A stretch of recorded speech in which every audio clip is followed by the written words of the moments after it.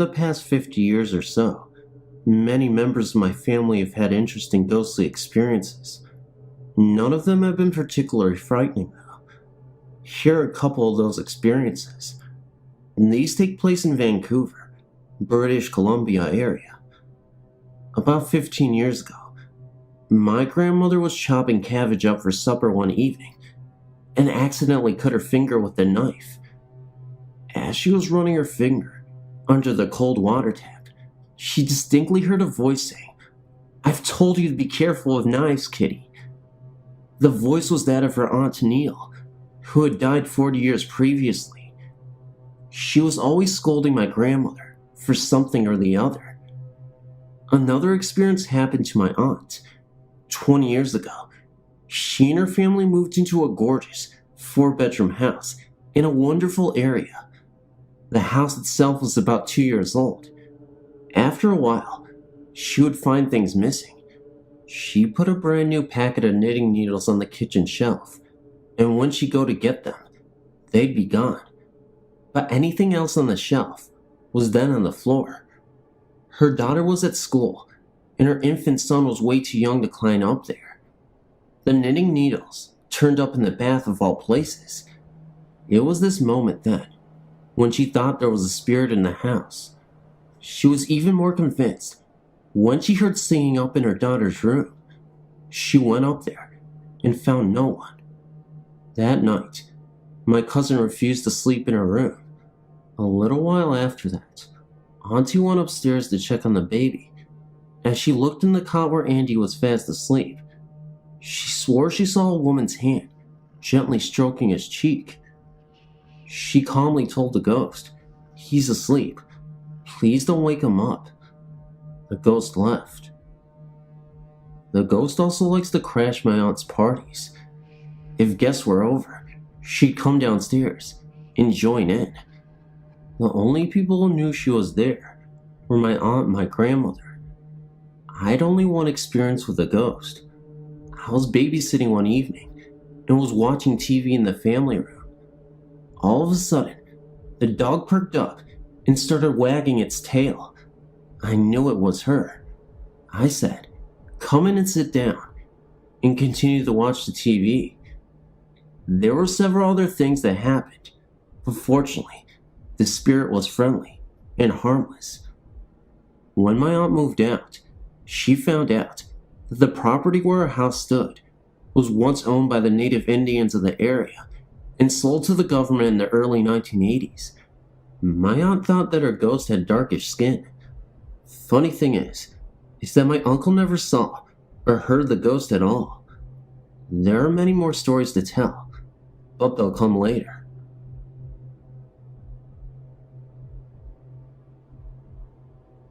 About 2 weeks ago, we were in bed watching TV. It was around 9:30 to 10 when we heard footsteps, kind of like our kids had gotten out of bed. Well, I got up and checked the kids, but they were still in bed sleeping. I went back to bed. About 5 minutes later, it happened again. This time, it sounded like it was running downstairs. My husband grabbed his gun. I went in the kids' room, and they were still sleeping. Vince said everything was locked up, so no one was in our house. We couldn't explain what happened, so we went to sleep. 5:45 in the morning, my daughter, who was 7, came in mumbling to me until I told her to calm down. She said it felt like someone was at the end of her bed and pushed her mattress, and in doing so, she heard her springs go up, like someone was on the bed with her. She was looking for her cat, which was asleep in her room. Now, we've been in our house almost 4 years now. Our house is a brand new home of about 5 years old. I started thinking about something that has happened in our house that I mentioned to my husband. I told him, "Remember a couple of times we had been gone all day, and when we came home, I smelled a man's cologne, very strong in some places?" I also told him it wasn't his cologne. So here I was thinking that someone had been in our house. Yesterday, September 22nd, 1999, I was home by myself, watching TV downstairs. It was about 11:30 a.m., and I could have sworn my son, who is 6, was home in his room walking around, but he was at school. No one but myself was home. I went upstairs. Nothing was there. Today, September 23rd, 1999, I got home around 10:30 a.m., went upstairs, and there was a smell. I'm sorry I can't describe the smell, but all I can say is it doesn't smell good. Now, this smell tipped me off today, because we had the smell prior from today. The strange thing about it is, only happens once in a while, and it usually smells strong in the hallway, in my daughter's room upstairs. You would think a pungent smell like that would smell up the other rooms, but it never does. Every time I try to find where the smell comes from, there's never a pinpoint spot. Does anyone have any comments that they can help us with? How can we actually tell if we have some kind of paranormal activity going on in here? What we have experienced right now seems strange and definitely unnormal. Thank you.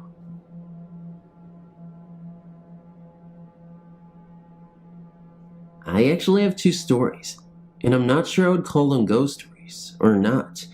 Perhaps they are angels, but nonetheless, they happened and are not necessarily related. When I was in high school, I was madly in love with a guy 2 years older than me. I was a senior, and he was graduated and in the Air Force. He was my first love.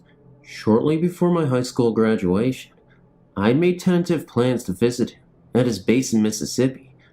I called him with my plan. He was less than thrilled. It was during this call that I found out he was seeing another girl, and we broke up. I was utterly devastated. I kept the pain to myself mostly.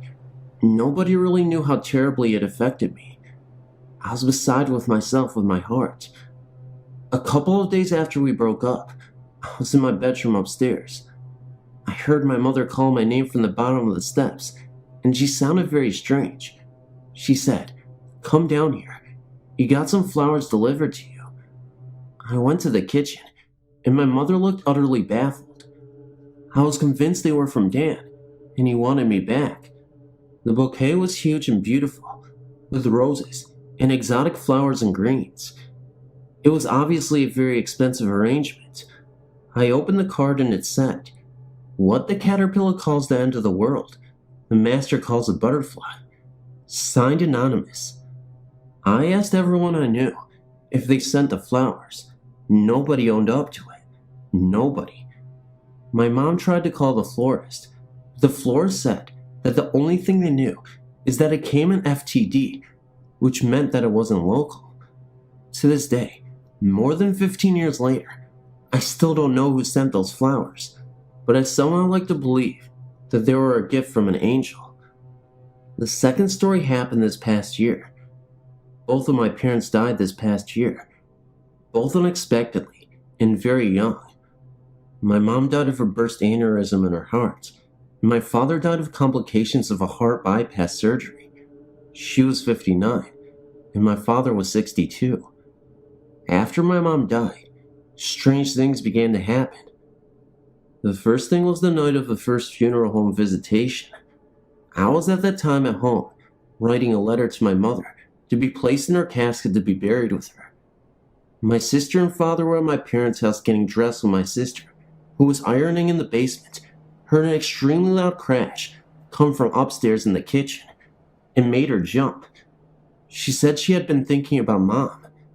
My dad, at the time of the large crash, was standing in the bedroom trying to decide what suit to wear.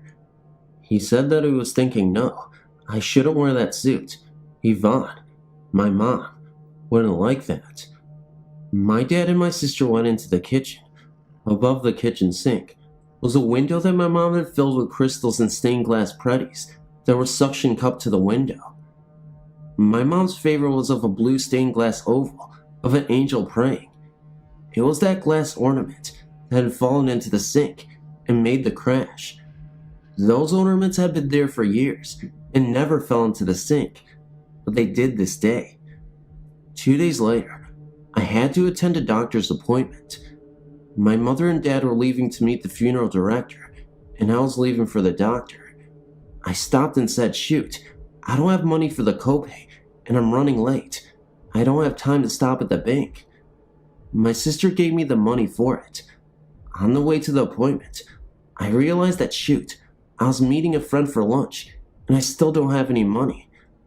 I thought to look in the console of my car, but I knew there would be no money there. I never have money in my car. I looked anyway, but when I opened the lid, there sat a $5 bill. Odd, but I was so glad to see it. I didn't think too much about it until later, when I thought hard about it. I didn't leave that money there. That same day, my sisters and nephews went to my uncle's pharmacy and Hallmark shop, where my mom had worked also. My mom had always bought Beanie Babies for my nephews from there. My nephew was looking for a specific beanie, and I'd been unable to find it for months. That day, they found it at the shop. My uncle didn't remember ever seeing that one before, and he took care of the ordering. A few days later, I was sleeping. I was exhausted from the funeral and was taking time off from work. Nobody was home. The window was open, and I was dozing peacefully when I heard quite clearly, "Carrie, Carrie." I sat up, and my heart was pounding. I heard my mother. She was calling me, as if I wasn't supposed to be sleeping, like she always used to do if she thought I were oversleeping. One of the things that my mom always did when she was alive that annoyed me was to yell my name from the bottom of the steps. I heard it so vividly that morning. I want to say it was in my head, but it woke me up, and her voice was as clear as day. My bedroom was the entire length of the top floor of a Cape Cod house. I had my own smoke detector up there. From that day on, whenever I would get really upset about losing my mother, that silly smoke detector would beep. Beep, beep, beep, beep, beep. I changed the battery. Beep. But it happened only when I was upset or thinking of her. The crystals on the phone began to fall off regularly, where they never did before. The phone in the kitchen, which had a speakerphone function, would click on its own violation when someone was on the telephone. It happened about 5 times. That too had never done that before. Suddenly, everything just stopped. No more odd happenings. Then my father went into a coma. Several friends from out of town were staying at the house and keeping a vigil with us at the hospital. One evening, everyone was at the hospital, but a friend of the family named Jenny. She had heard the stories of my mom's hauntings and the smoke detector going off. She was reading a book, alone in the house, and the smoke detector in the downstairs hallway started going crazy. Jenny got up, walked into the hallway, looked up at it and said, "Miss Harley, we aren't ready to let Don go yet. You can't have him. Is that okay?" The minute she said that, the smoke detector beeped one more time, and it never did again. It completely freaked her out. Shortly after my father died, all strange happenings ceased little by little. They do not happen anymore. I wish they would. It was almost nice thinking that my mom and our dad were hanging around and watching us. Thanks for reading. One time when I was about 14 years old, I was babysitting for a police officer and his wife. The police officer was on duty that night, and I can't really remember where the wife was going, but nonetheless, they hired me to babysit. I had never been to their house before, and I remember when I got there, how creepy this house had seemed. It was an old house down in Walled Lake, Michigan, and I can remember the house did not have modern heat ducts. Instead, there were registers in the floor in the upstairs that you could peer through clear to the downstairs living area. I don't remember too much about the incident, other than hearing some footsteps upstairs and other noises after I put the couple's children to bed. I could hear the noises very well through the heat registers, and I remember it looked as though somebody had walked right over one of them above me. I remember going upstairs to check to see what they were up to, only to find them sound asleep. I also remember trying to wake them, and it was obvious that they were fast asleep. And besides, they were very small children, like 3 and 4 years old, certainly not old enough to pull off any kind of prank very well. And so I went back downstairs, a little concerned, since the house was dark and creepy to begin with, and I had heard these strange, unexplained noises.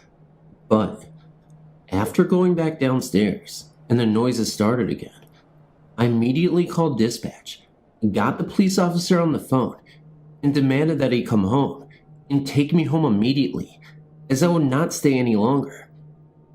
I never babysat for them again, and I do remember the police officer trying to convince me all the way home that it was just my imagination because the house was old, etc.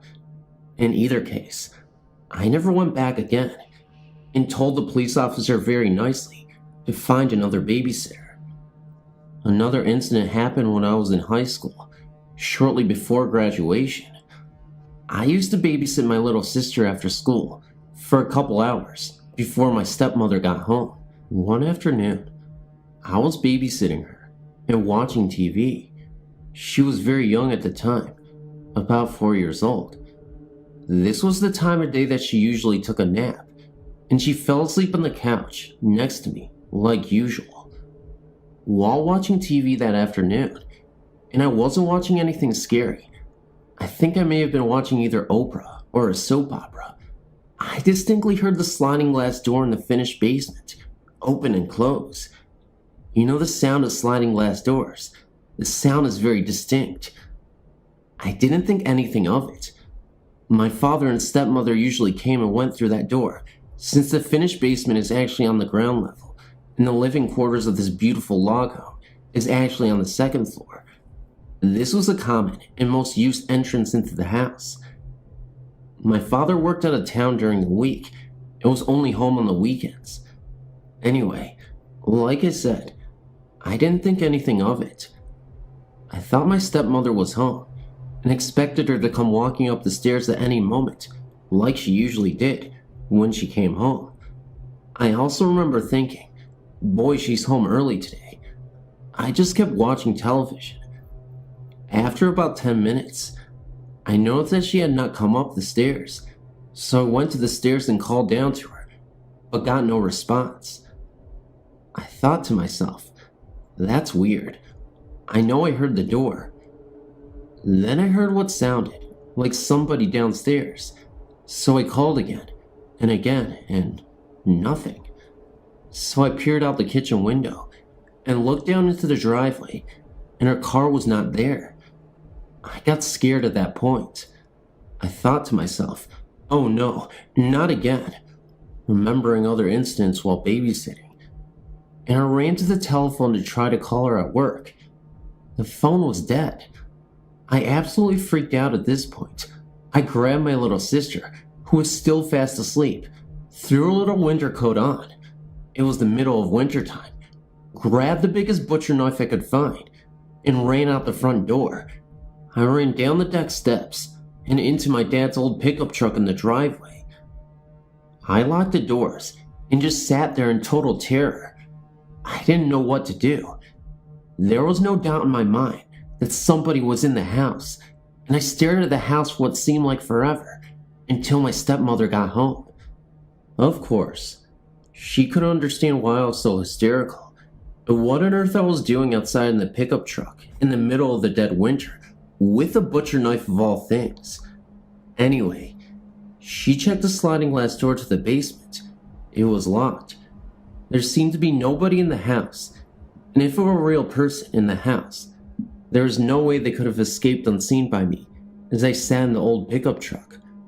I remember how scared I was. The house is in the woods, and back then, there wasn't another house closer than about 80 acres away.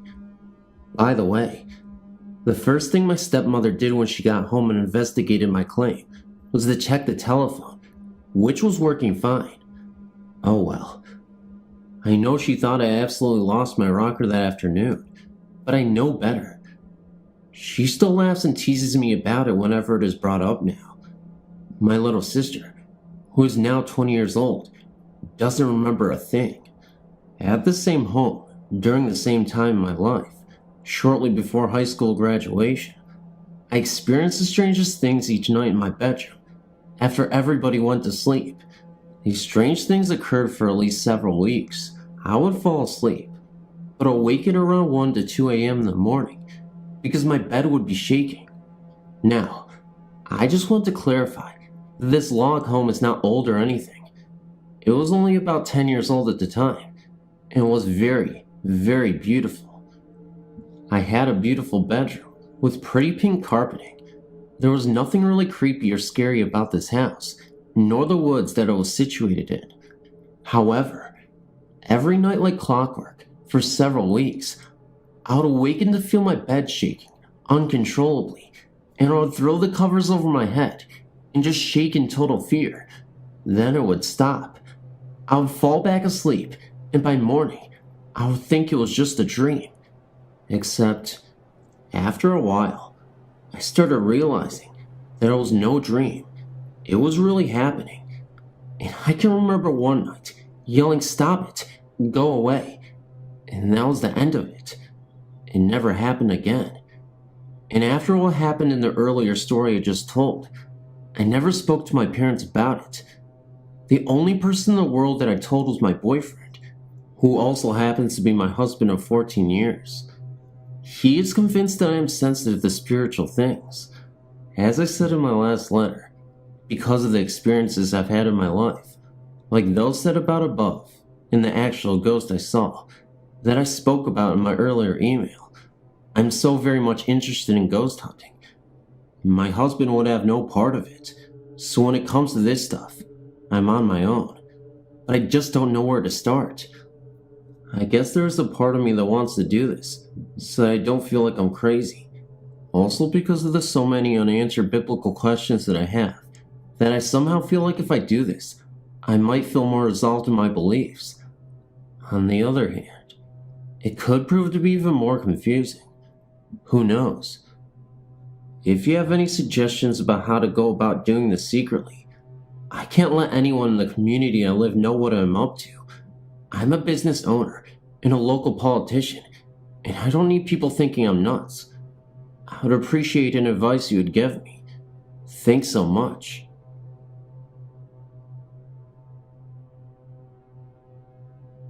"11 years ago, I moved into an old little walkout rambler that sits on my father-in-law's business property in the country.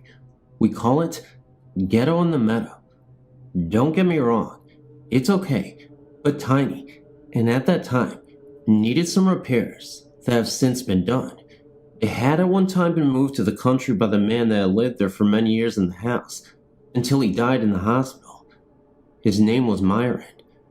I had to move my king-size waterbed in the unfinished basement, because that's the only place that was big enough for the bed.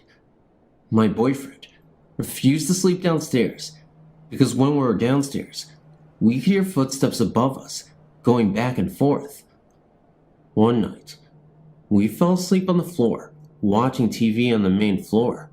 Sometime in the night, my boyfriend moved to the couch and left me on the floor. It was about 5 a.m. that I woke up stiff. We were talking and heard a noise like someone walking upstairs. Then we heard a blurb noise in the bathroom.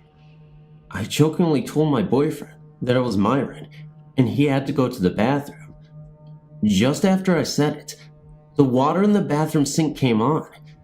He wanted me to stay in the living room and he would check it out. No way. I was right behind him and watched as he had turned the handle to shut the water off. After that, we had many things happen. Lights in the TV would turn on and off. A broom in the basement would get knocked over, and I smelled pipe smoke in the living room once, and perfume in the kitchen several times.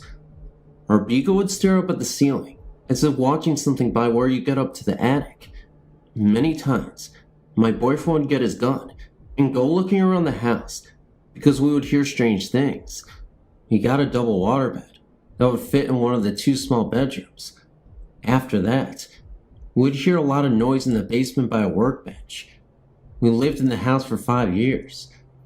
My mom couldn't believe that we would stay there, but it was pretty much harmless stuff, and it wasn't like it was happening every night. Just when we started to feel like maybe we imagined what happened, something else would go on. Before we moved, I tried to get my husband to come to bed instead of sleeping on the couch. I got his usual reply within a minute, which meant he wouldn't be moving. I went into the bedroom, and it felt really cold, so much so that I went and checked the thermostat in case it got turned down. I had just gotten comfortable and heard my husband yell out my name. He said he heard little feet scurrying from the kitchen to the living room really fast and go behind the couch. The couch was only inches away from the wall, and something slapped him on the back of the head. He didn't go back to sleep that whole night. Maybe something was telling him that he should be in bed with me. I found it funny, but he didn't find the humor in it. We had a baby and moved into our new house. I heard balls inside one of her blow-up toys move and went to check on it so I wouldn't wake her up. I thought the toy was by the register and the air conditioning was on, but it wasn't even close by. Twice it happened. One afternoon, I laid down for a nap and remember seeing a very good-looking man come to my bedroom door and talk to me. At first, I was afraid, but when I saw his face, I definitely wasn't. I couldn't remember what he talked to me about, but asked if he could see our baby before he left. He turned around and looked in the other bedroom for a minute, and turned back around and said my name, and told me how beautiful she was, and that she'd be waking up. In that instant, she was crying. He was gone, and I was awake. Do you think it was a dream? Or who was it? Myron, from Ghetto in the Meadow, or my husband's brother that died? After that, nothing unusual happened at our house. My brother-in-law moved to Ghetto in the Meadow, and said at first the lights would go on and heard noises, but nothing happened there in years.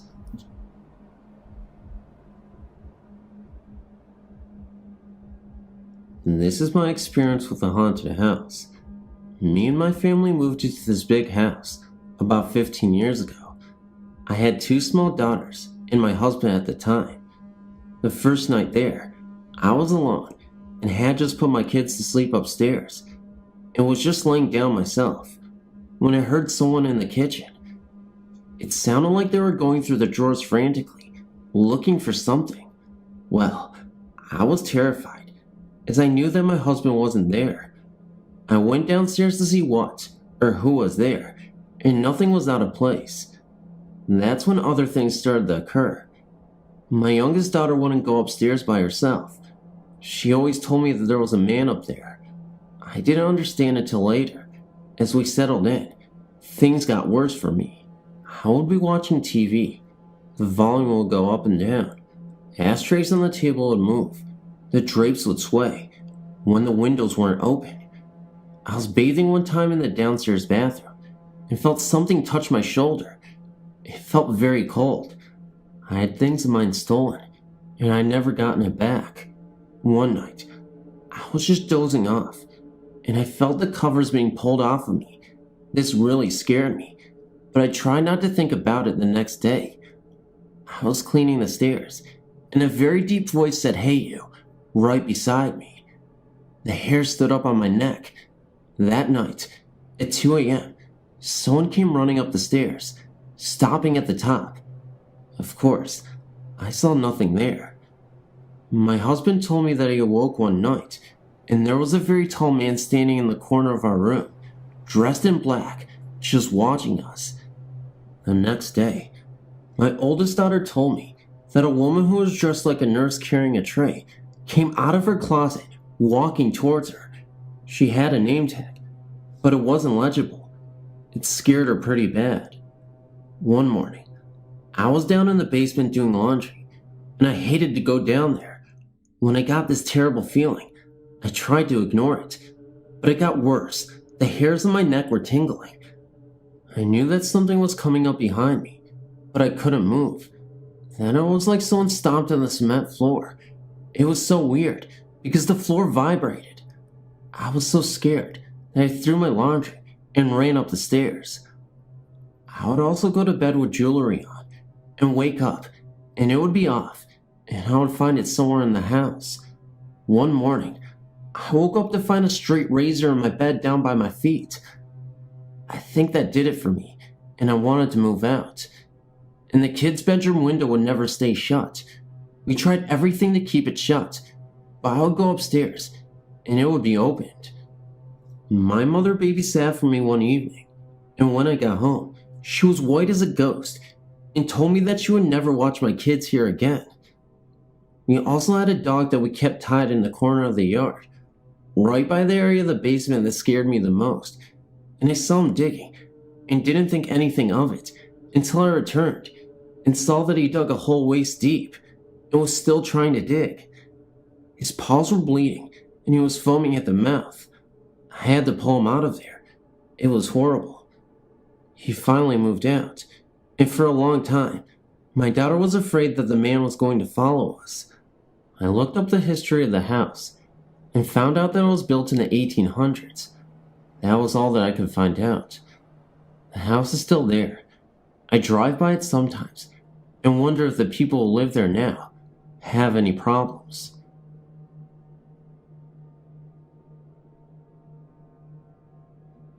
There's a lot of ghosts in my family, so I'll just tell you a few. My grandfather passed away before I was born. He used to wait for my aunt, sitting in his rocking chair, every day to get out of school. Well, one day after he died, my aunt said that she came home from school to find her babysitter with her jaw hanging open and wide-eyed, staring at the rocker. It was rocking by itself, and their dog was sitting in front of it, begging. Suddenly, the rocker stopped moving, and the dog started walking slowly back to the door, which was deadbolt locked. The door unlocked in front of everyone and swung open. So did the screen door. Normally, if the back door was open, the dog would run out. He didn't. Then both doors shut again, but they didn't lock. Another story is told by my mother and my aunts on my father's side. They were all playing Trivial Pursuit when a question came up about one of the wars that my grandfather had fought in. Meanwhile, there was a pot of spaghetti sitting on the stove. My Aunt Patty said a smart comment about my grandfather and the war, just joking around. Well, the pot of spaghetti flew across the room and landed right next to my Aunt Patty's feet. It dumped everywhere and just missed her. I think he was just trying to tell her that her joke wasn't funny. My personal experiences are different. One, for instance, was when my grandfather died in 1990. 2 weeks later, me and my cousin slept in my grandmother's house. My aunts and fathers lived there. Well, about 8 p.m., we both went into the living room to watch TV, and my grandma's rocker was rocking by itself. That I saw with my own 2 eyes. Another incident was at my cousin Sandy's house. My cousin Brandy and I were babysitting. She was on the phone with her boyfriend when the kitchen light switch started turning on and off by itself. It was going up and down, like someone was turning it on and off. Okay, last story. The story to my cousin Sandy's house is even weirder. A man had hung himself in the attic a couple of years before she moved in. My cousin was a dancer, so she used to exercise a lot to stay in shape. Anyways, she told me a few stories about when she was exercising, and she would get tapped on the shoulder. Or once she heard someone calling out her newborn son's name, and no one was in the house. She heard knocks on the front door. The attic door would open and shut continuously. Her brother-in-law was there on a few instances. Whoever he wasn't good. He was definitely there to scare, so she moved out within 6 months. I have a few more that I can think of, but I think this is already too long. I don't know if there's a reason for so many hauntings in my family or not, but I wish that it would stop. You never know what would happen if someone really ever got one of these spirits angry. Thanks for reading my family history. I hope you enjoyed it. I didn't. My story has to do with things that happened to me as a child. When I was 6 years old, my parents bought a very old house, probably around 100 years old. and that was back in 1976. It was a very large home, and some of the original wallpaper was still in it. I've always been in kind of tune with the supernatural, and I also have a psychic sense. I'm not saying I am psychic, but I just know things, and I can't explain it. Well, anyway, I know that my sister was very afraid of this house. She is 3 years younger than me. She would either sleep with my parents or with me, and she would never cross the long hall that ran through the center of the house by herself. I know that one day, I was sitting in the living room, and I got this really weird feeling. It really felt like I wasn't the only one in the room. I felt like someone was staring at me. Now keep in mind that my mother and sister had gone to the store, so I was in the house alone. At this time, I was about 9 years old. I was sitting on the floor, and I just happened to look up. If you are familiar with old houses, you know that some of these have glass windows at the top of each door that I guess people used for ventilation before air conditioning was invented. Well, the upstairs of this house had been added years after the original one story had been built, and the steps that led upstairs went even with the glass window above the door in the room I was in. There was also a small triangle of wood that was missing from the step, and that is where my eyes shifted to. There was something looking at me through that space. I was so scared that I grabbed my dog and ran to the front porch, just hoping my mother would drive up. I don't know what it was, but there was something up there. People in the neighborhood were always asking if the house was haunted, and one time, an old woman I had never seen before asked me if I knew of the girl that had been locked in her room, in my house, and she had died there. There's also another story that happened in the same house. My uncle was living with us. He was 70 years old, and I was about 10 at the time. One night, I heard him calling my father. He was shouting, and that is what woke me up. My father went running into his room, and this was my uncle's reply. I know you're not going to believe this, and I know I shouldn't be seeing this, but I do. There's a black woman standing in front of the fireplace, holding a little girl's hand, and she's wearing a red coat and hat. Then, my father said that my uncle's eyes followed something around the room, and then my uncle began to scream again, "No, go away, don't come near me."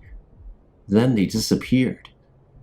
My father said he had never been so scared in his life because my uncle was being so rational about it, like he knew he shouldn't be seeing something like that, but he did. I knew there was something in that house. Although we moved out when I was 14, I still drive by to look, and I still do get a creepy feeling about it, just from driving by.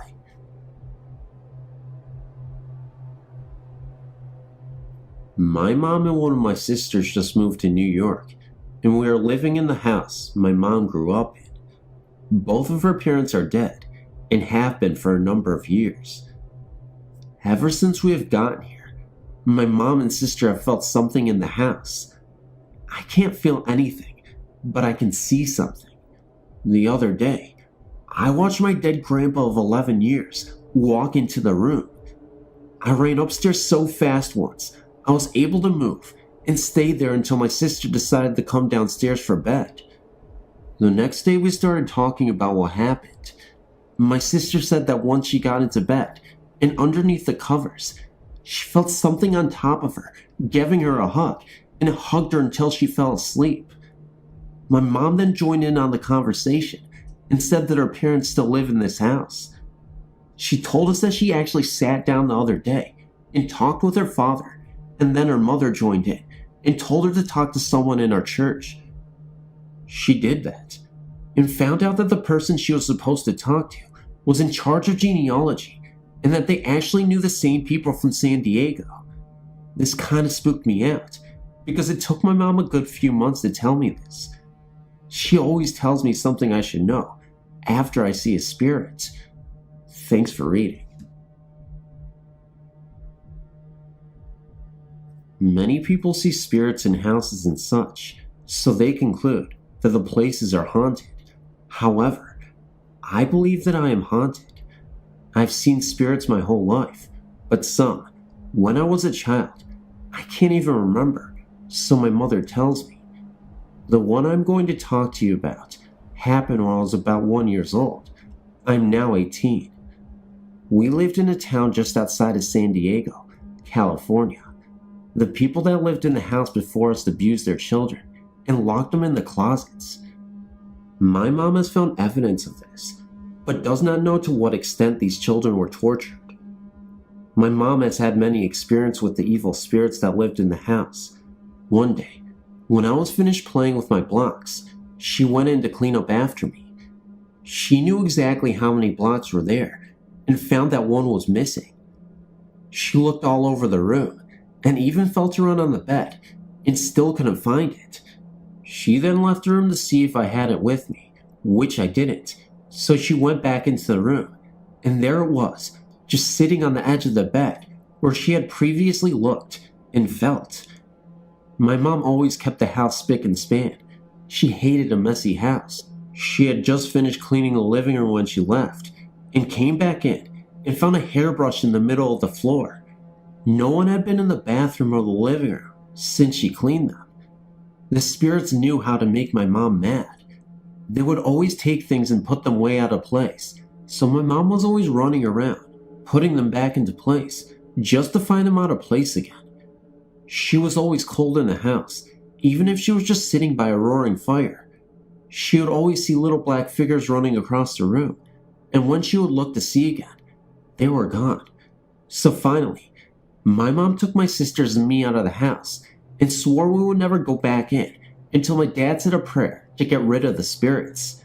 So my dad was inside for a little bit, and then he came out and said that he said a prayer.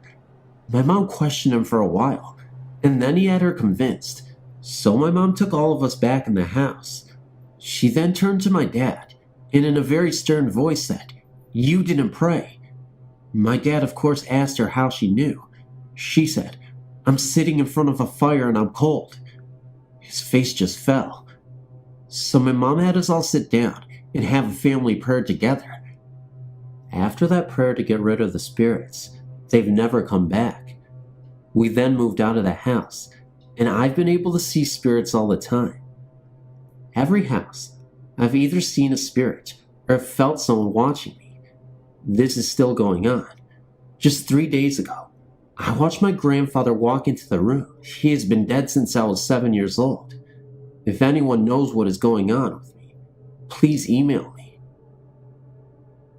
When I was 7 years old, my parents, my sister, and I lived in a home that was a one-story house that sat way back from the street. My aunt used to babysit us when my parents were away at work. Anytime I got into trouble, my aunt would make me go into a little bedroom in the back of our house, and she would make me stay in there for hours at a time. I never knew why, but I was deathly afraid of that room, and the whole time I was in there, I would hide under the blankets, too afraid to move, until she came to let me out. One day, while I was playing in the yard, I found out why I was so afraid of that room. While I was playing outside with my toys, I suddenly got the feeling that I was being watched. I looked around me, but I didn't see anybody. I went back to playing, but I just couldn't shake that watched feeling. I turned to look at the house to see if maybe my aunt or sister was around, and I saw a woman in the bathroom window, and she was watching me. I know it wasn't my aunt or sister, because they both have very dark hair, and the woman in that window had very light-colored hair. I didn't know what to do. I was afraid to move. I stayed outside for the rest of the afternoon, because I didn't want to go into the house. When my mom came home that day, I finally went inside. I didn't say anything to my mom or anyone about what I had seen. I was worried that they wouldn't believe me. So, I kept quiet. My sister and I shared a bedroom, and that night, I woke up to the sounds of cupboards opening and closing, like someone was looking for something, and I heard glasses being moved around, and the water being turned off and on. Well, being a little kid, I figured I was just imagining it, and as I lay there listening to this, I looked over at my sister, who was sleeping through this whole thing. The next morning I asked my mom if she was up last night, getting a drink, and she said no, but she looked at me kind of funny. That night, my mom had some friends over, and she sent my sister and I to bed early. My sister fell right to sleep, but I just kept thinking about what I saw in the window and what I heard the night before. My mom and her friends started talking about a lady who had hung herself in the back bedroom of our house. I could not believe what I was hearing. My mom then went on to tell her friends that she hears noises in the kitchen at night. The next day, as I was playing in the yard, I saw the woman in the bathroom window again. I started to cry, and my aunt got mad at me, so she tried to lock me in the back room again. I was kicking and screaming that I didn't want to go in there, but she wouldn't listen to me. As I sat on the bed, under the covers, I heard the door swing open. I thought it was my aunt to let me come out, so I uncovered my head, but nobody was there. I then started to hear a squeaking noise, kind of like something heavy hanging from a wooden bar. It sounded like it was coming from the closet. The closet was a really big, walk-in one. There was no way I was going to look in there.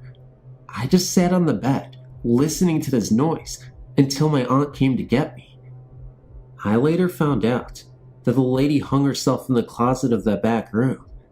I'm just wondering if anyone knows why she did this, and when it took place. Well, that's my story, and believe me, it is all completely true.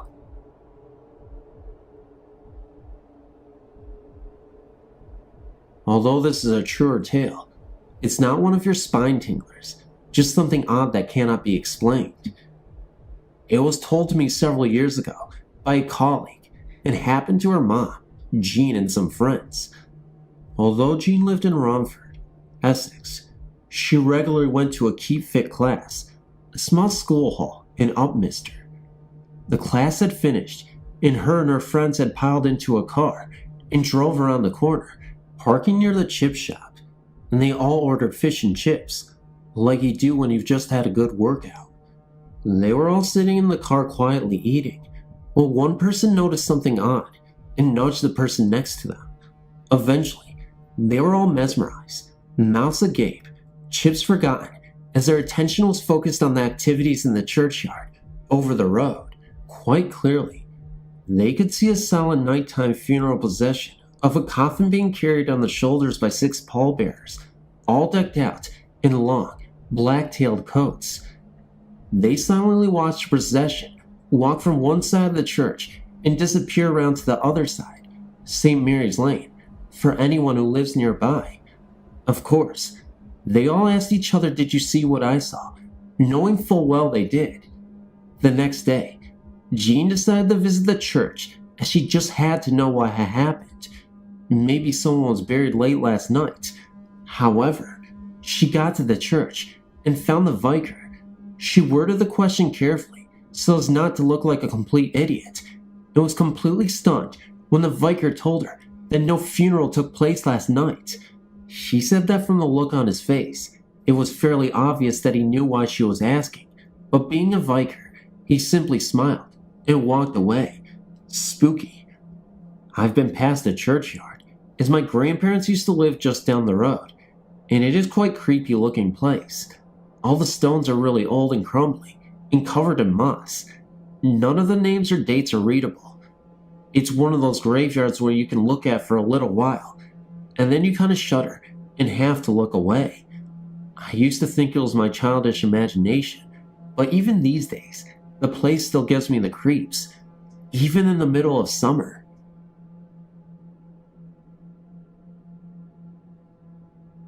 Well, like everyone else, I'll start off with some background information. I'm 19 right now, and ever since I was young, have had a fascination with death and what lies beyond. Every time I would read something, I would try to think I had a similar experience, but I didn't. I've lived in Chicago for most of my life in the same house. Nothing really special about it, except our basement floors are basically entirely dirt. But that doesn't really mean anything to my story. When my mom found out she was expecting my 3rd brother, she decided we needed to do a little remodeling and room changing, so I ended up having my brother's old room, which also used to be my brother's room. Nothing unusual happened while I was living there until the end of my senior year in high school. I was asleep one night, and the room got unbelievably cold, although no windows were open, and it was a warm night. I buried myself under my blankets and tried to go back to sleep. This would happen from time to time. Then one night, I was woken up again by the extreme cold when I saw a shadow of a man whose figure I could not make out, just watching me sleep.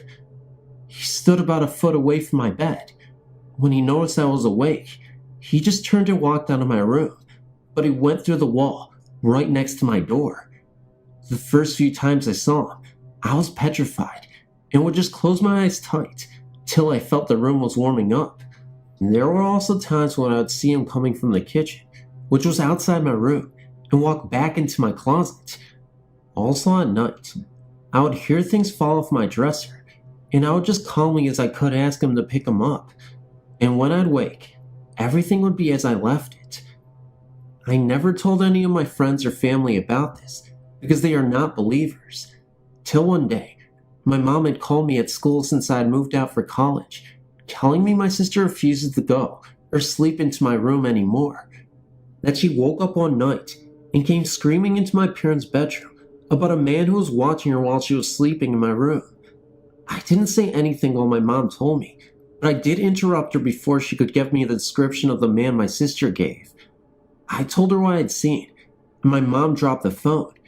She kept asking how I knew, so I finally told her I had seen him before. I also told her if the lights ever go out in my room, to calmly ask the man to turn them back off. My mom just laughed at me. Also, I should mention, since I moved out of the house for school, my room remains hot to room temperature while I'm gone. But when I come home on weekends, the temp does not go above 50 degrees, no matter how high we set the heat or how many little heaters we put in there. Then one night, my mom was clearing out some of my sister's clothes, so I would have room for mine when I came home for the summer, and my dad was sitting outside in the kitchen watching TV. It was relatively late at night, and my mom had just finished clearing out a drawer and was about to get up when the lights went out. My mom said out loud, "Look, I'm almost done here, and Jennifer will be home next week, so please just put the lights on." And just as she finished, the lights went on, and my mom ran out of my room. Since I've been home for the summer, my room is back and stays at a normal temperature, which I'm thankful for, but I still hear things in my closet, and I'll see a light shine through the closet doors, although I don't have any lights in the closet.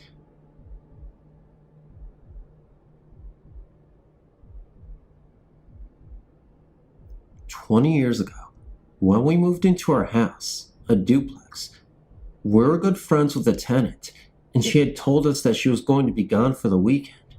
So we were home, sleeping on a sofa sleeper in the living room at the time, and we heard noises from the upstairs, sounding if someone was dragging furniture across the floor. My husband went to the stairs and yelled up to see if there was someone there, and the apartment was dark. So he came downstairs, and we fell asleep, not thinking any more about it. Well, the next day when she came home, she came downstairs and asked us if there had been a problem upstairs, and we said no. Why? And she said that she was just wondering why we moved all of her dining room chairs into the kitchen. At first I was scared, but then for years nothing had happened, until Jenny was born. One night, my husband had gone hunting, and I was awoken by a noise of her mobile being turned on. I went into her room, and she was just lying there awake, watching the mobile move above her. Then the last time that anything happened was about 3 years ago. My husband and I had divorced, and I was seeing someone. Well, my friend, as I call it, must have not liked him, because he always kept his cologne on the dresser, and at least once or twice a week, I would come home and find it either knocked over, on the floor, or in the garbage. At first we blamed the cat, but then we started closing the bedroom door, and it would still happen. Of course, he never believed. Nobody ever does, but I do. Nevertheless, I'm not with him anymore, and have since been remarried and have no problems. Sometimes when I'm alone, I do feel that there is someone or something there with me and my daughter. I'm sure that you receive thousands of these stories, but mine is true. Whether you or anyone else believe mine, I know in my heart that it is true. Back in about 1982, I became resident manager of an old rooming house in Placerville, California, better known as Hangtown. Placerville is just a few miles from Coloma, where the gold rush took place at Sutter's Fort on the American River. The rooming house, during the gold rush era, was the only hospital in the area. It consisted of 42 rentable rooms and several miscellaneous rooms that were used by residents for laundry, storage, vending machines, a TV room, community kitchen, dining room, and my office. I'd been manager for about 6 months before the chaos started. I've always been a sensitive, having had several experiences all through childhood and adulthood. One cold winter night, a bad storm had moved in, and the main highway to South Lake Tahoe had to close, trapping several skiers and gamblers halfway up the hills. It didn't take long before the motels and hotels filled up. I got a call from the police department asking me if I could accommodate the stranded travelers. I let them know that I had about 10 or 12 vacancies, but to let them know that our power had failed due to the storm. All streetlights were out, and there was total blackness everywhere. There were several steps leading up to the entry door, and I was afraid that in the darkness, someone might get hurt. All of the tenants helped out. We gathered up the candles and put them out on the steps. We dug up some old coffee percolators and made the coffee the old way and set out to greet our guests. They didn't come in one at a time. They came in at about 10 at a time. I paid some volunteer residents to get rooms ready while I checked the people in. There was a group of the younger residents there at the stairs with flashlights ready to take the new guests up to the long flight of stairs to the upper rooms. As the guests would arrive, these men would chant, "Welcome to the Hotel California. You can check out any time you like, but you can never leave." All went well, and the next morning, everyone thanked and said they had a wonderful stay and really enjoyed the off-the-wall hospitality. Shortly thereafter, we had a tenants meeting. During the meeting, these men were chanting the words to the song Hotel California and called my attention to several verses. During the storm, I had lit the candles to show the guests the way. At one time, the community kitchen had been the manager's resident kitchen. In the day of the hospital, it had been emergency room. In the master's chambers, they gathered for the feast. Other verses fit also. Every time the song would come on a radio anywhere in the rooming house, the volume would be cranked. Then one night, as I sat up figuring the next day's bank deposit, I heard screaming. It was the young girl down the hall on the first floor who was living there with her small son. She told me that there was a face of a man on her wall. My husband went and checked it out, and yes, it was there. Later that night, about 2 a.m., she came to my office again and said that she kept hearing a whistle, like a bamboo whistle, and a child's voice calling mommy outside her room. I went down there and heard the same thing. One of the young men who was still up watching TV went outside to check it out. He said the sound was coming from every direction he walked. He would hear it from the south, north, east, and west as he walked. By now, the commotion had woke up just about everyone in the rooming house. The TV room filled up with people telling me of the experience that they had been having, but were too afraid to talk about it until this night. About 4 a.m., everyone went back to bed. I stayed up, along with 2 of the younger, more brave men. As we sat in the TV room talking, we heard loud stomping coming from somewhere in the back part of the lower story. At the end of the main entry hall, there was a swinging door that led to the laundry area. Beyond that, the garbage room. Beyond the garbage room, there were other empty rooms that I was told later was the hospital morgue. As we passed the community kitchen and started to approach the swinging door, the footsteps got louder. We all looked through the window at the top of the swinging door and saw no one. Just then, the door swung open and stayed open, as though someone were holding it. Needless to say, me and these brave men backed up quickly. No one was standing there at the door, but it remained open for several seconds and then swung shut. It was a quiet, still night, so the theory of a breeze or wind is out. In a few minutes, the footsteps started again, just as loud as the first time. We looked down the hall, and the swinging door was opening and shutting continuously and with a lot of force. We were all speechless. All this time this was happening, we were still hearing the whistle and the child's voice calling Mommy. In the nights to follow, there were several incidents, and some residents that have been there for years moved out. Within a matter of a few months, I was gone. I've never gone back there, but I wonder to this day if there are still occurrences at that place. Every time I hear that song, it brings that place to mind, and when it does, I get a cold chill, and every detail is just as visible in my mind as it was that very night.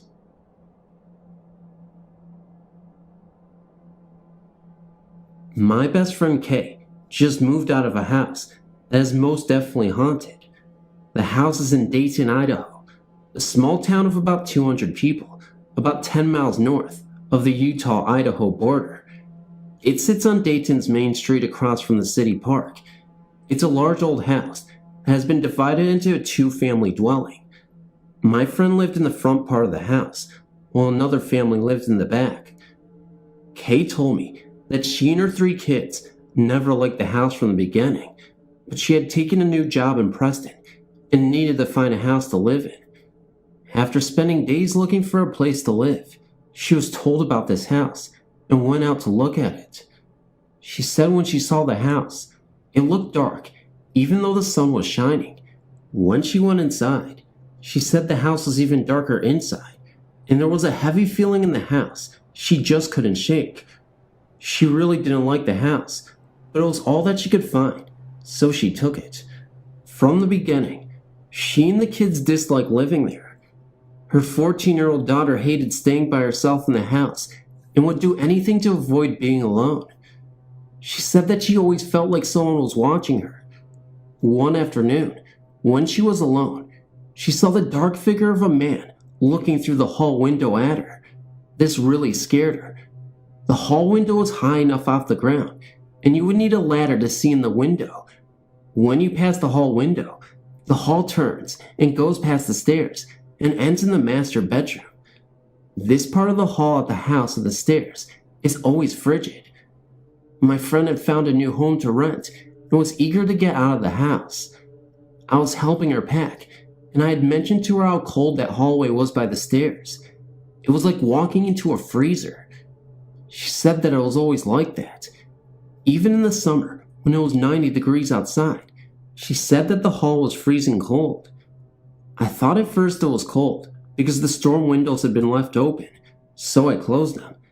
Then it dawned on me that it wasn't that cold outside because we've been having such a mild winter. It also felt like a cold wind was blowing across the hall, even though there was no drafts anywhere. The cold spot never moved.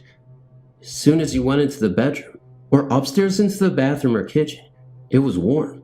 But as soon as you stepped into the hall, you froze. Her 8-year-old twin boys would never go to bed alone. Kay told me that they were scared to sleep without each other being there. Mac told me that he and his brother Jared never went to bed alone, that it was too scary to be up there. Until they moved into this house, they had never been afraid to sleep alone. Kay and her kids finally moved into their new house. The other family that lived in the back moved out 2 days before Kay did. Renters never stay long in that house. Their new house is bright and cheerful, a stark contrast to the old house. I've experienced a lot of these kind of things all my life, but this was the first time I had never experienced psychic cold or cold spots. I get cold just thinking about it.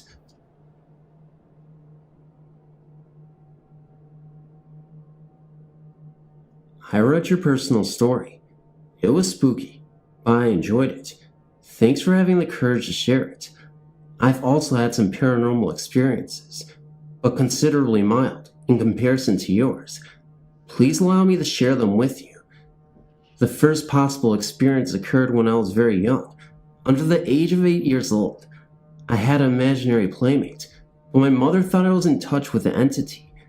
The playmate was adult, male, and went by the name Shadow. I don't remember Shadow, but I do remember the last time I talked about Shadow, because my mom asked me why I didn't mention Shadow anymore. Apparently I would talk about him at great length. I said that Shadow had gone away. My mom asked me when he would come back, but I said I didn't know. When my mom asked where Shadow had gone, again, I said I didn't know. My mom told me she used to hear me talking to Shadow, and that it sounded one half of a telephone conversation. It wasn't like I was making up the other half of the conversation, but merely responding to something that was being said to me. Perhaps I was in contact with the entity. However, Shadow never frightened me. He was a comforting presence. Perhaps it was an entity, although I've wondered if I was in contact with my guardian angel. Then again, I've always had a strong imagination. Perhaps it was just an imaginary playmate.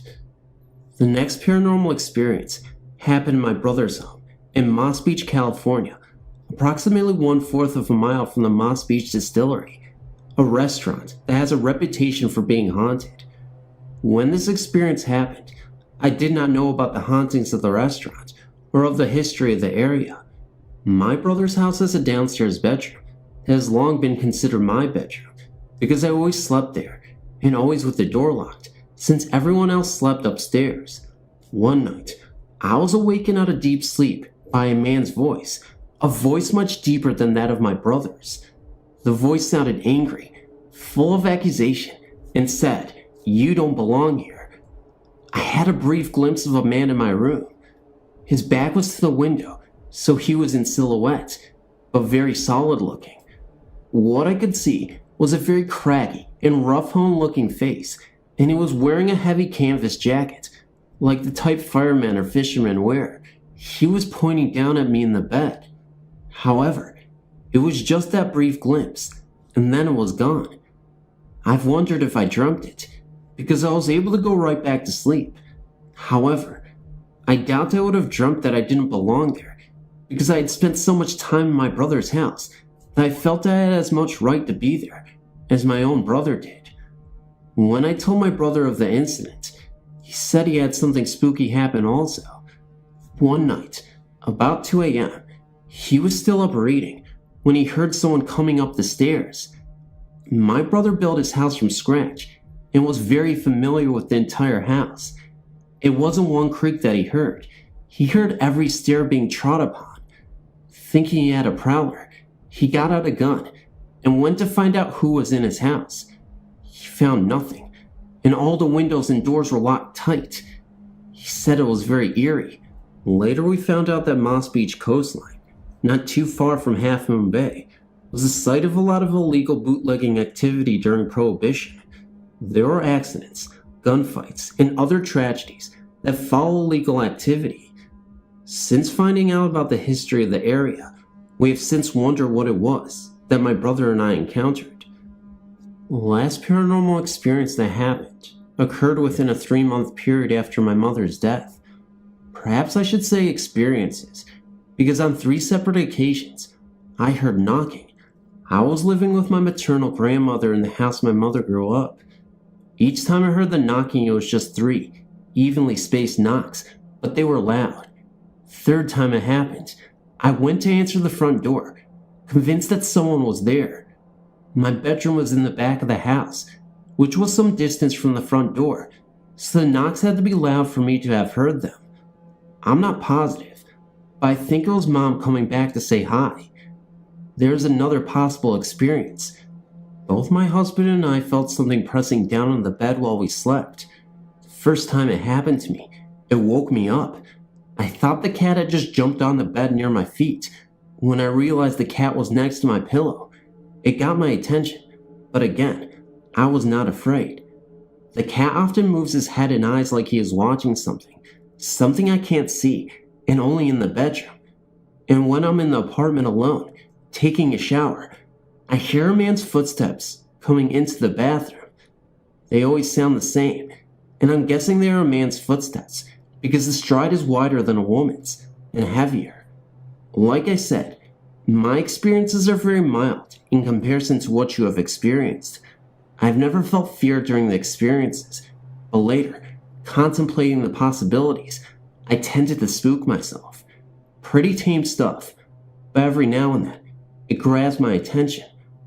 I haven't tried to talk to any entity, if indeed there is an entity, because I would rather the experiences remain merely an amusing conversation piece, and not the source of a major investigation. Thanks for letting me share my story. You have a terrific site. I hope to visit again.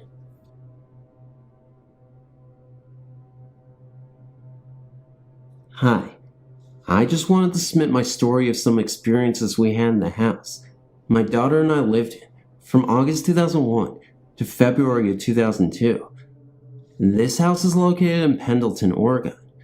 In July 2001, we lived in a small duplex that burned down, so my daughter and I lived in it for a short while. Then the hospital I worked for had a house that no one was living in, so we were able to rent it. This house had a complete upstairs, then another apartment downstairs. When we first moved in, we didn't notice anything at all. Then my dad moved in with us and lived in the downstairs apartment. First thing that happened was in the very early AM, like 4 a.m. We could hear a baby crying from somewhere in the house, but the exact location could never be found. Then my dad, who was a true skeptic of the supernatural, actually admitted they had seen a young woman in a large brimmed red hat in the downstairs area. Both my daughter and I could hear people walking up and down the concrete steps that led to the downstairs apartment. Shortly before Christmas that year, I was laying in bed, mostly asleep, but aware of the house, and I heard very distinct footsteps coming up the back steps, walk through the kitchen, dining room, living room, and into my bedroom. I even heard the bags rustle at the end of my bed as they walked by. I stand straight up, thinking it was my dad coming upstairs to tell me something, and when I looked, there was no one there. I laid back down and heard the footsteps walk back out of my room, through the other two rooms, and back down the stairs. One of the most interesting things that happened was that my daughter loved to sing, and she was recording herself sing on a very simple old-fashioned tape recorder. She sang 3 songs. On the first one, everything was fine. Then on the second one, it started out in her voice. Then all of a sudden, it was a man's voice singing the song. Then that song got over. Then it went back into her voice. This was so scary, we couldn't believe it. Then right after the New Year, my dad became very ill and was admitted to the hospital for over a month. While he was gone, the haunting became even more noticeable. We would hear very loud noises coming from downstairs, and the TV would turn on and just blare. So, I completely locked up the downstairs so no one could come or go from any of the entrances. One night my daughter and I were watching TV, and all of a sudden, the TV downstairs came on so loud, it was shaking the upstairs. You could hear people walking around in circles in the kitchen, and you could hear voices of 2 men arguing and talking, coming from the downstairs. We ended up having to move, so I don't know if any haunting continues there or not. The house has since been sold, and new people live there now, and I've always wanted to ask them.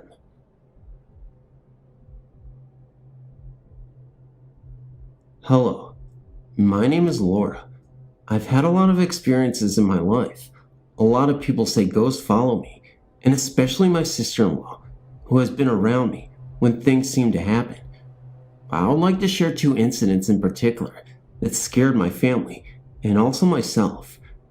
The first story starts when we moved into my grandmother's house. Everybody in my family said it was haunted, but I did not believe it.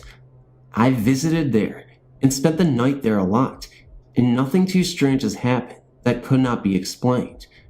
It was the second night in the house, and I was giving my daughter a bath. She was taking her bath, and I was sitting on the sink, plucking my eyebrows, when all of a sudden, she turned to me and said, "Mommy, there are red eyes in here." I said, "What? Where, honey?" She turned to show me, and look on her face was that of sheer terror. I would never forget the fear in her face. She let out a piercing scream, and I was afraid. She was acting like someone was coming after her. I ran, grabbed her out of the tub. We slipped to the door, and I dove out of the room. My husband was dead asleep on the couch, but he flew up and went into the bathroom, swinging his arms. He thought someone had broken in or something. She was really freaking out. We were in the living room trying to calm her down. She was hysterical. All she kept saying was, "He's gonna get me. Don't let him get me." And we said, "Who?" And she said, "The man with the eyes." We let her know she was okay, and nobody was coming for her. We almost calmed her down, and as soon as we said we wouldn't let anyone get her, and that she was safe, the garbage flung across the room, and it was loud. That was the last incident that night. My cousin was sleeping over one night. She went home crying because I told her about the incident that happened, and she got a little vocal to the ghost, and a screwdriver flew off the fridge and hit her in the stomach. There were happenings like doors opening, water turning off, scratching at the doors, and on, and toys going off by themselves. Second story. We recently moved from Fort Lauderdale to St. Augustine. We actually moved to Lake Butler. We lived out in the middle of nowhere. One day, I was up watching TV. I had nothing to drink, and I do not do anything else. Anyway, I was watching TV and got distracted by something out the window. It looked like a green glowing circle. It was about the size of a golf ball, and the light was gleaming off of this thing. I was wondering to myself what in the world. All of a sudden, came another one, and then another. In like 2 seconds, there seemed to be at least 10, and it looked like they were trying to come through the window. I got scared and turned my head, thinking it would go away. As I turned my head, I looked at the door window, and a flash of heat lightning or some kind of flash lit up the window, and it looked like a man, almost transparent, but not quite. He seemed dark. I don't know.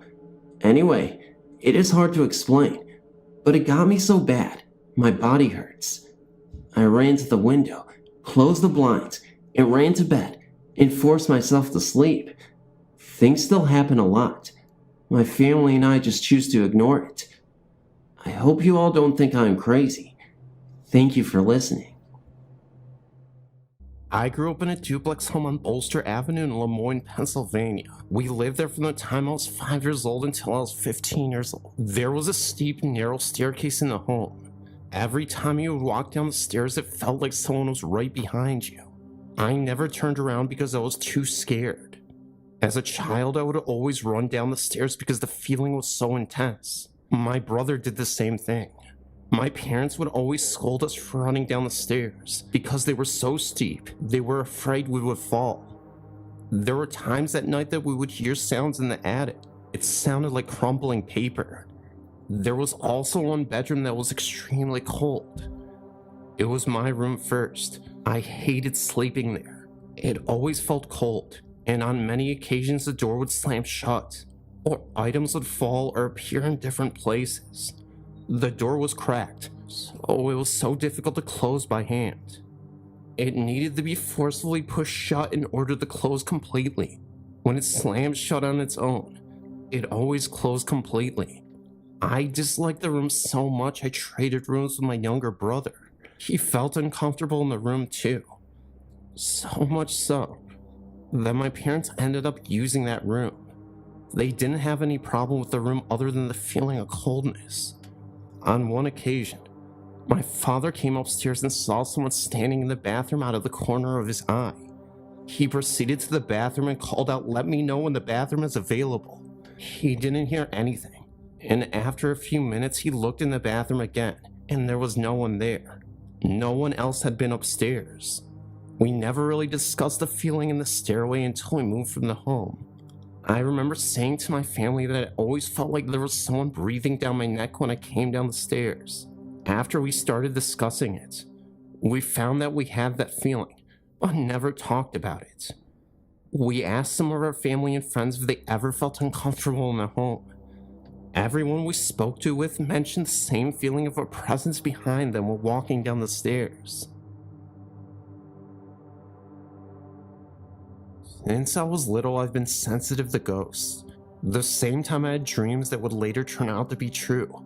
Could tell which song was on next on the radio, knew who the phone call was too, etc.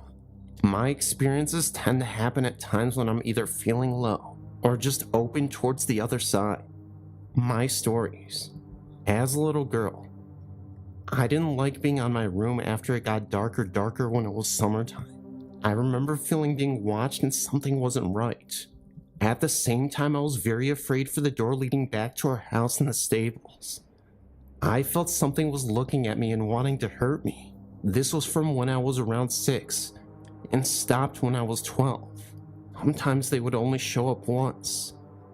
Once I was in bed and was close to falling asleep, I suddenly heard a voice calling my name. I woke up completely and looked into the corner of my room, and there was an old woman there. I couldn't see her clearly because she was kind of blurry, but she had a friendly feeling about her. She then disappeared, and I never saw her again.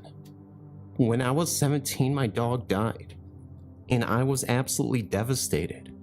A few weeks later, I heard him coming up to my room from the kitchen and saw him enter my room. He then jumped up on my bed, walked around 3 times before sighing, and got down.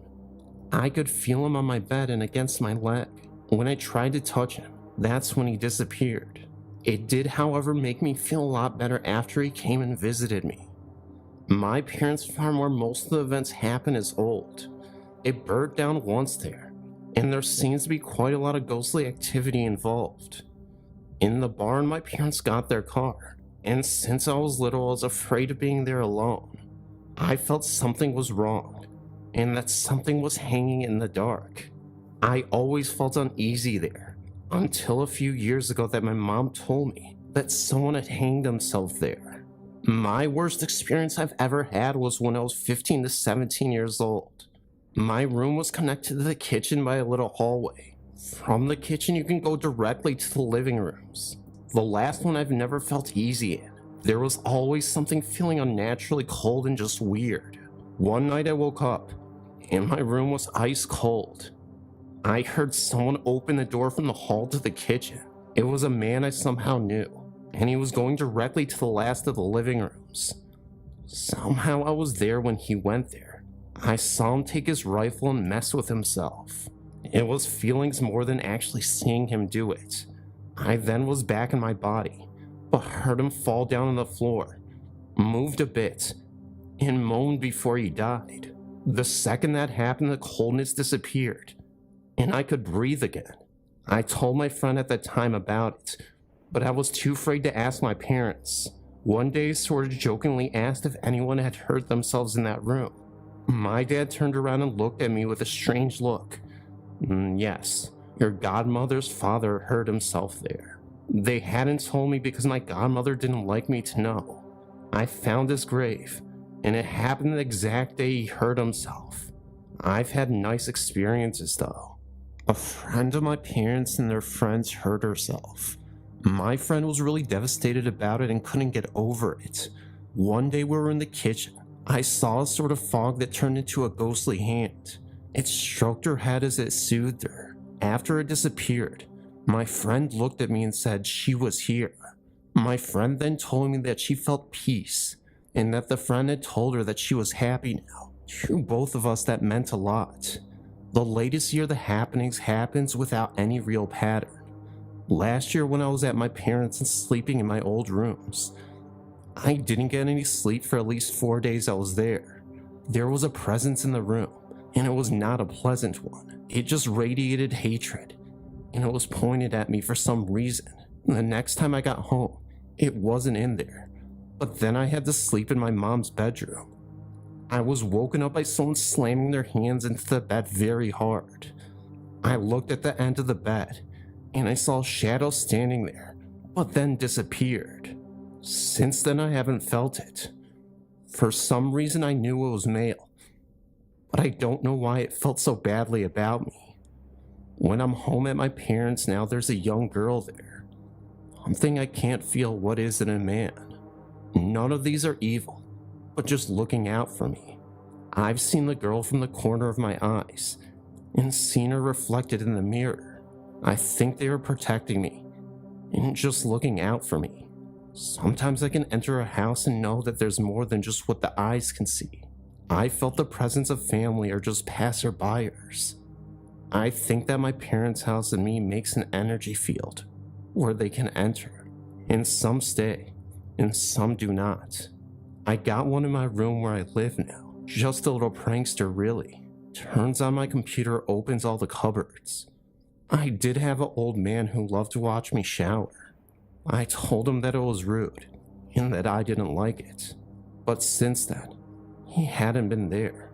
At the same time, there's a girl running every night on the upper floor. My brother is sensitive too, but apparently never experienced the same as I have at my parents' house. Seems I'm the only one that they get attracted to. Also felt being pushed, but that happened in my parents' house too. I don't mind having this ability, but I have to learn to control it, because sometimes it can get too much. My building was built in the early 1800s. We have had experiences within this build that are questionable. We call our presence Felix.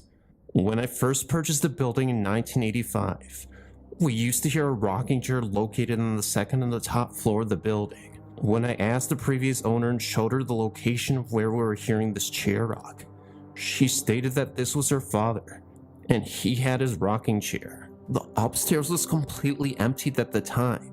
The upstairs had the latch doors, yet I would find doors open even after I knew I had shut them. Lights go on for no apparent reason. The same with blow dryers. The lower first door is a barbershop. Turns out so was Felix. We have found things moved. There are so many different things I thought I'd bring it to your attention. My building is in West Warwick. Others would swear to the things I would tell you. It's okay. Felix has been here far longer than we have, and we have no problem with having Felix around.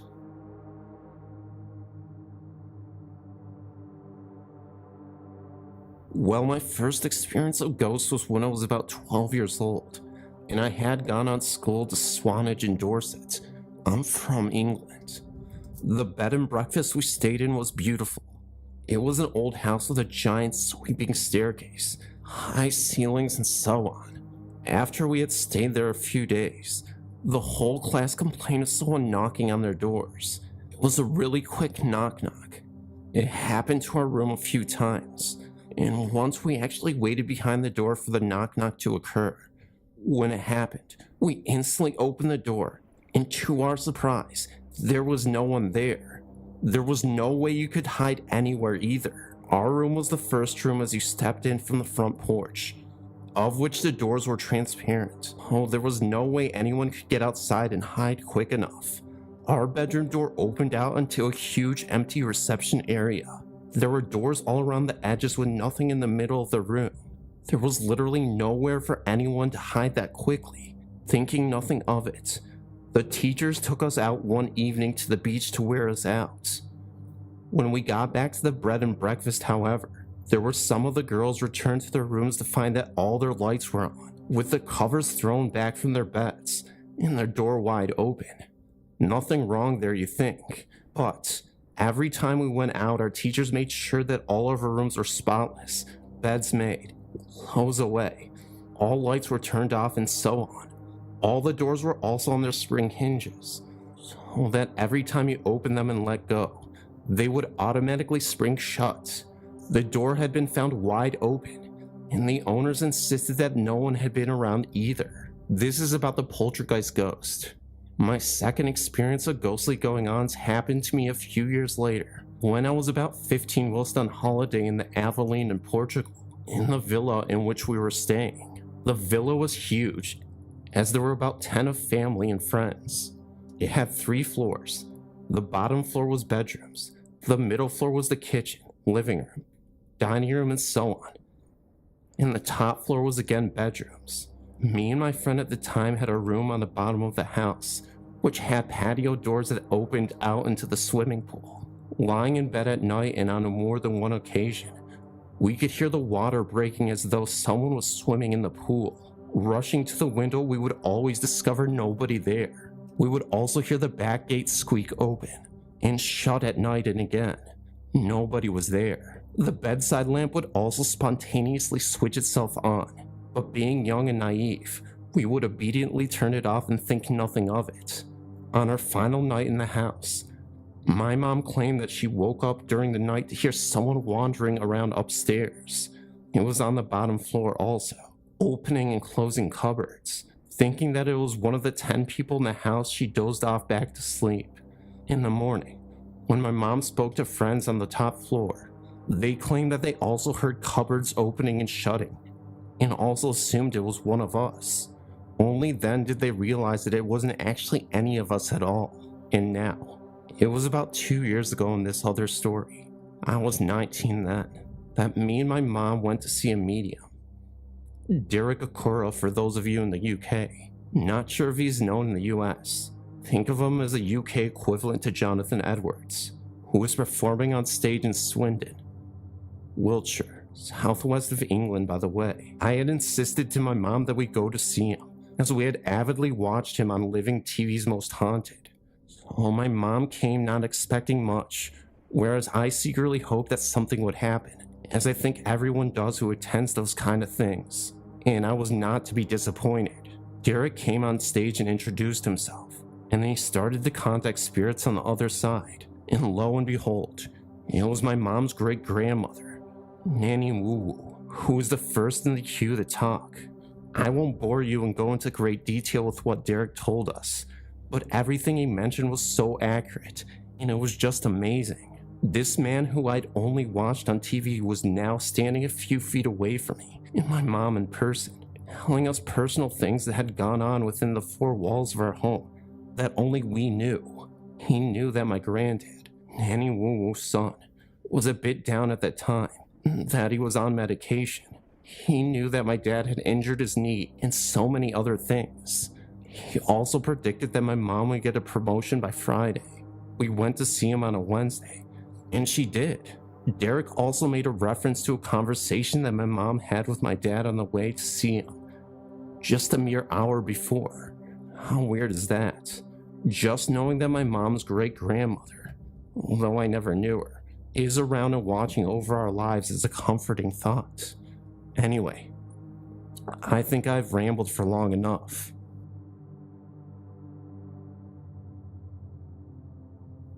I have a comment about the Guthrie Center in Iowa's Devil Chair. After one of my friends read your site, I was talking on the phone with him, and he told me about the chair and what happened to that one man. I'm not a big believer in ghosts per se, but I do believe in supernatural and spirits. When I first heard it, I laughed and told him that we were going there the next night. We ended up heading on over there, him, my friend, and I, at about 8:45 p.m. In the winter. It was pitch dark already. He was told where it was. You have to turn left on the second dirt road, and it's on the right towards the top of the hill. So then we went over there and I saw it. Momentarily I started getting chills, not just because of the story, but because of what it looked like, all in the cemetery. It's in the shape of logs with a drape or something over the top of it. Looked like Jesus' robe draped over the broken down cross. Along the bottom it appears to be the shape of ferns, although at first it looked like alligator tails in an old-fashioned cushioning-looking seat. The second we got out of the car, the wind seemed to have picked up, because my hair was whipping around. Just being around it was creepy, but soon enough, none of us would sit in it. So we got back in my car and drove around to the front to study it. After we sat there for a while, we soon found out we were all too scared to go sit in it.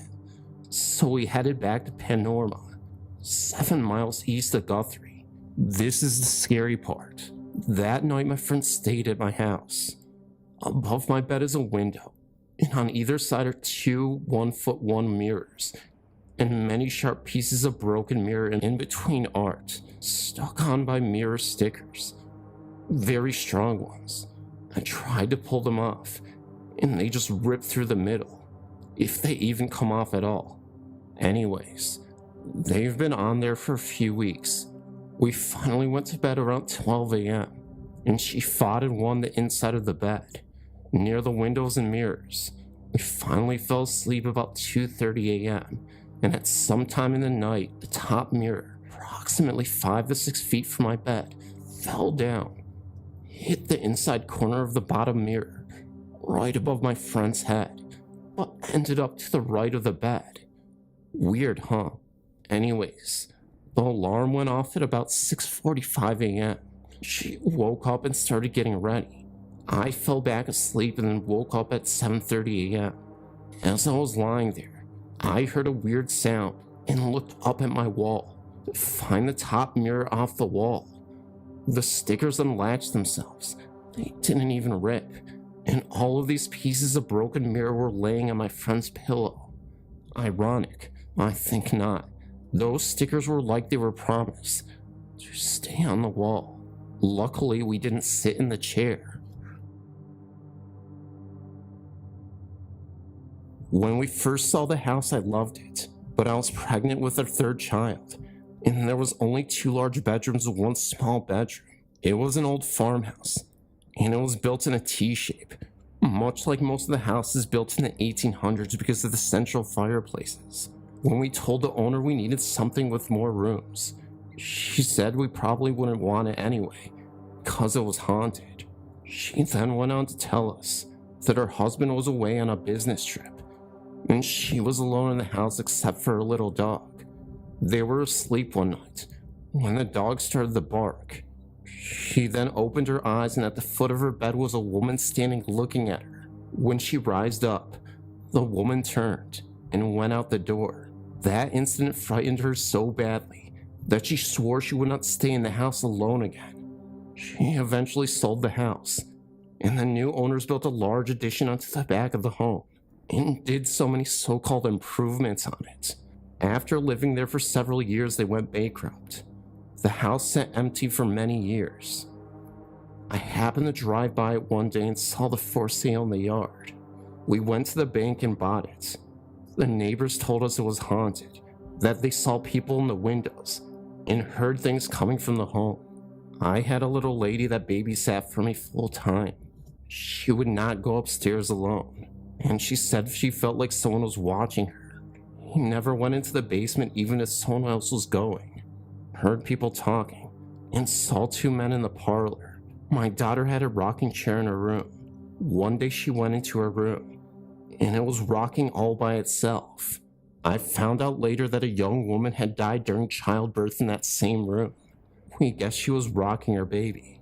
My grandson, at age 4, was sleeping in the small bedroom and told us that there was a lady in a long dress in the room during the night.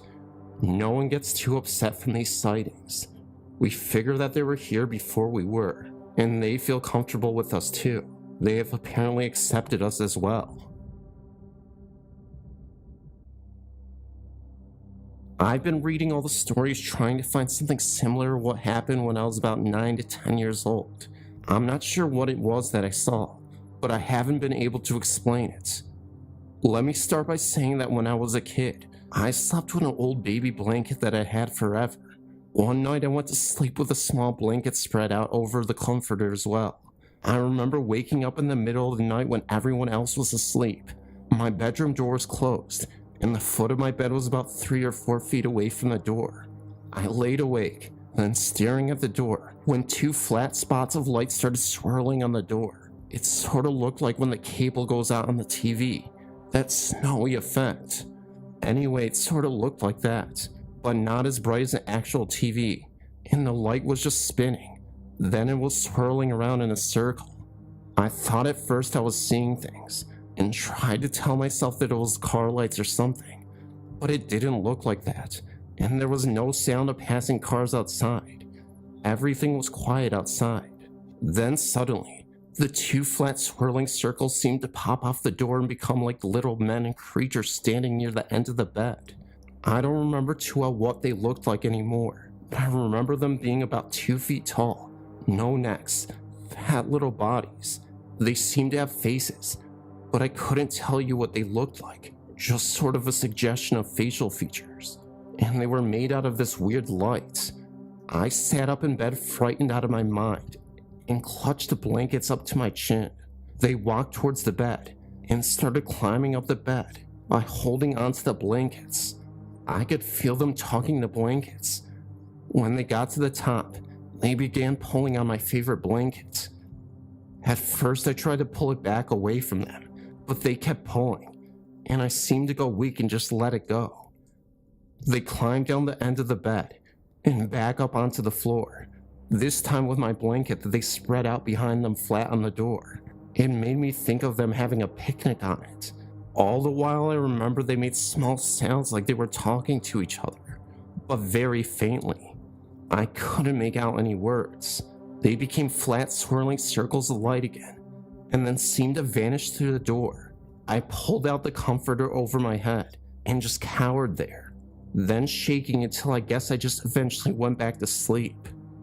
The next morning I had breakfast and was going to head out the door when I suddenly remembered what happened and thought, wow, what a weird dream. I went upstairs to look for my blanket. I looked everywhere in my room but couldn't find it. I even checked between the sheets and under the mattress, but it wasn't there. I asked my brothers if they'd taken it as a joke, and they looked at me like I was crazy and said, why the heck would we take your stupid blankets? I asked my mom if she took it to the wash or something. Then she said no. I checked all over the house and couldn't find it anywhere. The last place I looked was the basement, which I'd always found creepy, and whenever Mom asked me to go get her anything down there, I beat it up the stairs as quick as I could. I found the blanket hanging in the middle ceiling of the basement. It was not hanging there with any kind of fastener. One edge was just stuck flat on the side of the beams, the floor joist from the room above, with the rest of it dangling down. It looked like they put it there in plain sight to be sure I'd see it. I'd grab one corner, pull it down, and ran up the stairs. That was the only time I've personally experienced anything strange like that. I've heard many stories of unexplainable things from different people that I know. I remember once my roommate and her boyfriend were in our basement apartment, and both of them heard what sounded like someone heavy in boots coming down the stairs, and knock on the door sharply 3 times. They thought it was the landlord, because he lived upstairs, and had the only other key to the outside door at the top of the stairs that was locked. They said just a minute, but got no answer, and when they opened the apartment door, no one was there. One night, in October 2008, my friends Scott, Denny, and Steve and I decided we wanted to go ghost hunting. Scott was the only one who had experience with anything, and he had seen things and had things happen to him and other people in his past groups. We started off by going to Peace Church Cemetery and where the murderer Billy Cook is buried. We were equipped with a video camera, me, a digital camera, a digital voice recorder, a heavy-duty flashlight, Scott, and 2 smaller flashlights with the other 2 people. We walked around for a little bit as Scott instructed us to let our senses take hold of us and guide us as they please. If we got an impulse to do something, do it. We all had weird feelings, but eventually realized we weren't going to find anything here. We left, deciding to go somewhere that Scott had experienced before, the Waco Cemetery. Once we got there, we said our opening prayer and made our way out into the cemetery. Eventually, we split into 2 groups, me and Steve in one, Scott and Denny in the other. Steve told me to get a couple of specific things on video. He thought he had seen something he said was best described as a specter with a head that shaped into a point and a cloaked black body. We walked around for a bit longer, and he told me he had seen it again. We walked towards the area he saw it, and didn't see anything. We met back up with Denny and Scott on the other side of the cemetery, and Scott started talking about the things that had happened to him here. He had been asking questions and talking in general, trying to pick up some EVP. He started talking about what he called the prankster that had slapped him in the face and possibly put scratches down his friend's back. We made our way back to the center of the cemetery where there were no graves, just a patch of grass. We stood around, and Steve told the other two about the specter he had seen and where he had seen it. Around that time, Scott said lights out. He took a couple of pictures, and the rest was silent. Then, we turned our lights back on for a few seconds before Scott repeated his order of lights out. This part gets a little blurry. I can't remember if it was before or after we turned the lights back on, but Scott is a big guy, wide and tall. He fell backwards onto Steve, who would have fallen on me had I not moved in time. He had fallen hard. He laid there and just looked confused, and his face was red. His glasses had flown off of impact of the fall. He asked where his glasses were. Then he asked, "Did I fall?" We tried to explain what happened from each of our perspectives quickly, as we were pretty freaked out, since this was our first experience. He had asked a couple more times as the rest of us came to the conclusion that he fell too hard to have just fallen from a loss of balance. I, for one, think he was pushed by some force. Anyway, we got him up to his feet. He looked around and said, "We're leaving." Scott was shaken, and that was all we needed to hear. As we walked back to our cars to say a closing prayer, Scott started coughing, which progressed into dry heaving. We had 8 Hardee's before we went to the first place, so we knew that he had something to throw up. We stopped to wait for him, and after he felt better, we proceeded to walk to a space between the cars to say the prayer. Scott began, "Our Father which art in heaven." It was interrupted by more dry heaving. Steve said, "Scott, are you okay?" He nodded and said, "Hallowed be thy," and cut off to some dry heave some more. This time, it was so bad that he lost his glasses and was down on his knees coughing up something that wasn't there. He looked up, straight at me, and gave the most evil glare I've ever seen. I immediately recoiled in fear, with tears forming in my eyes. I asked Scott, "Scott, are you there?" He got over this fit eventually as Steve said, "Hallowed by thy what? Finish the prayer, Scott. You have to finish it." Scott straightened up a little and hoarsely started the finish. "Hallowed be thy name." Again, the same occurrence had just happened, and he just kept coughing and dry heaving. At this point, Scott has regained his composure enough to finish, and says, "For thine is the kingdom, and the power, and the glory, forever and ever. Amen." As we each followed with a thankful amen, he said, "Now let's get the heck out of here." I was ahead of him in parking, so I started the car and drove out of the cemetery as fast as possible. We stopped into a church parking lot up the road. Scott got out of his car, and we started talking about what just happened. He claimed to have no recollection of falling or anything after that. That's the story of what happened in Southwest Missouri on a late October night. May you form your own conclusions, and I hope you enjoyed.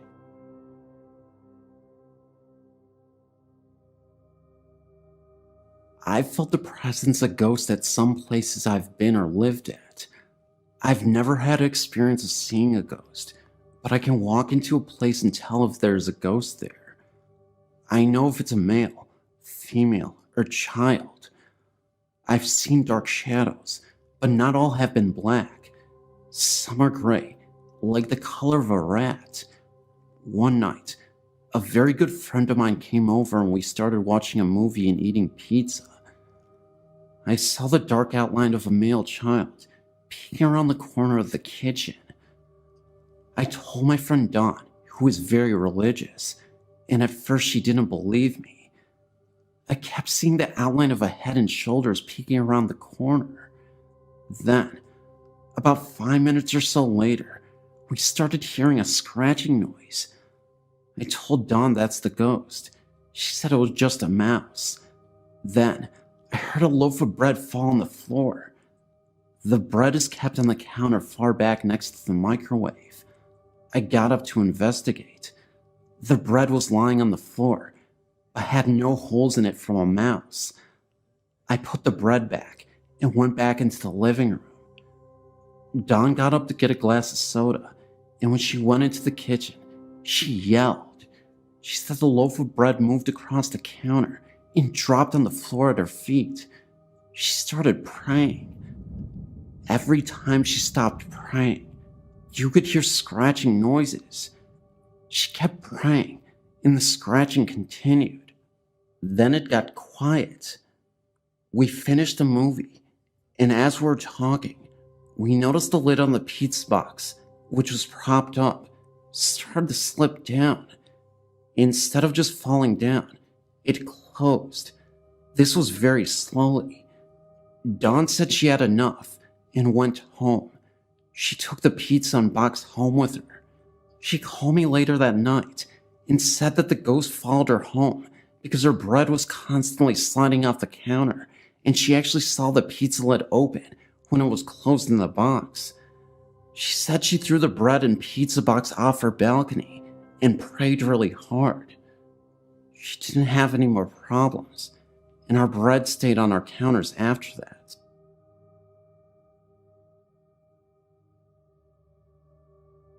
I was at the age of 12 to 13 when my grandmother bought me a rocking chair out of what she said was a yard sale.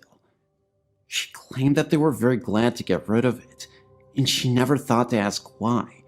She brought it home and sat it in my room with my dolls on it. It was an antique, so I was leery about anyone sitting in it. I never experienced any weird activities in it, but my brother at the age of 9 years was sitting in the living room where he could see it and claimed to have seen it rock 3 times. It scared him to the point where he just ran outside to my grandmother, crying and screaming. I was confused, and my grandmother told me to keep it closed and keep my door shut. Later, my aunt said she went into my room to get something, and she also seen it move. I was getting mad, thinking that there was something wrong with my chair, and hid it in my closet. The last person that had seen it move was my little cousin, due to us moving to another location. She agreed to keep it in her room, where she did not stay at the time, but went in and out of there when needed. She was doing her hair in a dresser mirror when she got a glimpse of the rocker moving. Then, to her surprise and fright, a little girl appeared. She said she was very beautiful in an older clothing. She screamed and ran from the room. It took her some time to calm down to tell what happened, and there I was, ready to get rid of it also. The one thing I did find out about the chair before giving it away was that it hated men. Due to my family's curiosity, my great uncle was determined to see it and experience it sliding away from him across the room. He was nevertheless very scared and left quickly.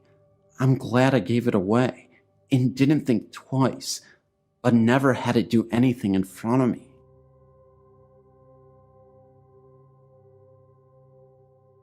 I didn't experience this myself. It happened to my mother a couple months ago, and she told me about it after it happened.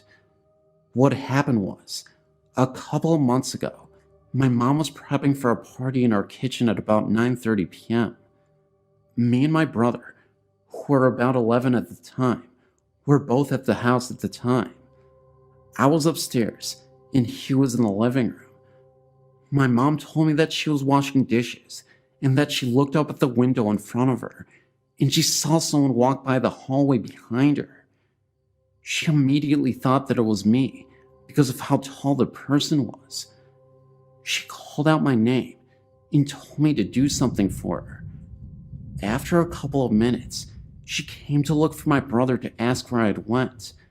He looked at her like she was crazy, and told her that I hadn't come downstairs for about an hour. She calmed me down noticeably scared, because she thought someone was in the house, but we couldn't find anyone. This happened more than once to my mother, but more noticeable. She was washing clothes, and had to walk through the kitchen, and saw someone poke their head out from behind the counter. She of course thought that it was either me or my brother, but when she checked, she found no one. She called me immediately and told me what had happened, and now we believe that a ghost is in the house, but it doesn't show itself regularly. 2 other things that have happened since then. One happened a couple months after that. Me and my brother had a friend over, and he had gone to the bathroom on the 2nd story of the house. No one was up there at the time, but when he came down, he said that he had seen 2 red eyes down the hall near my parents' bedroom. He immediately ran downstairs, and we told him about my mother's experiences. The other things that happen more frequently now is that our dog starts to growl at something in the hallway. She sleeps in our parents' room, and sometimes she will get up and walk around the room, and then she will stop in the doorway and growl at something in the hallway. But when we turn on the light, there will be nothing there. It has been a couple of months since anything worth reporting has happened, but we believe that it is a friendly ghost and nothing harmful will come of it.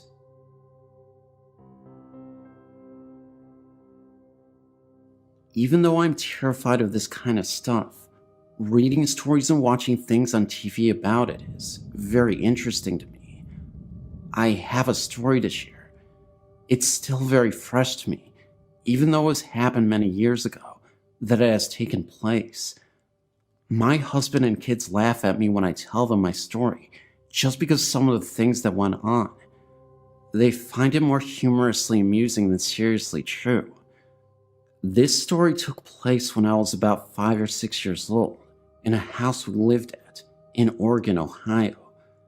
I really don't even know where to begin. The house was a 2-story home that wasn't huge, but sure wasn't small. I had 2 brothers, and they shared a bedroom with me, having my own bedroom right next to theirs. In their closet was this blue plastic hanging shoe rack that was left when we moved in. It was completely empty, except for a few bouncy balls and a metal jack in some of the pockets.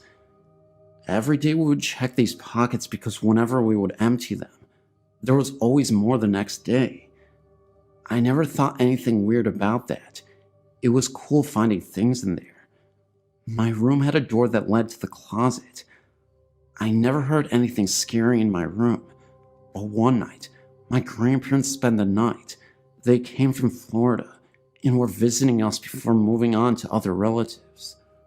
In the middle of the night, everyone ran into the room because my grandpa woke up screaming. He said the cat had crawled onto the mesh part of the box spring and scared him.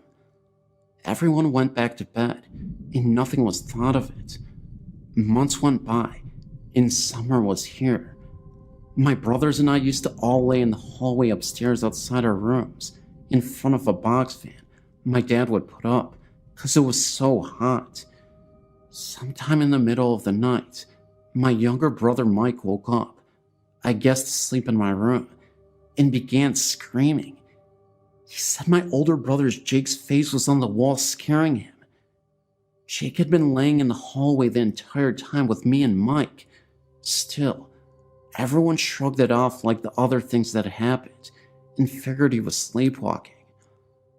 I've heard things throughout the night on and off after the last incident, but the last and scariest part of the house that happened to me and I'm not sure how much time in between this happened, is one night when I was sleeping with my cat.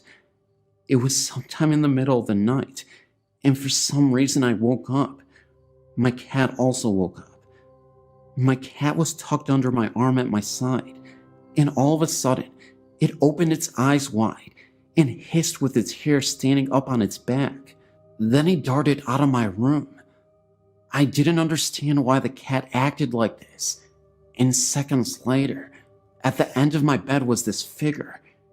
It was definitely human, but was all white and misty. It had no features or limbs. The only feature I remember is seeing an O-like shaped mouth. It was just standing there, but then looked like it was moving slowly closer. I kicked my feet at it, and nothing happened. I just kicked right through it. I was scared to death and ran into my parents' room and slept there the rest of the night. I thought I heard sounds coming from the drawers in my dad's dresser the rest of the night, but never heard anything or seen anything since. My husband, like I said, finds this humorous, so last year, he bought some ball and jacks and placed them on my pillow and laughed. I would love to find out if anyone living in that house after or before me ever had any experiences like that. I always wondered why that thing would want to scare us like that.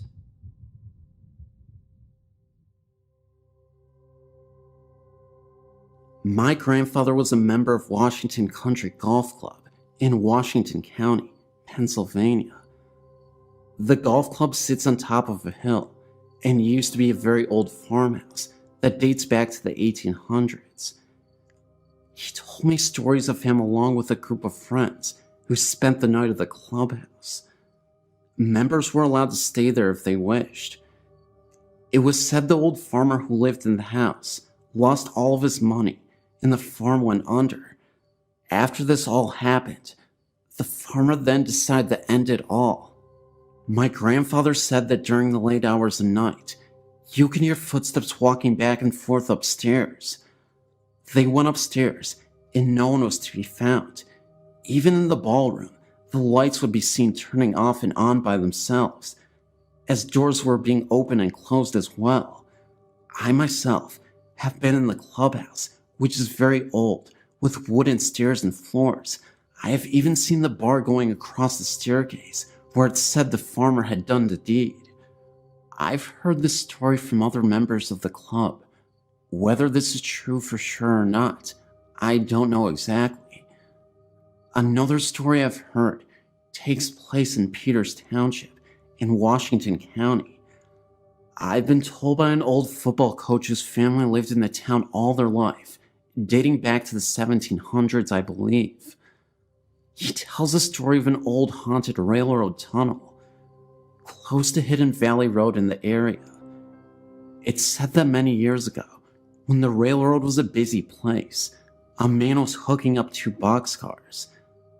The boxcars then rolled together, hitting the man in between the two hookups. The man was cut in half from the two boxcars, and many people say that they have walked the tunnel holding hands across the tunnel very late in the night. They said they have seen a man walking at the other end of the tunnel with an old oil lamp in his hand, swinging back and forth. They even say that a train can be heard off in the distance, but no train even came. The story has been known as Boxcar Willie. I've heard this story from many different people in the past. I've seen the tunnel myself one night with two of my friends. We held hands going across the front of the tunnel. We all then saw a very small light at the end of the tunnel. Never went to check it out, but something was there. We all saw this light. It may have been something off in the distance, but I believe it was Boxcar Willie. We all felt something very weird that night. That's why I get the feeling something was out there. I was reading your site around Halloween and noticed Green Man, and instantly knew what the reference was. I had heard this story dozens of times by my dad who visited Raymond.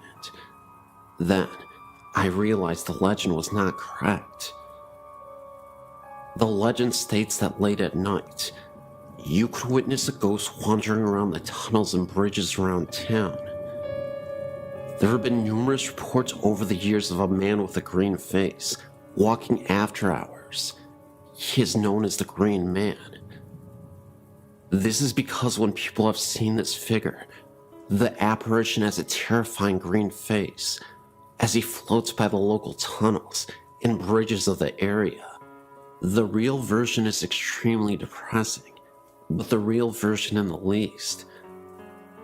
The horrible accident occurred in Evans City. Raymond, unsure of the last name, and his older brother were flying a kite near some electrical wires next to a tree. The kite got stuck, and Raymond followed his brother up the tree to retrieve it.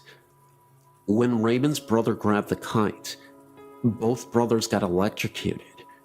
Raymond's brother was killed, and Raymond was severely burned. He was extremely disfigured, and it was extremely hard for him to walk because of the accident. The residents of Evans City collected nearly $30,000 for the boy for his care. His older sister and her boyfriend ran off with the money, leaving Raymond without the money he needed to get well. From then on, the townspeople took him under their wing and took care of him the best they could, but without the funds to do it. My dad's grandmother, who lived in Suiki, told my dad and his brothers and sisters the story of the Green Man when they went to visit her. Raymond, now an adult, walks down the road to and from the tunnel every night. The sun would hurt his eyes, since it only had a thin sheath of skin to cover them, so he did not go out in the daylight. He could barely walk, but did so every night regardless. People from all over came to bring him money, gum, and cigarettes, even while he was on his nightly walks to the tunnel and back home. The Green Man came from the color his skin looked when the headlights would hit him. He had been charred so badly, he was gray, so the headlights actually made him look a greenish-gray color. Unfortunately, my dad couldn't confirm this because he is colorblind. Raymond had a hole for a mouth, no nose except for a hole, and holes for ears. My great-grandpa and my Uncle Carl, then a teen, got out and handed Raymond a pack of Lucky Strikes and a pack of gum. Raymond talked to them for a bit, though you could barely understand what Raymond was saying. Behind my great-grandma's car were many more cars, waiting to see Raymond, as there were more every night. At this point, Raymond was a bit of a celebrity. Raymond was watched by the town and the police, and he never had any trouble with the visitors. My family left, and the next car pulled up to visit. My dad recalls hearing of Raymond's passing some years later. Must have been about 1985. The interesting aspect of the story is that years after Raymond's demise, I've had friends who have passed by the tunnels and have noticed gray mists, orbs, and other strange phenomena. Where that they witnessed phenomena near the very same tunnels that Raymond used to frequent. One of my friends is a non-believer and a true skeptic of the paranormal, and he had experience where he saw the Green Man years after his death. Just like the story, he shined his headlights as he was driving through the tunnel and nearly wrecked his car. He thought that he had saw a man wandering around who appeared to have a green face. He appeared so quickly that my friend had little time to react. His car came to a complete halt, but there was nobody in sight. Whether Raymond haunts the road and tunnel, I don't know. However, I'd like to believe that the legend is now true, after the experiences that my friends have had. A little ironic, but fascinating, nevertheless. These experiences all occurred at my grandmother's house, which is called Gwynmick Manor. Although the house isn't very big, it's around 200 years old. All my dad's family have lived there, and my grandmother now lives there alone. There have been many different events, things such as footsteps, dogs barking at something unseen, and the shower being turned on and off, or just a few minor things. One time, my uncle fell asleep in the kitchen at night, and the door he was sleeping next to was flung open, waking him up, even though there was no draft, and it was an airless night. The same uncle also had experiences as a young child. When he was younger, he would hear footsteps from outside his window late at night, as though someone was walking hurriedly over gravel. At the same time, he would see two big black dogs sitting by his bed. Another time, my grandma was walking upstairs with some laundry when she dropped something and bent down to pick it up. As she was retrieving it, she saw a pair of shoes on the steps in front of her, as real as a human's. She looked up and saw a long skirt and the start of a shirt, and then the figure disappeared. My grandma swears to this day that the story is true, and says although she didn't feel threatened, she certainly wonders who this woman is. There was no one else in the house at the time, and the stairs are curved, so if someone had walked down them, you would have seen. Most recently, my sister and I were in the corridor opposite the dining room, which is locked when it's not in use. There is a key on the outside of the door. We were standing there talking when the key started to move, as if someone was trying to get out from inside. We thought maybe someone was in there at first, but then we remembered that the key had been moving from our side of the door. Most recently, we were sitting on the lawn whilst my dad and uncle played badminton on the court behind us. The garden is raised almost on a hilltop, with steps leading up to it, so the grass we were sitting on was in line with the upstairs bedroom window, if that makes sense. We were facing the window, talking, and looking in at my grandmother's two dogs, who could have been sitting on her bed. My grandma had gone out shopping and had left her dog shut in her bedroom. First, we saw one of the dogs start barking urgently at something in the far corner, which was out of sight from us. This continued, and the dog then jumped onto the bed again and started barking directly at us. We thought this was strange, but what happened next couldn't be explained. A white mist, almost in the form of a hand, passed over the dog's head, as though it were stroking her. She then stopped barking. We both looked at each other in horror, knowing that we both had seen the same thing. There was no sunlight that could have reflected through the windows, and I honestly can't think of another explanation for the hand we had seen. I still feel scared when I go into the house.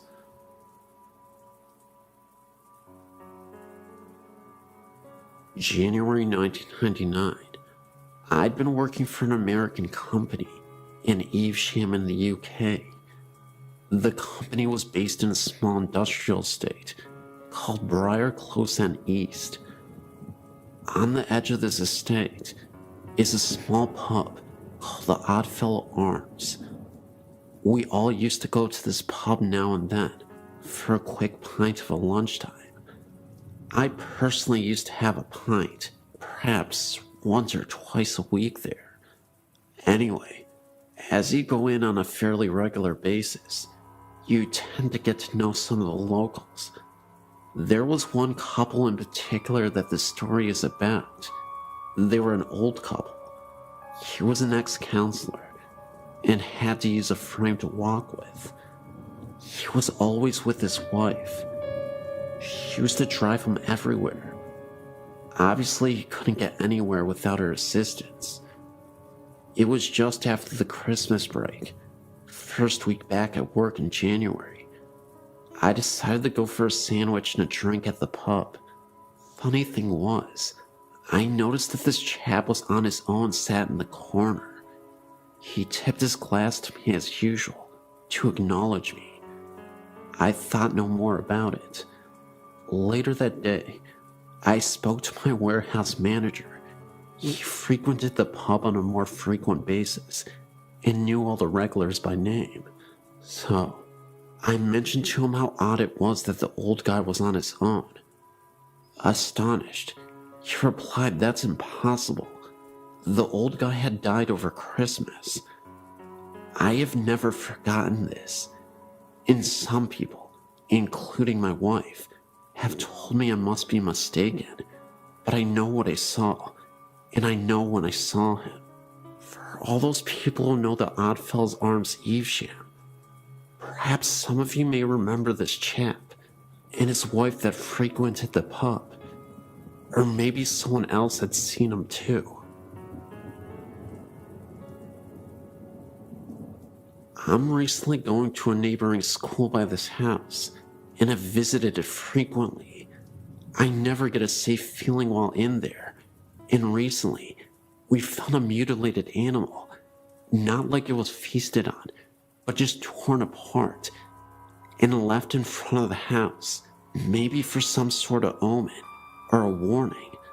The body was ripped to shreds, and its skin on the hands were ripped off, just showing its appendages.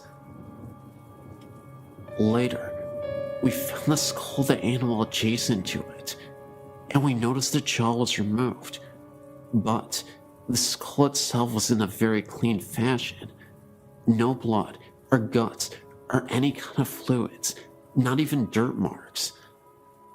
The skull almost looked like it had been washed. That not being the strangest thing, I have a friend of mine who is a female, who is as well as extremely interested in the paranormal, and she has recently gone to the house, and the first encounter dealt with her and her best friend going into the house and just walking around. The problem was that they did not even get to enter into the house. Right before stepping on the yard, the house is surrounded by large bushes. They heard a sound coming from one. Other times that I've been with her, we swore we heard footsteps beside us in the bushes, as if being watched. Her best friend saw a shadow and became very frightened and began to flee. My friend was not as scared and refused, and her being the determined person that she is, continued to go forth. The sound was continuing this whole time. Her friend left sprinting, and so just to be a good friend, she decided to go catch up. She was not running so fast, and in her light jog, she turned around and noticed a woman with bright blonde hair, this being the only thing sticking out, chasing after them, and even got off the yard and continued in the pursuit. When seeing this, my friend began to run even faster and eventually ran to the church where they parked their car. She called me while this was happening, I guess to help us believe, and also she knew I was very interested, and I could hear the fear in her voice. When she returned, she told us the story, and one of the girls who was a local asked about what she had saw, and when she said the thing chasing them had long blonde hair, the local freaked and admitted that the woman who was murdered did in fact have long blonde hair.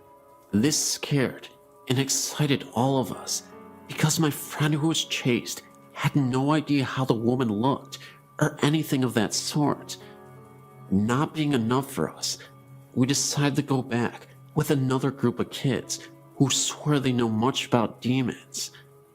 We weren't allowed to go on because the demon group refused to get on because they swore they could just feel the evil.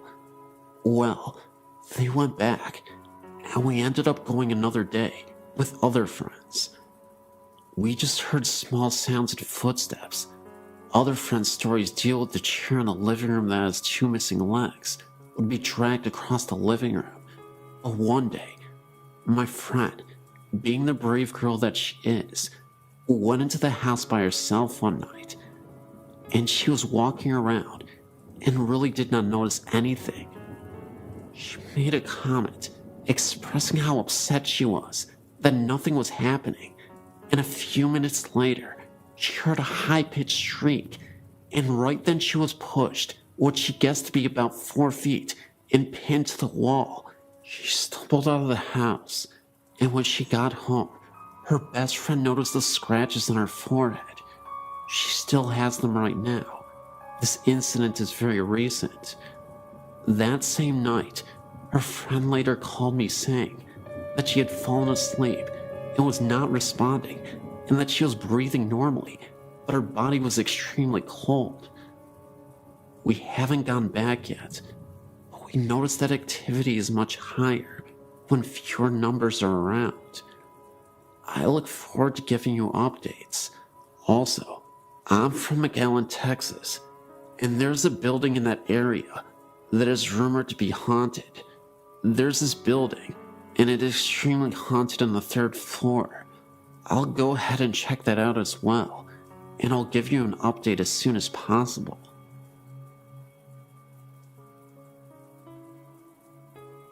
My name is Andrew Pierce, and I'm a local ghost hunter here in Warwick, Rhode Island. Having experience in paranormal investigation helps every time I tell my story, because living with ghosts and experiencing ghosts are two different things for me. I moved into my home 15 years ago, at the age of 6. The first night in my new house, I slept in what is now my mother's room, and before waking that night, I had nightmares of bloody murder, massacres, and deadly beatings. At the time I was just scared, but now, after researching, I've come to the conclusion that this was a ghostly encounter. Between the ages of 7 and 10, I suffered 4 experiences in my dreams where strange people would walk around in my house.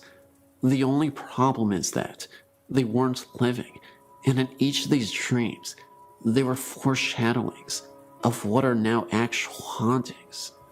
The area with the most activity is my basement, which has been finished and where several phenomena have occurred. The first came when I was 12. I was headed upstairs from my computer room when I saw a figure out of the corner of my eye. When I turned around, it was a little girl huddled in the corner and looking at me. She was dressed in 18th century garb and looked like she had just left church or some sort of social gathering. She has never been seen again, but she has been felt throughout the house, and even experienced once by someone who had never been in my house before. This occurred when a friend of mine was sleeping downstairs, waiting for us to get back from a run to CVS. She was asleep on the couch when a ghostly armor hand touched her arm, and then proceeded to knock over a couple of items on the table. When she had informed me of this, I knew it was the girl. Another haunting would be in my mother's room, where, if you are alone upstairs and my dog is not around, a growling sound comes from her room. It is entirely inexplicable, but I have a feeling an angry ghost lives in there, but cannot gather enough energy to support anything other than making sounds and haunting dreams. Shortly after my neighbor died, he built the house for his children and loved my family very much. Most of the hauntings disappeared, and a sense of comfortability ran through the house. Everything was at normal temperature, and there was no more dreaded sense of being followed or even watched. This has comforted me greatly, but it only lasted for a short time. Since that time, several newer and less aggressive ghosts have entered the house, and they are seemingly very friendly with my dog. Where he used to bark at them, he is now okay with them and can even be seen playing with them. This was witnessed when I saw him playing with his ball alone, but then noticed that the ball was rolling to him on its own. He would bring it back, and it would only roll once more.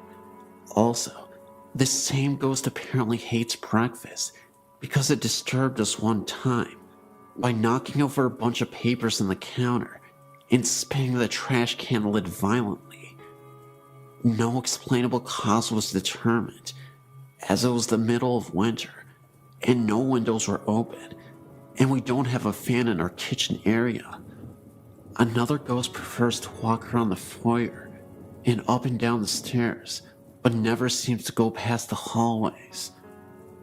That's really all that happens, but I wanted to report these since they are the only real, vivid ghost experiences I could ever recall. Thank you.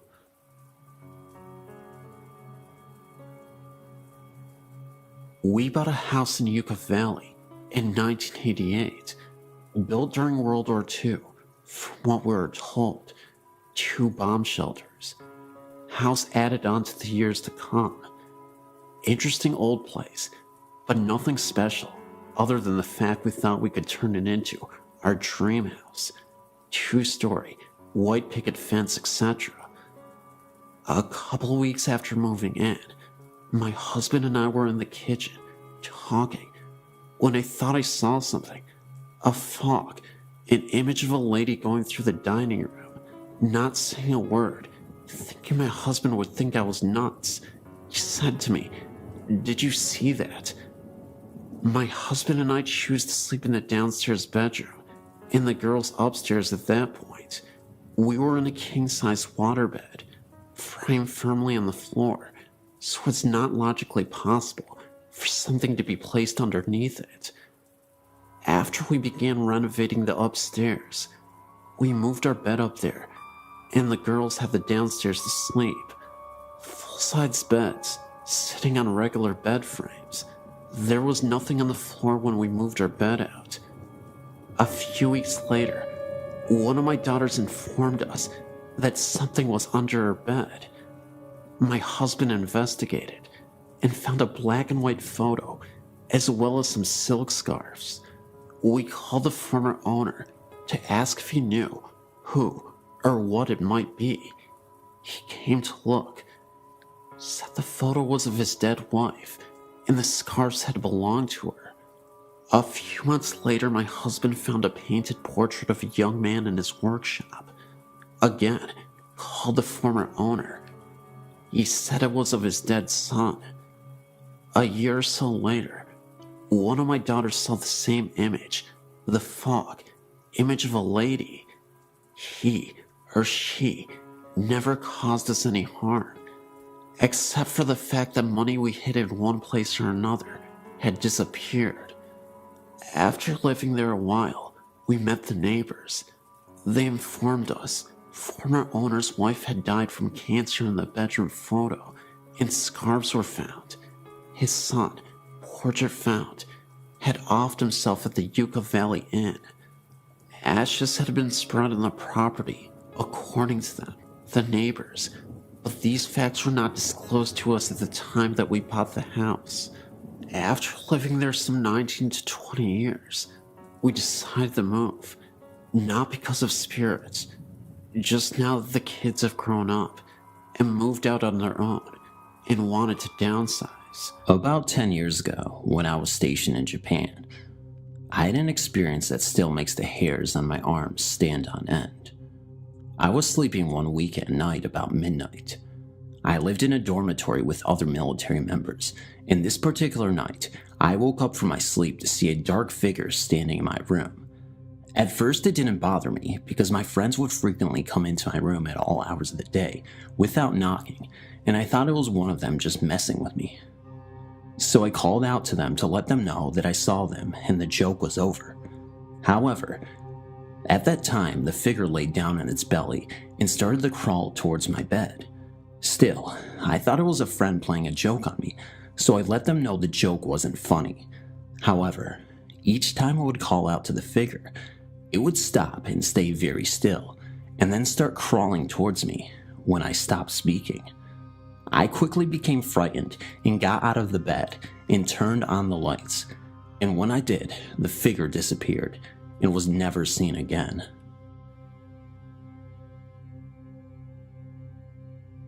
I'm currently a student studying in Japan, and I was invited to my friend's house in the Fuki Prefecture, on the western coast of Japan, one of the most haunted prefectures in the nation. It has more graves than any other location in Japan, and is home to the infamous Chernobyl cliffs. I was with my friend and several of his classmates at around 2 a.m. in a family restaurant when the subject of ghost pictures came up, and several of them said that they had taken pictures at the Chinbo cliff and had seen the spirits that float around the area. My friend could even see them, a couple who jumped off together, standing on the edge of a cliff. I did not believe him, and I challenged them to accompany me up the cliffs. There was 8 of us in all. About 5 of them refused to go, but the others managed to convince 3 of them. The other 2 that had refused to go had very bad experiences there. One of them was a victim's cousin, and the other took a picture, only to have the ghost cling to his shoulder, and was plagued with nightmares. He saw people throwing themselves off a cliff. The nightmares continued until he visited a shrine where he was blessed and a Buddhist priest performed a ritual that would send that spirit on his way. We take the spirits of the past very seriously. On the 13th, 14th, and 15th of August, there's a national holiday called Oban where we could go to the family grave and light a fire of barley to lead them back to the family house so they can protect us. Many elderly Japanese pray in the morning, offering fruit, rice, sake, rice wine to their family shrine. Anyway, please forgive me for the detour. I shall continue with my story. The Chinbo cliffs can be separated into 4 main parts: the cliffs itself, a red bridge where the bodies wash up, an island that the red bridge connects to the mainland, and it is said to be the resting place of spirits of the deceased, and a statue of Shinto god in a tunnel, which is said to show displeasure in his face if something bad will happen. We arrived at the cliffs around 3 a.m. and went directly to them. There is a total of about 10 of them, and we stood at the end of them and looked out. I saw nothing, as did several other people, but a member of our group seemed to be losing his strength in his legs, and we had to help him walk. Then we headed over to arguably the most haunted area of the cliffs, the telephone box where many suicide victims make their last calls to their loved ones.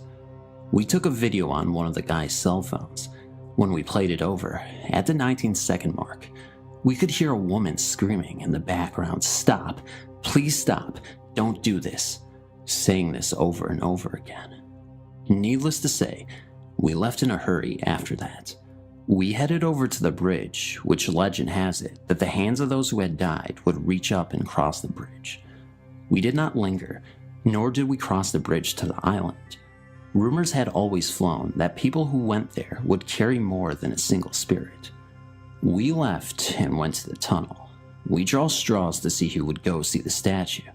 I was third, and when I entered, I found to my immense pleasure that the statue seemed to be smiling, like it was blessing me. However, the last member of our group was not so lucky. He came out and told us that the face showed displeasure, disgust, and hate. I called my friend the other day to see how he and his family was doing. He immediately went into the story of our friend, who was the unlucky victim of the statue. He had suffered a major breakdown, quit school, lost his job, and broke up with his longtime girlfriend, then disappeared. They found him on the island, under the shrine, sobbing. My first experience was when I went to Japan for a family visit over the summer. It's been a long time since I visited them. I was only 15, and that's when it happened. Before I went to Japan, some of my friends would tell me ghost stories about Japan. I thought they were just teasing me, so I ignored them. When I arrived, it was going well. The first week of my stay in Japan was going very fine, but I felt as though a shadow was following me. I kept having this feeling like someone had been watching me for a while. I woke up in the middle of the night, and I was still sleepy. I don't even know why I decided to get up, but when I looked over to my shadow, I found another shadow behind my shadow. I quickly turned around, but no one was there. I was freaked out, so I went to talk to Mom and Dad, but they wouldn't listen to me. I went back to sleep, but felt a warm hand touch my forehead. I was scared, so I just pulled a blanket over my head and closed my eyes tight. The next morning, I talked to Grandma and told her all about it. She told me that it must be her late daughter's dead son, who died at the age of 17 of a fever a long time ago. She told me not to be scared because he wouldn't do any harm to me. Even if she said not to be scared, I was still scared.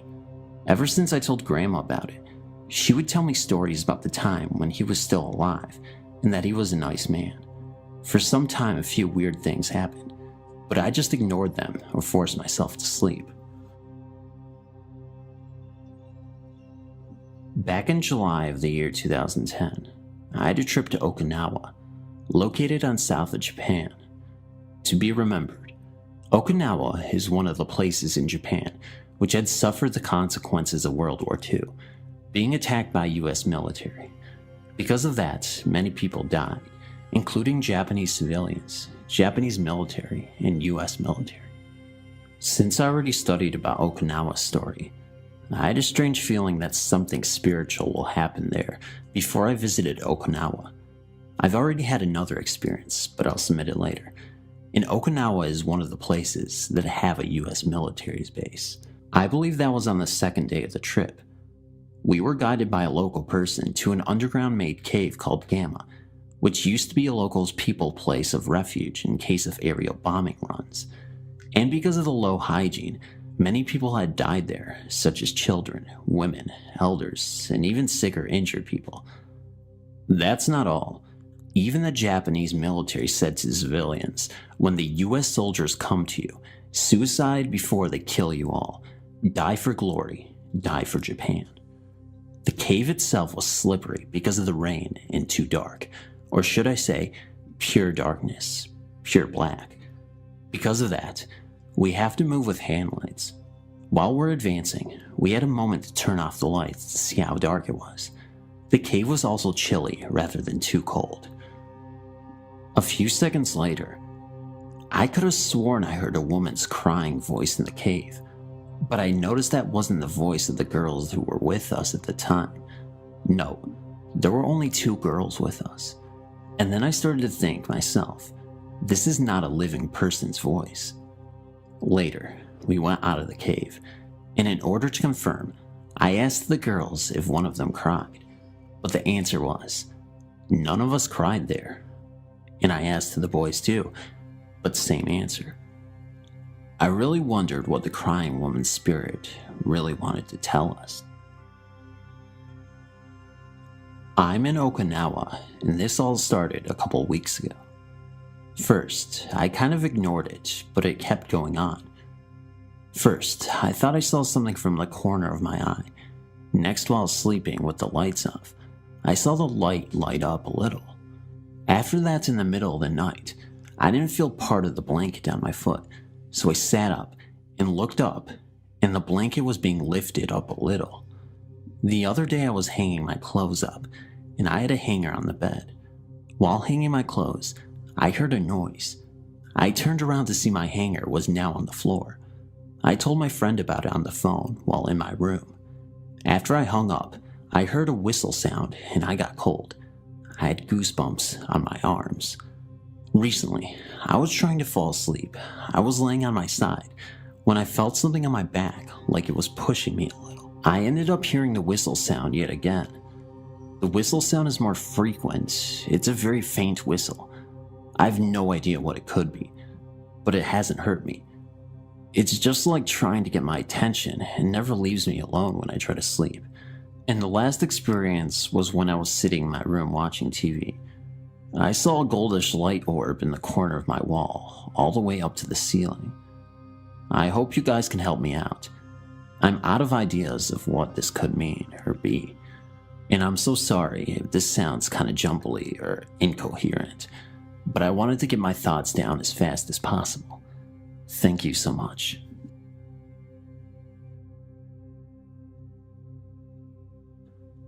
To make things a little more clear, I want to give a little background detail of the house that I lived in. The house was an older traditional style Japanese house. The kitchen and living room area was on the opposite side of the house from where the bedrooms, including mine, were. I also was the only one on the side of the house because my host mother was in the kitchen cooking supper and the rest of my host family was working out late. The cat was outside too. My bedroom door was a fancy sliding door that was made of frosted glass, so I would have seen someone walking by. Also, the ceiling in the hallway leading to the other side of the house from my bedroom is kind of low, because I'm an unnecessarily tall Canadian. It was a little bit before supper, and I wanted to go and relax in my room. I laid down on my bed and started to reflect on how my day went. As I laid there, I got a strange feeling. It was a kind of excited, eerie feeling. I looked towards my door. I stared at it when all of a sudden, a black, shadowy arm from the ceiling came down and knocked on the window of my door. I was flabbergasted. I went to my door cautiously and opened it. I looked up to the ceiling to find nothing there. At that moment, my host mother called me to supper. I ran to my host mother and told what had happened. She laughed at me and told me that I was just paranoid. Anyway, that night, I had a little trouble falling asleep. Any ideas? Or was I just hallucinating? In 1990, I was a corporal in the Marine Corps, counting down the last 6 months of my tour of duty at Camp Butler on the island of Okinawa. Being an NCO, I managed to get my own room. Although made for 2 people, the room was small. When you entered, there was a wall locker, then a bunk on the other side, and on the far wall was a desk, a small fridge, and an end table situated near a window. Hanging on the wall above the bunk on the left of the room was an old, large mirror held in a strange-looking, heavy wooden frame. I took the bunk to the right. Having recently been promoted, most of my friends were of lesser rank than me, and I let them hide in my room whenever they needed to shirk any unwanted duty that came up. They never stayed long, though. At first, they would try to nap, but complained of angry, violent dreams. Arguments would break out, and even a few fistfights occurred over even the most trivial things. People would enter the best of friends, believe, angry, sad, or even depressed. A few of us were sitting around talking once, when one of them, who had entered in the best of moods, suddenly became upset about something and jumped at me, getting me into a chokehold that took the other 2 with him to release one from. Later he apologized and said he had no idea what had come over him. Feelings of dread, depression, and anger were only highlighted by the noises that came from the room. I can't even count the number of times the sergeant who lived in the room next to me would come banging on my door, telling me to turn down my music or the TV I had.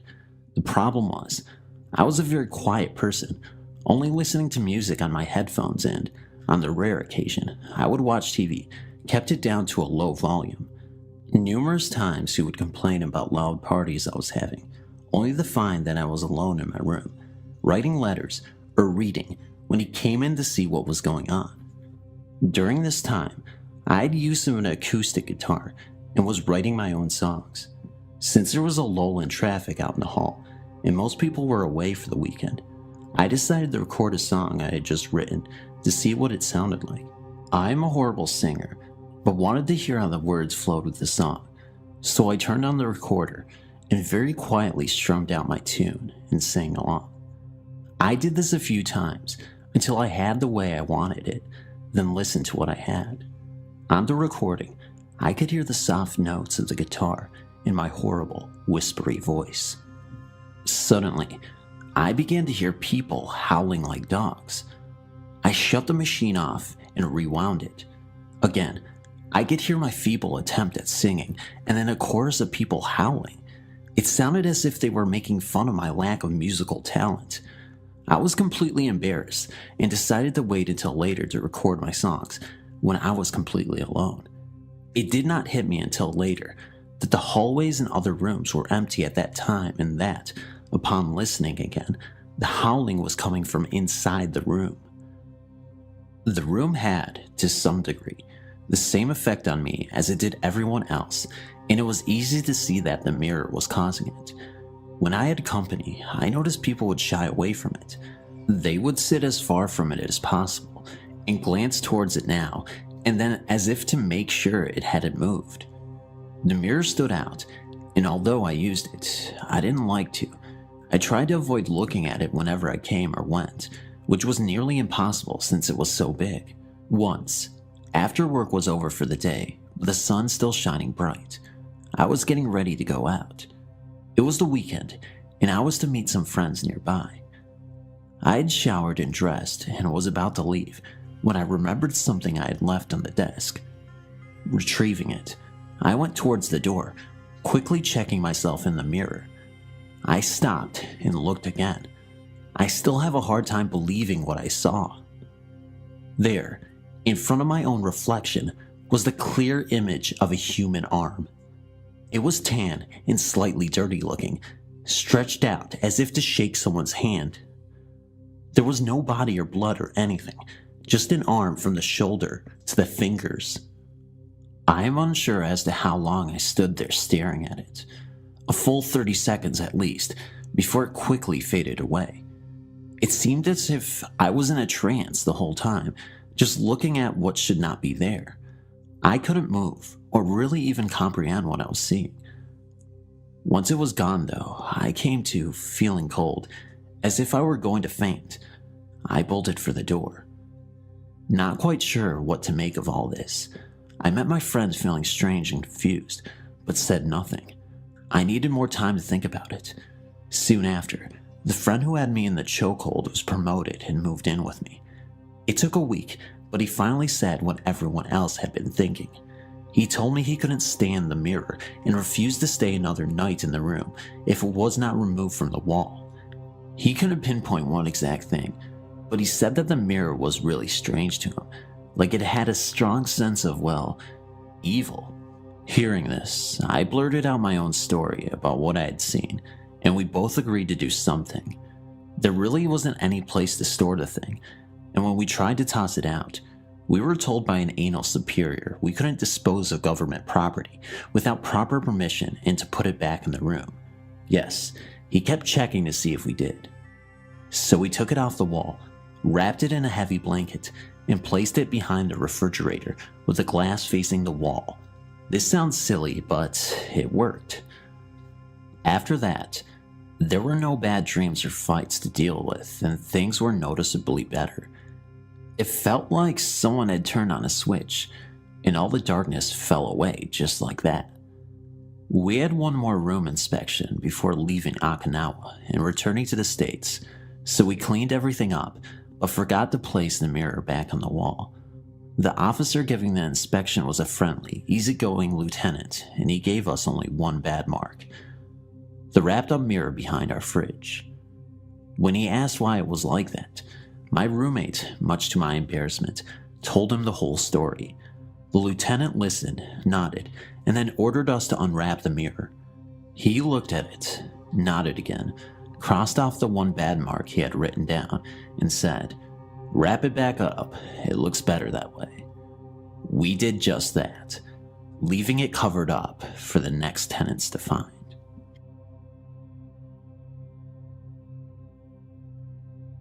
I was at the camp I had been going to for the past 4 years. I had heard many stories over the years, but never encountered anything as I had heard many others have. There was this story about a shadowy figure that haunted the rafters of an old recreation hall there. So me and a group decided to take a group picture up in the rafters just for kicks. Well, the freaky thing about that is that there is no electricity in that building, and in the picture that we took, the lights are on.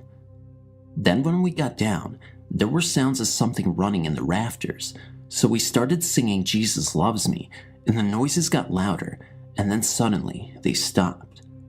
The next night, a lot of groups all slept in the Holland building, which is just an old building for sports and stuff. My cabin mates and I were all sleeping in a star-like formation, and after everyone had turned the lights out and laid down for the night, that is when it all took place. The only thing that lit up the room were exit signs. All of a sudden, something frantically ran by us. The floor was carpet, so we knew it had to be inside, judging by the sound and how close it was to us. I'd kind of been jinxing people all week, like I would think something and it would happen, so I told my friend that I thought about me opening my eyes and someone would be standing in front of me. The next thing I knew, Caitlin, on the other side of me, screamed and was so terrified she automatically went into tears. When we asked her what was wrong, she said she had just opened her eyes and saw a shadowy gray figure was standing right in front of her at the end of her sleeping bag. Then this big noise occurred right beside us. It sounded like a crackling noise of some sort. My counselor said she woke up and saw the same figure sitting in a chair near her. Then I felt like a presence was in my sleeping bag with me. Like there was a pressure on my body and something was playing with my toes. It's unexplainable. Honestly, I think we may have pissed off Rafter Man by taking our picture where he lives. Freaky, right? Not to mention this all happened at a Christian camp. Thanks for reading. It was told to me once that my grandfather attended this summer camp. At that time, I'm sure the camp had a different name like Camp Gregson or something. It was told to me once that my father and my uncles attended this camp too. I'm sure it's possible. It was an old camp. Now Fresh Air Camp, nestled in Greenfield, New Hampshire, on Sunset Lake at the base of Crooked Mountain, unfortunately closed now, was my home for a few weeks every summer from the age of 6 to the age of 12. My story takes place when I was around 10 years old, 1988-ish. I was being punished for that night. I had a horrible temper. I decided to punch a fellow camper in the back at dinner because he wouldn't stop slurping his tomato soup. My punishment, sit outside the nurse's office on a small group of boulders and get eaten by mosquitoes. Horrible time to be punished. It was mid-season and everyone was celebrating with a bonfire down at the waterfront. I had heard of the games they were going to play and occasionally I could hear their laughter being carried on the wind to my rock. Mosquitoes are ruthless, and even though I had tented my t-shirt around my legs and tucked my arms inside, they managed to still bite me on every surface possible. For a bit of relief, I concocted a story that I had to use the bathroom or something and entered the nurse's office. I shouted for the nurse but received no answer. I shouted for a counselor and received no answer as well. After a little exploring, I discovered that I was alone. I decided to go back to my cabin and read a book. There were 4 main cabins that I knew of that were reserved for campers. Bunny Hole, for the newest and youngest of campers. Eagle's Nest, for those who were a bit older. Hawkeye for the oldest campers. And Dugout, which seemed to have a different use every year I went to camp. That year, Dugout was being used for the oldest campers, and Hawkeye had been turned into a cabin for camp counselors. And this is where I stayed that year, Dugout. To get to Dugout, you took a narrow road or trail from the nurse's office, past the other 3 cabins which were relatively close together on the right side of the trail, took a left turn after the bathrooms onto a new wide rocky trail leading up the mountain. This trail ended at Dugout. Each cabin held 24 campers. 4 single wooden beds lined the walls on the left and right side of the cabin. The center of the cabin held 8 sets of wooden bunk beds attached head to toe and side to side. There was a large room at the front of the cabin, as you walked in, where cubby holes were found to place your personal stuff in. This room was separated from the sleeping area by a wall with 2 door frames, one to enter the left side of the sleeping area, the other to enter the right. At the back end of the cabin was a single room reserved for the camp counselor. My bunk that year was bottom bunk, third towards the back, on the left side of the cabin. When I arrived at my cabin, the lights were on. I called out a hello or two, but nobody answered. I checked the counselor's room and found it empty. Fine by me. I wasn't supposed to be there anyway. I crawled underneath my covers and broke out my collection of choose-your-own-adventure books, careful as to not get too comfortable in case somebody should enter the cabin and I'd be forced to slip underneath my bed quickly. I must have read for a while because when someone did enter, I didn't hear them coming. I was startled from my reading. The front door of the cabin swung open and slammed back again viciously, bouncing off the door frame as the spring tried to return it. a heavy set of footsteps entered the front room. Those footsteps told me it wasn't a camper. Darn, busted. I'd been lying on my stomach propped up on my elbows, so I flattened myself down on my bed and hoped that it wouldn't be noticed. The footsteps circled the front room relentlessly, and it sounded like whoever they belonged to was searching through the cubby holes. From my position, I couldn't see who it was because they weren't walking far enough left or right to reveal themselves in the door frames.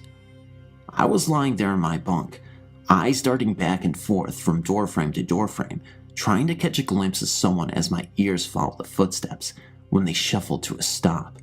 Silence. I held my breath because of all the noise it was making. What happened next came fast and infinitely slow at the same time. With a greater haste, the footsteps resumed and traveled to the left side of the front room. I followed them with my ears and my eyes. Their intention was unmistakable. They were going to walk down the left side of the cabin, down the corridor between the beds, and most importantly, past my bed. When my ears started telling my eyes that I should definitely be seeing someone now, I'm sure I was only confused for a fraction of a second. But when my ears directed my eyes to where they were hearing the footsteps, I was frozen with fright because I could see the footsteps. A heavy imprint in the wooden floors, a pull of dust, the retracting of released weight.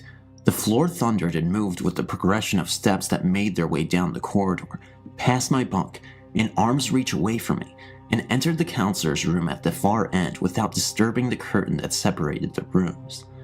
I sprang from my bed and exited the cabin, ran down the rocky trails at breakneck speed all the way to the nurse's office. Still no one there. I resumed my punishment on the rock and waited the rest of the night until everyone returned from the waterfront. I never told anyone there. Not too long ago, my then girlfriend and I decided to go camping. We decided on a ghost town near our homes in southern Arizona. In a book I had, it said there was a cemetery, but I had never found it while looking around there. Our trip got off to a late start because my girlfriend had to work late. It was dark when we arrived, so I drove down an abandoned road and found a nice spot with trees on a hill. We set up camp and cooked dinner and had some drinks by the fire to relax.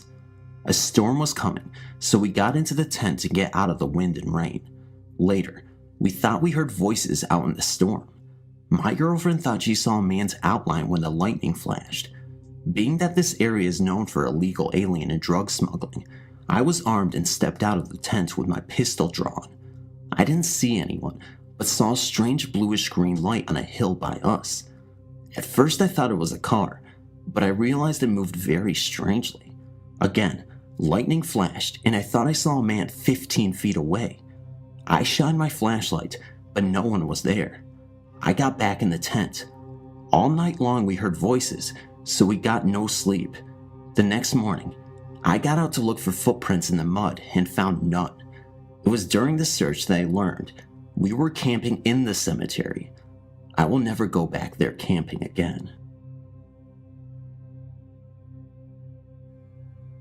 This happened during my summer trip to my relative's place. My grandaunt lives in this lovely town surrounded by a forest-covered mountain range. I've always loved trekking there and have even camped out overnight with my cousins. I've been there numerous times. A cousin of mine and I were planning to leave on a 3-day trekking and camping trip into the jungle. At the last moment, my cousin ditched me, taking off for the weekend with his girlfriend. Now I was stuck with a camping trip ahead of me, but no company. I decided to go ahead on my own. So I was all of 22 years of age, and at 5'10" and packing a solid 80 kilos, I thought I could take care of myself. Nevertheless, I packed a Swiss Army knife, a machete, and a solid bamboo stick just to be on the safe side. The trip started off well, and by evening, I had made good ground. But then, with the failing light, my nerves started giving out, and I realized I was in the middle of a jungle, all by myself. But being a brave, young, and foolish lad, I went on. I camped after a while in this natural clearing in the midst of a thickly wooded area. Soon I had a roaring campfire going and settled down, leaning against my backpack, helping myself to tinned pineapple slices. The fire and the ambiance soon drove the fear away. Sometime later, I thought I saw something unusual on the other side of the fire. Not being able to get a clear view because of the heat haze, I got up. I got the scare of my life when I saw a boy, must have been 7 to 8 years of age, clad just in a white loincloth, sitting very still on a rock on the other side. He was staring straight into the fire. I called out to him in a variety of languages, but just didn't get a response. The rock he was sitting on was in the midst of a muddy and slimy patch, and so I couldn't approach him either. So I settled down myself. The boy just didn't move and went on looking into the fire. I was really spooked and just sat there smoking one cigarette after another. This went on for more than a couple of hours. Finally, feeling the fatigue of the day catching up with me, I cuddled up with my machete and went to sleep. The morning scene was predictable: smoking ashes, dew on the grass, etc. And of course, the kid had disappeared. I went close up to the rock and examined the surroundings. Not a single footstep or mark. Spooky experience. So, did I end up dreaming the entire thing? No way. I had a dozen cigarette stubs lying around as proof of those tense, sleepless hours. That's the end of the story, people. I asked around a lot, but couldn't trace the story of a lost 8-year-old boy, living or dead. Maybe someday I will, but till then, this remains a mystery.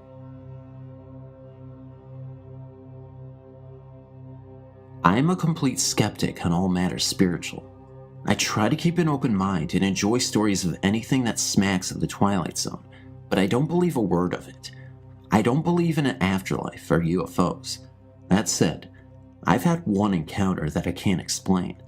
The way it happened was so spontaneous that I think I can rule out a practical joke, but any other explanation fails me. I know that everyone always says this, but this is really true.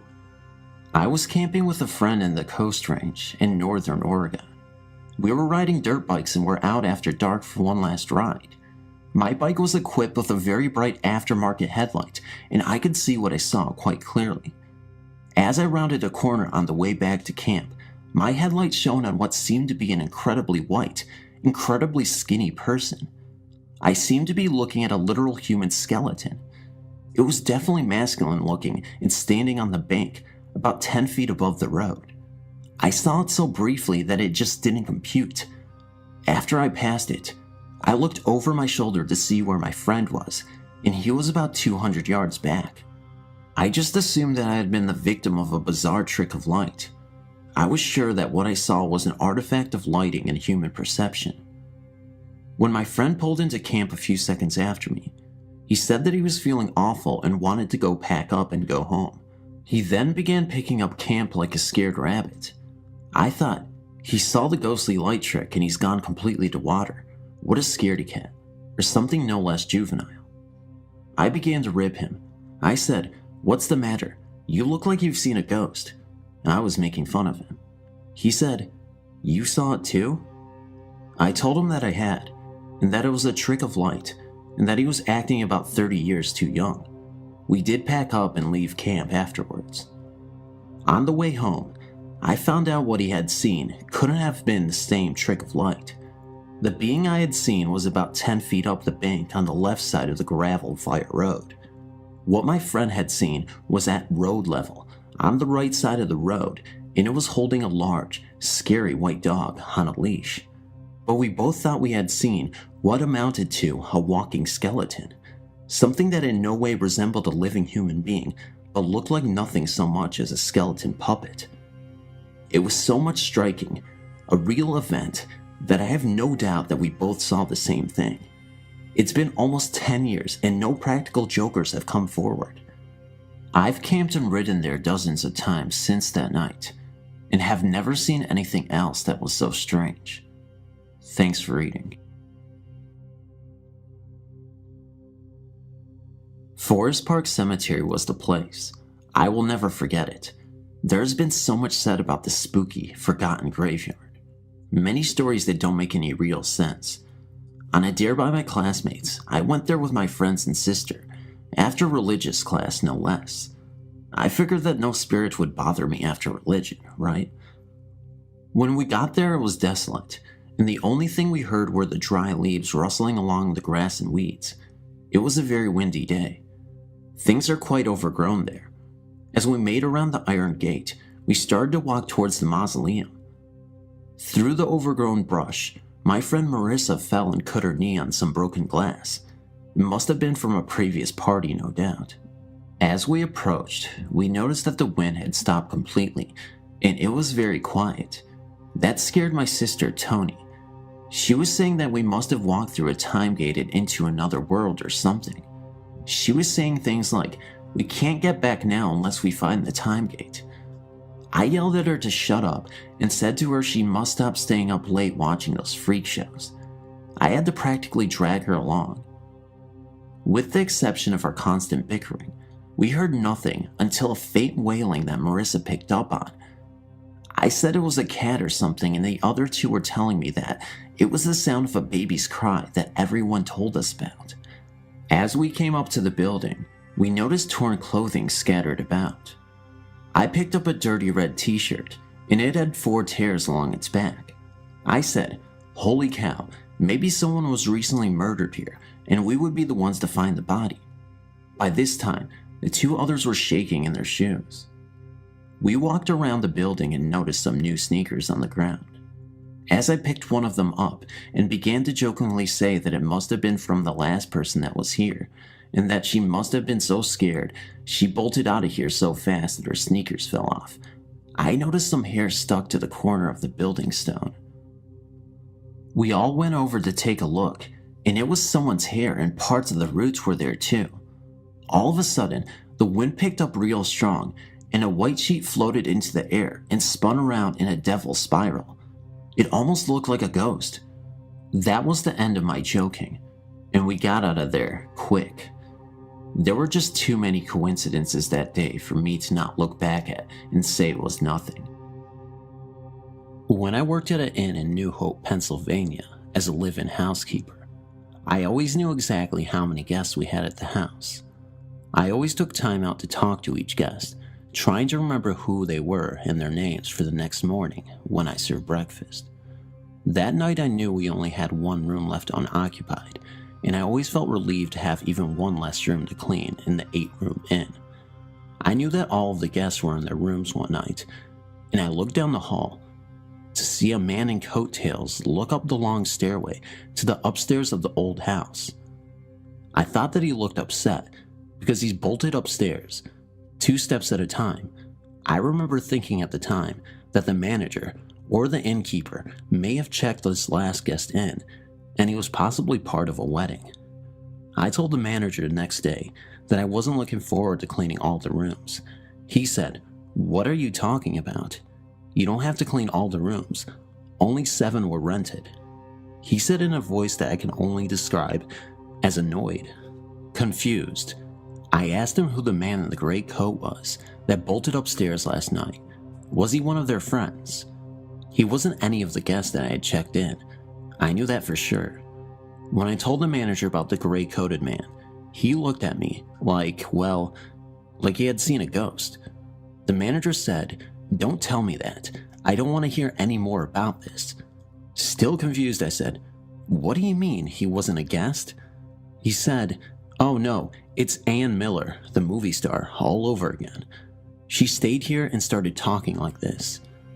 Apparently others had seen this ghost before, and there was an old newspaper story on the wall about a ghostly soldier staying at the inn, or something like that. I'm just really, really glad that I didn't realize that the ghost was a ghost, or I wouldn't have been able to sleep that night in my room on the top floor. I had also nights in the inn where I was sure somebody was watching me, standing right over me. I used to hear very loud, almost insanely loud ringing sounds in my ears at the time. I remember thinking how cruel that was, that loud ringing sound, and I wondered if I was going to die. The energy was very, very strong. I was also uncomfortable after that, and couldn't stand to have the vacuum cleaner on, because I felt cut off from the real world when I was in the inn by myself. Evening Magazine did a story when I was still working there too, about the best inn in New Hope. As you may have guessed, yes, they did mention that ghost in the story.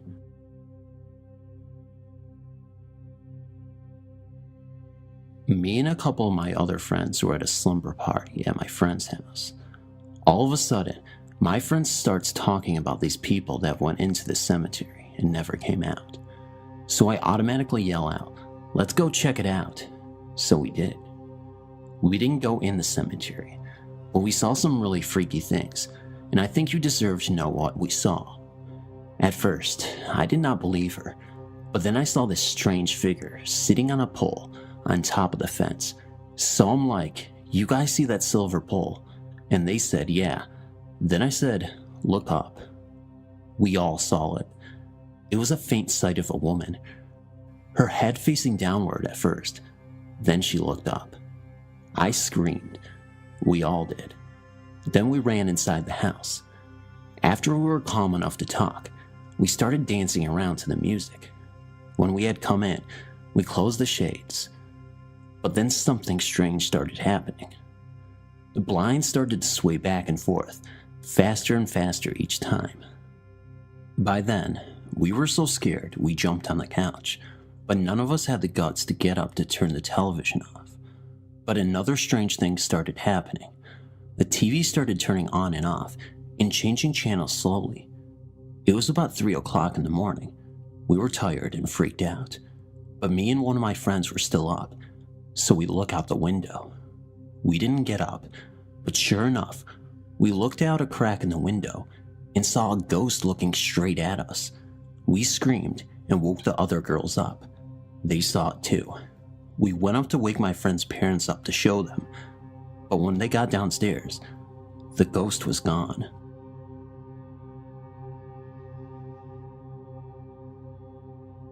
I've always been a Stephen King fan, and have always wanted to visit the hotel that inspired The Shining. I got to do just that in September.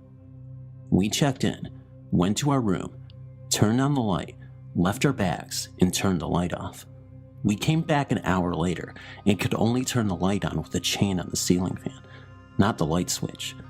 Later, after we went to sleep, the bed shook, like it feels when your washer is in spin mode. We found out at the tour that this is Billy, a mischievous boy.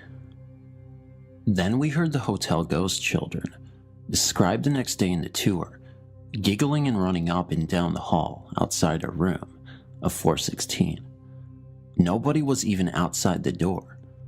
I got to meet the people staying in 217, Stephen King's room in the presidential suite, and while we were in the room, we all started smelling a strong scent of rosewater. The tour guide said that was Miss Stanley. We ate in the restaurant downstairs, and my wife's phone went to vibrate mode all on its own. I also set up my Sansa brand digital sound recorder in our room and got the children running not once but twice, as well as the sounds of chairs sliding across the floor and dresser drawers opening and closing, although we were asleep and didn't see it happen. While taking photos, my camera would zoom by itself and sometimes shut off. I don't give a rat's butt if anyone on this website or my friends ever believe me. I will be staying there again. I have business meetings in Loveland every 6 months. What a great time.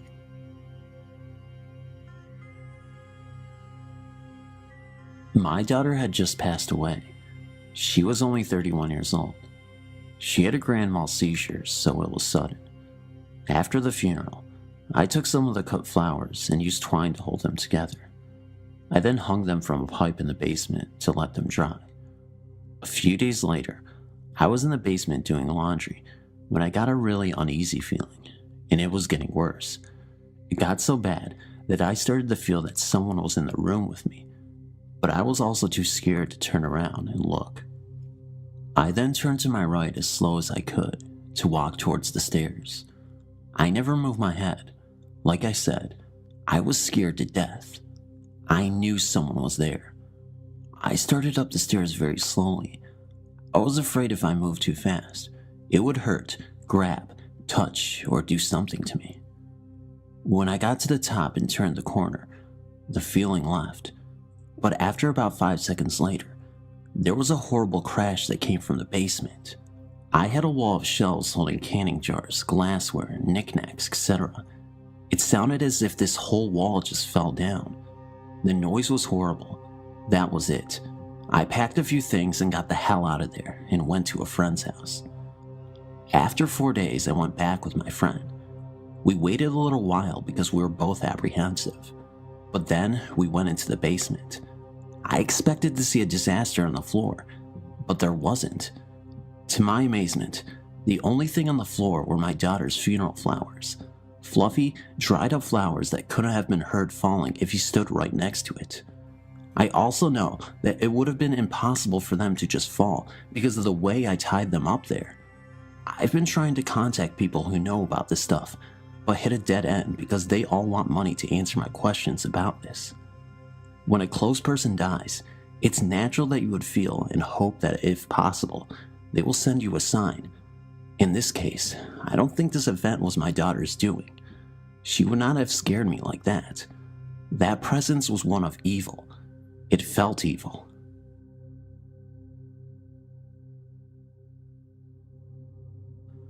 If I never was a believer before, I was on that day.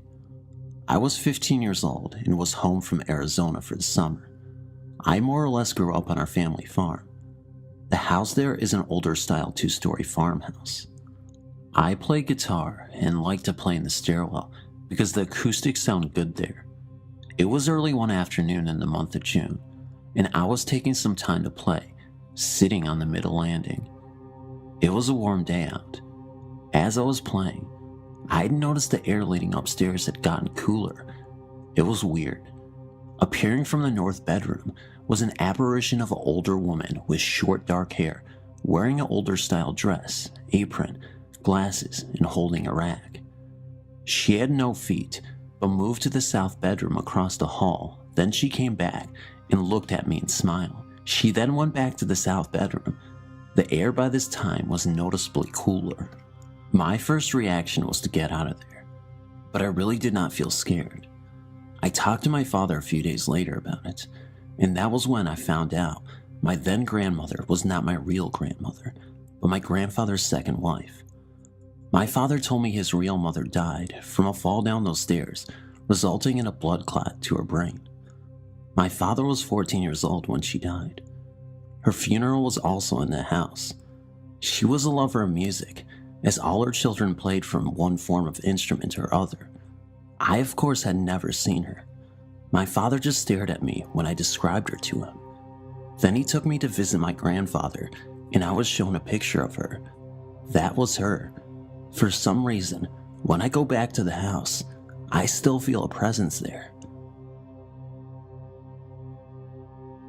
I can remember my first experience with a spirit, and it frightened me to the point where I was almost petrified to get out of bed. Okay, let me back up. I was quite a few years younger, probably 8 or 9, when the usual bedtime routines would begin. My younger brother, age 4 at the time, was making his commonly nightly advance for the light switch on the wall. He'd always switch it on right before bed, because he was afraid of the dark, to a point where he would scream like the uncanny themselves. The light switch was at the top of the stairs, in our room, and to scan down the stairs without the lights on, you were almost never able to see the bottom. I believe there was at least 18 stairs, and at the very bottom, another light switch. Above the switches were the light fixtures themselves, just 2 tiny fixtures lighting a long staircase, which would leak beams of light right into the bedroom and keep it well lit. The night continued like any other. Our parents tucked us into our beds, gave us each a kiss on the forehead, told us they loved us, and we'd sleep content knowing they were there. No more than an hour or 2 passed and the light bulbs went out, one after the other. I thought nothing of it until my brother began to toss and turn in his bed as if he were very ill. He sat up in his bed and buried his head into his hands, looked up, and cried for our parents to fix it. Some time ticked by. It turned out the light bulbs blew, which I also thought nothing of until I realized the next morning that we just put new bulbs in that afternoon. After the small, bothersome fiasco, I finally managed to get back to sleep. Many hours later, I regained consciousness, keeping my eyes closed, hoping to get back to sleep. No lights on, which meant nothing would burn my eyes, and I thought I'd be back out in seconds, until I was disturbed by a long, chilling wind that swept up from the flooring. Immediately, I realized I had the chills and opened my eyes, seeing nothing more than a long, flowing, white fabric float over my entire body. Almost too afraid to move, I slowly jerked my head to look at the staircase, seeing how it was almost perfectly adjacent to the foot of my bed. I saw a woman. She seemed so peaceful, content, without a care. Standing at the top of the stairs, she reached for the handrail and dropped her right foot down one step. At this time, I realized there was something amiss with her beautiful, fluttering, chestnut brown hair. I was curious as to how her hair was flowing, as if in the wind, when she caught me glancing at her. She seemed so startled and afraid to see me, as if she did something terribly wrong. She began to become transparent as her head hung lower in shame and came back up in a gasp, as if she meant to say something or became even more frightened, and then she was gone. The breeze that filled my room as this event transpired died down, and my alarm clock read 3 a.m.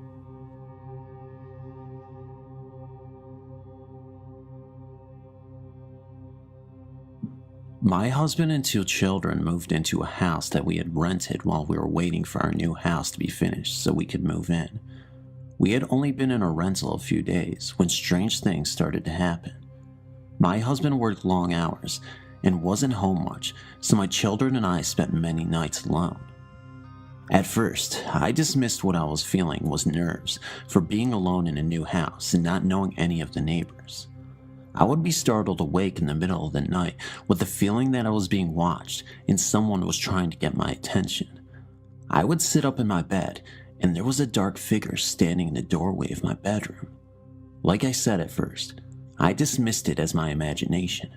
However, the events continued to take place on a nightly basis. Then my 4-year-old son started to talk about the monkeys that were counting his fingers when he was in his room. I asked him to tell me what the monkeys looked like, and he described a dark figure that I had been seeing. At this time, I was getting a little spooked. It really got to me, and I realized that I was dealing with a spirit when one of my kids' wound up stuffed animals kept laying in the middle of the kitchen floor, and I would pick it up and put it in the toy room, and within minutes the toy would be in the middle of my kitchen floor again. Finally, I gave up and put the toy on top of the fridge to keep the toy away from the kids. We left shortly after placing the toy up out of the reach of my children. We were gone for most of the day. When I walked into the house from being gone for the day, the toy was in the middle of my kitchen floor, playing the song it plays when it has been wound up. This made the hair on my back of my neck stand up. Later that same week, I had the kids in bed asleep, and I was laying on the couch watching TV. Everything seemed at peace for the time being, when all of a sudden, it sounded like someone was beating up the freestanding fireplace with a baseball bat. I ran for the kids' room to make sure they were safe. When I reached the hallway, I went through one of the spirits. It was a cold that cannot be described. It went all the way through me, and it's a feeling that I will never forget. When I got to my kids' room, I saw that the children were fine and sleeping like babies. I went into the living room and started yelling at whomever it was, and I told them that they are welcome to stay in the home if they would quit scaring us. I said if they let us be, we promised that we would move out as soon as possible. The events calmed down quite a bit.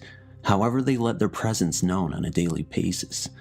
The monkeys continued to count my son's fingers, and I would be startled nightly with a dark shadow standing in my bedroom doorway.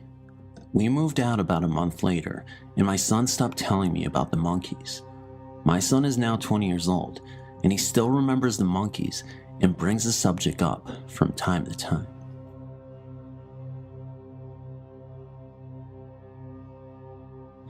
I would like to share with you one of my own true experiences, which happened right here in Dayton, Tennessee, approximately 20 years ago. This story is true. I don't have a witness and I can't prove it, but it happened. When I was about 25 years old, I was hired on at the city of Dayton as a laborer. Due to medical problems, I requested a transfer and wound up working at the water plant. This is where water is sucked in through huge pipes from the Tennessee River and treated with chemicals to make it safe for drinking. Since it had to be located near the river, the water plant was rather secluded and far away from any houses. It was a lonesome place on the graveyard shift, from 11 p.m. until 7 a.m. Nobody there but me and sometimes my little dog, Rustus. But it wasn't really scary either. It was spotlessly clean and well lit. There were no cobwebs or dark corners, and best of all, it was easy. The only place in the plant that made me nervous was the basement. That's where the huge pipes from the river entered into the building, and the atmosphere down there was just creepy. Anyway, I've always been sensitive to spirits, somewhat psychic, and I know my way around a deck of tarot cards, and that intuitive voice, that gut feeling, told me that I should stay on the upper floors, at least above ground level. So I did, and everything was cool for a long time, but then, things changed. I went into work that night at 11, same as usual. Nothing out of the ordinary was going on, and after saying goodnight to the guy that worked the evening shift, I started the filters, checked all the chemicals, and then settled into the chair behind the desk in the office with a book. It's kind of strange, the little things that we remember. The name of the book was One Flew Over the Cuckoo's Nest by Ken Kesey. Why do I remember that? Oh, well, that's not important. I was really getting into the story. You know how sometimes you can get so absorbed into something like that? You forget about everything except the book, and the next thing you know, a couple of hours have slipped away without a whisper. Well, that's what happened. I looked at the clock and it was 3 a.m., straight up. It's a true witching hour. That's exactly when I heard the noises began. Slam. Something in the hall had fallen onto the tiled floor. Bang. It happened again. But that wasn't possible. I was alone, and there was nothing in the hall that wasn't bolted to the floor. So I took a deep breath, slowly eased out of my chair, and peeked through the doorless opening into the hall. First to the left I looked. Nothing. Just the closet door, which was open slightly. Then to the right, and there, about a halfway to the door that led down to the basement, were 2 of the cabinet doors laying flat out on the floor. The same 2 cabinet doors that I had carefully closed and latched earlier. I decided that they weren't hurting anything by being there instead of on the cabinet, at least until the sun came up. I reasoned, would be okay, and I could just stay in the office in case the phone rang or anything. I turned back to my chair and book, and wished that there was a door that I could close and lock, but there was no door. It had been removed years earlier by Charles, an enterprising ex-employee who would never tell where he hid that door after he got fired for trying to disassemble the whole building in 8 hours. When questioned by the supervisor, Charles pulled a knife and began to babble about the Bible, the Great Beast, and the Book of Revelations. But back to it, my chair and book. I sat back down and tried to read more, but it was impossible. You see, I began to feel that I wasn't alone. I knew that there was someone else in the building, in the basement to be precise, and I knew that it was not friendly. So I just sat there behind the desk, looking through the doorway, waiting. I didn't have to wait long. I felt it before I saw it. A terrible air of hatred and evil seemed to settle in like fog in a graveyard. I was scared, really scared. And then I saw it. As I sat in the chair, looking out into the hallway, the shape drifted into view. It came from the direction of the basement, floating slowly about 6 to 12 inches above the floor. It was the shape of a man, solid, but at the same time not solid, and it was totally black, like a human body dipped in tar. I saw the arms, the legs, the head, but no face and no eyes. When it was exactly in the center of the open doorway, it seemed to notice me for the first time. It turned in my direction, and when we were face to face, with no more than 8 feet of open space and one small desk between us, it almost killed me. It very nearly scared me to death. It began to scream and reach for me, but for some reason, it seemed that it could not cross the threshold from the hall. So it reached and reached, and the arms started to get longer, getting closer with every effort, but never quite touching me. The monster leaned inward through the door and screamed its frustration. Now let me explain that it never made a sound that I could actually hear. It had no mouth. When I say screamed, I mean that it sent wave after wave of negative energy towards me and through me. Hate and fear of such intensity that I had never felt before and never want to feel again pulsed through my body with every lunge of that black demon. I truly thought that I was going to die from the fear, but I didn't want to die in the presence of such a creature. So I sat there for the duration of the attack, at least 30 seconds. I know that 30 seconds is not usually thought to be a very long time, but in my situation, it seemed to be considerably longer. Finally, after my half minute of terror was up, Thing turned its head to its left, as if it heard something. It then looked eyelessly back at me for just a moment, then turned away and floated back towards the basement. It was several seconds before I could breathe again. When I regained my senses, I was in a fetal position in the chair, with my legs in front of me for protection. Only my bugged out eyes were above my knees as I watched for any reappearance of the spirit, but thankfully, it did not return. As soon as I was able to speak again, I was on the telephone, calling everybody, anybody. I didn't care who, just to hear a human voice.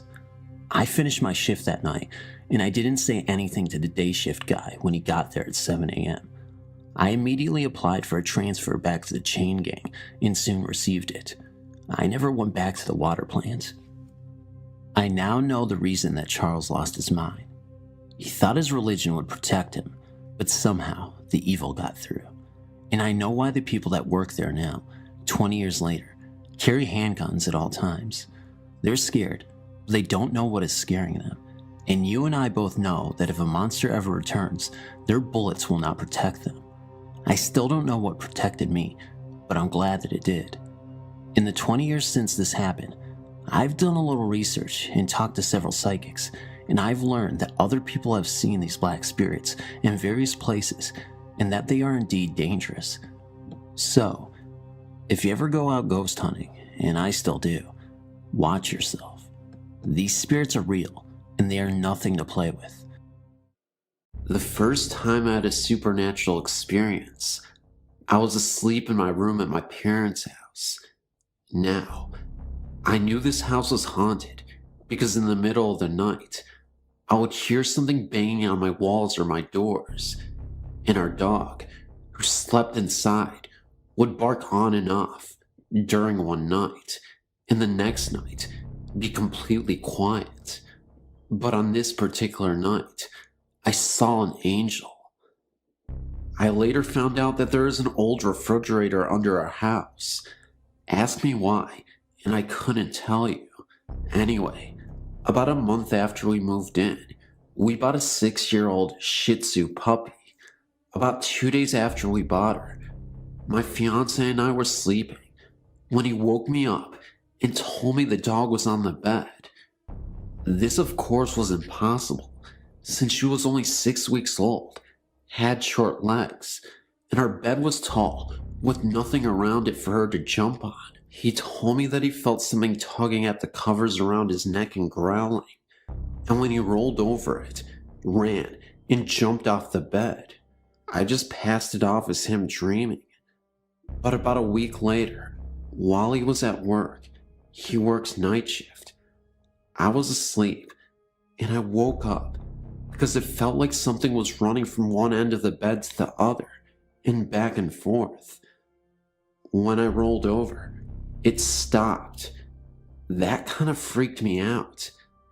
Then about 3 months later, I woke up and saw a hand coming out of our closet door with what seemed to be a letter or a piece of paper in its fingers. The hand was small and white. When I gasped, it disappeared.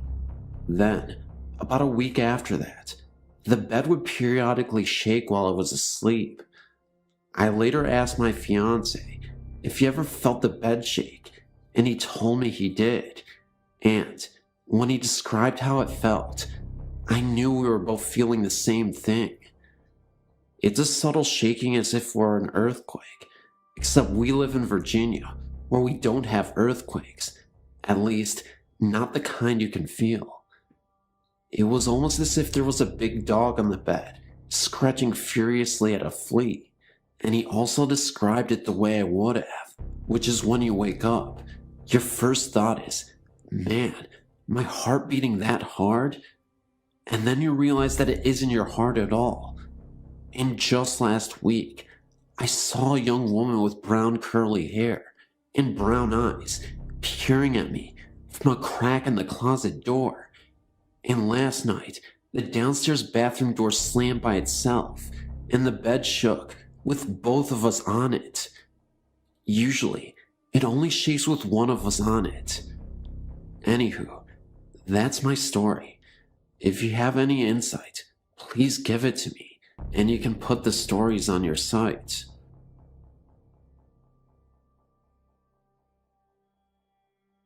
I've had the special gift of seeing those who passed on to the afterlife, often seeing those who have long departed Earth. It happens periodically, but when it happens, I have some pretty vivid and memorable experiences. This has been happening since I was 8 years old. One of the scariest ghost encounters I had was when I was 23. I was a teacher at that time, and when I first started teaching, it had gotten very late, and I was in school grading papers. I remember it started to violently storm for a few minutes, before it stopped after some time. At this point, it was so quiet. I was the only one in the school at the time. I had left the classroom door open when I heard a loud banging on the school lockers right outside the door. It startled me so much, I flinched so hard. I wanted to make sure it wasn't a break-in, so I went outside in the hall to investigate. That's when I was floored. Standing all the way down the hall near the lockers was a man in blue overalls with a long beard. He was holding an umbrella in his hands and looked so deranged. He honestly looked like a homeless squatter to me. I told him not to move at all and that I'd be calling the cops, that I was armed with weapons, so if he tried anything, I'd attack, which wasn't true at all. I was bluffing, but I needed to scare him anyway. The next thing I know, the man starts charging at me full speed. I run back into the classroom I was just in, slam the door, and hide under the desk. I remember hearing the most intense scream for a second, coming from the hallway. The lights go out, and it's pitch black for a moment's time. I started to hear a couple footsteps. Then, silence. It wasn't until about 2 minutes later, the lights went back on. I screamed out loud, "I'm armed. You need to leave. You are trespassing. You don't belong here," etc. I waited a minute or so under the desk and eventually got out. Still quiet enough to hear mice. I opened the door and head out into the hallway. There was no sign of life. Nobody was there. No deranged, homeless man. Just nothing. The school's pretty small. It's 1 floor and about 10 classrooms. There are, of course, 2 entryways to get into the school, the front and back. I went to check the doors, and to my utter surprise, they had been both locked the entire time. I thought to myself, how could anyone break in? The doors are locked, no windows are open, and all of them are locked as well. Was I hallucinating? No, not at all, because the man looked as real as any person I could see. So, I made sure to check all the classrooms, even open the lockers, to make sure this man wasn't hiding in there. But there was no sight of this guy. I did end up calling the police. They checked out the school as well, and saw absolutely nothing. By morning, everyone was aware of what happened. I think they actually canceled school for the kids that day, because they were worried that a maniac was on the loose. I think they made the right decision. To this day, I have no idea what it was exactly. Of course, since I'm gifted, I lean towards the idea that this was a ghost. If it wasn't, then I'm really lucky I was unharmed. It could have been a lot worse, and I'm honestly thankful that it was just me that evening. I should mention that the school does have a history of oddities and ghostly phenomena. Supposedly there was a rumor that years ago, in the indoor pool at the school, a teacher went mad and drowned a student right in front of everybody. Legend has it that you could hear the moans and cries of a young person in the pool from time to time. One of the school janitors once swore that they saw a blue figure hovering right above the pool. Unfortunately, nobody took him seriously. He actually lost his job and was put into a mental asylum because he had a mental breakdown after seeing that. Anywho, that's my story and the surrounding rumors of this haunted school. I hope this was thoroughly entertaining. I don't work there anymore. I moved to a different state and work as a teacher currently. After what happened to me, I honestly couldn't stay. Thanks for reading.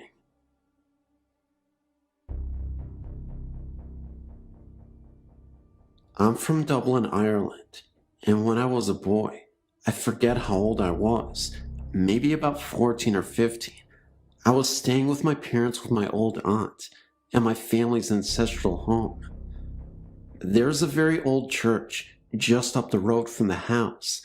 It's so close that you can take a shortcut across just one field, and you're there. It used to be part of an old Franciscan monastery.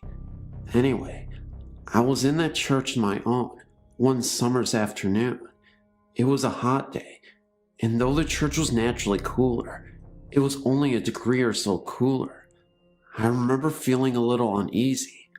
All of a sudden, the hackles on my neck rose.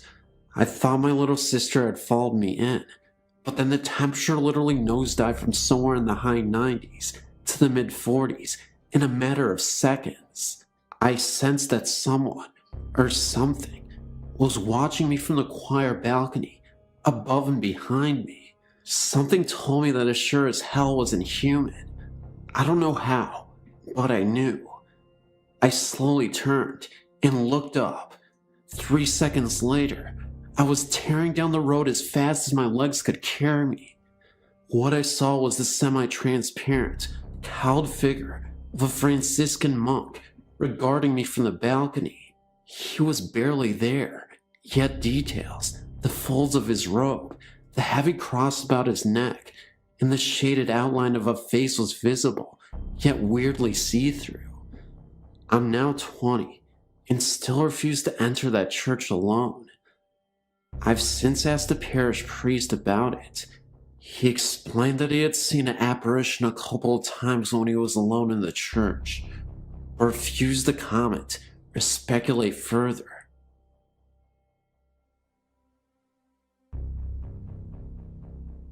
I still feel funny talking about this because the only people that seem to believe me are the children around here.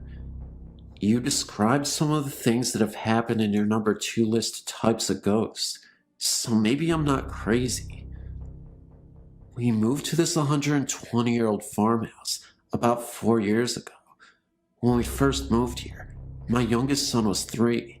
He would ride his tricycle back and forth from the living room to the kitchen, which at the end was the basement door. He would ride his tricycle back and forth from the living room to the kitchen, which at the end was the basement door.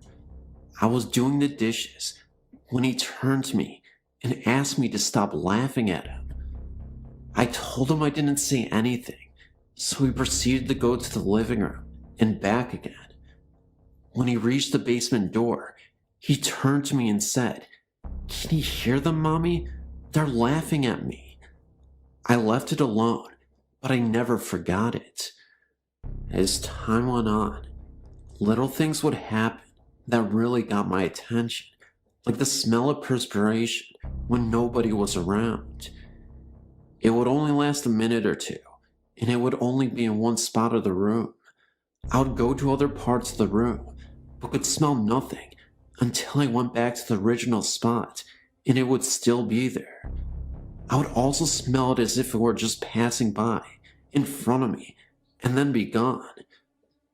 This continued for the next year, and then one day, I laid down with my son for a nap.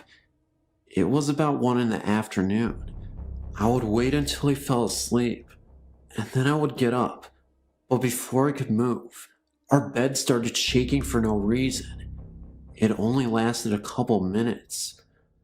After that, things happened a lot. My 8-year-old started to get smacked in the leg when he was asleep. He would always come downstairs afraid after it would happen. I started getting nudged on my leg at night, like someone was trying to wake me up. I am a very light sleeper, so I'd wake up immediately and look all around my bed in my room, but nobody was there. One night, when I was sleeping, I felt something lay across my legs. I tried to move, but it was so heavy, so I started to kick real hard and crazy, and it went away. Again, nothing was there. My son was 5 when he asked me if I could see the man's work boots standing in my dining room. He would see black things floating by and asked if I saw them. He would describe them like shadows. But the clincher was, when we were all sleeping at 4 in the morning, and my dresser started shaking so hard, I thought I was going to fall over. I spoke to my pastor's wife about it, and she said they say a prayer every night that asks the Lord to protect them from any harm or evil. My children and I started including that in our prayers, but we added spirits also. We have never had another problem since, except I do still smell them from time to time. I do still hear footsteps across the ceiling when nobody is upstairs, but that's no problem. I don't mind.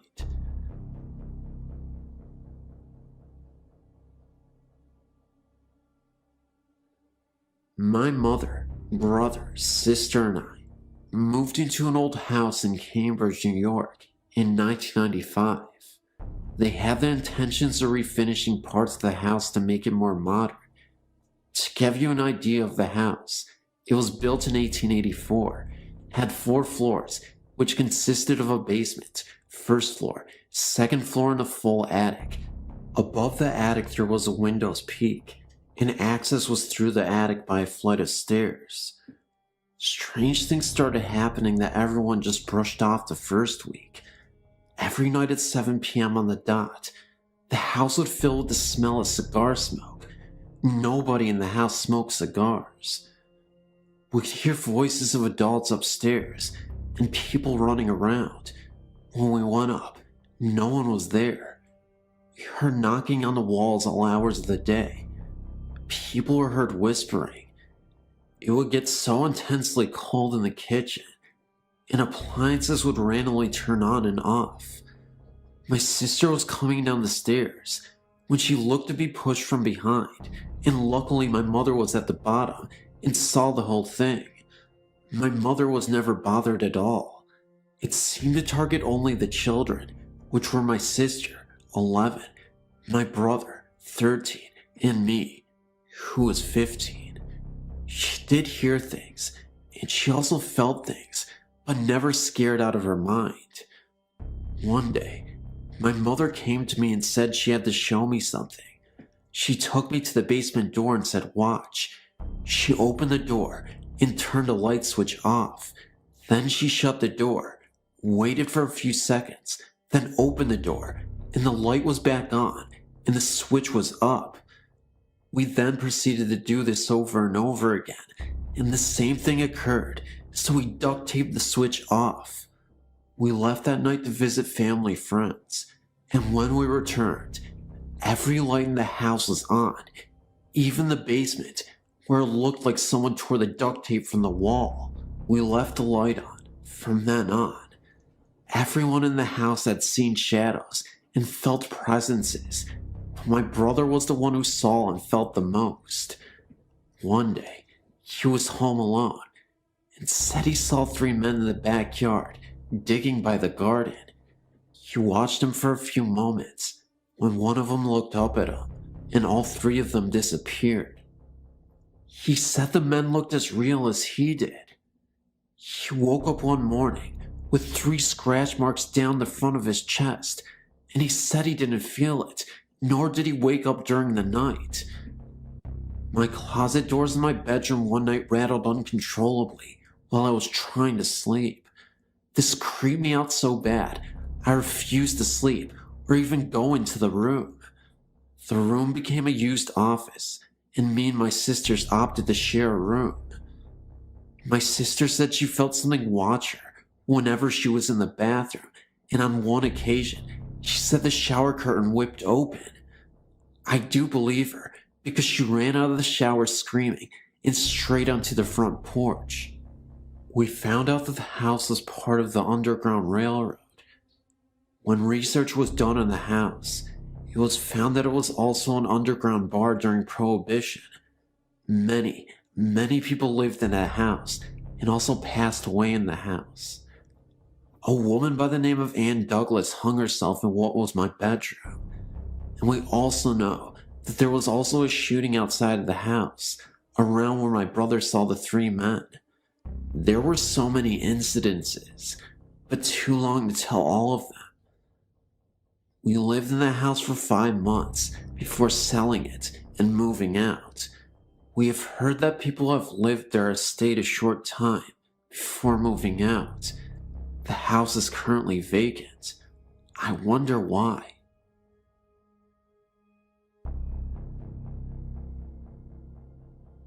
I had many paranormal experiences when I was young.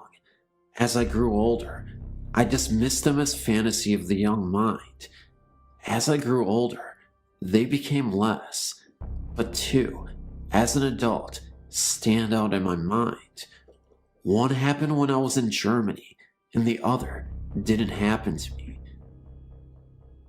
The first time was when I was in Mittenfing, Germany. I was about 23 years old.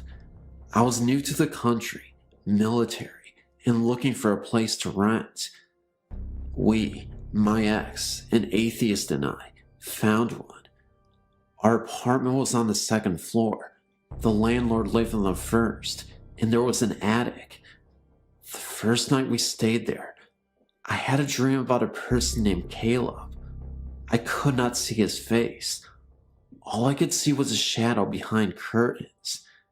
He was asking my ex to come with him, and I kept saying no. I had the dream several nights, but I never told my ex my dream.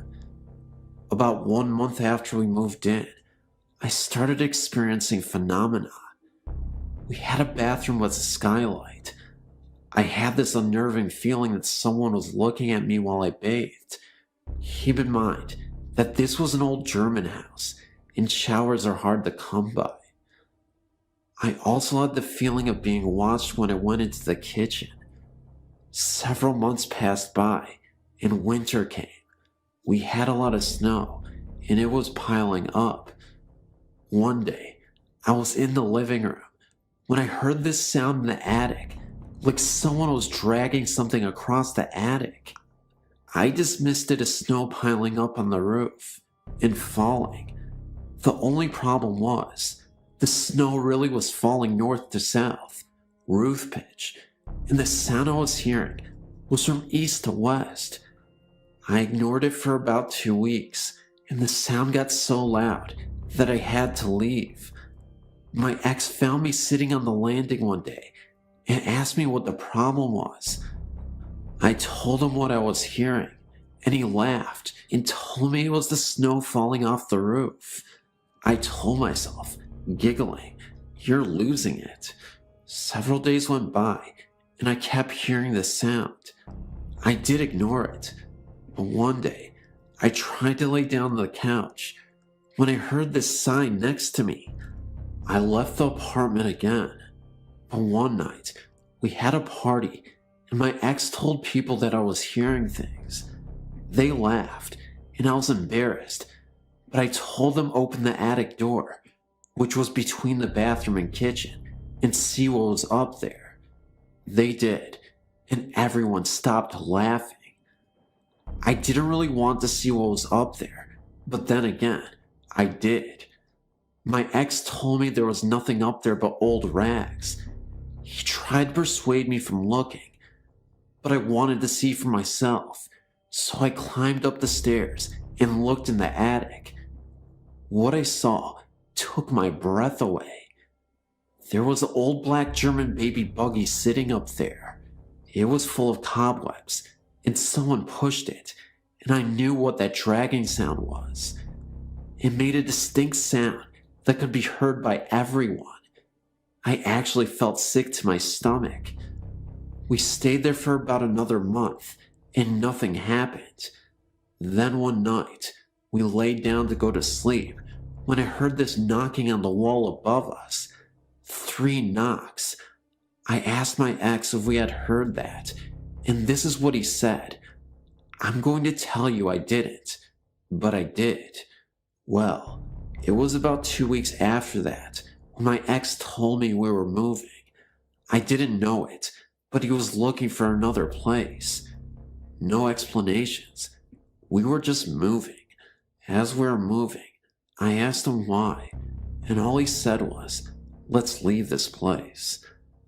I asked him why, and he got really mad and told me we were just moving. Well, we moved, and about 6 months later I asked him why we moved, and he told me that he looked up to the kitchen window, and there was a man looking down at us. I know there was nobody left in there, because I was the last person to leave. He also told me he was experiencing the same things I was, but wouldn't tell me, because he was afraid to scare me. Keep in mind, my ex was an atheist. I felt chills go down my body. The next one didn't happen to me. It happened to my husband. Keep in mind that he is a Gulf War vet with over 20 years active duty military. Brooke Army Medical Hospital in San Antonio, Texas. Where it stands now is not where it used to be. You actually have to go on post to see the real hospital. It was abandoned many years ago. It is barricaded off, but I would like to hear more about this building. My husband went for training last year. He's a reservist now. He stayed in a hotel across from the abandoned building. After a few days he was there, he called me and told me he couldn't sleep in this haunted hotel. He stated he woke up several times to find his stuff from his closet strewn across the floor. He also said his closet was extremely cold. He also told me that there were roaches as big as tanks. I laughed most of it off until I went there. He told me that several soldiers complained about things happening to them, but no one believes them. Well, I didn't believe him until he drove me by the old hospital, and it looked like an abandoned building, barbed wire, and chains with locks. After a few passes by the hospital, he told me I needed to see the hotel.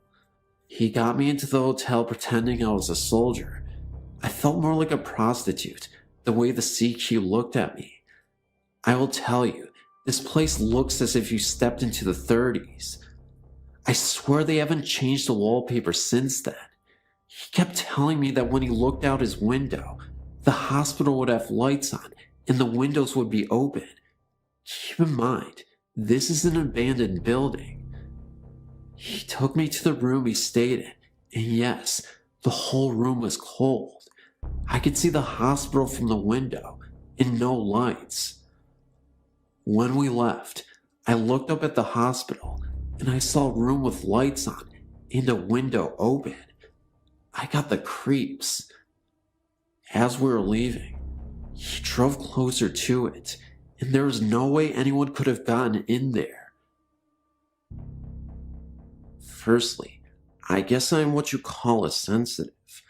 I regularly see things, hear things, and feel things that others don't.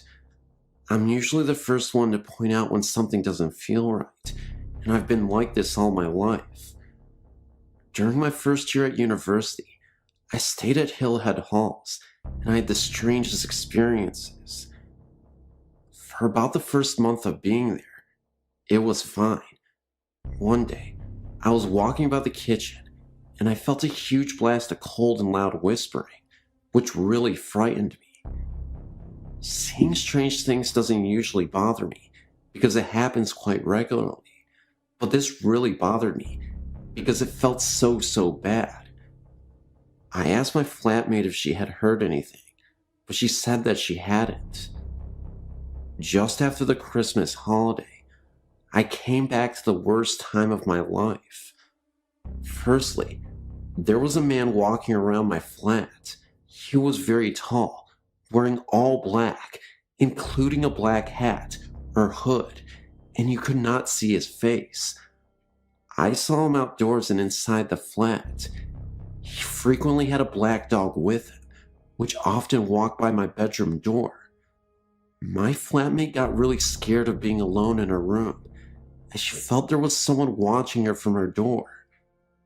It was about a week after seeing this man that electrical appliances in my room started to go wrong. My electrical alarm clock, for example, would just start to beep much louder than anything it had ever done before, and did not stop when I pulled the plug out. It has no battery backup.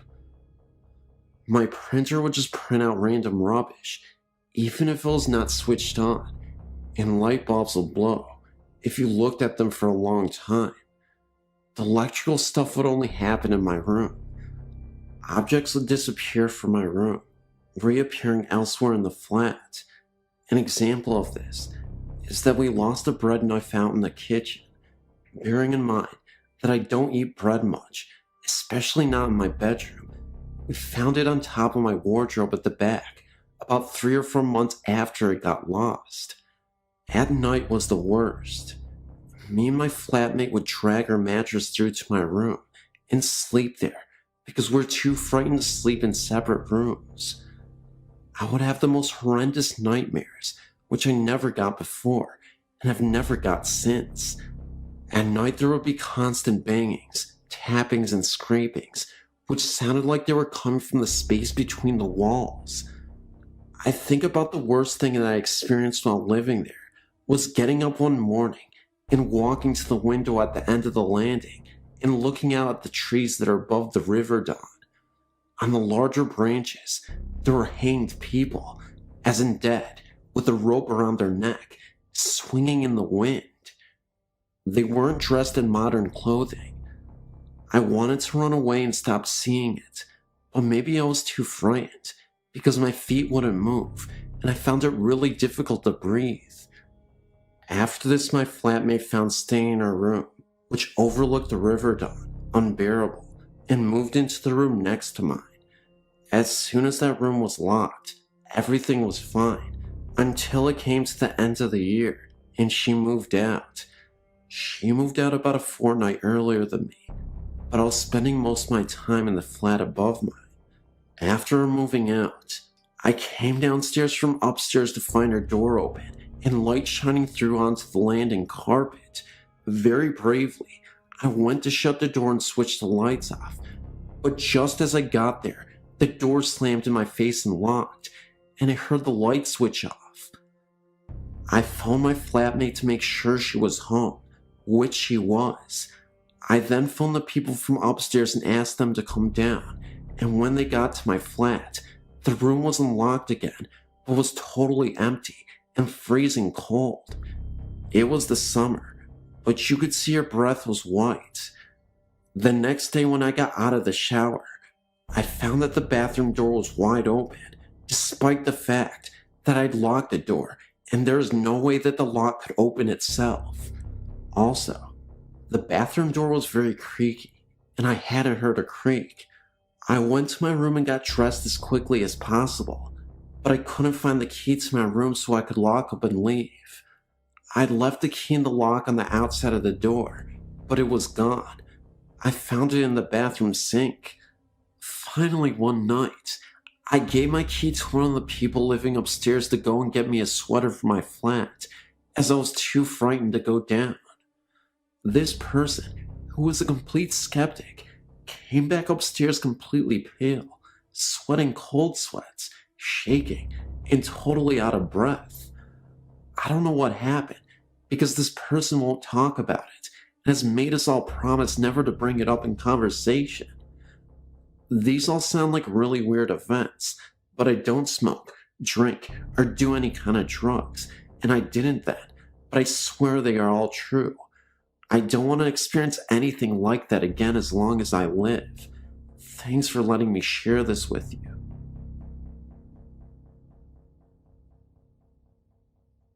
My friend and I went to Alabama during our senior year in high school to visit my grandparents.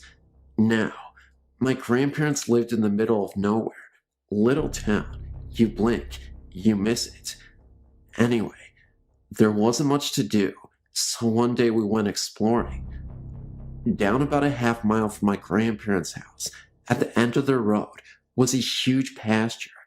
It hadn't been inhabited or cared for years. There was a large gate with a no trespassing sign. This made us curious to see what was hiding back there, in the middle of nowhere. We crawled under the gate and started walking. There was a gravel path and nothing else but trees, grass, and insects. We kept going for about a mile until we were in a fully wooded area. This is where the strangeness happened. First off, we stumbled across an old graveyard with only about 3 graves in it. Looked like a family. The tombstones were dated back to the early 1800s. I took photos that I can send at a later date if you'd like. Across from the graves was a waterfall. We decided to sit and take in the sight. While sitting there, we heard horse hooves galloping closely. We turned and saw nothing. A little while later, we heard what sounded like something being swung through the air near our heads. Nothing visible though. It spooked us, and we decided then that we should probably head back to the house. On the way back, we heard the horse hooves again, and this time we ran, got back to my grandparents' house, and replayed our story to my grandfather. This is where it gets spooky. He said that a while back, he stumbled across the waterfall too, and decided to sit and fish at the bank. He heard the horse too, and heard the swinging, which he described as a hatchet or something similar. Only he said that he turned and he saw a man on a white horse, carrying a machete, and appeared to be clearing the fields, but it wasn't really there, like he and the horse were transparent. He said that's when he took off running too. The only thing I can think of is that at one time, someone lived on that land, which is why they were buried there. I can tell you one thing, it spooked me then, but now I just realize that people just stayed there where their home was.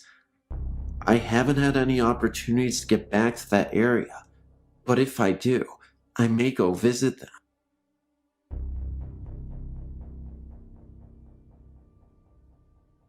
I moved to Indiana in 1986. I befriended a woman who sold real estate and said she knew of this huge house that was for rent in a small town called Lamb, Indiana. It sits directly across the river from Carrollton, Kentucky, and is halfway between Vevey and Madison, Indiana. The house was absolutely fabulous, made of stone and built circa 1800. It is told that the Native Americans taught a white man how to build the house. It became part of the Underground Railroad during the Civil War. There was a tunnel built from the Ohio River up to the basement wall, where they had knocked a hole in the wall for slaves to enter. My story starts in the fall of 1987, when my mother, my dog, and I were on the first floor in the living room, watching television. My little dog ran upstairs and was running around in circles. I could hear little toenails on the wooden planks. I felt a cold chill, like a burst of cold air, and became puzzled by it. There were no doors or windows open in the house. It was cold out, and we had built a fire in the wood stove. I went up to check on my little dog to see what she was doing, And there it was. My room had a door that led out to nothing. I assumed there was a balcony at one time, but at this time, there was no evidence of one, so the door stayed shut and locked. When I had gone upstairs, I noticed the air was more frigid, and it seemed windy. I went to my room and the door was standing open, and it looked as though a small child had breathed on the window of the door and wrote Amy's room on the window. I think the most interesting experience in this house also happened to be the most terrifying. One night, I'd been sleeping in bed with the door open when I was awakened by what I thought was my dad. I remember the door squeaked open slowly, and I heard a whisper. I couldn't hear it too clearly. All I knew was that it was some sort of talking. That's when I started to open my eyes slowly and saw what appeared to be a nun with an axe on her head, kneeling down and praying in front of my bed. I screamed. My parents rushed into the room, and I told them I saw something. My dad did his best to reassure me that everything was okay, and after I explained what had happened to me, I feel like he was just as creeped out as I was, even though he tried not to show it. Well, that even frightened my dad, to the point at which he told me he couldn't sleep the rest of the night. I ended up falling asleep, and my dad stayed up. He told me he went to the bathroom and turned on the light, when all of a sudden it went out. Needing to use the bathroom, he grabbed one of the flashlights we had. When he shined the flashlights towards the mirror to wash his hands, he looked at the mirror for a second, only to notice an old man's face right behind him. He only saw this for a few seconds, but he couldn't forget the man's face. He had 3 large gashes on the side of his face, like he had been mauled by a tiger. Claw marks. He was a balding man, with gray hair only on the side of his face, and he looked about 70s. Of course, when the bathroom light came on, there was nothing there anymore. The basement had some creepy occurrences as well. You would hear a very young voice, often singing softly, not super loud. In fact, very faint, but a voice was there. When you'd get downstairs and into the basement, you wouldn't hear it anymore, but it was always something you heard whenever you were in other parts of the house. About a year or so later, we had some family staying with us for the weekend, and my cousin set up a large tape recorder in the basement to see if there were any noises. My little nieces and 3 friends bedded down in the living room by the wood stove to stay warm, and we all went to bed. The next morning, one of the little girls thanked my dad for stocking the fire that night because it was getting kind of chilly. My dad hadn't been downstairs all night.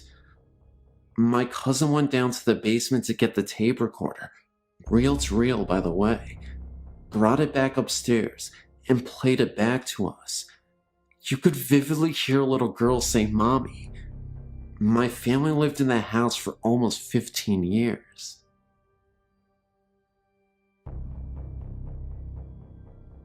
This is a wonderfully chilling and rather classic, if that can be said, Scottish tale ghost experience. My mother, who was attending university in St. Andrews, Scotland, was walking home from a party. It was about 11 o'clock on a chilly November night. It should be noted beforehand that St. Andrews was, centuries ago, the religious capital of Scotland, and the ruins of the great cathedral still stand in the middle of the town. Anyhow, she decided to take a shortcut to the dorms. Instead of taking the road, she began to make her way through the soccer pitches. These were surrounded by spinneys of trees. As she crossed the fields, she noticed what appeared to be 3 policemen at the road at the end of the pitch, where she was heading. Though not that close, she could see that they wore heavy clothes, like the Scottish policemen's coats traditionally worn in the winter. She didn't want to be found by them at that late hour, and went to the nearby trees to hide. To her chagrin, They began to move towards the center of the field, though not directly at her. She stayed put. As they came closer, she realized that they were walking on the air, about 3 feet above the ground. Furthermore, they were not policemen, but monks in clerical robes. 2 of them were supporting a third in the middle, who seemed to be wounded. They passed only a few yards away from her, so that she saw them very clearly. Oddly, their feet moved very slowly, but they were moving through the air very quickly. When they came about parallel to her, my mother, mad with fear, ran as fast as she could back to the dorms, clearing a fence that was as high as her, with one leap on the way. A violent wind kicked up against her as she ran, as if trying to blow her back. The next day, she went back to where it happened. At the very spot where the 3 monks had passed near to her, she found 3 black cats eating the carcass of a rabbit that they had just killed. In another note, the mystery as to why the apparitions were floating is easily solved. The ground was leveled in order to make a proper playing field. The monks were simply walking on their own terrain, as it would have been in medieval times, 3 feet higher than the leveled field.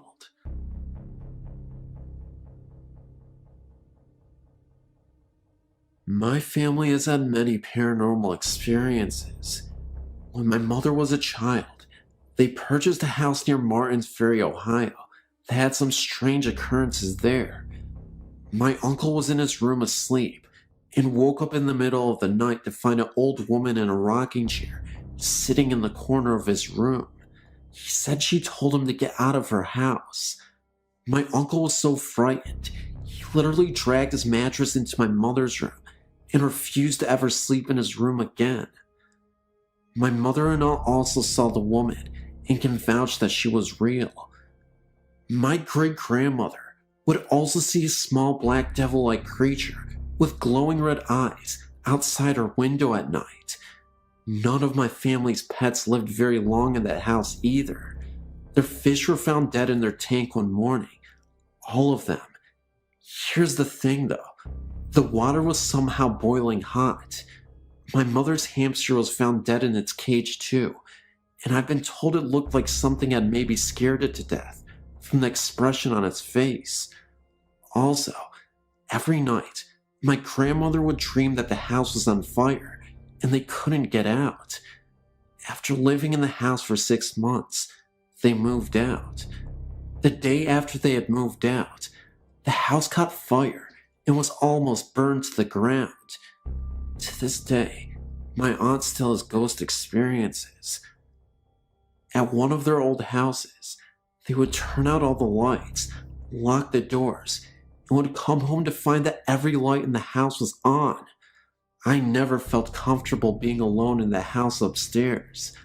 I would feel like someone was watching me when there was no one else upstairs. And in the house they live in now, they were in bed one night when they heard a blood-curdling scream coming from their living room. They ran into the living room to find nobody there, and all the doors in the house were unlocked when they knew that they had been locked before they went to bed. Also, my aunt was in bed, and someone told her that her baby's daughter's face was covered by her blanket, but no one else was home. I swear this is absolutely the truth. I wanted to share my family's stories with other people, so they can know that maybe they are not alone out there.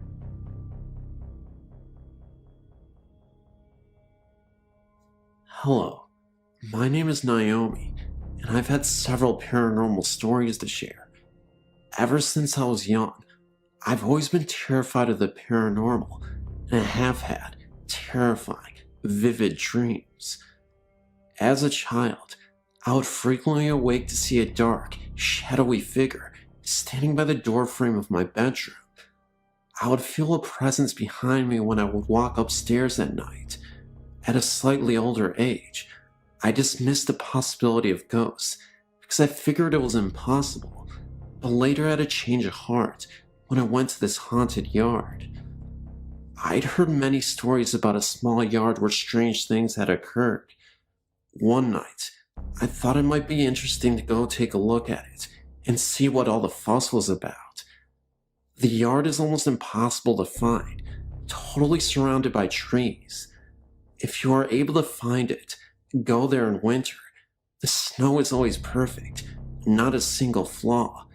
If it's a windy night, there will be no wind within the yard. The freaky part about it is that there is an old building which used to be an insane asylum, now abandoned. It's boarded up, but one night we opened it up, and we heard a faint barking of dogs from within, but there were no dogs anywhere nearby. Next to it, there is a small trailer. No one lives in the trailer, but light and the TV are always on. There is an old swing on the yard. If you watch it for long enough, it will begin to swing slightly.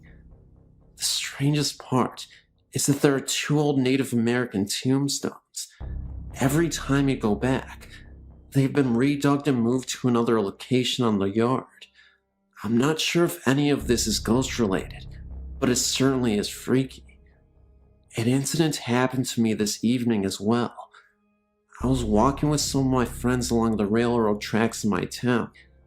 On the street next to the tracks, 100 years ago, there was a man who went insane, killed his family, and was hanged in the courtyard. Anyway, tonight, as we were walking, we all of a sudden simultaneously stopped and looked at each other terrified. We all felt a strange presence brushing against our backs. Later, we were sharing stories about screams people frequently hear coming back from the park. We decided to sit out on the deck of my friend's house, who lives right by the park. We were just sitting around, talking, when we hear the scream of a little girl, as if she was being murdered, coming from across the park. We randomly ran inside. Once inside, we began to share ghost stories. One of my friends believes his house is haunted. He always feels things in his room when he is sleeping. With one particular experience, back in winter, he would wake up in the morning with claw marks in his shirts and slight scratches on his back. This happened about 6 times. Another time, he woke up and all of his blankets were totally flipped upside down, but looked as though they had been untouched. He talked to his grandmother about it because she is able to communicate with the dead, and she visited their house and told the spirits to leave. Since then, there have been no strange occurrences.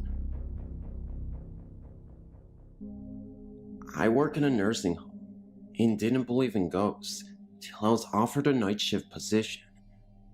One of the girls said that the home was pretty bad with spirits, but I thought because of my age, 19, she was just trying to scare me. I was walking alone after answering a buzzer past the dining room when someone touched my shoulder. I turned around and no one was there. I was convinced it was the other 2 girls, but they were in the lounge and couldn't have got there without me seeing them. Later, we were sitting talking when the door, which is a fire door and doesn't move, was slamming and opening for about a minute and abruptly stopped. We all got out of our seats, don't know why, and then a black figure appeared at the door and just stared at us for about a minute and walked off. The eldest girl went after it, so we followed, and no one was there. We sat down to calm ourselves because we were pretty freaked out by that, when the emergency buzzers started going off simultaneously from one room to 30, but there are patients who can't reach them and others on medication, so we went and turned them off and checked our residents. We went to one lady who was dying of cancer, and I turned off the buzzer when my coworker said she was gone.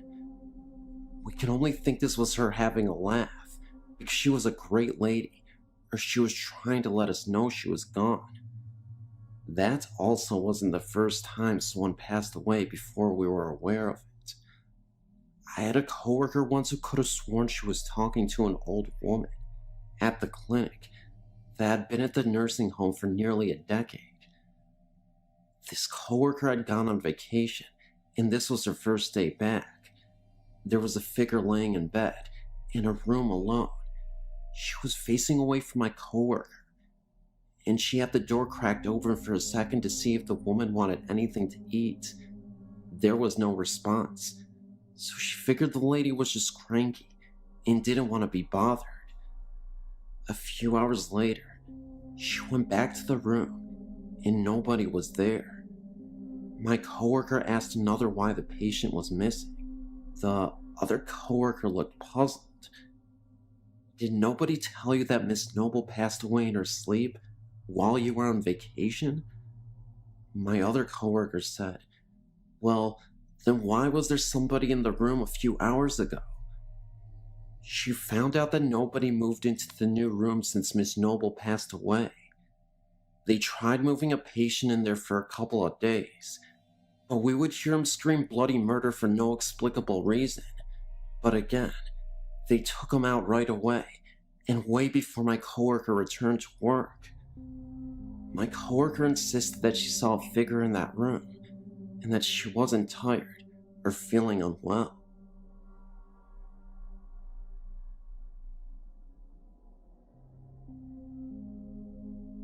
This might end up kind of being long, since I'm going to try to cover a lot of what I experienced in my life.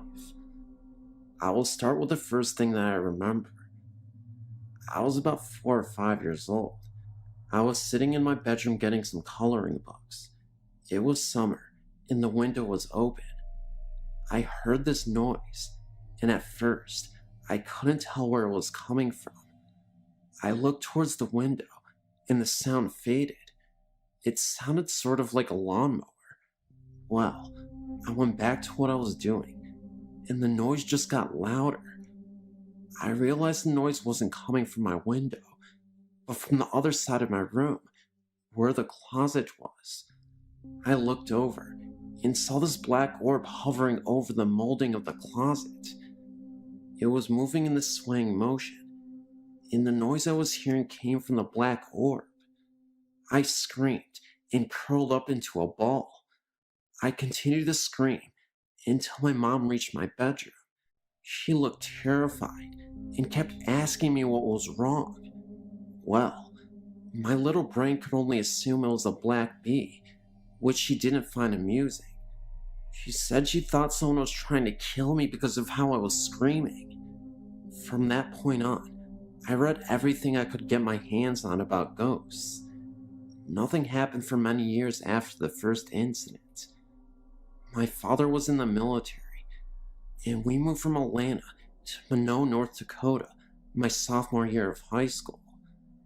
I'm not going to get into everything that happened down there, since it was a daily occurrence down there, no matter where in town I was. In brief, let's just say the blacker than black negative things. Everywhere.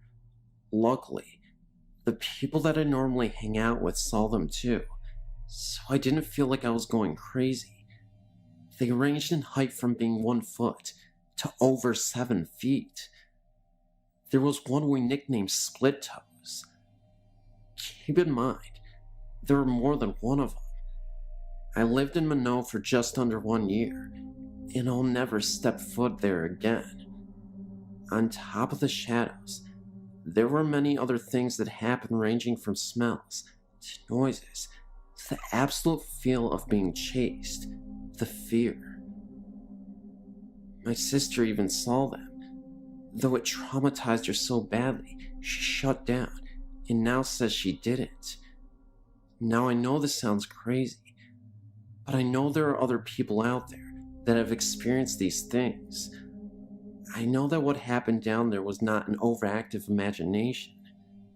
We all from time to time will wake up with cuts we couldn't explain, or have them appear out of nowhere, sometimes singular, sometimes looking like a tiny clawed hand that hit us, and rarely bite marks. We were told by a friend's mother to wear sage and little leather bags for protection. I still wear one, even though I'm back in Alaska. After Minot, things slowed down a lot. I had a few more experiences with the shadows. After a while, I had enough, though. I yelled at them and told them if they agreed to leave me alone, I would pretend they didn't exist, and it has been pretty much quiet ever since. The last time I had an experience like that was out in Cooper Landing, Alaska, just a few years ago. I left Minot almost 8 years ago. My friend invited me and a few other people to her parents' cabin for the night. We drove out there from Anchorage at around 8 p.m. in the winter. I don't know if you're familiar with Alaska's seasons and such, but in the winter, it's hardly ever light out. Maybe a couple hours a day during the time period we went out there. So anyways, we drive out to Cooper Landing in the dark on really icy roads. We finally get out there, and at first sight, this place made me nervous. I was determined to have a good time, so I forgot my initial feeling on the cabin.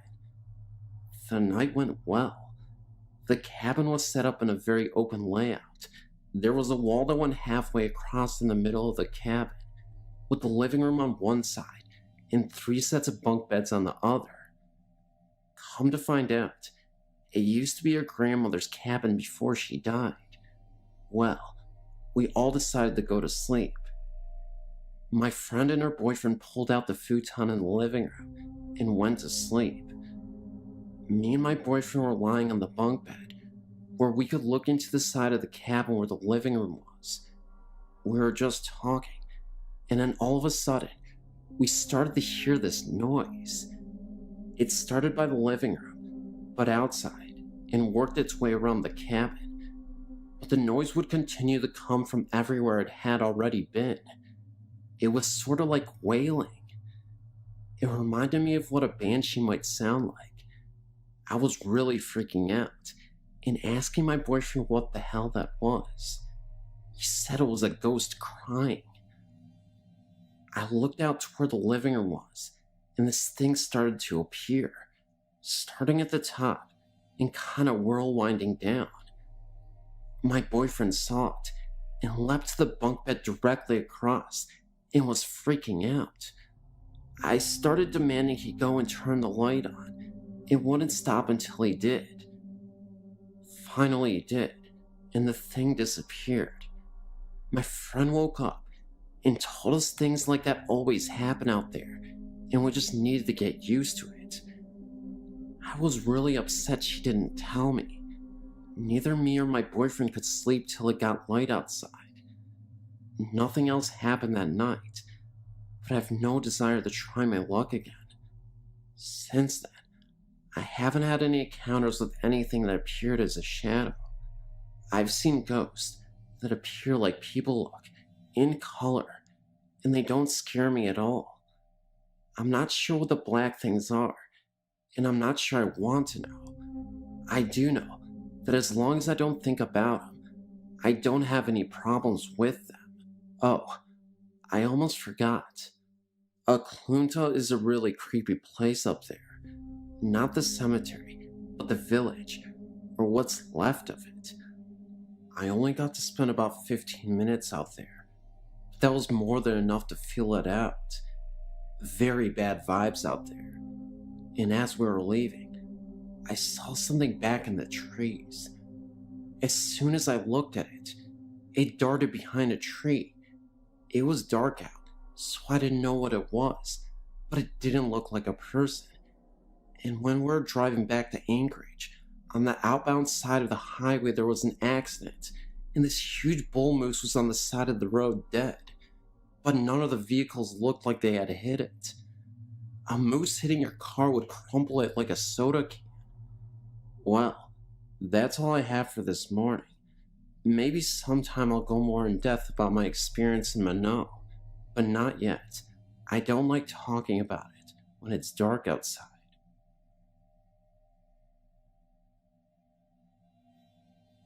It all started when I was about 5. There was a thunderstorm, and I hate storms, so I went to my parents' room across the hall. After the storm was over, I decided to go back to my room.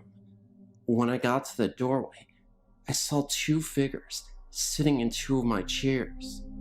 I had a little table and tea set in the middle of my room, and they were just sitting there. One of them was facing me, and it looked like a pitch black shadow. The other had its back to me.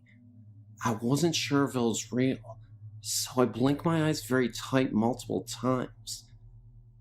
The one whose back was facing me slowly turned around to look at me. It was white, kind of fuzzy looking, like the way your TV looks when it gets all snowy in the TV set, and had two black holes where the eyes should be, and an outline of the nose and mouth. I think the best way to call it is a static man.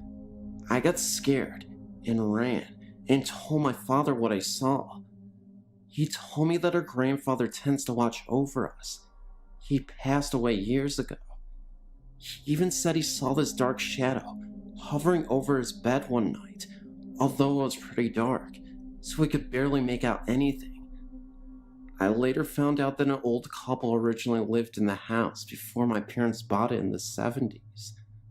The original house is small, 2 bedrooms, and a kitchen, a small living room. It was only 1 story, and when my parents moved in, they said the old man died. They heard voices a few times, but didn't think anything of it. Then, when me and my brothers were born, they built a basement and 2nd story where the bedrooms are. My bedroom and my parents' bedroom are right above the original part of the house. My room used to be the attic until we built the upstairs. I think the ghosts were my grandfather and the old man, but I keep seeing the same ghost when I go places. I'm never scared though. Also, we've had things fly across the room, things shatter out of nowhere, hear noises, and I've had experiences where I felt a presence in the room, and then I saw a crease in the couch right next to where I was sitting. I'm not scared though, because I just have a feeling they don't intend on hurting me. It actually makes me feel safer at times.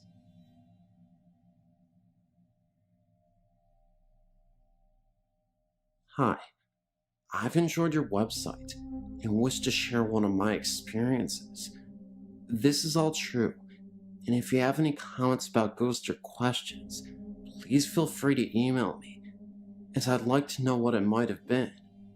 When I was 12 or so, I had a strange experience.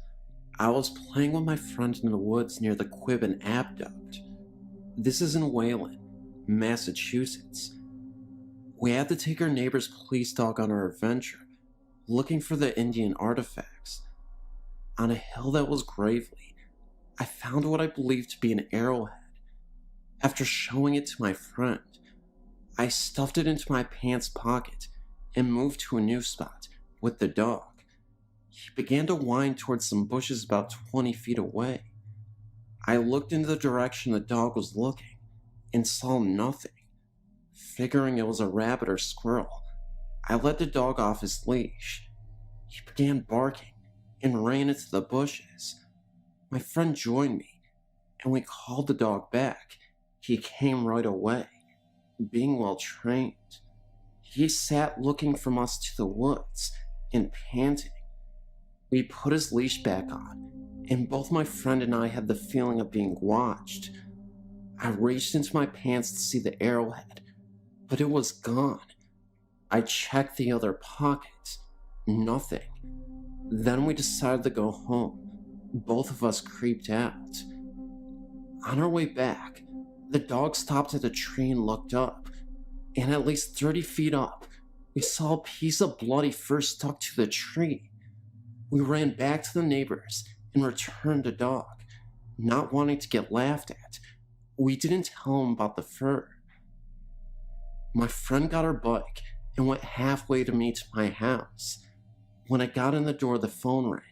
It was my friend. She asked if I was okay. I was fine. I told her. Then she'd explained she'd seen someone lurking in the bushes of the only empty house in my neighborhood, and they seemed to be following me. I dismissed it and ate dinner. That night, a storm came. The thunder and lightning woke me up. During a flash of light, I saw a tall, thin figure at the foot of my bed. I think it was a man. He wore all black, a long, odd jacket, and had very long arms. They reached his knees. On his head was a stovepipe hat that was too high and had a wide brim, so his face was shadowed. As I looked at him, too terrified to scream, he raised his arms and pointed at me with the long finger. Another flash of light, and he was gone. In the morning at school before homeroom, I asked my friend to describe the person she had seen the day before in the bushes. She said he was thin and had a weird hat like Lincoln wore. Of course, I was freaked out. I don't know how much later, maybe a month or more, I was doing homework on my bed and heard scuffling in my closet, thinking it was the cat. I opened the door to scoot him out. The cat was not there, but the clothes were swaying side by side. I closed the door and left my room. The next and last time I saw the ghost was at summer camp. I'd been put into a room alone, having had a panic attack over an incident in which I had a dream come true. I dreamt a kid got run over by a van, and a storm came and a cabin was hit by lightning, and kids burnt up. That day, we were teamed up and competing for ribbons. One event was the van pull. A team of kids were pulling a van. A kid fell under, and the van went over him. He was unhurt, but the license plate made a dirty mark on his back. I got scared, and then it began raining very hard. Everyone headed to their cabins. It began to lightning, and I lost my mind. I'd confided my dream to my friend that morning, and as she tried to tell the counselor, I was crying and trying to warn the people about the fire I believed to be about to happen. The counselor locked me in a room, alone. A blast of thunder and lightning hit and blew the outside door open. Rain poured in, and in the storm stood my ghost looking in at me. I screamed and slammed the door shut. Luckily, fire never happened. I never saw the ghost again. I often wonder about it, and as scary as it was, it never hurt me. Please note, I know the story sounds far-fetched, but it isn't. This really happened.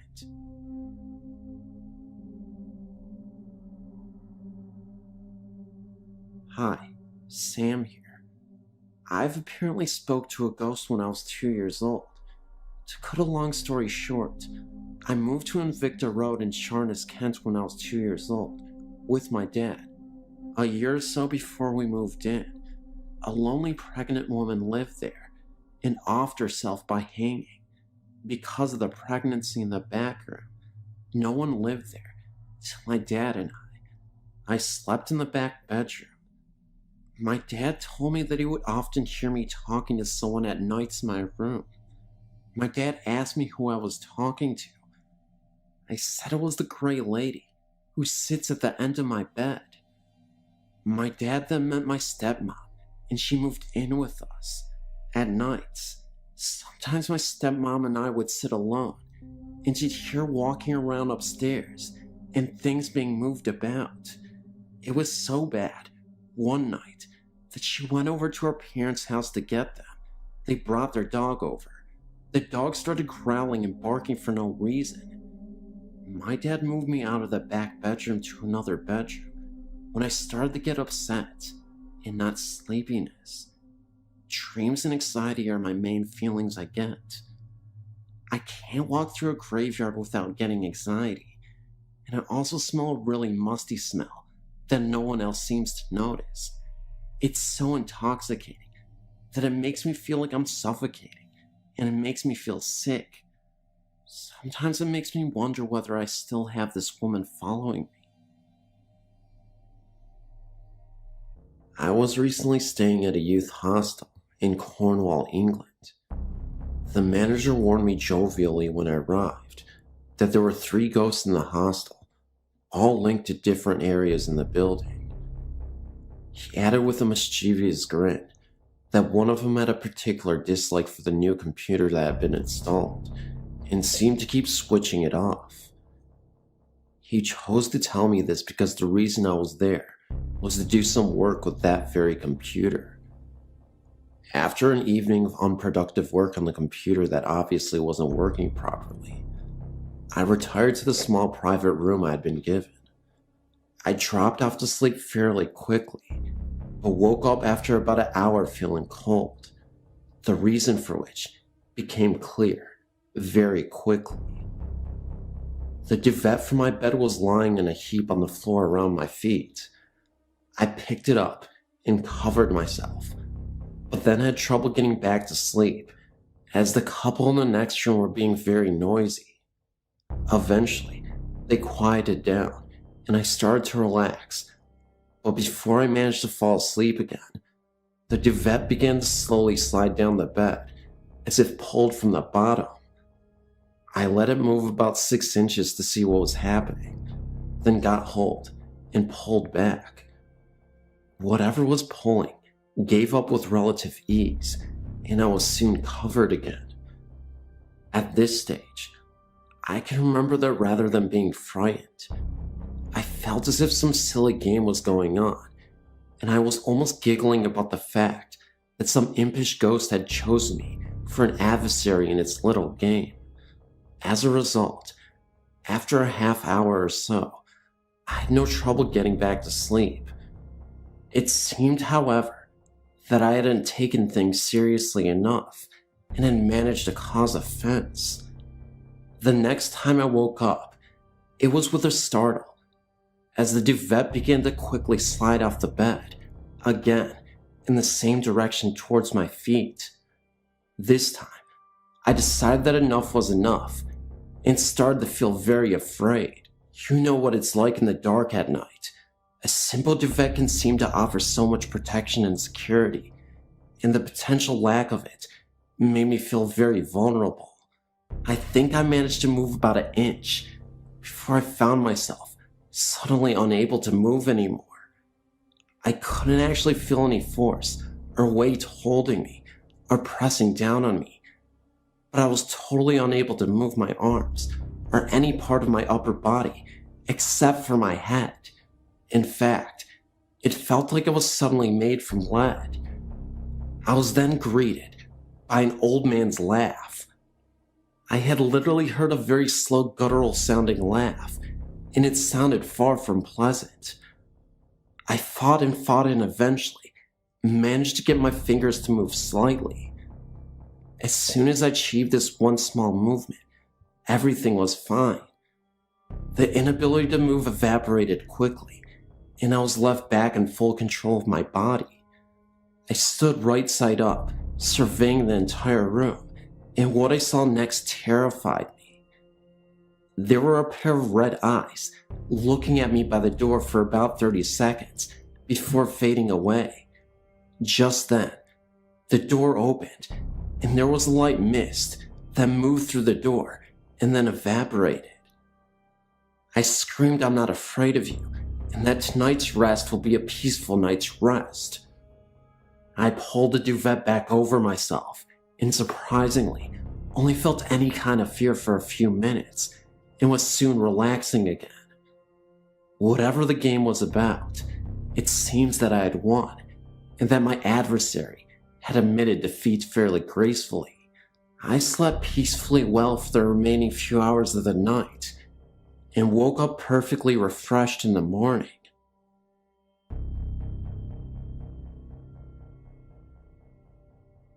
Since I was a little girl, my sisters and I have had frightening experiences with spirits. When I was 6, my family and I moved to a fairly new house, only 8 years old at the time, in West Texas. As far back as I can remember, we had strange things going on in that house. First off, at night, if you were to go through the hallway to get to my parents' room, you would always hear what sounded like a TV. You could hear voices and sometimes music. Most of the time, my parents' TV was off. If you left the room and stood in the hallway again, the sounds would be gone. Secondly, when I would try to go to sleep at night, I would always have that classic someone's watching me feeling. I always blamed it on me being a young child. The house was a very scary place to be at night. Wherever you went, someone was watching you. Friends who have spent the night rarely stayed twice. The areas of the house that scared everyone the worst were the hallway to my parents' room and my older sister's closet. The closet always had a feeling of hate radiating from it. I tried to spend a night in there with my scared sister, and it didn't last. I was sleeping on the floor with my head next to the closet, and that just wasn't a good feeling. I went back to my room after she fell asleep. A couple years after we moved in, my younger sister had a frightening experience. Her and I shared a bedroom with our beds parallel to each other, with a nightstand in between us. We were about 3 feet apart. One night, I woke up to her screaming my name. I woke up and asked what was wrong. She told me that, for no reason at all, she woke up and looked over at my bed. Laying at the foot of my bed was a light blue glowing figure of a woman. Her eyes were gone, and her mouth hung open. My sister described her as looking dead. My sister also added that she couldn't see me anywhere on the bed, so she started screaming my name and closed her eyes. When she opened them, I was awake, asking her what was wrong. She told me, and I looked down at the foot of my bed, and my huge stuffed animal that I had there every night was sparking like it had really bad static electricity. I took it off my bed and threw it in my bathroom sink and ran water over it. Being young, I thought it would help. Years later, my family and I moved to southern Louisiana and moved into a gated subdivision. One night, my 2 sisters were mad at me and left the house to go on a walk. I followed them without them knowing. I followed them up to the front gate of the subdivision and talked to them for a minute. They quickly left in a huff, being that they were still angry with me. For what? I don't remember now. I stayed by the gate for a couple of minutes afterwards, and then decided to run to the end of the main street and hide behind some bushes that faced the gate. I waited for my sisters to walk by, and when they did, unaware where I was hiding, stopped remotely in front of the bushes. I heard a younger sister say, "What is Jenny, me, doing, sitting on top of that stop sign?" The stop sign is located next to the gate. After that, they walked on. I was a bit confused and was about to chase after them, but then, through the leaves, I saw a shadow of someone running past the bushes I was behind. I could also hear the sound of footsteps. I stood up quickly to see who was there. No one was in sight. After this, I ran to my sisters and told them what I had seen. They then told me that they saw me, or what looked like me, sitting on top of the stop sign. They said I had a very angry, disfiguring grin. After we traded stories, we ran home quickly. Later, my younger sister told me that the ghost she saw in my bed and the ghost she saw on the sign both looked exactly like me.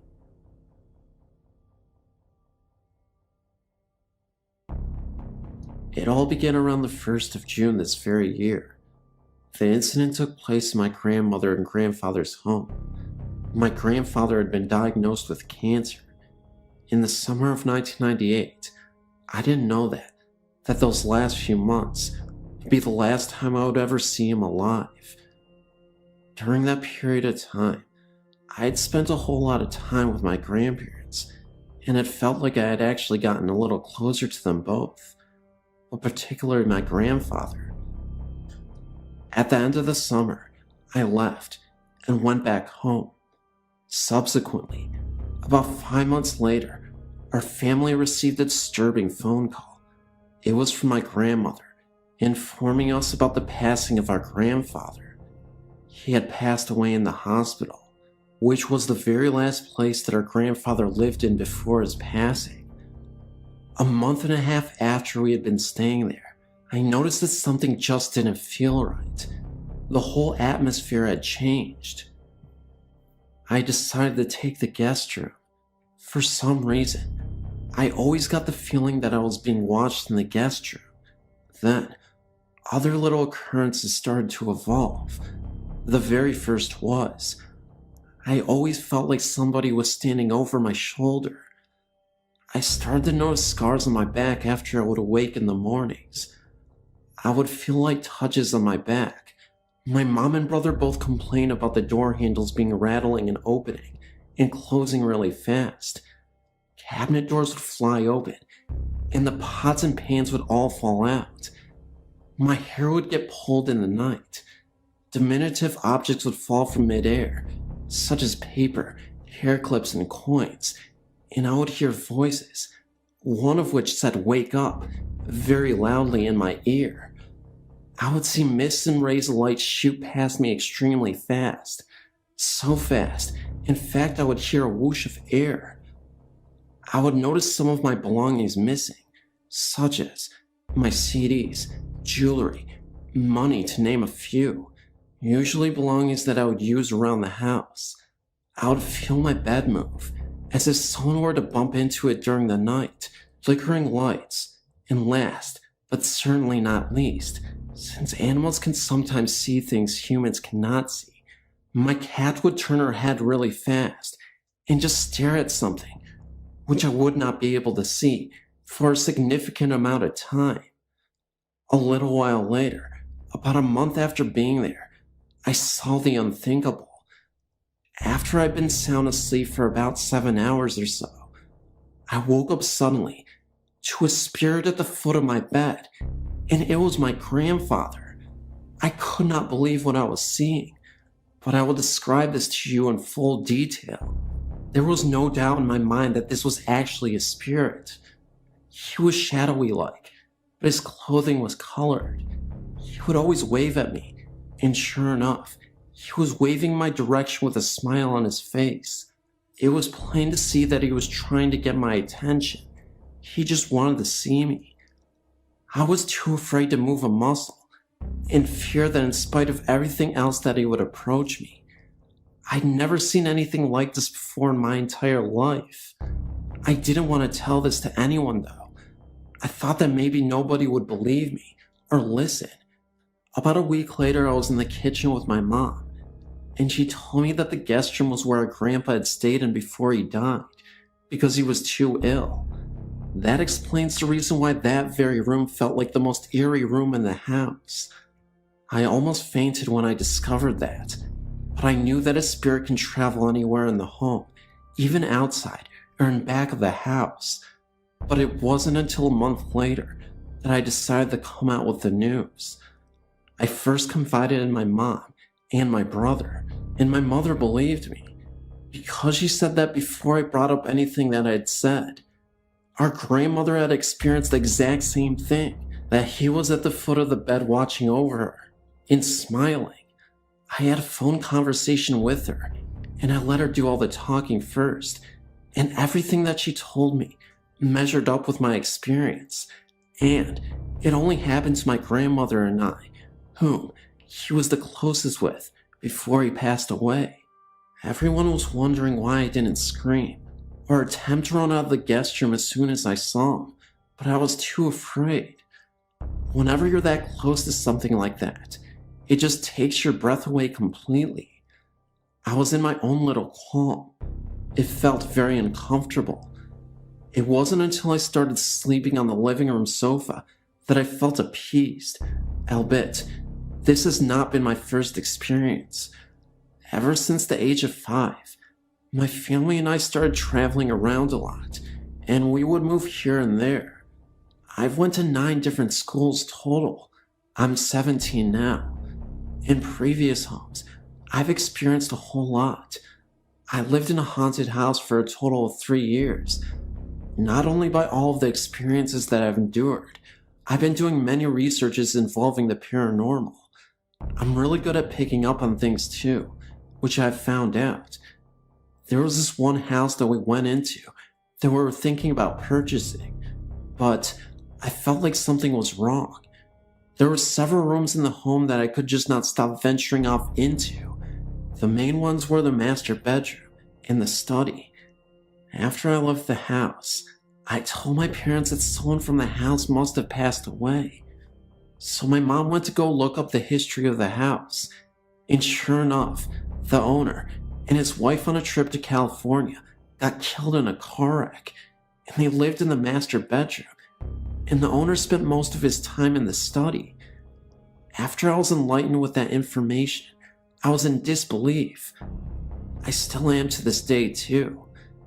My mom told me that it goes back to her being Jewish and Indian.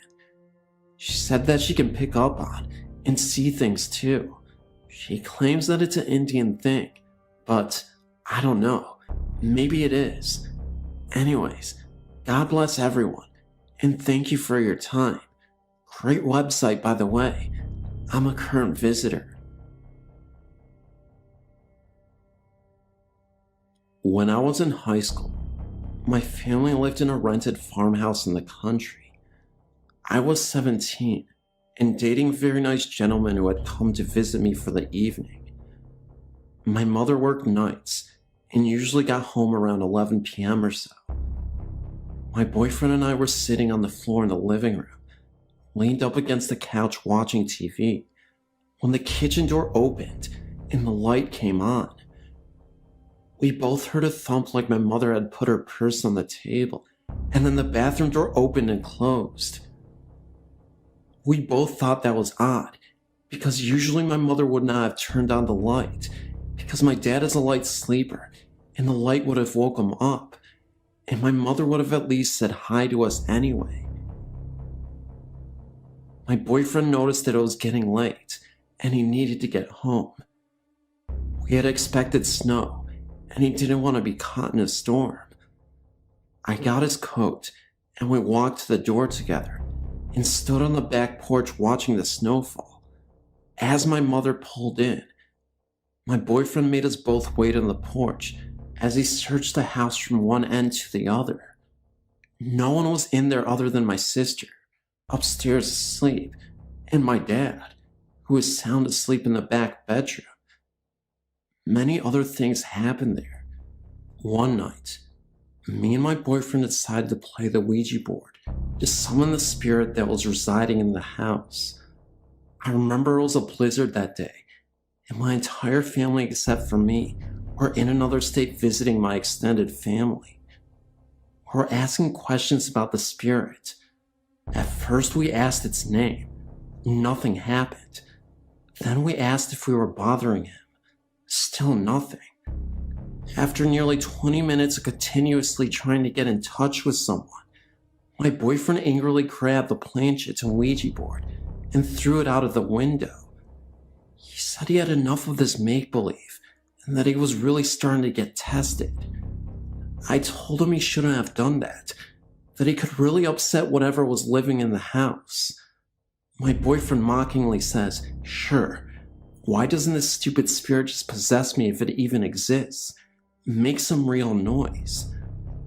My boyfriend gets frustrated and ends up sleeping on the couch because he was tired of playing games. Later that night, around 3 a.m., I was awakened in the middle of the night to hear my telephone landline ringing. The only problem was, there was no landline telephone here. We all had our cell phones, and they were on silent. Seconds later, I hear loud pounding on the door to my bedroom, and it's slightly opened. I yell out to my boyfriend, but there was no answer. I hear the phone ringing again, but I couldn't locate the sound.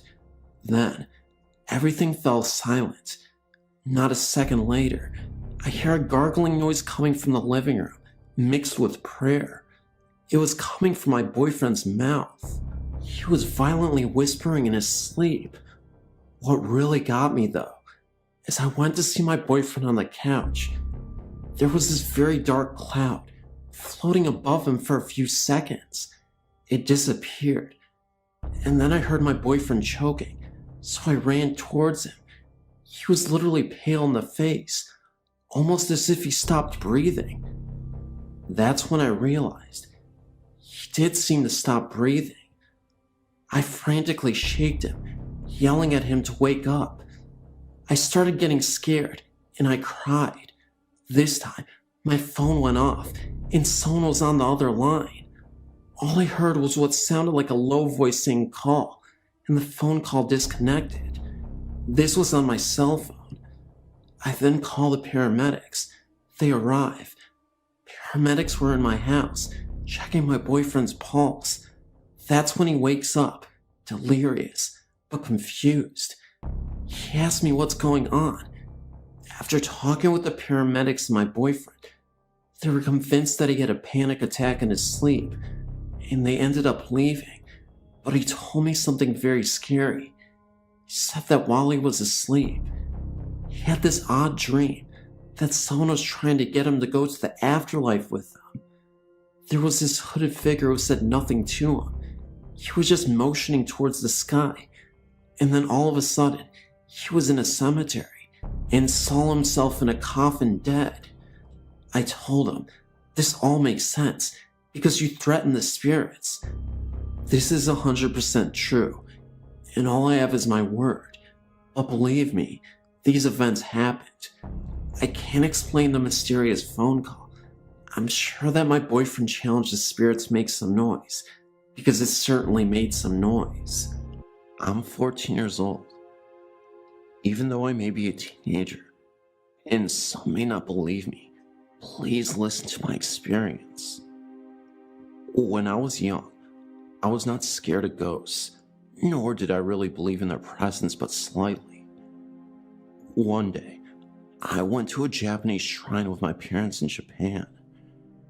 This shrine was close to my mother's house she grew up in. I was very attached to my mother. I was all just 7 or 8. I was a crazy little child. Soon it was time for me to leave. As a Japanese tradition, I threw in 10 yen. My mother gave me to throw in and make a wish. Because I was really attached to my mother, I could sometimes feel the sadness of how much she missed her parents.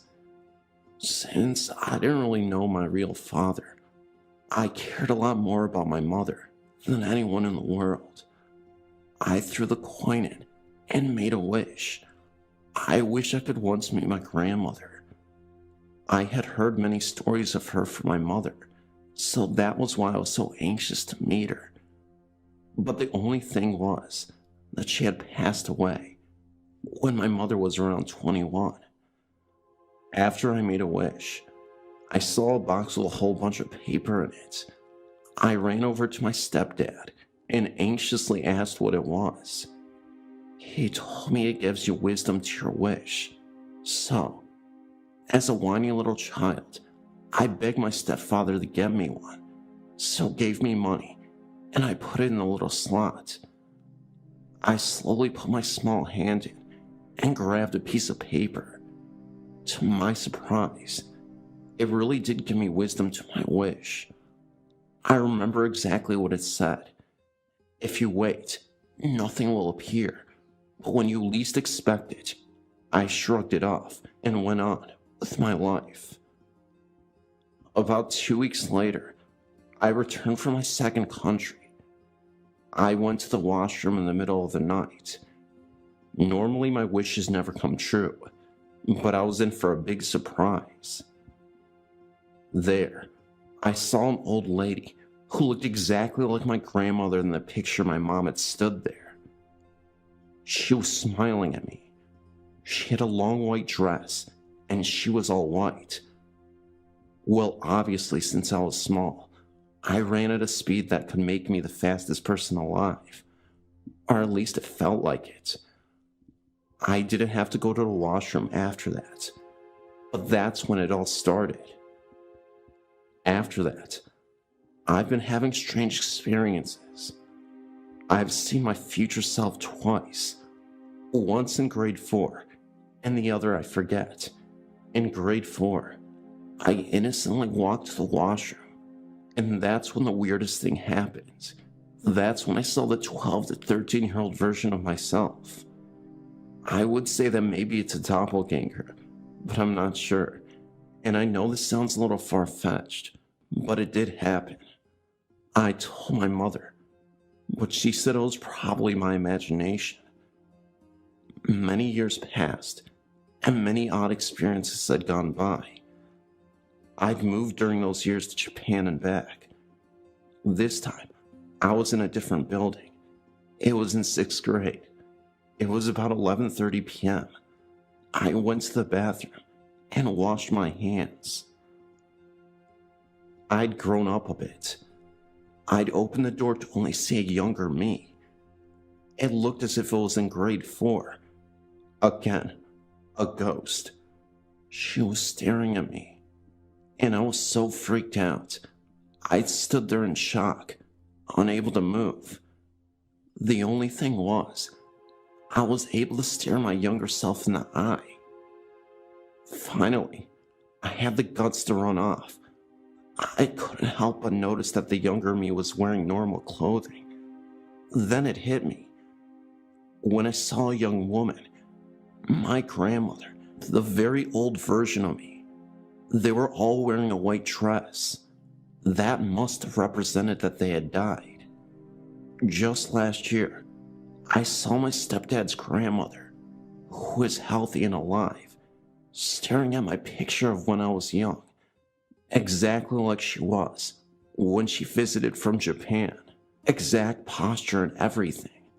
I thought I was dreaming and pinched myself many times and tried laying back into my regular posture and sitting back up to see if she was still there. She was gone. Next morning, I told my weird experiences to my mother at the exact time she was thinking of her. My mom told me this. Maybe you see some of my thoughts.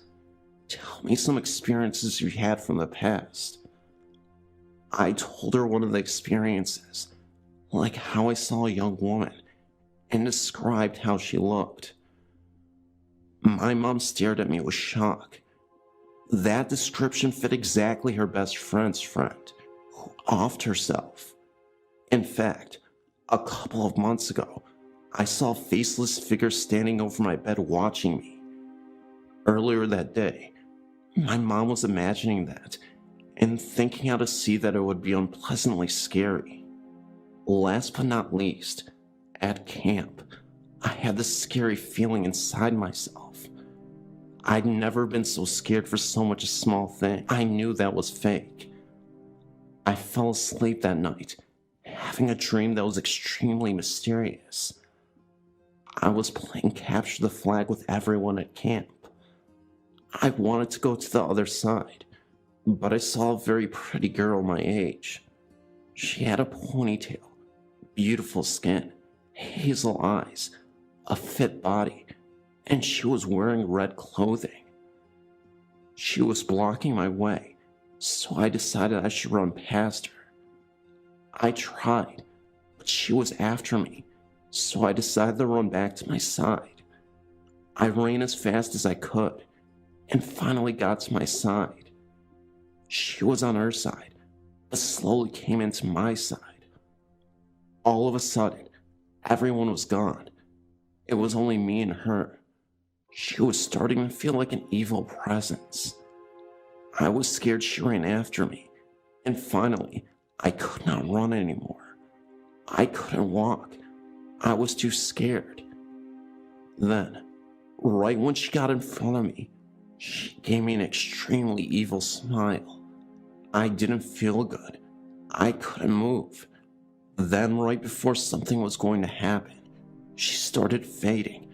Then, only her hazel eyes were left, except those pair of eyes were brownish white. They were staring at me, just staring. I woke up in shock and was scared so much. I've never experienced such an evil dream. Then, I turned to see right beside me, the girl from my dream fading, and just watching me. Then her eyes disappeared. I can't make this stuff up.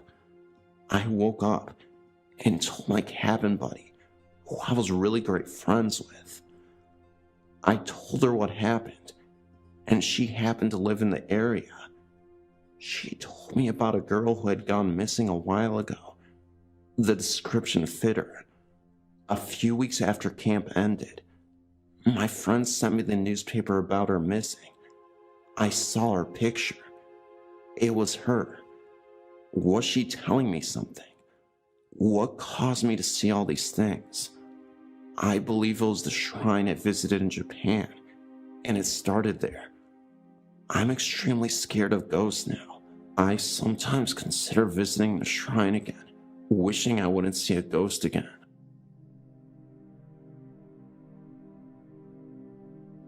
I will try my best to try to make a long story short, which is something I've never been good at. I moved into a second-floor flat in South Utica, New York, in January of 2000. My husband was living in Watertown with a friend finishing up college. I always had an uncomfortable feeling in that house. When I would come home from work, it would occasionally feel as if someone had been there. You know that feeling. I thought maybe the psycho downstairs neighbor, Maria, had a key. One night, I think in March, I woke up to what sounded like someone walking up in the attic. I thought maybe it was Maria, the psycho downstairs neighbor.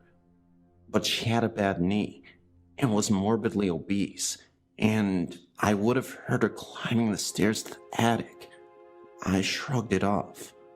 My husband moved in for good in May. There were always those little things that we shrugged off. For instance, the cupboard doors would all be open in the pantry.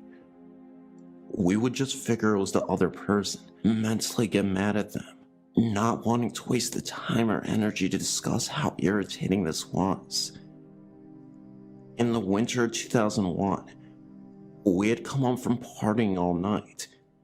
Yes, we were pretty wasted when this happened, and that is why we just forgot or never talked about this after that night. I fell into bed and passed out immediately. My husband brushed his teeth, turning off the dining room light, and shut our door to the dining room. He climbed into bed and drifted to sleep for about 5 minutes.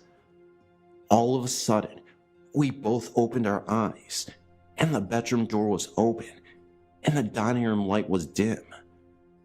It was the kind of light that had a dimmer. You had to push it on to turn it on and off, and it was on high when it turned off. We looked at each other, kind of read each other's minds, and dismissed it. It had to be the partying. About a month later, I was sleeping on the couch with my head on my husband's lap.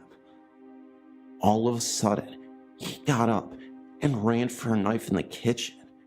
He said he saw a man walking in the back part of the kitchen. He was terrified. Don't ask me why he would run towards it. I would be out of the door, but that's just me. He was shaken up for quite a while. No partying this time. He swore he saw a man out of the corner of his eye. I told him he was nuts. About a week after that, in the middle of the afternoon in February, he was home listening to the TV playing loud in the living room while typing a paper in the computer room. He said that he heard a loud slam, walked out, and our bedroom door, which is hung up on a throw rug, was shut. All the windows were closed, as it is as cold as the North Pole in February in central New York. I was at work when he called me, and he was really worked up. I'd never seen him like that. That was when we really became suspicious. I called our landlord and told her not to think I was nuts, but did anyone ever die in that house? She told me that her husband's godfather did back in the early 1930s, and it was of throat cancer. She wanted to know why I was asking.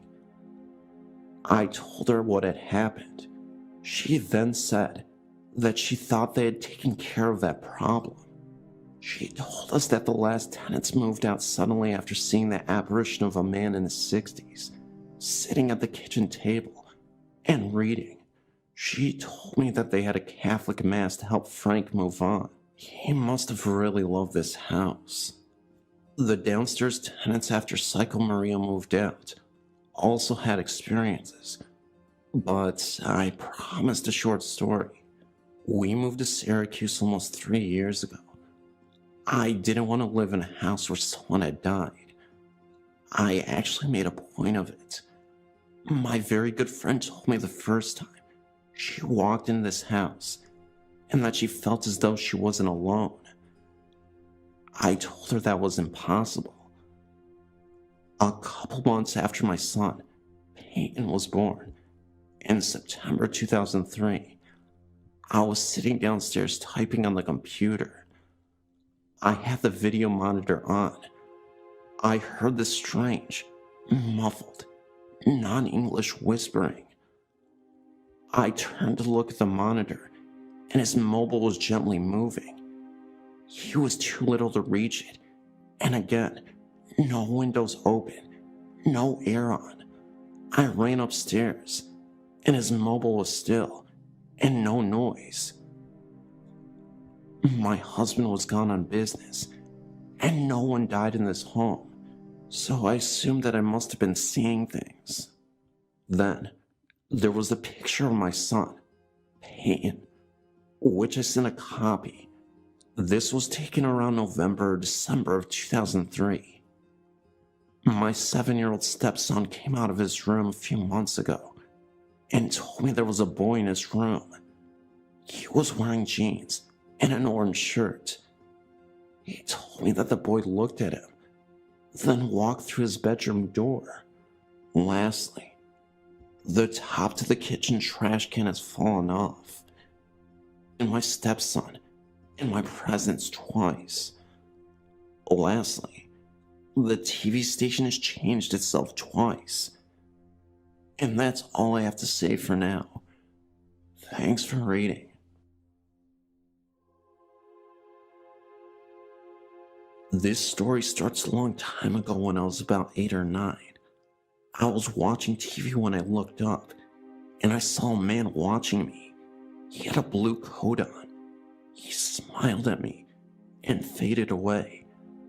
I didn't feel alarmed in any way. I even told my parents, and they believed me completely. Every time I was by myself or scared or sad, he was there, and he would sit by me and his presence would make me feel better. Then one day he just disappeared.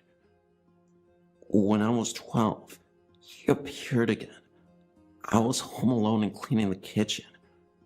We had one of those musical globe things that played music only if you turned the key that's under it. All of a sudden it went off, and we had not messed with it in years. I had put a bunch of napkins in the stove by the burners, heard a voice in my head say stove. I looked at the stove, and it was on. I feel chills run up my spine when I think about what could have happened. I guess the blue man was still there all along, still watching over me.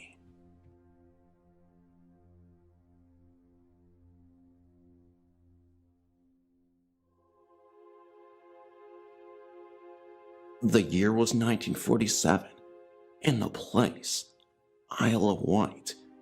It's off the south coast of England, a holiday resort. I'd been taken there for a week's holiday with my brother and my parents and aunt and uncle.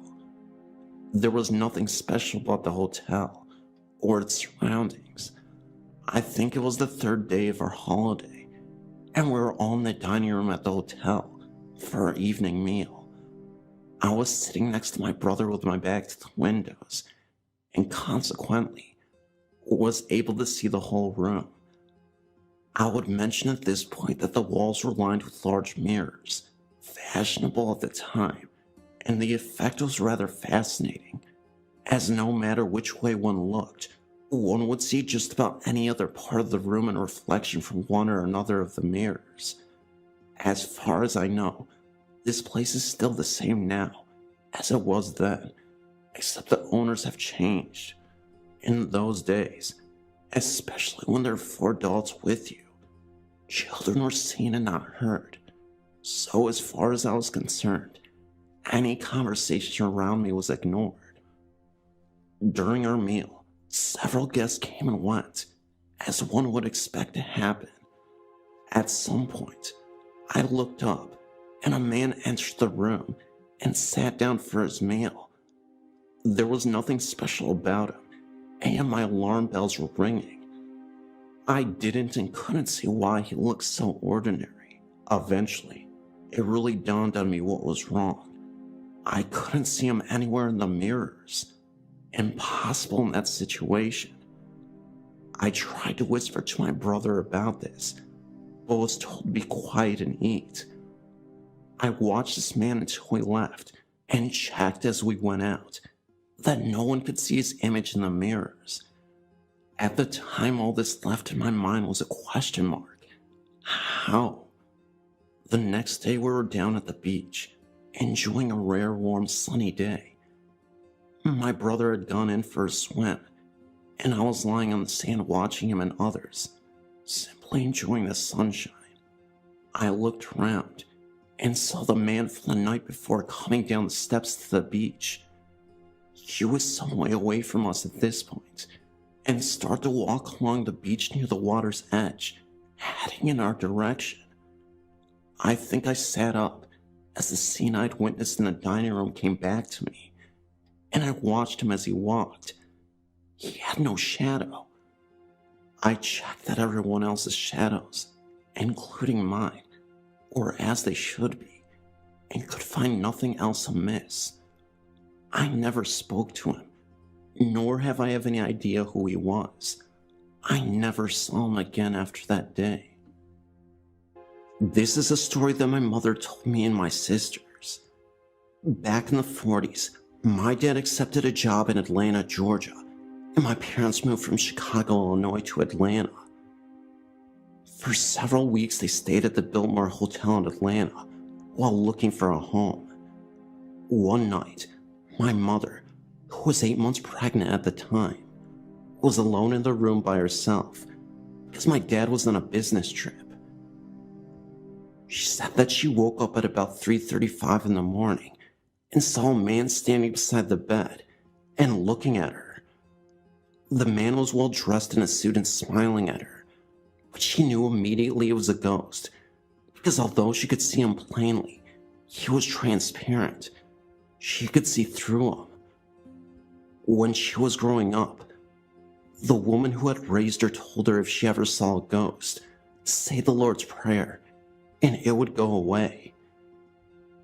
She pulled the sheet over her head and said the Lord's Prayer, but when she looked again, he was still there. She would close her eyes and open them again, but he did not go away. She fell asleep with the sheets pulled over her head, and the next day she found out at the front desk that a man had died in that room at that exact time she saw the ghost. She described the man she saw to the clerk to ask if she knew him. She felt like the ghost meant her no harm and was there to make himself known and protect her. Her and her sister lived in an old house in Champaign, Illinois, and they both told me that they encountered ghosts several times in that home, and one time they both woke up and saw one standing in their room. So far, I've never seen a ghost, but I'm convinced that they do exist.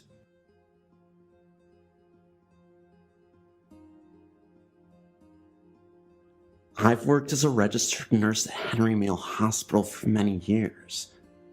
There are so many reportings there that I'm not sure I can list them all, but here are a few. The TCU, Transitional Care Unit, is probably the most haunted unit. It serves patients who are not acutely ill, but are also not quite well enough to return home. So consequently, a lot of our elderly patients have spent a great deal of time there, including one that never quite made it home and died on the unit. There have been reports of a walker moving by itself down the hall at night. One room in particular, don't know the numbers, I didn't work there regularly, has a reputation for the call light repeatedly going off at night when it is empty of patients. So much so that the engineering has refused to come fix the bell when the nurses plead to have it silenced. I only worked there one night and had a heavy fire door slowly swing open in front of me and another nurse, as if someone was going into the room. No windows or doors were open as they were bolted shut, and the door is extremely heavy. The other nurse, terrified, screamed at me, "Close the door, close the door." That same night, I had a female patient who had been in her room for a few months and said she felt like she was going batty and that she was so thankful for her TV. Shortly after, it went to static, and I couldn't turn it off with the remote, nor by pushing the power on and off button on the set itself, and finally had to get a chair to flat out pull out the cord from the outlet that was situated near the ceiling.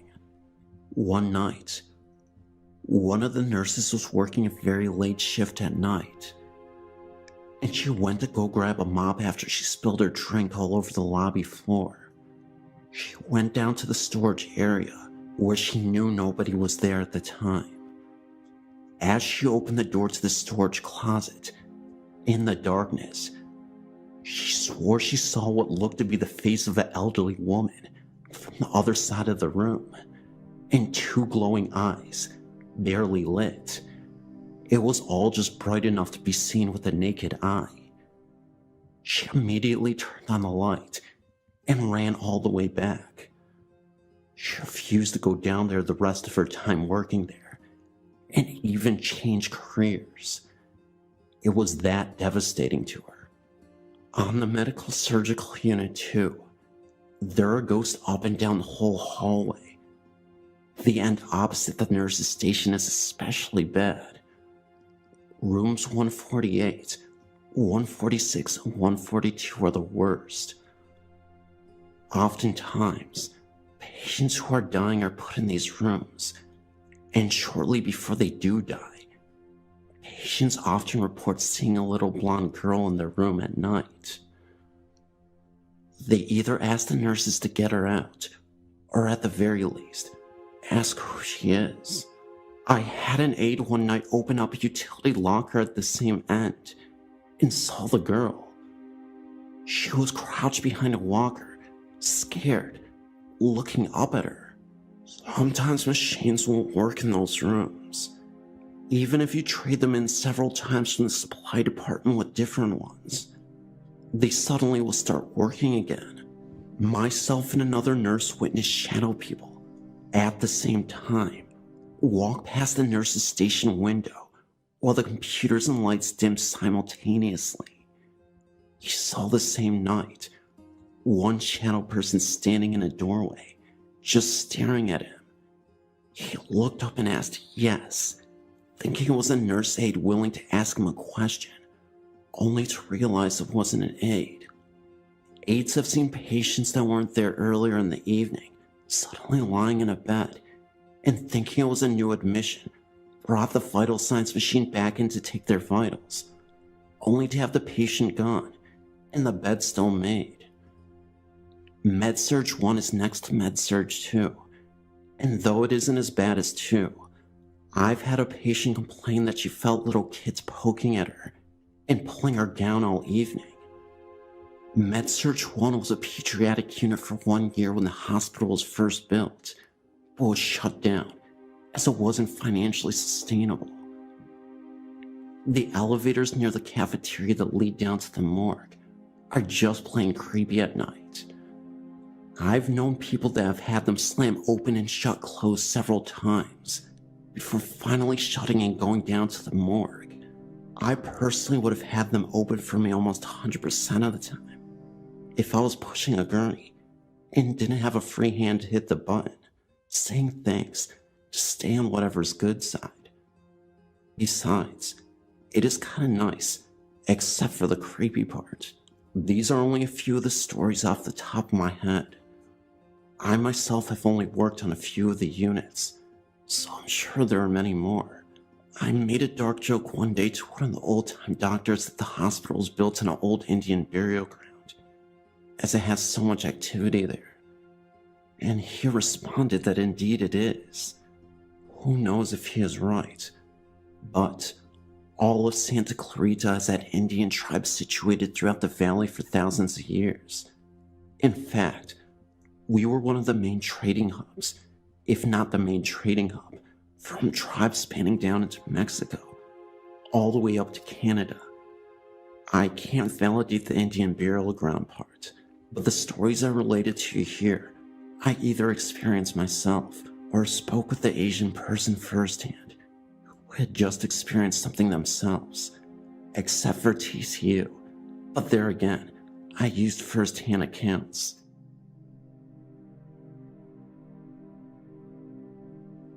I grew up in the great state of Utah.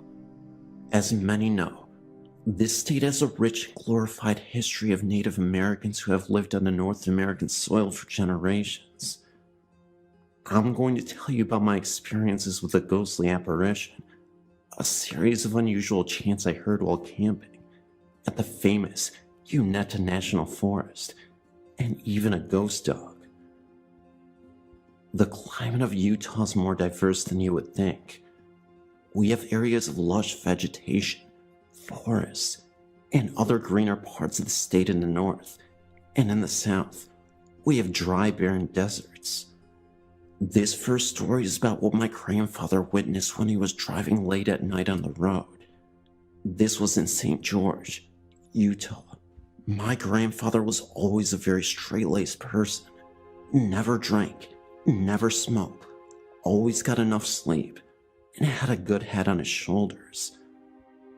The reason why I'm mentioning this is to explain what he saw that night. He was driving late at night, where there were barely any cars on the road. In fact, it seemed like he was the only one driving on this road. It was pitch black, and the only visibility he had was from his headlights that shine across the road. He had been driving on the same road for about 15 minutes, a road that was completely isolated in the middle of nowhere. Out of nowhere, he saw what looked to be a Native American man standing in the middle of the road from the distance. He slowed down immediately after he saw this, fearing he would hit the man. As he got closer, the Native American man disappeared.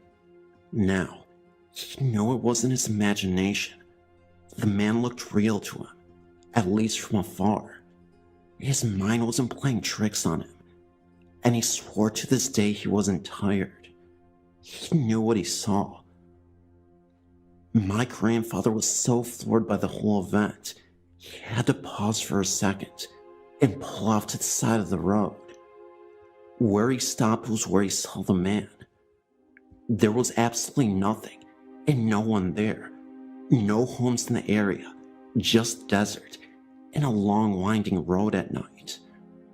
There was no way he could explain it. This was also in the 1960s, and St. George was way smaller than it is now, a population around 5,000. My grandpa's still alive, in his 90s, and he hasn't given up on the authenticity of his story. He swears he saw a real ghost, and I'm convinced he will take his story to his grave.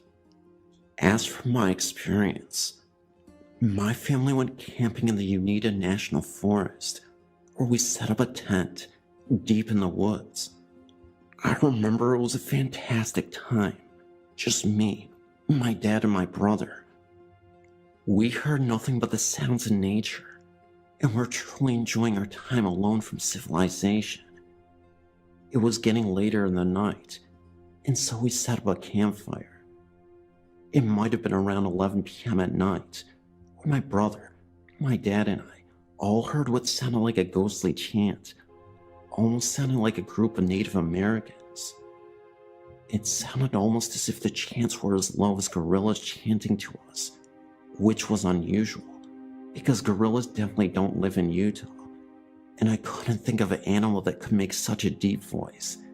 And not only that, but multiple voices chanting at once. What made it so eerie was that it wasn't frantic. The chants had a peacefulness to it. But of course, we were all freaked out. It was definitely not a comforting chant, but it wasn't boisterous. So anyway, my dad told me and my brother to get into the tent to sleep at night, because my dad was genuinely concerned that maybe there were dangerous people out there trying to scare us.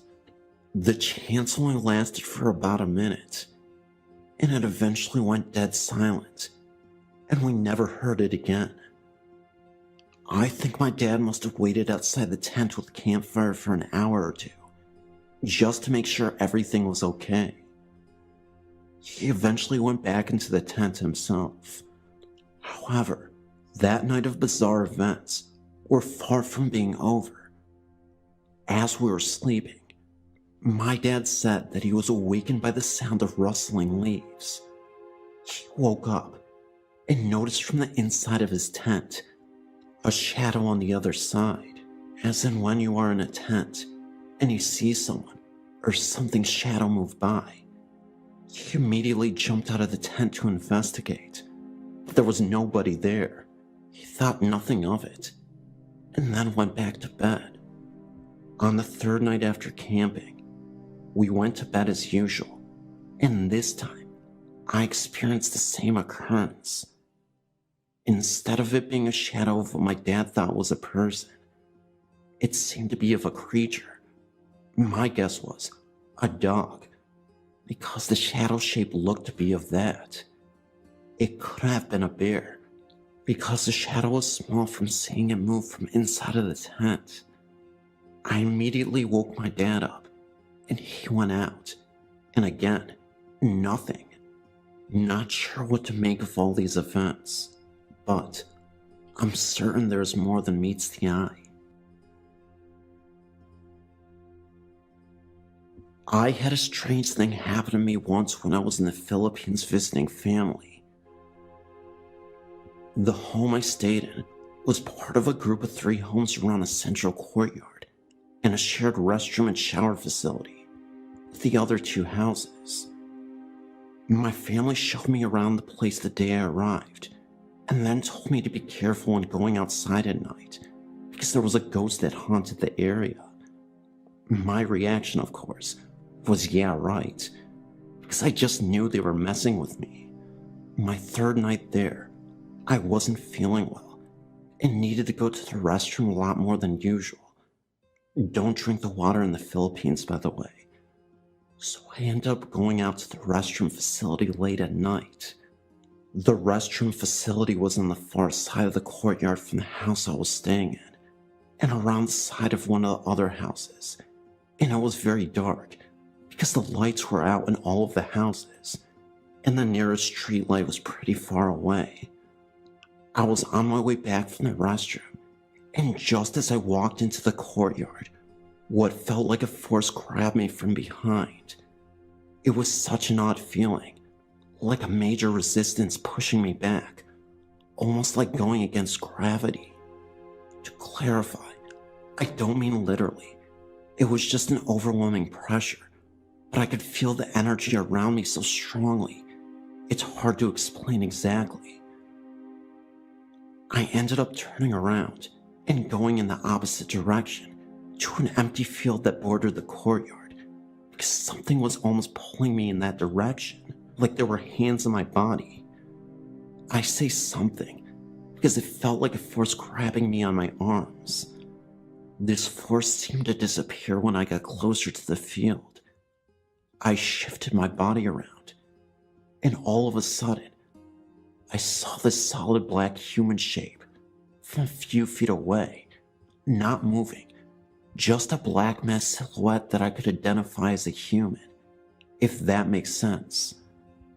I took off running towards the home and looking over my shoulder again, and the black shadow was gone. I burst into the home, and apparently I screamed. I don't remember even doing it, but I'm not surprised, and I'm not ashamed, because people were coming out of their bedrooms to see what was going on. I told everyone what happened, and they all took it in stride. One cousin even said, "Oh yeah, that happens." I was really freaked out, and didn't sleep the rest of that night, and I didn't go out at night alone. For the rest of the time I was there. I did some reading and asked some questions since then, and the answer I got most often was that I was an evil spirit. From what I've read and been told, these are paranormal entities that are angry, evil, and seek to harm people. Sometimes they used to be human, but others were never human. When I asked what they were if they weren't human, I hear the word demon tossed around quite often. Regardless, there are many stories similar to mine where a black shadow or human shape has grabbed a person, and I just wanted to tell you about my experience. Maybe someone else has had this kind of experience as well.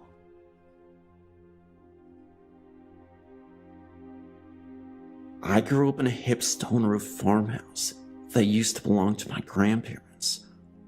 We lived in a German-American neighborhood, and many farmhouses had a quaint old country sensibility, with the main living space a flight of stairs up from the entrance. Like many older homes, ours was large in size, but broken up into small rooms. One such room was my grandmother's old pantry, just off the kitchen. My parents had turned half of it into a small home office, with a desk for the telephone, back in the day of one telephone per household, next to a window that looked out into our backyard. When I was very small, I used to enjoy looking out of our windows at night, making wishes on stars, watching sparkling waves of snow fall through the glow of our yard light, waiting for my dad to come in from his evening milking chores in the barn, occasionally finding surprises, like the summer evening that a huge green Luna moth came to rest on the window of the door. This small, close telephone room frightened me, but I enjoyed the backyard evening view, so I'd bravely venture into the room, crawl up into the chair next to the window, and look outside. One evening, I had a desire to look out the telephone room window. As usual, I was somewhat apprehensive about entering the little room, but my curiosity overcame my anxiety. I took a deep breath and prepared to step over the threshold from the warm light of the kitchen into the darkness. As I did, I looked into the window, and there I saw, staring right back at me, the wizened face of an old man, hovering in midair. He was partially bald and had a long handlebar mustache, and he had a furious, even hateful expression. I remember screaming in terror and running outside into the arms of my perplexed mother, crying that a scary old man was floating outside. I remember my mother wondering if I'd seen a frightening program on television and had let my imagination run away with me. I was understandably afraid to venture into that room for a while. The fear and the memory of that night faded away. To the extent that I remembered my experience at all, I tended to explain it in terms of a vivid imagination, and I never had another experience like that in that room. Many years later, when I was a teen, I was sitting at the dinner table with my parents as they were reminiscing about their childhoods, their earliest memories. My father said that one of his earliest memories was of his father's original home, a small wooden home that once stood a short distance away from our farmhouse. He said that he remembered his grandfather dying and being laid out in the parlor of that little home, as was a common occurrence in that rural neighborhood, even in the 20s. "What do you remember about your grandfather?" my mother asked. "He was an old man, mean and strict. We kids were afraid of him. He didn't have a lot of hair, but he did have one of those old-fashioned handlebar mustaches," Dad replied. I felt the hair rise in the back of my neck as I suddenly remembered that vision of my early childhood.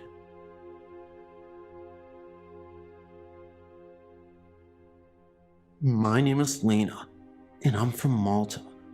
I was looking at your site because I have a ghost story I wanted to share with you. About 8 years ago, I was living with my ex-boyfriend, who had recently changed the house at the time.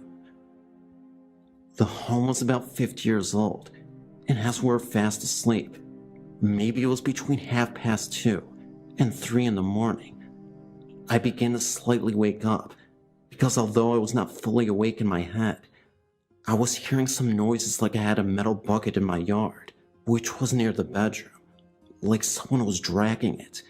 Then the wardrobe doors began like someone was shutting and opening them. The wardrobe was by the wall on the side where I was sleeping.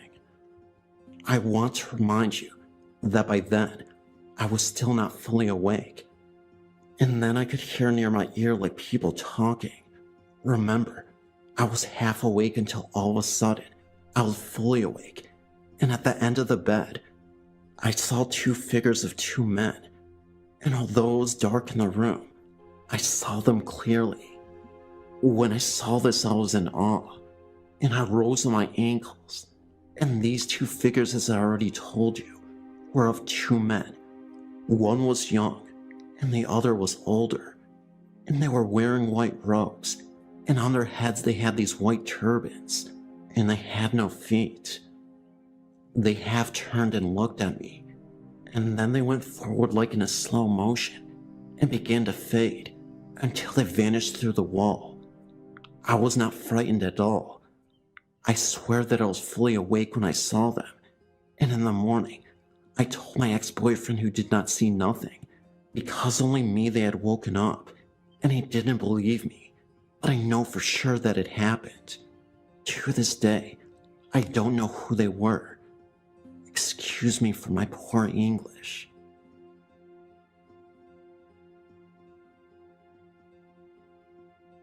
Throughout the years, I've had many experiences with things I've never been able to explain. I'll share some of them here.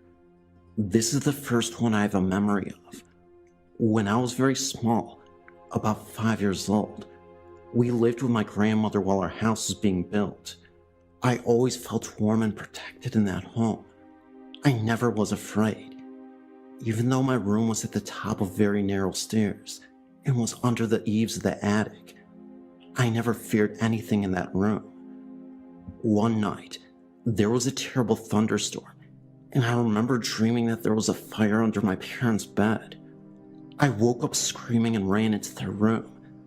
I kept telling my father that there was a fire under the bed. They did their best to explain that it was only a nightmare, and that there was no fire. My father even got out of bed, pulled up the covers, looked under the bed, and promised that there was no fire. I eventually fell back to sleep in the bed with them. An hour or so later, I had the dream again, but the fire was bigger. I started screaming again and woke my parents. This time, however, there was the distinct smell of burning wiring, and indeed, the floorboards under the bed had started to smolder. Luckily for all of us, my father was able to shut off the electricity and stop the fire before it truly started. The only damage was replacing some wiring and a few floorboards. From that point on, though, my parents always listened to me when I had an unusual dream or saw something out of the ordinary. This, though, was the scariest thing my parents witnessed when I just turned 5 years old. We always had the attic stairs open.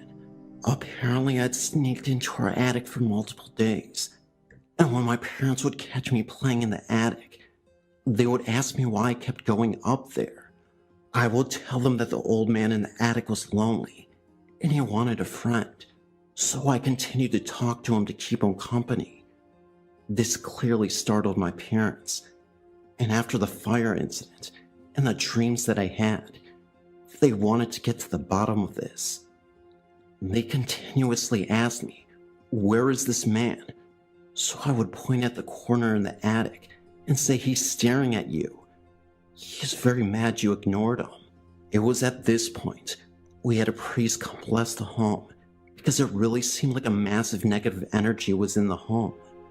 I even remember getting a witch psychic to come and investigate, to talk to whoever the man was and get an idea. So we did get a spirit session, and she talked with the spirit. The psychic said she felt a man named Jim was burned to death in this home.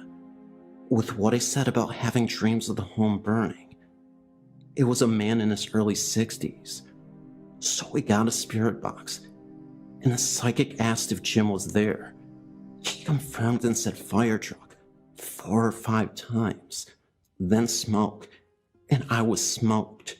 The psychic then asked the spirit if it died a bad death, and the spirit box said, "Are you kidding?" She asked again. He said yes. You can't make this stuff up. If you ever played with a spirit box before, you know that the spirits communicate with their energy to create statements through radio frequencies and whatnot. What we were able to discern was that there was probably a fire in this home, and that this old man was caught in it. We don't know much aside from that, but this whole experience was spooky. This was back in 2009. I've been reading all these great ghost stories, and now I feel it is safe to share mine. Being a paramedic literally saved my life. Before becoming one at age 34, I was always a troublemaker, getting into physical fights as a kid and early adult, rebelling against parents, doing lots of hard drugs, and ultimately doing a stint as a drug dealer. I was a real pain in the rear. I'm 44 now, and have completely turned my life around. Eventually, I got arrested for possession and spent 6 years in prison at the age of 24. Prison life was a lot worse than I could have ever imagined. It's not like they say it is in the movies. Ironically enough, though, I had a prison mate who ended up becoming one of my best friends, Sam. Sam was about 8 years older than me and did time for attempted murder. He once walked in on his sister getting abused by her boyfriend, grabbed a bat, and beat the man in the face until he became severely deformed. He ended up surviving, both permanent injuries sustained. Sam was a good guy, but he had a bit of a temper issue, and it only really came out when he felt like he or his loved ones were in true danger. So, Sam was always a bit of a protector, even to a fault. Sam and I would always have these profound conversations, as my cell was next to his. The last conversation we ever had, he told me that the stuff that I was doing was too petty, and he didn't want to see me throw my life away. I remember him distinctly asking me who I wanted to be, and I always just said I don't know.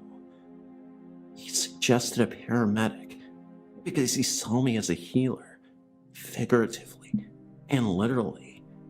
He made me promise him that when I got out, I would straighten my life out. When I asked him what he was going to do when he got out, he just laughed at me and said, "Kid, it's my time to go." At first, I didn't really think much about his statement.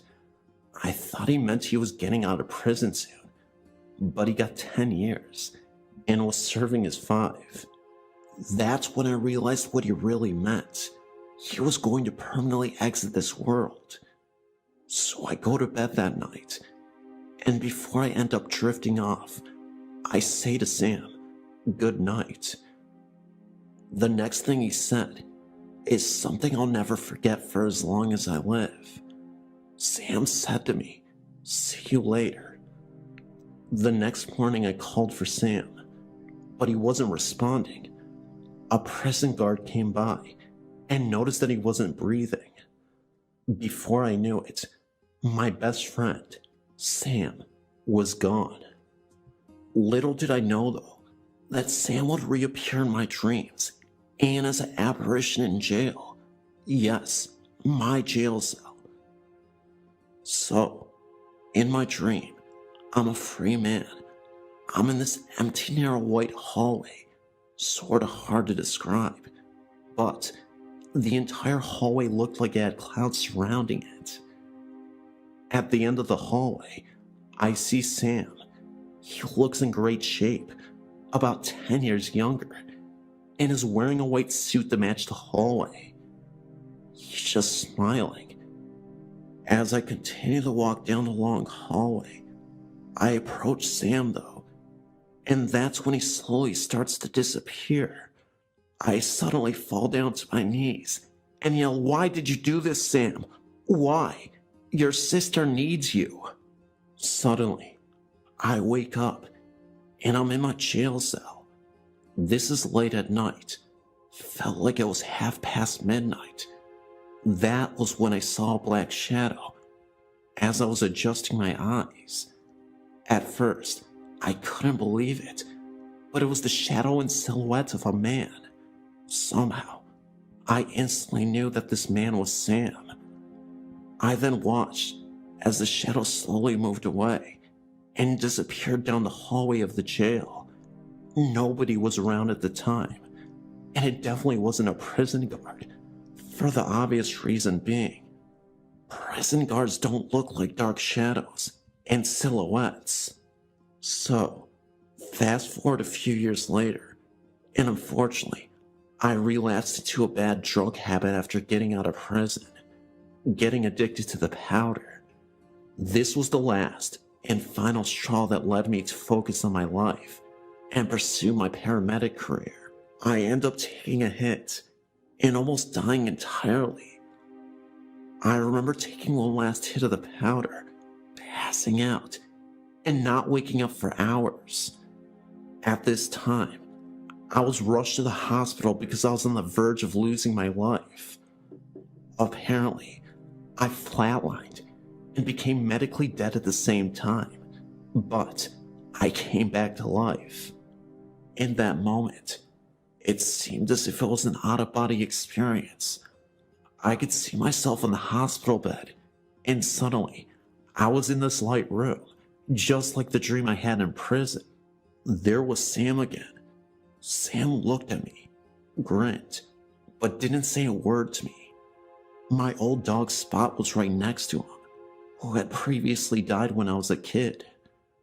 My favorite dog in the world, Spot, was a black lab. There was an overwhelming peace that came over me, and everything felt so good in the moment. It was a feeling that I didn't want to escape. Suddenly, I regained consciousness, and I'm back in the hospital bed, in tremendous pain. That's when the doctor told me I had basically died, and I was shocked. So, fast forward a couple more years, I finally became a paramedic. I turned my life completely around, and I truly believe that Sam was responsible. I believe that I did see Sam in the afterlife, through spirit communication in my dreams, and also the black outline I saw in the prison. I remember what he said about trying to be a medic, and it just sort of resonated with me. I did want to help people in the end, and it was the best decision I ever made. These days I wonder how Sam would have been if he was still with us, but I'm sure he would have been proud of me now. When I almost died, it was the ultimate wake-up call. In some deranged way, I think Sam was responsible for it. Thanks for reading my story. I know it's a bit unbelievable, but I promise you, this all happened. I know I don't need to prove to anyone that this really happened to me, but I truly believe that Sam is my guardian angel watching over me. I believe that he gave me a second chance at life. Maybe because he believed in my potential. Thank you, Sam. I'll never forget you.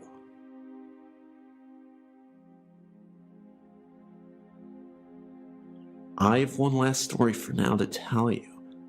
I was born in 1955, so I went to high school starting in 1970. Needless to say, the fashion and hairstyles I liked were very different from those which my mother was used to. We frequently had clashes over these things. Also, from the get-go of my life, I'd always been interested in things like camping, fishing, hiking, and nature in general. My mother, to say the least, was disappointed because she had always envisioned having a daughter who was interested in clothes, makeup, and flirting with boys. I just wasn't the daughter she had envisioned. I ended up working in forensics for years, and I do believe she was proud of me during the last 20 years of her life. The year and a half after my father had intentionally left this earth, and she died, were filled with sadness for us both. Looking back, if I had known then what I know now, I would have done things differently. But that is Monday morning quarterbacking. I did the best I could to take care of us both during that time, but I feel like I could have done better, and I regretted it after she had passed on. First, I distinctly remember seeing my dad's ghost sitting in his favorite chair of the old house that we lived in, and the one that I own today.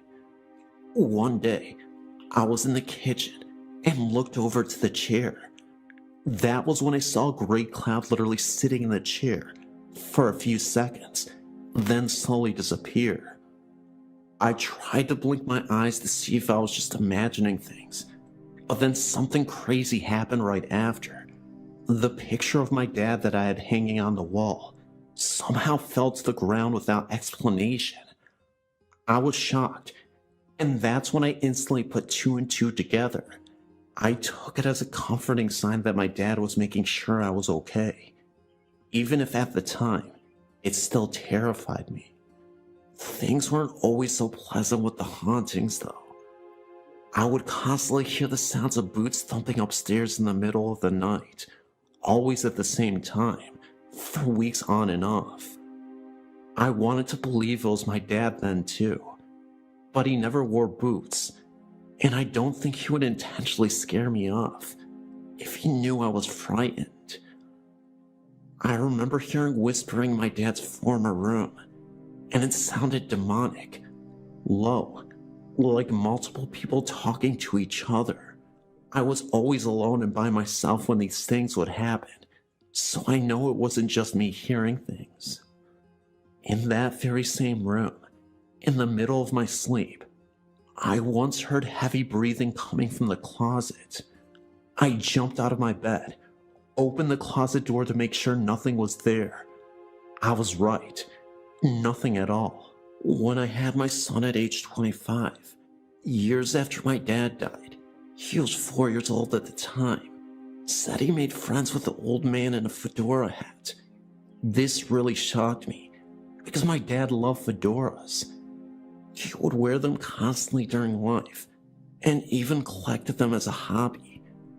My dad also smoked cigars a lot, and sometimes a light fog, would mysteriously appear in his room without the windows open.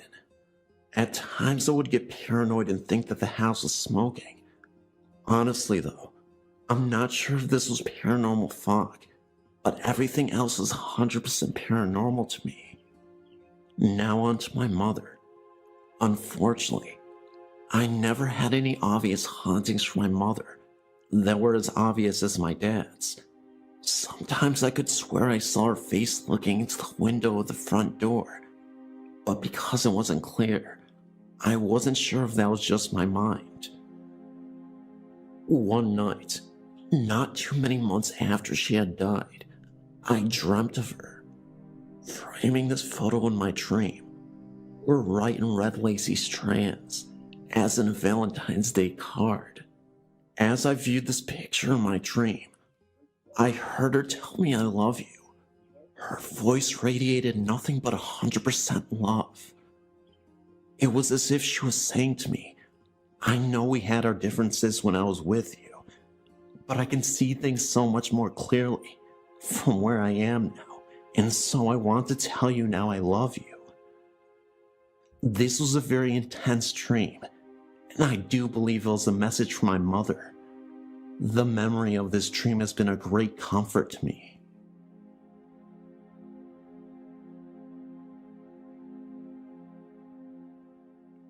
I've been a fan of this site for years, so here's one of my stories.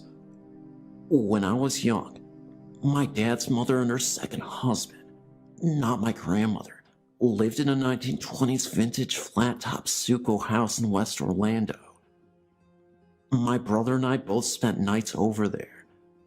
The room in which we would sleep had a bed that was, from a 4-year-old's perspective, about a mid-chest high.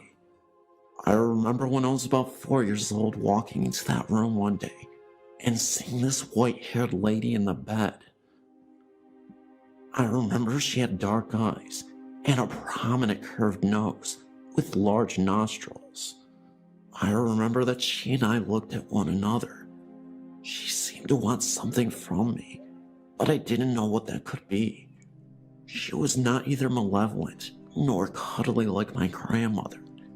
She seemed to be a business-like person who didn't hesitate to ask the nearest person around to help. In other words, a matter-of-fact person. I believe at that point, I turned and left the room.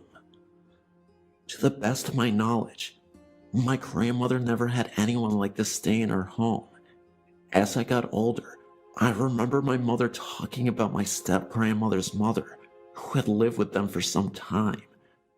During one of these conversations, I said that I remembered her, thinking of the older lady that I'd seen in that bed. My mother said there was no way I could remember her, since she died before I was born. I never brought this up with Mother again, and since then, my mother has passed. I still can't help but wonder who that lady was.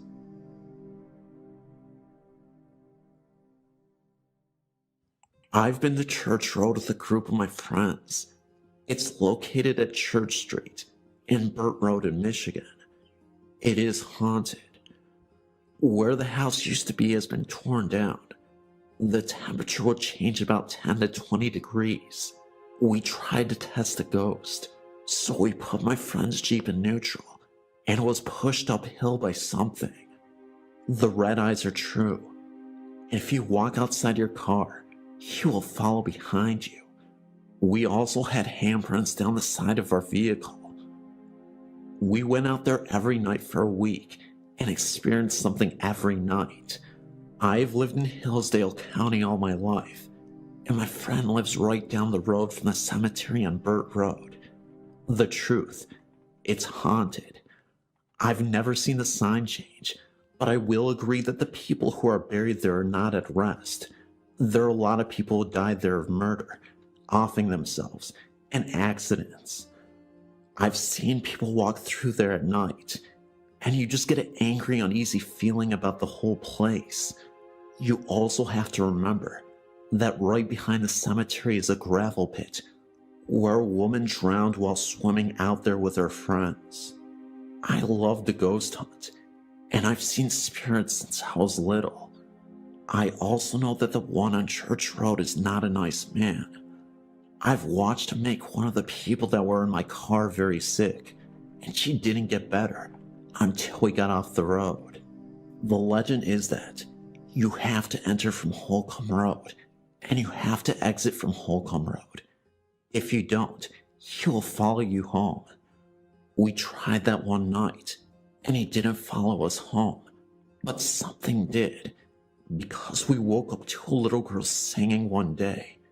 Like legit singing. And then we went back.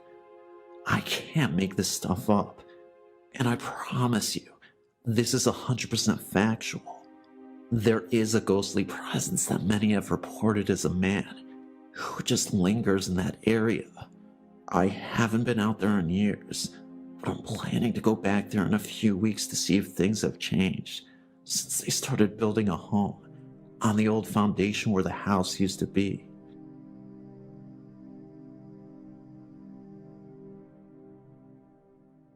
I grew up in a city in southern Ontario, and I've had several encounters with paranormal activity. When I was 8 years old, my mother and my brother had moved into a single-family home that was attached in the front to a store for clothing alterations and such. The home was built in the 1930s, and I was unaware as to what the history of the home was. However, there was always the strong feeling on the back of my neck that I was being watched in a way that made me feel horrid and vulnerable. There were certain parts of the home that had felt more evil than the whole house felt. The first part was the stairs going to the basement, and the upstairs bathroom made my stomach turn. I always felt eyes of anger on my neck. My little brother, who was 6 years old at the time, and I were rollerblading in the basement that was not developed enough to be a problem with the rollerblades. There was a separate room in the corner that had a glass pane door, and we had never gone into that room as it was just really creepy. We both very suddenly stopped blading and both looked to the glass paned window, and we both had seen a clear apparition of an older man who had the evil look in his eyes, just like we always felt, looking at the back of our necks. We ran upstairs with the blades on to tell our mom. She refused to go look, as she then admitted to having the same fear in the home. We did move out within 6 months, as it seemed to be getting worse with things going missing, and my Barbie dolls going missing for weeks, and then re-showing itself mutilated. It just felt horrid to be there for all of us. As an adult, I'd share that story with a woman that I had met, and she knew exactly which house I'd spoken of. I showed her the exact home, and she said that the home had been a funeral parlor. The home was evil, and I could never go into it again. I live in a 2-story townhome. It was the middle of July, and it was very hot in Kansas City. I was sleeping on the couch downstairs, as the upstairs is hot in the summer months. I was sleeping, and I remember a low, heavy, dark voice saying I must help Laura, my cousin, understand. I woke up startled by the deepness of the voice. You could even say a little bit scared. My dog, which hardly ever barks, was looking into the kitchen and growling, and then slowly he started to bark. He was watching something, and when I looked in the direction he was looking, of course I couldn't see anything. The light from the outside street lamp was beaming through the window, so it was somewhat light. He started to back away and follow the presence into the den, and then to the wall that was straight across from me. He was watching something, but of course, I still couldn't see anything. But from the way I woke up, in a startled state, I was somewhat scared to move. Like an idiot, I just stayed still and watched my dog follow this presence that only he could sense. He then started to go to the door, located on the wall across from me, and which opens to my garage, growling at the door. He would back up and then move closer, and then he started to smell under the door. Still, I was too afraid to move. I just stayed there and watched. Within 5 to 10 minutes of this, the presence seemed to have left. My dog stopped growling and was going from the kitchen to the wall, into the door again, and again, as if to look for something. Finally, he gave up and just curled up at my feet, which have not moved an inch this whole time, and fell asleep. Feeling now that the presence had left the room, I went to the door, which led to my garage, and pushed on it to make sure the door was closed. Once again stating what an idiot I am, I did not dare to open the door. However, I didn't really have a choice, because that was when the door cracked open just enough that I could see the face and a body of a bloodied lady in a black robe. It appeared for 40 seconds, and I saw her long enough to make out that she had to be a nun. I just remember her face looking so badly bruised and beaten, as if she was hit with a bat or something damaging enough to give her a black eye. I turned away in fright, then opened the door completely to see that nobody was there anymore. It was like it appeared in a flash of lightning, then was gone. Just to give you some background on my house, the door that goes to my garage does not have a lock in it. Yes, this is dangerous, for if my garage door is open, anybody could just walk in, right into my house. Maybe this nun I saw was really a homeless person. Maybe it was someone who was trying to rob the house, but since they saw me, they fled. Nothing was stolen. Everything was in one piece. Feeling somewhat safe that the presence had left, I joined my dog and soon fell asleep. In the morning I awoke, went upstairs to take a shower, and dressed for work. When I came downstairs, I gathered up all my things and opened the door which leads to my garage and stood there in total amazement. My garage door was wide open. I left the door open all night and morning. I truly feel my spirit guide was trying to warn me, and I was too stupid and too afraid to listen to him. As I drove to work, I thanked him for trying to warn me, and I promised to try and listen more carefully next time. The reality sank in that I could have been robbed or beaten. Yes, today I'm buying a chain lock for that door and installing it right away. In hindsight, I wish I would have been more accepting of the events that were happening to me. If this has taught me anything, it's to stop, slow down, and listen to the ones who are trying to help me.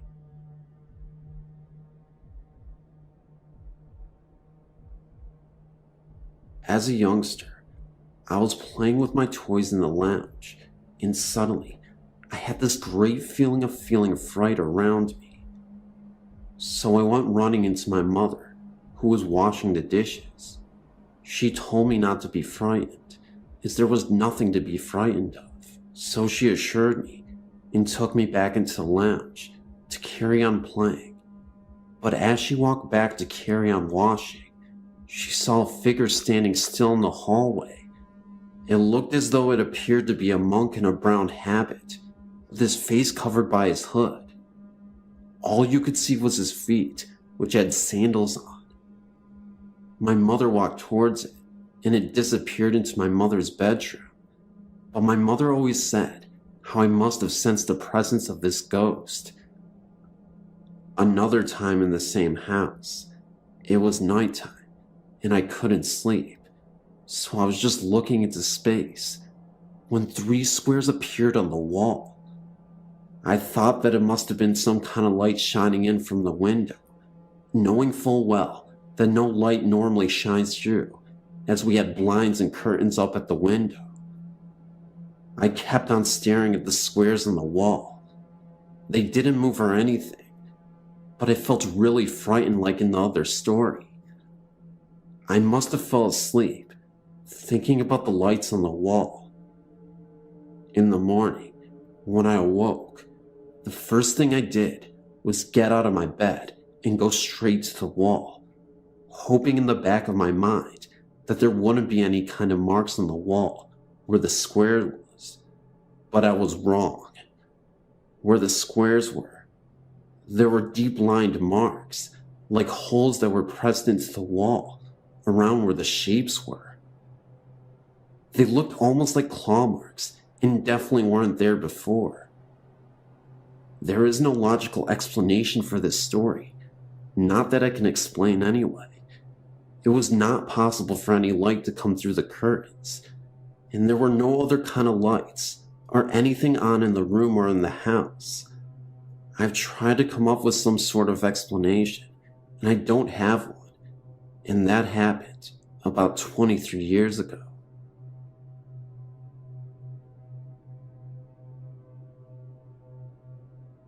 I've had some strange and incredible experiences over the years.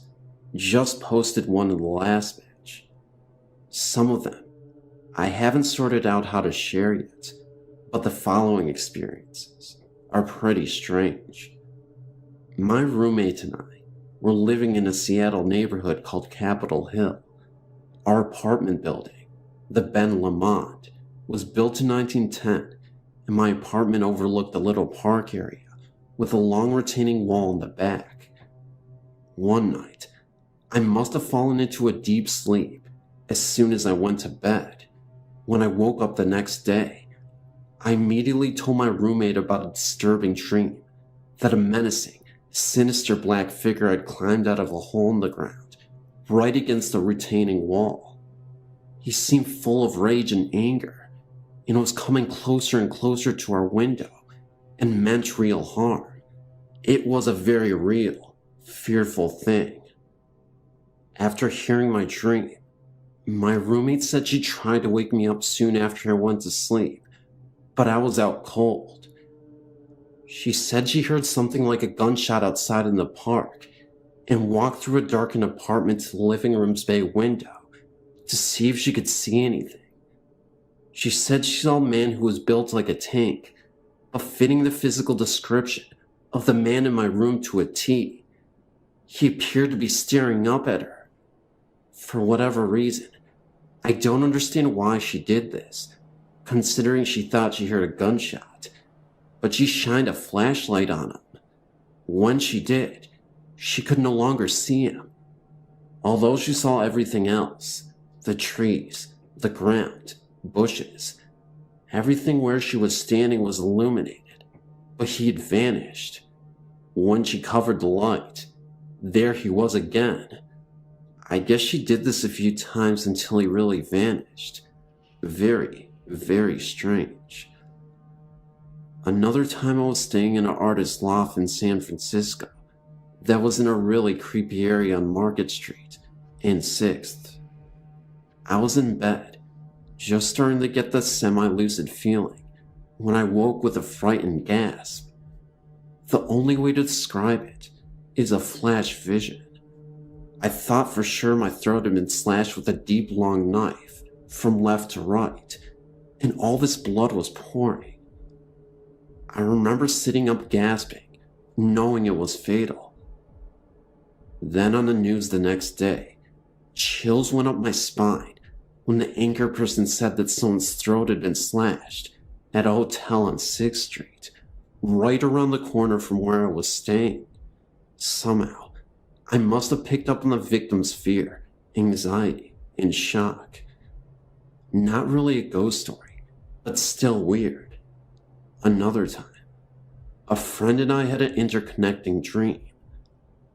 I dreamt one part, and she dreamt the other. They matched perfectly, and since we both dreamt this right before we were waking up, we assumed we had these dreams at the same time.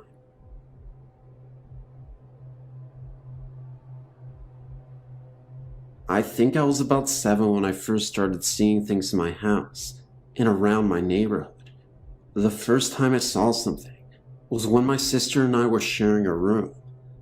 I knew that I always felt something in the room, but I never saw anything, so I really paid no mind.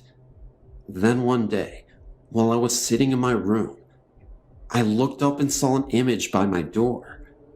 I don't know exactly what it was, but I know that I was scared.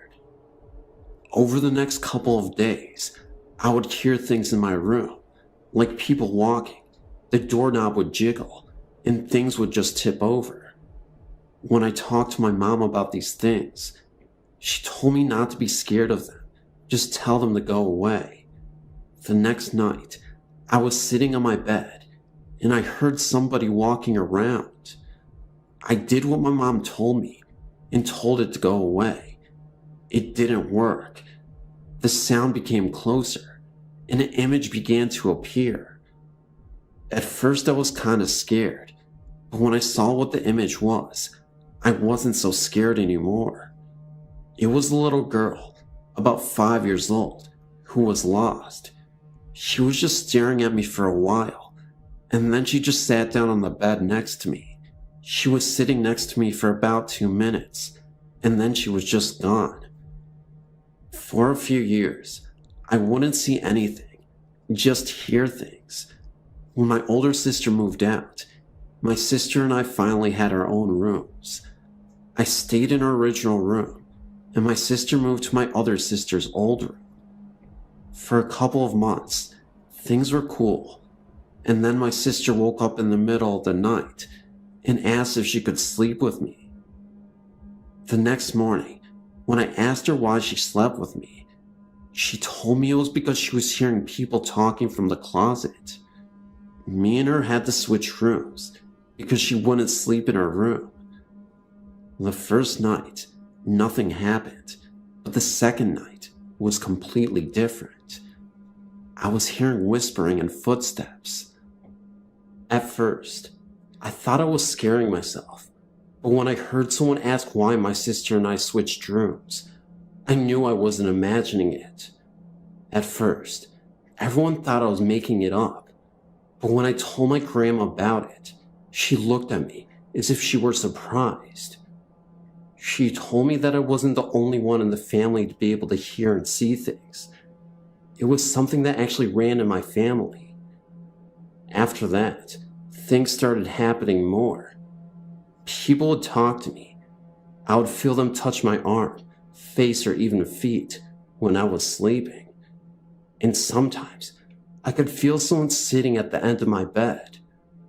I think when I really got scared was when I decided to sleep with my light on so nothing would bother me. But when someone said turn the light off, that was it. I ran to my mom's room and fell asleep on the edge of her bed. That was the last time anything happened to me for about a year. I thought it was just something I went through, but when I turned 14, it got bad. Not only was I seeing things at home, but I was seeing them outside occasionally. I learned not to say anything, because when I would, people would just laugh at me.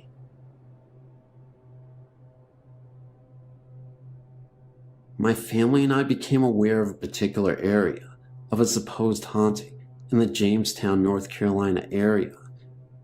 We were intrigued by the article and wanted to investigate, even though we are people of faith. The article, which made us aware of the haunting, was in a local magazine and caught my two sons' attention after my wife read the article in a restaurant. The article described the following. In the 1920s, there was an accident in Jamestown near a certain bridge underpass involving two high school students returning from the local prom.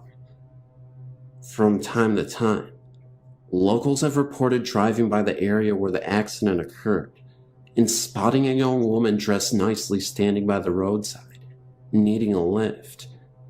The stories tell of a young woman named Linda entering the car and describing where she needed to be dropped. Upon nearing the destination, she vanishes. Of course, my wife and I are skeptical, to say the least, so, unaware of any peril, or should I say for lack of knowledge or fear, we thought we would investigate with our two young sons, of 5 and 8 years. We arrived at the location, which is off the main road into the woods, about 100 yards. There is an old stone-blocked railroad underpass, located next to the now regularly used underpass. Both of the underpasses have been covered with graffiti, in tribute to the stories of Lydia. The old underpass, however, has been overgrown with ivy and weeds and is relatively secluded to say the least. Nevertheless, we were determined to investigate despite the spooky nature of the claims. As we entered the underpass, the air became distinctly colder, which we all noticed. We all felt frightened and left after only a few moments. We got in our car and drove home. We thought nothing of the event until that evening. Strange things began to occur at about 2 a.m. Of all things, an old woody doll with upholstery began to speak in a toy box and would not stop. The electric van door opened and closed several times without any provocation. My boys thought someone was in their room. We thought we were frightened from our prior experiences and let our logical minds control. The house still seemed strange to me, and I had difficulty sleeping, even though my male ego would not let me admit my fear.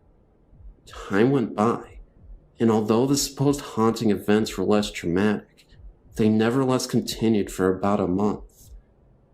It came time for the van to have a regular tune-up, and we took it to the dealership. When my wife returned with the van, the trouble ceased. I don't know what we experienced exactly over that period in 2001, but it seemed real. My wife and I still question the validity of our haunting, but our youngest son still maintains that Megan, as he refers to her, often talked to him and was very nice. Anyway, it's a nice little story we often tell family members who don't think we're lost on cozy evenings. Hope you will enjoy.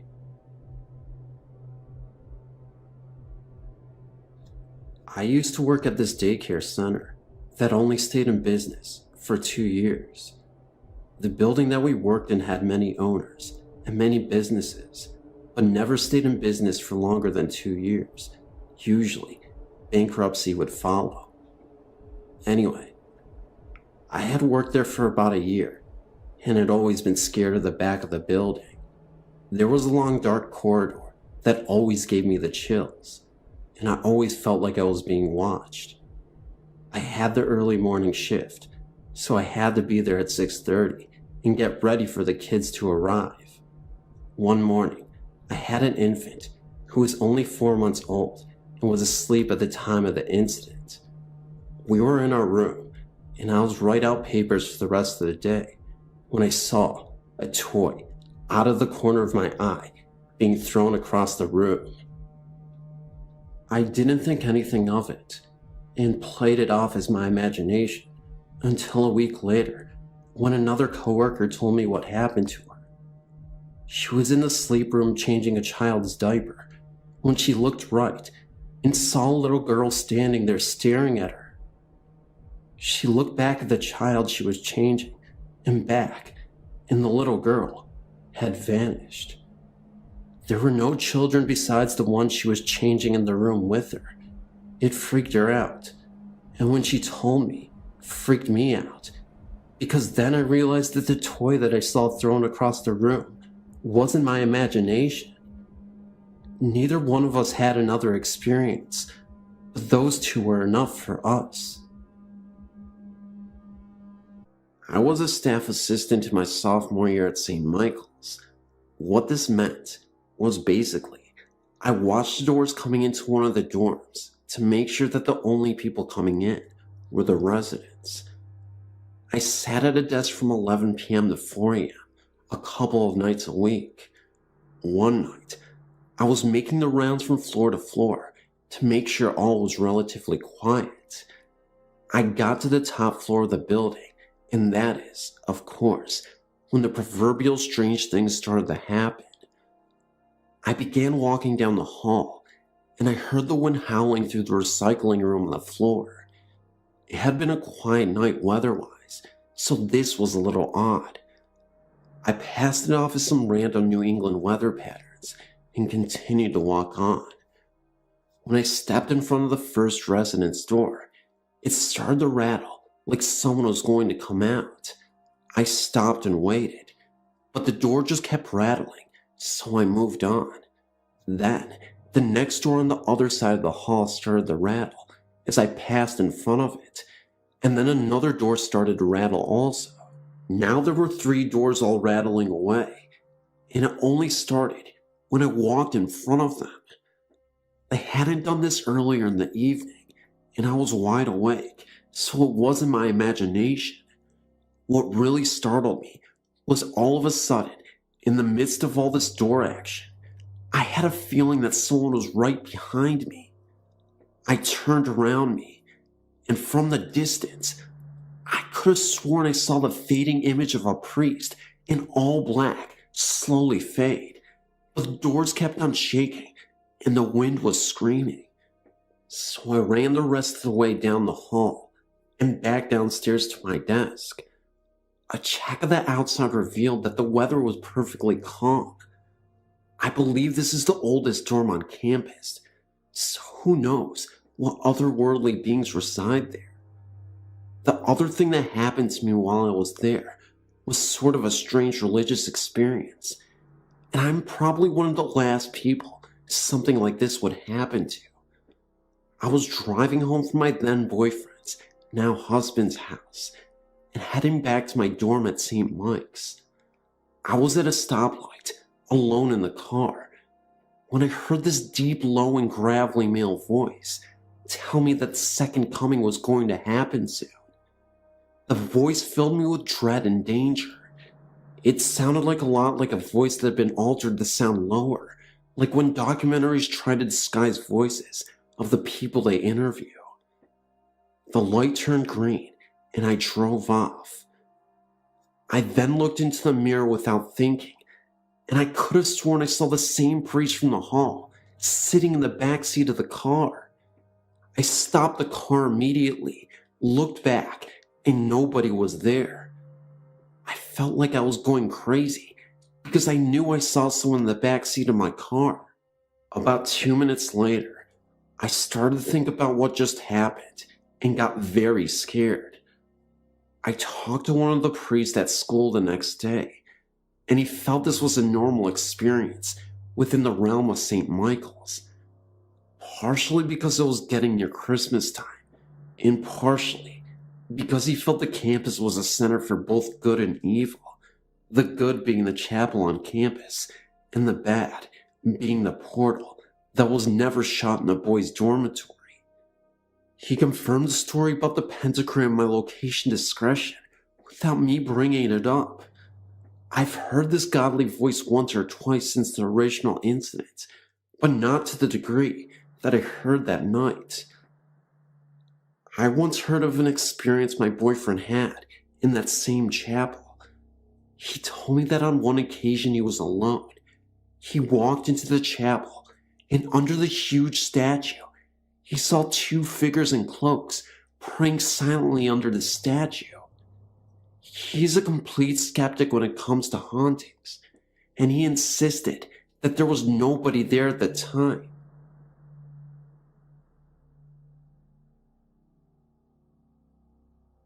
When I was 7 years old, my parents, my sister, and I lived in a home that was 1-story house that sat way back from the street. My aunt used to babysit us when my parents were away at work. Anytime I got into trouble, my aunt would make me go into a little bedroom in the back of our house, and she would make me stay in there for hours at a time. I never knew why, but I was deathly afraid of that room. And the whole time I was in there, I would hide under the blankets too afraid to move until she came to let me out. One day, while I was playing in the yard, I found out why I was so afraid of that room. While I was outside playing with my toys, I suddenly got the feeling that I was being watched. I looked around me, but I didn't see anybody. I went back to playing, but I just couldn't shake that watched feeling. I turned to look at the house to see if maybe my aunt or sister was around, and I saw a woman in the bathroom window watching me. I know it wasn't my aunt or sister because they both have very dark hair, and the woman in the window had very light-colored hair. I don't know what to do. I was afraid to move. I stayed outside for the rest of the afternoon because I didn't want to go into the house. When my mom came home that day, I finally went inside. I didn't say anything to my mom or anyone about what I had seen. I was worried that they wouldn't believe me, so I kept quiet. My sister and I shared a bedroom, and that night, I woke up to the sounds of cupboards opening and closing, like someone was looking for something, and I heard glasses being moved around and the water being turned off and on. Well, being a little kid, I figured I was just imagining it, and as I lay there listening to this, I looked over at my sister, who was sleeping through this whole thing. The next morning, I asked my mom if she was up last night getting a drink, and she said no, but she looked at me kind of funny. That night, my mom had some friends over, and she sent my sister and I to bed early. My sister fell right to sleep, but I just kept thinking about what I saw in the window and what I had heard the night before. My mom and her friends started talking about a lady who had hung herself in the back bedroom of our house. I could not believe what I was hearing. My mom then went on to tell her friends that she hears noises in the kitchen at night. The next day, as I was playing in the yard, I saw the woman in the bathroom window again. I started to cry, and my aunt got mad at me, so she tried to lock me in the back room again. I was kicking and screaming that I did not want to go back in there, but she wouldn't listen to me. As I sat on the bed, under the covers, I heard the door swing open. I thought it was my aunt to come let me out, so I uncovered my head, but nobody was there. I then started to hear a squeaking noise, kinda like something heavy hanging from a window bar. It sounded like it was coming from the closet. The closet was a really big walk-in one. There was no way I was going to look in there. I just sat on the bed, listening to this noise, until my aunt came to get me. I later found out that the lady hung herself in the closet of that back room. I'm just wondering if anyone knows why she did this, and when it took place. Well, that's my story, and believe me, it is all completely true.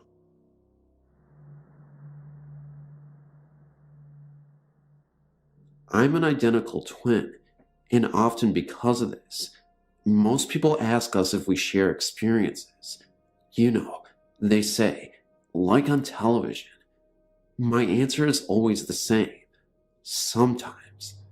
It's true that twins, on occasion, may share certain emotions, even though they may be miles apart.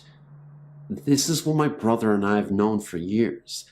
But everything changed when my brother and his wife and 2 children moved into my late grandfather's home in Norristown, Pennsylvania.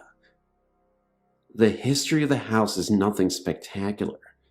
The only event of any importance occurred when my grandfather, who had been diagnosed with colon cancer in 1987, decided to spend his final days at home before the cancer took him.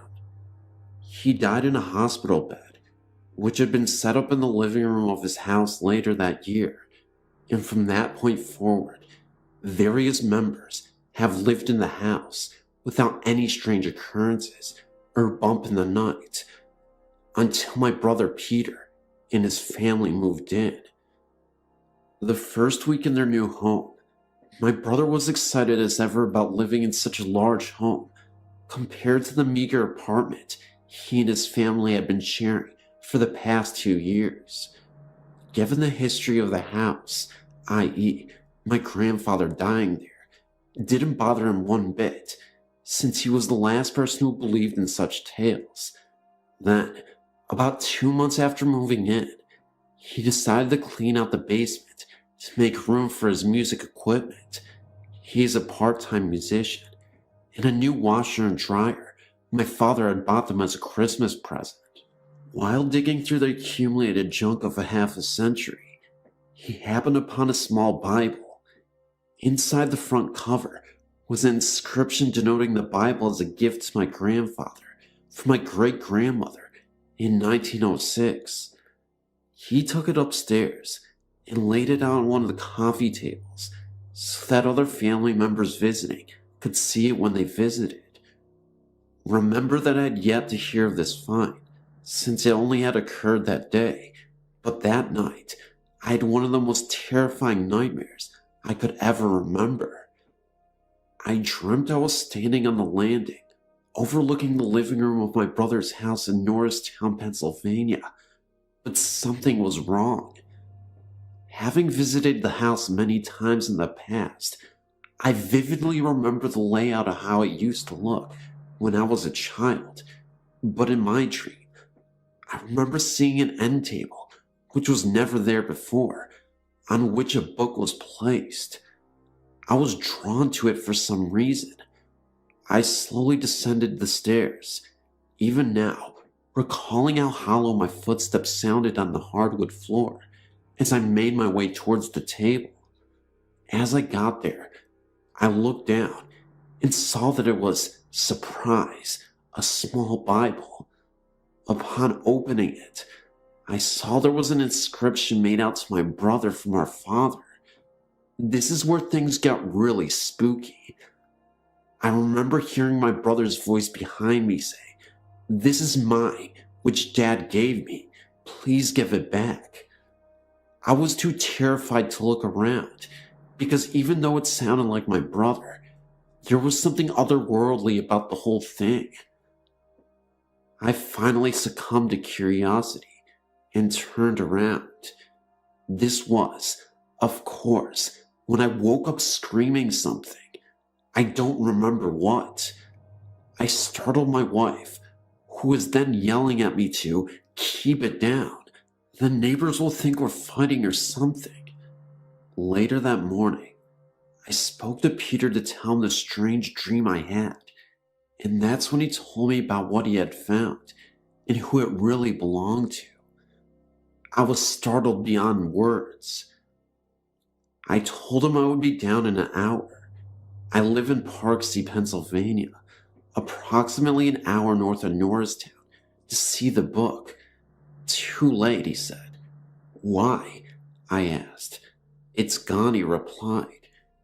The conversation went on from there about how he had placed it on the end table, an end table that he just picked up at a yard sale that day, but when he woke up, it was gone.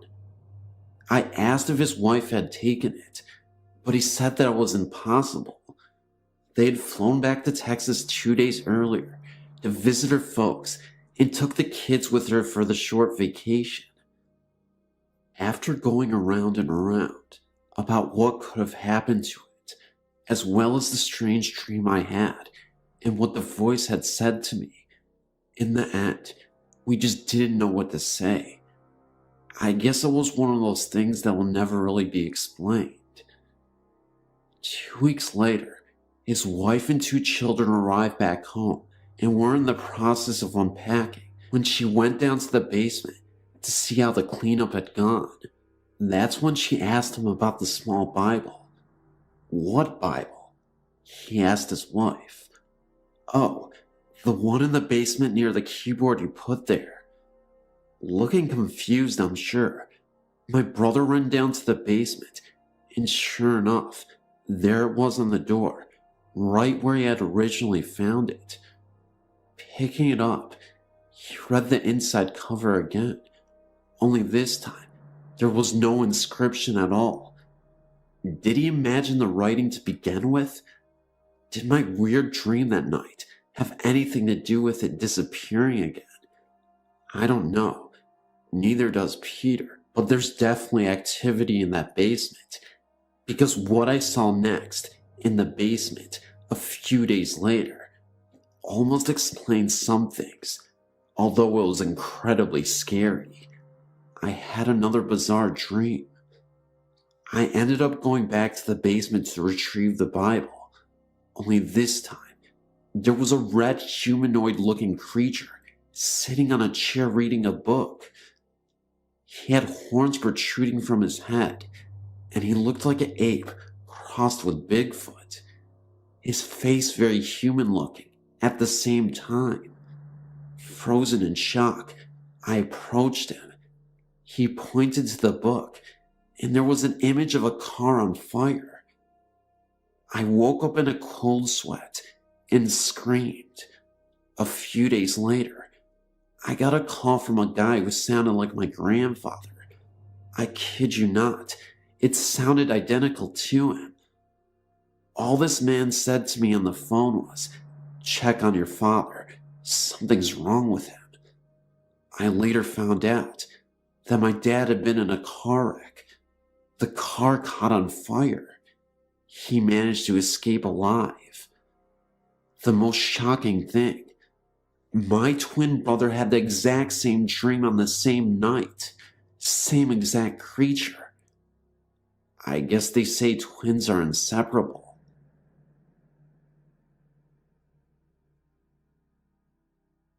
When I was younger, I had a terrifying experience with a ghost.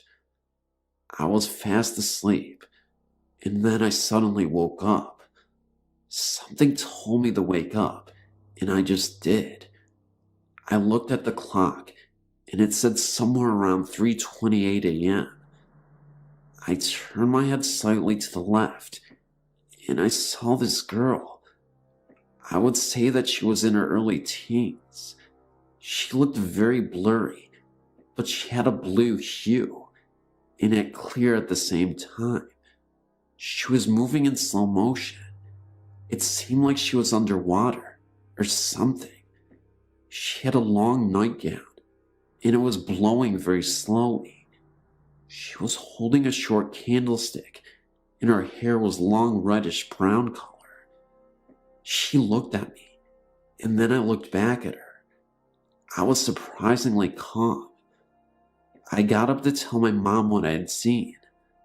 The next morning, I woke up, and I asked my mom if she saw the lady, and she said, "What lady?"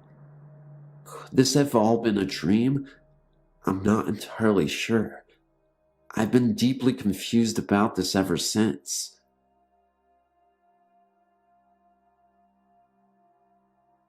My house has always had extra company. It's been 13 years since we moved in here, and for a while, there were some really odd things happening. I was 10 years old when we moved in, and fell in love with the huge, empty attic upstairs. I would bring my toys and little sister up there to play with. She was around 8 at the time, so we had a lot of fun together.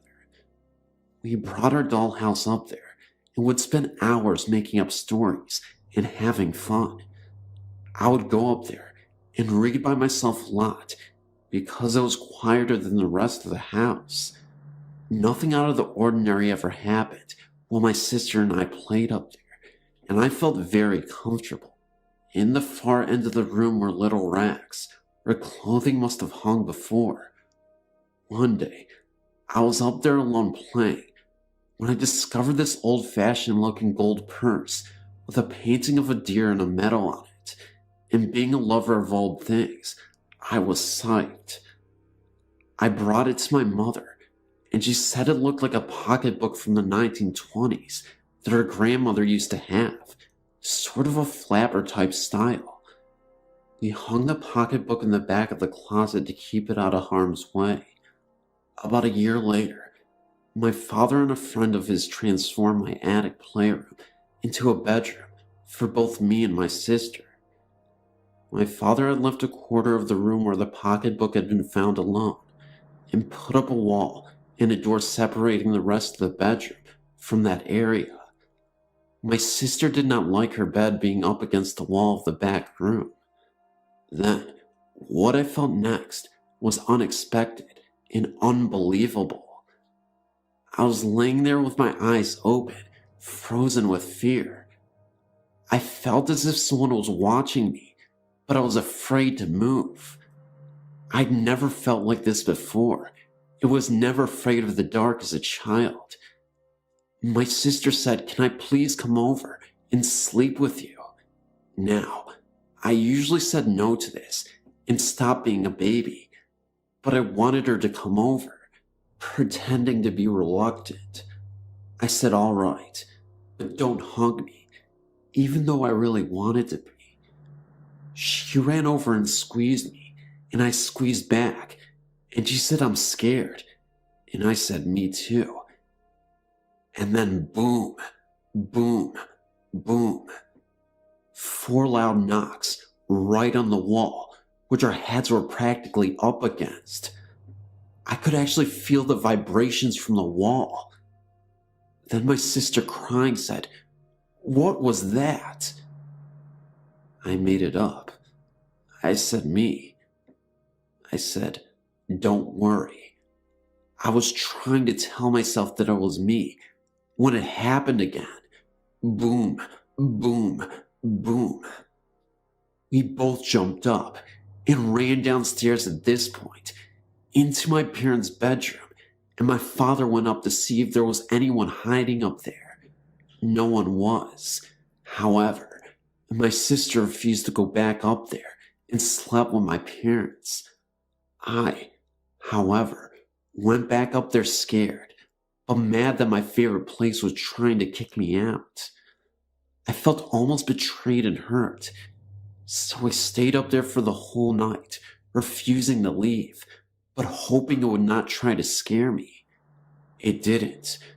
My sister would make attempts to sleep up there later, but would always run downstairs at some point.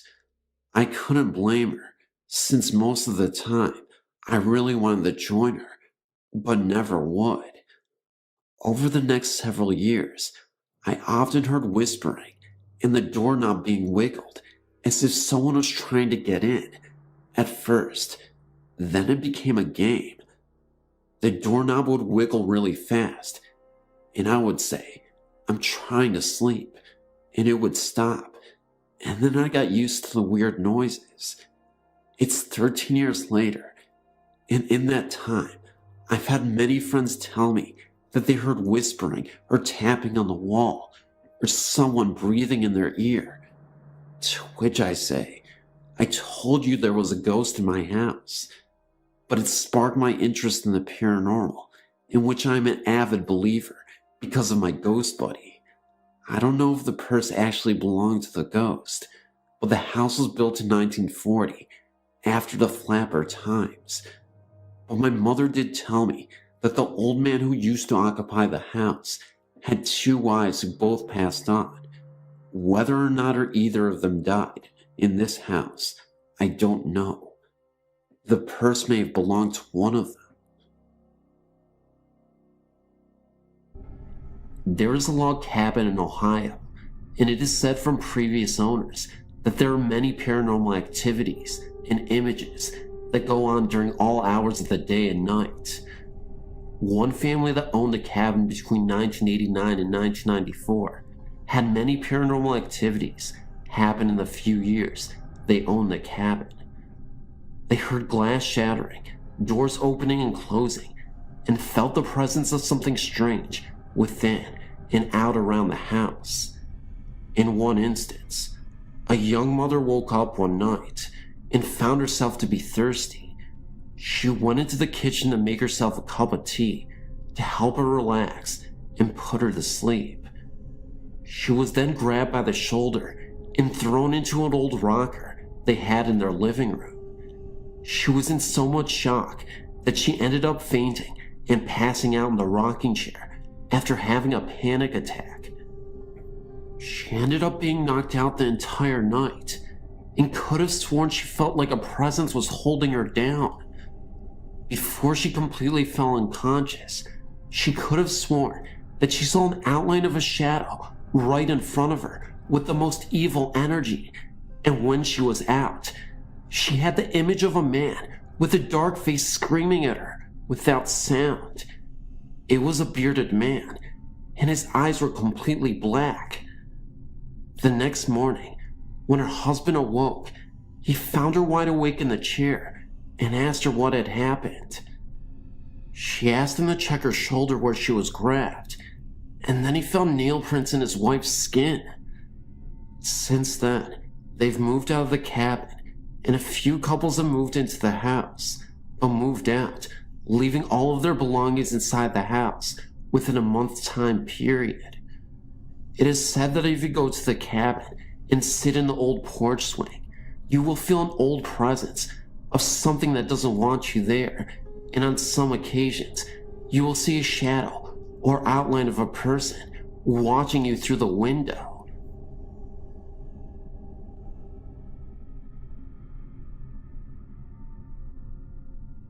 I want to share an experience I had when I was a child. I grew up in Newcastle, Australia, about 2 hours north of Sydney. As a child, I was very scared of anything supernatural, ghosts, monsters, skeletons, anything. When I was 7 years old, my bedroom was at the end of a long hall. On the other end was the top of a staircase that led to the basement of the house. One night, I was woken by strong winds outside. My bedroom door was open. I always slept with the door closed. I looked down the end of the hall and saw my mother dressed in her nightgown, holding a hurricane gas lamp. She was walking down the stairs. Her robe was white, and her hair was up in sort of a reddish color. I thought that the power had gone out, and my mother was going downstairs to get other lamps for us to use. Our house was high on a hill and was often damaged by storms. Often, we would get up and check the house for damage during bad weather. As a child, this was quite exciting. I quickly jumped out of my bed and went into my parents' bedroom. To my surprise, my father was still in bed, and I woke him. I asked him why my mother was going to get the lamps. He looked at me like I was on drugs, told me to go back to sleep.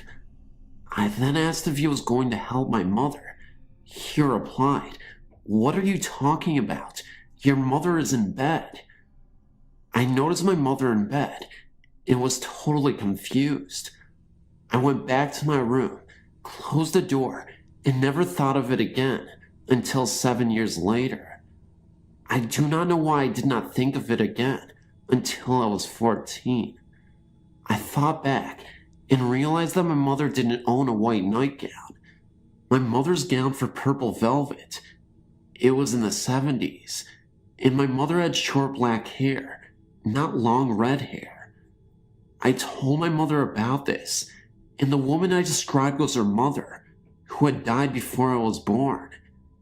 It seems like she was checking up on me, I guess.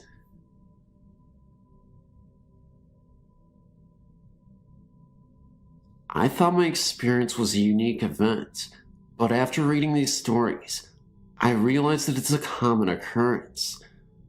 I started to see a girl whom I worked with, and it became a fairly turbulent relationship. We used to clash a fair bit, but our sex life was absolutely fantastic. She lived in an older house that was converted into 4 apartments. The apartment she lived in was on the ground floor. I have no exact idea of the age of the building, but it is in a Sydney suburb of Kimberley, very close to the Sydney Harbour Bridge. It is one of Sydney's oldest suburbs and was frequented by convicts, English soldiers, and working class people during the early days, but it is now one of Sydney's most high-class suburbs. Anyway, often I would walk into her room, and it often felt as though I was walking into someone or some heavy weight. There was always a heavy energy or weight around the entrance to her room. It used to freak me out having to get up and go to the bathroom at night. This went on for a few months. Our relationship was getting worse, and we argued more and more. One night, we were lying in bed together, both on our backs. We were not arguing, but the conversation was intense, and I was upset with her. We settled down after a few minutes, and things were fine. Suddenly, I felt an urge to leave, get out of there and run. I told her that I have to get out of here and go home. I lived over an hour away. She was shocked and did not want me to leave. I then tried to get out of bed. But then I felt a very heavy pressure on my chest and shoulders. My girl was still lying still next to me and not moving. I asked her if she could feel the weight, and she said yes. We were being held down in the bed. It is a weird feeling like no one is touching you, but you can feel your body weight pushing down in the bed. The room was dark, but I could feel someone only an inch from my face. I stared hard and back, and without fear, I asked, "What is it that you want?" Then, I felt heat all over my face and head. My body became very light and calm. It felt like I was on the ceiling looking down. By this time, I was freaking out, but could still not move my body. My eyes closed hard, and I realized I was being shown something. I could see two men sitting in a basement around a furnace. They were cold and wet and appeared to be dock workers. I could not see the face of the one standing up, but the other guy sitting down looked straight at me. He looked really pissed off, not with me, but I think he hated his life or time. He did not move his lips, but he did say to me, "How dare you judge me? You have no idea what my time was like, and you knew nothing of my circumstance." I had to work with this guy. He's a troublemaker. I then looked down, and that man had an iron fire poker next to him. He used it to thump some bloke to death. That person that was killed is the person or spirit that held me down and made me stay. He was only young when he was killed, 20 or so. He had difficulty with his workmates and did not fit in. There seems to have been some collusion or trouble with his work on the Sydney docks. By the appearance of his clothing, it seems to be in the 1800s. Cannot specify a decade though. I then told the murdered man that I did not want to get involved. He was getting agitated. I felt bad about what I did next, but I had to do it. I cast his presence out and unwelcomed him. I used prayer and holy strength to disconnect from him. The weight instantly lifted, and the whole thing separated from me. It became like the room was cut in two. They were still there, but I was now on the living side. I feared that I had not cut them off completely and called my brother on the phone. My brother is a devout Christian and has had experience dealing with the spirit world. We both together cast the entity out. It completely went away. I went back to bed. My girl was not shocked at all by this event, which surprised me. After about a half an hour, I was drifting asleep when I dared to check in on the spirit again without engaging it. He was upset and cowering in a corner.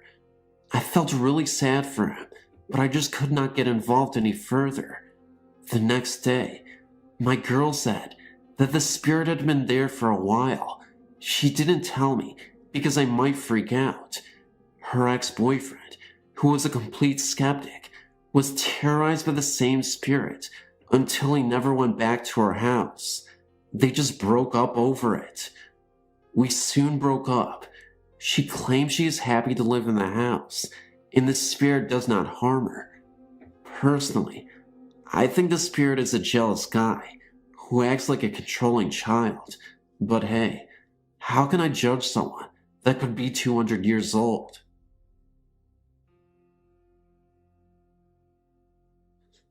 In 1986, I was a sophomore at Berea College in Berea, Kentucky, and lived in Pearson's female dormitory on the first floor. The dorm room was small, with a loft reached by a ladder. Underneath, we had a love couch and a couple desks. My roommate was a long-haired Pentecostal holiness church girl named Becky. Becky went to church every Wednesday and Friday, as well as Sunday mornings. She had been raised to wear only dresses and skirts and to never cut her hair. A Vietnamese-born man named Keoli, who was a foreign student photographer, went to her church. She would tell me stories of how he'd stand up to witness her in church, about his childhood experiences, and about how he was once a devil worshiper. He would go on and on about how he wanted to be saved by Christ and such. He had a very obsessive crush on Becky. She sort of was flattered at first, but he began to follow her around campus with his camera, and he'd tell her that she was going to be his wife. He wouldn't take no for an answer. She began to avoid him, and eventually became frightened. This guy was stalking her big time. I remember once running into him on campus and trying to reason with him. A few minutes into the conversation, I realized that he was really disturbed and crazy. There was not a rational way to tell him he would understand that Becky didn't want him. She eventually told a school counselor, and the campus security was alerted to the stalking problem. He wasn't allowed around our dorm. She also avoided church for a while, until she heard he'd stopped going.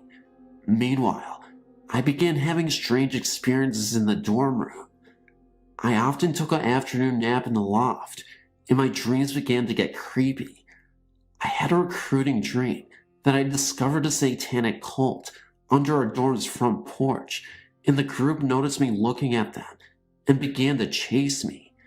One day during my nap, I dreamt I was in my own dorm room, and I stood looking at Becky, who sat on the love seat. Around my neck was a huge snake, like a boa, hanging down. I said, "Becky, there's a huge snake here in my neck. Quick, get it off me." Suddenly, the snake broke up into 20 or so different snakes, hissing and moving, and they all began to slither away from me and around us in the dorm room. Becky disappeared, and I noticed I was alone. Next, the room began to swell inward around me and became alive with an evil presence. I countered this by yelling at the room, "I love you," thinking that since this was my dream, I could change it around to lightness and God. But the room responded by swelling closer around me with hate and regurgitated my words straight back. "I love you," in both a deep, guttural, and hideous voice, which vibrated in several low tones at once. I was horrified and ran out of the room, only to be chased once again by the reoccurring group of satanic people from other nightmares. A few days later, I was once again sleeping on my loft in broad daylight between classes. I began a nightmare again, this time of being surrounded by negative energy shadows who wanted to harm or steal my soul away from me somehow. Suddenly, my loft was full of stuffed animals, all floating around my head, just floating in the air alive and looking at me. A lion floated before me, smiling, right in front of my face. He just smiled this horrible, hateful, ghostly grin directly at me. I could feel the daggers of his attention. It was eerie. I raised my arm up and knocked this thing away from me, off the loft towards the floor at the base of the ladder. I looked at the floor below, and he was still there, his mangled head smiling up at me, still with that evil grin. I jumped down the ladder hard, knowing my feet would stomp him. I didn't look, but ran away, out of my dorm, without looking back. I opened my eyes, wide awake.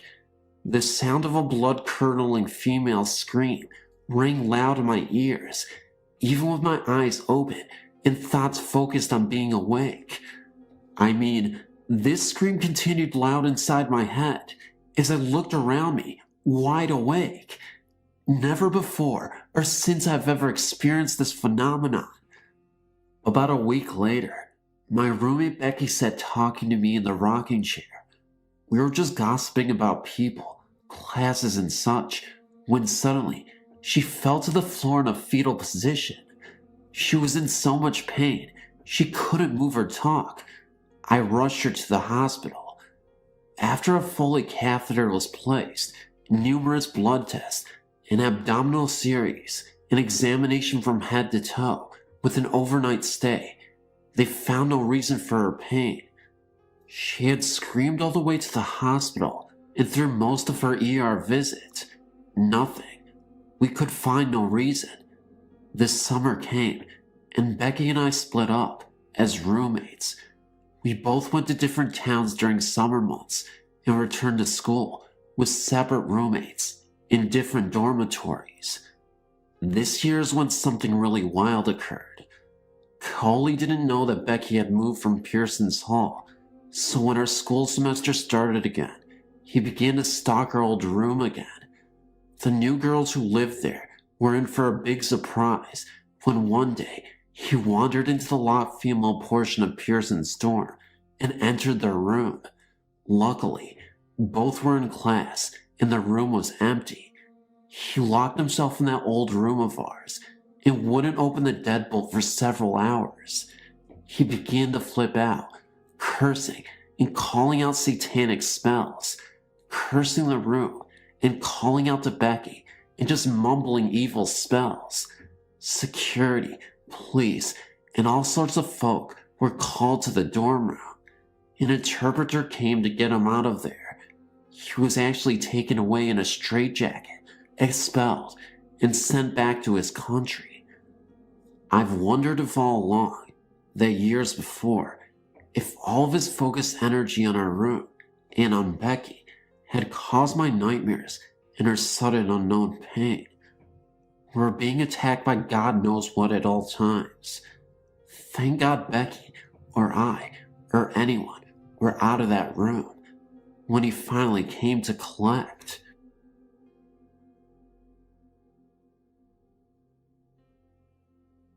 My mother and I used to live in this old house.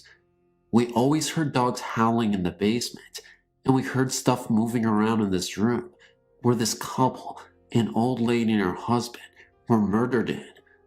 A few months after we moved in, we found out that the couple's dog were murdered too. We thought that nothing weird would happen because we haven't encountered that much stuff yet. My mother went to work at 5:30 in the morning every day. One day, she was like, "Am I that loud in the morning that I woke you up?" I did not know what she was talking about. She never woke me up. She said, "Then why is it every morning you wake up to wave me goodbye?" I said, "Mom, I don't know. I never wake up in the morning." So the next day, when she got in her car, she saw someone waving to her in the window. So she pulled up to the window so she could get a better look at the person. Then she saw an old man with a long beard wearing overalls with a plaid shirt under. She jumped out of the car and ran as fast as she could to the kitchen, and she flew open the door. But when she looked at the window, nobody was there. She looked in my room, and I was sound asleep. I have 2 more experiences to tell you. We had this dog named Scooby-Loo.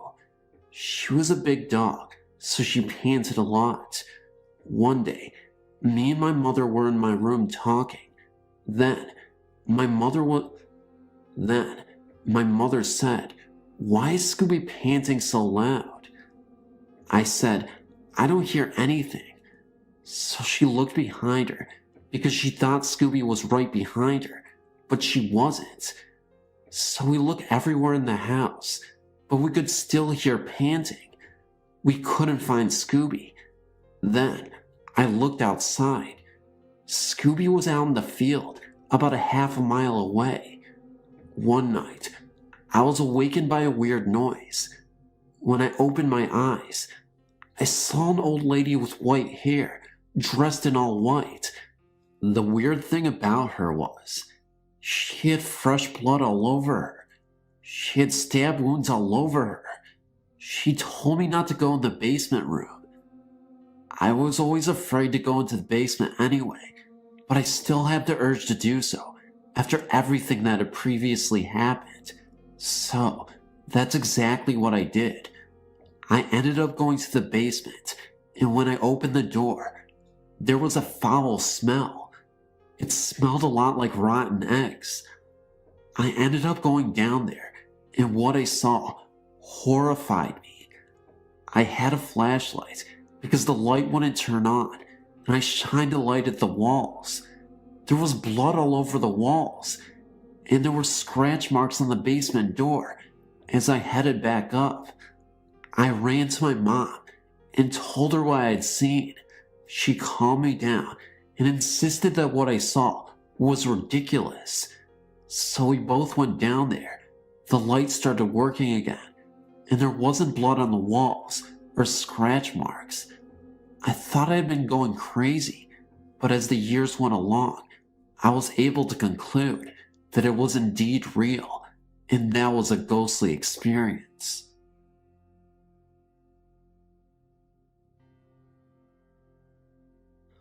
I lived in Indianapolis, Indiana, for over 9 years. We moved because we couldn't take the hauntings anymore. The home belonged to Bob and Mary. They were my hubby's great aunt and uncle. Mary died in the home, and a few months later, Bob died in the hospital, both of old age. The only thing was, they never actually left the home. We bought the home through the estate. The home was in desperate need of renovating. For the first 5 years we lived there, we did all of the renovations. Needless to say, all hell broke loose.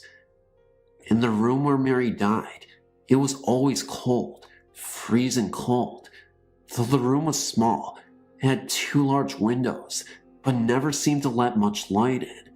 On the door, in the wood grain, a face could be visibly seen of a man screaming. Also, a skeleton's head could be seen at night on the door. One night, my oldest son, who was 7 at the time, started screaming and running out of that room. He told me he saw a shadow inside of his room walk past both of the windows. He thought a burglar broke into his room. The TV and VCR would go off and on by themselves, even when we unplugged them. I watched my dish drainer in the kitchen go flying up into the air and land on the floor, breaking some dishes. I watched birthday cards that were set on top of an antique china cabinet fall to the ground. The only strange thing about this was that only every other one fell, not all of them. Our dog would constantly bark into the air for no reason. Our cat's hair would stand up, and it would start hissing and growling at nothing. Our son's remote-controlled cars would play by themselves. Things would go flying across the room. One day, when Mary's sister died, at the time she died, all of our doors in our house slammed shut. No windows were open at that time, and our relatives that were visiting witnessed this. Things would always disappear, then reappear a few days later. We always heard people call out our names, but no one would ever be around to have called out to us. One night, my youngest son and I heard a little girl crying outside of the house. It was around 2 a.m. We looked out of our windows, but never saw the little girl, even though we could still hear her crying, "Mommy." One day, my youngest son was looking out of our huge picture window in the living room when he saw a strange-looking man coming around the kitchen from the glare in the glass. When he turned around, he watched the man walk past him and towards the hallway, then disappear. Many of our friends and relatives have witnessed a lot of the hauntings in this house. At one point, one of my friends went running from the house and about broke her neck falling over the dog laying on the front porch. When we moved from that home, we vowed to never return. I'm sure Bob and Mary are still haunting the place. They didn't like kids because they never had any, and they didn't get along well with any of the neighbors. I can just see why they were trying to run us out. Growing up in rural Michigan, I had several what the heck was that experiences. Most were minor, a moving shadow or an uneasy feeling, but one stands out. I was 8 to 10 years old in the mid-80s, and my family had just returned from a vacation. When we got out of the car, my dad headed to the mailbox, my mom to her garden, and I lugged my suitcase inside the house. All of the windows were shut, and I pulled the garage door closed behind me. Walking through the house, I passed the bay window, from which I could see my dad still on the road, and my mom picking some vegetables. The house was silent, except for my footsteps on the carpet. I walked into my room and put my suitcase down in the corner. I heard a male voice laughing behind me, maybe in the doorway 8 feet away. It was a hearty laugh, loud and clear. I spun around, and there wasn't anyone in the doorway. I ran back to the garage, through the door, and outside. My father was just grabbing his suitcase from the car, and my mother was pulling weeds. I wasn't scared when I heard the voice, but not having a tangible body to put it with did unnerve me a bit. Following the event, I was able to forget and had no issues in the rest of the house. It was only after I got older and interested in the paranormal did I realize that I must have had a run-in with something. About 2 years ago, I bought a 126-year-old, 8,000 square foot mansion in Missouri, just outside of Kansas City where I grew up.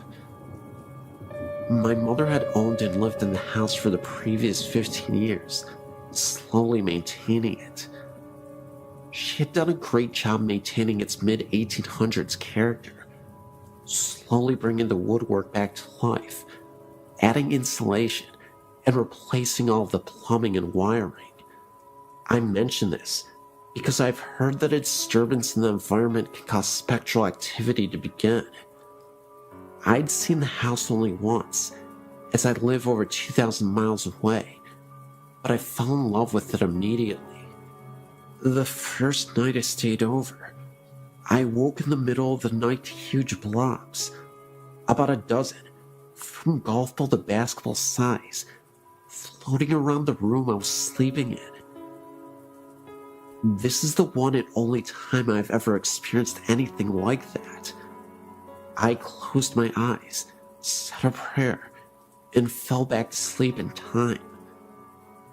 I said nothing to my mother the next day until she asked me, "Well, did you see the blobs?"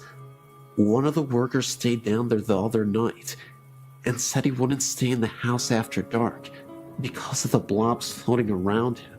She had not seen them, and still hasn't. However, the previous owner told my mother a few years later that he loved what she had done to the front room, but he could never stay in there while the house was his because of the blobs. During the summer of 2007, I went back to see my family. I stayed downstairs again and had several things happen. It is important to note that I've never felt in danger, only uncomfortable. My mom and her boyfriend went upstairs to go to bed. I stayed downstairs in the first floor master suite. For the next 45 minutes, the heavy footsteps above my head were attributed to the two of them settling in for the night. Finally, I decided I would go up and find out what was going on. The entire upstairs was dark and still. They were both lying in bed.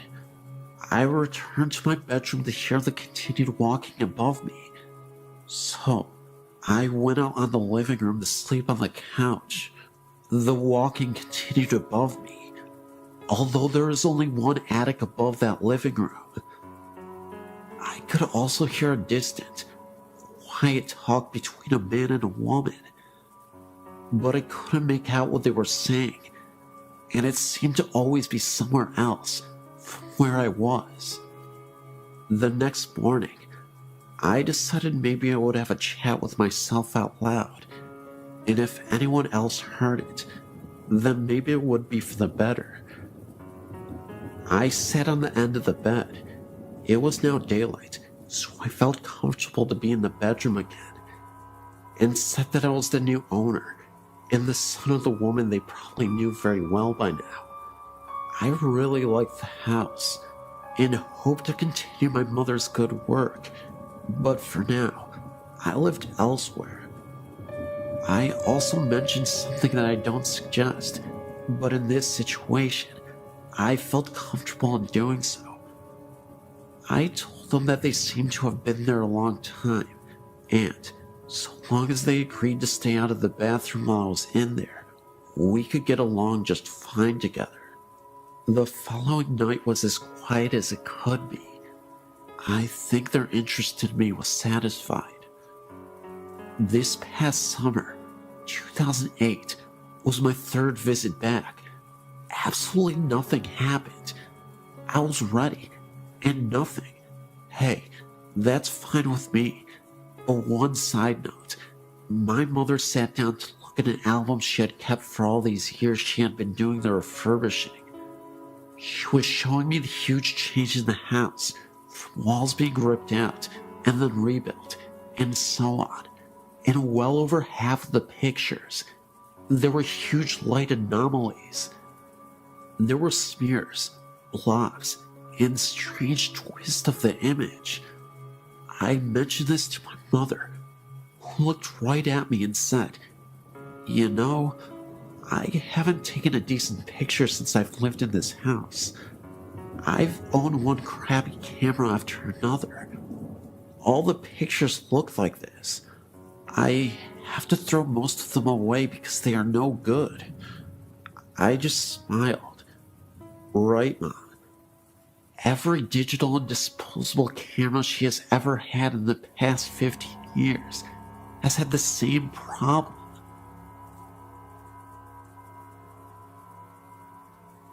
I grew up with a mom who is wicked, and she is very psychic.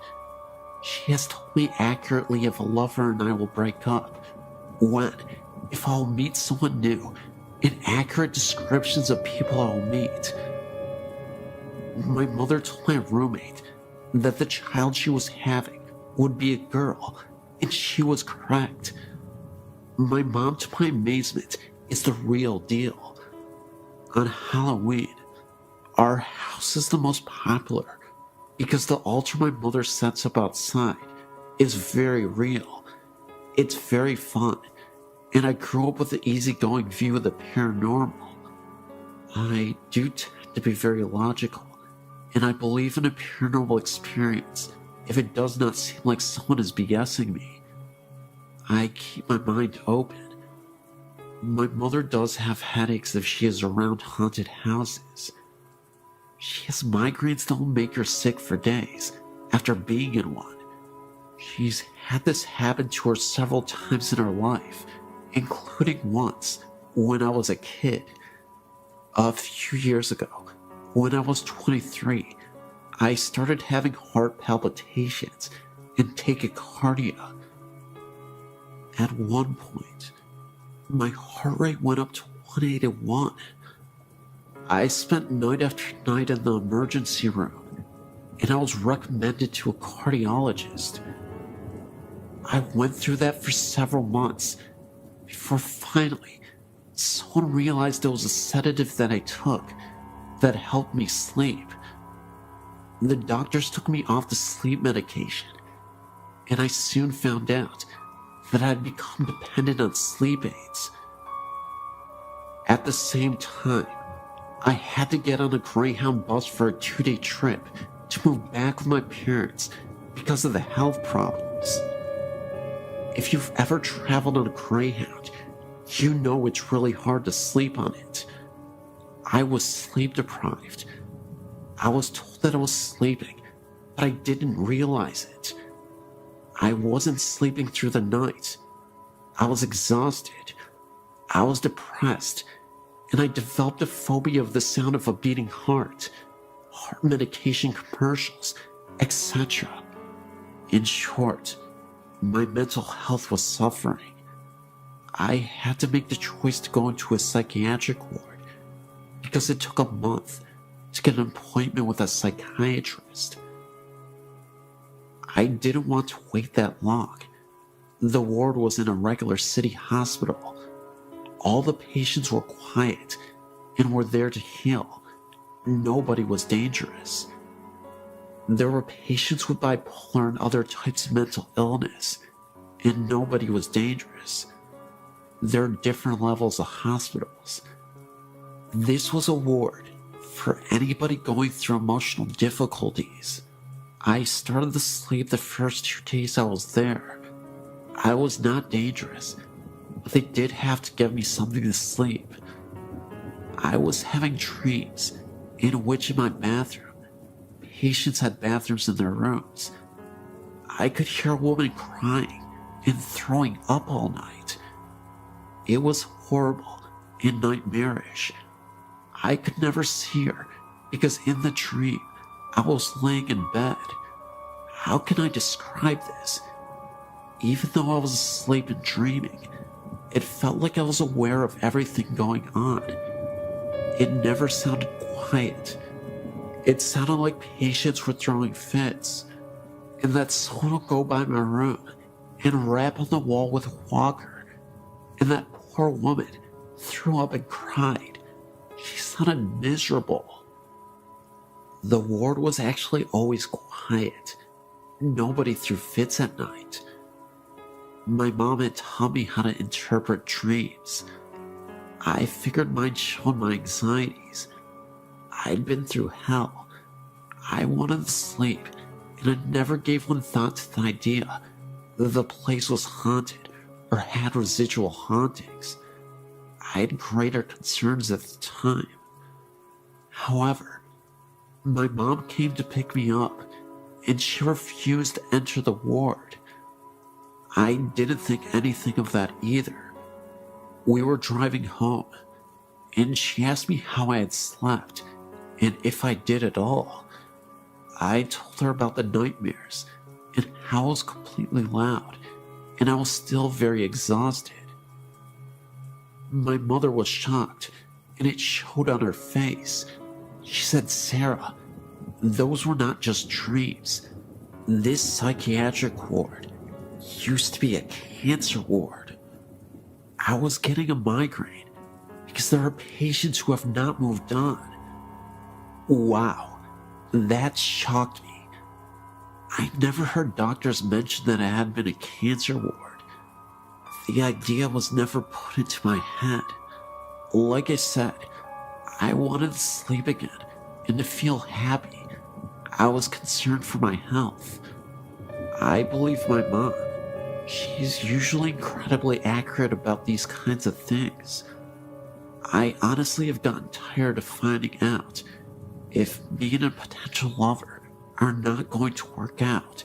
She's that accurate. However, I could not tell you if that ward was the former cancer ward. I simply don't know because none of the doctors ever mentioned it. I was sleep deprived and going through hell at the time. My emotional state could have been reflected in my dreams. However, if I've learned anything about the paranormal, is that it can be a very small world. The hospital in question is in Iowa. It is a regular city hospital with an emergency room, surgery room, etc. It is not a psychiatric hospital only. If a former nurse ever writes you, or even a former patient, I'm here to tell you that there may have been something to their experience. The ward in question is still open. This was a few years ago that I was there. This is just a quirky experience that I wanted to share.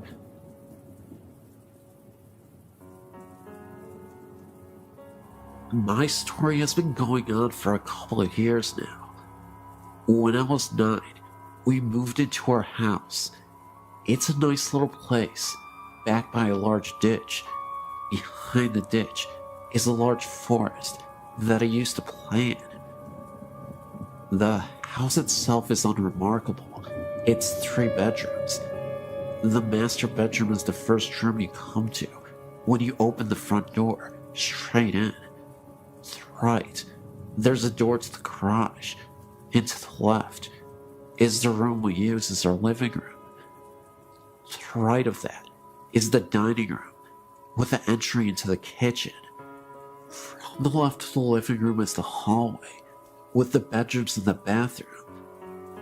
From the time when I first moved in, I've never liked the bedroom at the end of the hall. It has a window that looks out into the front yard.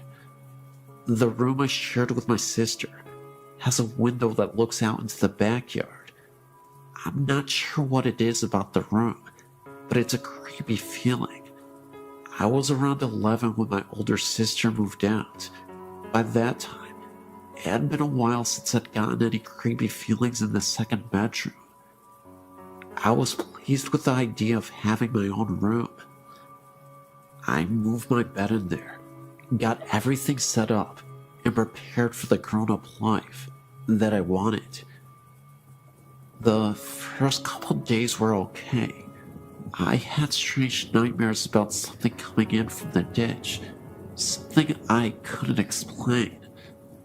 Finally, after about a month after I'd been sleeping in the room, I woke up suddenly from one of those dreams. I laid there for a while, not really sure of what woke me up. Then, I realized that the music box my grandma had given me a year ago, it was on. The music box was shaped like a carousel horse and had a switch on the bottom of it that turned the music on. I sat up and took it down from the shelf above my head and turned the switch off. I figured that maybe my cat went up on the shelf and brushed against it. I laid back down to go to sleep. It was lying there that I first saw him. I don't know what made me look up into the doorway of my bedroom. At the time, I slept with the door open, but I did, and standing there was a man, clear as day. For a moment, I was sure that someone must have broken into the house. With the light coming off the nightlight near the door, I saw that his mouth was moving quickly, and no sound was coming out. It was almost like he was screaming at me. He took a step forward and vanished. I slept in the living room that night. I finally got the nerve to sleep in my room again, after about a week of sleeping on the sofa. And that night, I had the same creepy nightmares and woke up to find a child's shape sitting on the end of my bed, staring at me. It vanished when I turned the light on. I ended up spending the next year sleeping on the floor in my sister's room because my mom wouldn't let me move my stuff in with her. I also couldn't change my room without getting the feeling of being watched. I would glance at the mirror, it's the type that sits on the dresser, and see a face staring at me, one that wasn't my own. My older sister finally moved back home, and I ended up back in the other bedroom with my sister. I thought that would make it go away, but I would sometimes see the man standing in the doorway late at night. He'd stand there staring at me, mouth moving, forming words I didn't understand. 3 years ago, some major changes happened.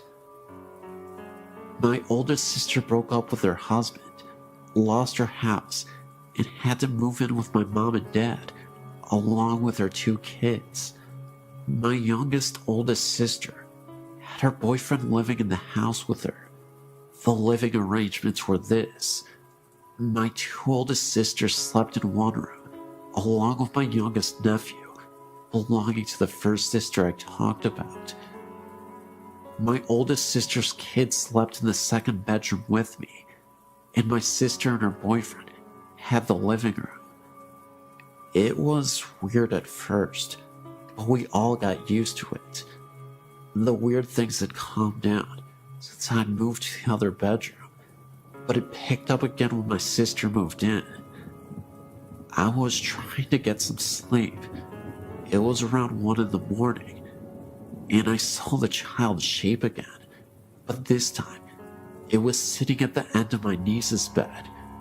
I sat up, but before I could say anything, my niece woke up screaming. She said it was a nightmare, and I had a feeling it was probably the same one I had when I was younger.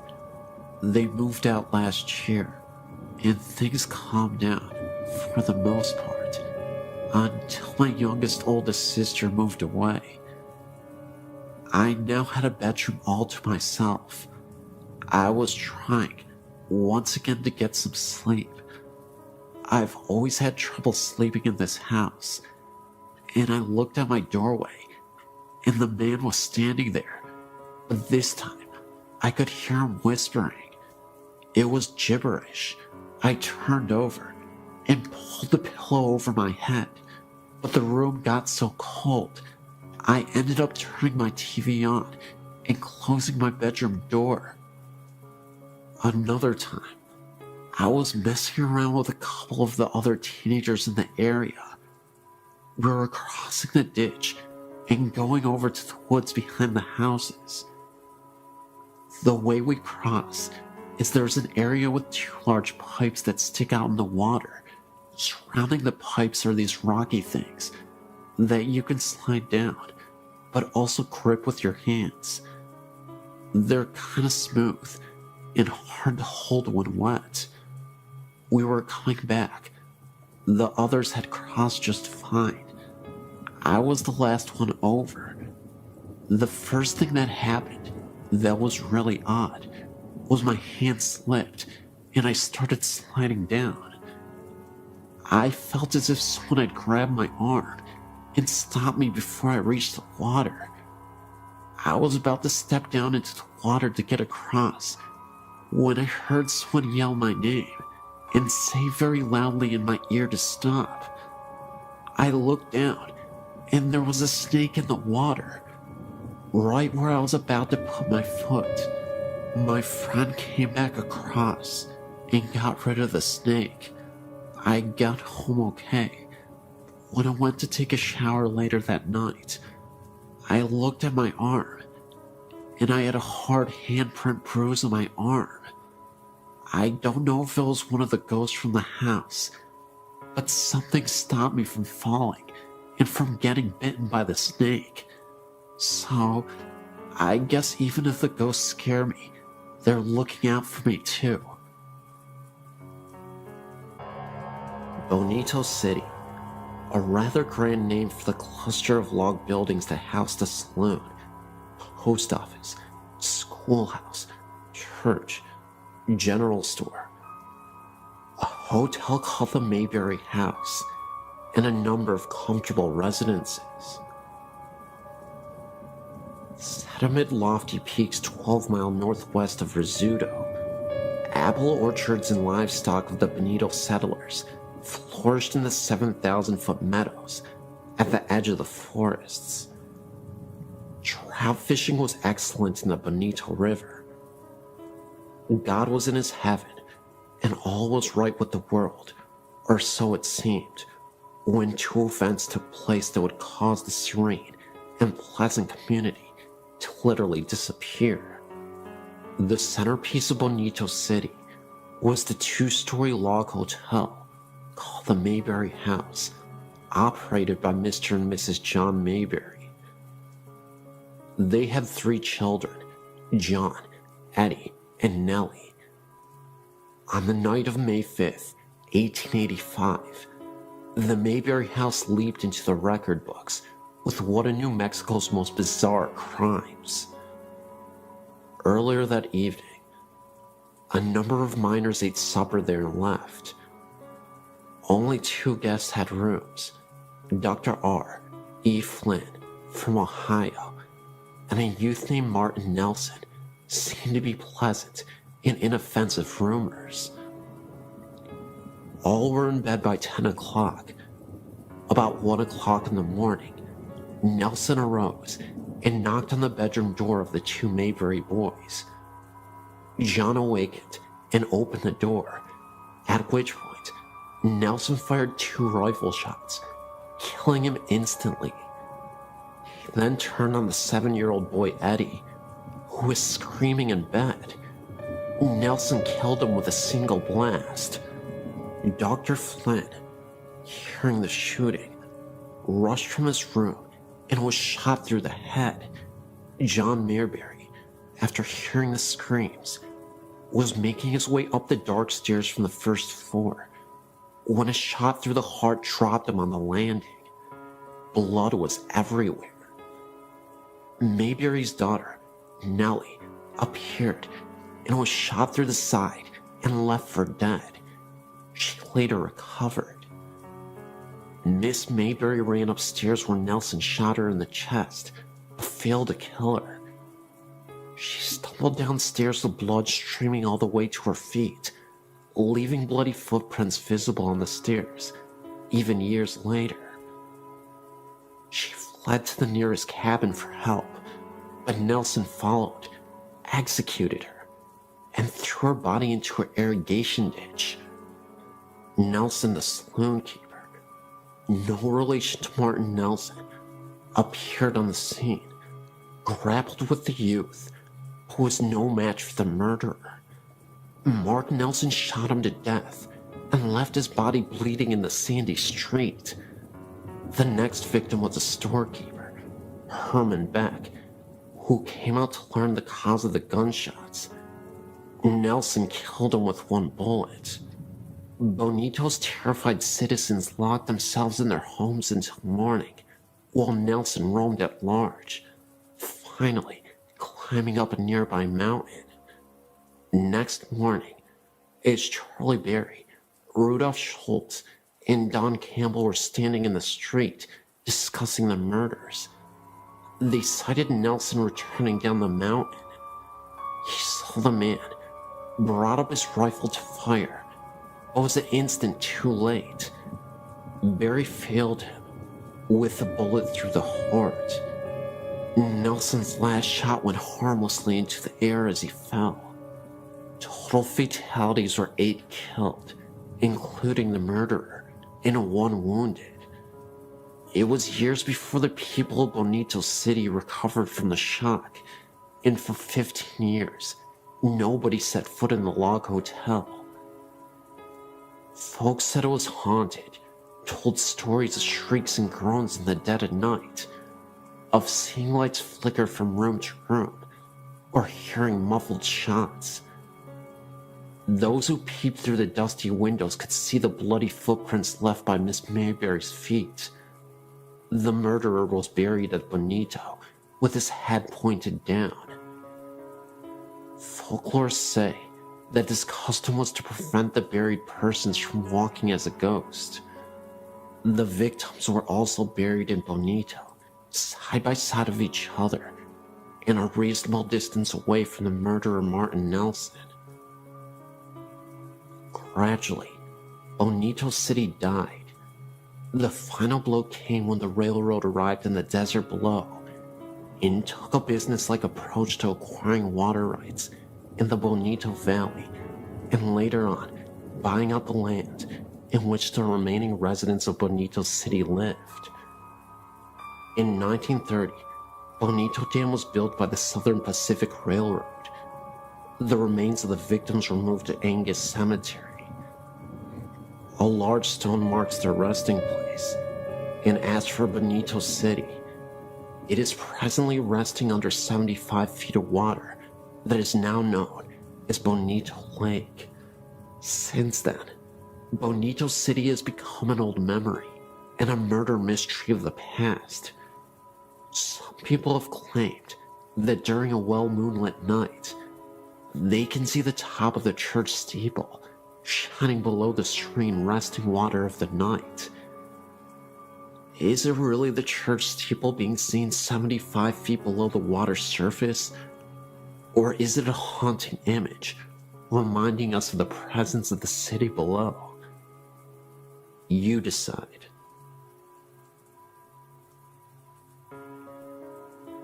In early November 2006, I went over to visit my grandparents' house and my grandpa wasn't feeling well. He eventually went to visit the hospital. I thought he would just get out in a day or so, because he survived a heart attack before. For the first few days I wasn't worried at all. But after a week in the hospital, I was getting a little worried. About 2 weeks later, he passed away. I was absolutely devastated. Before his funeral, his brother and sister came down to visit. While they were sleeping in my grandparents' house, this is 2 days after he had died, my uncle was leaving. He looked back to see if things were all right, and saw a rather tall figure, wearing a hat, walking in our room. At first he thought it was my grandpa's brother Robert, but he was fast asleep in a different story of the house. He went looking in the room, and the ghostly figure was gone. We all think the figure was our grandpa. He was about 6'1", and always wore a hat. Every time my grandma went to go get food, or to pick up my little cousins, we would get a feeling someone was watching me, but in a good way. In early December, I was decorating the Christmas tree, and I saw a face peek out at the top of the stairs at me. It looked exactly like my grandpa, a few years before he died. It kind of feels like a little bit of him follows every one of us.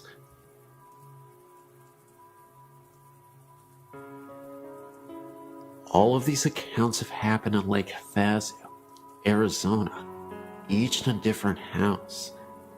My mother and I were driving around town, looking for a house to rent, when we found a large house on Bayou Drive. This house was an old bluish color, with vines creeping up the outer walls and into the fireplace, with a large overhang on the front porch. As soon as we started walking up the driveway, a very strong feeling of dread started to creep through my body. I really liked the house, so I ignored the feeling and continued into the backyard. As I entered the backyard, I remembered a dream many months before. The exact backyard was in my dream, and the images of death and demons filled my mind. My mother had the same feeling, so we left without another word, deciding that a door had opened and a demon was dwelling inside the house. We moved into a different house, where everything felt normal at first. We lived there for 7 years. I soon felt eyes watching me in the shower, which then led gusts of freezing angry wind rushing past my face and arms. Later I learned my mother was going through the same events, only she experienced only one of the gusts of wind. When we started talking about moving out of the house, things got worse. My mom once felt a figure sit down on the bed beside her, and saw the indentation of the person on the bed. There were no dogs in the room, and the entire house was asleep. I saw blinds move with nothing in the room, and a shadowy figure walk across the kitchen. I was cleaning out a house, just about to move into it, when I repeatedly saw a figure of a little girl out of the corner of my eye. I could sometimes hear her talking softly to no one in particular. Later investigation proved that a little girl had drowned in the pool years before.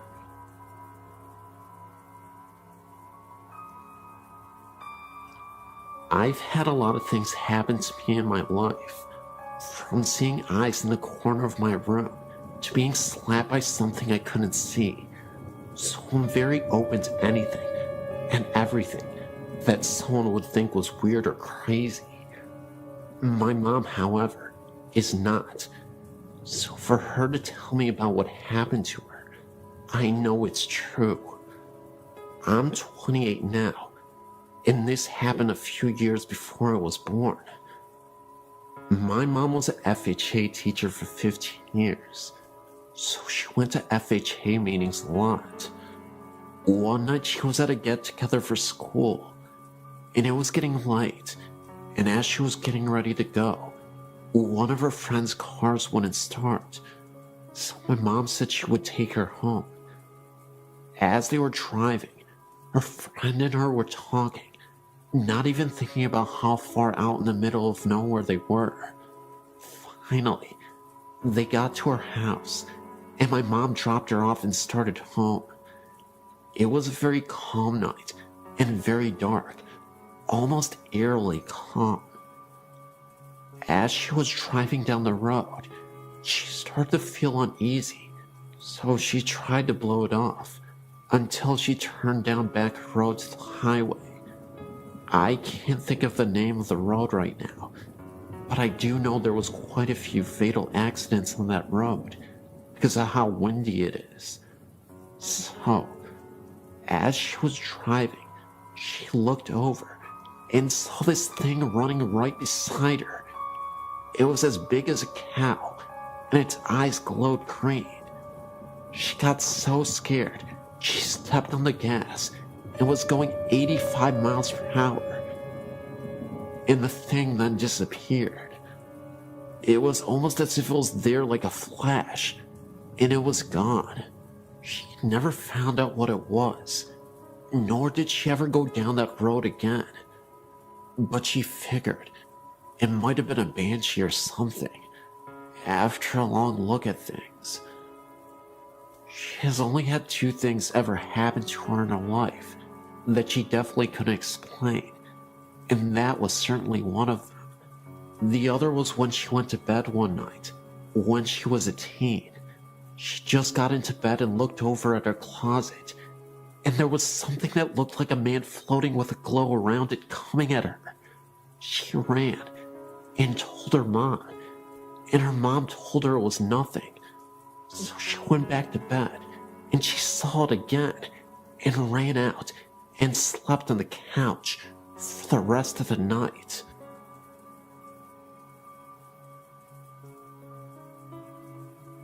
I'm a clairvoyant, and I'm used to not being alone.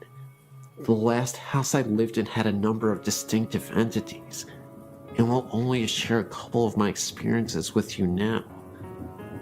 There was a young girl, probably around 4 or 5, who was very prevalent around the time my son was 3. One night, I had a contact dream.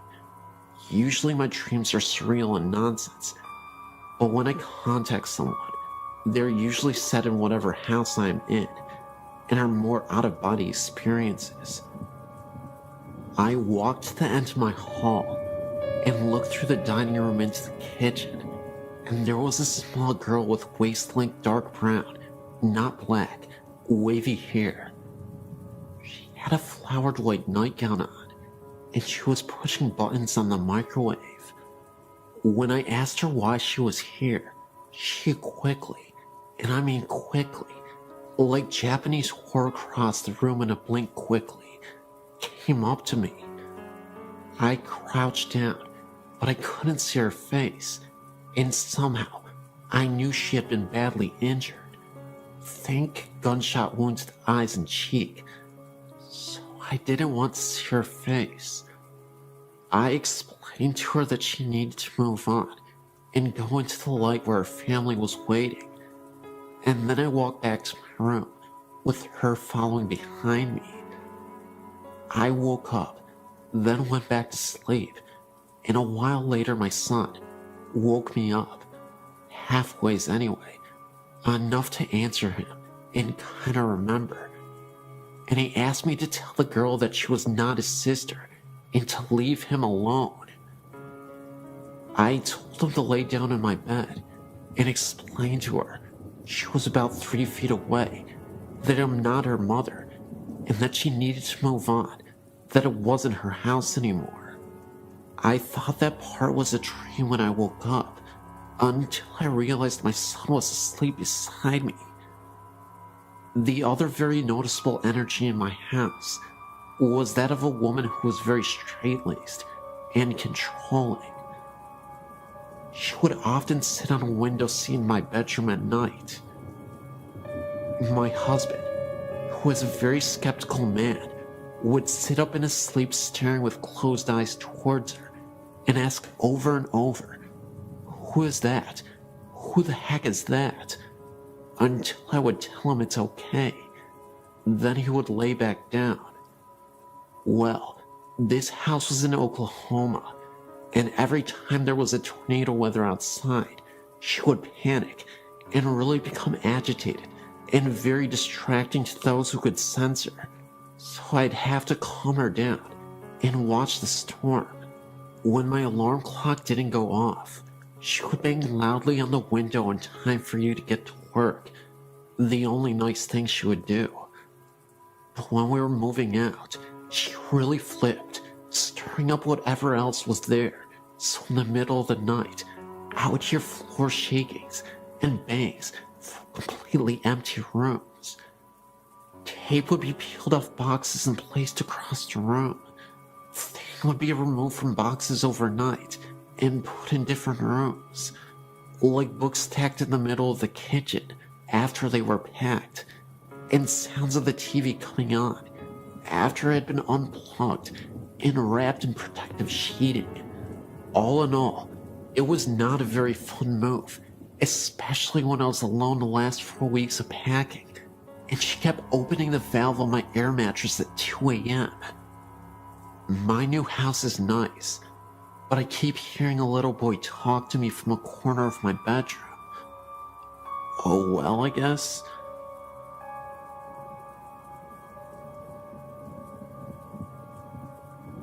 I'm 25 now, and have had strange experiences which, though I'm very analytical and skeptical, can't seem to find out how, or why, or what these things were. I will tell each encounter as simply and as accurately as I can. I used to live in Stockton, and my house was built around 1910 to 1912. I was an only child, and my parents were very busy doing their own things. I may have had an overactive imagination, but I don't believe so, because what I saw was too clear and not vague and reinterpreted by my brain. The sliding redwood doors that separated our living room from the dining room began to shake before my eyes, as if it was locked and someone wanted in. I got up and walked around to the other side, thinking it was my cat, but I didn't see her paw, and she never shook the doors, just nudged them apart. I walked around to the other side of the doors to the kitchen. All the lights were off, and I saw no one. I felt very scared suddenly, and went to bed, closing my door. Another time I was laying in bed, and my mother was on her hands and knees sniffing the floor. A bathroom connected our rooms, and I assumed she had begun sniffing in the bathroom. I asked her what she was doing, and she replied, "Your father and I smelled rotten blood." I can't remember what happened first, but I saw a clear apparition in my living room as I tied my shoes. A man dressed in black with a top hat and coattails, had a cane with a black long beard, walked briskly through the living room, and disappeared. I had a dream that I pulled it back out of the carpets in my parents' bedroom and saw blood stains. I don't know if she was moving them. She denies it still to this day, but I know I wasn't moving them because I was determined to find the truth. The board told this story. A married couple named Mark and Melissa Twain lived in the house with a woman's sister. One day, in jealous outrage, she killed them both in the room with a shotgun. I thought it was very fishy the wife had my name, and the husband's name was Mark Twain.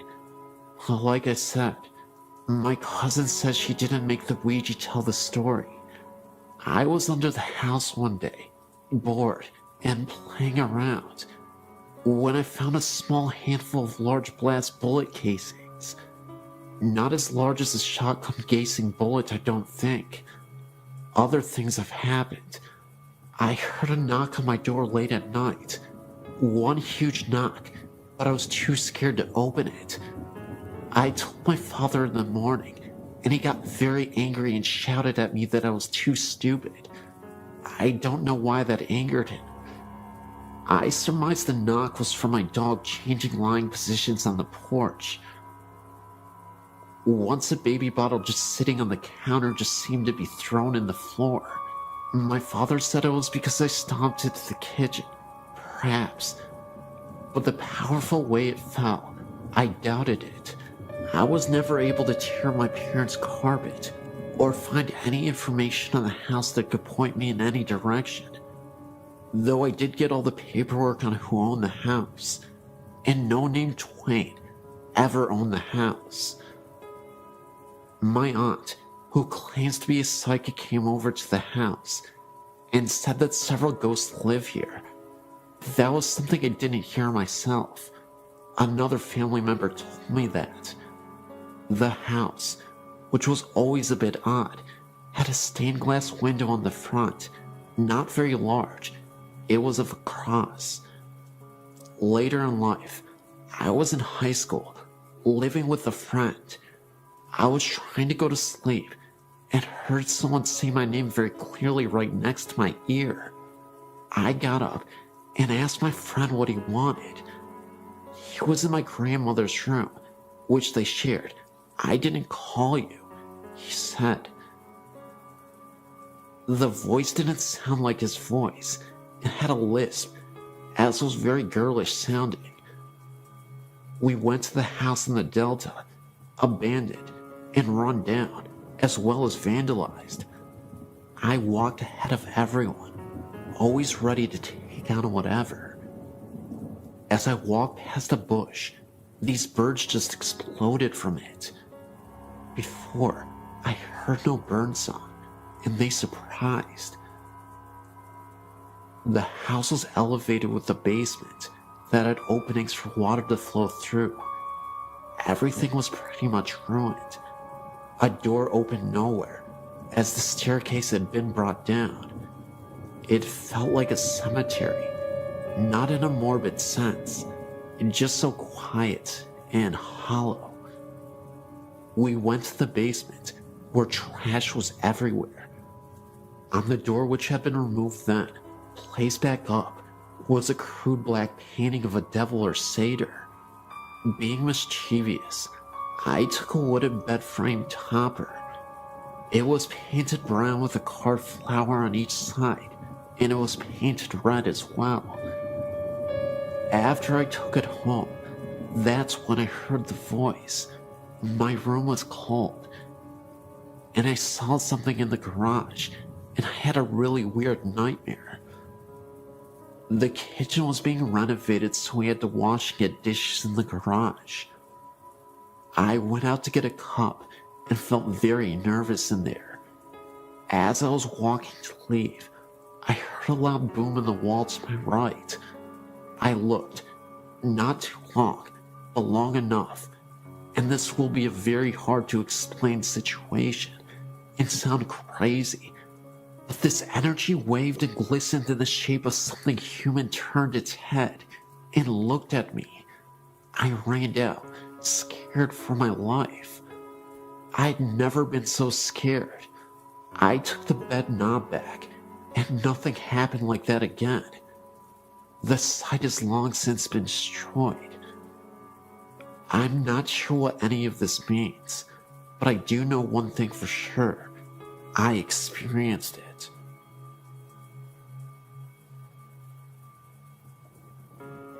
Both of these accounts took place within the same week of each other, happening to my brother and I when we were on vacation in London.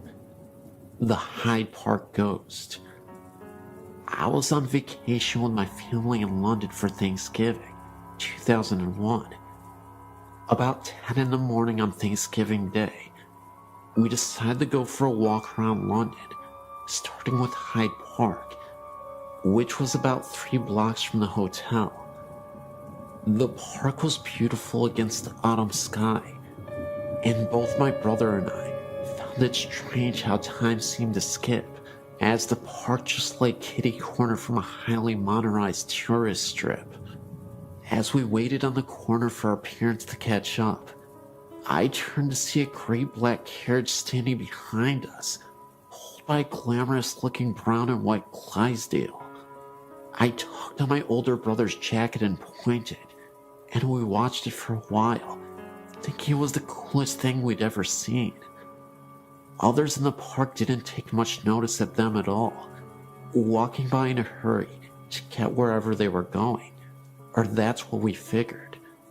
My brother, having his camera with him, took a picture of the carriage and the driver, a slightly portly man with a contented smile and a formal air.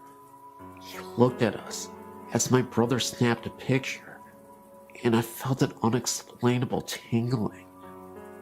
Shrugging it off as the autumn weather, I continued to watch the driver. Our parents called our names, and we turned back to look at them, agreeing that we should all go for a ride in the carriage. My mom asked what we were looking at, and I turned back and pointed. What happened next is the strangest thing I've ever experienced. There was no carriage standing on the corner with us. My brother just looked as puzzled, and we continued the search about the corner, thinking it must have driven off after we turned to look at my parents. But the carriage, driver, and horse were nowhere in sight. I found it odd also that we had not heard them drive off, as one would think a horse walking on stone could not be terribly quiet. A week or so later, we got the film developed. My brother and I searched through the pictures at least 3 times, trying desperately to find the one he had taken off the carriage.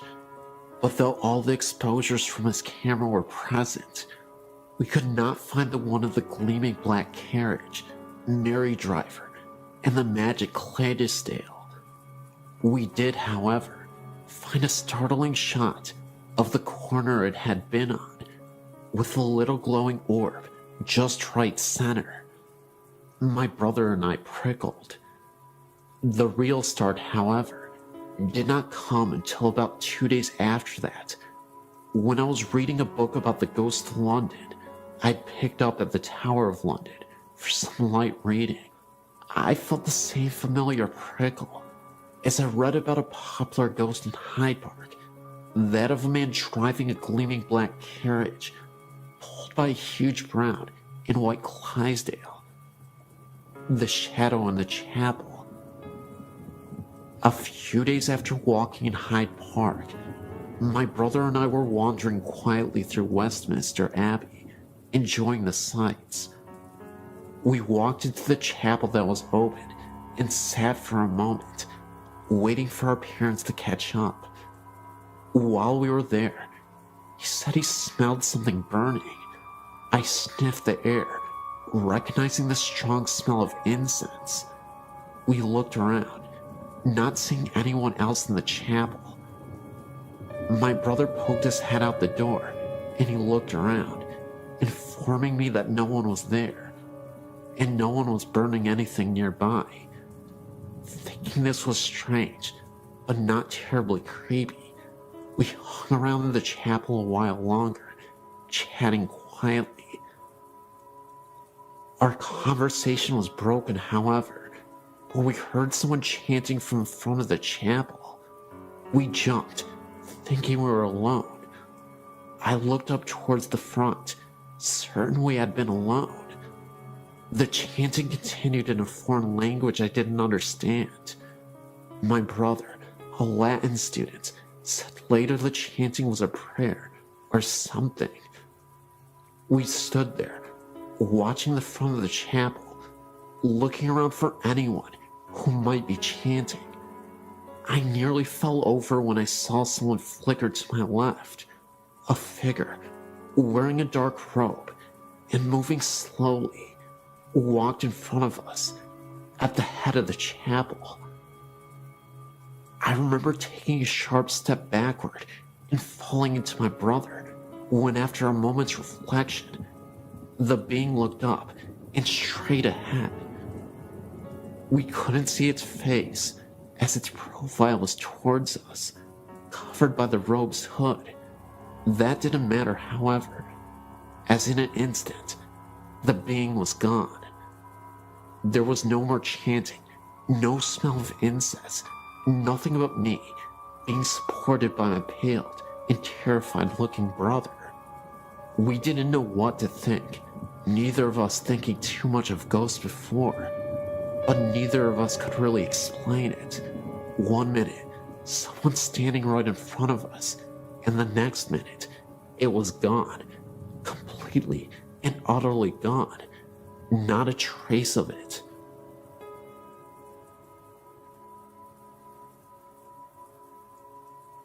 First story. I was 11 when this happened. I was spending the night at my best friend's house. It was a pretty Victorian house. It still had the original barn. It was in the back. But anyway, one night we were staying up well past our bedtime, down in the living room, watching TV and talking. Well, our room, which we were supposed to be in, was directly over the living room. Well, we were sitting there, and all of a sudden, we heard what sounded like something being dragged the length of our bedroom. It was something heavy. We were so scared, so we stopped talking and muted the TV to listen. It sounded almost like a dead body. All you could hear was thump, thump, slide, thump. It was freaky. We checked on everyone, and everyone was asleep. In my second story, this is my fiance's story. He's in Germany right now. He would probably be mad at me for telling this, but I have to, because it scared me. Anyway, he's not the type of guy to get scared very easily. He doesn't believe in ghosts. We live in a town called Tacoma. It's south of Seattle. Anyway, a port town of Tacoma is Lakewood.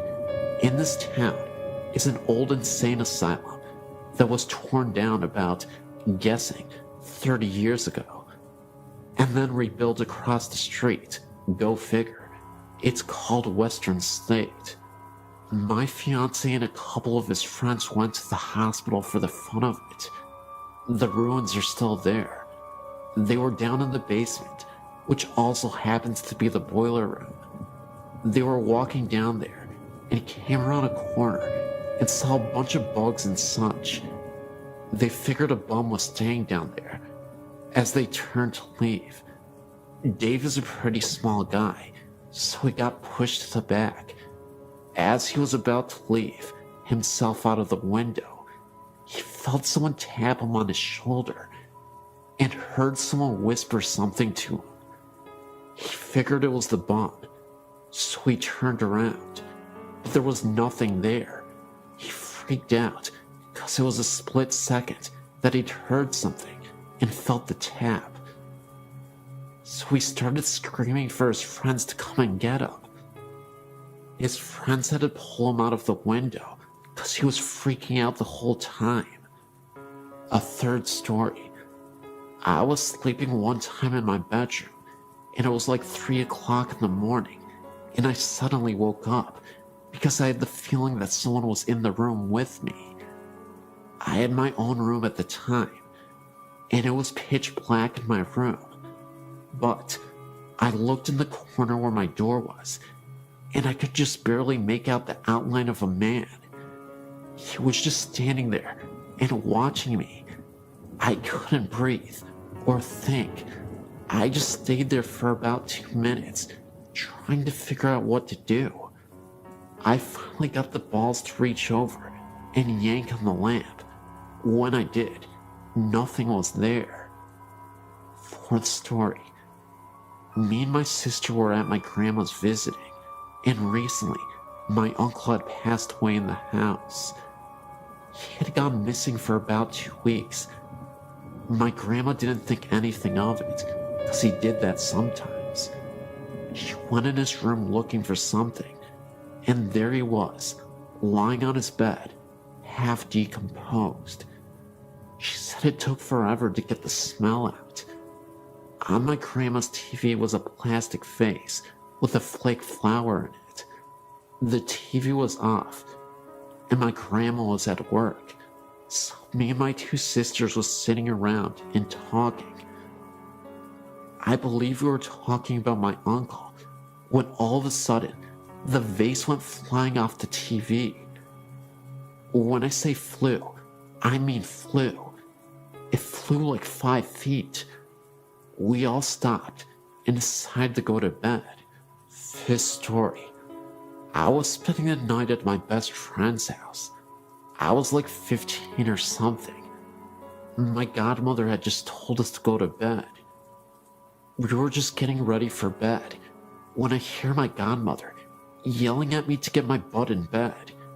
I came out of my best friend's room and said we were. She then proceeded to tell me that she had seen me in the reflection in the window walk by from the stairs to the kitchen, but the room we were in was right next to where she was. Freaky. The 6th and final story. I was babysitting my nephew one night. I was sitting on, listening to music and relaxing, when I heard my sister laugh. Thinking that was weird, because I hadn't heard them come home, I got up to check.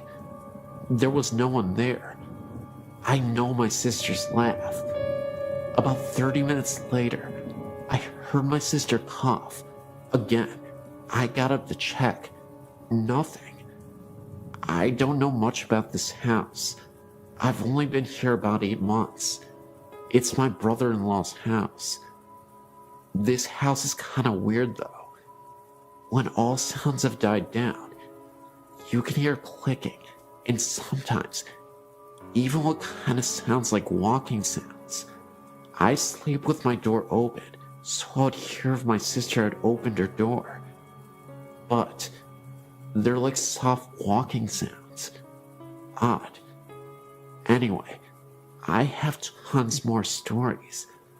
I'm a very strong believer in ghosts, so if you want to hear more stories, just email me and let me know. Earlier this year, I attended a camp in Reuben County, Georgia. There, I was told the story of Timothy Dalton. The story is that, in the late 1970s, the Daltons lived in a rural area of Harbison County, Georgia. Supposedly, Timothy was about 11 years old, an only child, and his parents didn't really like him. They abused him in every way possible, and kept him in the basement, due to them not thinking it was worthy of a room upstairs. This wasn't even really a basement, more just like a cellar, with one small window that was about 2 feet in length and a half-foot up. Mr. Dalton's wood workshop was down there, so at night, Timothy would work on whatever he could. His father didn't mind him working with his wood, because his father would take whatever Timothy made and sell it without giving Timothy any of the money. Well, one day, Timothy was at home, alone weeding the field, when the postman came. His parents had got off into the next city over to get some supplies for the upcoming fall. Now, Timothy knew that there was such a thing as mail, but since his parents didn't tell him where it came from and neglected to send him to school, he never knew what it honestly looked like. The postman approached Timothy and asked him if his father was around. When Timothy answered no, the postman handed over a package. He had never seen a package before and was informed not to open it or even shake it. It was his father's and not his. Timothy went inside the house and set the package down on the kitchen table. He couldn't stop thinking about it, so he opened it and made sure that he could seal it again. Around this time, power tools started to come out, and Timothy's father figured that he should have one since he does work on wood sometimes. Timothy saw that it was a power drill and was in awe. He couldn't wait until that night to start making something. So, for the rest of the day, he just went around and collected logs and sticks so that he could make something. Once he found them, he set them by the window and at night would open it and pull them in. That night, once his parents locked him in the basement, he started to work. He worked and worked for about 3 hours until he came up with this beautiful rocking chair. He had never seen something this beautiful and never been this happy about something like this. So every night, throughout the summer and the fall, he would sit and rock in it until he would fall asleep. Well, a horrible blizzard blew through, and it was a horrible sight. All the crops of the city had died, and nothing was left of them. So one day, Mr. Dalton told Timothy to go and find firewood for the fireplace, since they didn't have electric heating. Timothy knew that all the firewood would be wet, but decided not to fight with his father. After about 2 hours, Timothy had found some dry pieces to possibly hold them over for the night, so he turned back and started to walk back towards the house. As he approached the end of the woods, he noticed that there was a smoke coming out of the fireplace. He found this very odd and didn't quite know why his father would send him out to find firewood if he already had some.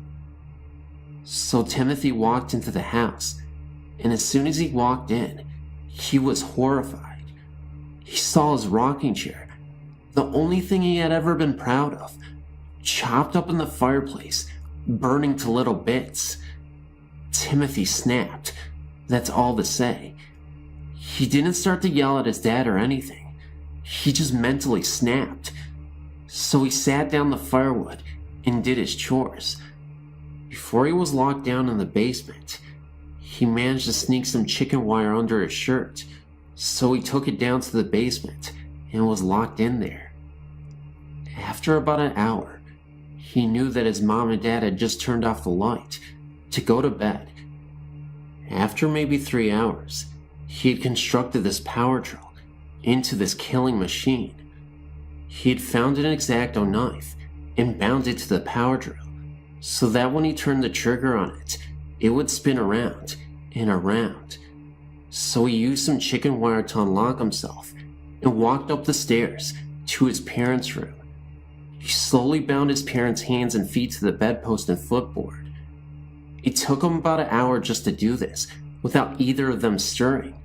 So, once that was done, he just stood over his father, staring him dead in the eye, with his hand and power drill behind his back. As soon as his father awoke, he started yelling at Timothy, calling him a freak, and wondering what he was doing there. So, Timothy didn't do anything, just pulled out the power drill and jammed it straight into his father's heart and turned it on. His mother was screaming bloody murder, so he pulled it out of his father and slowly walked around the other side to his mom. She was crying and was in absolute hysterics. Timmy looked over at her, then revved the power drill once and shoved it straight into her neck. He just dropped everything, didn't wash his hands, didn't even try to clean up. He didn't care if he was caught. All he cared about was that rocking chair. So he went over to the fireplace and sat down in front of it and stared into it for 3 days until the police got suspicious and noticed that they hadn't seen them for a while. When they came to the house, they didn't even have to ask any questions. They knew what happened. So they admitted Timothy into the psych ward, where he stayed until the late 90s. Now that you know the story, I can get to my experience. It's important to understand that story so you can understand the experience that happened to me. When I was with my camp, Our cabin of 20 boys and girls were on a bus headed to Helen to go tubing on the Hooch. It was really rainy, so they didn't want us going in the water, so they took us to go bowling in the Habersham County. The night before, we had hiked up Blood Mountain and was told that story, so we were all pretty freaked out. Well, me and my friend Kelly and her boyfriend Jake decided to go walk around the bowling building, since a lot of the counselors were already back there. So as we're walking back there was an old man with slightly grayish hair standing out there and smoking. We had been informed that if you see anyone outside your camp, that you kindly say hello, don't say your name, and only tell where you're from, camp-wise. The man did what any other person would do and ask us our names. We sat down on a curb that was parallel to him, but the length of a car away from him. We told him that we were from CHH Lake Burton, and that we were here with a camp. Well, that still doesn't answer my question, he said.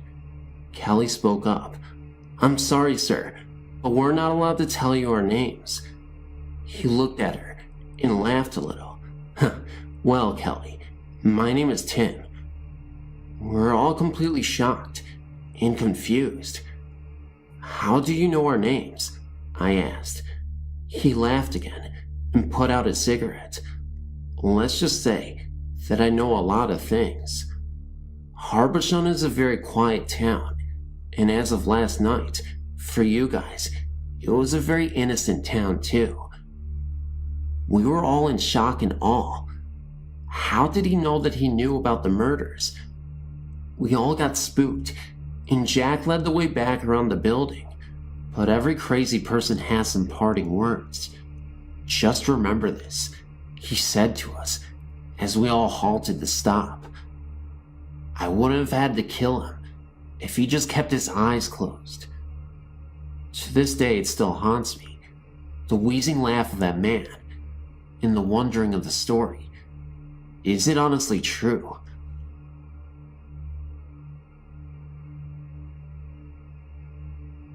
A few weeks ago, my grandparents and I went to a Mormon pioneer cemetery a few miles from where I live to get a picture of an ancestor's gravestone. While driving into the cemetery, I noticed a particularly tall gravestone. As soon as I saw it, I got the chills. Normally, I'm not scared of cemeteries or things like that, at least not in the daytime. As we left the cemetery, my grandmother pointed out the creepy headstone. She said it was her grand-aunt's grave, and that this lady had crossed the plains to come to Utah when she was about 8. She later went north to help settle in the town of Richmond, Utah. Then Grandma told me the following story.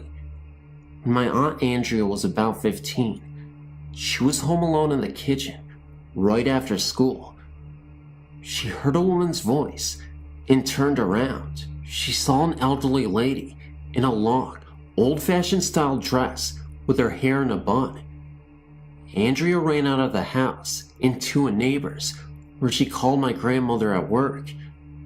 Grandma thought she was trying to get attention, but told her she could stay with the neighbors until she got home from work. The same thing happened twice over the next 2 weeks. My grandma requested a picture of my great-aunt from my great-grandmother so she could copy it and hang it up on the mantle. It was lying on the counter the next day when Andrea came home. As soon as she saw the picture, she jumped. She asked Grandma who it was, then told her it was the ghost. Andrea never saw the woman again, but says it wasn't scary, more like a lady that wanted to help. I know this one's kinda short, but thanks for reading.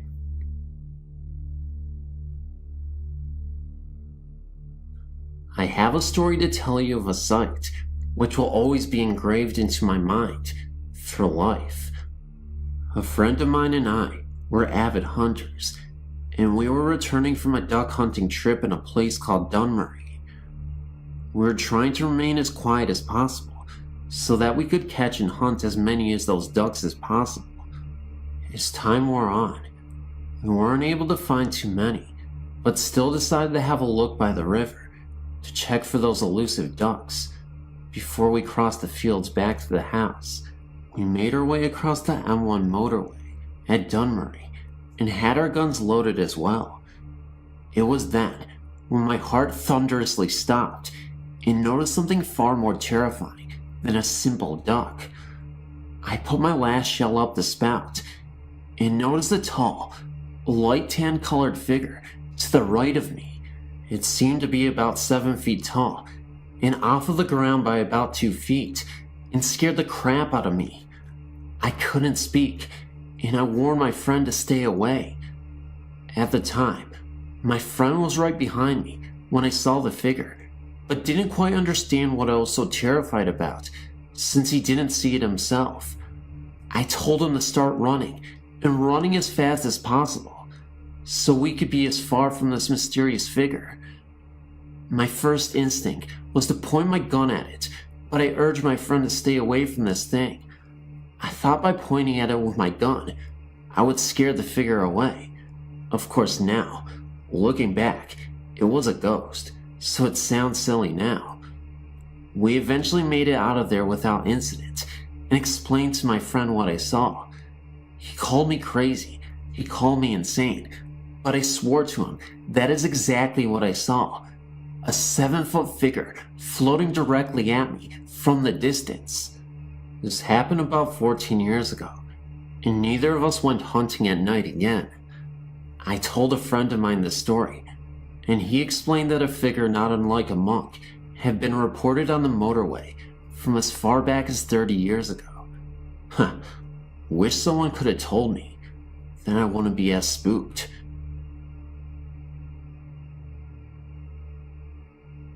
My grandparents used to own a home in New Hartford, Connecticut, until about 5 years ago.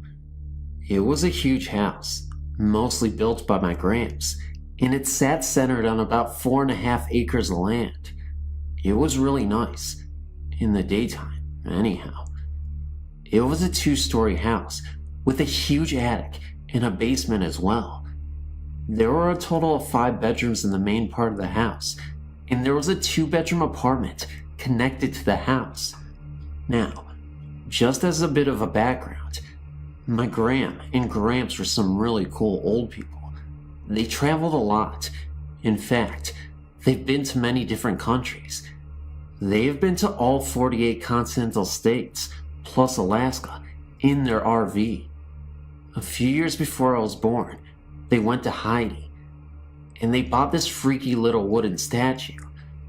Ever since I was a little girl, anytime we went up to Connecticut to visit them, I hated that statue. A giant pillowcase used to have to be put over it so that I couldn't see it. One night, when I was about 13, I was sleeping in the bedroom that was converted into my gram's needlepoint and sewing room. I woke up to go to the potty. A little freaky statue man had the customary pillowcase pulled over him and was standing in his usual corner across the short, squared hall from my room. I went potty and came out. First thing I always did was I had to check and make sure that the little man hadn't moved. I ended up wetting myself when I looked and saw the pillowcase on the floor in the corner where scary statue man was, and then looked at the corner by my door, and he was there. I was only in the bathroom for 2 minutes, and that statue was way too heavy for anyone to move it, and me to not hear it. Everyone else was asleep anyhow. My older brother, the one who would have been sick enough to pull a mean prank like that, was not at my grandparents' home. He was in Bark Homestead with my cousin Sean and my Aunt Joni and Uncle Jim's house. As soon as I saw that Mr. Man was waiting for me by my door, probably waiting for me to walk by so that he could grab me and eat me or something, I immediately took off running down the stairs, which was an incredible feat for me in and of itself, if you've never seen a fat 13-year-old girl run before, and run through the family and living room, through the kitchen, into the foyer, and up 2 steps to the attached apartment where my mother was sleeping with my little sister Hannah and my baby brother Ryan. The next morning, bright and early, we went upstairs to investigate, and where was the statue? Back in the corner it was supposed to be in, with the pillowcase pulled over it.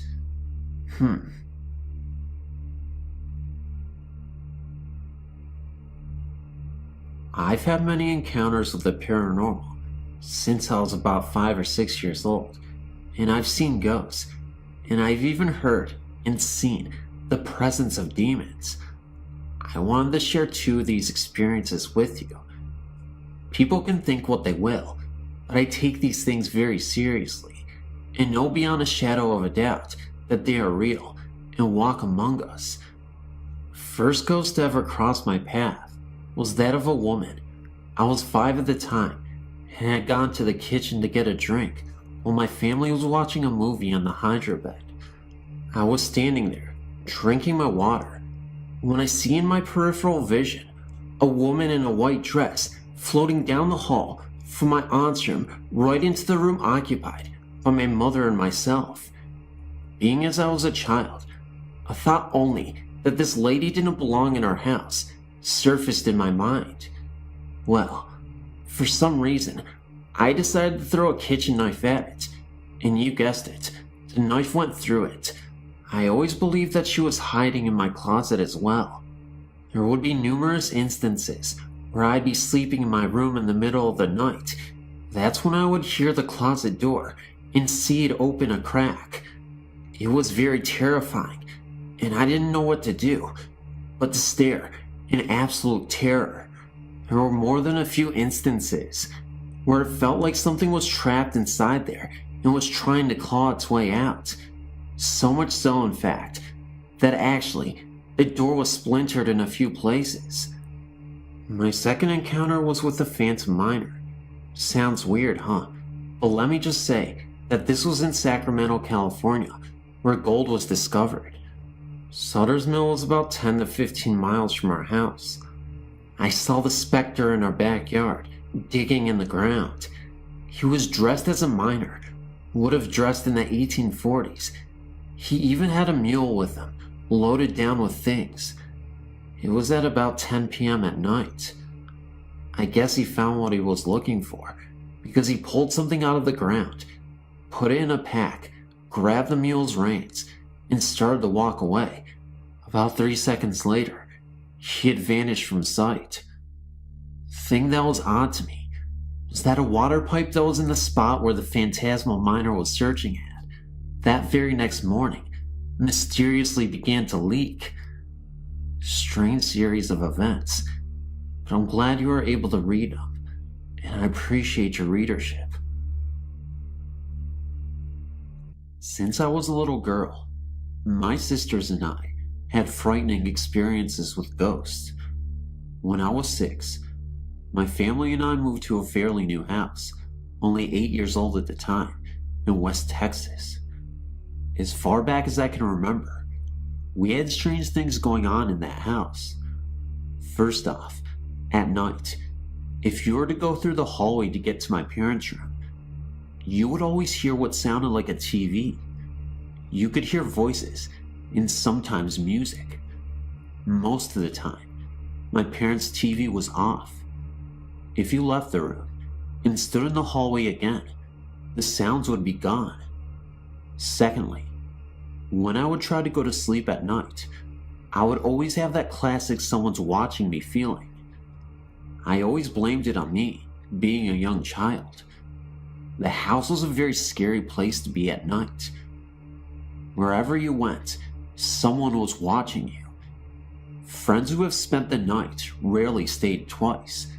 The areas of the house that scared everyone the worst were the hallways to my parents' room and my older sister's closet. The closet always had a feeling of hate radiating from it. I tried to spend a night in there with my scared sister, and didn't last. I was sleeping on the floor with my head next to the closet, and that just wasn't a good feeling. I went back to my room after she fell asleep.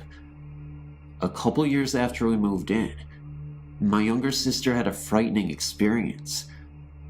Her and I shared a bedroom with our beds parallel to each other, with a nightstand in between us.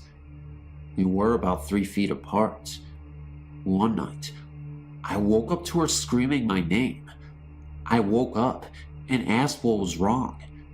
She told me that, for no reason at all, she woke up and looked over at my bed. Laying at the foot of my bed, she saw a light blue, glowing figure of a woman. Her eyes were gone, and her mouth hung open. My sister described her as looking dead. My sister also added that she couldn't see me anywhere on the bed, so she started screaming my name and closed her eyes. When she opened them, I was awake, asking her what was wrong. She told me, and I looked down at the foot of my bed, and my huge stuffed animal that I had there every night was sparking like it had really bad static electricity. I took it off my bed and threw it in my bathroom sink and ran water over it. Being young, I thought it would help. Years later, my family and I moved to southern Louisiana and moved into a gated subdivision. One night my 2 sisters were mad at me and left the house to go on a walk. I followed them without them knowing. I followed them up to the front gate of the subdivision and talked to them for a minute. They quickly left in a huff, being that they were still angry with me. For what? I don't remember now. I stayed by the gate for a couple of minutes afterwards, and then decided to run to the end of the main street and hide behind some bushes that faced the gate. I waited for my sisters to walk by, and when they did, unaware of where I was hiding, they stopped remotely in front of the bushes. I heard my younger sister say, "What is Jenny, me, doing, sitting on top of that stop sign?" The stop sign is located next to the gate. After that, they walked on. I was a bit confused.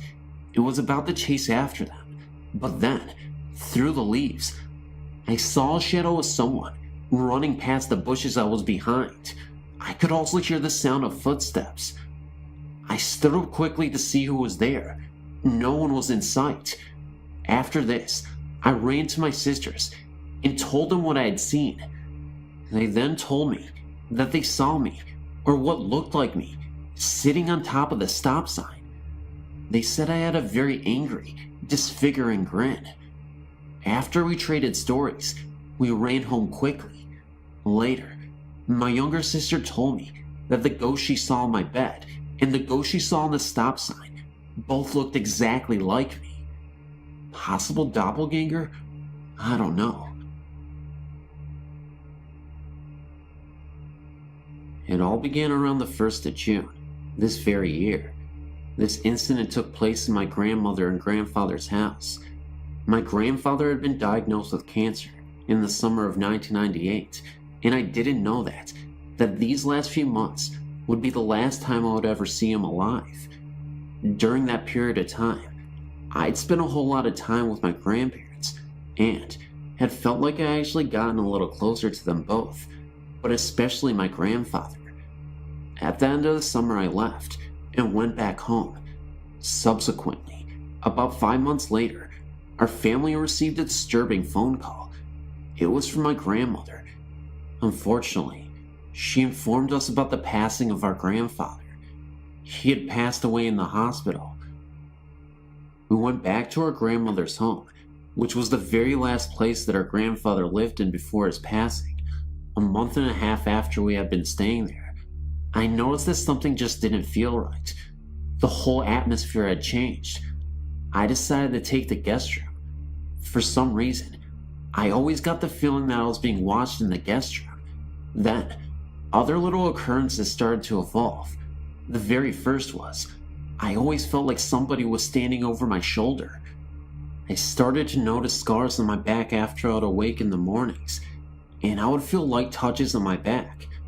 My mom and brother both complained about the door handles being rattled and opening and closing really fast. Cabinet doors would fly open, and the pots and pans would all fall out. My hair would get pulled in the night. Objects would fall from midair, such as paper, and I would hear voices, one of which said, "Wake up," very loudly in my ear. I would see mists and rays of light shoot past me extremely fast, and so fast in fact, I could feel a whoosh of air. I would notice some of my belongings missing, such as my CDs, jewelry, and money to name a few. Usually the belongings that I would use around the house a lot. I would feel my bed move, as if someone were to bump into it during the night, flickering lights, and last, but certainly not least, since animals can sometimes see things that humans cannot see, my cat would turn her head really fast and just stare at something, which I would not be able to see for a significant amount of time. A little while later, about a month after being there, I saw the unthinkable. After I had sound sleep for about 7 hours or so, I woke up suddenly to a spirit at the foot of my bed, and it was my grandfather. I could not believe what I was seeing, but I will describe this to you in full detail. There was no doubt in my mind that this was actually a spirit. He was shadow-like, but his clothing was colored. He would always wave at me, and sure enough, he was waving in my direction with a smile on his face. It was plain to see that he was trying to get my attention. He just wanted to see me. I was too afraid to move a muscle, in fear that in spite of everything else, that he would approach me. I had never seen anything like this before in my entire life. I didn't want to tell this to anyone though. I thought that nobody would believe me, or even listen. About a week later, I was in the kitchen with my mom, and she told me that the guest room was where our grandpa had stayed before he died, because he was too ill. That explains the reason why that very room felt like the most eerie room in the house. I almost fainted whenever I discovered that, but I knew that a spirit can travel anywhere in the home, even outside or in back of the house. But it wasn't until a month later that I decided to come out with the news. I first confided in my mom and brother, and my mother believed me, because she said that before I brought up anything that I had said.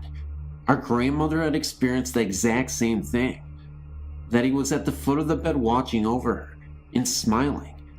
I had a phone conversation with her, and I let her do all the talking fast, and everything that she told me measured up with my experience. And it only happened to my grandmother and I, whom he was the closest with, before he passed away.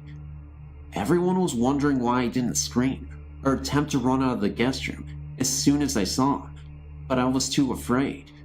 Whenever you're that close to something like that, it just takes your breath away completely.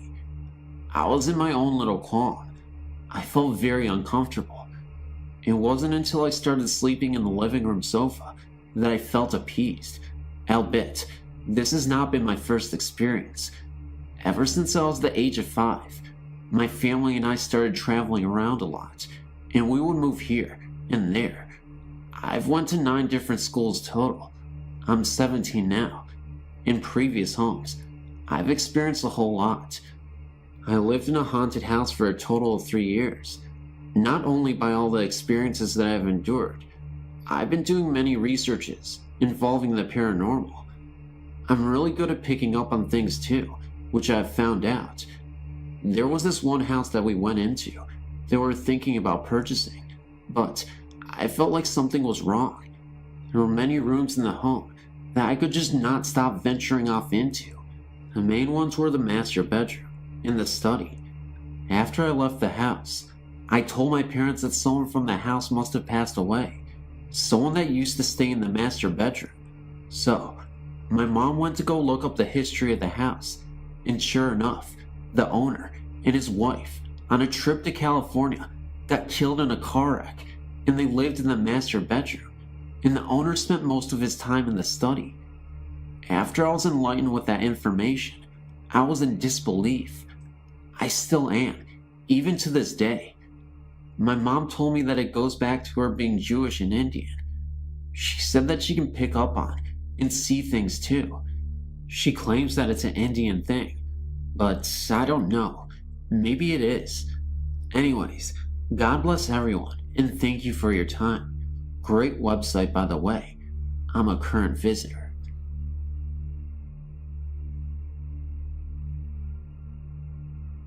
Hello. I have a lot of experiences to share.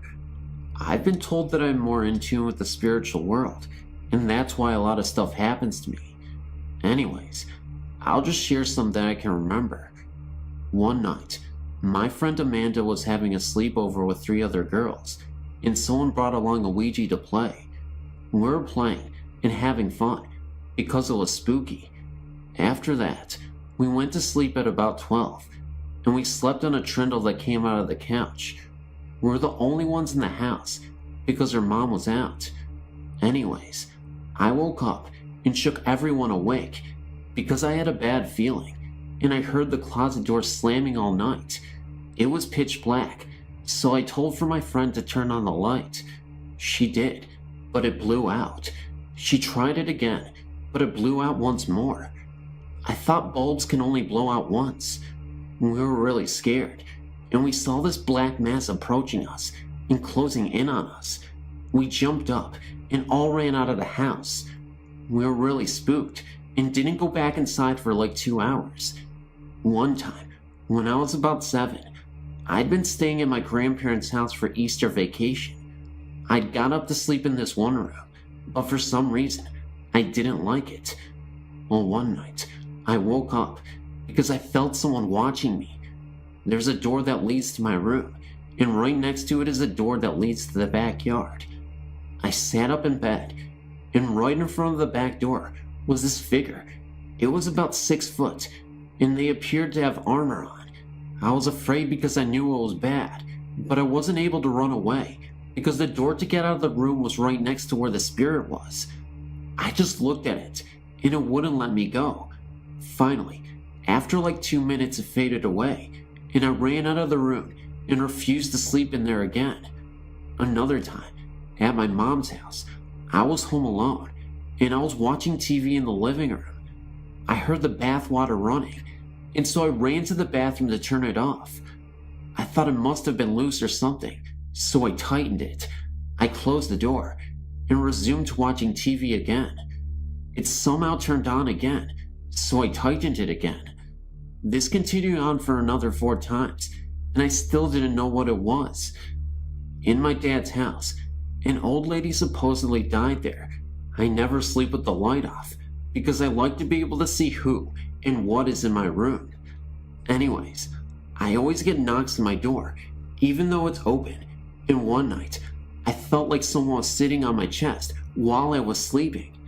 My older sister seems to get bugged more. Someone tickles her feet, pokes the bottom of her mattress while she's sleeping, and breathes behind her when she's on the computer. In the same house, in my bedroom, I hung this picture about 6 inches across and 3 inches wide of this rapper Dr. Dre on my wall. The next day, there were scratches that had torn through the picture, although it was still on the wall. This freaked me out because I was the only one visiting my dad that weekend, and he doesn't have any pets. I put tape over it just to cheaply laminate it and see if she could or would scratch it again. The morning after that, I was surprised to find it scratched again. It freaked me out, but I left the picture there. I don't think she likes rap very much, and I think she and they take and hide things. These may not sound scary, but when they happen to you, it is. I have many more, but I can't remember anyone right now. Thanks for listening, and I'm sorry it was so long. It's been 17 years, but it still happens to this day. It happened on a summer night on the back road connecting Mount Clair to West Milford, known to the locals as Alfie Hill. The area had very few houses at the time, and one house stood out, a brand new gorgeous home right at the crest of the dirt road. The man who lived there built it for his wife, and they had a daughter who was, I believe, around 8 years old at the time. I remember traveling the road, more of a cowpath really, and watching the home being constructed. Once it was finished, it always looked so pristine and happy. But one night, I was coming through this patch, black stretch of land, and saw the mother and daughter in the middle of the road, both in what looked like nightgowns in a mud puddle. I could see them standing there as I approached, and the moon seemed to shine on them alone. When I got to them, they disappeared in front of me. I wasn't alone in the car, so I asked did anyone else just see that, and everyone just sat there, too scared to answer. By the light of day, early, I was crossing back across the hill and saw 6, maybe 7 police cruisers and an ambulance, crime scene tape everywhere, and one covered figure in the grass by the house, and several officers crouched by the road, beside where the mud puddle was the night before. Apparently the man had long suffered from depression and killed his wife and daughter before running to the house and killing himself.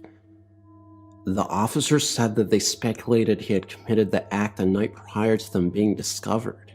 Still, on summer nights, you can see the girl and her mom looking down into the middle of the puddle in their nightgowns.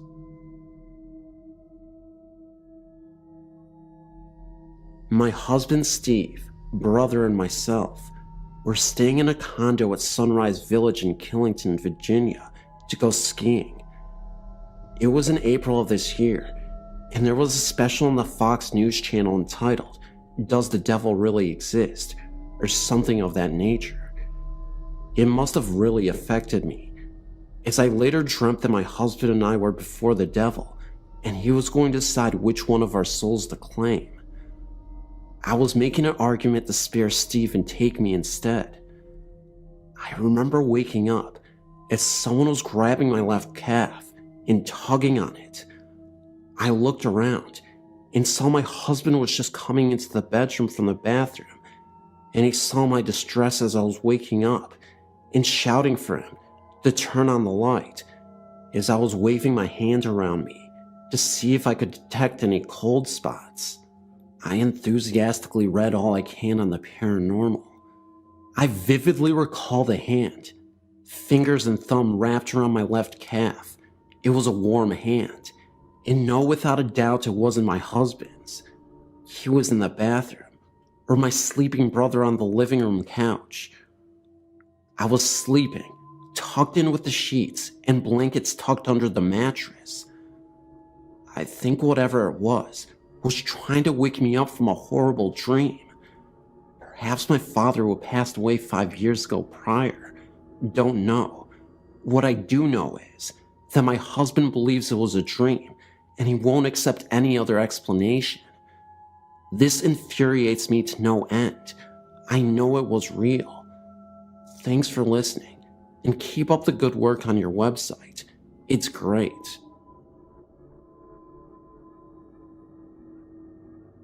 I've got another experience I thought you might find interesting.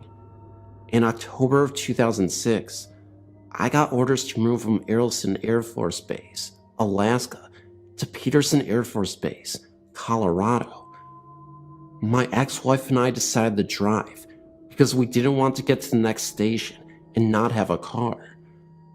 We spent the weekend with her relatives in Wasilla, then made the drive to Haines Junction and stayed the night.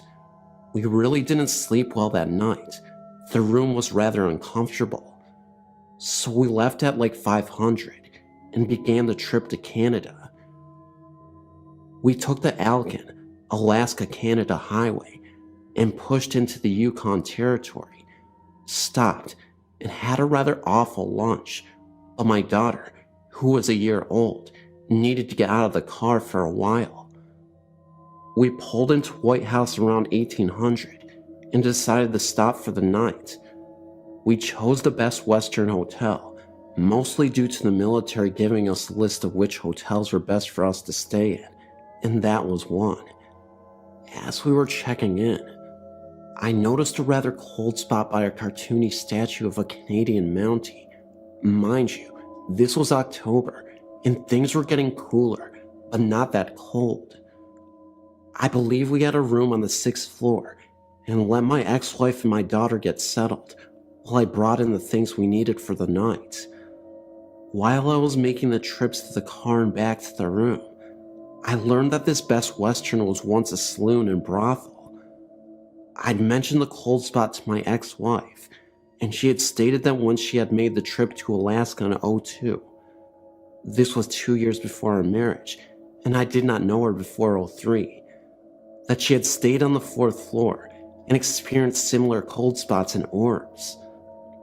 Well, we decided to have dinner, then turn in. We had been in the car for over 12 hours, and we sorely needed a seat after the awful night before.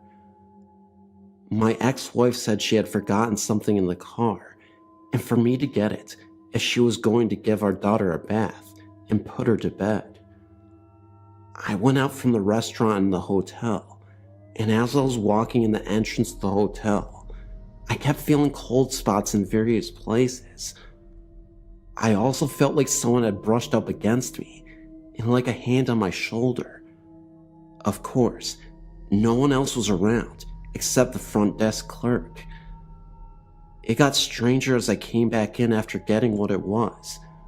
I have since forgotten, and got on the elevator again.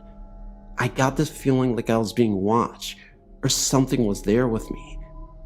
Now, I was the only one in the elevator, but for some reason, it stopped on the 4th floor, and when the doors opened, an odor of tobacco filled the area. This is a non-smoking hotel, and what can be best described as a wet dog smell filtered through the hallway. When I finally got back to the 6th floor, these cold spots seemed more spread out than before, and I swear I saw some floating orbs in the window overlooking Whitehorse. By this time, it was around 1930 to 2000 at night. Of course, when I looked again, nothing was there.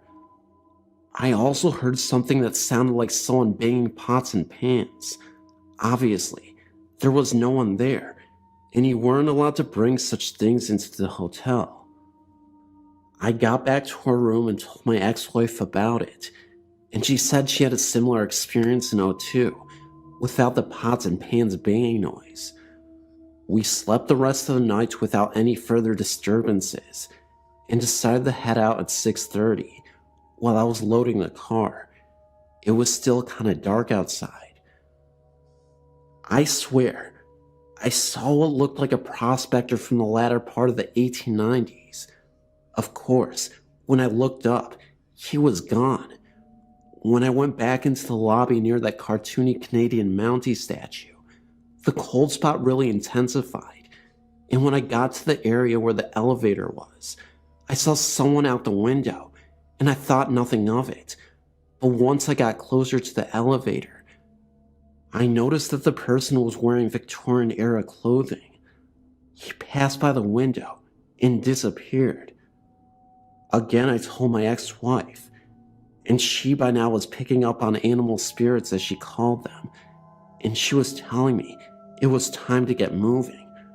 But she noticed the intense cold spot by the statue as well, and like our trip to Rika's Roadhouse in Alaska back in '04, she was quick to get out of the hotel with our daughter and get to the car, while I checked out and brought the bags out. Again, I felt something brush against me, and something touched my shoulder. However, this time, the hand felt cold and clammy almost. Of course, I turn around, and no one is there. Just that cartoony Mountie statue. We get out of there okay, without any further strangeness, save for a feeling of sorrow. Then, of course, I found out it was a saloon and brothel from the Alaskan Canadian gold rush of 1898, which could explain several things, but it was the first time I actually feared spirits and ghosts, and that was because of my daughter, who was a year old at the time. Again, my ex-wife and I would talk about this till our divorce. It was probably the first time I've ever felt animal spirits.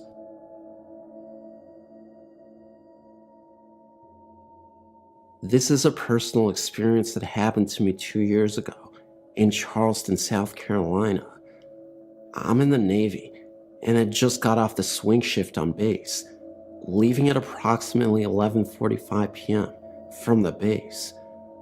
The base I was at is on an old plantation's land but I never thought anything of it. The part where I worked at was on the water of the nearby river, and the road back passed along the river for about a half-mile before turning inland. Fog had a tendency to build up on the river in the fall and winter months, and the fog had rolled across the road on this particular night. As I was driving along the road coming back from work, I saw a man running on the side of the road. This was nothing special on a military base.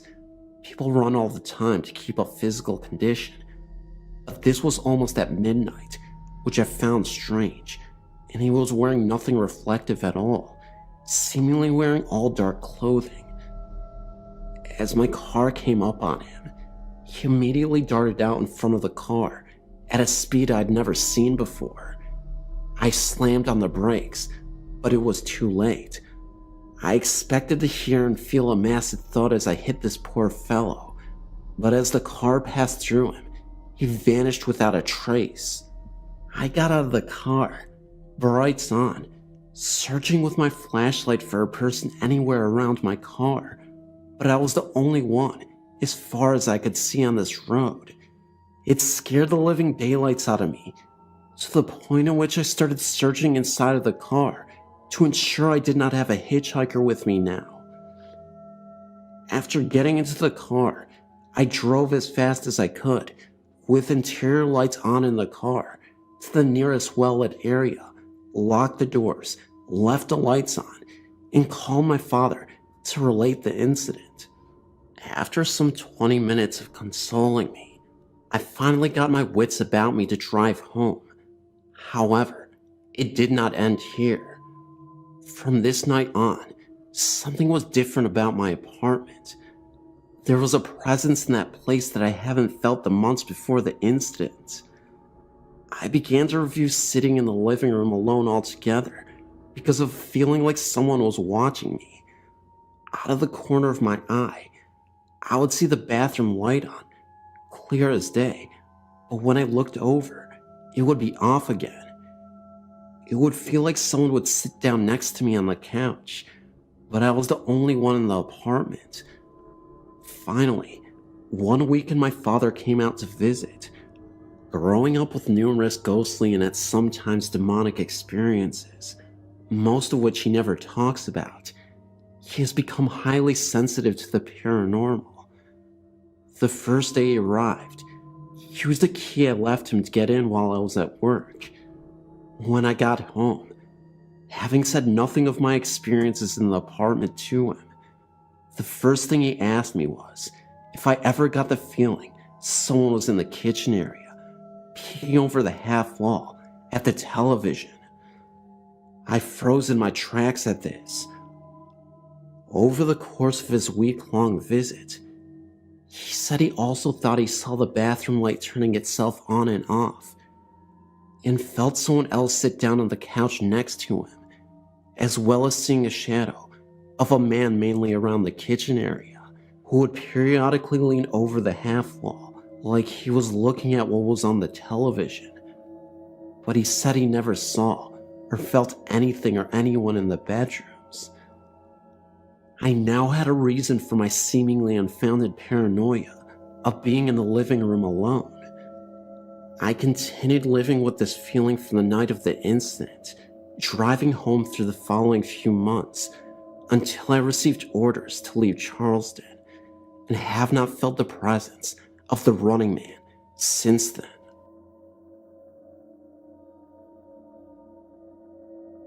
When I was little, about 5 or 6, we lived in a big house which was originally 2 cottages, later joined together. Although myself and my sister were young at the time and had no personal experiences, my parents told us stories about what happened there when we moved house some years later, as well as the familiar cold spots, creaks and groans. Some other stuff went on too. One day, my mom was in the downstairs bathroom when she heard a man's cough coming from outside the door. Thinking it was my dad going into the study room, which was opposite the bathroom, she thought nothing of it.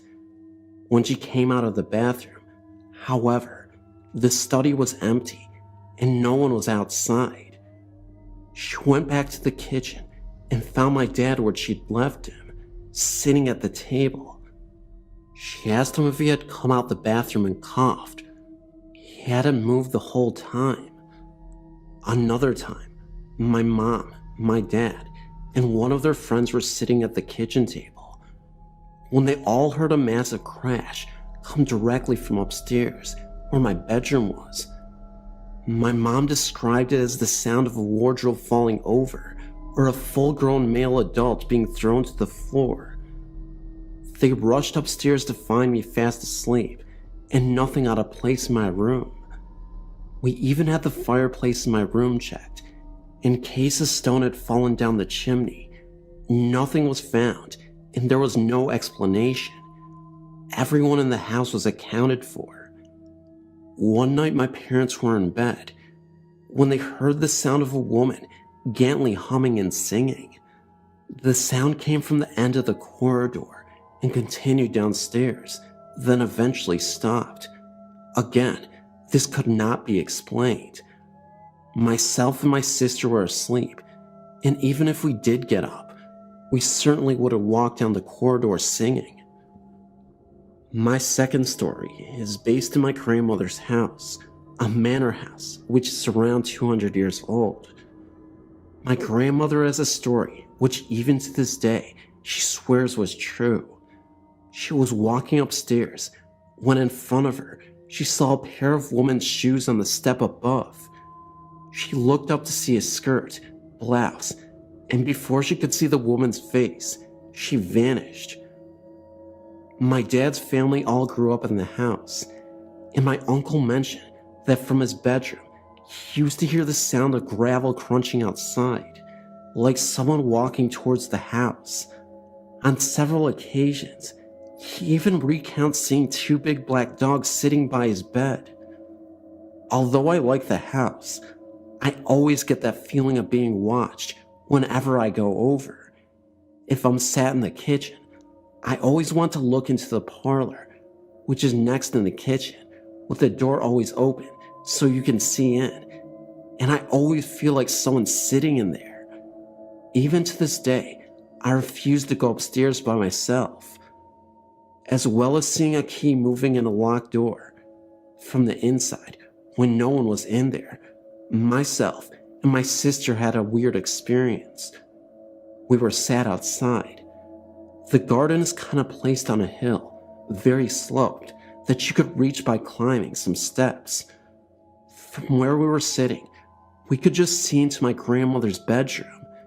She had gone out shopping and had left her two dogs on her bed. We were just watching them, talking, when suddenly, one of the dogs started barking at the corner of the room at something we couldn't see.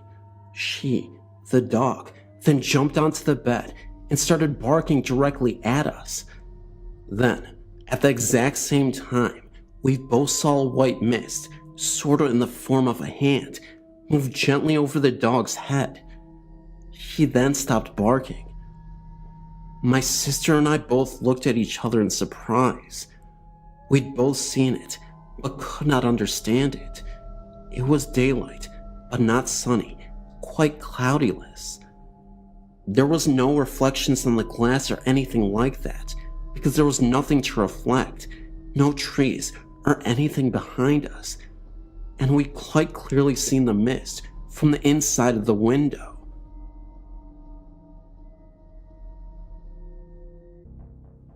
While serving at RAF, Middle Hall, with USAF, 1993-1994, I lived with a roommate from Santa Rosa named Greg. Santa Rosa is located in New Mexico.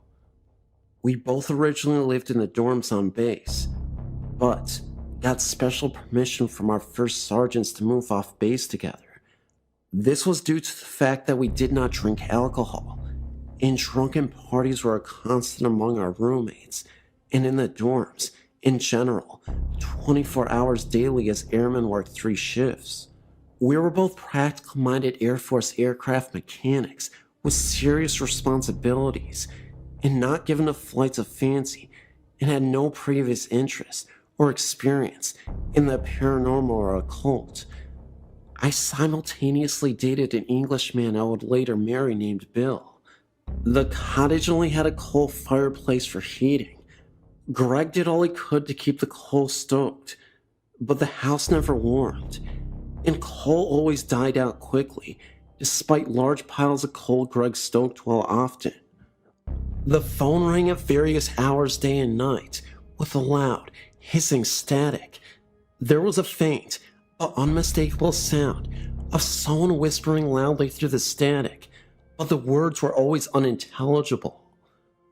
Calls to the operator to discover where the calls came from were answered that we had not received any phone calls at all during these events as far as the phone company was concerned.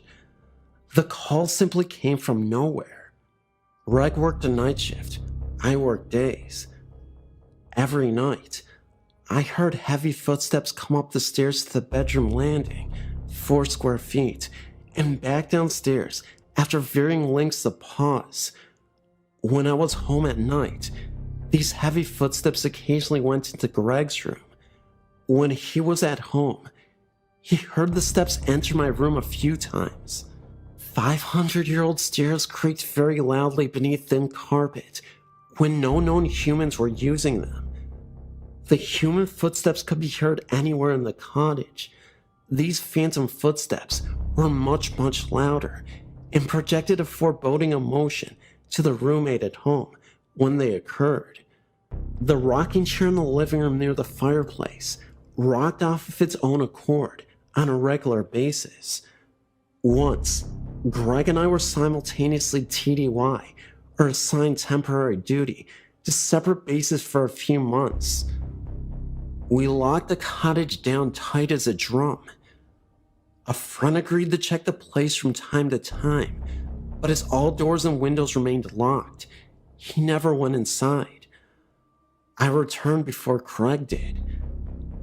Every object in the kitchen that could be moved, such as cutlery, dishes, pots and pans, bread bins, knickknacks, whatever, were taken by someone and all dumped in the middle of the living room floor. Nothing was missing. It was simply transported to the middle of the living room and unceremoniously dumped there. At other times I was TDY, and Greg experienced occurrences more often and more intensely for him when I was gone. However, his worst experience happened unbeknownst to me while I was deep inside the cottage. One night, as Greg went out to his car to go on duty, he saw what are sometimes called a shadow figure, but in much more detail. Greg was not bothered by the unmistakable occurrences in the cottage until he met this thing. It was blacker than black, the outline of a large adult male, about 6.5 feet tall, be his estimation. No facial or other features, except glowing eyes that looked at Greg in such an evil way. Greg said he was scared to death. He claimed without hearing a sound that this thing was unmistakably evil and had ill intentions, to say the least. Greg got in his car, a true British yellow Mini, and sped away as soon as he could. There is a broken down shed directly behind the house in the backyard. Both Craig and I looked into it from time to time, but refused to enter until one day we agreed to go in together. We both experienced an unexplainable strong sense of being watched from up close, though no one else was on the property. The sensation, we both agreed at the time, was an evil one. We both thought we heard heavy breathing, but neither one of us wanted to jump to the conclusion and appeared to the other one to be easily duped by what we couldn't explain. There's a storage area on the side of the house that cannot be accessed from inside the house, only by the door outside the storage area, attached to the side of the cottage. Greg and I both hardly dared to look inside after our first time inspecting the property. There were no electrical lights in the room. There was junk and building materials scattered around, as if someone dumped everything from the ceiling, and materials changed positions from time to time. Occasionally, the taps, faucets in the bathrooms upstairs turned on and off on its own accord, yet both hot and cold tap levers were always in the off position. Every unexplained occurrence was of an extremely strongly sensed nature. It always got our attention, except for the static phone calls and the chair rocking itself. Most activity took place when there was only one roommate in the cottage. Neither Greg nor I had ever experienced anything paranormal before. At least, he had not anything to this degree. Of the photos taken inside and outside the cottage, there is nothing remarkable. No orbs, light streaks, vortices, apparitions, etc. The Englishman I was dating and later married was a complete skeptic, but strongly disliked being in this cottage. He would only state, something is wrong with this house, something is strange about it. For his degree of skepticism, that was quite a statement in itself. When a man with a young teenage girl moved into the other side of this duplex cottage, Greg and I decided to warn her, without giving anything specific away about the occurrences, so we weren't planting suggestions in her mind, knowing teenagers are very impressionable. We simply welcomed her, made chit-chat, then told her when she was alone if she was ever uncomfortable or frightened, telling us she was in her bedroom alone when she audibly heard a voice call out for her. She had no history of hallucinations, swore she did not mistake it for a conversation she heard through the walls, which would not have occurred for that night Greg was on duty at the base, and that the voice was male, not matching Greg or myself. Shortly after this, I moved in with my fiancé in a nearby town, largely to get away from the occurrences, and soon lost touch with Greg entirely. The paranormal occurrences in the cottage were constant, in one form or another, and experienced intensely. It carried a heavy pull of fear or, at times, dread or terror everywhere in that cottage that never ever left. Never anything that could be called benign or benevolent.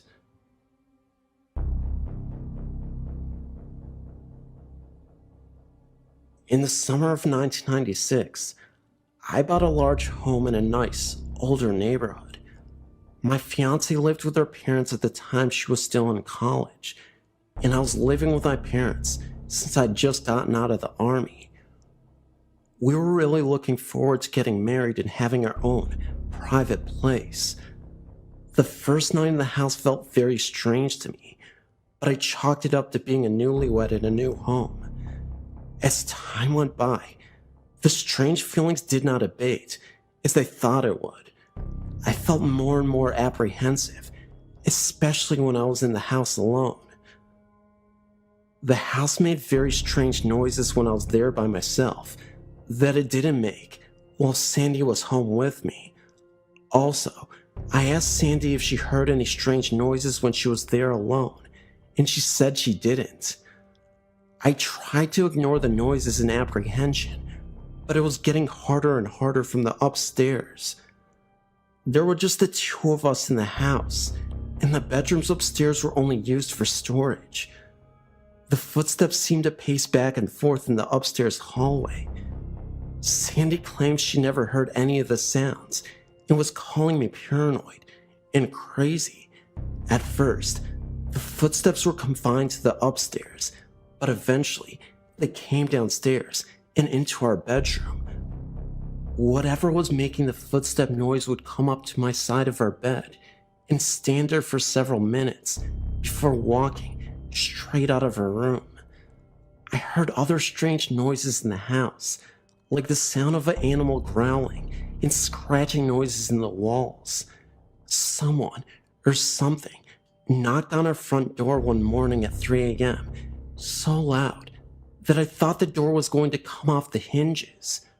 Of course, Sandy never heard anything and accused me of trying to scare her. I began to see small, black humanoid figures darting in and out of the corner of my vision. They would shoot behind furniture or duck into some rooms when I tried to lay my eyes directly on them. I saw them during the night and day and began to see them more often and often. I would often get this odd feeling that someone was behind me, and if I quickly turned around, I could see one or more of those things run away. One day, when I turned around to try and see the little black things, I saw a large, black thing at the other end of the hallway. It was about 6 feet tall, and though I could not make out any features, I could tell that it was a human shape under a cloak, and it did not run away. It just stood there for several seconds to let me get a good look at it, and then it slowly disappeared.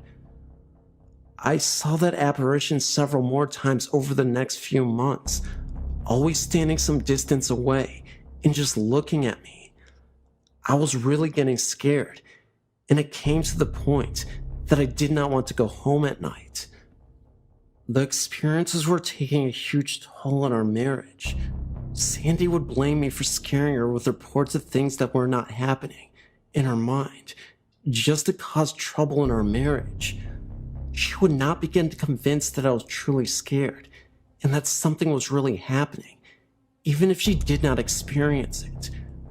We stayed married for a total of 30 months before she moved out of the house and filed for divorce.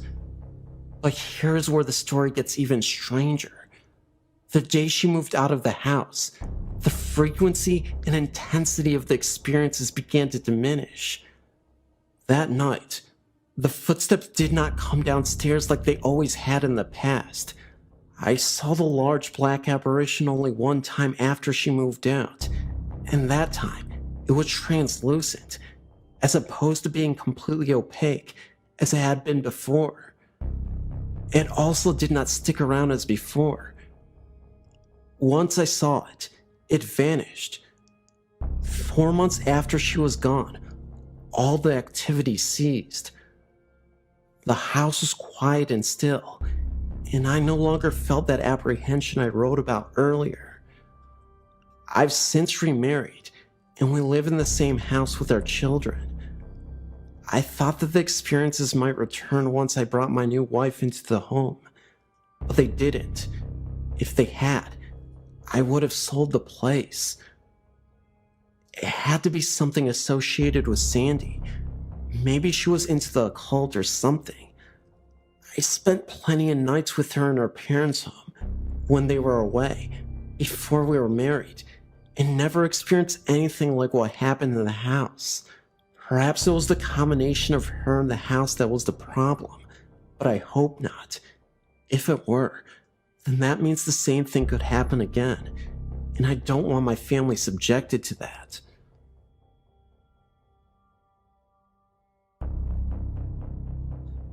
I'm writing to tell you my story. I was reading Dave's story, and it's so close to the experience that I had that it actually gave me chills. My first paranormal experience happened to me when I was 4 years old. All the experts say that things that happen to someone before the age of 5 is very hard to remember. The funny thing is that I can remember my experience like it was yesterday. My mother, sister, who's 3 years younger than me, and myself. I remember being asleep in my bed and waking up very suddenly. I looked at the doorway, and I saw this full-bodied figure. The only thing is that it was completely white. I'm not talking like white, like a white wall. I'm talking white like energy. This figure to me was a child. The reason I believe this is actually because of its height. I mean, it did not have a face or anything like that. It walked towards me and got on my bed. I remember pulling the blanket up over my head because I was so scared, but I actually felt it on the bed. At that point, I ran screaming and crying into my mom's room. Her boyfriend got up and walked me back to bed to show me there was nothing to be scared of. When we got there, it was gone. Now let's fast forward to the age of 17. By this time in my life, my mom had gotten married, not the same guy from when I was 4, and they had bought a house. It was a tri-level with a full finished basement and a sub-basement. From day one, something felt very odd in the house, almost like a very heavy, unwelcome feeling. The sub-basement was probably the strangest. When you would walk in there, you could see spray paint all over the walls. I know that's not strange, but when you stood in the center of the room, you could see that the spray paint was actually covering up what looked like writing on the walls, and it was also on the floor, so that was kinda creepy. We had 2 dogs that both refused to go into my room and constantly would either stare at the wall and bark, or would stand at the stairs and bark up to the 2nd floor or down the stairs to the basement. The longer I lived in the house, the more I began to feel almost alone. It was like I was becoming isolated mentally from everything. In my room, it would constantly feel as though I was being watched. I would hear loud bangs and things sounding like they were hitting the floor, but nothing would be around. All the motion sensor lights around the outside of the house would turn on all at once for no reason. I mean, I actually began to think I was going crazy. Finally, I broke down and told my stepdad everything that had been going on. He looked at me very seriously. I remember thinking, oh crap, he thinks I'm nuts. He began to tell me about how one night, after I'd gotten home from work, he worked 2nd shift and didn't get home till around 1 a.m. We were sitting on the computer playing a game. At the time, our computer was in the front room, and you could see right up to the stairs and onto the landing where the bedrooms were. He said he saw a man walk out of my room. The man he saw was a taller man in a pair of jeans and a flannel shirt. At first, he thought it was me because he only saw the man out of the corner of his eye. But then he asked how I was doing and looked up and realized the man wasn't me. The man turned and walked back into my room. My stepdad ran up the stairs and opened my door, and I was the only one in there, and I was asleep in a pair of boxers. After my stepdad told me this, I was convinced something was going on. One weekend, while my parents were out of town, I invited 2 of my friends over so we could try to catch stuff on film. Of course, we got absolutely nothing. That is, until we tried to go to sleep. We had all decided to sleep in the basement because there was more room there. We turned off the lights and started to go to sleep. My one friend, Chris, was already asleep, and myself and Dave were talking. All of a sudden, the light to the sub-basement turned on, and we could see what looked like a shadow under the door. You could actually hear what sounded like the work boots walking up the wooden stairs. We woke up Chris, and we all stood at the door. We really thought someone had broken into the house. We opened up the door, prepared to beat the crap out of someone, and there was no one there. We walked downstairs and looked around. We checked the windows and everything.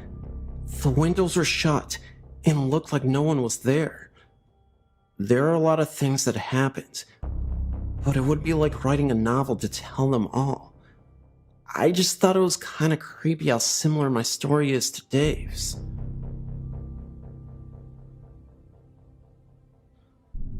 This experience happened when I was in my late 20s, back around late 1994 or early 95. I was laying in bed asleep. I felt something touch my face, and I woke up. I was face to face with a smiling old man. He crawled backwards out of my bed and stood there smiling at me. He looked like he was Caucasian descent, in his 80s at least. He had a glowing light all around him. He looked like he was at peace while staring at me.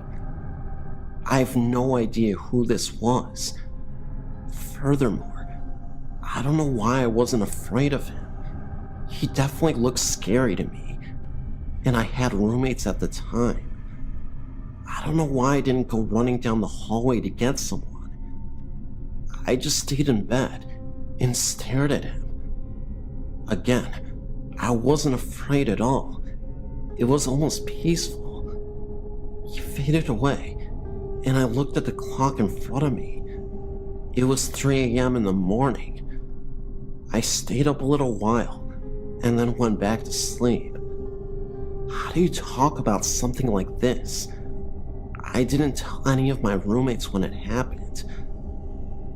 I was fearful because I thought I would be outed as a crazy person. I did call my best friend, and thankfully she seemed to believe me. I gave her my rocking chair, and she wanted to make sure the spirit was not standing next to it. So yes, I think she believed me.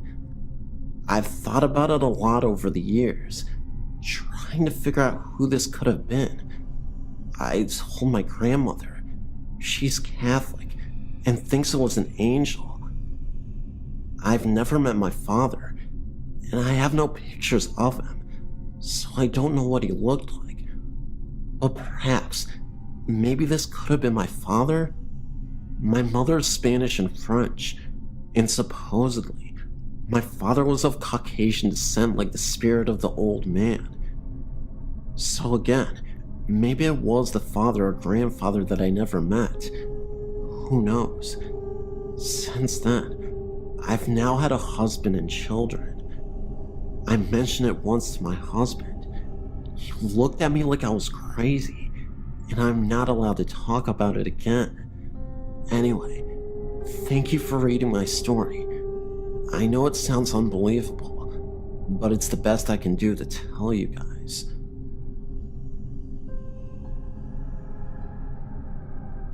These are two experiences that happened to me about 5 years ago. Here's the first story. My house is 6 years old and has never been lived in by anyone else. This started about 2 months ago. I'm laying in my bed alone, with the door to the hall and the door to the bathroom open. I swear I see the door open a little bit and then go back to where it was. I then see black figures with little or no shape appear in the doorway. Then whoosh, they are gone. I also saw what looked like people I knew, who will stick their heads in the door and then turn and leave. Last night I was asleep when I felt something nudge me 2 times. I woke up to see this black form standing beside me. It stood there for about 2 seconds, then vanished out the door. The most interesting aspect of this all is that these figures have no legs. They are just a black oval shape with no faces or arms. Just a black form. Last night was the first time it really scared me. I felt like it was the Grim Reaper asking me to follow him. Now on to my next experience, which was even spookier, I might add. I was working in a gym at a hotel in Moodsburn near Glasgow. One night, I was getting ready to leave for the night. The route I had to take was down a dark corridor to the main door. This was a walk I had made many times before, and had never any problems. But this night, as I was going along, I felt like I was being watched. As I got to the end of the corridor, I turned to close the door, when I saw what looked like a white shape running towards me. Needless to say, I closed and locked the door very quickly and sprinted to the bus stop outside the hotel.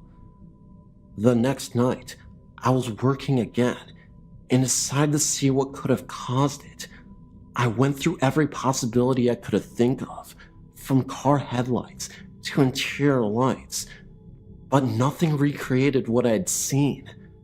About 2 days later, I was looking through the old accident book when I found an entry from 3 years before. A man was running on the treadmill and died of a heart attack whilst using it. What was interesting was, it was the same date and time of when I saw this incident myself, of the running man.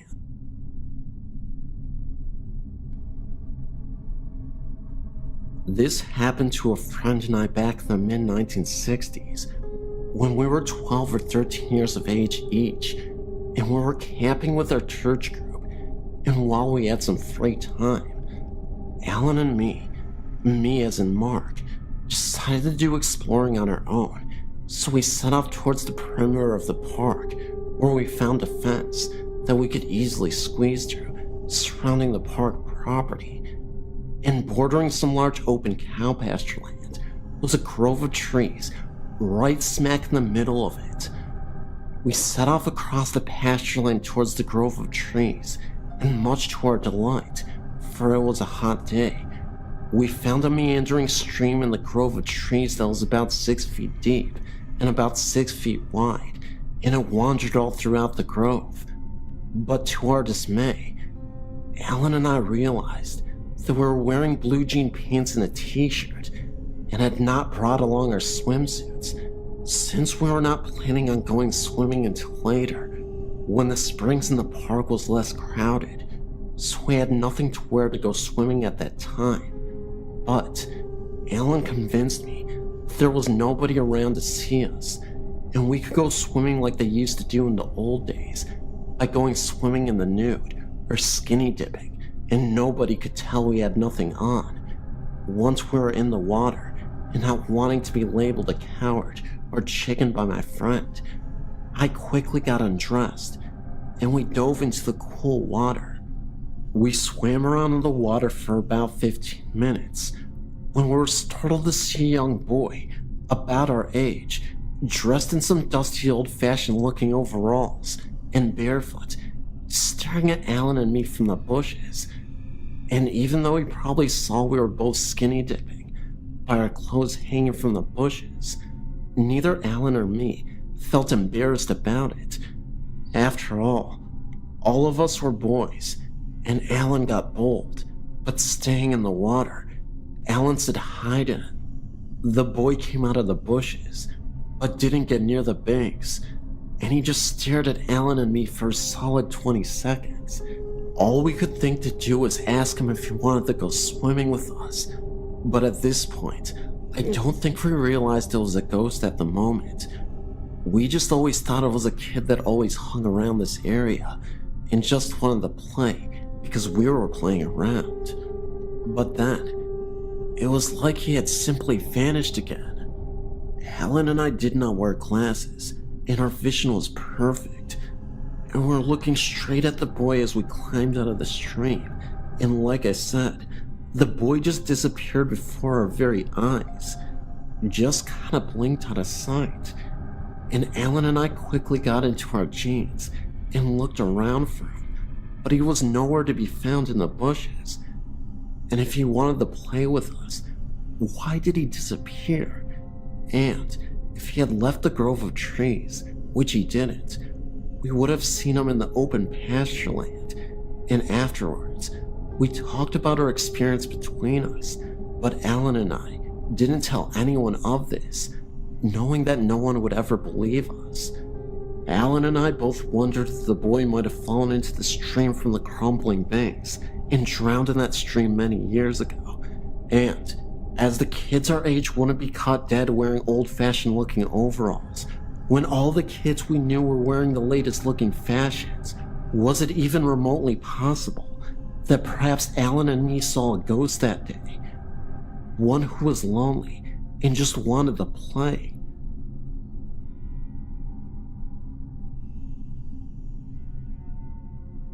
I worked at a place called Dowling as a janitor for a year. My shift was overnight, and for 3 months, I worked that shift alone. I never saw a purple orb, but I did spend a lot of time outside. What I can tell you is that after the creepiness of being in a big building all alone wears off, there are still sounds and such that can't be explained by me. Every week, if not every night, doors would open and close by themselves. Me and the others would go chasing these noises, thinking there was someone in the building, but of course, there was no one there, or I wouldn't be writing to you. And the security company wouldn't call to say an external alarm went off, so there couldn't have been anyone there. Sometimes we'd be in the library, and we'd hear one of the counselor's doors open and close. The library was the same room, but divided by office walls from the counselor area. Sometimes the classroom doors would as well. At times, I'd be in the gym and would chase the sound of footsteps. The place does make a lot of building noises. It's difficult to report on anything I heard in the auditorium, the creepiest place in the school, because the roof and heating systems would collaborate with the big empty space to make many mysterious noises that could be too easy to explain away. Plus, the auditorium was creepy because it was always dark until I would clean it, and there were so many access areas, such as backstage or the lighting area above the stage and the several doors, that would really just make me paranoid. Having said all that, I did sometimes get transfixed on the idea that an emaciated naked woman was watching me. I only got that feeling in or around that particular room. It makes no sense to me, but I did avoid it. The band room was also a little creepy. I would sometimes take my lunch there so I could listen to the radio, and the doors within would make noises like they were opening and shutting. There was one definitive time that I also couldn't explain. I went into the library and locked the door behind me because I was hearing so many noises around that door that night. Then, I climbed over the wall to the counselor's area and unlocked that door so I could rush through it when I heard the noise. Sure enough, the library door tried to open because I heard the deadbolt hit the door frame. So I ran to the hall and listened for footsteps, but there were none. I ran to look down both north and south halls along the library. There was nobody, and there was nowhere to hide. I didn't think someone could have gotten away like that, not in that manner anyway, without making enough noise for me to hear it. A similar thing happened one night when all 3 of the overnight janitors were in there. We heard the noises in the counselor's area, so I climbed the wall while the other guys went to the doors, but nobody was there. I want to assure you of 2 things, even though these aren't really the most impressive tales. First, I don't really believe in ghosts. I'm open enough to the idea, I guess, but anytime I heard a noise, I would go looking for somebody because I assumed it was an intruder. There were times we had intruders, and times people who had rights to the building were found. However, there were so many times that we were sure there were noises, and so little chance for whoever was making them to escape, and we still found nothing, that I thought you might be interested to hear the story of Dowling from someone who was there for a long time. The building stopped creeping me out by itself about a week after I was working there alone. I heard voices and chased them, but the air unit, the building setting, and other normal noises stopped giving me the jitters by the time they became normal for me. I don't really believe in ghosts, but I saw the purple orb listed on the website after a night of chasing these noises, so I decided to write this to you, albeit 2 years after the fact. Last thing I want to say, there are 2 creepy stories about the place from a source that I'm not sure I trust. but I'll tell you anyway. One time, this guy saw people in robes walking into the woods west of the building. Another time, a girl was taken advantage of in the auditorium. A funny, unbelievable, but true story from the overnight shift. Ninjas attacked the school one night and put one of the soccer goals in the atrium.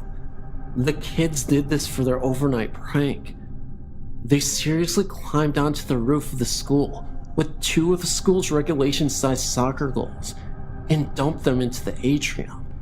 I chased off a bunch of kids when they were trying to get on the roof a 3rd time. They were all dressed like ninjas.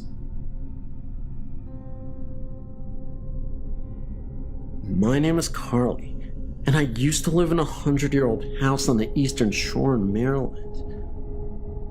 This house was on a street with about 10 other houses, all closely related in shape and size, except my friend's. She's my best friend, and the man who had built all the houses in our street lived in hers. They have never had any bad experiences in theirs, up until now. My friend's older sister came back for Thanksgiving, and she woke up in the middle of the night and saw a form of a giant man. The man closely resembled Andre the Giant, even though she thought it was her boyfriend. When she looked next to her, he was sleeping. She really didn't think too much more about it until the next day, where the rest of the family shared that they had been hearing and seeing things too. My house was only a few years younger than hers. My parents bought it at an auction because the whole thing had to be gutted and renewed. As my dad was working on it, he was putting in new windows one day and saw a man. He was crouched down with his face right up against the wall, looking at the window he had just put in. The man saw my dad get up and disappeared. I've had my own experiences too. Like, we used to hear someone running up and down the halls at night. My room was right at the end, and my bed looked out the door.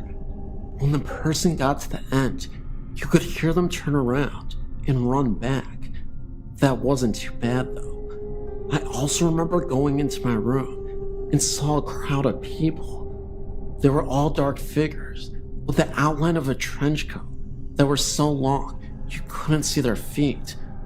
They slowly faded away, and I didn't go back in the room for weeks. I would stay in the other guest's bedroom. I had a great aunt, and she was a psychic. I loved her. We had the strongest bond you could ever have with anyone. She died of cancer, and it was terribly hard on me.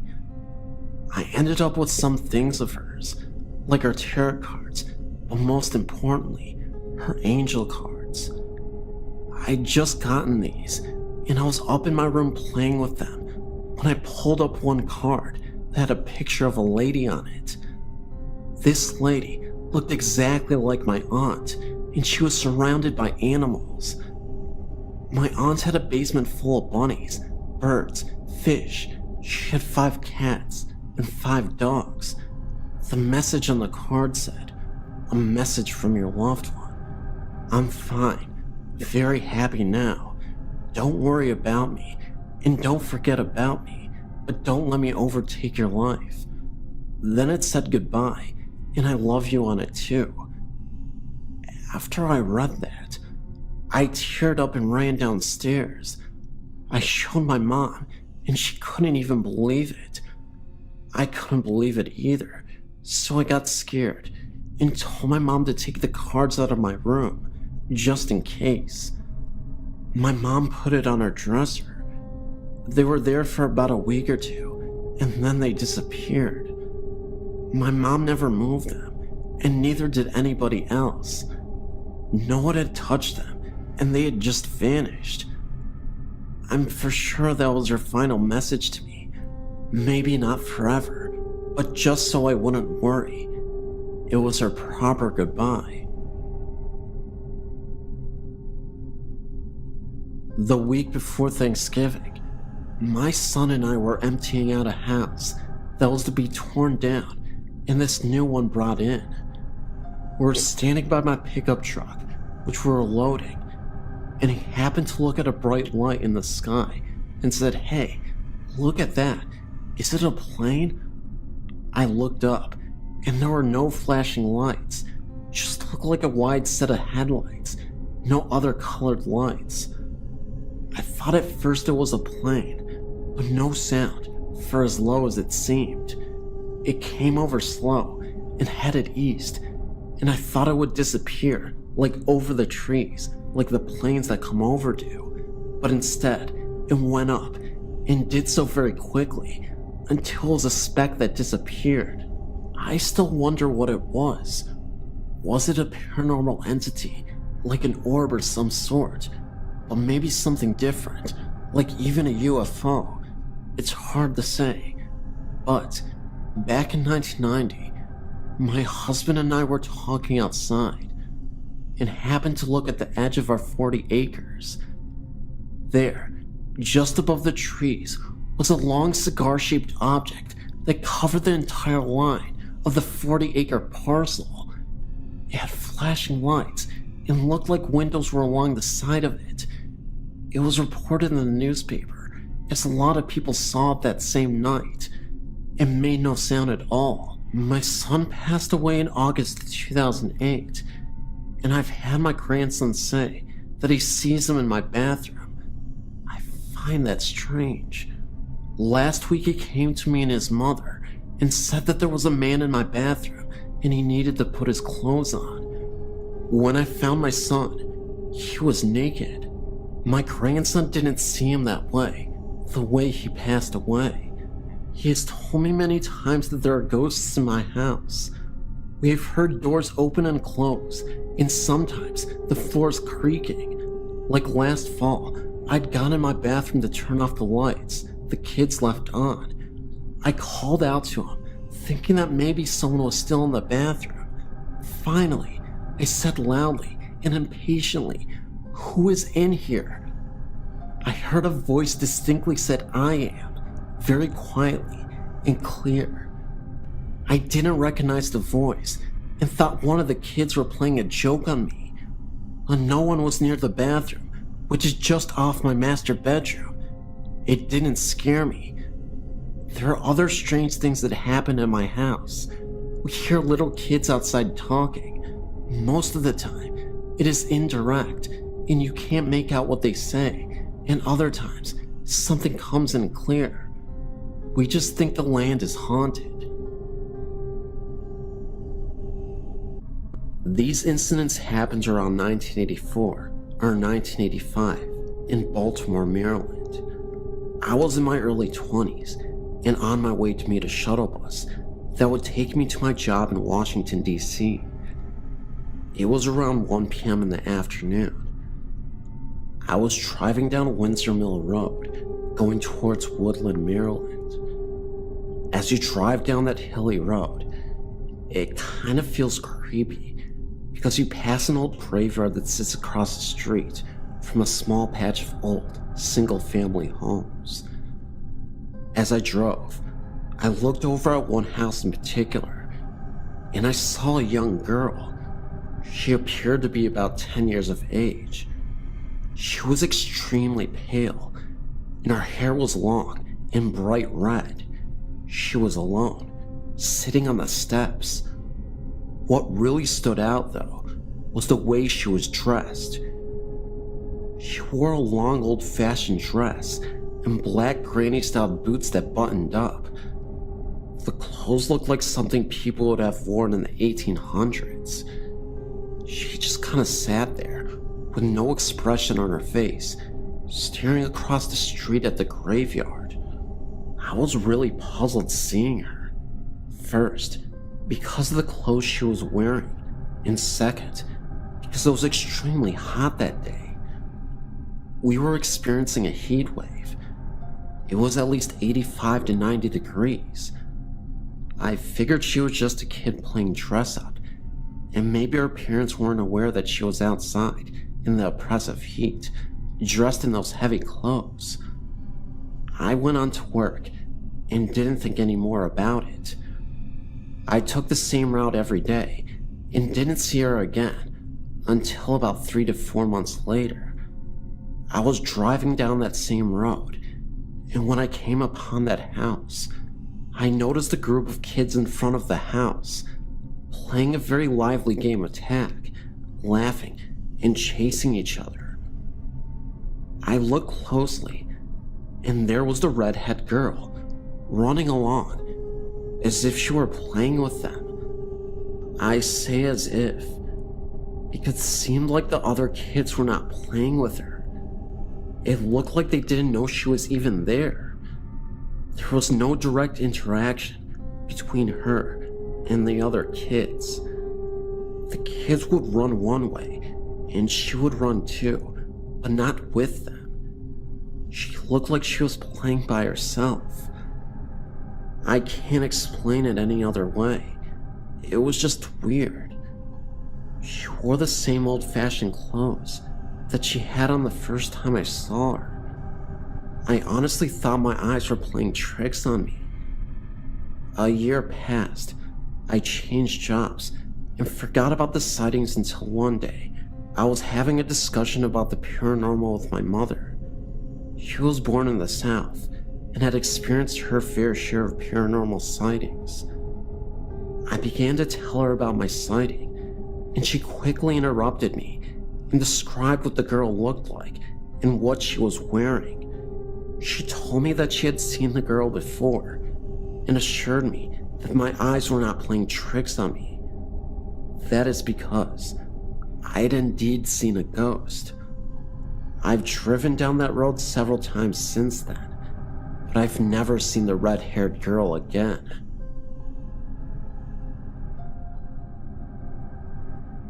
I've spent most of my life growing up in Hartsdale, New York, a block away from the Ferncliff Cemetery, directly behind the old cemetery flower shop.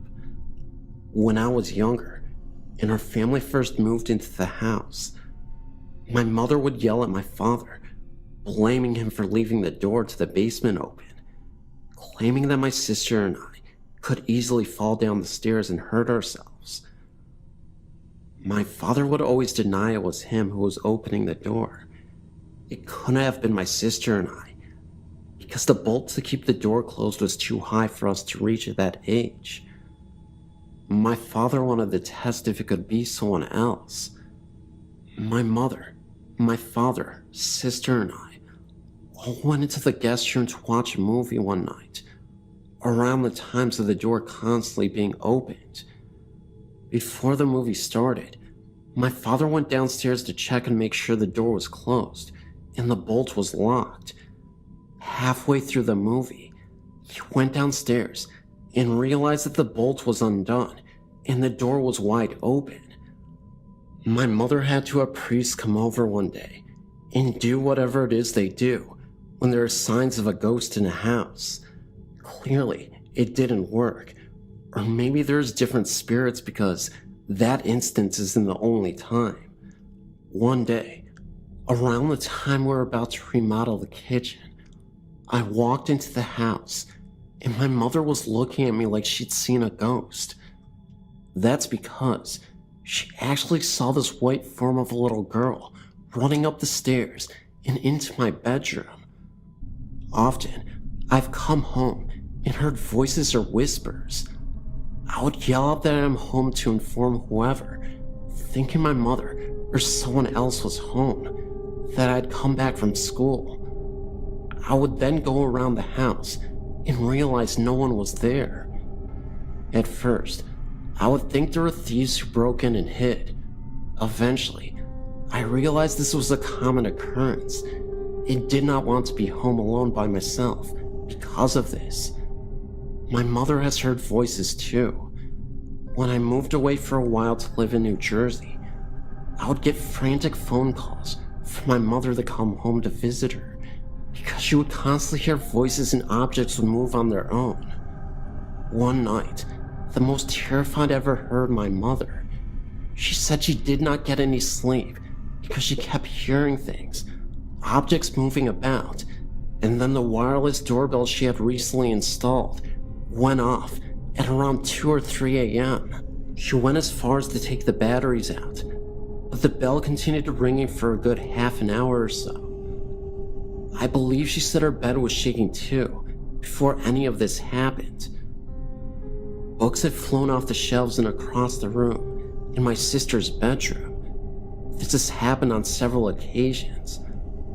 I also recall as a child, my toys moving on their own, and me just telling myself that it was all my imagination because I couldn't believe what I was seeing, resulting in me just hiding under my covers until sunrise. Finally, I know this is probably just a weird coincidence, but the day my old refrigerator died was ironically the same day the elderly grandmother of the previous owners died. She was very fond of that old fridge and was very upset that the family didn't take it with them to the next house they moved off to. I just considered it an odd occurrence, but whatever. The dang thing was as old as time, so I was surprised it even lasted as long as it did. Oh, and while we're on the subject of the paranormal, the Ferncliff Cemetery. Never had a problem with it until one night I was walking through. My friends and I would always cut through the cemetery to get to one another's houses, because it was safer than walking on the main and busy streets. Usually, we would go in packs, or if alone, during the daytime. I don't anymore because, well, besides the fact I can drive now, one night, when the moon was full, and you could clearly see that no one was around, except for the field of graves, I constantly heard voices whispering. I would constantly look around, thinking maybe it was some teenagers drinking. That's what kids used to do in town, drink in the cemetery, but no one was anywhere in sight. I know my house in this town and area near the cemetery is not the only one that has or is still being haunted. On the other side of the cemetery, in White Plains, there is another house near where my mom's friend lives. The mother thought the son was making up an imaginary friend that he would talk to, until one day she saw for herself an apparition of an elderly man. He rose up from the ground of the room she has her washer and dryer in, and then he vanished.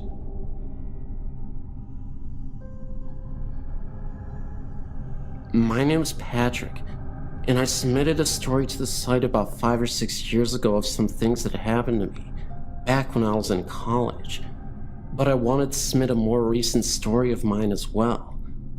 About 3 years ago, I purchased the house I live in now, which is a 1940s Cape Cod in a suburb of Pittsburgh.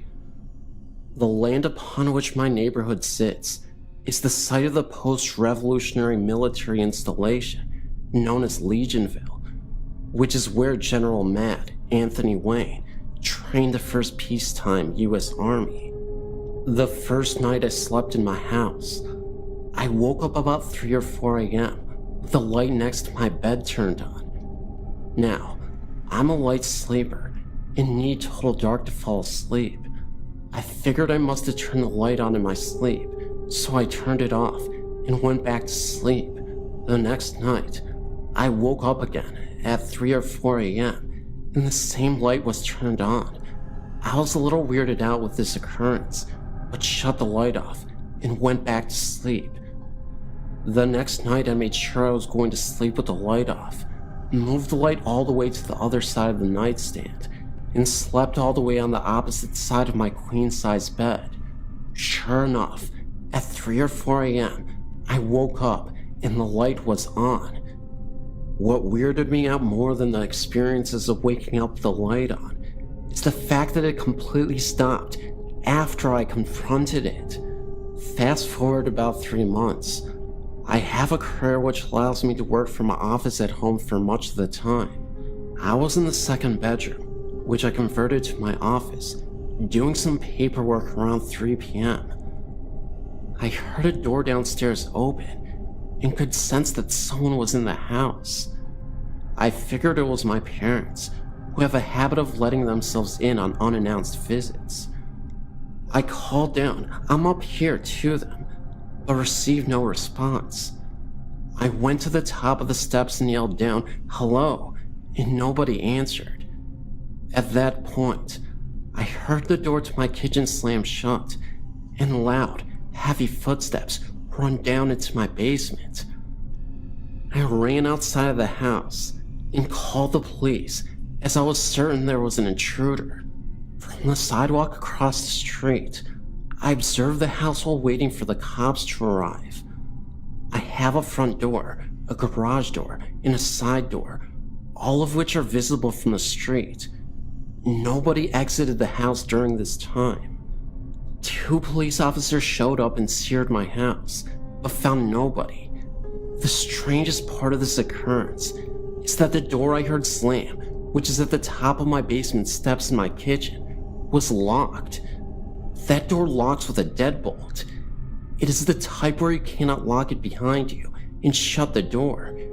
You have to either lock it from the kitchen side or with a key on the basement steps side. I clearly heard the door slam shut and then steps ran down to the basement, but the door was locked from the kitchen side.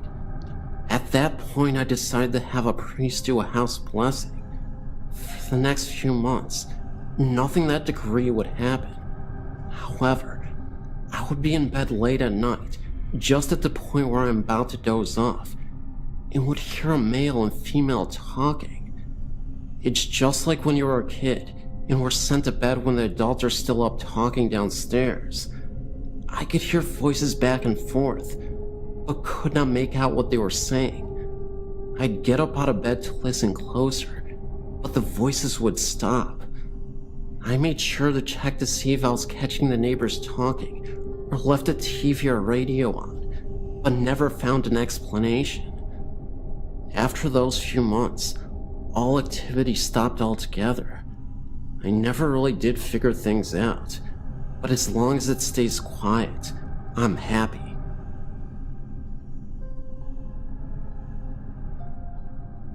I've had an encounter with an invisible thing, such as what was posted in the first Lowing, Texas post. It was on my great uncle's farms, Uncle Nut. Have no idea why they called him that, out near Elgin, Texas. We were visiting, and I got bored of the grown-up talk, so I went out past the barn, and their dog went with me. We went out about 50 yards from the back of the barn, and we were looking for bugs and such. The dog was fine, I was fine, and all was good. The fields and woods we were in had short grass, and all the trees looked about the same age, and the trunks were maybe a foot around each. The trees were spaced roughly about 10 to 20 feet apart, or more, and you could easily see through and past them without any problems. More trees were behind them about the same distance, but there would be no way a person could move from behind one tree to another without being seen. The dog was fine, I was fine, and all was good. Well, pretty soon, all that changed. I started feeling like something big was up ahead of me in the dark, maybe 100 feet or more. I looked, nothing in sight. Shake it off. Keep bug hunting. Nope, something is there. Can't see it, but something is there. Then, a loud grunt-like noise from ahead of us sounded deep like a bull or buffalo. Still can't see anything, but the hair is standing up on my neck. I move my position to get a better view, and as I do, the dog moves closer to me and let out a low growl, which is answered by another loud grunt, but slowly closer. Now I can hear grass and leaves being crunched, and can definitely tell where the sound is coming from, but still nothing but trees and grass ahead of us. Those trees can't hide a bull and buffalo, and as I look forward, I see some of the grass moving, but there isn't any wind. It's like I'm in a vacuum. I look down at the dog, he looks at me, and whatever is ahead of us comes closer. This time, not a step, but a faster pace. I'm still looking at the dog, and he at me. We hear a gurgly, ugly sounding grunt, and whatever it is coming on strong at a good speed. I look up and see Bart get knocked off the side of a tree and decide I've had enough.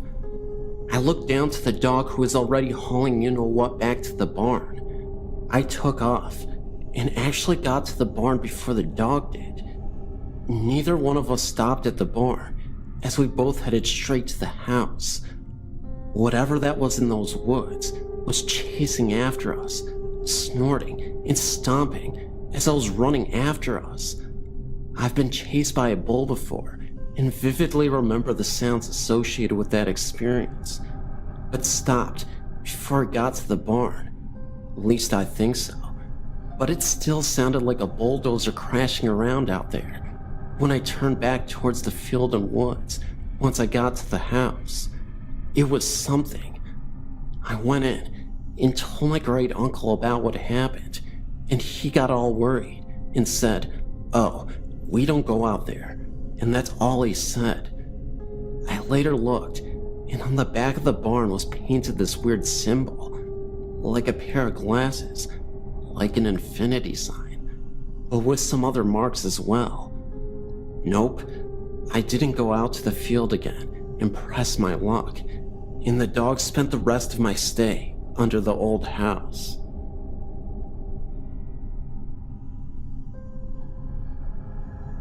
Hi, my name is Lee, and I'd like to share my recent haunting experiences with you all. I'm Australian, recently moved to Ireland, and during my first week here, I was staying at the Dublin International Hostel. I was staying in a dorm with 9 other women. However, one night, I woke up in the middle of the night, sitting bolt upright. I didn't have any trace of sleepiness, and after looking around for a few seconds, I heard someone whisper Ella in my ear, clear as day. I thought it might have been one of the other women, but looking around, I saw that everyone else was asleep. The next day I asked at the front desk about the history of the hostel, and apparently it used to be an orphanage, go figure right, and a school for the local area, and the good folks at the front desk told me that there has been a fair share of people reported spooky things. Next, I arrived at my new house, new job working as a nanny. I got to know the children and got to know the story of the family. The father's parents had passed away before the children were born. One day, I came into the room to find the oldest daughter, who is 4, talking away to herself. I asked her what she was doing. She said that she was talking to Granny Teresa at the window. I asked her if she was there right now, and she said that she was gone now, but Granny Teresa knows all about you. You're staying in her room. I got the chills like you wouldn't believe. The parents told me that she often says she's talking to her Granny Teresa. Another time, it was just myself and the baby, she's 2, in the house, and we were just playing away when she stood up, went to the staircase and said, "Hello? Hello?" with a big smile on her face. I asked her who she was talking to, and she just pointed to the top of the staircase and started chattering away in baby to the person at the top of the stairs. At other times, I've heard footsteps on the upper floor when it's just me in the house on the bottom floor, and sometimes in the room I sleep in, it gets unbearably cold. I wonder, who was Ella? Has anyone else stayed at the Dublin International Hostel and had any ghostly visitors? I wonder if the girls are actually talking to their granny, or if they're just pretending to feel close to her. It's still creepy either way. Well, this experience takes place almost 30 years ago. It was on a cold February morning. In those days, I would wake up at 4:30 in the morning to get my husband ready for work. I remember making him a fresh pot of coffee, along with his breakfast, and packing him a lunch for the day. He would leave the house for work at 5:30. After he would leave, I would go back to bed, but on this day, I decided to lay on the couch in the living room because I had to be up again to get the kids ready for school. As I was laying on the couch in the living room, I suddenly heard the front door open. It was in the middle of the dark. I jumped to my feet, thinking my husband returned. Maybe he was coming back for something he forgot. As I approached the door, a tall man, walked into the house. I was frightened. I backed away. I froze. Was he going to rob us? I shouted at him to leave, but he just ignored me and walked past me, as if I wasn't there. He was heading towards the kid's bedroom. I immediately ran after him, and just like that, he disappeared. I awoke the kids and ran to my neighbor's house. We called the police, who came and went throughout the house to make sure he was not hiding. They found no one. I was confused, no doubt, because I did see the strange man walk into this house. He was somewhat odd looking. I described him to the police as a tall man with a mustache. He was not wearing a coat, and I found it odd because it was the dead of winter, and he obviously would be cold.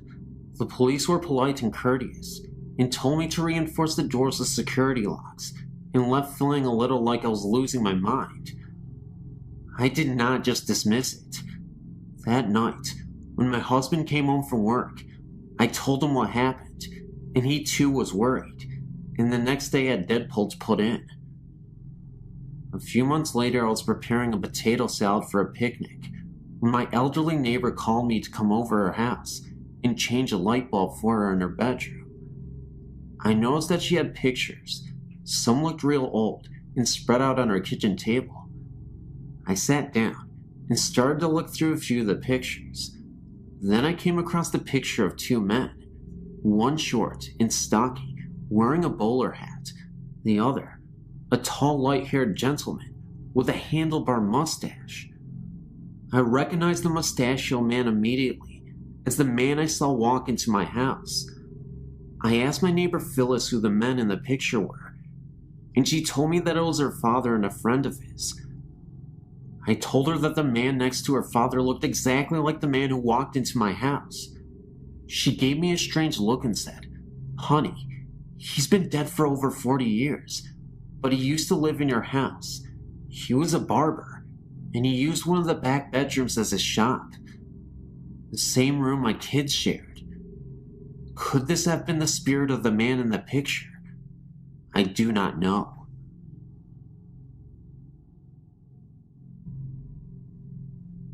For as long as I can remember, I've been able to see and feel the paranormal.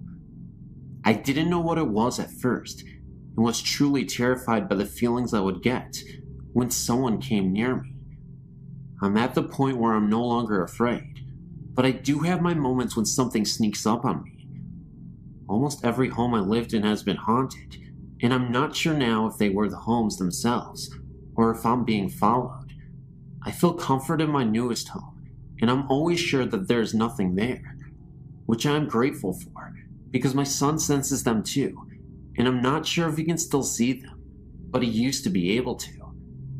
He knows his uncle and grandfather, and they both died before he was born.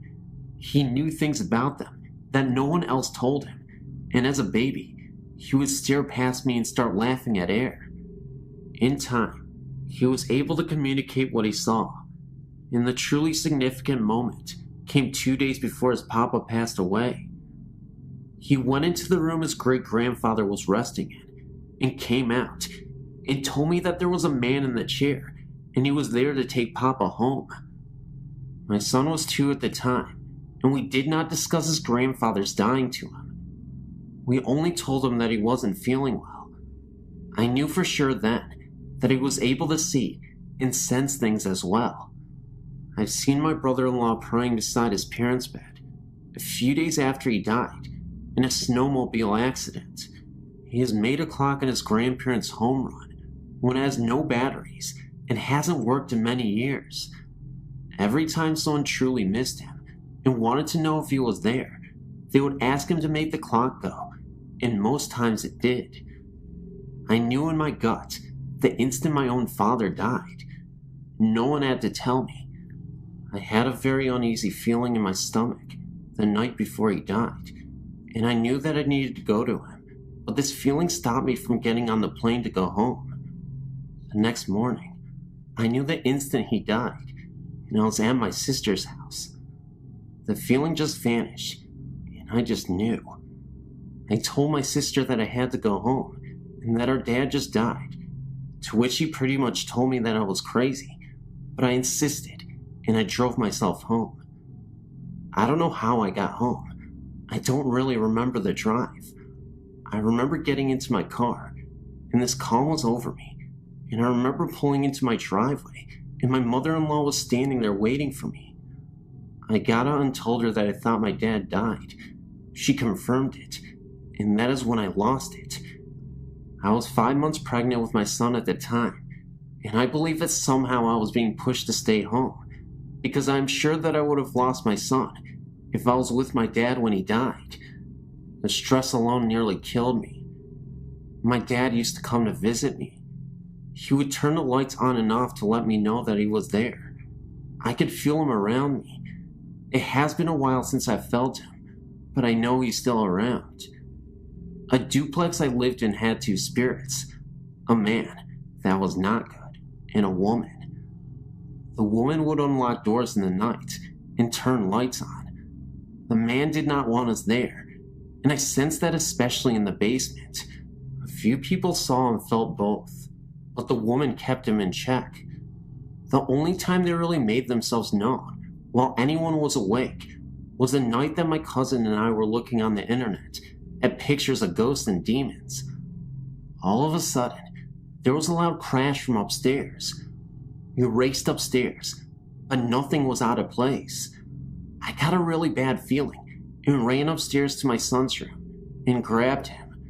My husband wasn't home, but I called him to come home. My cousin and I sat in my living room freaking out when I saw the man walk by me, and he was in black with a large brim hat. My cousin saw him too, and he had never previously had an encounter. It was as if he was telling us to stay off those websites because they were not good or something. All I could even remember was the absolute terror in my heart. The orchard I grew up on was haunted by more than 3 spirits. Not all of them are good, and they made it known that we were not wanted either. One spirit had befriended our family and would try to protect us from the little girl who wanted us out of there very badly. I believe that she and the little boy were my second cousins killed in a car accident with my great-grandfather, though no one has been able to confirm that. Walking down the stairs to the basement, the same step always seemed to break, and you would trip. It never actually broke, but 7 out of 10 times, you would trip on that damn stair. I mean, anyone would trip too. Faces would appear in windows. Gunshots would ring out behind our house, and no one was there. My dad even checked for footprints a few times, because the shots were that close. The taps in the kitchen exploded once, and there were the booming noises from within the house, for no reason. I saw the spirit of the cat my dad ran over a few times, and then there were the horses and cows that periodically freaked out over something no one else could see. There was also the drifting odor of the orchard of a dead animal, though it was never in one spot, and there were no dead animals. I used to feel like there was something under the stairs to the basement. It was an old house with old wooden stairs, the kind that had no back, and under the stairs was dirt. I always had a bad feeling about that, and would fly down the stairs as fast as I could, and run them up 2 or 3 at a time. My dad had renovated the house, and my brother and I were fortunate to have bedrooms in the basement. I got locked into my room one night, and we ended up having to take the hinges off to get me out. No lock on the door. When we were moving, I was sitting on the floor in my room packing, when all of a sudden, the mirror on my dresser came crashing down, shards of glass missing me by centimeters. My friend's family rented the house from my dad for a short period of time, and one night, my friend had fallen asleep in the area of the basement by the stairs. The hissing cat woke her up, and she looked to see something clawing out of the dirt. She didn't stick around to find out what it was. A few days later, her brother came bolting into the room she was sleeping in, my old bedroom, and grabbed her arm and demanded to know if she was practicing witchcraft or something. She didn't, because he had 2 perfect bite marks on his wrist, and when they looked at her arm, she had the exact same marks as if they had been bitten by fangs or something. Of course, they left shortly after, but not because of the things they experienced. I didn't find out about any of this until after they moved.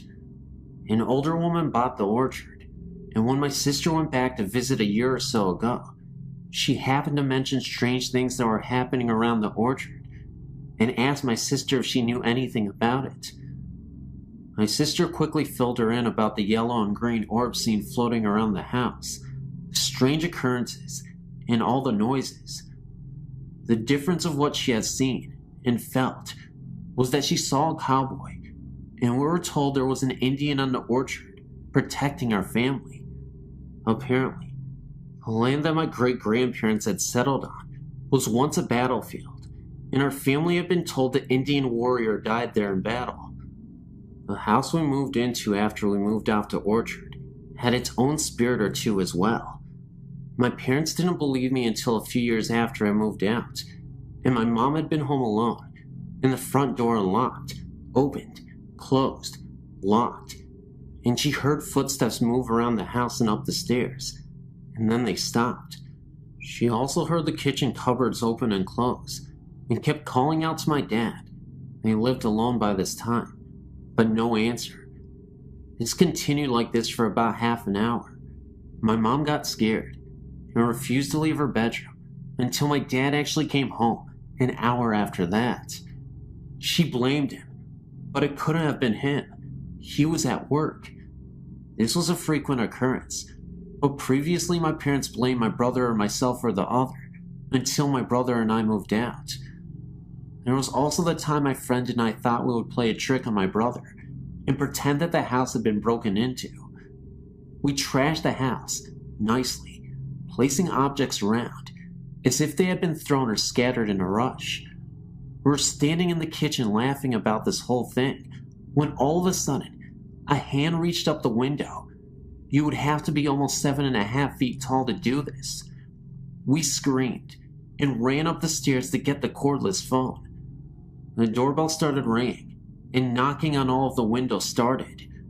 We called the police, thinking that someone was actually trying to break into the house. The police heard the noises and told us to stay upstairs until they got there. My brother and a bunch of his friends walked in at this point, and we started to accuse them when there was another noise outside, and my brother went out to investigate. I saw him chase someone down the street in a plaid coat, and then the person just vanished. My friend and I were hysterical by this time, and the police had just arrived. They brought canine dogs, and the only scent they picked up was my brother's, and that is because he had chased someone out of the yard. The dogs didn't pick up anything else, and there were no footprints anywhere, except the police and ours. My dad came home, and my brother and his friends swore it wasn't them. When the morning came, we all went out to check under the kitchen window for evidence it was my brother, and there was just no way that anyone could have just reached up that way the hand reached up. There was also the time that I came home, and the upstairs extension picked up while I was on the phone. I thought my friend had someone over, where it was a party line. Small towns used to have this, where 2 different residences shared the same phone line. She thought I was trying to scare her, because we could both hear breathing. I snuck to the stairs and saw the shadow of a man. I freaked out, grabbed a knife, and ran out the door. I called my sister down the street to come, and there was no way anyone could have gotten out, but no one was there when it was checked out. There was also the glowing eyes in the bushes up the street. I used to see those frequently at night, and once in a while, was brave enough to go and check it out, to see if there was a dog in the bushes, peering out. There never was, and the hairs on my neck would stand straight up on end. I wasn't the only person to see this or feel this way about those bushes. Quite a few houses in the area were haunted as well. I would hear a man's voice in the house where I babysat, and so did the girl I babysat. It was detached and floating in the air. You would feel tugs on your shirt when your neck was turned, and lights in the basement would flick on and off.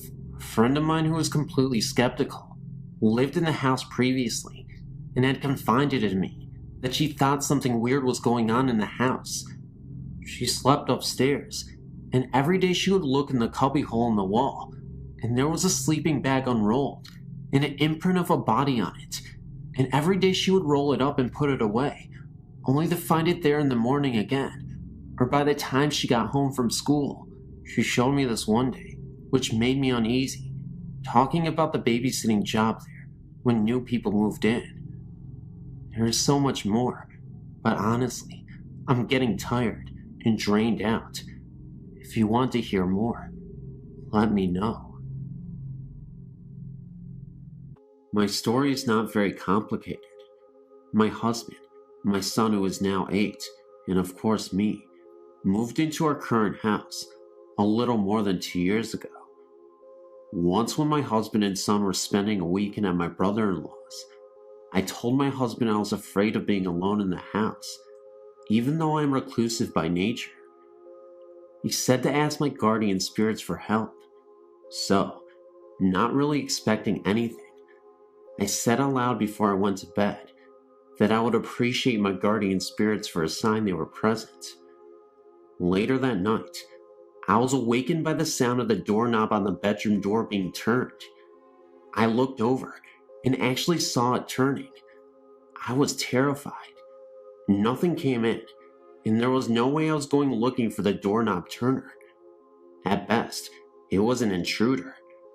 When my husband came home, I told him all about it, and he told me that I asked for a sign, after all.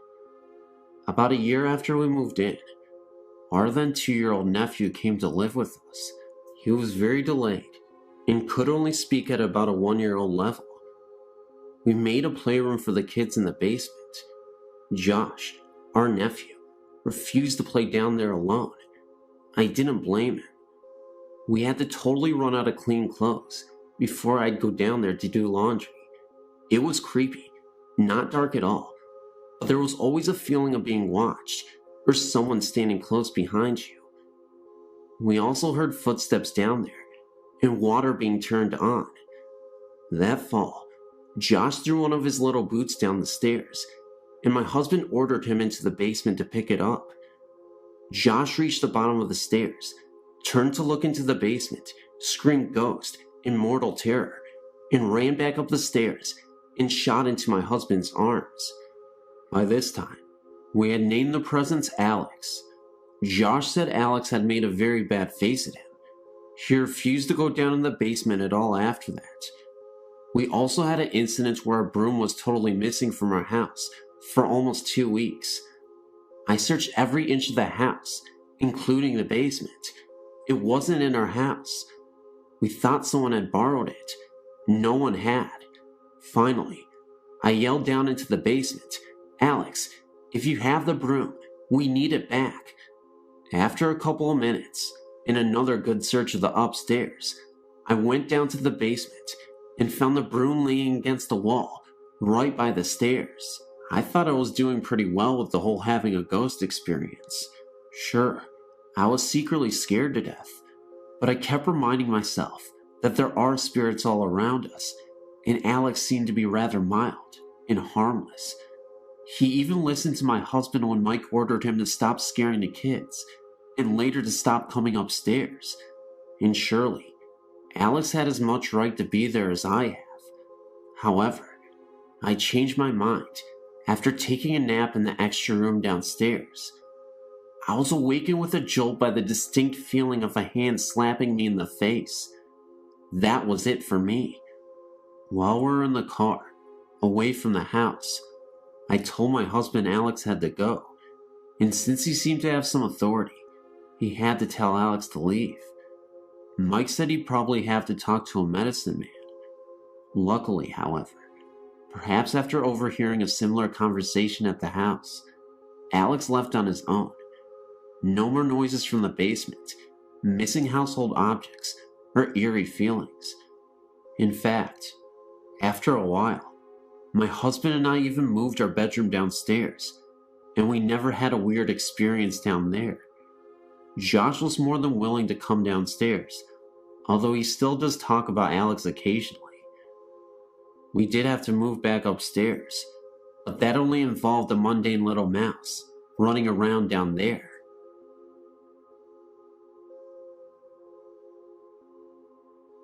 I had a friend in Arlington, Texas whose house had a ghost. Her family called it George, and they laughed about it. There was no malevolence involved. Their house was relatively new, and not particularly outstanding. It was a classic 50s ranch house. Anyway, my friend's room was always chilly. The temperature was about 65 degrees. Her family had ducked people check out the ducks to her room on several occasions. Despite the blazing North Texas summers, where the central heat turned on in the winter, her room maintained this temperature. I had heard all the stories and didn't really know what to think. I spent the night, and that made a believer out of me. First, during dinner, things fell off of shelves in the adjacent den. Her parents laughed and yelled, "Stop it, George." Later, when I went into the kitchen for some water, the reflected view in the kitchen window started spinning. I was somewhat entranced, and then realized that the center of the spiraling image was the figure of a man. The figure was getting closer and larger. I ran into the den before I saw any more. As we went to sleep in the sleeper couch in the den, several books in the shelves opposite the couch slowly pulled out from their position on the shelf and almost fell to the floor. George is one of my fondest memories. My friend and I had other strange encounters after that, including many that didn't involve George. I think that some people are more receptive to energies and have more of these events than other people.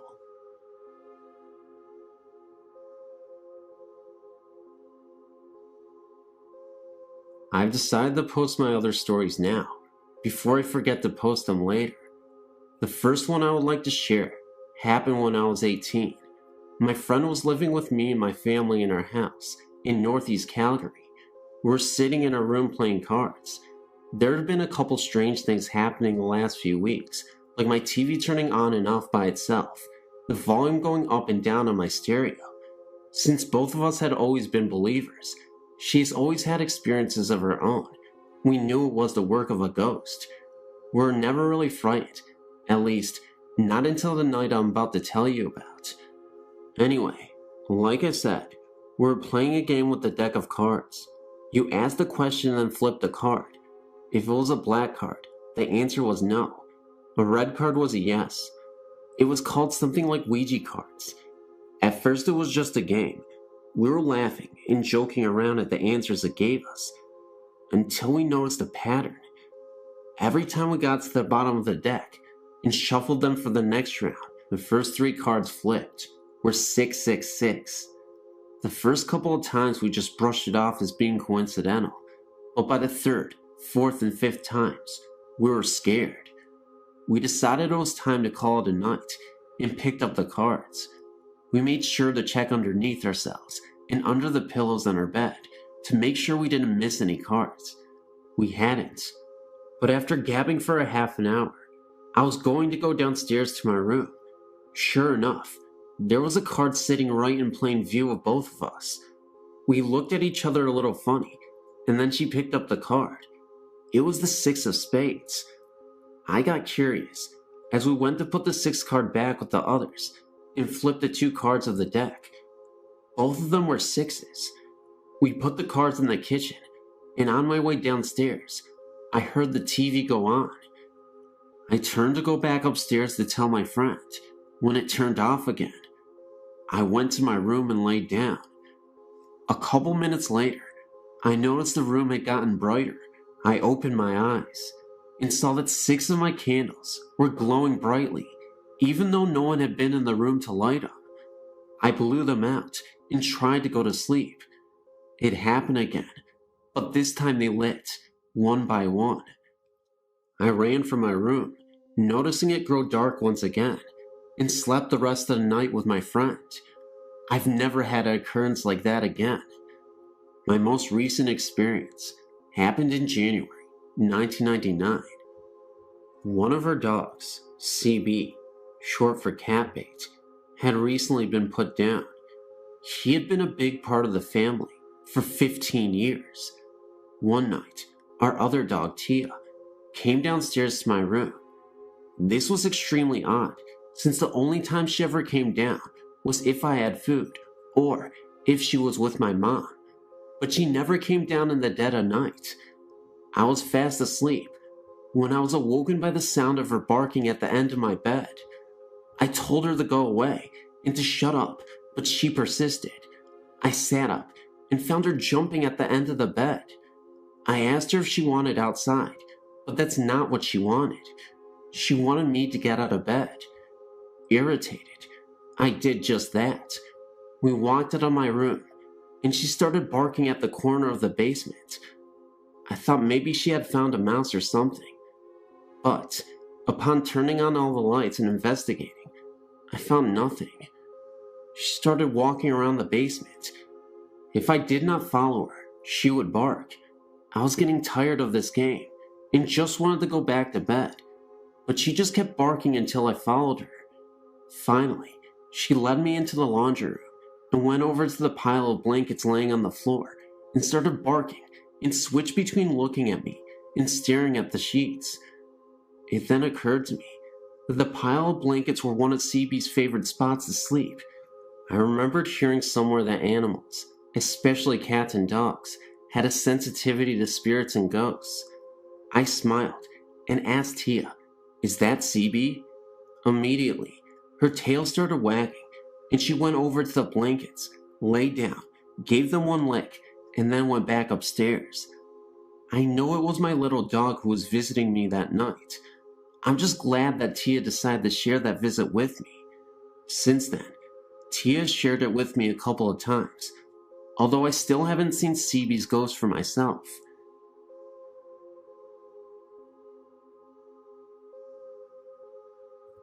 This story has several parts. It has taken me months to put this together in a way that makes sense and takes all the known facts into account. I awakened suddenly from deep dreaming sleep one night in December or January with the terror that someone was in my room. I've heard that in most people, there is a reflex that literally prevents them from moving when they are in a deep state of sleep, and the frozen, unable to move state described by many upon first being awakened is simply that reflex still working, not fully in sync with sudden consciousness. I'm in a different category. However, I'm a sleepwalker and capable of vigorous movement, even when not awake. To get on with the story, I felt an intrusion in my dream that had nothing to do with what I was dreaming about. It shocked me awake, and I sat up straight in my bed. I was treated to the sight of an apparition standing near the foot of my bed. It was quite tall, over 6 feet I would guess. I couldn't tell if it was male or female, but my sense was that it was female. It had short dark hair, parted in the middle and brushed back on either side, and wore flowing white garments. It emitted no light. What I could see of it was illuminated by the yard's light, shining in the bedroom window. I apparently surprised it, because for a fraction of a second, its right hand was raised to its temple in a gesture that seemed to indicate I was not supposed to have awakened or have seen it. Immediately, it was gone, leaving me to wonder if I had really just been dreaming. It all happened so quickly. In January, I visited a psychic who told me that in addition to the spirit of my grandmother, which I knew about, I had the spirit of a young girl strongly attached to me. She was not able to give me any details as to who the girl might be, and I thought about this for a great deal. For months I pondered whom this might be, and got no enlightenment. Finally one day, the face of a child I used to babysit for many years ago sort of popped into my head, and I knew who my little girl attachment was. She was a tragic little figure, who was a foster child in a home that cared for her, but most certainly did not love her. Even as a teenager, my heart ached for that child, and I told my mother that once the lifeline on her left palm was extremely short. I always felt she would die young. I really didn't know any facts about her, since I lost touch with her foster family after I went to college. But I had no doubt that she was my attachment. A few days after this, I went to another psychic who told me that the girl had not been ready to die when it happened. It had surprised her. For that reason, she was unable to find the lights that souls are supposed to go to when they pass. He told me that I was the only light she could find, and therefore she had attached to me. But that wasn't a good thing. She meant me no harm, but she was draining me some of my energy, and she needed to move on for her own sake as well. He spoke with her briefly and told me she was 17 and that her stepfather had caused her death, or at least a great deal of pain while she was alive, which he does correlate with what I knew of the man. Remember, she was in foster care, not living with her mother and stepfather when I knew her, but the man was a convicted child molester. The psychic told me he would go help her to the light, and I presume he was successful. Tonight I was reading some of the articles on the site about why spirits tend to manifest at night, to get a glimpse of someone they loved, perhaps, or to try to communicate, and what the best reaction to an apparition is. And I realized that 1, probably my apparition was my young friend, who I wouldn't have recognized because I hadn't seen her for about 7 years before she passed, and 2, sitting straight up in bed was a good way to scare it off, because it disappeared in the blink of an eye. If I had realized who it was, I would have tried to make things easier for her, but for both of our sakes, I hope there is no next time.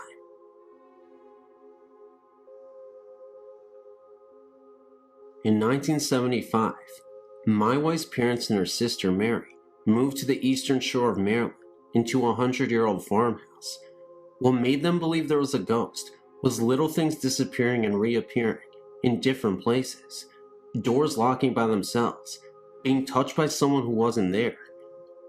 Things really didn't start getting weird until her other sister Cher and her son David moved in with them. Cher had a little bit of ESP. She could tell when things were going to happen.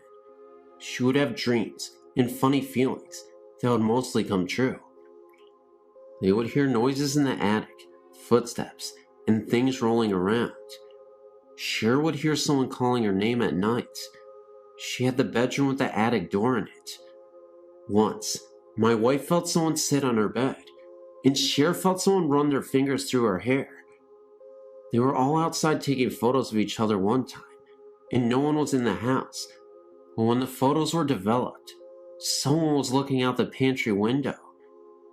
They believed the ghost was not harmful. In fact, it was very helpful. Things that they were looking for would appear. When David was a baby, he had stuffed animals in his crib. Years later, he told us that he was afraid of these stuffed animals because he thought that they were alive. Another thing that happened was when both my wife and her sister Mary got married. Both of their wedding photos that were taken in the house never turned out. They believed the ghost was sad to leave them there. In the big foyer, there was a room that had been painted black from other occupants, and whenever they would pass the room that was by a staircase, they felt as if someone was watching them go up the stairs. All 3 sisters felt this presence. I'm now a 48-year-old professional, settled in Canada, and doing very well. In Northern England, as a youth, I had many experiences, mainly revolving around the house, which my family bought when I was 12 years old. We were told by the neighbors that 3 families had moved out in the 18 months before we moved in, but the only explanation was that they had marriage problems. Within a year, we heard noises, such as a person banging on the door, or definite and very clear footsteps, which would walk up the stairs if you were upstairs, or down the stairs if you were down. When it first happened, I thought it was my brother, 1 year younger than myself, banging on the door, disturbing my math homework. But when he went down to complain, my parents insisted that I had not been out of the front room for an hour. The very next incident was I was awakened in the middle of the night by a tremendous racket from the bathroom, and I got up and put my trousers on to see what it was. As I left my room, my mother stood at her door, and we each asked the other if we had heard the sound. We agreed that it came from the bathroom and went to look. All that was there was an empty washing up liquid bottle, made of plastic, squashed and lying on the floor. Another night, my mother and I heard a crash, as if metal ladders had fallen outside downstairs living room, but again, there was no source for the sound when we checked. Over the years from age 12 to 18, I became familiar with these sounds, and joked with school friends that we had a ghost called Jack. Some friends were in the house when the footsteps came down the stairs. I heard them, but I said nothing.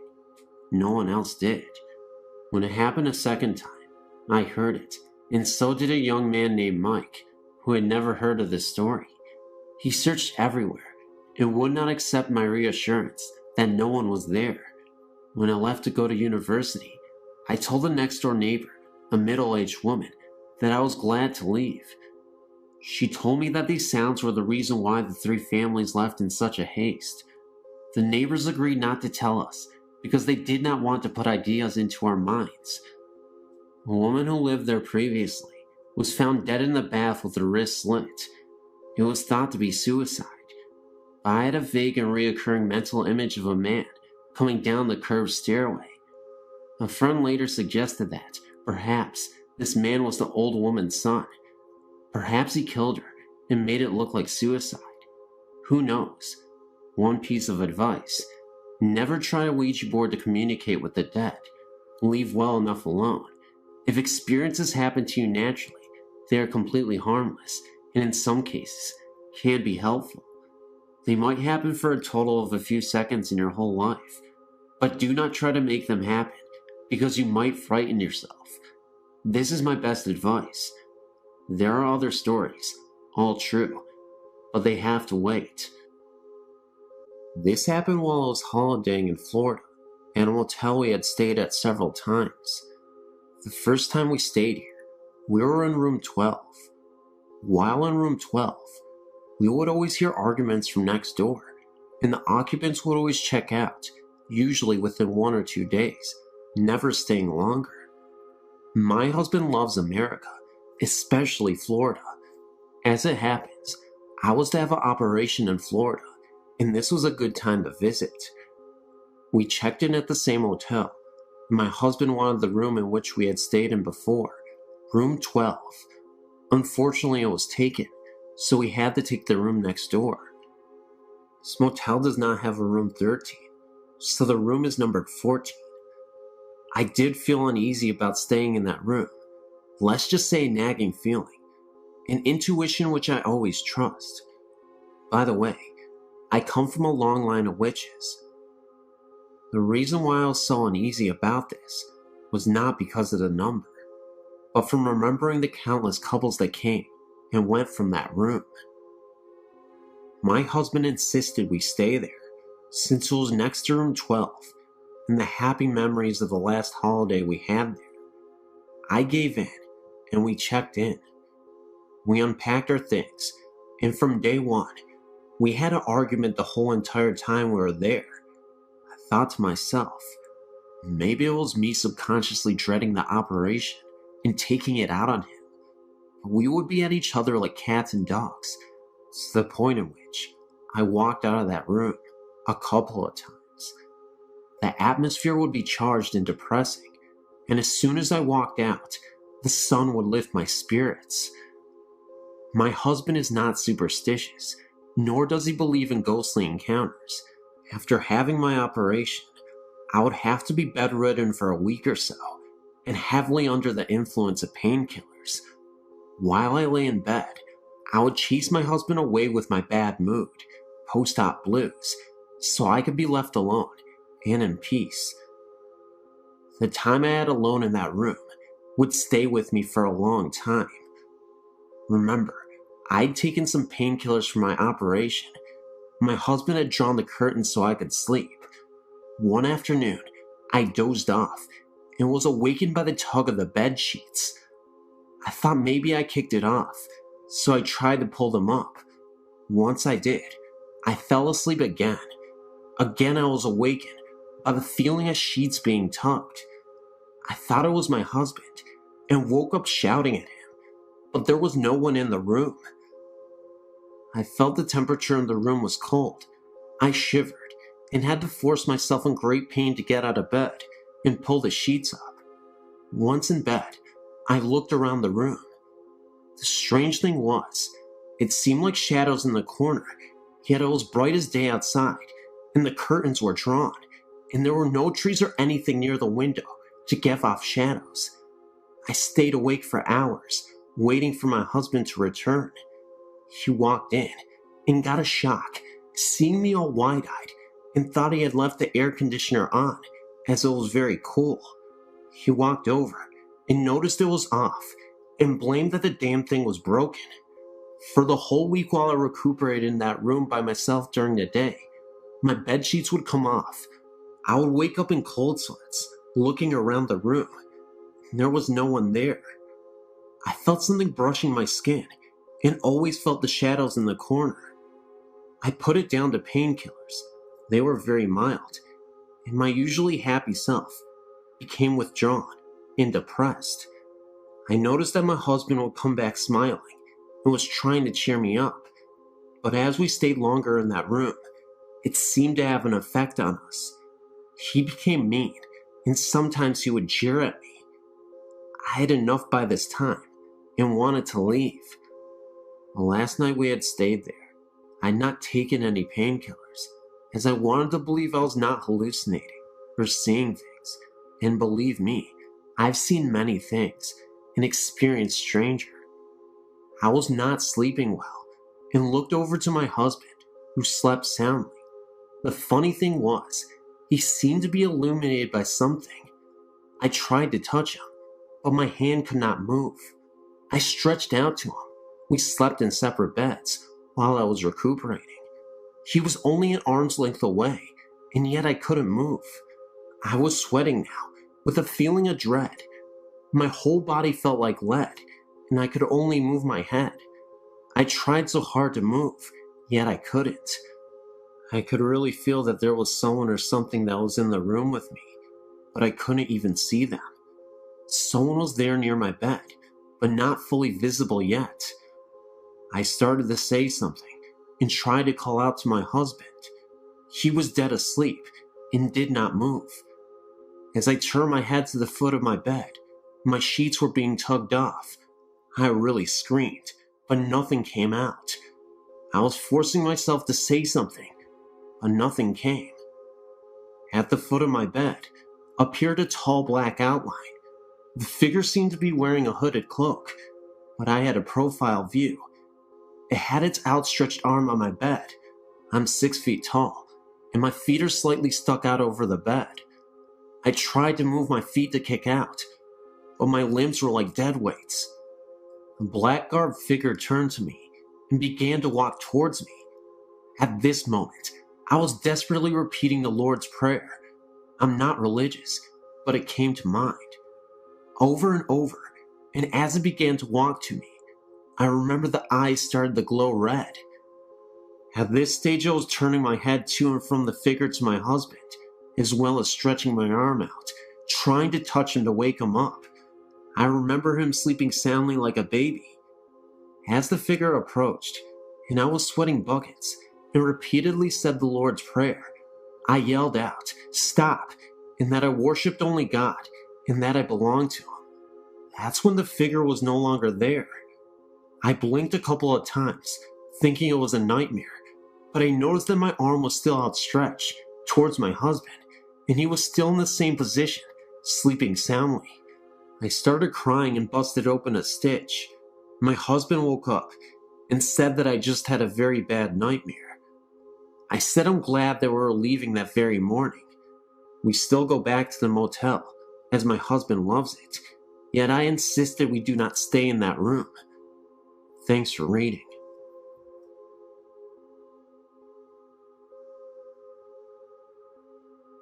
I grew up on a farm in Missouri. The house we lived in was built around the turn of the century. It was a big 2-story house with a wraparound porch. I shared a bedroom with my brother on the bottom floor. In the summer of 1975, something happened that had a long-term effect on me. It was a clear moonlit night, and you could easily hear crickets and bullfrogs singing in the night. I was sleeping very soundly when something woke me. I had the impression that someone was pushing down several times on the foot of the bed.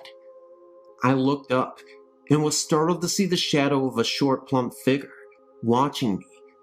Horrified, I immediately went for the light, but there was nothing there. The figure I'd seen had no face, but seemed to have a soft glow. It was definitely trying to get my attention.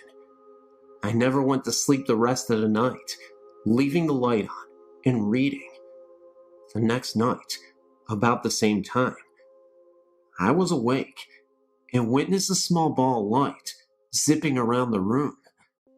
This time I left the light off and watched the tiny orb for about 15 seconds when it finally zipped out of the room. I talked to certain family members later and found out that apparition that I had seen was probably my great-grandmother. She had died in the same corner that my bed was sitting. In her later years, she began to lose her mind, and instead of putting her in a nursing home, the family decided to take care of her at her home. They hired a male nurse to help her, and at night, the night I saw her, my uncle said she was probably looking for him. The incident disturbed me deeply, and it was years before I could finally sleep well at night. I'm now married and live in another old house, but this one seems to have no past to disturb me. Thank God.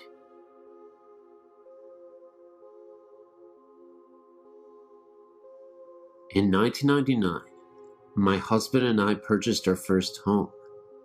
We had two very small children at the time, and soon found out we were expecting our third. We had purchased an old Queen Anne Victorian. It was very large, and all the homes around it were large as well. We had looked at many houses before we purchased the old home. In fact, I drove past the home to go to work every day. I'd never considered buying it, but always felt drawn to it. Things seemed fine. I was alone in the home when I heard what seemed to be a child laughing. I thought maybe our family had come home early, but no one was there. One other time, I was in the cellar getting clothes out of the dryer and heard a child call Mommy. But again, I was alone when this occurred, and none of the neighbors' children were outside. I was lying in my bedroom with my eyes closed and could feel something breathe on me. When I opened my eyes, nothing was there. I have a cat who likes to go outside at night, and one evening, my husband heard her at the door. He opened the door and let her in, or so he thought. The next morning, he saw our cat waiting on the porch for us to let her in. We searched the entire home, looking for the cat he had thought he let in the previous evening, and there was no animal to be found. My daughter, who was 3.5 at the time, would come into our bedroom complaining that the little girl would keep her awake and would not stop playing with the curtains. She would also complain about the man who would whisper by her closet. My mother and I were hanging wallpaper in the family room, which was next to the dining room. My mother was facing the door to the dining area. I had the door to my side. As we were hanging a portion of the paper, we both saw a figure move through the dining room area and into the kitchen. My mother said, "Oh, good, Dan is home. He can help us hang." I called to my husband and asked if he had eaten lunch yet. I got no response. Thinking he could not hear, I went to the kitchen to ask again. He was not there. I called thinking he went upstairs, and still no answer. My mother and I checked the whole house and looked outside for the car. No one was there but her and I. It was a strange feeling. Sometimes lights would go on for no reason. We would hear someone climbing the steps. It was a little unsettling, but we no longer live in the home. We are now building a brand new house.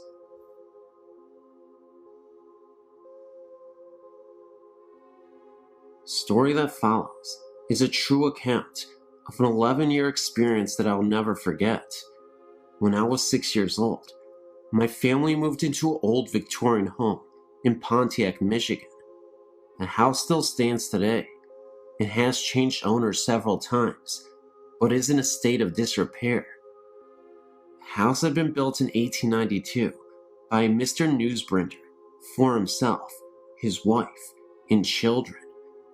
My parents had purchased the home from Clara, the last living daughter, in hire. I remember moving in that day because even as a young child, I felt a sense of uneasiness. That feeling was soon to be validated. At first, it was more of just an uneasy feeling throughout the whole house. Soon I discovered, though, that the feeling intensified while in my room. It was a large, 4-bedroom home, and us 3 girls all had the luxury of having a bedroom all to ourselves. Mine was in the back of the house, next to my parents' room, and across the upstairs foyer from my other 2 sisters. When alone in my room, I began to feel as though I was being watched. It is a universal, primitive feeling. I'll be sitting at my desk doing my homework, or just laying across my bed listening to my stereo, and I would feel it. I felt that a presence was emanating from one corner of my room, up at the ceiling. I had not seen or heard anything up until this point, but that was soon to change. As I was alone in my room again, one day after school, I heard a voice call my name. It was a male voice, and I thought it was my father. I went into the foyer to answer his call, but since he was not home from work yet, it could not have been him. I went back into my room and soon heard the voice again. I say that I heard it, but it occurred to me several years after the fact that I only heard it in my mind. A sort of telepathic communication, I think. It wasn't long before this voice became an everyday intrusion into my life. It would call my name repeatedly. It would assure me that it was okay, and for me not to be afraid. It also told me to come closer to the corner from where it was coming. I remember now that I would be so drawn to it, and would just stand there transfixed, staring at the corner. I never went close to it. Call it instinct, fear, whatever, but I somehow knew better. As I was staring at the corner one day, a huge void opened up in the corner. It was the blackest black I'd ever seen. I saw nothing in the gaping hole, but it seemed to go on forever, and I would grow lightheaded and lost blocks of time staring into it.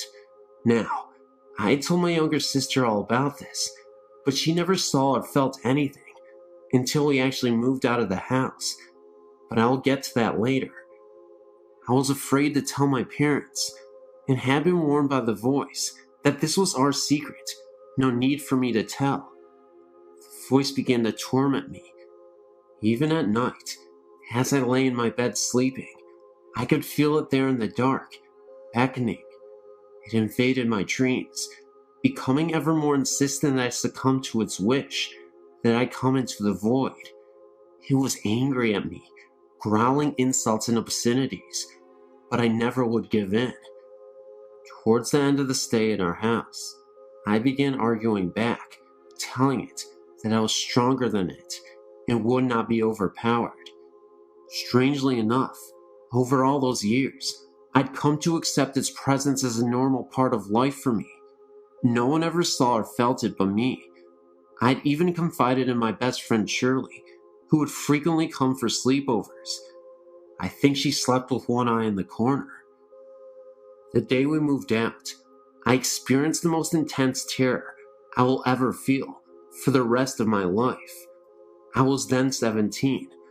I was in my room, packing up the last few items.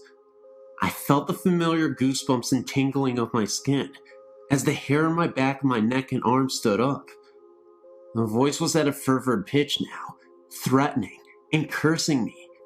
I turned around to face my enemy, stared into the blackness, and was mesmerized to see the most evil eyes I had ever seen come out of the darkness.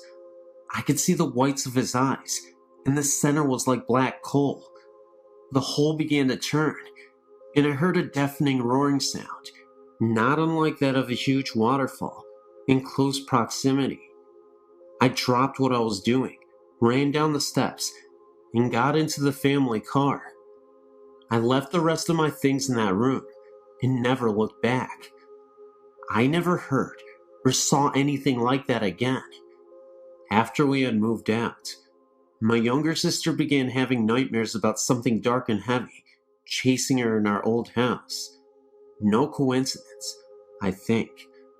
I still get the chills when I think about this. I assure you, this was real.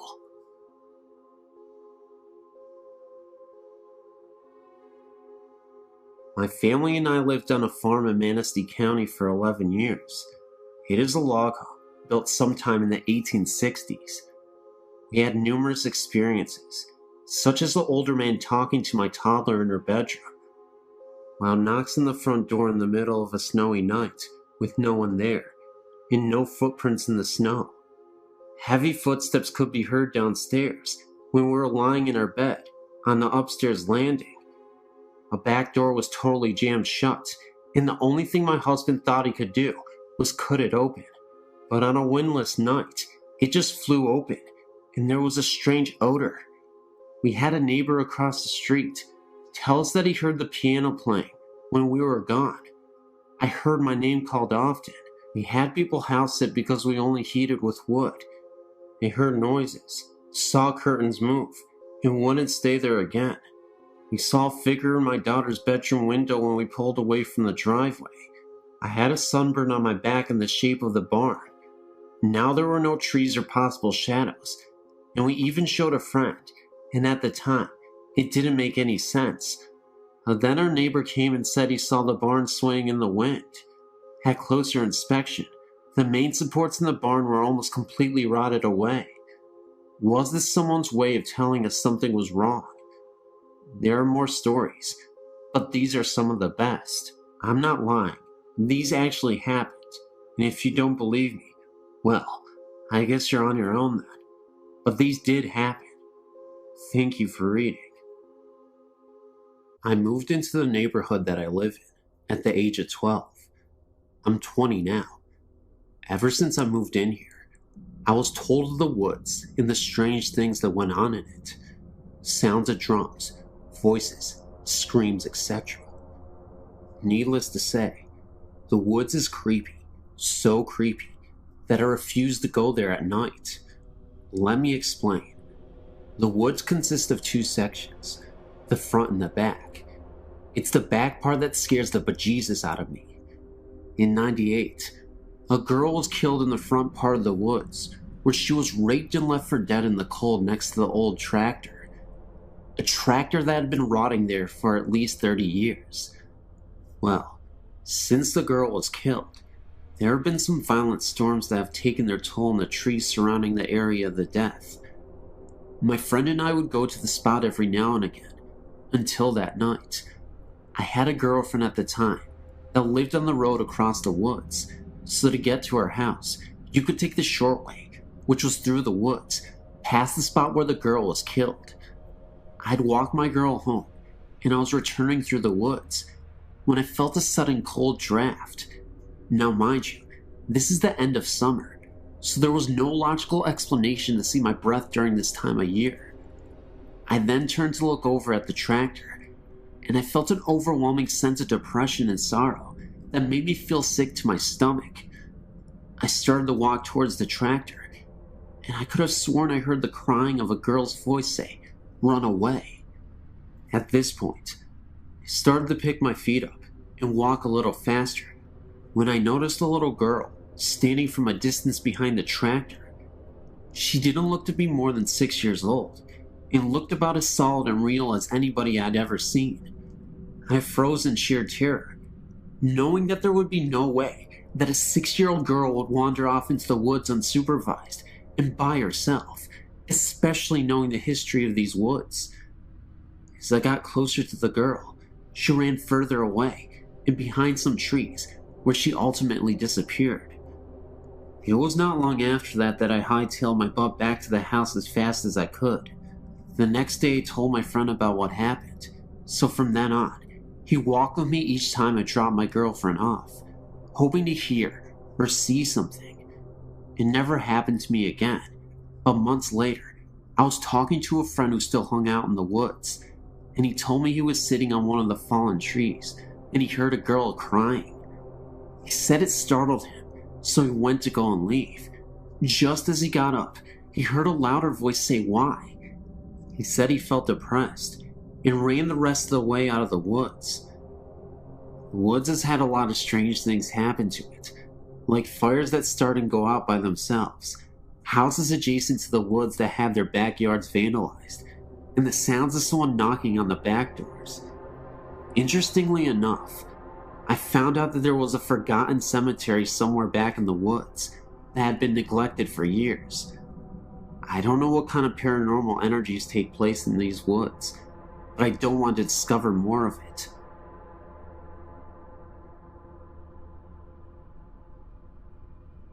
My parents still live in the same house I grew up in with my older sister. My experiences with ghosts began at about age 8. One night, I'd just gotten into bed and was waiting for my dad to come tuck me in. The lights were still on, and the whole family were upstairs. I wasn't alone or anything. I was wearing a nightgown. Suddenly, I felt 2 hands run quickly underneath my nightgown, up my legs, and over my body. I screamed bloody murder, and my parents came running in. I don't remember if they believed me, but I never slept in that room again. I traded rooms with my sister. Once she had begun sleeping in that room, she would tell us in the morning that someone would sit on the bed and say her name while they rubbed her head. But she never opened her eyes during these encounters. A few years later, I was getting my dad and I some ice cream in the kitchen. There was a new big bag of candy on the counter in front of me. Suddenly, it flew across the counter. I ran and told everyone. They believed me when they saw the candy on the other counter. Another time stayed homesick from school. I was lying in bed watching TV, and I kept hearing what sounded like marbles being dropped in the attic right above my bedroom. I was so scared, I called my mom, and she sent her friend over to stay with me. To this day, the TV in our kitchen turns on and off by itself. My aunt reported hearing music being played in her family room when everyone else was outside. Last weekend, my family gave me a bridal shower at my parents' house. When I got the pictures back, almost all of the pictures have orbs in them. I could not believe it. Whoever it is still there and still trying to be a part of us.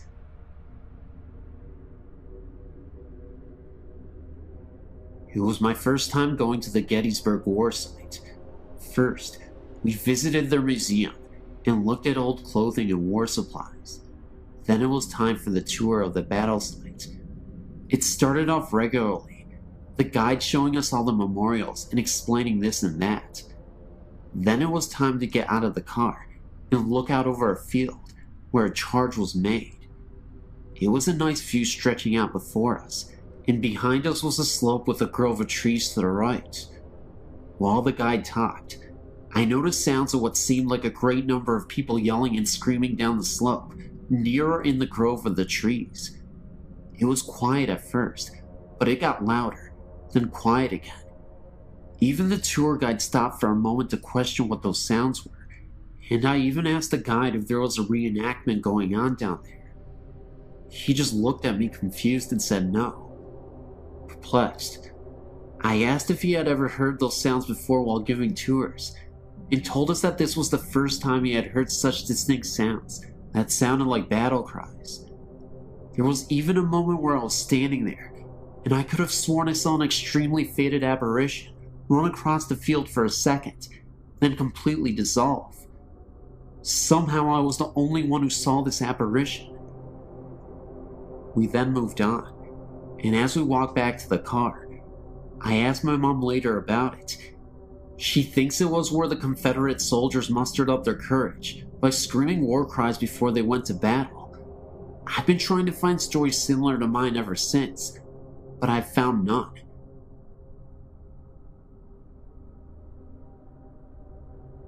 My name is John, and I've been a Civil War reenactor for about 4 years now. attending living history events and reenactments throughout the mid-Atlantic states. I'd like to tell you about an experience that my reenacting group had at Antietam National Battlefield, Maryland. My company, Company G, 96 Pennsylvania Volunteers, annually has a living history event at this famed Civil War battlefield.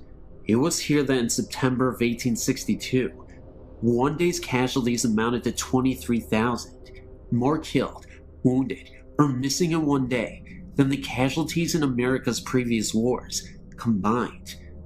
At one point during the battle, one American was injured with every second ticked by. I'd like to note that this was the ground upon which we were camping on.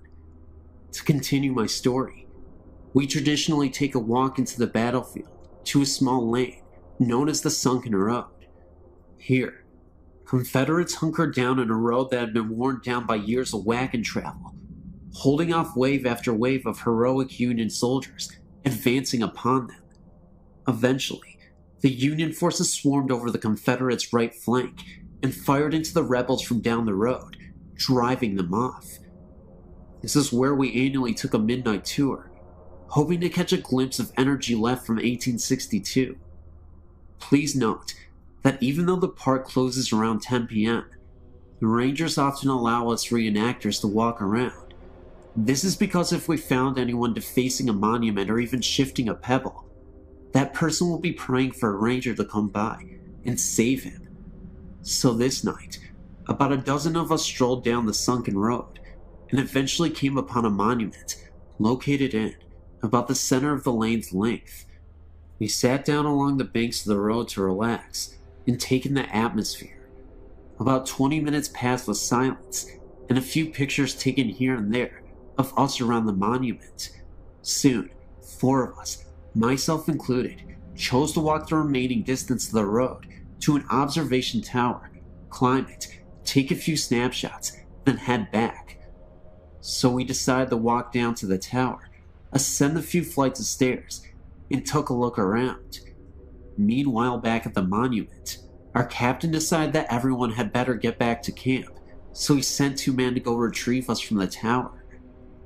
No sooner had those 2 begun to walk down the road, when the remaining few men heard shoes and heel plates, horseshoe-like plates we wear on our leather shoes, on the gravel and earth down the road. First 2 pair, then 4 pair, then 6, and so on. Equipment could be heard rustling around on the body: knapsacks, canteens, cartridge boxes. If anyone knows what it sounds like to have men marching on a dirty road with full gear on, it's us. The sounds continually crescendoed until one man sat up, looked down the road, and stirred the other men to listen. Just as they began to sit up and peer into the darkness down the road, the sounds faded away just as quickly as they came in. Another man jumped up, went down the road and looked over the fences and banks, only to find weeds and small shrubs. He figured that if this was some sort of ghost regiment, it may have followed those 2 men who had begun to walk down the road to the tower to fetch us. I also had another story I experienced firsthand during a sleepless night in an old gun mill. We also used to have an annual event at Jacobsburg State Park, Pennsylvania.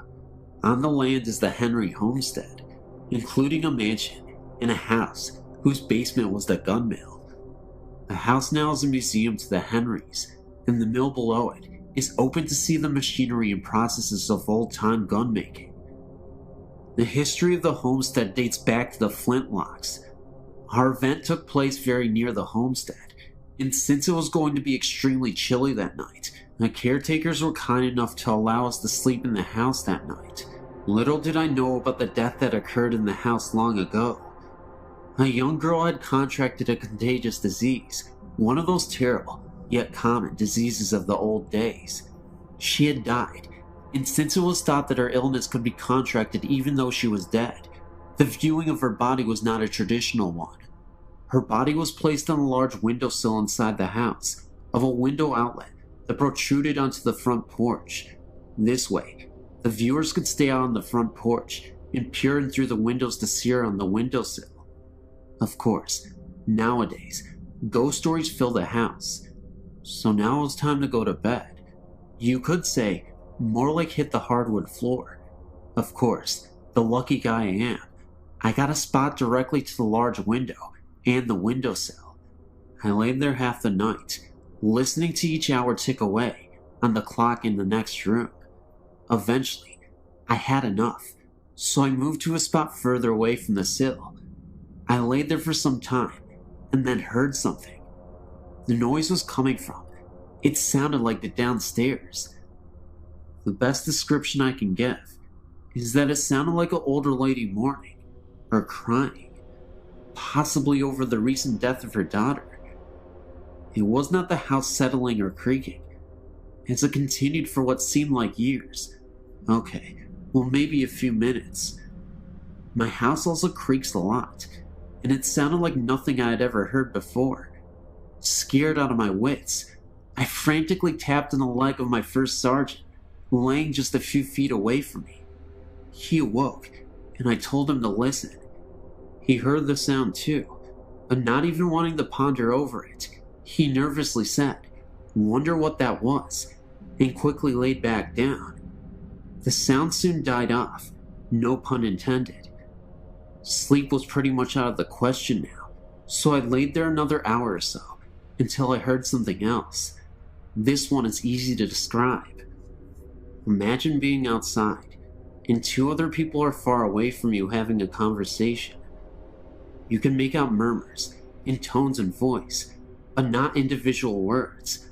Almost like being underwater, and someone is talking above surface. That's what I heard. Only it seemed to be between a lady and a child, probably a young boy. Again, the sounds came from below the floor in the basement.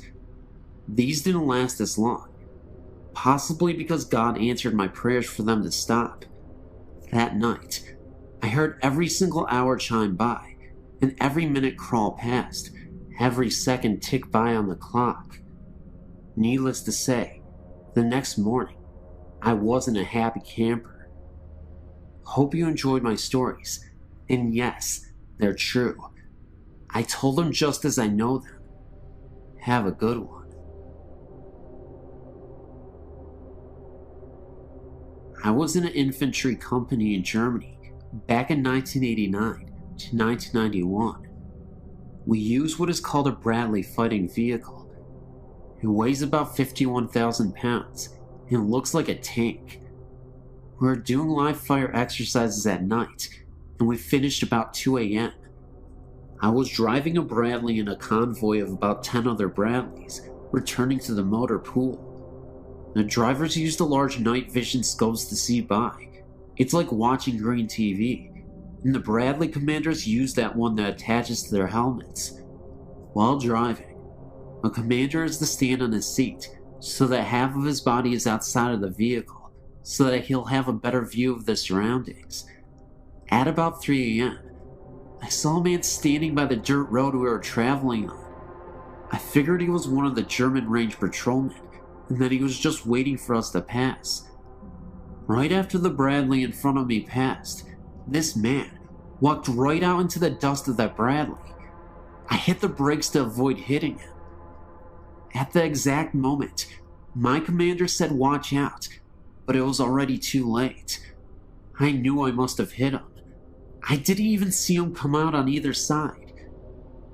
My commander then asked me if I'd seen a man walk out in front of us too. I said yes, and then he said that he had too. But when he turned around to check for a body, there wasn't one anywhere on the road. This dirt road was about 50 feet across, and when we returned to the motor pool, we took a flashlight and checked the whole front end, and found nothing. No blood, no piece of clothing. There was nothing.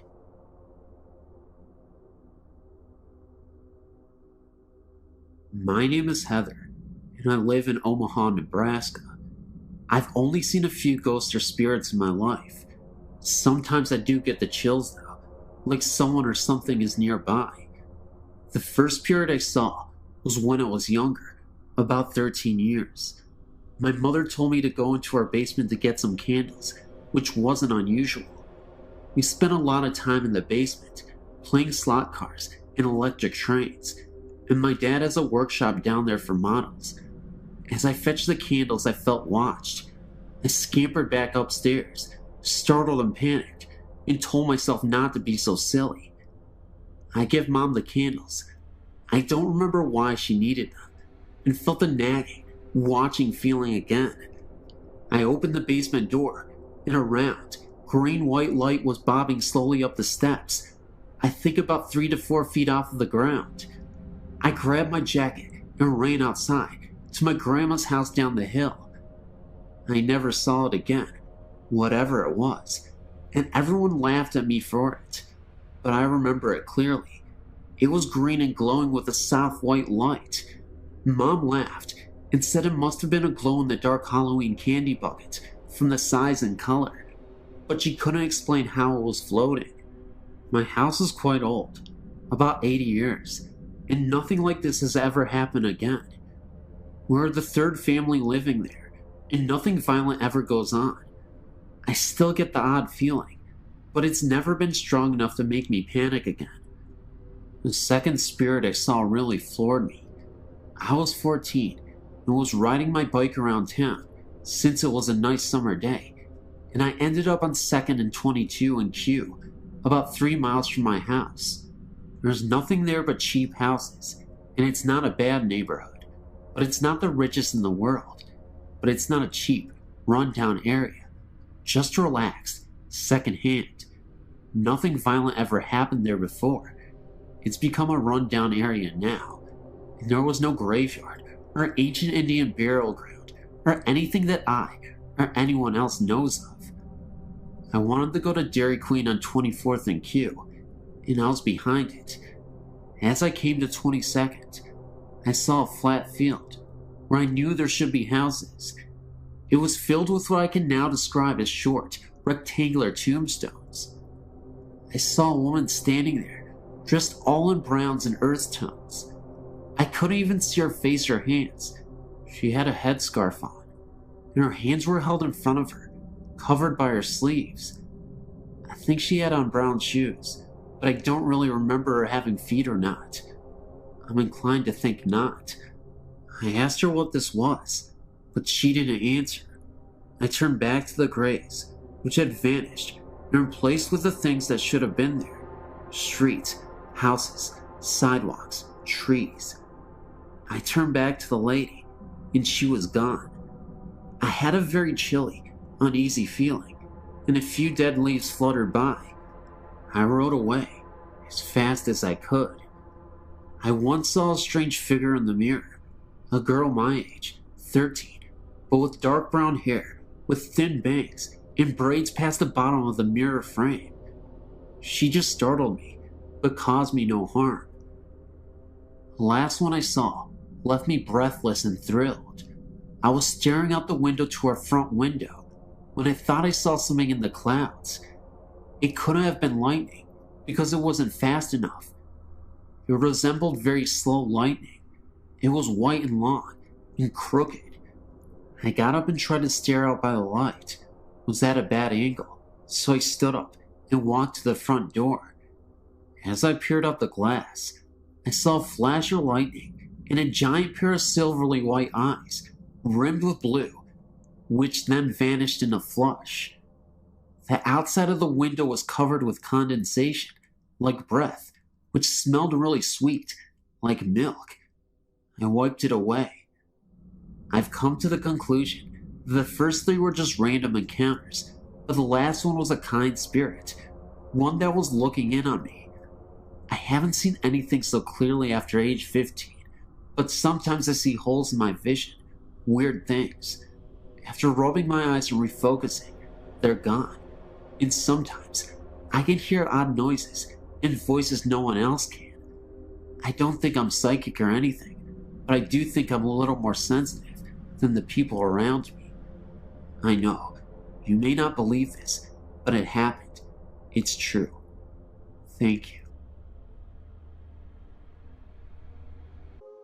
When I was around 5 or 6 years old, I remember seeing a figure of a woman standing outside of my room. The living room was the next room from mine. I always thought it was just light coming from outside the windows in the living room, But when I went up to the light fixture and tried blocking the light with my hand, nothing would happen. The light would still be there. I wasn't scared, because I wasn't aware of ghosts when I was around that age. But as I got older, maybe around 9 or 10 years old, I sometimes would sleep in the living room, on the couch, because my room would get really hot in the summer. Well, as I would lie on the couch, getting ready to fall asleep, I would hear things in the kitchen, like the sound of someone placing a glass on the table. I would sometimes go to see if anyone was there, but nothing would be there. I still hear the sounds in the kitchen sometimes, and when I would be home alone, I would sometimes go into the basement and watch TV or exercise. As I would work out or watch TV, I would sometimes hear footsteps above me, seeing how the TV was right below my room.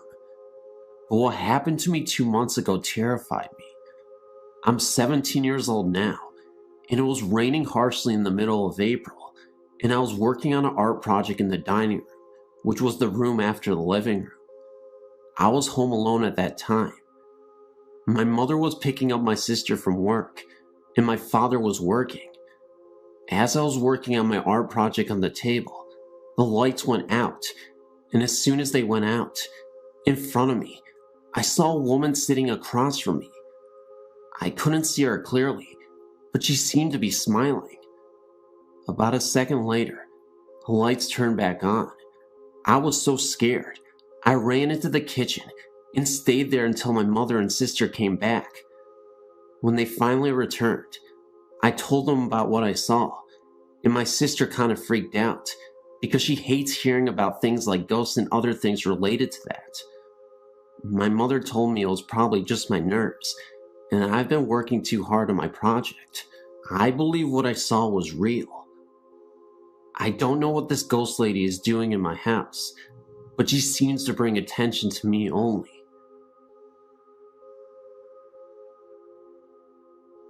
This is just one account from over 40 experiences I've recorded in my ghost journal. It was a very unusual day in Chicago, only 4 days to the new year, and in the middle of winter. It was 63 degrees, yet the skies were dark, but there were tons of fluffy clouds. My friend Christine and I decided to enjoy this rare day and go walking around the park. We watched as the clouds seemed to spread across the sky and realized the storm was near.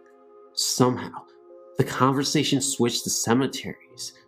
She told me of an old German cemetery that was near the park that she had gone to. They have a section of infant graves from the late 1800s to early 1900s. She knows the babies died in groups around the same times. After hearing this, I wanted to go see for myself. She told me where to go, and as I drove into the cemetery, I pointed to a corner and asked her if that was where they were. She said yes. I'd never been there before. I don't know how I knew. We parked on the road, got out, and looked around. Some of the graves were old and worn, the names and dates hardly visible. The baby section was so sad to see, and we figured there must have been a plague of some sort in the area. It was beginning to get dark, even though it was about 4 p.m. in the afternoon. The cemetery closed at 5, so we wanted to hurry and see everything before they closed and before the storm came. We were walking through the cemetery when it felt like the temperature had dropped 20 degrees in a few minutes. I stopped in my tracks and noticed a familiar smell. The scent became stronger, and I realized it was roses. I asked my friend if she smelled anything. She said yes. I asked her what she smelled, and she said roses. I was bending down to smell the flowers on a grave, which were not roses. I wanted to figure out where the smell suddenly came from.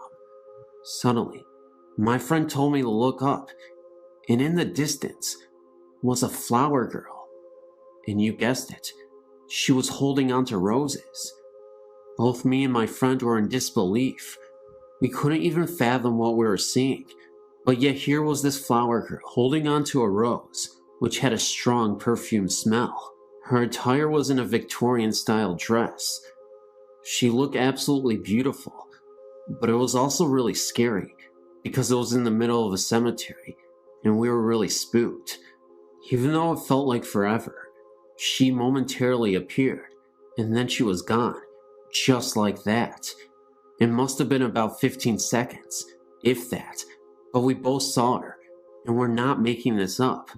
We're totally sane individuals who actually go out and try to see these things on purpose. I know that sounds crazy to some of you, but we get such thrills about ghost hunting. Anyway, we're not even done with the story yet, because right after, we heard the most blood-curdling scream I've ever heard in my entire life. It was a scream right after she disappeared, and I'll never forget it for the rest of my life. It sounded like a human trying to imitate a wolf, as in, a human howling, but in a wolf style. I know that sounds ridiculous, and maybe it could have been a real human being trying to play with us. However, we did not stick around long enough to find out, and we bolted all the way home. I guess the moral of the story is, yeah, you can be interested in ghosts and whatnot, but even if you are interested, be very wary, and just remember, ghosts can't hurt you. If that was real, I have no idea what to say, but if it was a human being, I guess you gotta stay clear of the cemeteries. I'll tell you what though, the roses, the girl, and the scream, they were all very real to us. We did not hesitate to leave, because we did not know what to expect if we stayed longer there. Just remember to be very careful. Ghosts are crazy, but humans can be just as crazy.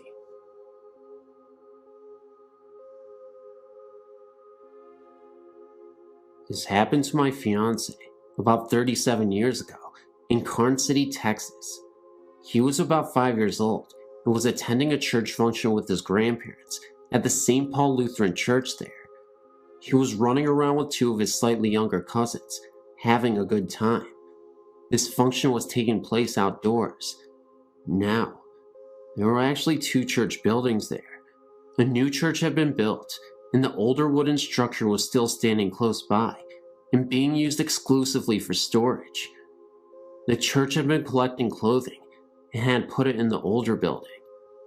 Anyway, my fiancé and his cousins had been told to stay out of the churches, but being little kids and the adults having their attention taken up with visiting, the boys decided to explore the old church. They went into the older building and looked into the large room where the clothing was piled on 3 tables. My fiancé said the first thing he noticed was the clothing on one of the tables agitating violently, and he could see a lady who just happened to be transparent, sorting through the clothes that were shaking. All that she remembers of her appearance is that she was a motherly or grandmotherly looking figure with a high-necked dress and her hair pulled back in a bun. She did not pay any attention to the 3 little boys, but they ran out of the room as fast as their feet could carry them. He says that he may have been the only one to see the lady. He thinks the other 2 boys just saw the clothing shaking on the table. My fiancé says that he believes that the only reason the clothes were shaking was because of the ghost. The windows were all closed, there were no fans, and of course, no central cooling system in this old building. And remember that the clothes on the other tables were lying still. They went to tell their grandmother about the situation.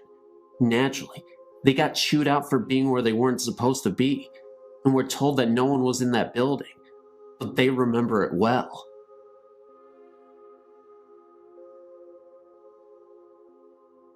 This story is one that may or may not scare you.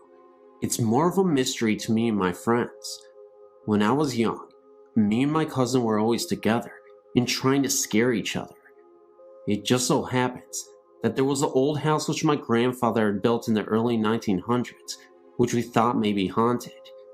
It should be mentioned that I am from a small town in Virginia, and in the early 1900s, it was a pretty isolated town from the rest of the state. My grandfather was a pastor of the local church. Being that the church was very big, and my grandfather's house was, he would have wakes and funerals in his den. The house was very big, and there was plenty of room for people to attend these funerals. Anyway, My cousin and I used to see things through the windows which we could not explain. The house had not been lived in many years when we would see these unexplainable lights. They were blue in color, and they seemed to go from window to window when we were looking at them. We finally got the nerve to sneak into the house, which probably wasn't too smart. Anyway, we had to enter through the basement in order for my father not to see us trying to get inside. This was very scary because there was no electricity, and we had to try and make it through the dark and up the stairs to the entry of the den. We did this several times, and on some occasions we heard and seen strange things, and sometimes we didn't. On one occasion we lived in the house, and we heard a tapping on the ceiling upstairs, as if someone was hitting it with a cane. This was very odd, because my father lived in the house as a child, and said his uncle lived with them, and he had a cane. When he needed something, he would tap on the floor for someone to come and help him. This scared the living daylights out of us, but my cousin was a little more courageous than I, and he persuaded me to go up the stairs. When we got there, he asked whatever it was that we were seeing and hearing to leave us alone in the name of the Lord Jesus Christ. The sound stopped, and we left the house. My father was a little skeptical about the whole thing, but he felt that there may be some truth in it. He himself now saw a ghostly apparition which he can't explain. This is coming from a man who himself is now a preacher, and I don't think he doubts seeing this at all. I really feel that there is some connection to the noises and sightings with the funerals that were held in the house. There are other occurrences which have happened, but would take a while to tell them all. I've read in other experiences about blue lights being represented with the supernatural. This story may not be that scary to you, but to me and my cousin, we know that there is something paranormal about that house.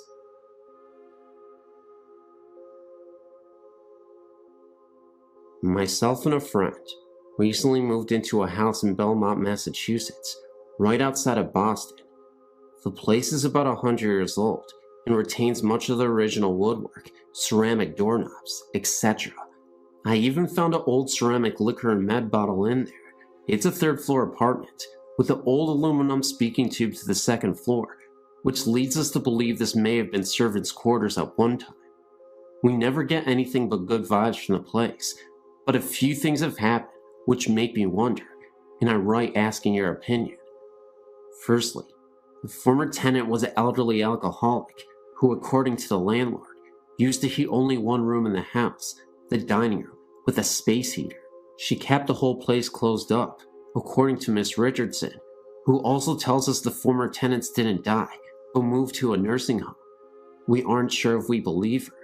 Well, that room seems to have a door problem. Often when I return from work, all 3 doors to the room will be slammed shut, even the one which is tied open with a string. These are doors which don't close easily, being old and paint covered and wrapped a bit. While we hang out, sometimes doors slam. It happens in fits and starts. One week it happened every day, but it hasn't happened for a while. Granted, there is a breeze in that room, but the manner in which it happens strikes one as odd sometimes. Also, we have both seen a white figure in a long dress, and perhaps a veil, always in the hallway into our place, or in the doorway of the dining room. It is a peripheral vision thing, which leaves one looked at directly. I've seen it standing in the door several times, and I saw it seemingly walk down the hall once. It kind of bounced up and down like a person would were they walking. Mike tells me he usually sees it moving past the door, either coming into or exiting the apartment, and he has used the words wedding dress to describe its clothing. I didn't get that detailed a look, but I've definitely seen the shape. Visitors have seen a similar shape, but hesitate to call it a ghost.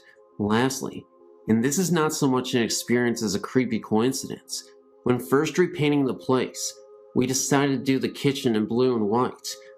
I proposed that we paint only the panels on the kitchen doors blue. We haven't done this yet, which both of us thought was a good idea. Later, when exploring the basement for the first time, I found an ancient door of the same style as our other doors, removed from the hinges, and brought downstairs years before. It seems to be the one door from our apartment, which has been taken off the hinges. the kitchen door, and the panels painted years ago in cracked blue paint.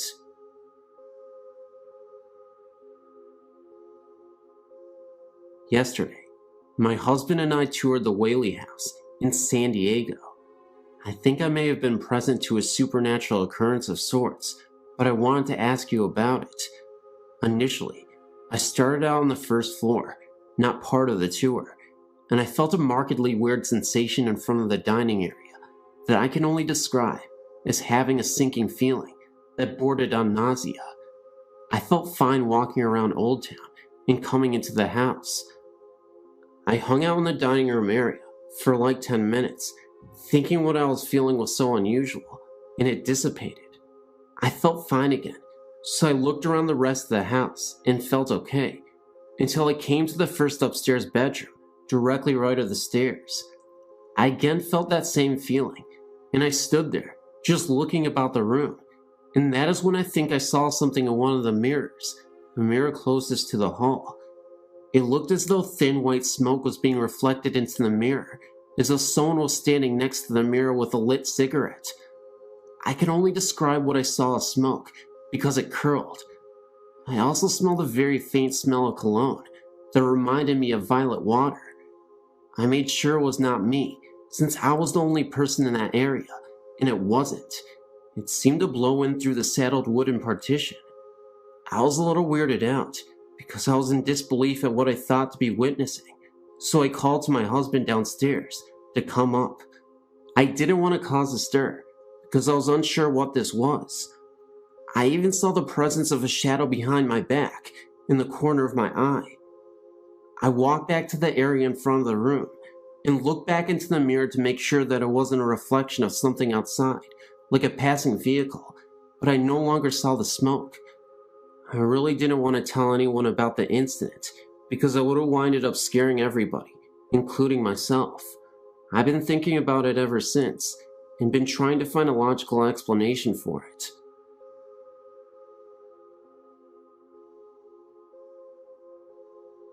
I've always been very interested in the subjects of ghosts and the paranormal, but never thought I would have a direct experience with them. Although I'm currently part of a theater group that is renovating an old theater, and we definitely have some spectral energy in the place, but that's another story. This story is about the first time I had something strange happen to me.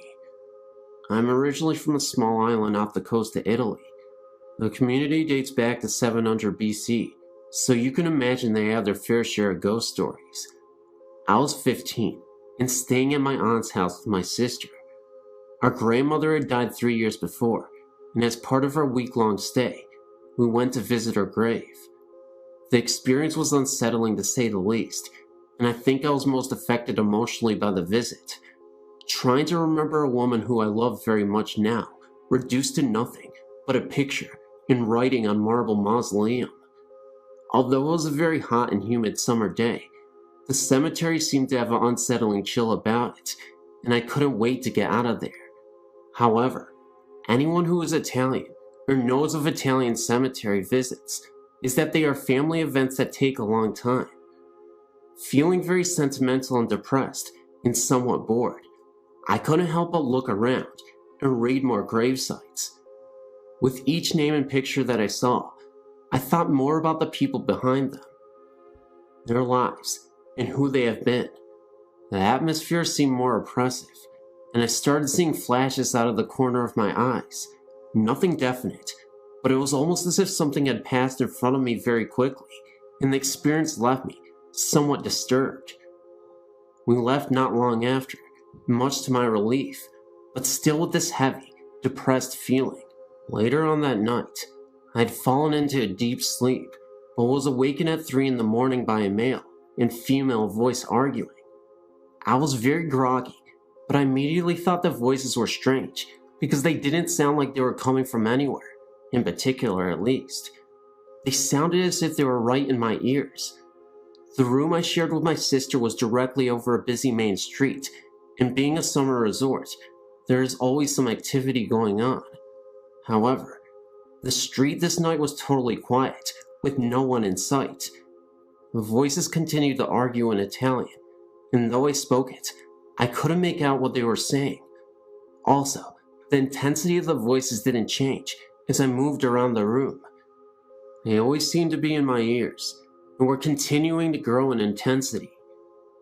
At this point, I thought it was my cousin and her husband who were arguing from their bedroom. They shared the room with their 2 small children, and I thought what could be so important to be arguing at this hour of night, and why weren't their children reacting? I decided to investigate. As I slowly opened the door, the voices suddenly stopped. Not a cutoff in conversation or a conclusion, but as if someone had switched off a radio. I walked to the room and found the whole family sound asleep. I returned to the room dumbfounded, but found the room was very cold. The day had been extremely hot, and the night had not let up, and I was just in the room a minute before. But I knew the temperature had gone down at least 10 degrees. It was then I felt the same heaviness that I had experienced at the cemetery, and a large chill moved right through me. Almost immediately, the room returned to its original temperature. During this whole experience, my sister was asleep next to me, and when I asked her about hearing anything during the night, she thought I was crazy. To this day, I'm not sure what I heard and felt that night. However, I spent many nights in that room over the years and never had a similar experience. Did I touch something or someone? And did they follow me back from the cemetery? I don't know. I never shared this story before, but this seems like the right place to do it. When I was born, my parents rented a portion of a 3-family house. The house was huge and previously owned by an old German woman. Apparently, the house belonged to the same family since the early 1700s when it was built. After the old German lady died there was no one left in the family to take on ownership of the house. Someone new took the house over and rented it out to 3 other families. As soon as we moved in, my parents had odd things happening on a daily basis. The TV and all of the lights in the house would constantly turn on in the middle of the night. One night, my dad had some friends over to watch a football game, and all of the power in the house kept going on and off. His friends were so freaked out that they left. What bothered my mom the most was that all of the rooms in the house stayed warm, except for mine. My room was always like ice, and being a newborn, my mother was concerned. She would turn the heat way up, and still my room stayed cold. One night, she heard a woman's voice coming from my room. As she neared, she could hear an old lady singing a lullaby. When she opened the door, the rocking chair was swaying back and forth, and my room was warm. After this occurrence, my room remained warm. This became an ongoing thing in the house.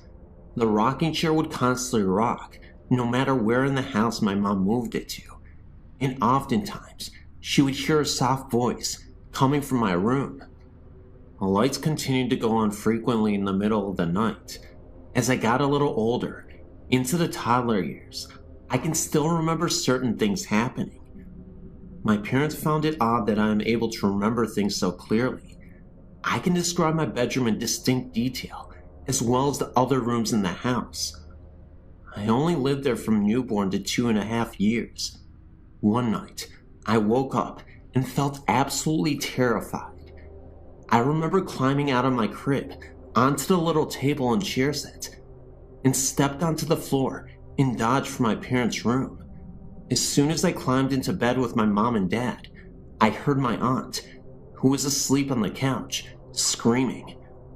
My mom woke up and ran into the living room to see what all the fuss was about. My aunt kept crying, I saw her, over there by the lamp." Apparently, my aunt says that she saw the old lady standing at the foot of the couch by the lamp. When my mom reached over to turn the lamp on, she disappeared. All of my parents' old friends remember the house, and everyone has a story of something that they experienced there.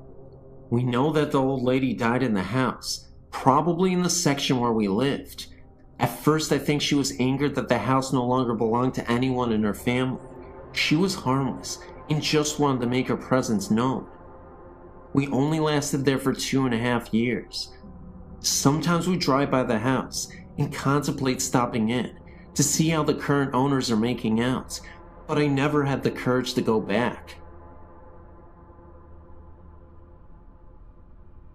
Here's some spooky experiences that I remember from my childhood. The first one didn't happen to me. It's something that my mother told me about. Her mother died in 1959.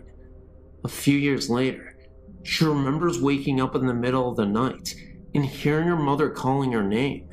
This always gave me the chills, especially if I thought about it at night. When I was maybe 6 or 7, something happened that scared the living daylights out of me. I can still picture it in my mind. A short time after I went to bed, I was lying there awake, and I looked up at my bedroom door, which was closed.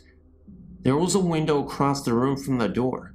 The curtains were open, and the moonlight was shining through the window, making a square of light on the door. In the middle of the square of light, I saw the shadow of a hand slowly moving back and forth. I was so scared that all I could do was just stare at it. I was trying to scream, but no sound would come out. Finally, I managed to get my voice to work, and I yelled as loud as I could, "Mom!" My mother came running in, and I told her what I saw. I don't remember if she saw the shadow too. Probably not. She didn't see anything outside, and she shut the curtains. Now, there were no trees right outside my window that were close enough that they would make a shadow. Not to mention that this did not look like a tree branch. It was definitely the distinct shape of a human hand.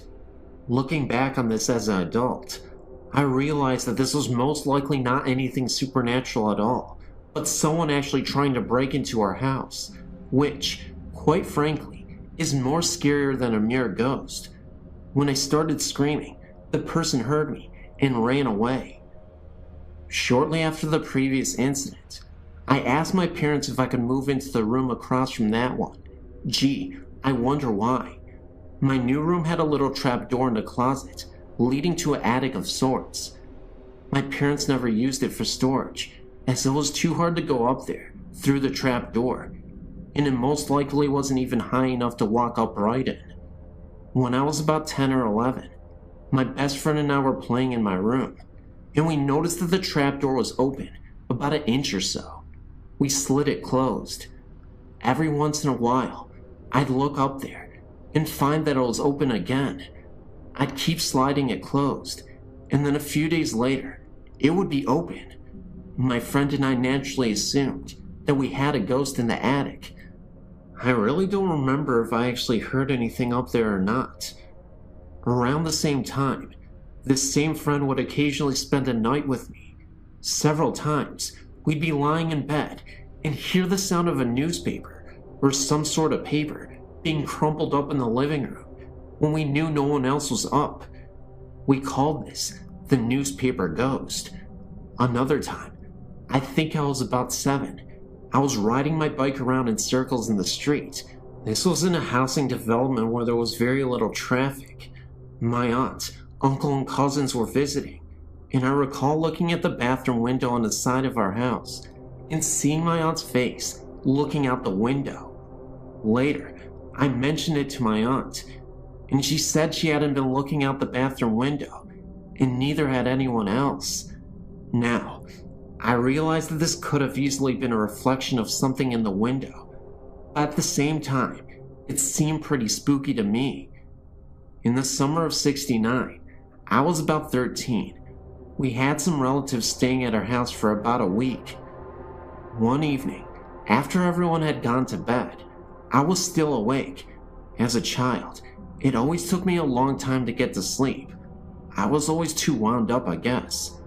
Anyway, all of a sudden, there was this loud crash that came from my closet, like something metal or aluminum falling on the untiled floor. The thing that came to mind was a metal vacuum cleaner hose. There was no vacuum cleaner or any other large metal object in my closet that could have fallen and made such a noise, and even if there was, what would have made it fall off the shelf? I was too scared to get up and look in my closet or go and ask anyone if they'd heard it. Now, this was a small 3-bedroom house in Levittown, Pennsylvania.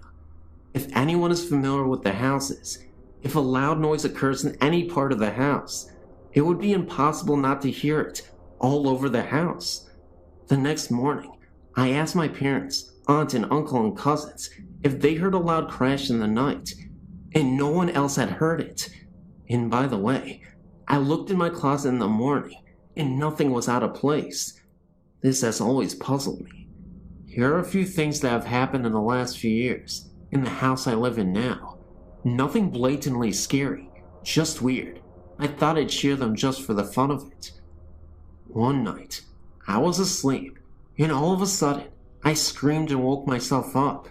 My husband came running in, and I couldn't for the life of me remember what I had dreamed that had scared me. But I had a vague memory of looking beside the bed and seeing something in the form of a human being, made up of little points of light. There have been a few occasions where I've woken up in the middle of the night and heard a kind of electrical humming that sounds like it's coming from our bedroom closet. My husband said he could hear it too. I could never figure out what's causing it. It sounds like it could be the refrigerator running, except that the kitchen is not right next to the bedroom. And if it was the fridge, wouldn't I hear the noise every night, since obviously the fridge runs all the time? I haven't heard it in over a year. Just as well, it gives me the willies.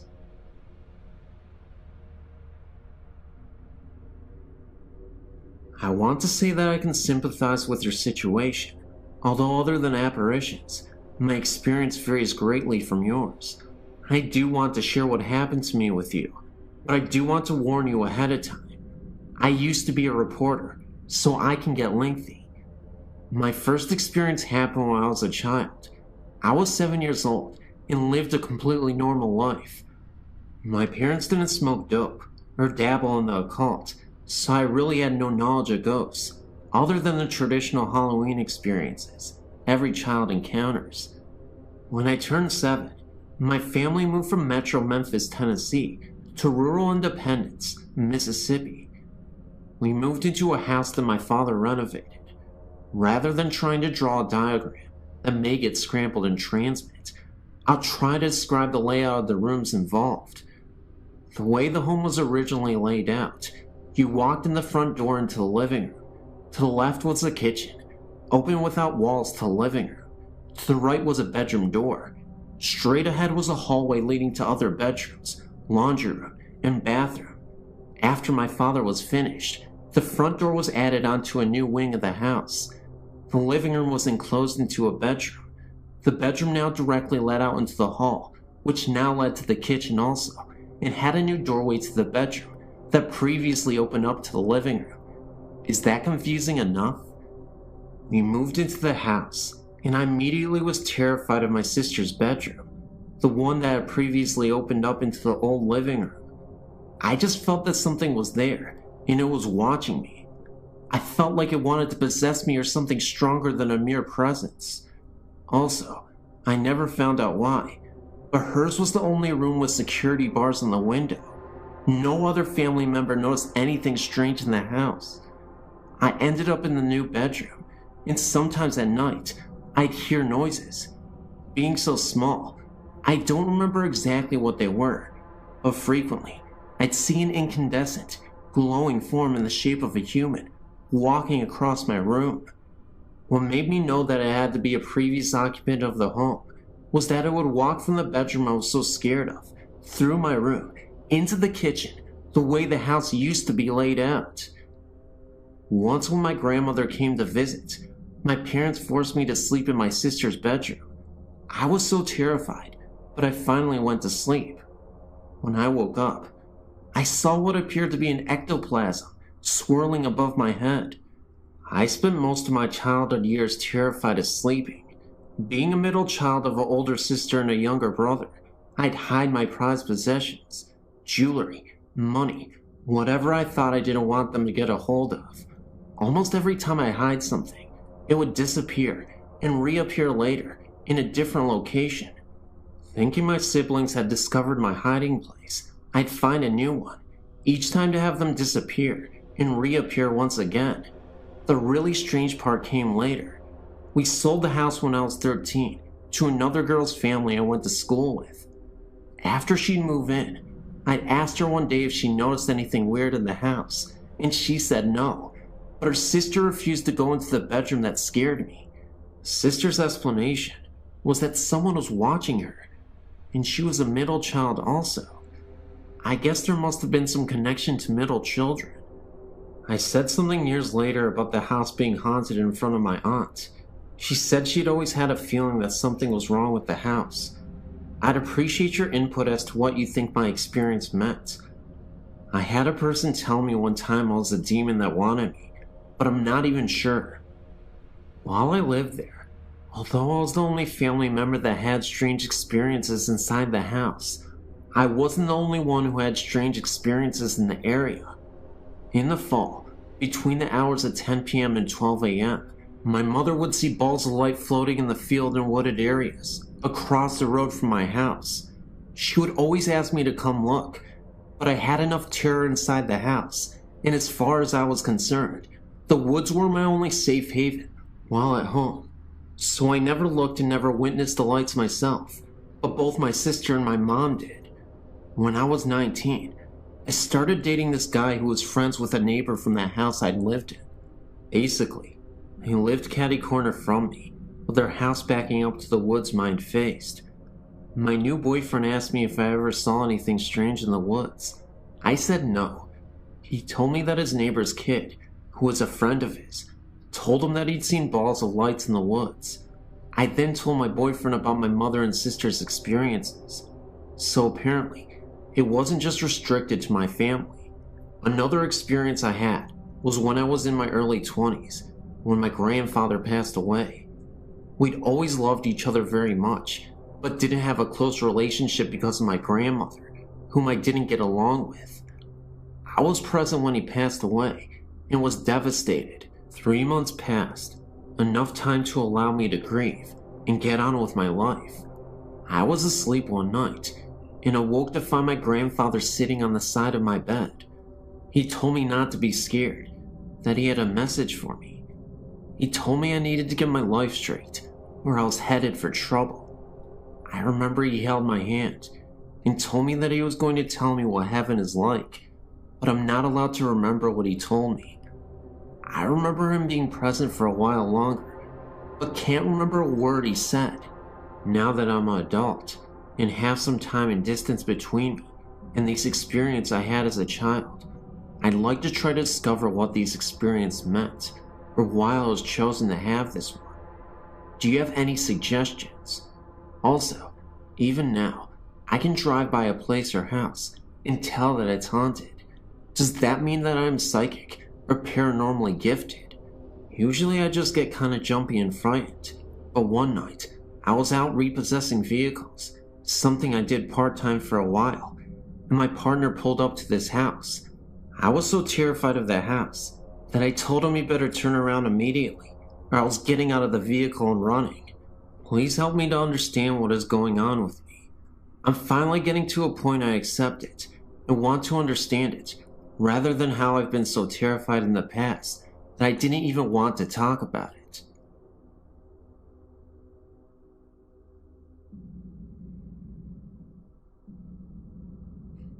In 1983, when I was 18 years old, I was severely ill. I woke up one morning and my face was badly swollen. My mother took me to the emergency room. I was placed in the ICU the next day as I went unconscious. It would take a team of doctors over a week to finally diagnose me. It was a rare disease. There was only 2 case histories. They both died from it years before. That's why my doctors had no idea what it was. It was from a sinus infection that had backed up behind my brain. From this, I developed a brain abscess. The night before they would make the decision if I needed brain surgery to remove the abscess, I was lying in my hospital bed, praying that the abscess would have shrunk a little. I felt someone standing beside my bed. I was sure it was a nurse, as it was very late, too late for visitors. When I turned to talk, It wasn't a nurse at all. It was my grandfather, who died 1 year earlier. At that moment, I wasn't afraid. He said to me, "You'll be fine." When I asked if you were sure, he then replied, "Do you doubt me?" I replied, "No." He then said, "Everything will be fine. You will be alright." This part has puzzled me ever since he told me. He said, "Take care of your mother." This was my mother's father, and he simply turned around and walked out of the room. The nurses came in, and I was wondering what happened to my grandfather. They didn't say anybody walked into the room, and they told me to calm down. I swear I knew what I saw. I knew it was my grandfather, but the whole situation was just weird, and it gets weirder. I thought he meant that I would do fine through the surgery, my grandfather. Now here's the kicker. He had brain surgery about 7 years before his own death. Even crazier, the next morning I had an x-ray, and they came to tell me that my abscess was completely gone. First of all, I have no idea what happened. Even the doctors were confused.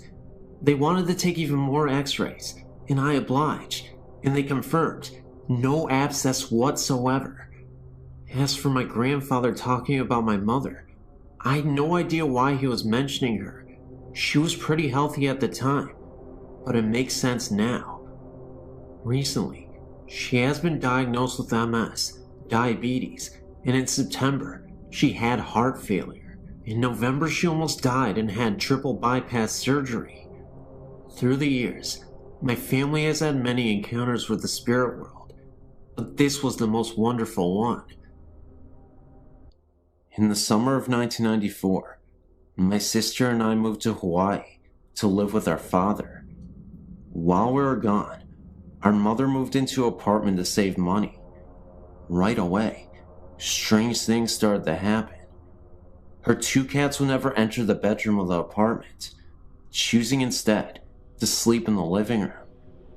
They would claw and bite if you tried to carry them in there, and then run quickly away. Mom only spent 1 night in the room, and then opted for the living room as well. She didn't see anything, but felt as if there was someone watching her, or that someone was in the room. A few weeks later, she returned home from work to find her disposable razor disassembled on the bathroom counter. Even the twin blades were removed, and the whole apparatus was laid out in a straight row. The next night, my cousin, Stacy, and her husband, Mitch, went to stay over at my mom's with her. They were in from out of town, not going over to ease her fears. She wasn't scared yet. The 2 of them argued with Mom over sleeping arrangements, and she assured them that they never slept in the bedroom anyway. That night, my mother woke to hear Stacy and Mitch screaming in terror. Mom ran into the room to find Mitch trying to pull Stacy off the bed. She was screaming to get her off the bed, so Mom started pulling too. Once they got her to the floor, Stacy said that it felt like someone was sitting on top of her, and she couldn't breathe. And while it was going on, she said she could see a teenage boy in the corner, laughing uncontrollably.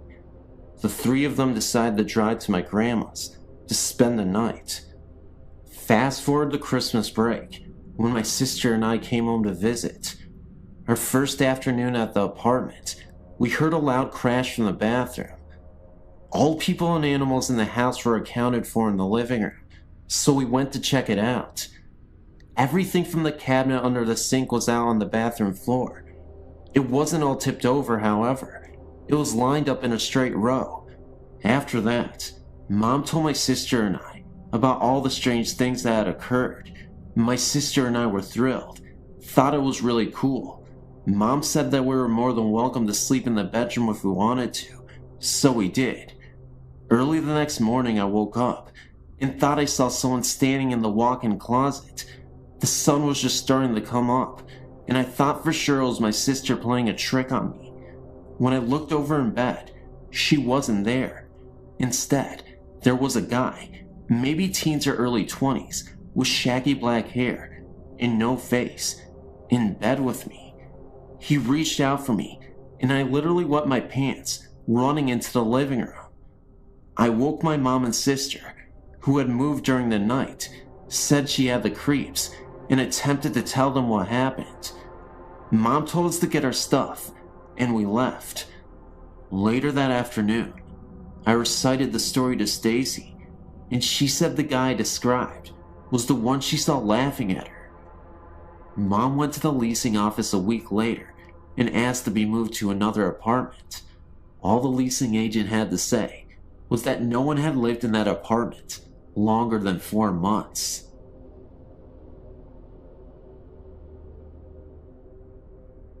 It started some years ago, and I'm happy to say that it's been over for some time now. I'm confident that I'm no longer being followed by Mage, but I would like to share my experiences with you, and if you can provide any insight or better understanding of what happened to me, I would be most happy. Some years ago, I was sleeping over at a friend's apartment. I went to bed and lay there alone with my thoughts until I think I fell asleep. I was awoken by 3 sharp knocks, similar to someone knocking on a solid wooden door, and turned my head to the bedroom door, which was 3 yards away to my right. The door was closed, yet within the doorframe was a figure. To my eyes, the figure was shimmering and vivid with colors, without any real human form, yet to my senses, I was certain that it was a woman, that she was extremely tall, and that she was wearing jewelry. I perceived her with the absolute clarity that my eyes were unable to support. I opened my mouth to yell, but could not. It lasted only a few seconds when the door opened and my friend entered the room. The vision was gone. I said to my friend with a detached calmness that I had just seen a ghost, but this of course was met with indifference. I did not press the matter, as I was already beginning with self-doubt. By the end of a mostly sleepless night, I had managed to convince myself that it was a dream, or at least a product of that period between sleep and wakefulness. Within days, the whole episode was forgotten. Some 6 months later, I was at home with my parents and decided upon an early night. I had a lot on my mind that night and needed some space and some quiet for contemplation. I was lying on my single bed in my small bedroom, lost in thought, when I heard the 3 knocks again. My heart leapt. From my bed, I could see ahead of me, and to the right, the bedroom door, which was open, and the landing is accessible by 3 ascending steps. Through the door, I can see about 3 yards of the landing until the angle of the door frame cuts off the view. There, just at that farthest point, was the same vision, the same shimmering colors. She was much clearer this time, and there was no doubt that my eyes were seeing a woman. She was so tall that she had to bend her head to her left until it was almost resting on her shoulder, like a body hanging without the noose. But she was looking at me. Her eyes, although I couldn't actually see them, were fixed upon me, and there was a malice in them, I had no doubt. Then, in an instant, she came along the landing, down the 3 steps, and right up to my face. So quickly and so aggressively, she brought her face to within an inch of mine. I could make out her eyes and nose, but to this day, I cannot be sure if I saw them or experienced them. I could not separate her emotions from her visage, which seemed to be one and the same in my mind. It is difficult to describe, but I saw her face and features, along with her hatred and despite. I opened my mouth to scream, but nothing came. Eventually, she disappeared. I've never been so terrified in all my life. Never has fear removed any capacity to utter or to move a single muscle, and yet this was the case. I lay rigid for some time, at least until the room was light from daybreak. I was absolutely sure that I had not fallen asleep, but yet over time, I managed to convince myself that this was indeed the case. This is how I came to terms with it. Over the next year, I saw no more of her, and she was reduced to an entertaining story for friends. Then I married and moved to set up house with my wife. The third, the last, and the unequivocal sighting was during the early days in my new home. It was a bright, warm Sunday afternoon, and I was sitting on a chair to watch a television program, an old episode of Bonanza, as it happens, when I became aware of another presence in the room. I turned to the door behind me, fully expecting my wife to be there, but she was not. As I turned my head back to the TV, to my right was a settee, and, sat in the middle, was the woman again. This time she was sat on the edge of the settee, with her hand forward, cupping her chin in her hands, and her knees were also together under her chin. She was leaning forward in this position, contemplating me amusingly, or mockingly. I cannot decide. There was so much clarity about her features, and the room was bright, which she seemed to reflect. There, in front of me was a woman, about 25 years old, very sharp features, very tall, and very thin. Her bright colors, her hair and her jewelry, reminded me of a punk rocker, although this was not so. I'm sure she was from a long time ago before that era. I was not afraid, and emboldened by the daylight, I simply and calmly asked her what she wanted. There was no response, no answer. She simply faded away, and I have not seen her to this day. Compressing my research into a short paragraph, I went back to the place of the first sighting and asked my friend some questions. It transpired that she was haunted by a spirit many years previously who would disturb household objects. An expert was brought in, who ascertained that they were being haunted by a malevolent spirit who was called Mage. It was not possible to get rid of her, but to hope that she leaves of her own accord. This happened in my friend's hometown, some 300 miles from where I live. My theory is that Mage came with my friend to my hometown and took a liking to me, thereby following me to both my parents' home and onward to my married home. I don't know who has provided the vehicle for her to leave my house, but I hope that she has been gone for good.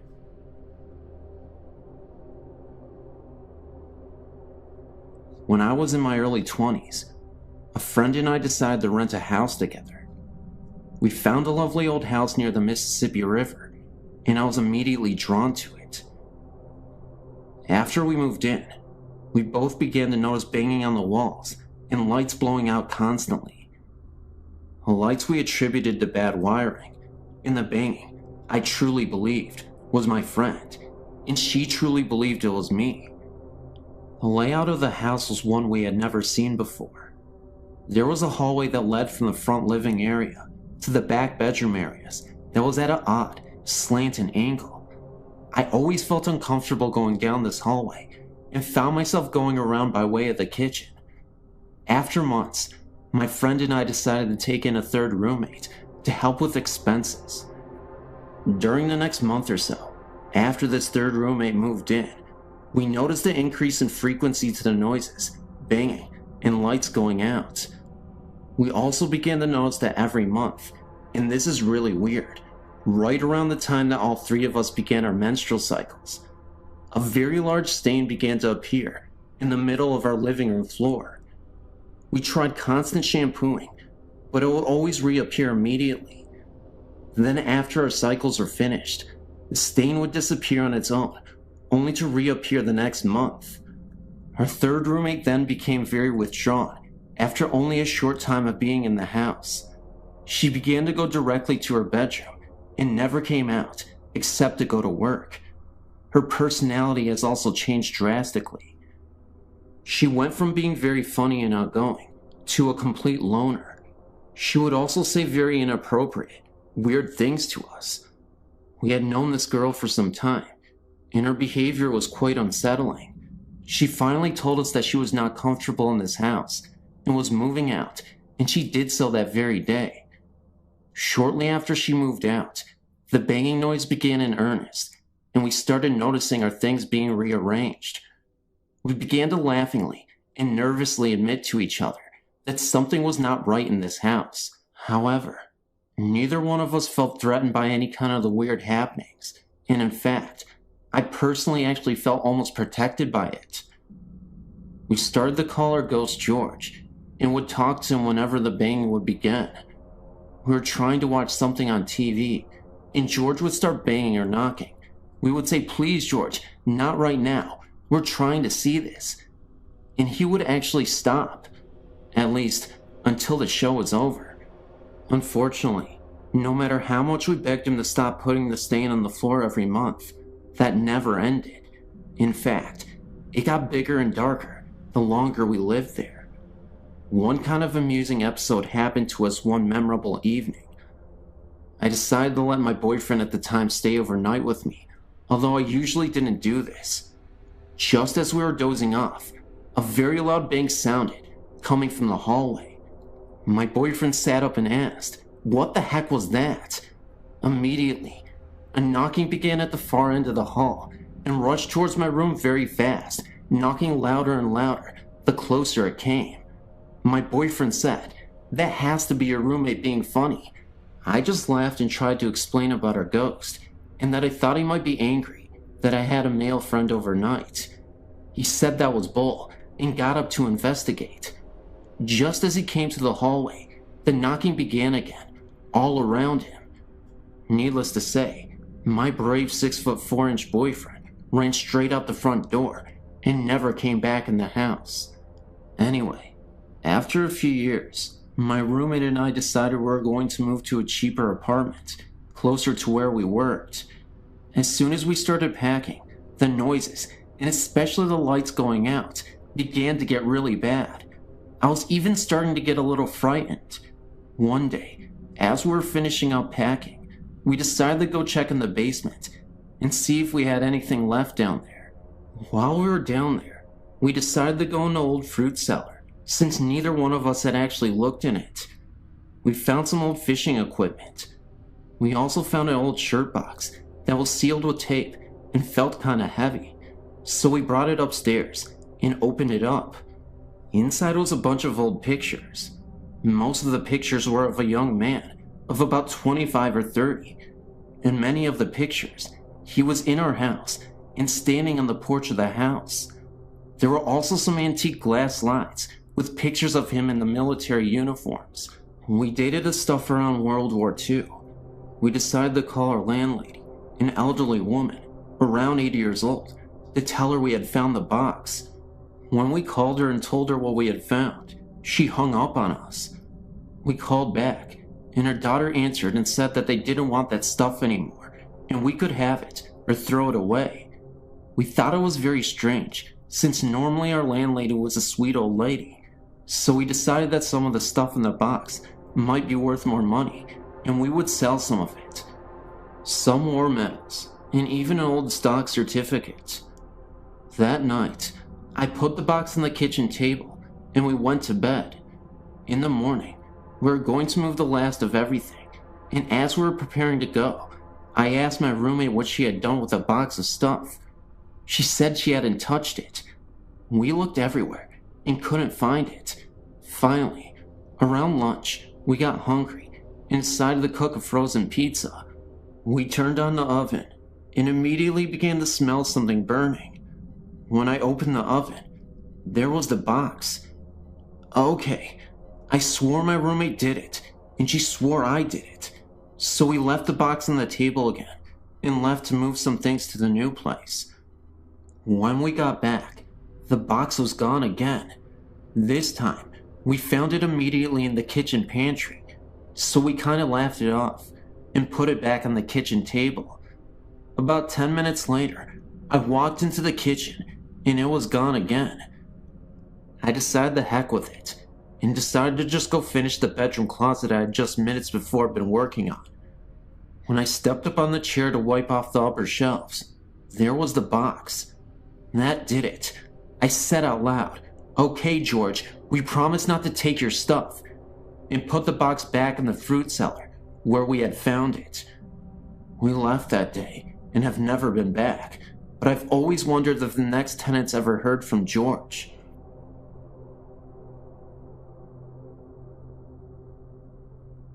I've worked for a domestic violence shelter for approximately 7 years. While I personally have never seen anything, there are always odd sounds and unusual occurrences. Let me start at the beginning. The house is 2-story with an attic and a basement and over 100 years old. I really don't know much else about its history. The local domestic violence center purchased the building, which had been uninhabited for a number of years, did some renovations, and began operating an anonymous shelter for battered women and their children. Over the years, there have been numerous sightings of a young couple. A woman in a long flowing dress can be seen periodically walking up the long staircase. A man in dark, old-fashioned clothing has been seen in the living room and at the top of the stairs outside the attic door. It is usual for all who went into the attic or the basement to feel uneasy, and not alone. Recently, the sightings seem to have increased. A church group came over to the holidays to sing Christmas carols to the residents, and a young boy pointed to the ceiling and said, "Look, there's an angel." The only thing seen by the others in the room was a hazy, grayish fog that wasn't in any particular shape.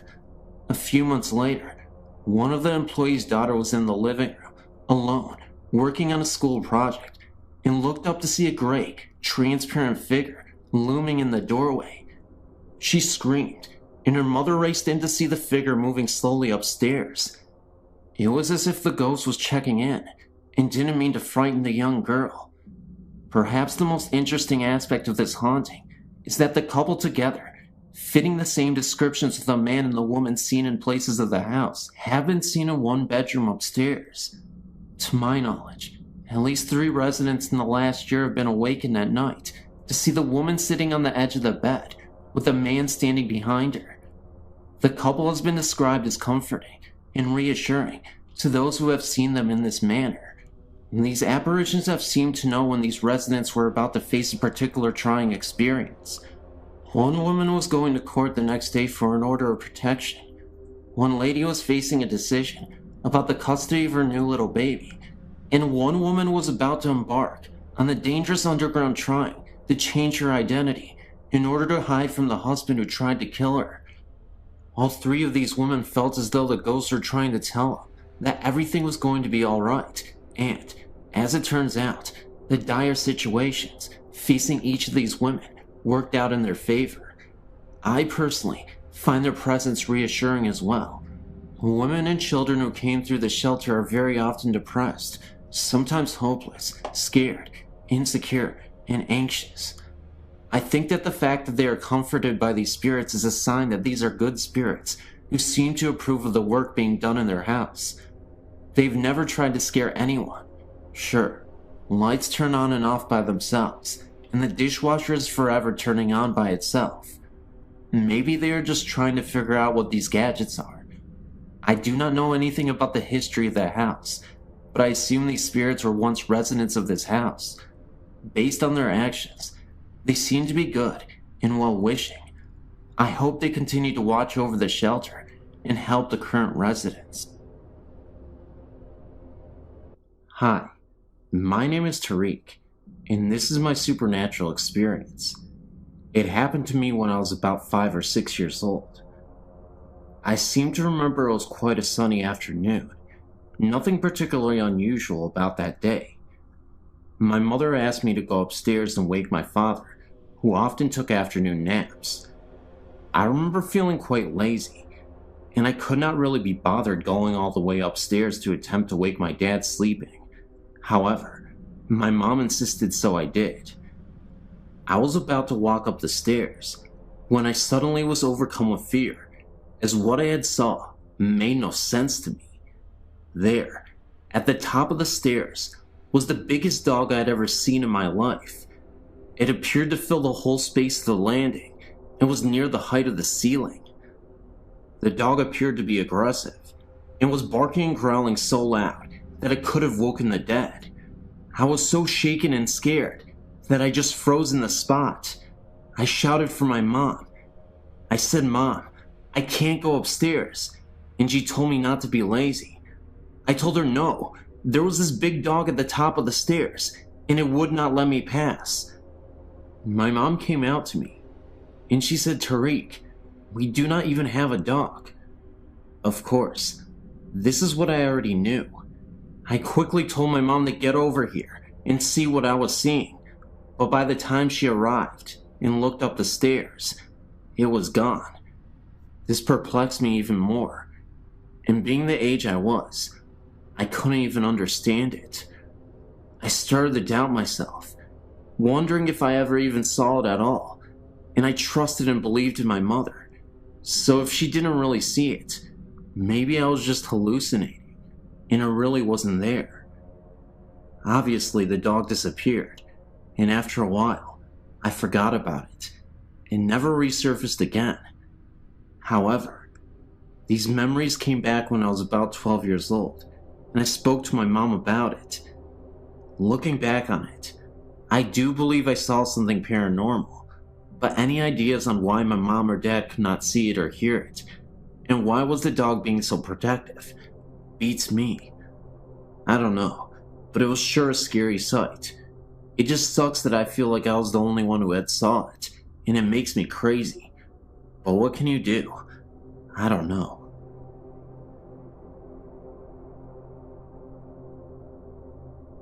I recently had an experience that I can't explain, and decided to tell my story here. In June, my boyfriend Ian, our then 15-month-old twins, of course me as well, we all went to his family reunion. While we were there, we had a wonderful time meeting his family and getting to know everyone really well. We stayed at his father and stepmother's home with the immediate family. One night, while everyone was asleep, one of the girls started crying, most likely from being in a new place or losing her pacifier. I woke up and, still groggy, I sat up in the bed. I looked over to the crib. Next to the crib, there was a little old woman standing there looking into the crib. When I saw her, she didn't scare me, and I thought nothing of it. She looked at me, put her finger up to her mouth, kind of bent down, and whispered, "Shh." So I laid back down and fell back to sleep. Brianna slept through the rest of the night. The next morning, I got up and remembered what I saw. Not sure if I dreamt it or not. I pulled Ian away from the family and asked him if he had a picture of his grandmother. The family had spoken a lot of her the previous day at the reunion, but I had never met her. Ian was very close to her and was very upset at the time of her death. It would have been almost 9 years ago. They found one, and after I saw the picture, I felt this warmth, the only way I can describe it, and it filled my body. It was the lady I saw the night before.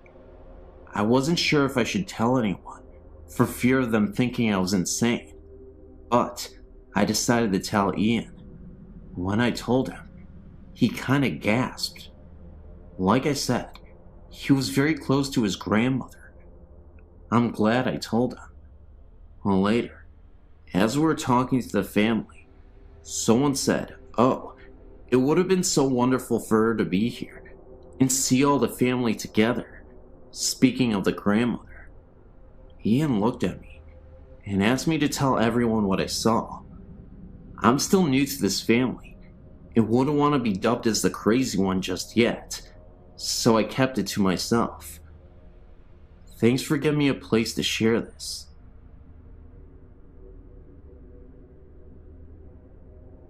In 1983, we moved into a home that had suddenly been vacated by the owners. The man had suffered a heart attack at the front door and died.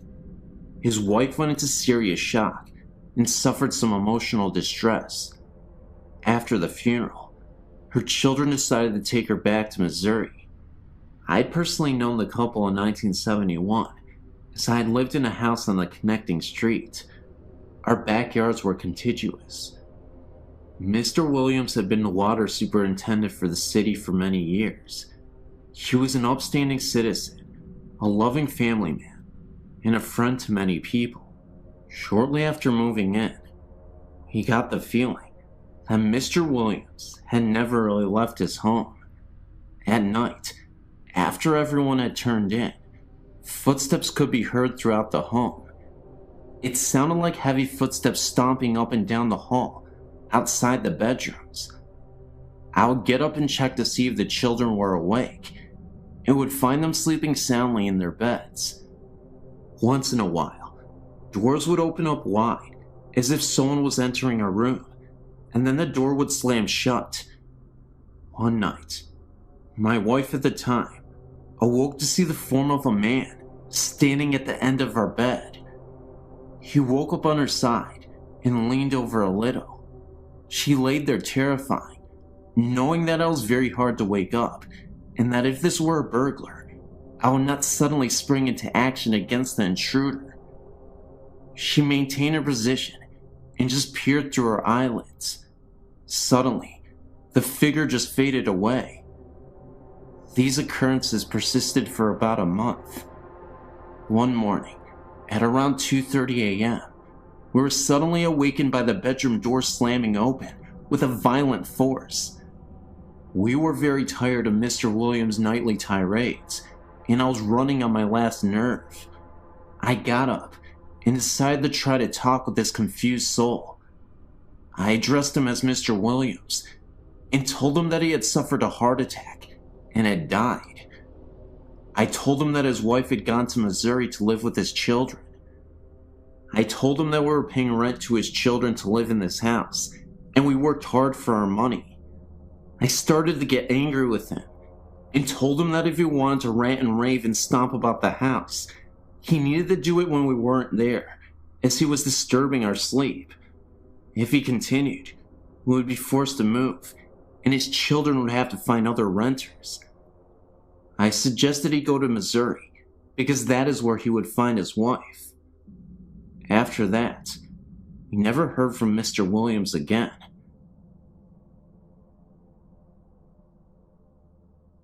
In August of 1997, I was helping a friend deliver some things for a post-funeral reception that was to be held in the officers' quarters number 1 at Fort Concho in San Angelo, Texas. Fort Concho is the best preserved and reconstructed cavalry fort in America. This is where the Buffalo Soldiers were stationed. It was very early in the morning, and we had to get the key to the building from the curator. We drove to the other side of the parade ground and parked the van. We went inside, and I took some things up to the staircase to the second floor, while my buddy worked on the first floor. I walked into the west bedroom upstairs, and immediately felt like I had just walked between two people that were standing shoulder to shoulder. I was walking into a tremendous field of static electricity. I had a cold sensation, and the hairs on my neck and arms stood straight out. I put the vase down that I was carrying, and found myself compelled to say, "Excuse me." Then I proceeded to the east bedroom. When I entered the room, I saw a little girl out of the corner of my eye, playing on the floor to my left. I placed the vase, and when I turned around, she faded away. A couple of days later, I was again with my friend. We stopped by the house of the lady who was responsible for financing the restoration of officers' quarter number 1. My friend mentioned that I had felt a presence and saw a little girl. I told her that I had seen her in the east bedroom, and she told me that a little girl had died in that very room. Maybe it was her parents that I felt in the west bedroom, or just someone else watching over her. A few months later, I had the opportunity to stop by the officers' quarters number 1 when it was open to the public. I was walking around, and a staff member volunteer came up and asked me what I thought of the building. I told her I thought it was haunted, and repeated the story of the little girl. The lady took me into the dining room and pointed to a portrait on the wall.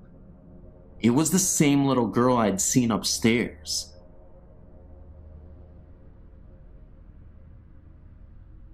I would first like to say, I was not a believer in ghosts or spirits. I was in the Navy at the time, and had been just transferred to Japan. My family and I arrived there in August of '91. I felt very lucky because the Navy had just opened Harrio, a new housing complex about 9 miles from the naval base. This meant that my family and I would not have to live off base. My wife and I were taken out to the Harrio to pick out a house. Being newly opened, we basically had the pick of the litter. My wife and I chose a nice 3-bedroom room townhouse in the center of the housing complex. We moved in within 3 days and began to settle down. Nothing much happened for the first month or two. Then one night, my daughter, who was 3 at the time, started waking up at night crying. She would point at the wall and tell me to make the snake lady go away. This happened about once a week. Of course, I thought she was just having bad dreams. We let her sleep in her bed when this happened. My wife became pregnant at the time, and we were allowed to move into a 4-bedroom house. I was hoping this move would solve the snake lady problem. As we moved into the new house, I assured her the snake lady was gone forever. Boy, was I wrong. It was about 2 weeks before our encounters with the snake lady started again. This time my wife and I could actually feel some sort of electrical charge throughout the house. These encounters intensified, and my daughter started to see more and more apparitions. She would tell me that the snake lady wanted to take her away. I, being a skeptic, thought the electrical charge was sort of funny, but never gave much thought about my daughter's nightmare being real. Then one night, my wife and I were awakened by my daughter screaming at the top of her lungs. We rushed into her room to find her pressed against the far wall, her feet approximately 1 foot off the ground. My wife and I both grabbed her arms, and with one of my feet pressed against the wall, I pulled with all my might. She wouldn't budge. I'm not a small man, 5'10", 191 pounds, and I worked out all the time. I could not get her off the wall. All the while she was screaming that the snake lady wanted to take her away. Scared to death, I started praying in my head. My daughter started to slide down the wall, and she fell into our arms. I don't know what it was, but I believe there is something out there that we don't know about. The next day I blessed every room in the house with olive oil. This seemed to do the trick, because my daughter never had another experience. My wife is Japanese, and she did some investigating of the area's history. Harrio was once an internment camp for the sick and dying Japanese soldiers of World War II. There is a shrine just outside the back gate for the soldiers that died there. And that's what we found out. Thanks for reading. It's funny, really, because I've been reading your site for quite some time and have marveled over the experiences people have had, but never, ever thought I would be emailing you my story. This experience is mainly my 2 friends, but I experienced it firsthand last night. They live in RAF, Royal Air Force Quarters, in Middlesex in England, and have never really mentioned anything before. A couple of weeks ago, Susie and I were chatting about various things when the subjects of ghosts came up. Funny enough, the handprints have come back since Elena was born, said Susie. Handprints? What handprints? I replied. It seems that since they moved in over 3 years ago, they've had various things happen. So she took me upstairs, and there, clear as day, was a set of huge handprints on the wall just above their bed. Apparently, she has tried everything to get rid of them, and they disappeared when she was pregnant. As soon as the baby was born, they came back, and when I saw Susie and Jay last night, they casually informed me that the handprints had moved. By now, I was getting quite spooked out. We went outside for a cigarette, with one of the music channels on the TV playing. When we came back in, the channel had changed to some gruesome true murder documentary. The hairs on the back of my neck were standing on edge at this stage, and it took Susie a good 5 minutes to change the channel back. Also, they've both watched a candle that stood on top of the telly very casually move from the middle and drop off at the end. Things have been moved around, never hidden, and the TV also turns on and off. Susie and Jay were very relaxed about this, and the ghost obviously means them no harm. Last night, it was Susie, Jay, and me, and they told me what happened last Sunday. Apparently, Susie had gone up to change Elena and had set out her pajamas and nappy out in the changing mat in the bedroom. She was bathing Elena and thought that perhaps she could use one of the smaller nappies instead of the big one that she had pulled out. When she went back into the bedroom, the pajamas and the big nappy had been thrown onto the chair, and in a perfect arc were 3 of the smaller nappies on the changing mat. Poor Jay got it right in the neck for that, until he explained that he hadn't been upstairs at all. Again, the hairs on my neck were standing on end, and when I had to go upstairs to use their toilet, Susie had to come with me. We then went out for a cigarette, and as we were sitting there, I saw the shadow of someone walking to the kitchen. Didn't think anything of it until I realized that we were all sitting outside. I told them, and Susie said that she sees shadows out of the corner of her eye all the time. We then went back in, and I was sitting on the sofa next to Susie, talking to Jay, when I noticed that she was staring at something right behind her. I asked what she was looking at, but she said nothing at first, knowing how freaked out I was getting. She then began to tell me that she noticed a transparent man with an axe lodged into his forehead casually move from the room we were in and into the kitchen, then disappear. She had told me that when she was alone in the living room, another time, that she also saw a man sitting down at the kitchen table, as if he was writing on a piece of paper, then disappear shortly after. Apparently, they are not the only ones to experience things. It seems that quite a few people in the row of houses had strange things happen, and the couple on end have seen a shadowy figure. She asked me to babysit Elena next week. Must admit, not too keen on having the extra company though. When I was about 10 years old, my family lived with my great-grandmother and me, and my brother had to sleep in the basement. Half was for storage, half was an extra room. So one night, at like 3, I had to walk to the top floor to take a pee.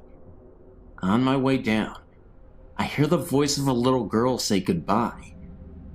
Then I noticed that same voice, and it said die. I immediately freaked out and ran back into my room, absolutely terrified. There was another incident with my brother.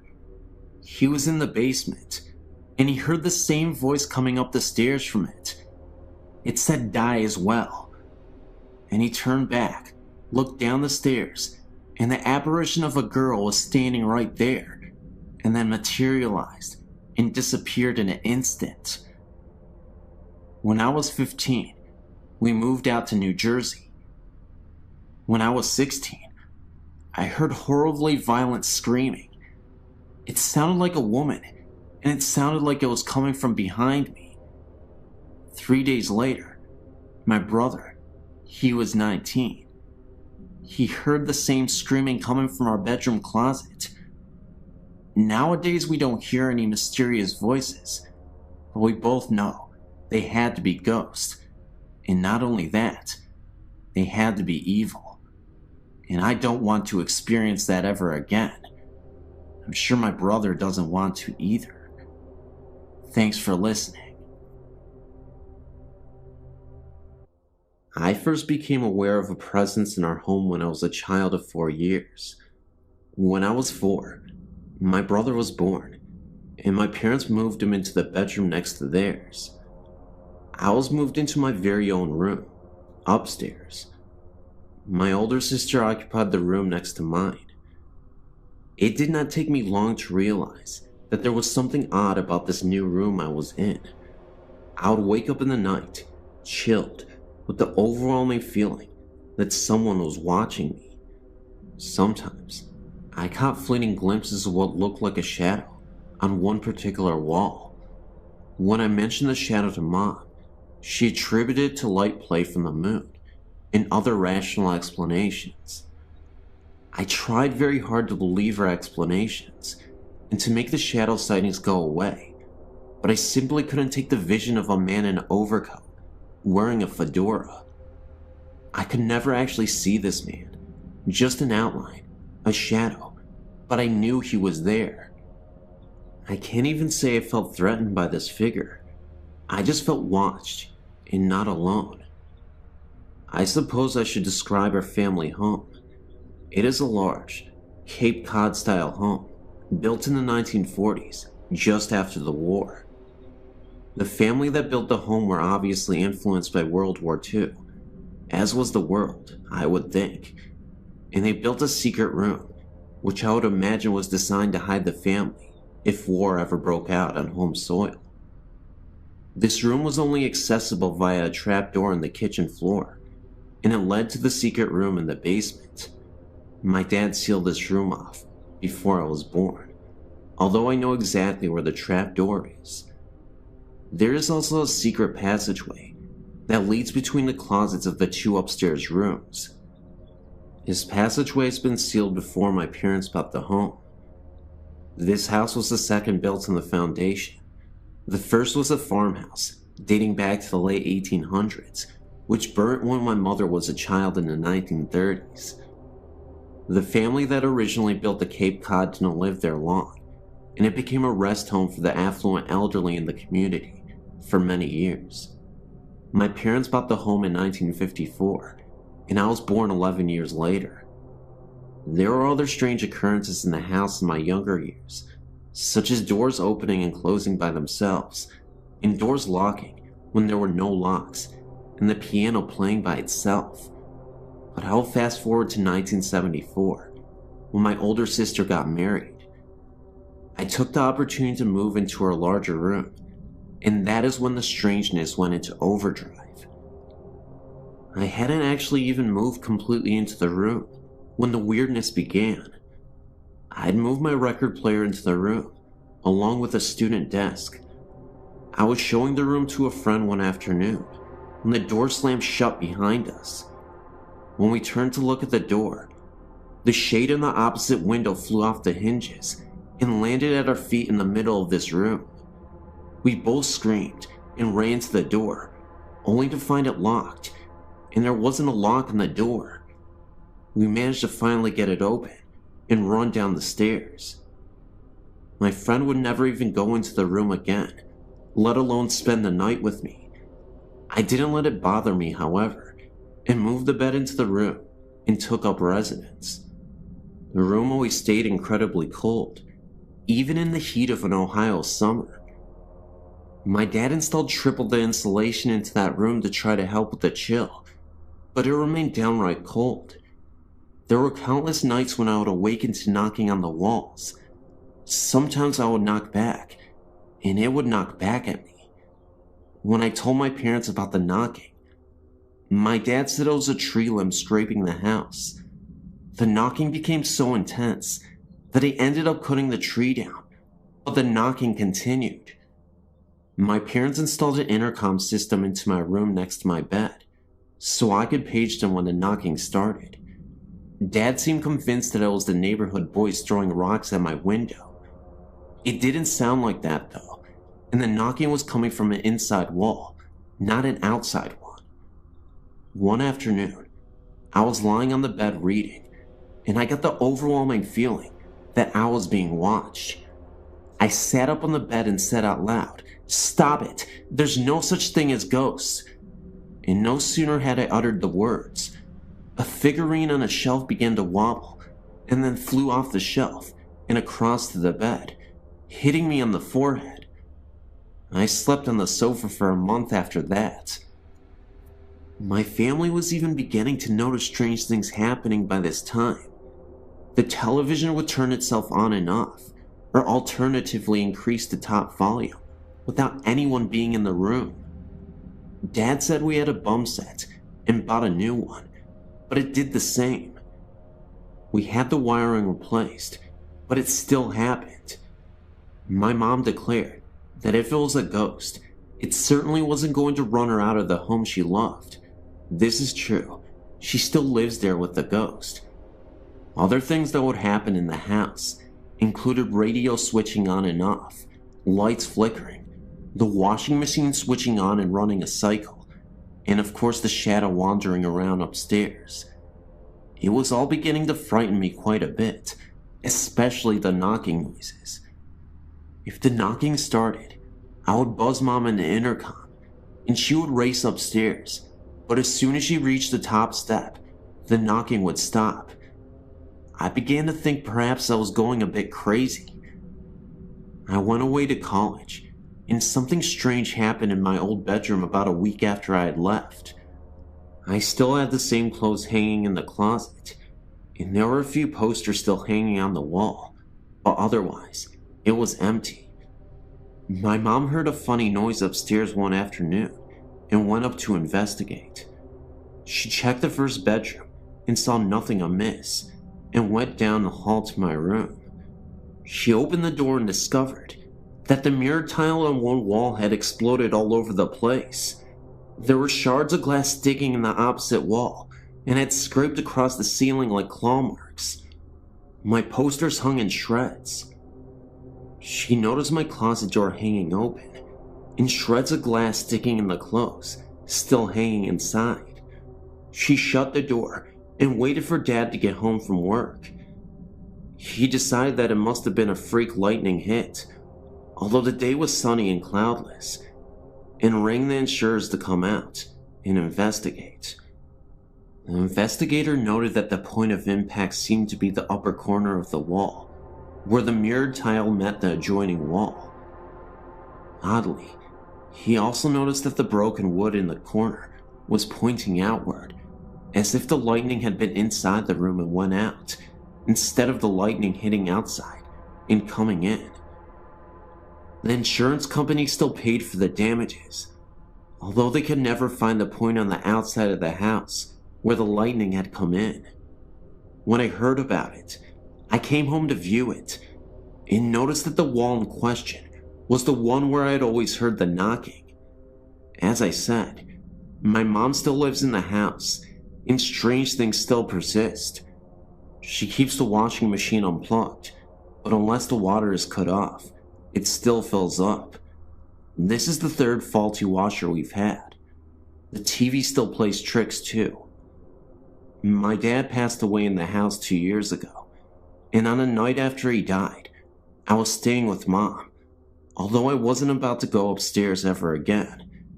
And in the middle of the night, we both heard faint music playing upstairs, bluegrass music, to be precise, which was Dad's favorite, and we reckoned that there must have been a party going on to welcome Dad to the other side. Mom has since sealed off the upstairs and only lives in the downstairs part of the house.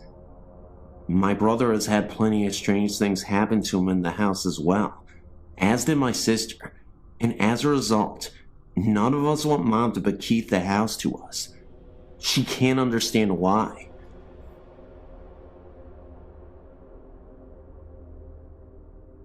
Every single night in my home, when I was 4 years old, my parents would come in and put me in bed, mostly my mother, because my father wasn't home much. I never liked to sleep in the dark, and there were no outlets in my room for a lamp, or none that wanted to work at the time. As I laid in bed, almost every night, I'd look out into the hall, and I would be able to see the hall light on. Almost every single night as I lay in bed, a boy would walk past my door several times and then stop. It was a white glowing type thing that I remember perfectly well. It scared me a bit, but I never got an evil aura off of him. A thing about the boy is that he had died a long time ago, before we had moved in. It scared me all the time to recall it though, even though he isn't bad. I've only slept with the door open once. Since then, my parents got the outlets working. I was sleeping in a different room, but it was across the room the boy had died in. I looked outwards from my slumber. My glasses still on my face, because I always fall asleep watching TV. I saw the boy, and he went into my brother's room. That night, my brother got really sick. I don't know what happened, but the boy had died of a sickness. Another thing that happened. Me and my friends were sitting out on my back porch, and my one friend had brought a Ouija board with her. My other friend suggested that we play.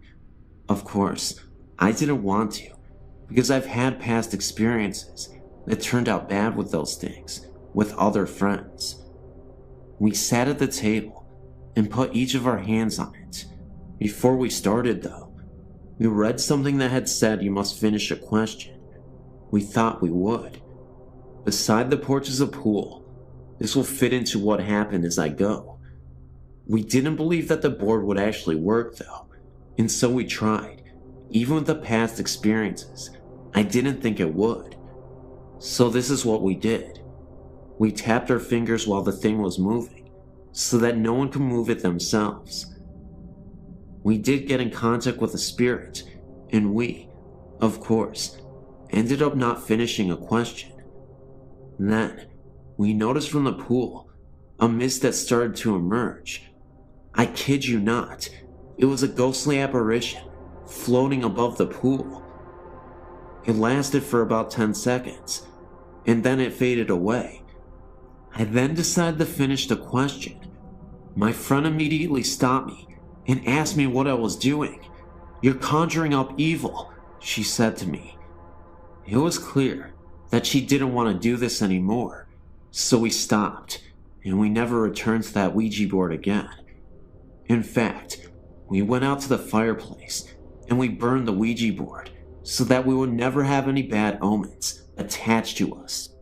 Yet another incident occurred. About a year ago, I met up with some different kind of people. Wiccans to mostly say, and I still am Wiccan now. I took it in, because God actually hadn't helped me one slight bit with my life, so I started to believe in gods. I learned some good spells, and some bad. The ones I used most were the exorcism spells for haunted houses around here. My house I knew had quite a lot of ghosts in it, and I decided to get rid of one particular one that would scare the entire family as we slept. At night, if you were to turn the light off in the living room, the room would turn a deep dark blood red, and the windows to the place would disappear. When you looked to one corner of the place, you could see a black figure walking out of it. This is the ghost I decided to rid the house of. It never spoke during anything. It would only appear, and nothing more. My sister and her friends hadn't believed me when I told them of what was going on in the room, and they tested it for themselves. As we did it, they saw exactly what I was saying, and screamed for me to turn the light on. I actually sleep in that room still. The ghost is still there, but it doesn't bother us anymore. When I had tried the exorcism, the ghost had gotten angry and thrown the lamp at me. If not for me dodging it and then grabbing it before it hit the wall, I would have been in trouble. It glared at me and disappeared. You're probably thinking, this is absolute bull, but I can assure you, it was not. And I tell you this, not because I really want you to believe in some fantasy story, but because this actually happened. I couldn't even believe with my own eyes what was occurring.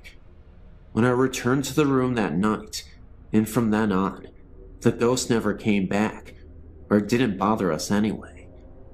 There are other ghosts in my house, ones that are in the cellar, but I've only heard them, not actually seen them. Anyway, this last event occurred outside of my house. Anyway, one night I was out with my friends, against my parents' will. We had left when they were asleep. It was around 3 a.m. in the morning, and we wanted to see what was around the area. We went up to the graveyard near. and sat down by some of the older graves, deeper into the graveyard. As we were sitting there, I looked up to see a dark and black figure standing by one of the trees. He wasn't looking at me or my friends, but something else. I had been leaning up against a grave. I didn't have much respect for the dead at the time until after this. I turned around and looked up to see a white figure standing there, looking at the black figure. They then turned their eyes towards me. I tugged on my friend's arm, but she didn't reply. She was asleep, along with the two other people that were there with us. I backed up off the grave as the white one glared at me. When I got completely away, they had turned their eyes back to each other and had vanished.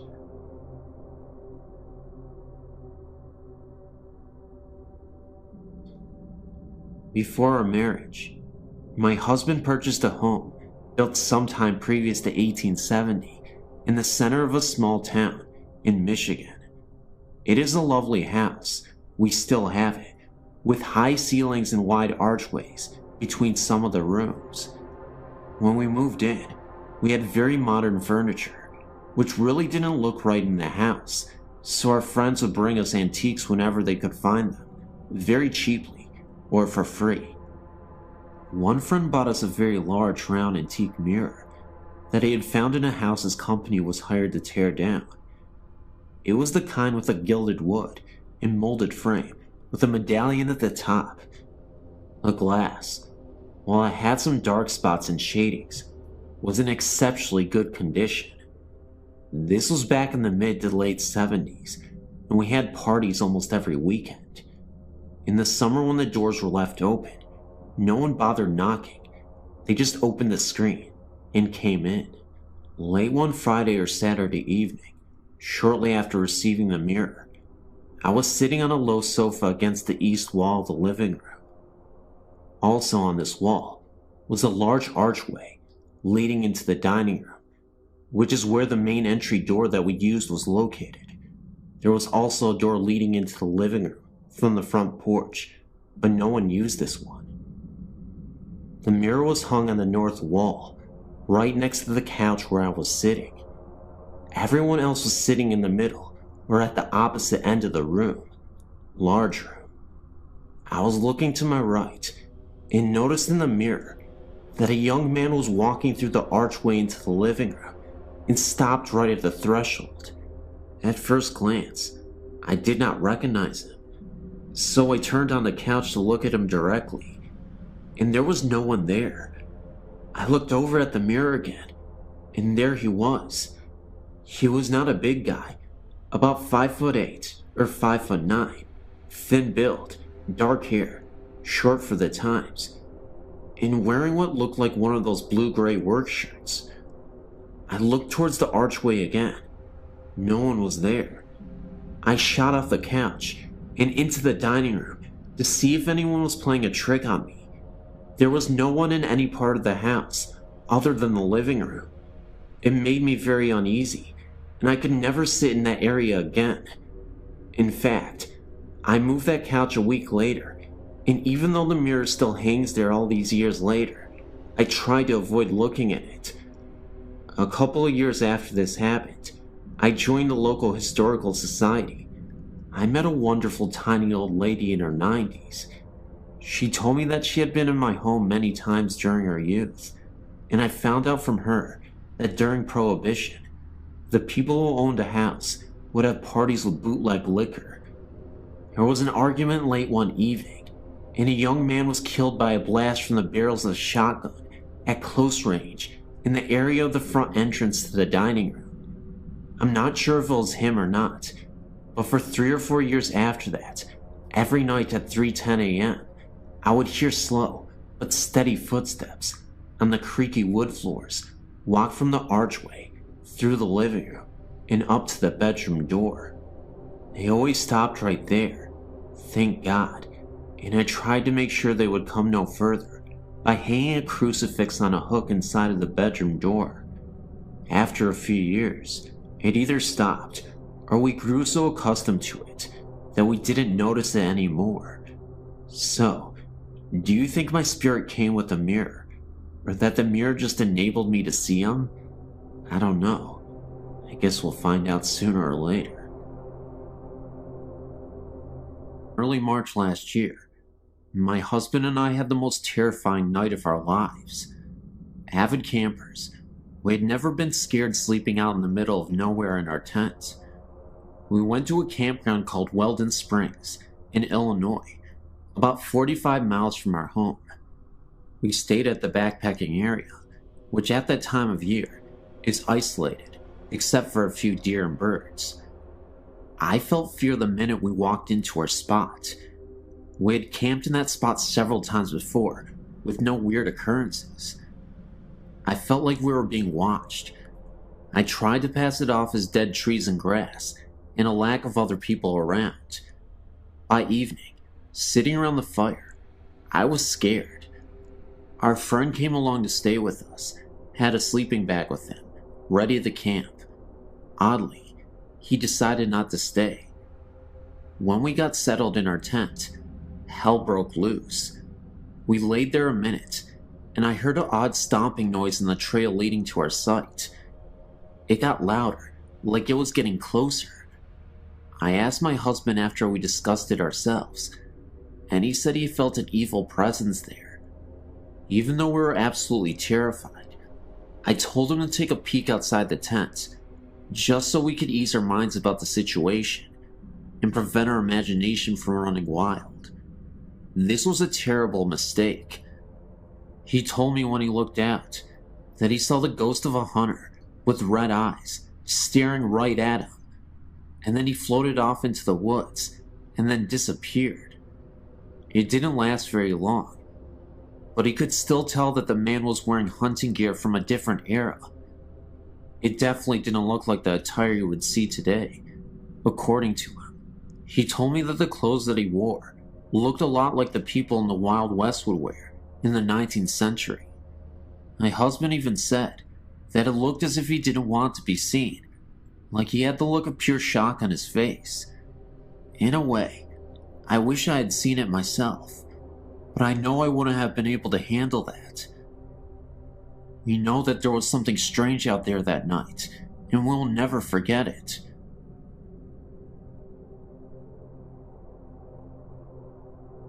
There's this camp that I know of.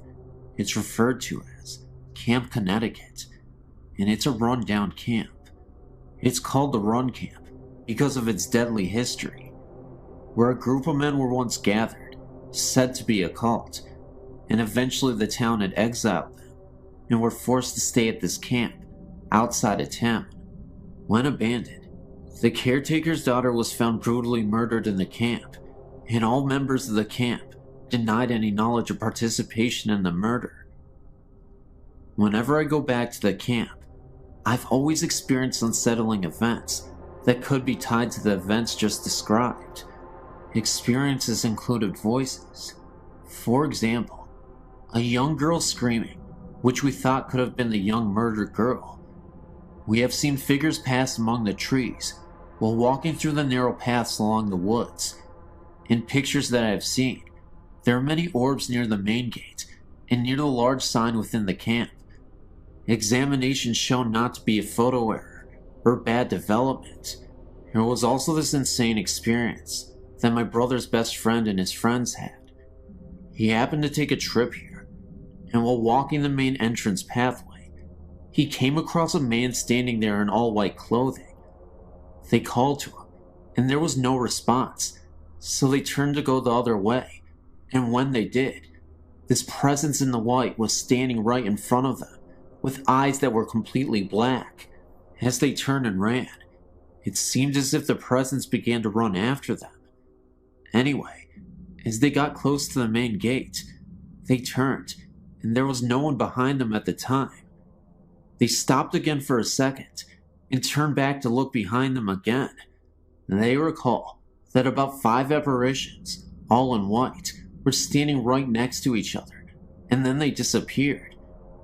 It was as if they were letting them know that there were more of these ghosts. They then walked back to the car and drove away. This place is very freaky to even just look at the main gate. I get scared every time I go. I will send our photos as soon as I get my scanner up and running. Thank you. I've been tempted to write about what happened to my family many times, but it seems far too unreal. We were not allowed to talk about this outside the house when I was a child, and my mother only told guests about her visitors when they experienced something in our house. Our childhood home was built in 1898. My parents bought the home in 1974, when I was only 6 months old. The house was very large and had been converted into a double. My grandmother moved into the upper level. Strange things began to happen shortly after my family moved in. My mother had her first experience one night, after she had sent my older sisters to bed. From her bedroom door, she could look out and see into the kitchen hallway and into the bathroom. My family had only lived in the house less than a month when my mom saw a little blonde-haired girl walk into the bathroom. All of my sisters have very dark brown hair, and this was clearly a blonde-haired child. My mother panicked and yelled to the little girl, but the door shut. My mom jumped out of bed. In her mind, she was thinking that this little girl was a neighbor's child, that my sister must have snuck in the house. When she opened the door, there was nobody inside the room. My mother nicknamed the little girl Jessie, and I have no idea why. My mother had many experiences in the house, and with the younger children, myself, my younger sister and younger brother, when we were very small, it was as if we were playing with someone else. I don't remember this, but my mom did, but I do remember that in my oldest sister's bedroom in her closet, there was a paneled off section that led under our hallway steps to the second floor. I remember talking to someone that we called the lady under the stairs. I always thought that it was my mom or grandmother, but I later learned that this was not the case. When we told my mom about this, she would not let us play this game anymore. I do not remember being scared at all. My younger sister and I would also go into our hallway and play with the lady on the stairs. I have very little recollection of this at the time. I would have been about 4 years old, and my sister would have been about 3. When we described the woman to my mother, she forbade us from being in the hallway alone. I never took the ghost stories to heart and was very carefree as a child. I always felt safe. However, I did finally have a bizarre experience that I could not explain or rationalize away. My grandmother had a stroke when I was 15, and my mother gave my older sister's bedroom to my grandmother since it was on the first level and was safer for her. She had no control over what she was saying and was rapidly deteriorating. My parents didn't lay any ground rules down for us kids that summer, as things were in havoc, and my brother and I had stayed up all night, watching Nick at Night in the living room. I could see into my grandmother's room, and we also kept an eye out for her, should she use the bathroom or want something to drink. I was just starting to doze off when I thought I saw someone in my grandmother's room. It was a blonde-haired girl who might have been 10 to 12. I have no idea the age. I thought I was seeing things, or that I was just really wiped out, and my mom's stories were starting to get to me. I walked out into our kitchen, and my oldest sister was eating a sandwich, and I told her what I saw. She laughed at me and told me I must have been dreaming. I thought maybe she was right, because I just never believed what my mom had been saying about the girl she had claimed to have seen on several occasions. Now here's where I realized I wasn't a complete nutcase. I said before that the house was very big. Well, my grandmother started screaming, and my sister and I ran into the room. My grandmother was up and headed for the front door. She was screaming about fire and the little girl. We could barely make out what she was talking about, but she kept repeating, "The little girl said I was going to hurt the baby, and I have to go before I cause a fire." That was the most intelligible sentence that my grandma had said in over a month. My sister kept saying, "What little girl?" And my grandmother said, clear as day, "The little blonde-haired girl." My grandmother was 72 years old and short of hearing. She was also 3 rooms away when I literally whispered this to my sister. We woke my mom up because we did not know what to do. My grandma ran out of the house and refused to come back in. She stood on our porch. My parents took her to the hospital, and she was placed in a nursing home because even the mention of our house sent her into hysterics. The baby she was talking about is my younger brother, who is the baby in the family. My mom decided to turn the house into a one-family home again and had us kids, there were 6 of us, do the work. We did not mind, as we wanted to help, and it was a good way for us not to think about my grandmother all the time. My younger sister and I would be the only 2 sharing a room, but that was fine, as we were very close, and we were excited. Again, I was up, and could not sleep, so I went up to the room that would be ours. It had been my grandmother's, and I was scraping wallpaper off the walls with a putty knife. We had started this project the night before, and I was bored, so I went up to get some more done. I was scraping the walls, and had been doing so for about an hour, when I heard a funny noise that sounded like the scraping noise I was making with the knife, but different. It's hard to explain. I thought someone was playing a trick on me, so I began to scrape the wall, and very quickly, I stopped. However, the sound that I heard continued, and it was the sound of scraping, but it was coming from across the room. I do not know if whatever was in the room was mocking me or playing a game, but the scraping kept going on. Whoever or whatever did not care that I heard them. I screamed. I thought it was one of my older sisters. I ran down the front steps and opened the door, and the house was completely quiet. Everyone was sound asleep, snoring. I woke up everyone in the house. I was terrified, and I never slept in that room. I would continue to hear things in that house until I was 18 and moved out. As for our house restorations, my mother began working on the kitchen and back hallway that led to our attic. While doing so, she found where the house had burn marks and was scorched. My mother mentioned this to one of our neighbors, a woman who had lived on our street from the day she was born, in the early 1920s. Our house had been burnt very badly and had been rebuilt. At that time, it had been converted to a double. A little girl and her parents lost their lives in the fire. My other sisters had things happen to them too. One of my older sisters was looking out the living room windows. Something grabbed her shoulder and called her name.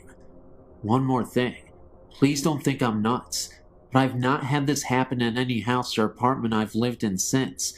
And one thing I did notice is that whatever was in the house is not frightening to me in my youth, or only became frightening when each of us hit a certain age. I have no idea why. This was also something I thought that was so weird. The little girl was never visible upstairs, and the woman was only spotted downstairs once. A neighbor who was alive when the house caught on fire remembered that the little girl's name was Jessica. My mom had been calling her that for years, and had never known what the little girl's real name was, but I just called her that because it seemed right.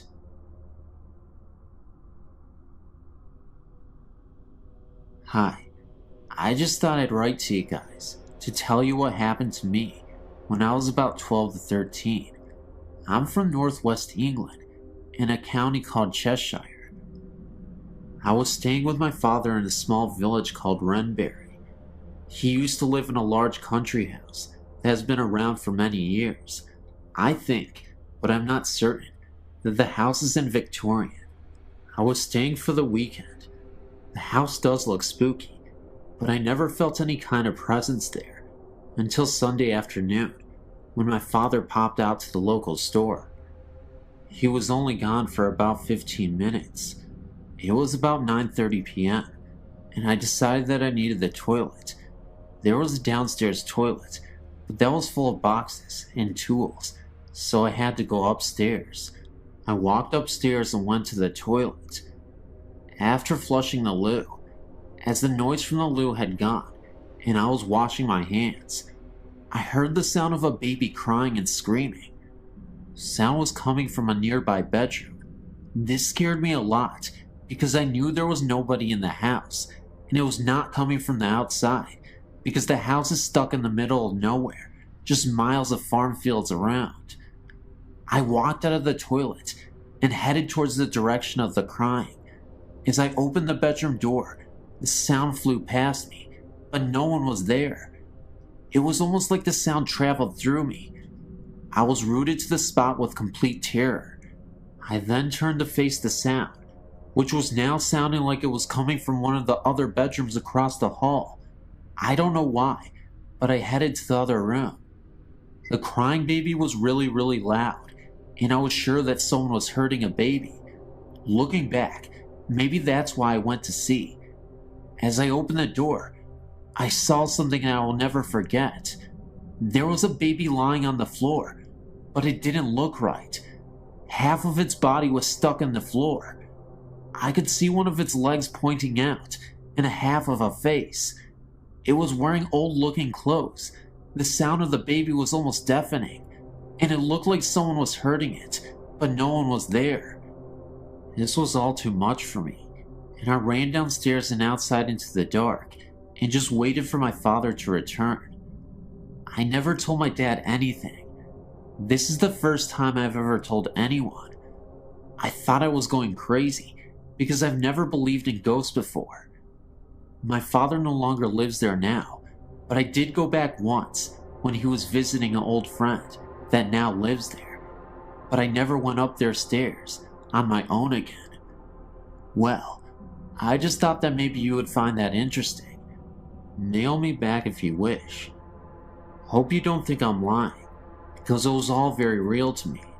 I'm 20 years old now, and I have access to the internet. I spend my time looking for other people who've had similar things happen to them. Thank you for reading.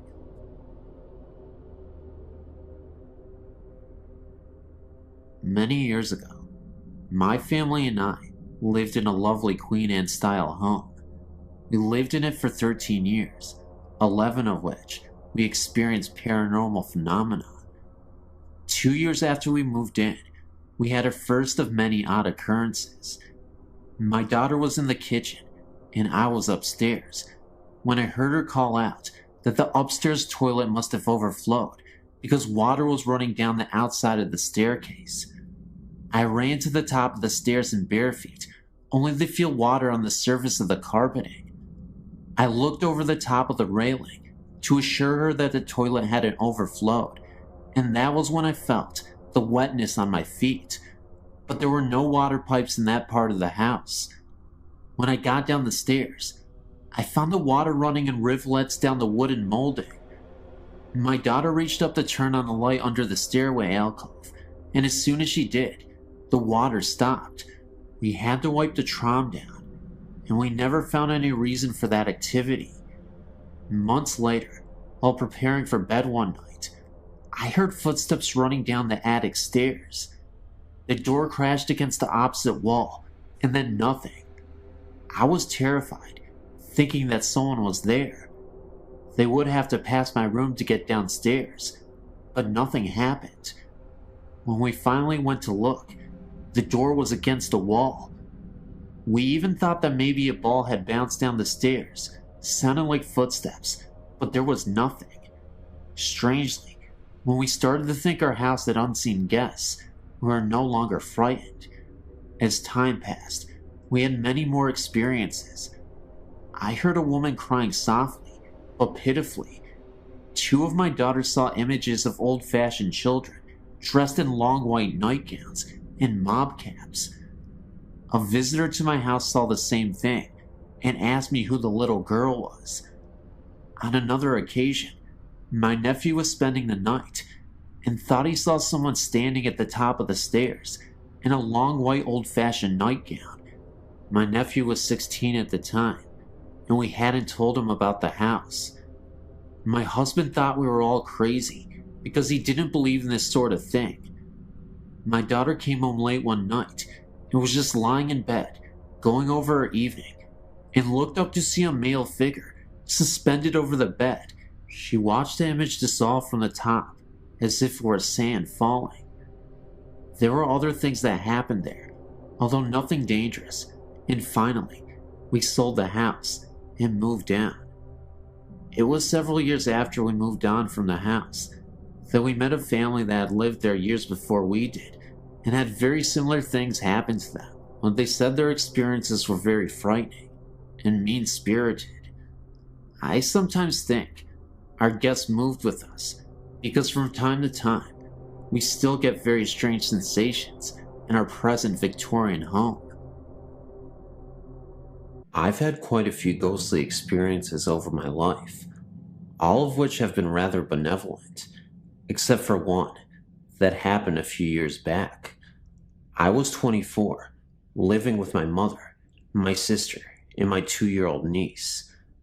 One night, I woke up and looked up into the darkness. This thing flew down from the ceiling, straight at me with its arms out. I can still see it. It looked like a cross between a gargoyle and an alien. It looked so evil. It sounds silly, but I was so terrified that I ran out of my room screaming into the living room to be with my mother. I was shaking uncontrollably, and I sat with her for quite a while before I could convince myself that it was just a dream, and I went back to bed with no further problems. Well, a few months down the road, my sister was at home with her friend, Kelly, who seems to have some sort of connection with the paranormal, like her mother, and she sent her down the hall to get a towel for my niece. The linen closet is down the hall in my mother's room.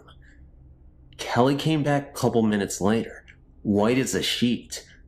Now, my sister and Kelly are always talking about stuff like this, but this is what really freaked me out. She said that there was something in my mother's room, and it was a threatening presence. She then went on to describe it. About 3 foot tall, gray, kind of a cross between a gargoyle and something. I'd never mentioned anything to my sister, and the only thing I had told my mother is that something scared me. I'd never described what I saw to anyone. In another related incident, prior to my sighting, my mother was trying to sleep one night in her room, and as she is about to fall asleep, something breathed near her, kind of like a sharp exhale, right into her ear. She woke up the next morning with scratches in the middle of her back, and the freaky thing is, she slept alone, and there were only 3, long, about 6 inches thin, scratches on her back. Needless to say, I'm very happy to be out of the house.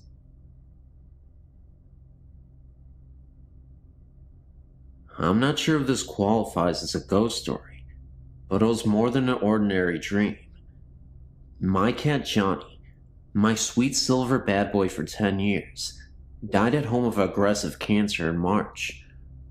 During the month between his diagnosis and his death, I showered him with even more attention than usual, so by the time he passed away, we were closer than ever.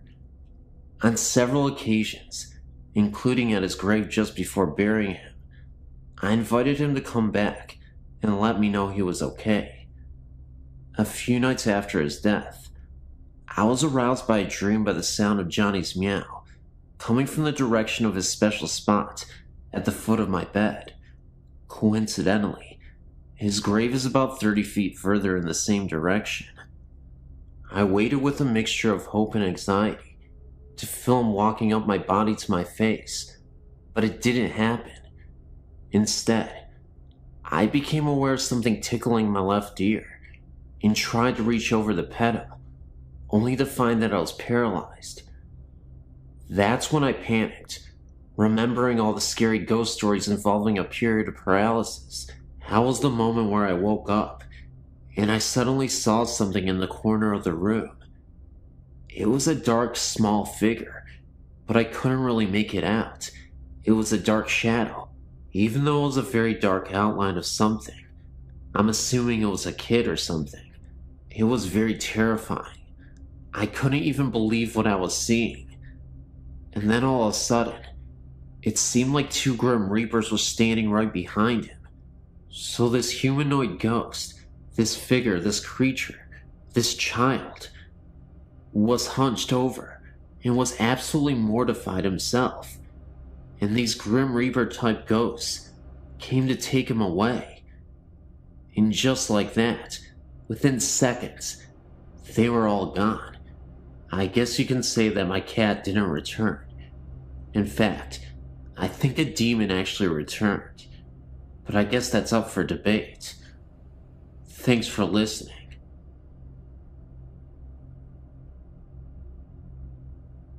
After you read this experience, you might think I'm crazy or something, but believe me, it was the most terrifying night in my life, and it has taken me a lot of time to get over it. Before I moved out, about a year ago, I lived in a 100-year-old house. It had 2 floors, and my family only lived on the top floor. We barely ever went into the basement, because the floors were all rock, and there were no lights down there. One day, when I was about 15, I had a friend sleep over, and we thought it would be cool if we slept in the basement and told ghost stories. We gathered up our sleeping bags and our candles and went down to the basement. As soon as I entered the room we were going to sleep in, I immediately felt as if we were being watched, and I told my friend that I thought we should maybe sleep upstairs. She just told me to quit being a wimp and to set up my sleeping bag. As soon as we stayed up and talked and laughed, we never did tell ghost stories. I felt more comfortable and fell asleep easily. In the middle of the night, I remember this so clearly because this scared the crap out of me so bad, and I'm absolutely positive I wasn't dreaming. I woke up to knocking coming from one side of the house, and slowly getting louder and closer, and right when it was so near that it was shaking the ground, there was a big crash, and it went away. I sat up straight in my sleeping bag, and my whole body was trembling. After I calmed down a bit, a figure appeared at the foot of my sleeping bag, and I froze. I couldn't move. I couldn't scream. I couldn't do anything. The figure was of a man dressed in rags that were covered in coal. He stared at me as if he recognized me from somewhere, and then his eyes widened, and he exclaimed with a gasp, "Mary Beth, Mary Beth, help me." He then disappeared with a flash of light. Apparently, my friend had woken up right when he disappeared and saw the flash of light. The next day I told my parents, and they said that they had felt a presence down in the basement earlier. I read up on the history of our house, and found out that the mistress of the house was named Mary Beth, and her picture resembled myself. One of her servants had been trapped in the basement, and tried to climb out of the coal chute without succeeding, and after being trapped for about 3 days, he died in an unexplained fire accident while in the basement. Thank you for taking your time to read this.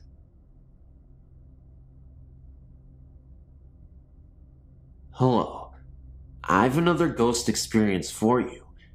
In March of 1994, my husband, my oldest daughter, and I, we visited Venice. We booked a room at the ancient Palazzo. We were assigned a room on the 2nd floor, overlooking a canal. The view was accessed by opening the heavy wooden shutters, which opened into the room. These had a metal rod, which fit into a U-shaped hook on the other window. Opening out were double windows, also heavy, with numerous panes of glass. This room had double beds, with a narrow walkway between them. About 3 times during our 2 days there, we would hear footsteps start from approximately the middle of the room, march smartly over to the windows, at which point the wooden shutters would fly open. We would track this phenomenon with our eyes, but saw nothing and felt no fear. The first time we rushed over to the windows to check them, These shutters were so heavy that it felt doubtful that a gust of wind was blowing them open. What's more interesting is that the glass pane windows remained shut and seemed pretty airtight. The catch was not all that easy to work, either. My daughter, then 14, remembers having to struggle with it to open it. Even my oh-so-logical and mechanical husband looked over the shutters and could come up with no good explanation. The last night we were there, we were tired for the night with my husband and I in one bed, and my daughter in the other. She and I could hold hands in the space between the beds. They were so close together. Right after lights out, we heard the footsteps, this time walking up between the beds to where our heads were. We could hear breathing. We were both too scared to do anything, but we certainly compared notes the next morning. I wanted to ask as we were checking out if the place was haunted, but the only folks on duty that morning didn't speak English, and we don't speak Italian. But we'll never forget the place.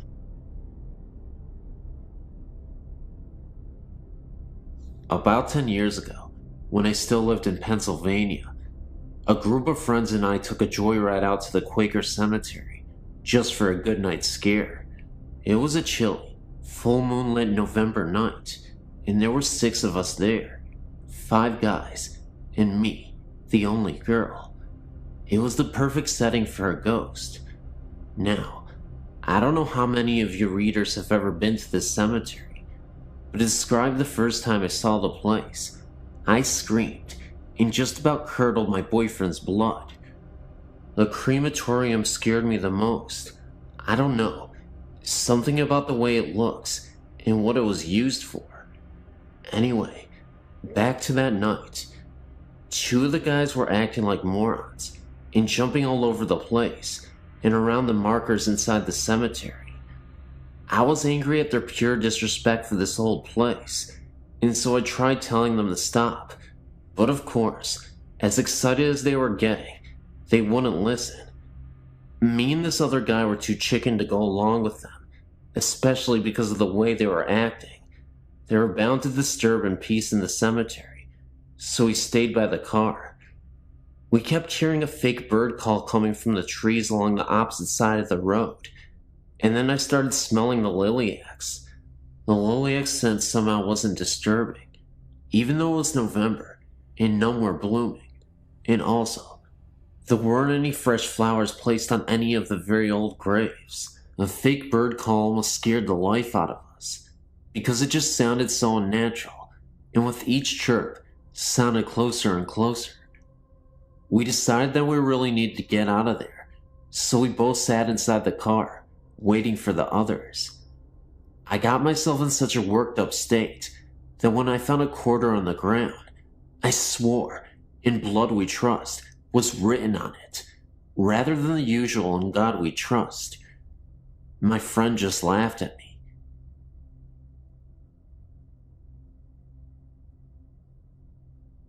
The story that I'm about to relate to you took place when I was about 11 years old. I'm 17 now, and most people whom I've conversed with about this matter shrug it off as the hallucinations of a child. It was the fall of about 92 or 93, maybe before, maybe after. I do not honestly remember.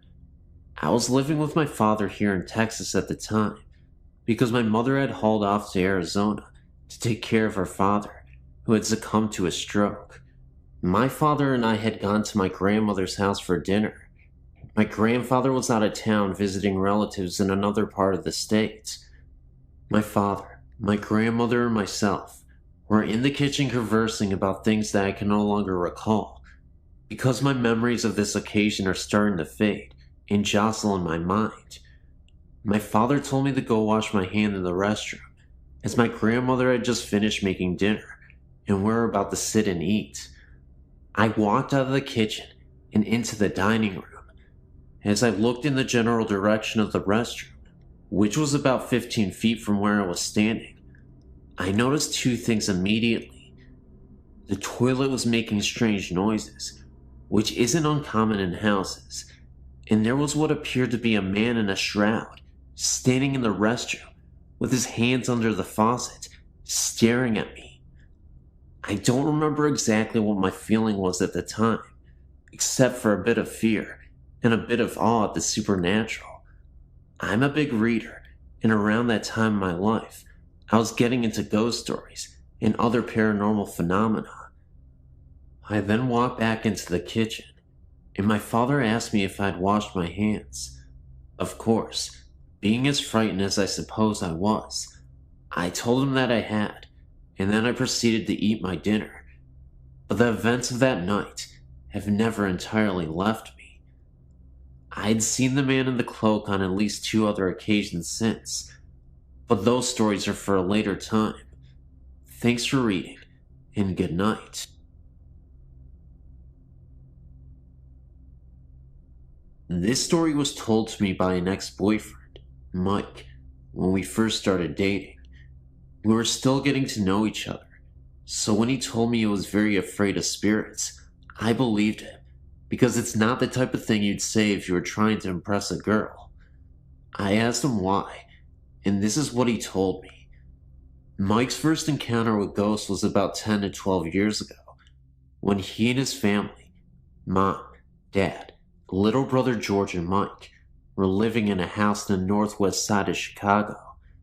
This particular house had an attic, which was used to store the items that came with the house when before Mike's family bought it.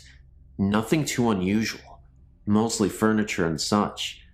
At this time, Mike was probably 15 years old, and his brother George was probably 9 years old. They were up in the attic one afternoon, goofing around, pretending to be acrobats and wrestlers. Eventually, they got tired, and George collapsed on the floor, while Mike sat in the old recliner that came with the house. The brothers continued talking until their mother called from downstairs, announcing that dinner was ready. The boys had worked up an appetite, so they bolted out of the attic. Mike was the last one out, and as soon as he shut the door behind him, he remembered that he left the light on. Knowing his mother would be mad if he didn't turn it off, Mike opened the door to the attic, took one step in, and froze. The recliner that Mike had been sitting in was slowly turning towards him. Mike tried to command his body to run, but he was so scared he seemed rooted to the floor. The recliner turned enough so that Mike could see the form of a knee, and it was at that point that Mike got the strength to bolt out of the room and down to the kitchen. He told his parents what he saw, and of course they didn't believe him, but Mike refused to stay in the house any longer. He was so upset that his parents made arrangements for him to sleep at his aunt and uncle's house that night. Furthermore, this was the last time Mike ever stepped foot into the house. He stayed with his aunt and uncle until his family sold the house a few months later. Of course, his parents objected to his imposing on his relatives' hospitality, but they were too afraid to force him to come back, fearing he would have some sort of breakdown. The next house Mike's family moved into was still in Chicago, and not too far from the old house. Everything was going fine until one night, when Mike's family had friends over for dinner. After dinner, the adults and Mike sat around the island in the kitchen, having coffee and talking, while year-old George played outside in the backyard with the guest's little boy, Sam.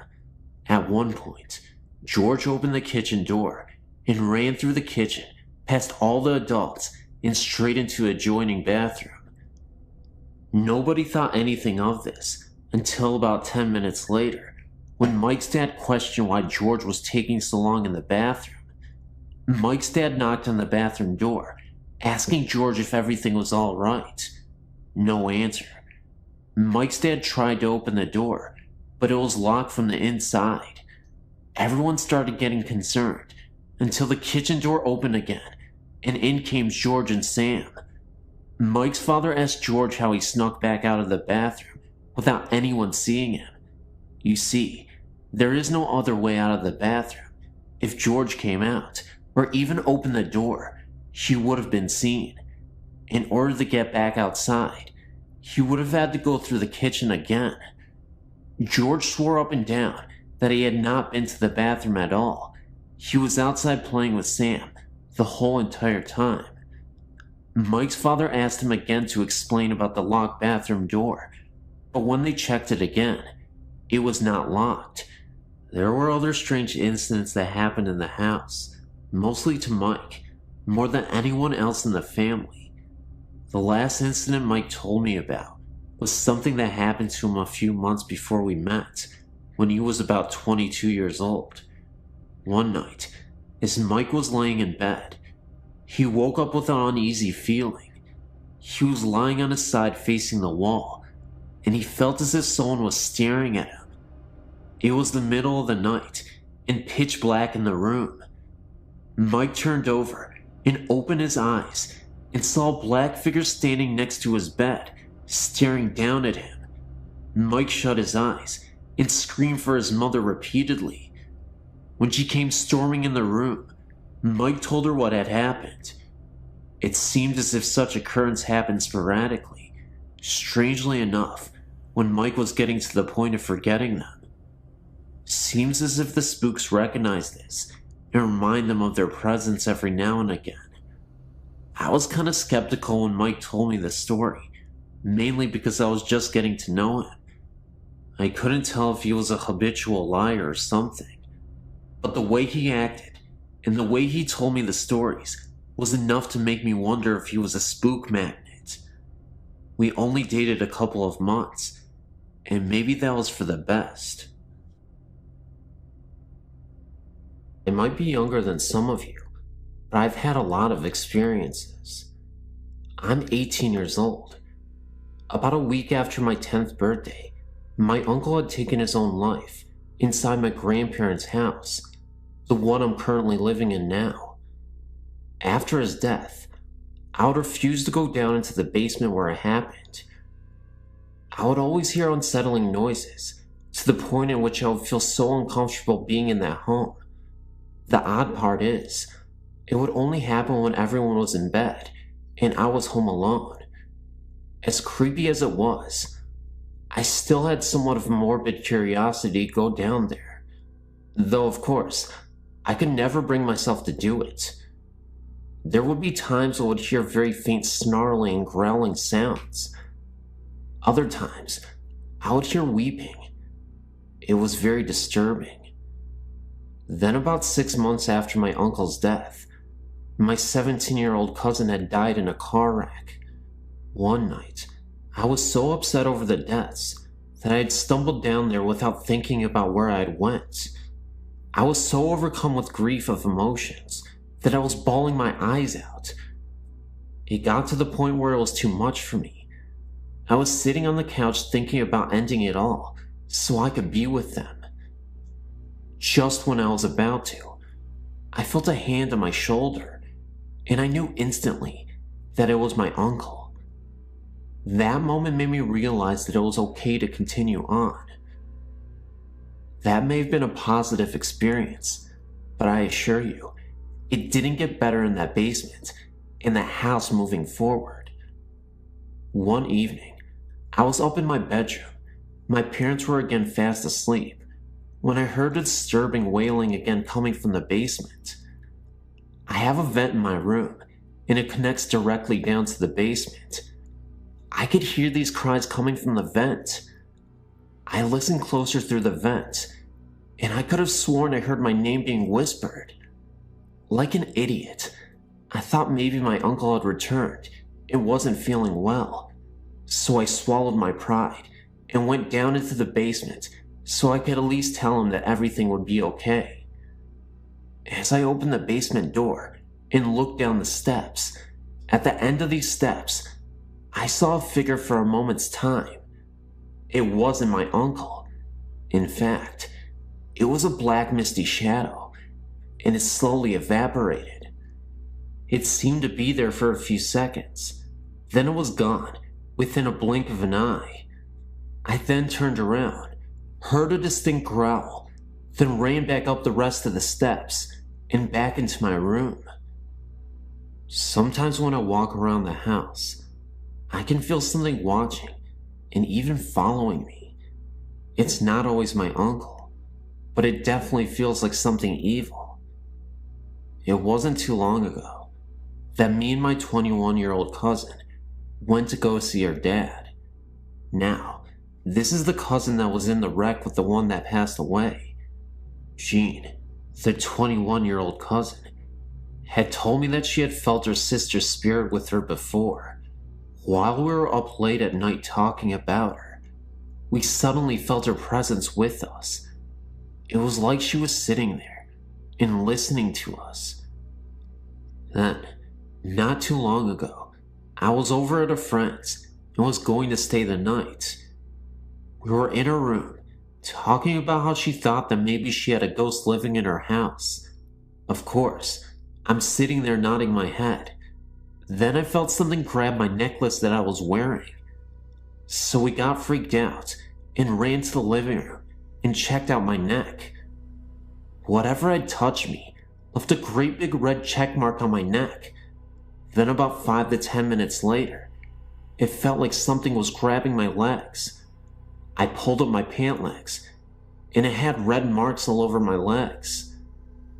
So me and my friend decided to get out of the house and go bowling. Over at the bowling alley, the marks had turned white and disappeared. Well, anyway, when we got back to our house, the marks returned, and I kept feeling things grabbing me and following us occasionally. But the weird thing is, nothing was happening to her, and she told me that nothing like this has ever happened to one of her friends before. I was beginning to think that this bad presence at my home was starting to attach itself to me. So we decided to go to bed. While we were laying there, it felt like someone had come up and sat down on the bed between us. So I looked over, and no one was there. I haven't been over to my friend's ever since.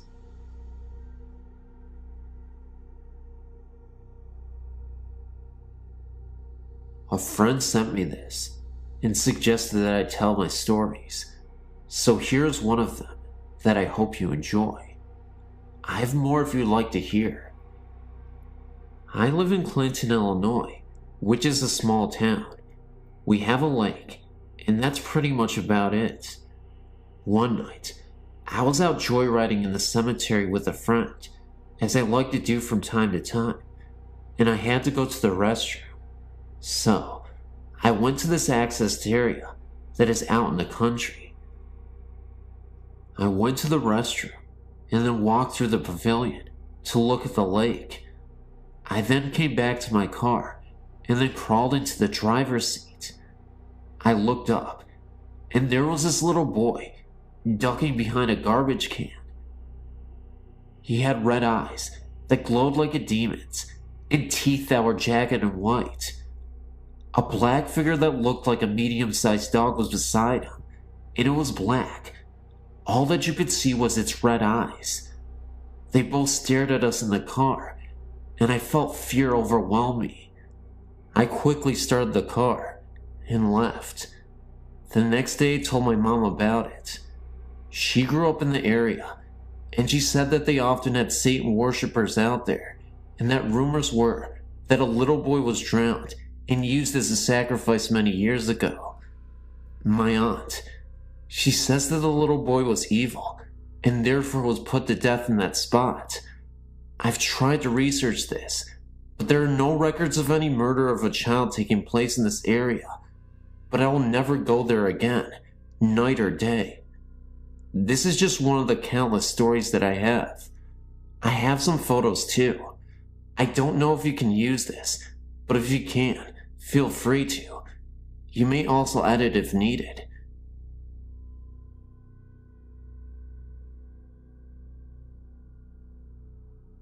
Have you ever stayed at the Holiday Inn? You should, because this story is outrageous. In early of July 1999, I spent a work week there for a regional curriculum camp. I'd originally been slated to share a room with other teachers on the first floor. However, The room was a smoking room, and the odor was causing my asthma to flare up, so I was transferred to a room on the 4th floor. Buggered if I can remember the room number. When I retired on Monday night, I had not heard yet of the ghost or any legends.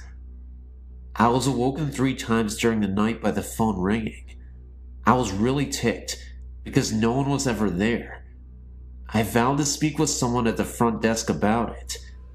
In the morning I learned about Tanya, the ghost. We all laughed at the story, thinking it was something to amuse tourists. Being WNY natives, we weren't going to be suckered by any such nonsense. I forgot to talk to anyone about the phone, and decided not to bother. I fell asleep very quickly that night. I was awakened that night by the sensation that someone was staring at me from the left side of the bed. I have small children. My son often wakes me using the stare method. Now, I might have thought the ghost story was crap, but I wasn't going to test the theory by looking to see what was next to me. I said, "Go away. I'm not going to look at you. I need my sleep." The sensation immediately left me, and I slept the rest of the night quite peacefully. I awoke and went to my morning sessions without anything remarkable happening. However, I had to return to my room mid-morning to fetch some papers I needed for the next session. The curtains were open on the doors leading out to my balcony, which was not unusual. Housekeeping always opened the doors after cleaning. What was unusual was the number of small, sticky handprints all over the outside of the doors. These were no higher than my waist. I shook my head at the poor cleaning job. I was sure that the previous guests must have children with them, and that the maid had failed to clean the prints off the glass.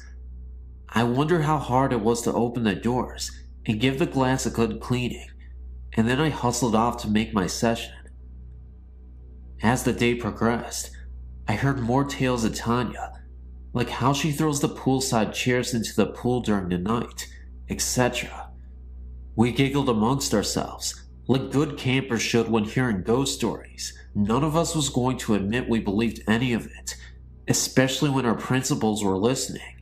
So, I was half joking while I was in my room, getting ready for bed, and said out loud, "Listen, Tanya, I don't know how old you are, but I think you'll enjoy the books in the Falls room. If you can read, you'll really like them. Even if you can't, lots of them are full of beautiful pictures that I bet you'll like to look at. Go there instead of bugging me." I slept like a log, without any interruptions that night.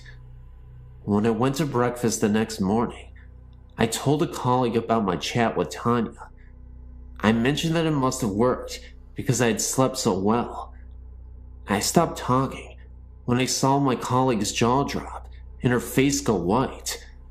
I asked her what the matter was, and she took me over to the professor who was leading the sessions in the Falls room. My colleague said to the professor, "Tell us what you found in the room this morning." I listened in stunned silence as the professor described what a mess the room was. Books were thrown all over the place. The display table was in shambles, and her boxes of supplies had been unpacked and poorly repacked.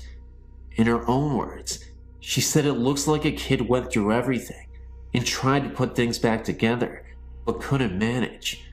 The professor had questioned the hotel staff about who had access to the room, and all swore that no one had been in the room after we had left, and that the door had been locked until the staff let the professor in the morning. I apologized when she finished and explained that it had probably caused the mess by inviting Tanya to go there. We all laughed uneasily at that. Some other teachers on the 4th floor admitted the strange things, like the ringing phone, no caller, and the sensation of being watched. Suddenly, we weren't so sure that the story was something just to amuse the tourists. Were the phone calls, staring sensations, sticky fingerprints, and trash conference room related? There could be logical explanations, like incorrectly routed calls, poor cleaning, and staff mischief. Maybe Tanya was drawn to all of us warm, female, motherly-like type teachers. No male teachers that I know of on that floor, and yes, all of us are moms too. One thing is for sure, I'm far less skeptical of the paranormal than I was before, and I will admit, even to my principal, that something odd happened in that hotel.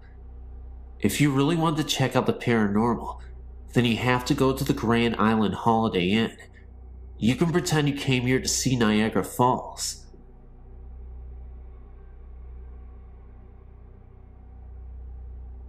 I've had many experiences with ghosts and hauntings, all beginning around age 3. I'm now 28, and my connection to ghosts and spirits has only grown stronger with time. I suppose I should start with my earliest haunting. I was around 10 years of age. My parents had just divorced, and I was feeling alone and angry. I don't like to sleep with my bedroom door open. When I did, I felt I was being watched. One summer night, the air was hot and humid, and I had no choice but to sleep with my door open to get a cool cross breeze. I remember waking up sometime around midnight or shortly thereafter, feeling I was being watched. When I looked out my bedroom door, I saw a frightening sight. A figure with pure black skin, bright yellow eyes, and a cloak of red, white, and black harlequin-like design was staring at me, its hands on the door jamb, about to enter the threshold of my room. I screamed, saw its eyes widen in shock, possibly, and flee down the hall adjacent to my room. I even saw its robes fluttering after it as it fled. My scream woke my family, who searched the room for the thing, lack of a better word, but found nothing. All the doors were locked, no windows were broken. I shut my door, put up with the heat, and it hasn't returned since. I've been told that the creature was a demon. I also found out that I was depressed at the time, and that may have been drawing it to me. I can still feel its presence when I think about it. I feel very frightened just remembering the experience. Thank you for letting me share my experience here.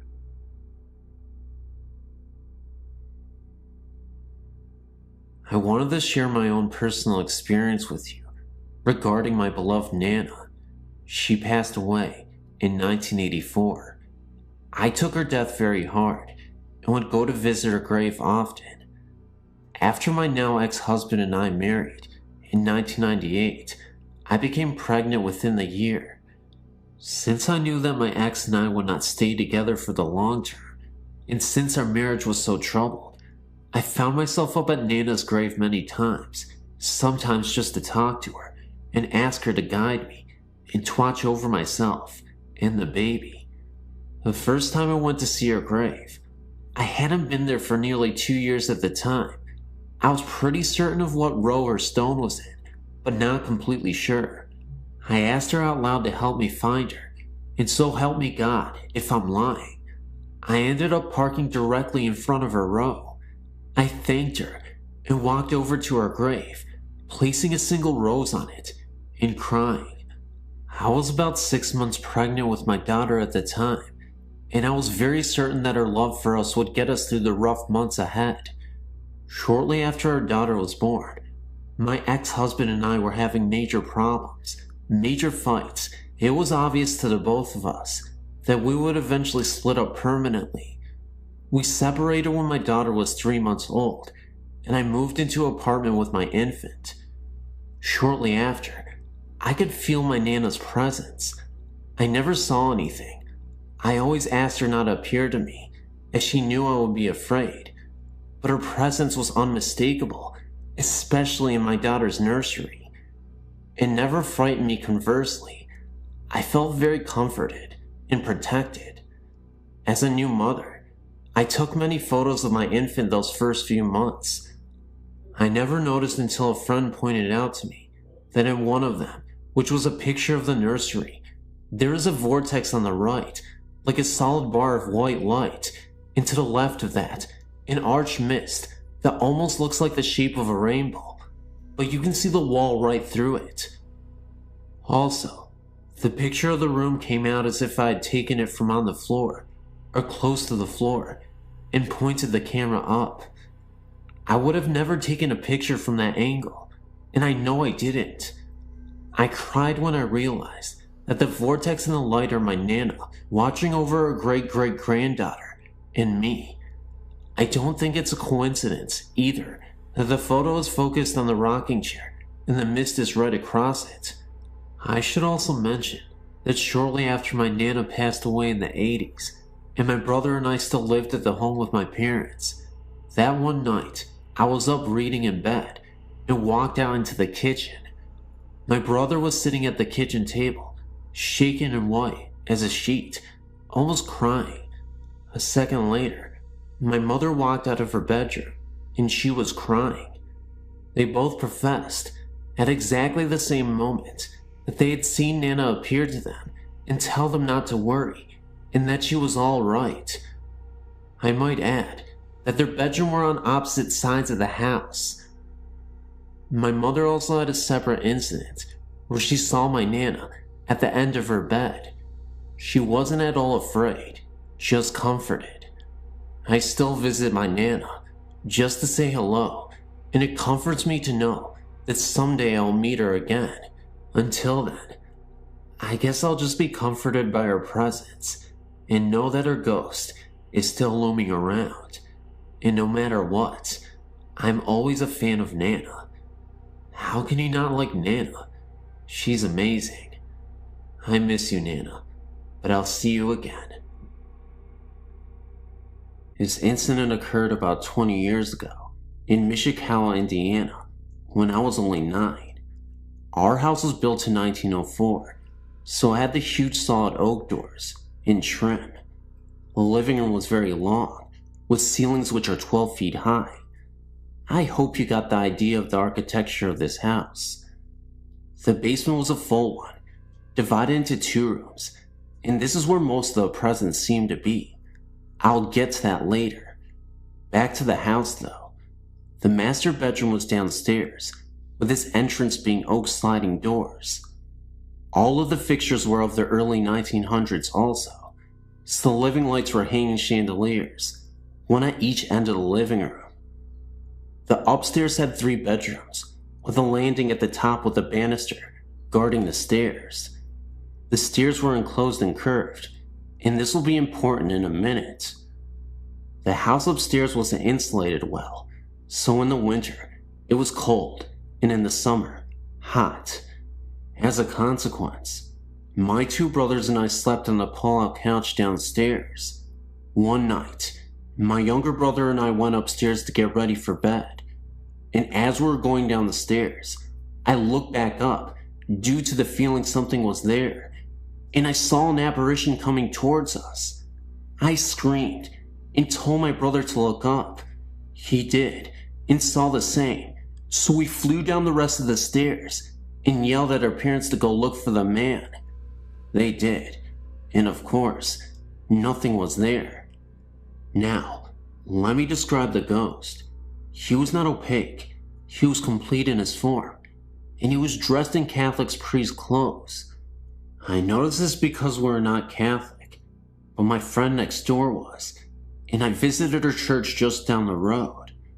I thought this was very peculiar, but what I thought was even more peculiar was the fact he was holding a gun, and he pointed it directly at us, or so what I thought was a gun.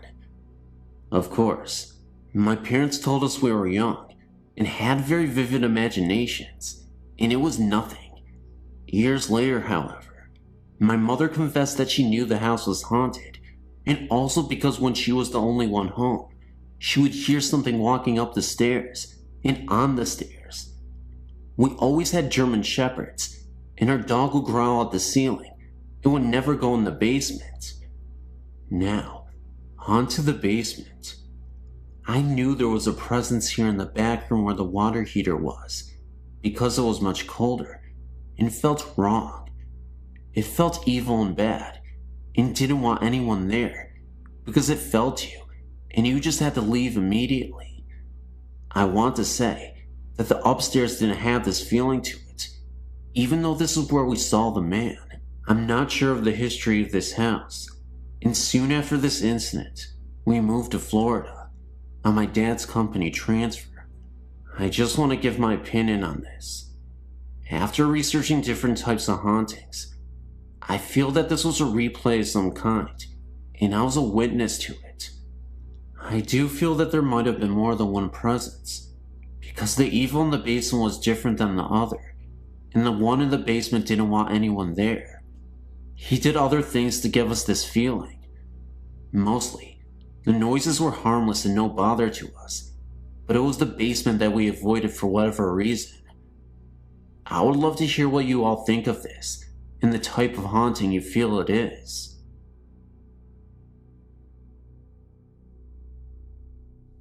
I used to spend a lot of nights driving around in my youth. I was young and reckless, and had no clear direction in life, so I'd often find myself aimlessly driving, late at night.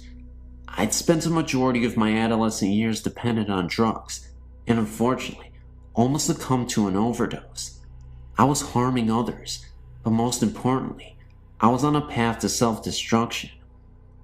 The night before my overdose, I had a creepy paranormal experience that, fortunately for me and those around me, changed my entire life for the better. It was another one of those late night drives. I'd gotten into a verbal altercation with my parents. Words that weren't meant to be said were exchanged, and I ended up running away from home. I took the keys and headed out driving for hours until I ended up in an unfamiliar town. I was starting to get a little exhausted, was 6 hours away from home, and was running low on gas. What happened next will always be embedded into my subconscious for the rest of my life. I pulled up to a gas station in the middle of nowhere. Now, like I said, this area was completely isolated from the rest of the world. It had a last house on the left kind of feel. Until I ended up at the gas station. I'd driven past miles and miles of just cornfields and farmland. Woods all around, nobody in sight. I ended up walking to the gas station and bought myself a pack of cigarettes from the station attendant. He noticed I looked a little confused and asked if I was lost. I said yeah, I was. This was before GPS and cell phones, and I didn't have a map with me. He told me there was a bridge in the distance that was visible from the gas station less than a mile or so away, but said if I crossed it, I could pass another town nearby and find a highway that could take me back home. I thanked him, pumped my gas, and went driving towards the bridge. As I started to make my way through this road, and on my way through the bridge, rain started to pour down, and I could barely see through my windshield. It had rained so much that it almost obscured my vision, and there was no source of light anywhere along the dirt road I was traveling on, except for my headlights. The guy at the gas station told me the bridge was very close by, and even though I could see it in the distance before it started raining hard, it felt like it had been forever before I could see it. Just then, I finally came across the bridge, despite the downpour. This is the part that really startled me. I was driving across the bridge, absolutely nobody in sight, no other cars. It was late at night, 3 a.m., and nothing but trees and bushes scattered around the bridge. I kept driving across this long bridge, and that's when my headlights shined onto this small child who suddenly appeared within my field of vision. All I could remember was that his eyes were glowing, almost like an animal in the night. I was unable to stop in time, and I thought I had hit him. I immediately panicked, stopped the car in the pouring rain, got out to check to see if he was okay, and the kid was nowhere to be found. It confused the hell out of me, because again, what kid would be playing around in the middle of the night, in the middle of nowhere, and in the pouring rain? I didn't even hear a thud, or any noise besides the sound of the rain falling down on my car at the moment of impact. I looked under the car. It was as if this child didn't even exist. I remember distinctly that the boy was wearing overalls and a hat. It looked like a completely real boy. There was no mistaking that this was a human. Now, I mention my recklessness and drug abuse because this incident caused me to turn my life completely around. I was so worried that I accidentally hit a child, and it may have ran off into the woods, that it made me swear to always be alert and never fight with my parents again.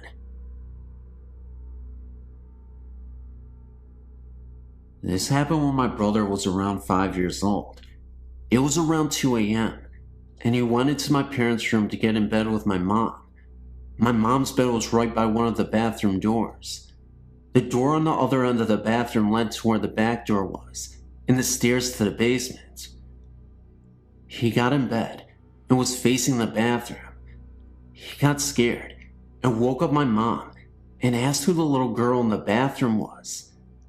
He said he had never seen her before. He told my mom that she was just standing there, staring at him. My mom said the way he was talking, like there was really someone there, it really scared her. She said she just rolled over and shut her eyes. She was too scared to even look. I don't think a 5-year-old imagines things like that. While we were in the same house, my mom's cousin was hunting in the mountains and accidentally fell on his gun and killed himself. The family thinks he came back to say bye because it was such a sudden death. A few days after he died, when we were all in bed, a light in the hallway bathroom would click on and off. It was an older house, so the switch made a really loud click when he turned it on and off. My mom would be sitting on the couch late at night, with her back facing the hallway. You can sometimes feel when someone is behind you, and she said she heard me breathing hard and walking up the hallway. She called my name and turned around, and no one was there. At the same time, at her cousin's parents' and sister's house, similar things were happening. His old toys from when he was younger were stored in the basement of his parents' house. One night his electric train turned on. It was going around the track. No one knew this was happening to other family members until my mom called his parents and told them what was happening to her. The next day they went somewhere and tried to contact them. They all said they loved him and it was time for him to move on. They think he was trying to contact the family because he died suddenly. After they talked to him, everything stopped.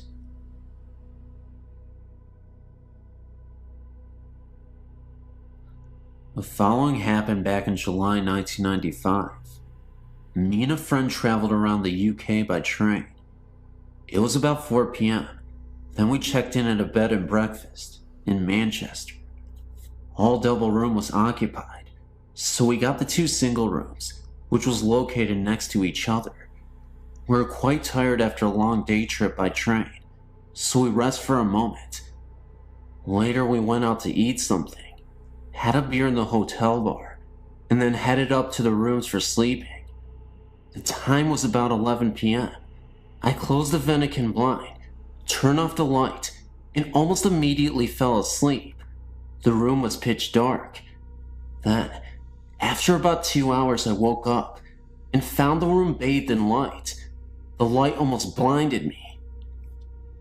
I had a strong emotion to walk towards the window, just like I was enforced to do so, and then I went up. I heard voices and music, like old folklore or something. The voices was only like a murmur, so I actually couldn't hear what it says. It was like being in a full-up restaurant or a pub or something.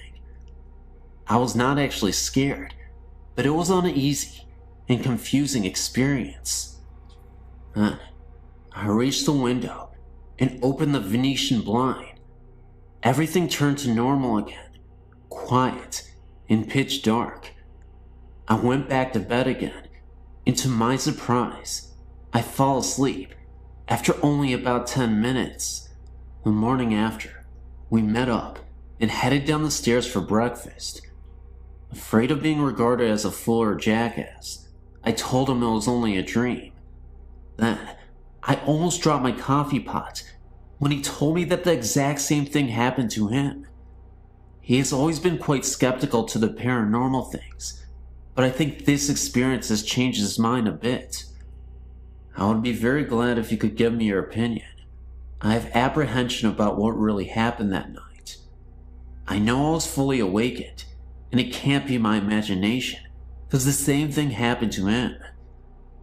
As I said in a previous mail, I'm not so good with English, so I hope you understand me. You may publish my story if you want, but you better circumscribe it before.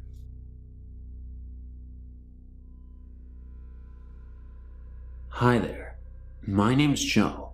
My friend Colin probably wrote you recently about some recent activity. For the past I don't know how many years, I've been able to feel, and to an extent see ghosts. I can sense what they are feeling and what their intentions are.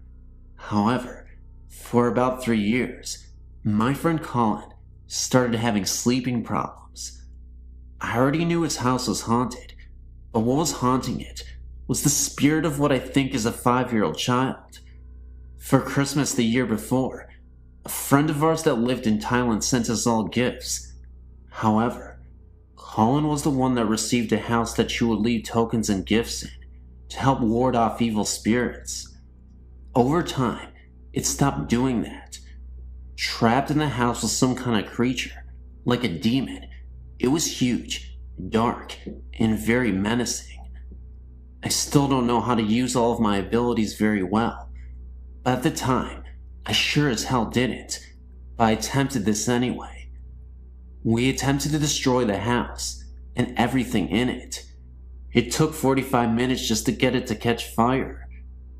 During this 45 minutes, I was attempting to immobilize the creature inside the house. After 45 minutes, I was able to trap it by pure luck.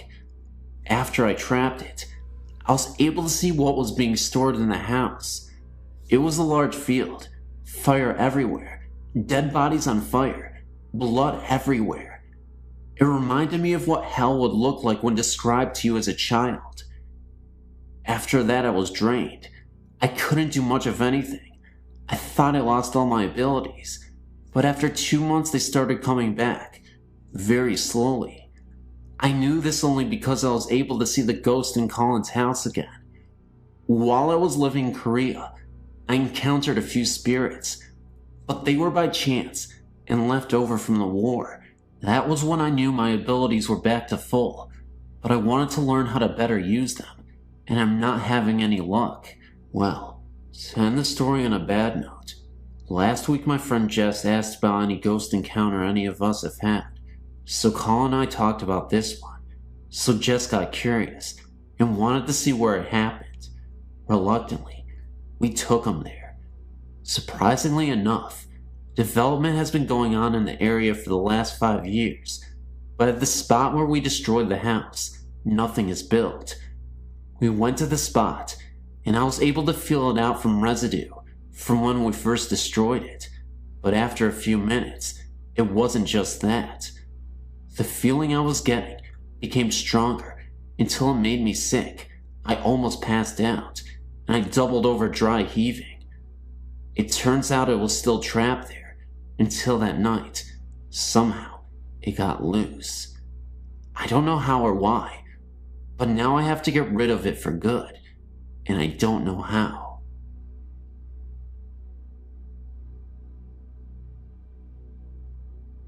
In 1989, I moved into a government apartment in a small town containing 7 units.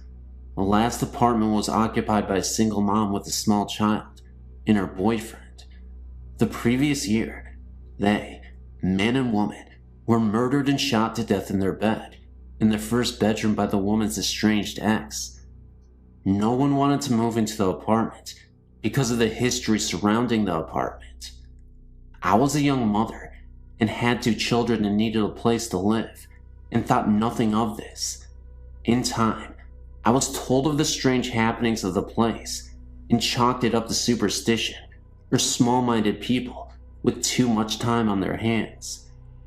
Things were pretty quiet for me and my little ones for the first few months. Then small things started to occur. Light over the sink area in my kitchen will mysteriously come on in the middle of the night. Being the only adult in the house, and the only person who would actually reach the switch, this had me worried that I had an electrical short or something, and promptly had it checked out. Nothing. Perfectly normal. Kitchen cabinet doors would be halfway open in the mornings when I awoke. I scolded my oldest daughter, 7 years at the time, for climbing the counters and getting snacks out, and she told me that she was asleep and she didn't do it. My youngest daughter, 2 years old at the time, was starting to make a habit of getting up in the middle of the night and getting into bed with me. Very unusual for her. She's a hard sleeper. At one point, I was having trouble sleeping, so much so, to the point I went to a doctor and got sleeping medication, all to no avail. I always woke up at 3 a.m. and had a difficult time getting back to sleep. Nothing worked until I rearranged my bedroom furniture and moved my bed from one end of the room to the other. Once, while my oldest daughter was visiting her grandmother overnight, myself and my youngest daughter decided to take a bubble bath together in the late evening. While we were in the tub, I heard jingle bells rattling around in the cup on a shelf not 5 feet from me. All of my windows were closed, and no one else was in the house. Couldn't explain it at the time.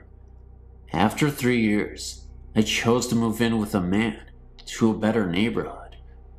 My landlord chose that time to tell me the complete history of my apartment. He showed me the newspaper articles on what happened, and after reading all of them, I understood all. The ex climbed through the bathroom window and shot them both dead at 3 a.m. and took the child, which was sleeping between the two. Her bed was in the exact position as I had my bed when I couldn't sleep. The mom was a stay-at-home mom and was always in the kitchen fixing stuff for her little child, making homemade cookies, snacks, and such. She always left the kitchen sink light on for her boyfriend when he came in late at night. My daughter always getting into my bed late at night was quickly understood by me. The other bedroom was never used by the child. She always slept with her mother and the boyfriend. No other tenants have reported any activity in this unit. Of course, they didn't have a smaller female children either.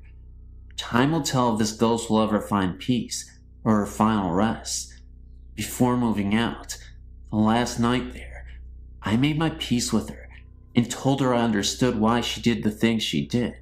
I understand she wasn't trying to scare me or my little girls, and I wished her peace. One afternoon of 1995 or 96, I was dusting our bedroom, the master bedroom, in our apartment. Right beside our bedroom was a small hallway leading up to the bathroom into the other bedroom. I remember being in a very good mood. I'd been doing a few changes in the decoration of the bedroom and was now dusting. I was happy with the results, and as I was dusting, I was talking about the changes with my husband, or what I thought was my husband, standing in the hallway. All smiling and happy, I started to tell him, or what I thought was him, "Hey Frankie, look at what I've just done. Isn't that nice?" I advanced in the hallway to bring him in the bedroom, and as I neared him, he disappeared. I nearly jumped. Now, as I was dusting, I happened to turn my head towards the hallway, which was on my right, and there stood a man who very much looked like my husband and who was dressed in modern clothes, a short and a t-shirt. When I saw him, I was sure he was my husband. That is when I started talking to him, and as I was cheerily and happily explaining the changes to him, he had this most beautiful smile of encouragement. He seemed to be happy for me. What a surprise when I realized that I had been speaking to someone or something else than my husband, and when I saw it, it disappeared. It is when this being disappeared that I realized that my husband was lying on the couch, and watching TV. He was very surprised when I told him what happened.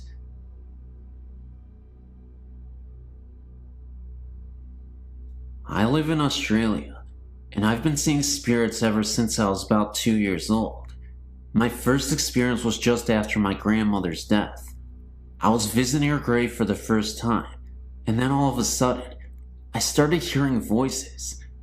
They were telling me to leave, that it was too dangerous for them and me if I stayed, that I had to run and never turn around.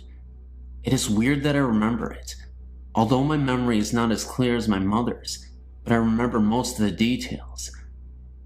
I know that this is pretty hard to believe, but I give you my word it is true. Although I think about it now and realize that I wasn't scared, at the time I knew that I had to leave, so I told my mom and dad, and we left. My dad didn't believe me, but my mom did. Since then, I've had many experiences with spirits, all of which have been good, except for one. This happened when I was 15. I'd been roped into a swimming carnival, and I can't swim too good, so I was practicing in my pool. The pool is down the very back, and you can't see the house from the pool, as it is behind a shed. I've often seen spirits down the back, but it has never worried me. It was getting late, and I've been swimming for a while, so stopped for a break. Whilst I was standing in the middle of the pool, I seen a baby sitting on the fence that surrounds the pool. I tried to look away, but I was in a trance. I finally stopped looking at it, but it was good, as I was suddenly dragged under the water. I struggled for about 2 minutes before it would let go. When it finally did, I ran inside. I told my mom, and she never believed me, but I've never been down there on my own ever since. My name is Evan, and my friend's name is Scott. We're making a trip to North Carolina for a concert in August of 1996. After the concert, we drove for a long while, finally making it to South Carolina, and were in need of a place to camp, as it was getting pretty late. We found the Kings Mountain State Park entrance, but being almost 2 a.m., the gates was locked. We both got out of the VW camper to see if we could get the gate open. The road was completely deserted, and being at the entrance, we were not even close to any campsites. With the headlights of the camper as our only source of light, a woman appeared out of nowhere. She had dark hair, thin white dress, and was barefoot. She asked us if we were with the wedding party, and we replied that we were not. As quickly as she appeared, she was gone. Scott and I thought it was kind of weird. No evidence of another car on the road, and the fact that she was barefoot in the middle of nowhere at 2 a.m. in the morning. Entertaining the thought that we may have had an encounter with a ghost, we forgot about it. Recently, I was reminded of the incident and thought I'd surf the web to see if there was documentation of some similar experience when I found your site. I was blown away when I found an entry for Kings Mountain State Park and the woman in the white dress. The entry said that she was murdered by the Klan for marrying a black man. I wonder if they were married right before the murder, and that's why she asked us if we were the wedding party. When I was 9 years old, we moved to a house in Brooklyn Park, Minnesota.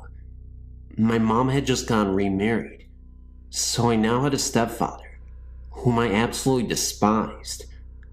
About a year or so later, my dad started renovations on the house. We added almost half a house on.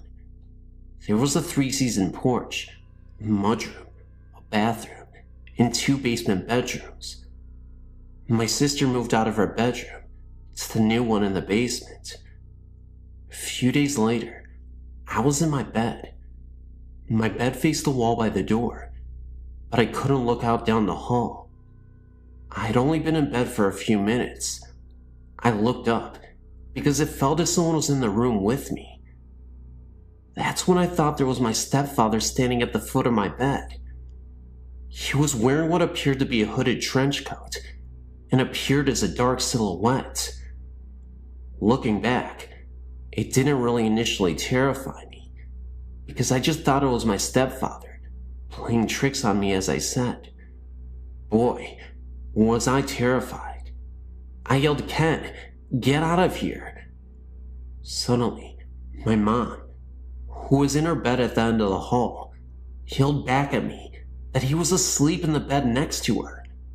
Suddenly, the figure disappeared. I ran as fast as possible into our bedroom.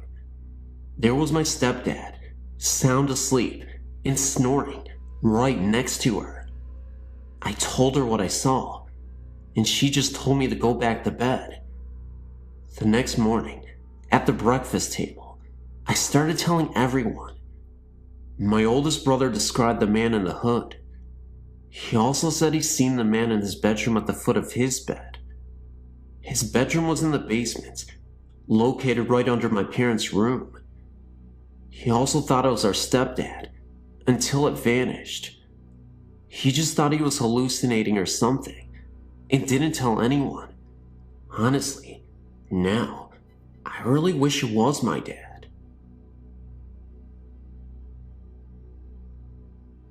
Hi, I'm a 21-year-old student in Chicago, Illinois. I'd like to tell you my story, and if possible, ask for your professional opinion about a few things. I've experienced spiritual and ghostly activity for about 11 years now. I used to be frightened by these experiences, but now I'm quite intrigued. However, one incident stands out in my mind and still bothers me to this day. This is the story that I would like to tell you about. About 5 years ago, I lived in an apartment on the second floor. It was an unusually warm summer's night, so I decided to sleep on the couch, with the sliding door open to let in the breeze.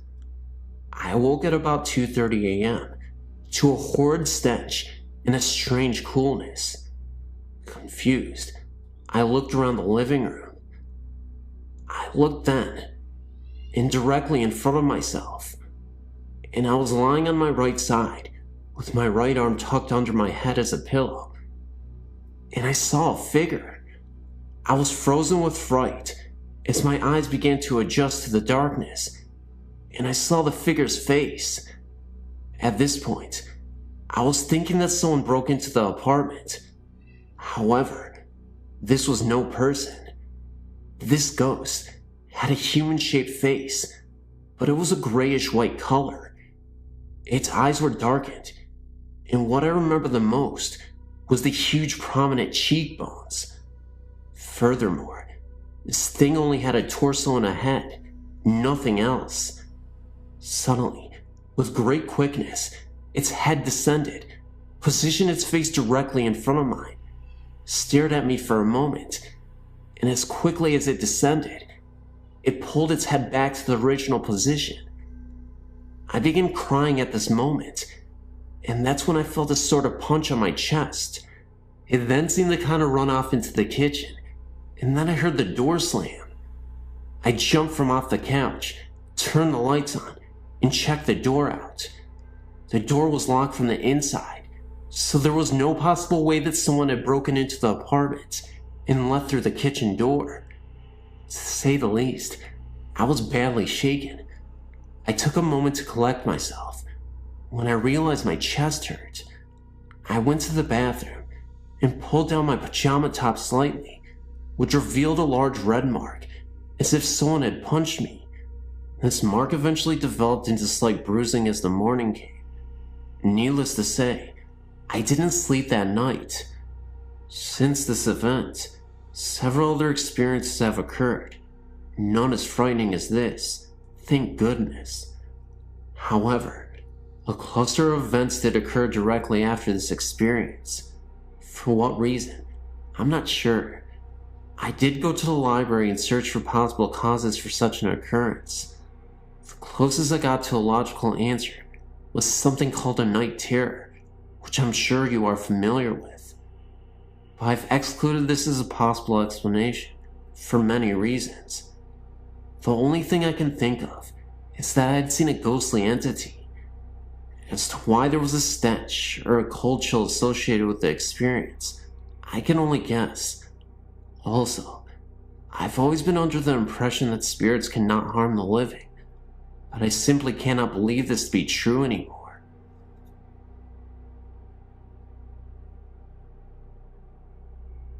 And this is an experience that I had when I was younger. It's a little short, but it remains my creepiest ghost story I've ever had. I had to have been 8 or 9 years old when it happened, and yes, it sounds a little corny, but it was truly an unforgettable and authentic experience. It happened to be dark and dreary on this night. It had been raining really hard, and I had no choice but to walk through the rain. The rain just kept pouring down, and all I could think about was how miserable I was from the rain, and just wanted to get to my friend's house faster. I think it was around 10 p.m., and I was walking through the neighborhood park to my friend's house on the other side, when all of a sudden, I saw my dead grandmother appear from out of nowhere. Oddly enough, it was a year to the day of her death from cancer. She just looked as she did before she got sick, though. She looked wonderful. Of course, I wasn't sure if it was really her, so I walked up to her and called out her name. The wind became harsher and the rain fell harder, and as she reached out to me, I could see she was in pain. It was at that very moment that her face changed, and she became scared, and looked as though she needed my help, and it was then that she disappeared. I had to have been 3 to 5 feet away. Needless to say, I ran as fast as I could to my friend's house, and didn't say another word that very night.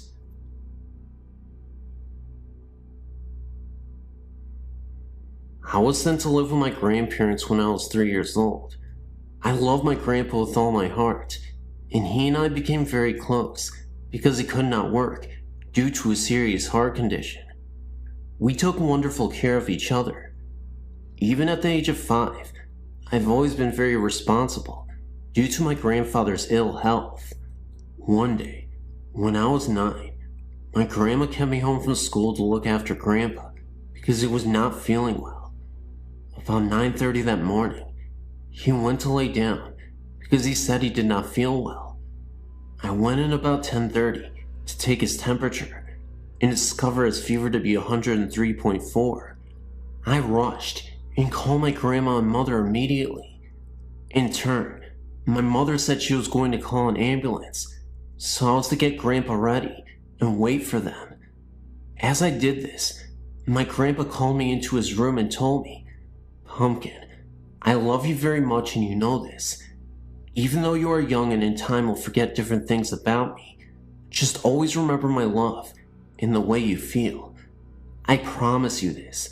I'll always be there with you, and you'll always be in my heart." I will always remember him saying this, because that was the last conversation he ever had. I never got to say goodbye, because he fell into a deep coma, and they wouldn't allow me into ICU to say goodbye. He then died on May 26, 1983, at 5:36 a.m. I know this for a fact, because he had given me his watch to hold on to while he was in the hospital, and it stopped at that very second that they pronounced his death. Now, while that is odd enough, the best part is yet to come. 3 weeks after my grandpa had passed away, my grandmother became very ill and was put into the hospital, so my sister, brother-in-law, and myself stayed out at my grandma's house. My sister had a cat that whenever someone came down the stairs, it would run to the basement door and cling to the screen to be let out. Well, one night, at about 11:30 p.m., the cat was sleeping with me on the couch in the basement when it jumped down and ran to the door to cling onto the screen, when all of a sudden, we heard footsteps. Now, the house is locked, my grandmother is in the hospital, and we are all in bed, downstairs. my brother-in-law grabs his baseball bat and tells us to call 911. At first I was very scared and was crying. And then they went upstairs. The footsteps stopped, and all of a sudden, my grandpa was standing in front of me, holding the note I had put in his pocket the day of the funeral. He had a tear in his eye and told me, not audibly, but I could see his lips move, that he loved me and would always be there with me. Ever since then, any major life event, graduation, marriage, the birth of my 2 children, anything, I felt this love at one time or another, and have felt a huge sense of calmness.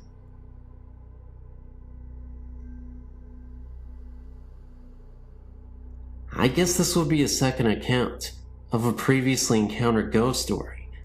I had the same thing happen to me as in the story below on Denton Road, Ypsilanti, Denton Road Bridge. The story goes that a group of kids were playing chicken near Denton Road Bridge, and one of them proved to be Chicken. His car swerved off the road when they reached the bridge, and they crashed into the river below. Many people claim to see a light come out of the river and chase their vehicle to the end of the road if they stop at the center of the bridge at night. I'm a racer and have a very fast, very built-up 1969 Dodge. One stopped on this bridge simply because we were lost, and a pair of headlights came up the embankment and behind me and started coming up on me very fast. I thought some drunken redneck was out four-wheeling and was going to rear-end me. The car was in gear and running, so I simply stepped on the gas, and the headlights behind me pulled up within a few feet of my rear bumper. I floored it, and the light stayed right on my bumper. Couldn't see a thing behind me because the brights were on the car following me, and they were far brighter than any car I'd ever seen. I had the speedometer buried past 120 miles per hour, and they were 2 feet off of my bumper. I remember the red glare of the brake lights lighting up the road behind me some, and the moon was very bright that night, so I could see the way to the bridge practically, and there was not a car on the road. I was a little stunned, and almost lost the car at the turn. We went back to make sure that no one behind us had got into the ditch. Well, there was nothing. And then I got freaked. Made it back to Windsor in record time.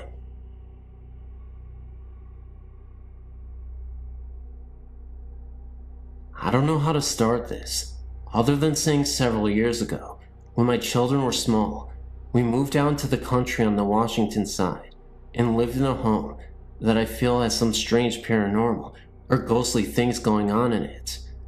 I would have to say that during that time, there was something in there causing all havoc in our home. To make it short, I used to on a regular basis have something come to me, and I'm not sure what, but let me explain what it looked like. I would wake up from a sleep most of the time, but sometimes I was fully awake in bed when it would happen, but for the most part, I would wake up from a sound sleep and notice this lavender-colored smoke, or whatever you want to call it, coming from the corner where my closet was, and it would do different things at different times. It would wrap around my perimeter of my room, and then go to the end of my bed, and separate into 5 different lines, and then dart at me, and then would go away.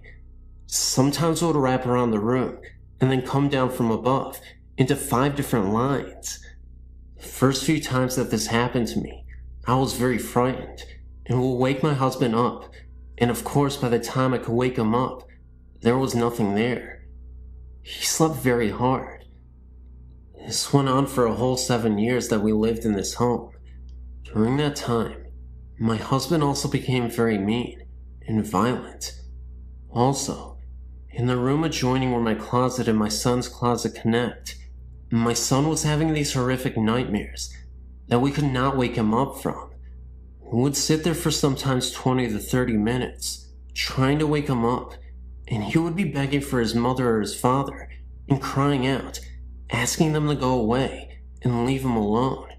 He would describe them as ugly and short, very ugly and mean-looking in the face, and they would torment him and scare him and try to hurt him. This was heart-wrenching for me to see him go through this and not be able to wake him up. I would cry right alongside of him when I was holding him, rocking him, trying to wake him up from these nightmares. All of my children used to tell me that in the house, they would see a ball of light sometimes that would move quickly through the home. I saw that occasionally as well. Our television was something quite interesting as well. It would turn off by itself while we're watching it, and then it would turn back on with the remote, and then it would turn back off again. We could play this game for a few minutes, and then it would stop. This only happened a couple of times through the TV. I do feel that there was something evil in that home, because many things went on in that home.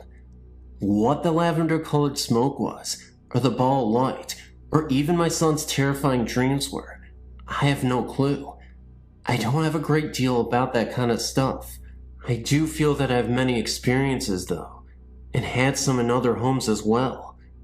Who knows, maybe they follow me, but the home in Washington was not a good ghost, if that is what it was. Our family went through some of our hardest times in that home. Can you tell me what the lavender smoke was, or what the ball of light was? I would be very interested in knowing. You could respond to me. Thanks so much.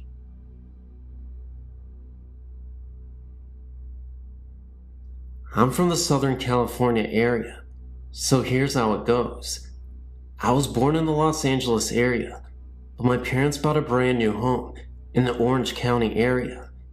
The city of La Palma, to be exact. The house was located on some ranch of some sort, because our backyard faced a very large open but fenced field, with some cattle roaming around in it. Mind you, these are tract homes, as we know it today, and at the time, it seemed like we were living in the boondocks. I mean, looking back at it now, it was a rather very lonely area, but it all had these new tract homes. You know, one supermarket, one library, one hospital, fire station, and police station. You get the idea. What the funny thing was, we were only 4 blocks west of Knott's Berry Farm. That is, if you stand at the main entrance, as you get closer to the park. Anyway, the house was well built, new carpet, plumbing, the whole works with upgrades. But on some occasions, I was very scared downstairs in the family room. I was even scared in my own bedroom. I mean, my room looked like a toy room display, so there was no reason for me to get scared, just out of the blue. I mean, I was playing in my room, and it seemed as if evil walked in the room. I got this incredible feeling of hate towards me, as if I shouldn't have been there. It's happened to me several times in the house, and at 7 years of age, I didn't know anything about the supernatural or paranormal activity. Another occasion was during a Saturday afternoon.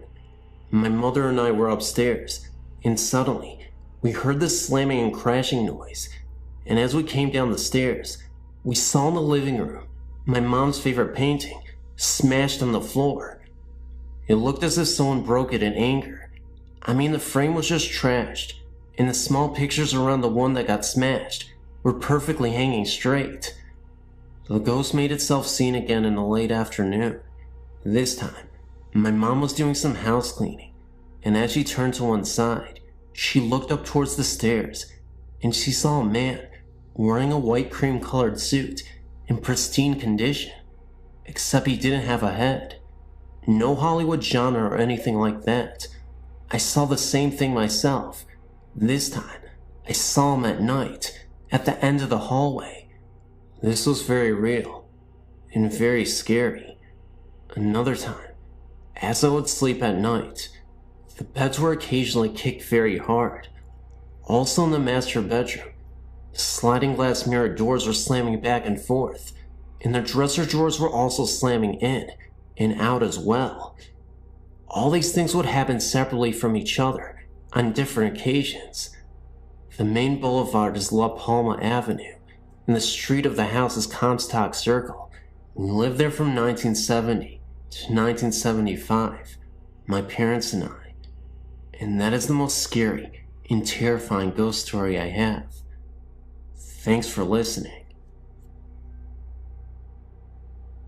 I had recently sent a story about my grandfather visiting me about a week after his death. Well, that was one of the more comforting things that has happened to me. The next story I'm about to submit actually happened as a dream, but to this day, I feel a very strong connection with it. It all happened about 6 years ago. A 10-year-old girl mysteriously vanished from a sleepover at her friend's house. I never met this girl, and although we only shared the same first name, I had several odd dreams about her after her disappearance. One day, about 1 week after the child turned up missing, I woke up early one morning to go to work. It wasn't like any day though. I woke up feeling very sad and upset. I didn't have any idea why I was feeling like this, but something just wasn't right. So, I continued to get ready for work. When I got there, I still had this bizarre feeling that something big was about to unfold. About an hour into my long workday, I forgot about the feeling and went on with my day. A woman I work with came into work about an hour later and then asked me, "Did you hear they found the missing girl?" All of a sudden this feeling came back. I said yes. They found her in a dumpster wearing her blue nightgown. She replied, "Then did you hear?" I then started to cry uncontrollably and said no. She, the young girl, came to me in my dreams and showed me where she was and told me that I no longer had to play with her because it was time to move on and now she could rest in peace. The woman just looked at me in disbelief and really didn't know what to say, and neither did I. I then realized this poor young soul felt compelled to have someone to be with her. Why she chose me, I will never know. Again, we did share the same first name, but other than that, I cannot explain what happened. Most people I tell this story to have a tendency of just looking at me with an odd expression on their face, but I too believe that it was all just more than a dream. I've never seen any ghosts or had any sort of experiences with the supernatural, but my friend, Amber, has. She was friends with this guy named Seth, whose mother was my high school coach. She was telling me about this house Seth's parents bought in Monticello, Florida, about 45 minutes away from where we live. It was a real old house with lots of land around it. This house was a weekend house for Seth's family. One day, Amber was invited to spend the weekend with them. She told me that on the way up there, they tried to warn her not to get scared because there were ghosts there. She thought they were pulling her leg and was laughing and playing along. When they got there, Amber was impressed with the 2-story wooden house. It was built in some old style from the 1800s, apparently. She walked upstairs to her room for the weekend and was given a tour of the house. Upon entering one room, she smelled something sour and bitter. It was right beneath the attic. She couldn't describe it to me, but let me know it wasn't pleasant. Then, she was led to the attic, supposedly the most haunted room. There were old rusted chains and shackles attached to the walls. A long time ago, a slave owner owned this home. The slaves would be punished by whipping and being shackled in the attic, with no food and water for several days. Amber said she had no eerie feeling, and didn't see anything out of ordinary. Later on that night, Seth and Amber were staying up late and playing games. They dared each other to go up to the attic, knowing the stories behind the deaths of slaves in the attics. When they went up the stairs and turned on the lights, they smelled that sour and metallic smell, and saw dark stains on the floor that wasn't there previously. Amber said she had never been so scared in her entire life. She thought her heart was going to stop beating, because it was beating so fast and hard. She and Seth went downstairs, wasting no time at all. Amber couldn't sleep at night, because she was certain she could hear the groans and cracking. The next day, Amber came straight home and refused to come back to the house again. I talked later on with Seth's mother, my high school coach, and she said it was true. She gave more stories about how she'd find things moving or missing, how she smelled cigar smoke when no one smoked. She told me how she would come home at night and all the lights would be on in the house. She told me she had not seen any ghosts or even felt threatened. She actually thought of them as her friends because they would turn on the lights for her at night when she came home. I wouldn't be able to stand it. Weird, huh? It makes me leery of my own house, even though my parents originally built it. I have a few experiences. In 1976, I was living in an old building, and every night, I would hear footsteps, heavy ones, walking on the floor above me. I then asked the apartment manager, who lived upstairs, and learned that no one did, and there was a crawl space. He checked it, and no one was there. So on a weekend when I knew no one was in the building except myself, I decided that if I heard the footsteps again, I would not be scared. Then the footsteps began pacing all night. I kept my wits and made plans to leave. I left the building. Second experience, about 1985. I was at work early one day, 9th and Market, and was going into the bathroom. A woman went in before me, not less than 1 foot in front of me, and so when I walked into the bathroom, no one was there, and I looked under all the stalls, and still, no one. Yet there was one way into the bathroom and the same way out. The woman just looked like a solid body. The same thing happened once again late one evening when I was going into the bathroom, and I just rushed in just behind her to see her, and when I got in 2 seconds later, no one, not even in any of the stalls.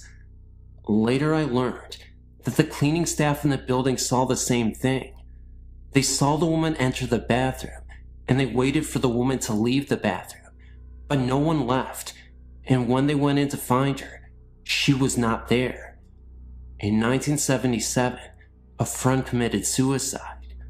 All that weekend that she had died, I was depressed and could not shake the feeling. Then on Monday, I went to my university library, and as I sat there trying to read late in the morning, I hear that someone yelled in my ear, except it penetrated my body, that Holly committed suicide. I jumped and looked around, but people were quiet, and no one was saying anything, and I thought, where did I hear that? And I must be thinking negatively. I became uncomfortable and left the library to shop. When I returned at about 6 p.m. to read, a woman came up to me and said, "We're looking for you this morning. We're talking about you and wanted to tell you that Holly committed suicide." I said, "So this is true what I heard?" I was told to call Holly's husband, and he verified it and said he searched for me the whole entire weekend. The next day, a strange thing happened. In my grief, I meandered my way to work in a different direction, passing a funeral home where I noticed a coffin in a hearse, and my heart and love went out to it. Then, after I got to work, I checked the obituaries for the funeral home where Holly was. It was the same place I passed that very morning, and so I invited a friend to come with me to pay my last respects to Holly at noon. I met my friend at the funeral home, and we were told that Holly had been sent out that morning for cremation. She had been the only one sent out, and she was in that coffin in the morning in that hearse that I passed on my way to work earlier. In 1982, when my father died, I woke earlier in the morning and was calm. Then my mother called to tell me he died. Everyone in my family woke up, and my mother got out of bed, sat by the phone, then it rang, and she got the word. At this time, I could hear people cry. Only the sound came from their body and not their mouth. My brother was in a deep grief and not crying out loud, but I could hear his spirit cry, and he just had a sad look. In 1992, my mother was very ill and in a rehab center. I did not like staying in her house because I thought it was haunted. On this particular morning, it was 5 a.m., and I was typing and printing a letter on the computer. I typed most of the letter, got up and stuck a mug of water in the microwave, and set it for 1 minute. Also, I prepared a plastic cone with filter and coffee in it. Then I rushed back to the computer to print the letter. I added a few lines to the letter, and then began to hear the microwave beep and beep. I ignored it, then the beeping stopped. I got this creepy feeling, but I ignored it, and then I thought the microwave had a timer, and so the beeping stopped because of the timing, not because anyone opened the microwave door. I printed the letter, ran to the kitchen to get the mug of water out of the microwave, and poured in the cone. I found instead that the mug had been taken out of the microwave, and the coffee was made, waiting for me on the ledge of the kitchen counter. Yet I know I did not get up from the computer to make it, because I made a conscious decision to ignore the microwave and finish my letter. My mind worked overtime to figure it out. I grabbed the letter and left the house that morning and told whatever did that it was taking the coffee, but I didn't really appreciate it. Other things happened, like the rustling of papers when I was trying to sleep, etc., and I had to leave the house. Sometimes, I've heard other people think that they were not directing their thoughts to me, as what happens with schizophrenics. Enough for now.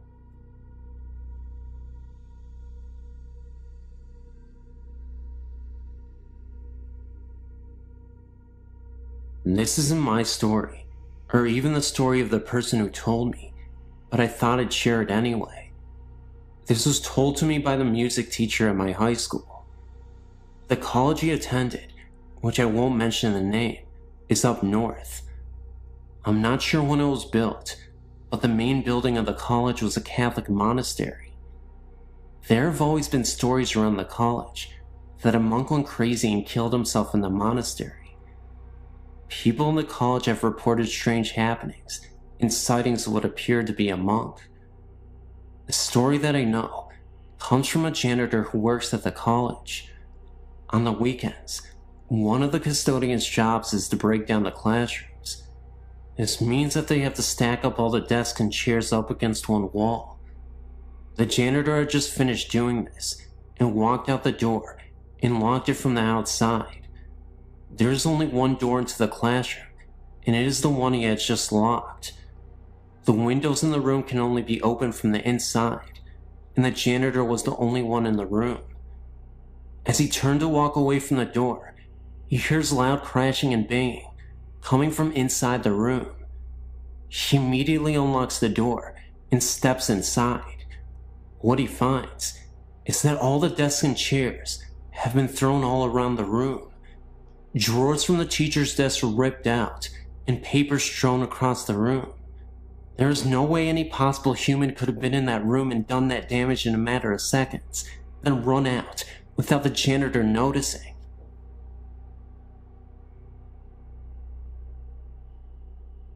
As I was reading your website, I was recalling my own happenings.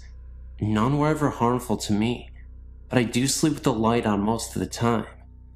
I believe I have a following, whether it be the same ghost or if I have some attraction for them. It started when I was about 4 years old. I had this imaginary friend. I named him Jingles. From what I am told, I do not recall any part of Jingles other than what I was told by my family. I made my friend Jingles so believable that everyone in my family actually started to believe there really was someone named Jingles. I would talk to him, play with him, and of course, if anything was broken or stolen, Jingles did it. If I was good and got a treat, Jingles had to get one too. Jingles remained my friend until I reached first grade and moved to a new home. While in the kitchen with my sisters and mother, a man's voice from the woods called my name. I was about 8 years old then. We all froze with our mouths dropped to the floor and our hearts racing. All four of us could not have imagined that someone called our name. I was young, so my mother made a joke about it, and it was forgotten. Throughout my childhood, strange things happened in this house. Images were seen out of the corner of my eye, and my family's eyes, but we would just chalk it up to our imaginations. Certain toys would flip in the air, stuff like that. I was scared for the moment, but never afraid to be in the house. Over the years, we have found what I believe to be cow skulls in the backyard. 2 were found, but no one in the street has any cows. We don't know where they came from. This house that I lived in as a child eventually became my home. My sister lived in the in-law apartment below me. She would always ask me what I was doing up there, because she would always, even when I wasn't home, hear jumping and walking around. What makes this so strange is that once I moved out of the house, the noises stopped. After moving out of my parents' house and into my own home about 9 months ago, there seems to be extra guests. I hear voices, but can't make out what they are saying. I often hear a muffled radio sound. I hear running water. The house is always making house noises, but around 4 to 5 a.m., the noises stop and the house is dead silent. Often a cool breeze would find me, even when there is no wind. I can't explain the feeling that I'm not alone. My children, 9 years old and 8 years old, keep saying that they want to move because they think the house is haunted. I don't think moving is going to solve that problem. A little background on the house I own. It is 30 years old in a waterfront property. I found out that the owner of the home died of cancer, not in the house, but has died. There have been 11 deaths around the lake, and they've all died of the same cancer.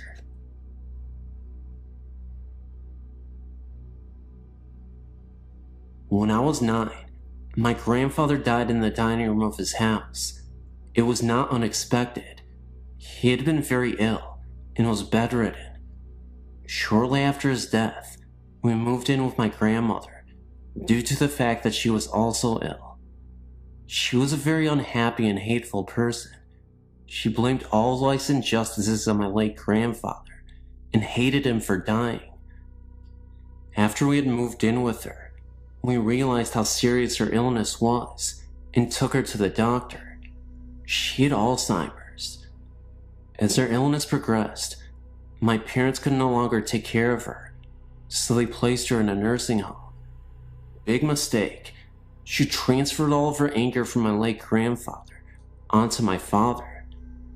During the last stages of her illness, she would repeatedly tell us that she did not want to be buried near my grandfather, that she had spent all of her living years with him, and she did not want to spend eternity next to him.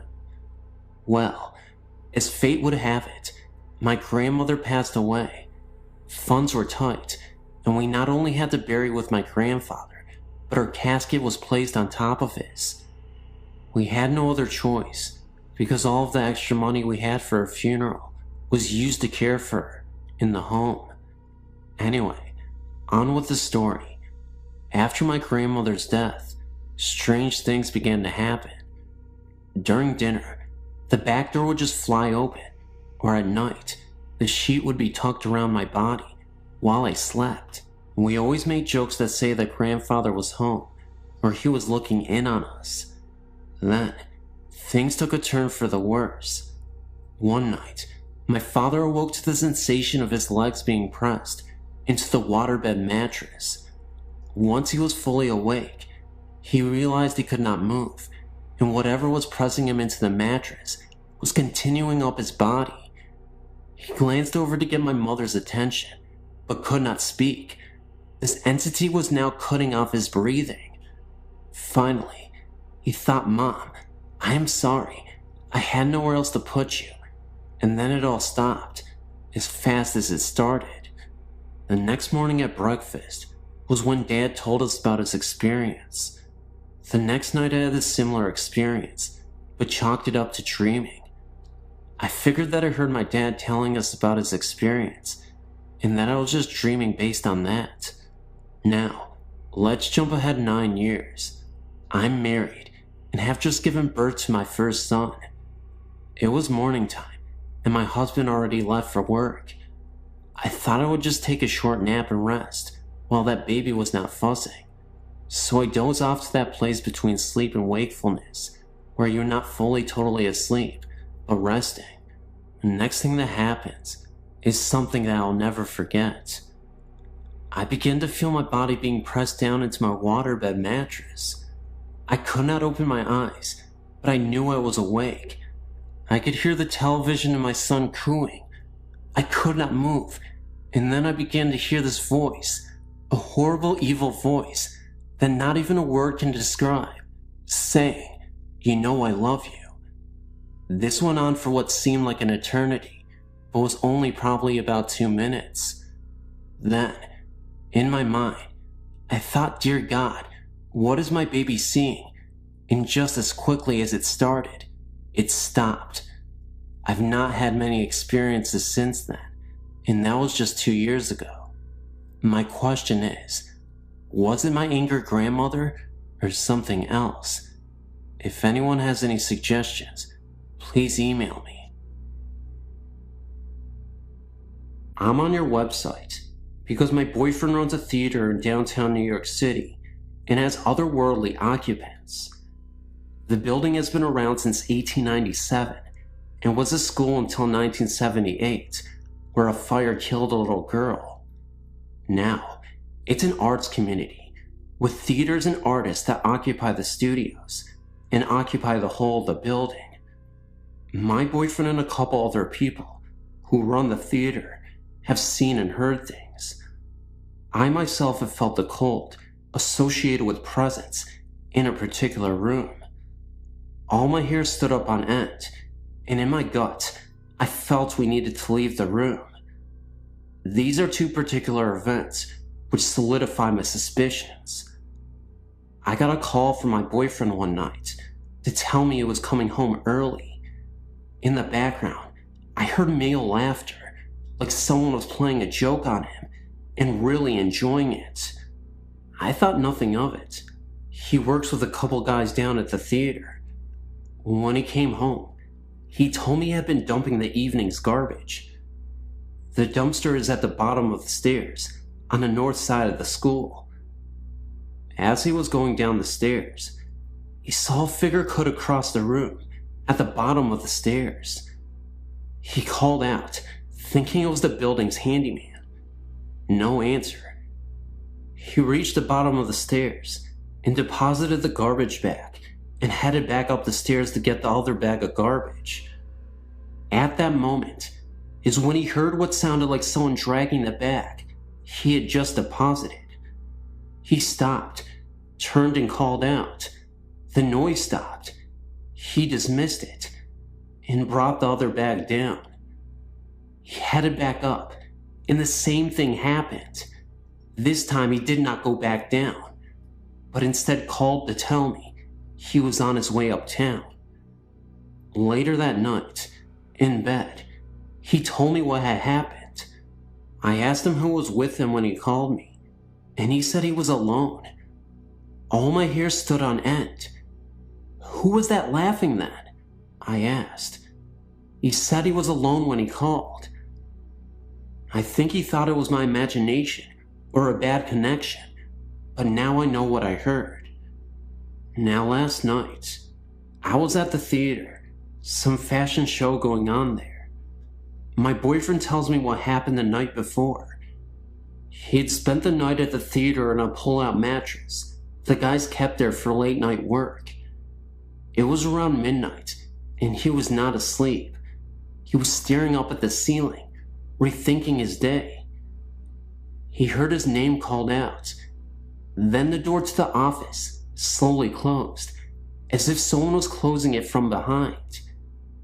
He responded and peeked out to his desk, to see if somehow a cat had found its way into the building, which is ludicrous. One doesn't see cats around there. And of course, he found nothing. All the windows were closed, so no breeze blew in. He said he then heard what sounded like whispering outside the office door. Lots of whispering, stage whisper, of gibberish with some strong hissing sounds, almost like a snake. He called out again and banged on the door. He went back into the adjoining office and went towards the door. He then felt a cold coming in from under the door. He placed his hand in the crack at the bottom of the door and felt no breeze. Then, a scratching sound, fast repetitions, like a dog scratching to get in, started. This was too much for him. He packed up and calmly walked out. He said he was a little afraid to walk back once he left the theater office, afraid of what he might see. I think being a theater, and many actors who loved the space left parts of them when they died. The founder died of leukemia and loved and lived for this theater company. The little girl who died in the fire also stands my hair on end. Last night, I also found out the other guy who hears and sees things, that he hears that same playful laughter in the theater, just like I heard on the phone that night. Also seen figures sitting at the bar, footsteps heard. And that's my story. Thank you.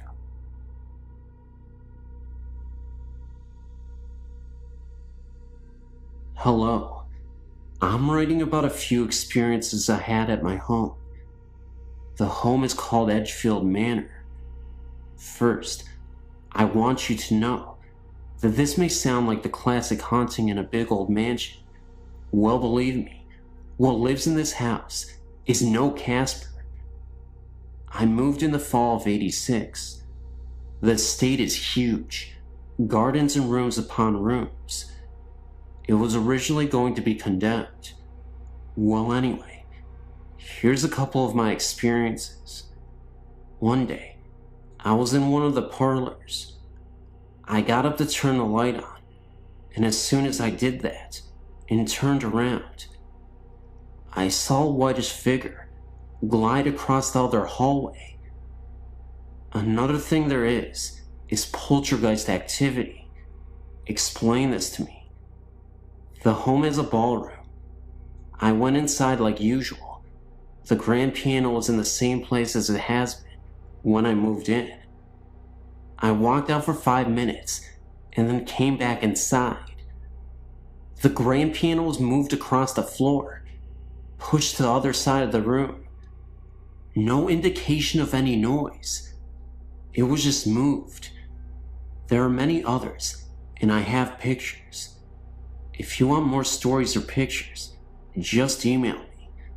I know this is kind of short, but it's always terrifying.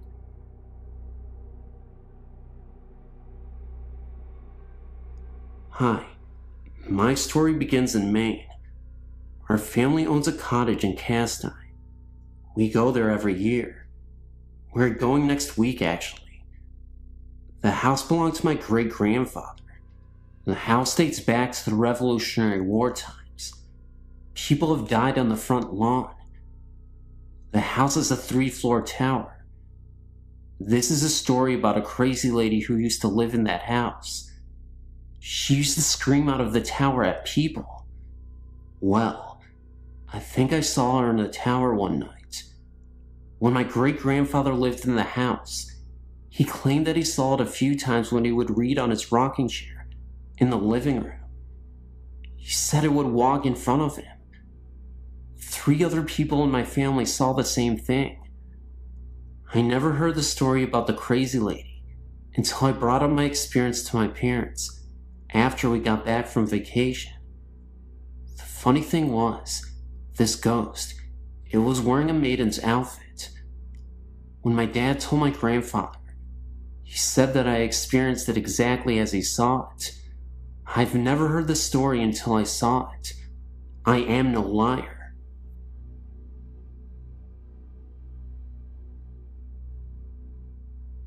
I was really never told to believe in ghosts, if they were real or not.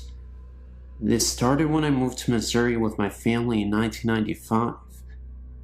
The first home we rented when we arrived, something was very uneasy about it. I not only felt it, but my eldest son did also. One evening, when the three sons were in bed and my husband was working late, I was up watching TV late. When I decided to go to bed, I left a low light on in my bedroom. As I was walking down the hallway, past my son's room, there was a blur. I thought it was because my eyes were tired, and there was a mirror on the back wall of the hallway. But as I continued walking, my left eye got real blurry, and I felt a cold chill go through me. There's a basement to this house. I had my washer and dryer down there. I also had my kid's Sega game there. I felt very uneasy every time I went down there. My eldest son heard something pounding on the Sega controllers. He said at one time he saw some kind of figure down there. The figure was bent over, blurry blackish gray, and it had no real face or features. He said it stood there and it was shaking its head. He would be downstairs playing and hear someone coming down the stairs, and no one would be there. My son was very uncomfortable when he first walked in. He said he felt sick to his stomach. When he saw the figure, he felt sick also. We have since moved, same town. We have moved into another house that has been lived in by many people, but not for long periods of time. Someone told me that the reason nobody stays in this house very long is because it is haunted. Again, me and my eldest son have been the ones noticing everything that has been happening here. I hear feet scooting across the floor at night, but no one is there. My son has seen a bright light flashing in the corner of his room. It is in the upper corner of his room, where no lights shine on the wall. I've also seen this myself. He has also seen 3 lights, spinning lights, beside his bed. There was also a time that he felt his bed shake. My son has cancer, and he had been going through a time that he could not sleep. It was right around the time that he felt his bed shake. We do not have an uneasy feeling about these experiences. They are quite comforting. I had an uncle. He was killed on a head-on accident when he was riding a motorcycle, and he was hit by a drunk driver. This was around maybe 20 years ago. I think of him very often. I was just wondering if it was him that was there with my eldest son and me during this time that he, my son, is going through this cancer. We aren't scared of his cancer, even though it's rare. My uncle was a very spiritual man. I feel that this is his way of letting us know that my son is going to be alright. We will get through this year, and his cancer will be done. I have 2 other sons, and they've not experienced anything. Neither has my husband. I told him, and felt foolish. I felt he thought I was crazy.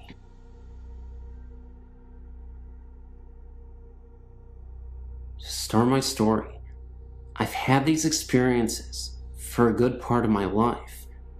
It started long before I was born, in a house that has been in my family for almost a century. My oldest brother Mike, he was around 3 when he saw the presence of my great-grandmother in a corner in the attic during a visit to see our grandmother. This house is an old 2-family home with a basement and an old apartment attic that had been dismantled in the 50s. My family moved into the house in the late 80s. Since the house has been in my family for almost 100 years, the house has seen many losses, and a lot has occurred inside the home. The attic had a very high spooky factor to it, I guess you would say. The house had a very spooky feeling to it all over. A lot of 2-family houses, built in the 1900s, in the New England area, I've been told had a door that led into the living room. The door was for coffins to be wheeled into the living room, so the wakes could be done in the home. Knowing this always freaked me out. The doorway had been covered decades before my family moved in, but the eerie outline was still there on the living room wall. Now that I give you a feel of my old home, I'll explain my happenings. I lived in the house for 10 years. I have 3 older brothers. My oldest brother, Mike, heard and saw a lot happen in the house. He didn't always tell the rest of us, for I guess reasons of his own. I started having things happen 7 years after we moved in. When I was younger, I thought they were just nightmares. June of '96 for my birthday, I received a dog. August of that summer, my parents were staying in our summer home, and my brothers and I were home. My oldest brother Mike and I were lying on my mother's bed when all of a sudden, my dog went wild.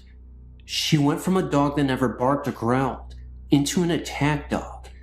She started barking and growling at the wall, and when we pushed her towards the wall, she cried and whimpered and shifted herself back towards us. I, being brave, stood in front of the wall and tried to beckon her towards me. She just barked and kept at her growling. My brother Mike and I were convinced we weren't the only 2 watching TV and left the room. My brother and I kept what happened to ourselves, and later that night, my brother Joe came home and slept in my mother's room. I slept in the living room, and my brother Tom was watching TV in the room with me. At 4 a.m., Joe and I heard my mother's sliding bedroom door open and shut 3 or 4 times. The dog started going nuts again, and Tom jumped up and ran to see what was going on. Joe sat straight up in bed, terrified by what he had seen. That night, 3 of us slept in the living room. Mike and Joe and I have heard voices of 2 men talking to one another. I've heard the doors open and shut, and when I went to see who it was, no one was there. Mike, he once saw what he thought was Joe. Joe looks just like my uncle, who had died in the house.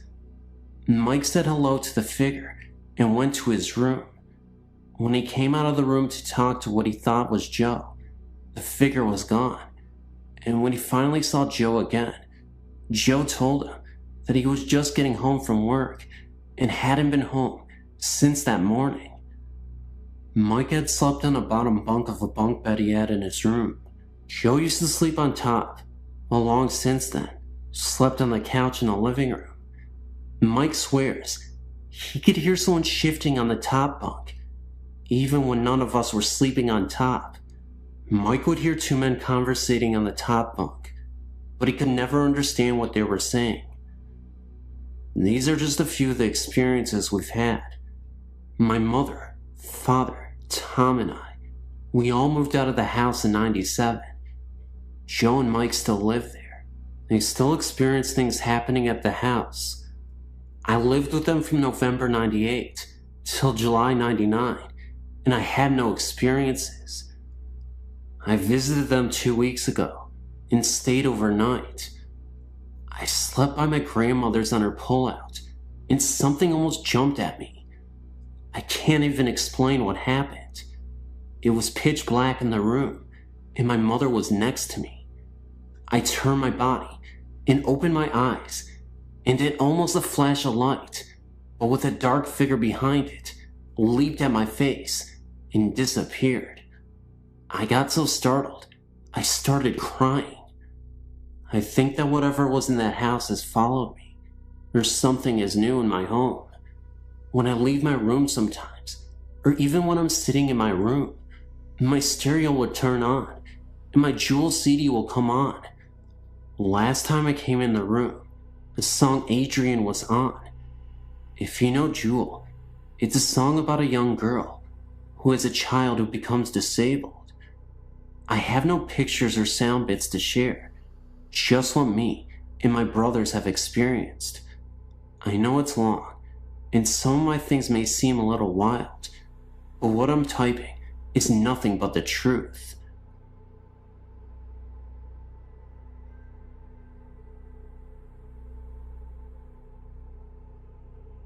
I don't really know where to begin with my story. I told very few people about it, for the fear they might think I'm crazy. I'm glad to have found a place where I can talk about it freely. I'm 26 now, and have not experienced anything like this since I was a small child, but it changed my life forever. When I was around the age of 3, I was still sleeping with my mom and dad. There were several things that happened around this time. I will start with the worst first.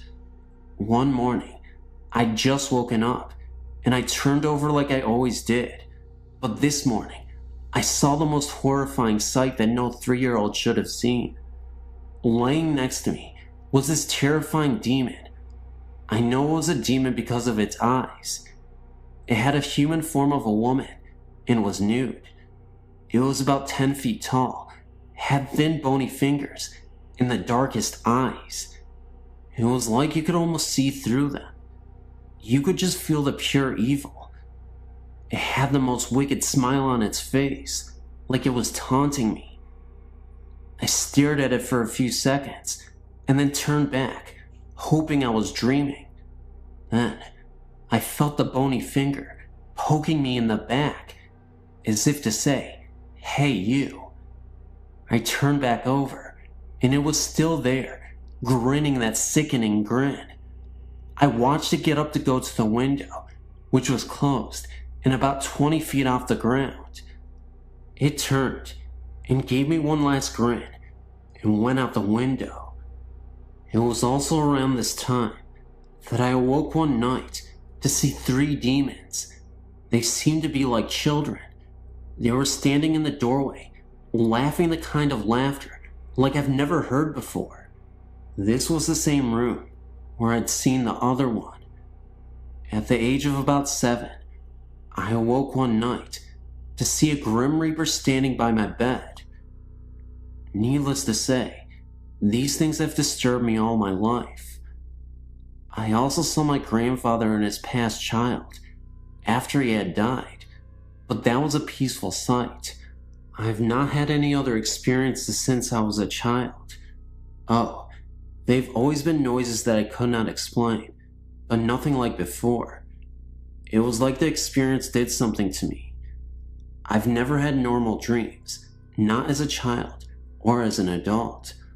Always strange dreams and nightmares, like I have some way of knowing when a spirit is near or a house is haunted. Some people call it a gift, but I just wish I could understand it and what happened to me as a child. Thank you for letting me share my story. And this is a true story. This happened to me when I was 8 years old. I'm now 28, with 3 kids of my own. It happened in my hometown of Soak Village, Illinois, which is known to be a place that Indians pass through using South Trail to get to other destinations. At least, that's what the official story is. There are others, like myself, who believe more. We believe that Indians actually settled there, if only for brief periods of time. There's always been talk of bones being found when a pool is dug up or a garden was put in, but most say it's just that. Talk. Not me. I believe it. I also not only believe, but know that the ground the Soak Village is residing on is sour, cursed, beyond anybody's wildest dreams. And I have many stories to support that belief. But for now, I will start with my first story of proof. It was a cold, normal night in the season of autumn, cold enough to keep you inside your house and snuggled under a blanket. I was doing exactly that. An 8-year-old can only do so much during these times, and I chose to do my homework so I could read later. I'd been listening to a Rick Springfield album on 8-track. I was playing it on my 2XL robot toy. This was a toy that you could put 8-track cartridges in that was made by the company to be a sort of trivia game. You'd play the cartridge, and it would ask you questions and tell you jokes. It had two big red robot eyes that flashed red when you were correct. It had 3 buttons you could push to answer your questions. 2XL could also play normal, 8-track music, and of course, its red robot eyes flashed in time with the music. So it was doing exactly just that on that cold autumn night, flashing its eyes direct Springfield, and I was quite contented. My bedroom was on the 2nd floor of my house and faced north, along with my bed. I had a window north of me and east of me. Of course, it was dark outside, but it was so warm inside and so very comforting. Every now and again, I'd look up from my homework and just look out into the darkness. No reason. It was just something I did. Well, this was the last time I ever did that again in that house. As I was sitting there, all of a sudden, I felt instantly cold, and every single hair in my body was raised. My blood felt like it had ran cold and decided to just stop pumping through my body. My heart was racing. I was perfectly terrified, and I didn't even know why. Yet, my 2XL was suddenly stuck, and it kept playing the same verse from Rick over and over. Hole in my heart. And its eyes weren't flashing anymore. No, they were just burning bright red, blood red. Then I felt this magnetic pull, like something was pulling me to my right. I turned my right head and looked out the east window and saw something that haunted me for the rest of my life. Sitting just barely outside my window, levitating, was the most horrifying image I'll ever see in my life. A creature about 2 feet tall, but sitting Indian style. His skin was snowy white, and you could see the outlines of his bones because he was that skinny. He wore some sort of white cloth draped sideways on his body. This is why I later named him Gandhi Monster. My young mind thought his skinny body and his white cloth looked like the real Gandhi's did. This creature's head was too big for his body. His 2 horrible, big dark eyes were piercing my soul as he stared at me. He opened his mouth and grinned a grin at me that haunted my dreams for years. His mouth was full of long, snarly, razor-sharp looking teeth, dripping with blood. I don't know how a mouth could fit so many nasty teeth into it, but it did. I watched as the blood dripped from his teeth and slid down his chin and onto his white cloth diaper shorts. He raised his hands and reached for me. The fingernails were at least 4 inches long, gnarled looking, and sharpened to points, also dripping with blood. I wanted to scream. I wanted to run, but I was locked into place by his piercing eyes. I couldn't breathe. I felt as if my brain was being scrambled and my soul was being raped. His grin became larger, and he opened his mouth wider. He kept looking at me, as if he knew me, as if he had been waiting for me. He started to lift his arms, and it looked as if in seconds he would actually be inside my room, and not just outside my window. All traces of reason disappeared, and my mind snapped. I still don't know how I did it, but I managed to tear my gaze away and leap off the bed and out my bedroom door, screaming with every inch of my soul, all in like 2 seconds. I could feel him pulling me. I could feel that horrible stare penetrating my back as I screamed down the hallway to my mother. Of course, when her and my father and younger brother came back, it was gone. But they knew I saw something, and they did not try to tell me it was my imagination.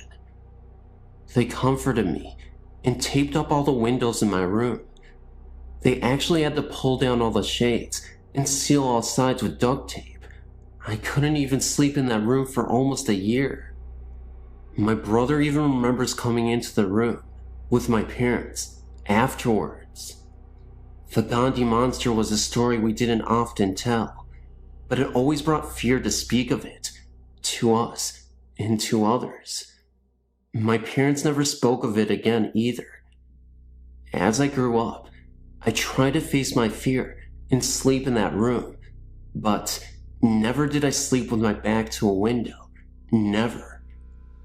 18 years later, I moved to Florida with my own little family, and I found peace within myself. But I'll never manage to forget that creature, and I will never sleep or sit with my back to a window. And I will never forget the one thing I heard it say to me in my mind as I was running out of my bedroom door. Someday, I'm coming back.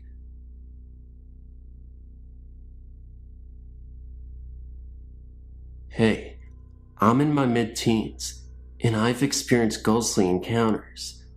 The one that really freaked me out was when me and my family moved to Scotland. For a few months, we lived in chalets. Me and my older sister shared one on our own. A few weeks after we moved in, we began to feel uncomfortable and felt as if we were being watched there, and there was also a threatening atmosphere. We told our parents, and they said it was just because we were next to the graveyard. A few weeks later, I was lying in my bed with the door open when a tall, dark figure stood, leaning over me. I didn't think at that particular moment, but it wasn't until my sister asked me if I felt somebody was in my room the previous night. We started to talk, and she too felt as if somebody tall was leaning over her. I then started to sleep in my sister's room, and the figure didn't return, so I moved back into my own room. But then again, the figure returned this time. It was kneeling beside me. The next morning I told my sister, and again, she felt the presence of a tall man.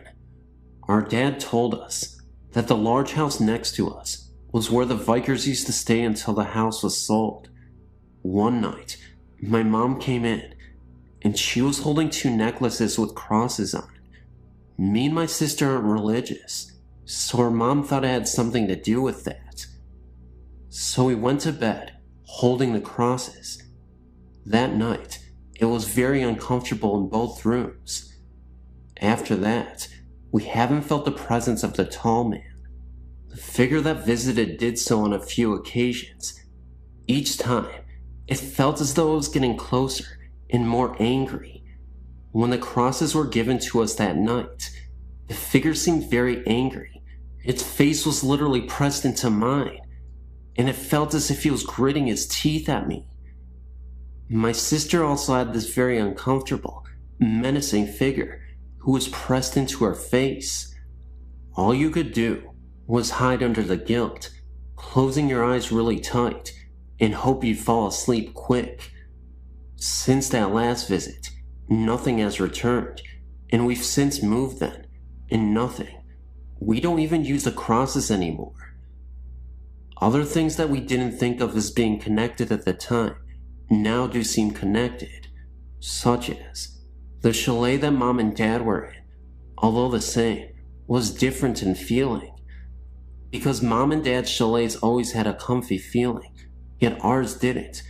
Whether it was because there was just me and my sister alone in there, and it was our imaginations or not, we don't know. Although in mom's and dad's chalet, there was only one more person over there. From the moment we stepped into the chalet, it was always cold, even with the heaters on. Plus, there was often a bad smell wafting around, a lot like fish, rotten. This was only in my bedroom, possibly me, my sister says.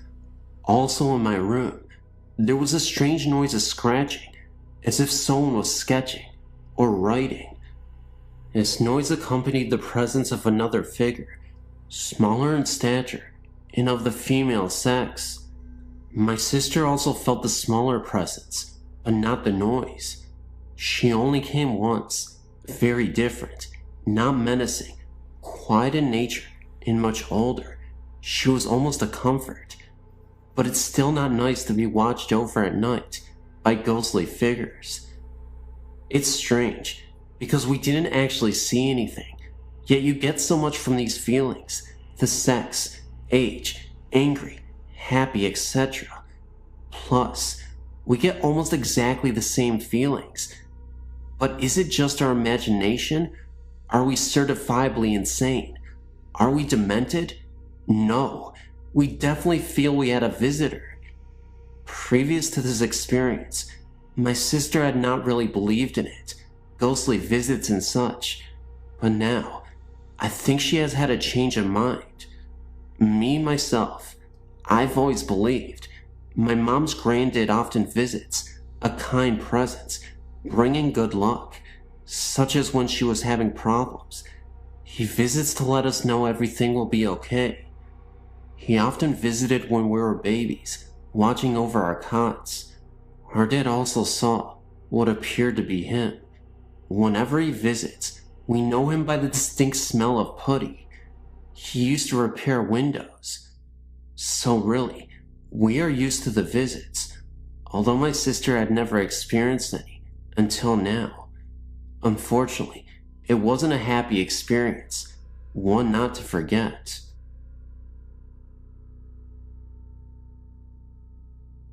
Happened to surf onto your website, and I just wanted to let you know that I saw Resurrection Mary in Justice, Illinois, back in October of '92. After getting off of work at 3 a.m. from a chemical plant, Whitco Corporation, near 51st and Central in Chicago, I was driving by that particular cemetery at about 3:30 a.m. on my way home from work.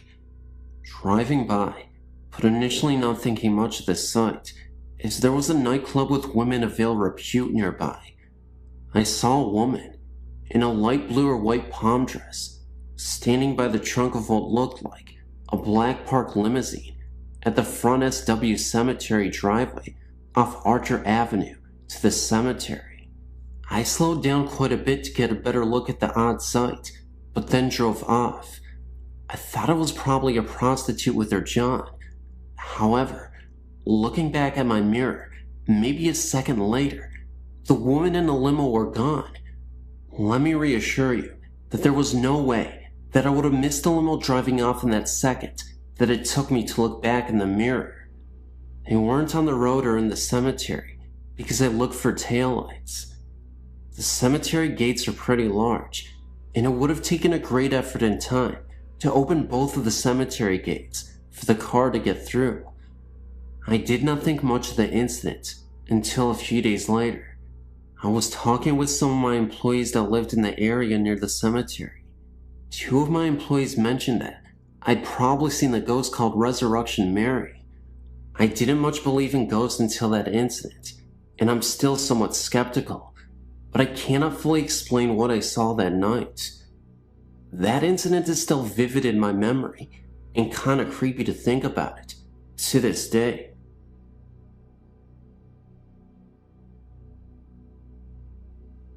Ever since I can remember, I've always had an interest in ghost stories. That is why I'm writing you this letter. No, I don't have a ghost in my house. A friend of mine told me about this place at least 10 months ago. I was so amazed at this story, I asked if he would take me to this place.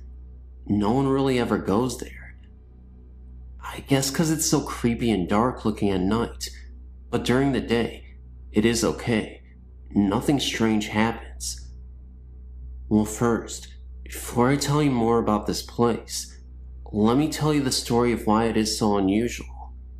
The city is called Lake Forest, California, and they call it Canyon Creek, I guess, because it is nothing but canyon and wide open spaces of nothing but rocks and wildlife. The story goes back 30 years ago, of a lady who was in her 40s. Nobody knew what her name was.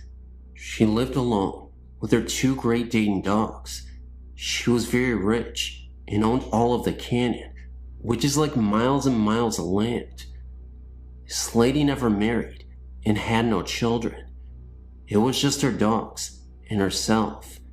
She lived in this trailer park home, and it was not a pretty house by any stretch of the imagination. Well, about 6 years later, the story goes that a police officer got a call about the lady and her dogs. The officer went to the lady's home and knocked at the door, and no one answered. The officer ended up breaking down the door, and what he found next was horrifying. It is said that the officer found the lady dead. Nothing was left but her decaying body, and her bones were visible. Worst of all, laying right next to her were her dogs. They had both died as well. Now, on to the paranormal part. People who have never been to this place don't know what to expect if they come into this place. It's unpredictable. Sometimes, when you go back to the area where she passed, you'll notice paranormal phenomena. Other times, you won't. A man was driving alone on the canyon by himself one night, and the story goes that he saw the presence of the lady standing at the side of the road with their 2 dogs. The man did not stop at all to give the lady a ride. He just kept going. This other story was told by my friend. My friend told me that his ex-girlfriend and her boyfriend went up there one night to check it out. They stopped where the lady's house was. They were only there about 15 minutes away when they were just talking and listening to music.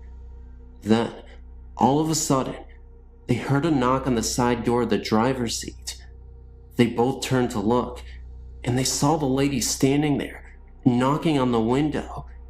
She was dressed in all white and covered in blood. They also saw the dogs nearby as well, far off into the distance, appearing as silhouettes. They sat there in shock for 3 minutes, horrified by what they just saw. For some reason, the lady was still knocking at the driver's side of the window, but in reality, it was really not that long. They both said that she must have been there about 40 seconds. After that, my friend said they never returned back there. That was not the only story that happened to anyone. There are far more. What I would like to know is who is this lady and why is she doing this? There's something more to why she has to haunt people who have done nothing to her. Maybe it is because she does not want anyone on her land that she loves so much. What could it be? Here's my email address. If you have any questions, please feel free to get a hold of me. I would like at least some kind of feedback on this story. Please, I beg you. I'm so confused, and I'm scared. Please let me know what is going on. I find this intriguing. About 40 years back, I became interested in tracing my family's ancestors. This is how I discovered the Tilly Bend settlement. Situated in the Appalachian Mountains, it really is a beautiful place. The Toccoa River flows down from the high mountains, winding its way into the Blue Ridge Lake. Tilly Bend settlement is nestled back in these same mountains. One must cross the Toccoa River and travel down a 1-lane dirt road that takes you deep into the forest. As you drive along, one begins to notice, windows rolled down, how quiet the deep woods become. This was my first impression of this area 40 years ago. This place has been lost in time because it looks like the same now as then, with the exception of the renovation of Tilly Bend Church. I've been here many times over the last 40 years. I suppose you could say I'm drawn to the mystery of this place. I will only share a small portion of my research. However, you need to understand this. Tilly Bend Church sits right in the middle of this haunting. This church is not part of the haunting. This church is the house of God, and services are held here on a regular basis and demands the respect as being the house of God. In 1756, the Creek Indians lived in this area and got along quite well with this white folk that came to this area from North Carolina. There are census records showing that the white man intermarried with the Creek women. The Cherokee did not get along with the Creeks and forced them out of the area. The intermarried Creeks did not leave, and neither did their customs. In 1820, the Stanleys had formed a settlement over the mountain in a place known then as Stanley Gap. This being told, I can now share with you what I know is fact. Searching for my great-great-grandmother's grave, I ended up in Tilly Road Cemetery. At this time, the church only had services on decoration once a year. The church building was very old, but still in fair condition for its age. There were no glass windows, only wooden shutters, and that was common in the days before air conditioning. The doors to this church is what I remember most about this old country church. There was in both of the old doors what appeared to be like someone had shot the doors with a rifle of some sort. My first impression was that someone had done this out of pure meanness. I then proceeded to walk around the side of the church and walked up and peered through one of the cracks between the shutters. Of course, with the shutters closed and there being no windows, the inside was dark. I could, however, make out the old homemade church pews and the pulpit. I also noticed a high ceiling with the rafters showing. Yes, I thought this church is old, and the welcome sign out in front of the church stated the church was established in 1858. After I looked the old church over, I then headed up the hill to the cemetery. I noticed there were a lot of field stones marking the graves, which is not unusual for very old graveyards. Right in the center is a very old and large oak tree, the only tree that is in the graveyard. I started looking around at the grave markers for my great-great-grandmother's grave. Well, to my surprise, her grave was also in the center of the graveyard, and her grave was the only one under the oak tree.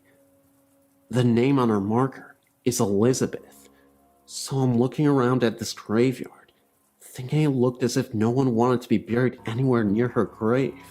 I then wrote the information for her marker down, and that is when I noticed the head of her grave was facing west, which is very odd, because all the people here bury the dead facing to the east, because the Lord will return in the eastern sky. I finished getting the information, and I caught a glimpse of someone out of the corner of my eye. I did not hear a car come down the dirt road, and there were no houses close by. I turned very quick to see who it was, and there was no one. I laughed at myself thinking, yeah, I'm jumping at my own shadow. You see, I don't believe in ghosts, but I did believe in mean people. As I started back down the hill, I noticed another grave. It was called Mary. The birthday was the same as Elizabeth. They both died on October 26th. Elizabeth died 1905. Mary died 1906. I thought, boy, somebody messed up on the dates. I reached my car at the foot of the hill, and as I got in, I looked back up towards the cemetery, and at the tree, I saw what appeared to be a woman. Her dress was long and black. She had on a hat that I can only describe as a granny bonnet. I thought, you have got to be kidding. Then it looked as if she stepped back behind the tree. I was curious, so I went about halfway back up the hill and shouted hello. Of course, no answer, so I walked all the way back to the tree, and there was no one there. I hurried back to the car and left. A couple of weeks later, my grandfather asked me if I had went to his great-grandmother's grave. I told him I had, and asked why our grave was facing to the west. My grandfather said, well, she was a witch. I laughed, and I said, really, Grandpa? Why is her grave turned around? He went on to tell me this. She was Greek, and also a witch doctor for the Creek Indians. The whole settlement was afraid of her. Now she had a daughter to marry, a Tilly, and another daughter to marry, a Stanley. There had been a family feud between the Tillys and the Stanleys, so the two sisters became enemies because of their husband. The feud escalated, and on Sunday morning, the Stanleys went to Tilly Church and started shooting through the doors of the church, killing the preacher, he was a Tilly, and several others in the church, including the one sister who married a Tilly. Now, the Tillys didn't let this go, and one night, they went to Stanley Gap and killed some of the men while they were asleep. Now the sister that married a Stanley, her husband was killed that night. A few months later, she died having a baby. Elizabeth Bradley vowed revenge on both the Tillys and the Stanleys for the death of her two daughters. After that, every baby born to the Tillys and Stanleys died at birth. I said, come to think of it, there was a lot of little baby graves, rows of them. My grandpa said, well, after a year of this, the Tillys went to Elizabeth Bradley's house and got her. She was then taken to the center of Tilly graveyard and hung from the old tree. They cut her down and buried her right where she fell. Right before they hung her, she told them she would come back. Now, after a few months, the little baby started dying, all at birth. People in the Tilly settlement started claiming the witch had come back and had taken up residence in a very old and mean woman, Elizabeth Bradley's sister-in-law Mary. So on the anniversary of Elizabeth Bradley's hanging, the men went and got Mary Tilly Bradley. They hung her from the same tree. They would not bury her facing west because she was, after all, not at fault because the witch came back through her and she was a Tilly. I said, Grandpa, that didn't really happen. He said, you saw the graves, and I'm telling you it did happen, and the older folks here will tell you that it's true. He said, and I'll tell you something else that's true. I saw one of them witches one time when I was a small boy.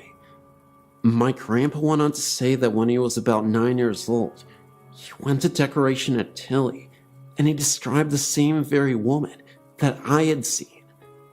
This happened 40 years ago, and my grandpa has been long gone for many years now. I've seen a tintype, old picture of Elizabeth Bradley, and I've also seen Elizabeth Bradley at Tilly Bend. I've kept a record, and I've seen her 8 times in the last 40 years. There has been 2 occasions that I heard a little baby crying as I walk up the hill. Of course, it quits when I get to the tree. Strange how one would think you could only see a ghost at night. I've only seen her in the daytime. Of course, I don't go there at night, and I never will.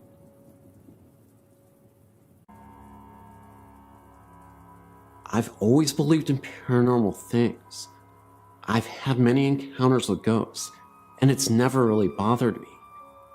My daughter was born in 2006. Around the time she was 1.5, we moved into a nice older house. The first night in our new house, we were camping out downstairs because our beds hadn't been unloaded from the truck yet. Around 2 a.m., I was woke up because you could hear the sounds of someone walking around in a room above the kitchen. I just blew it off as an older building and such. I walked upstairs when I continued to find her closet doors open and things scattered around her room like someone had been in the boxes. Again, I just blew it off as my kid brother playing a trick before he left. The next morning we were setting up her room, and I noticed her sitting there, acting like she was playing with someone. It sort of gave me chills, because she was actually talking to someone. I just ignored it, but later, she started mentioning the man. 3 days into living there is when things started happening. Her room has never been warm. I can turn the heater up to 75 degrees. I've bought a space heater. The landlords have came and checked the windows and insulation. Everything's normal. Her closet doors open at random times by themselves. Now at almost 3, she still talks about the man in her room. She's informed me that the man tells her she can do things, be bad, and do things after she's told no. She still sits around and talks to no one. We lived 14 months, with just little things happening all around 2 a.m. Her bedroom door slams shut, and you hear stomping down the stairs. The laundry room doors open and slam shut. The water in the bathtub turns on by itself. But lately, things have become more aggressive and frequent. I decided to decorate her room. I put new curtains up, her new blankets on her bed, and hung clothes in the closet. I walked downstairs, leaving all the lights on, but shutting the closet doors. I was downstairs maybe 5 minutes. As I entered the hallway, I noticed her door closed. Nothing new, but I opened it, and there was this rush of cold air. Again, nothing new. The light was off, and you could feel someone in the room. It was an angry sort of feeling, like someone was glaring at me. I ignored it and turned the light on. The curtains I'd just hung had been ripped off the rod and lay in the middle of her room. Her new blankets and sheets were off her bed, and her closet doors again wide open. My daughter refuses to sleep in her room now, saying the man scares her, that he yells at her. I've placed crosses and went as far as to have my house blessed, and nothing. In the last 2 months, I've been woken up to someone screaming in my ear. The sound of my front door opening and slamming shut, and my bathroom shower turning on, all in the 2 a.m. hour, and on nights my daughter's at grandma's house.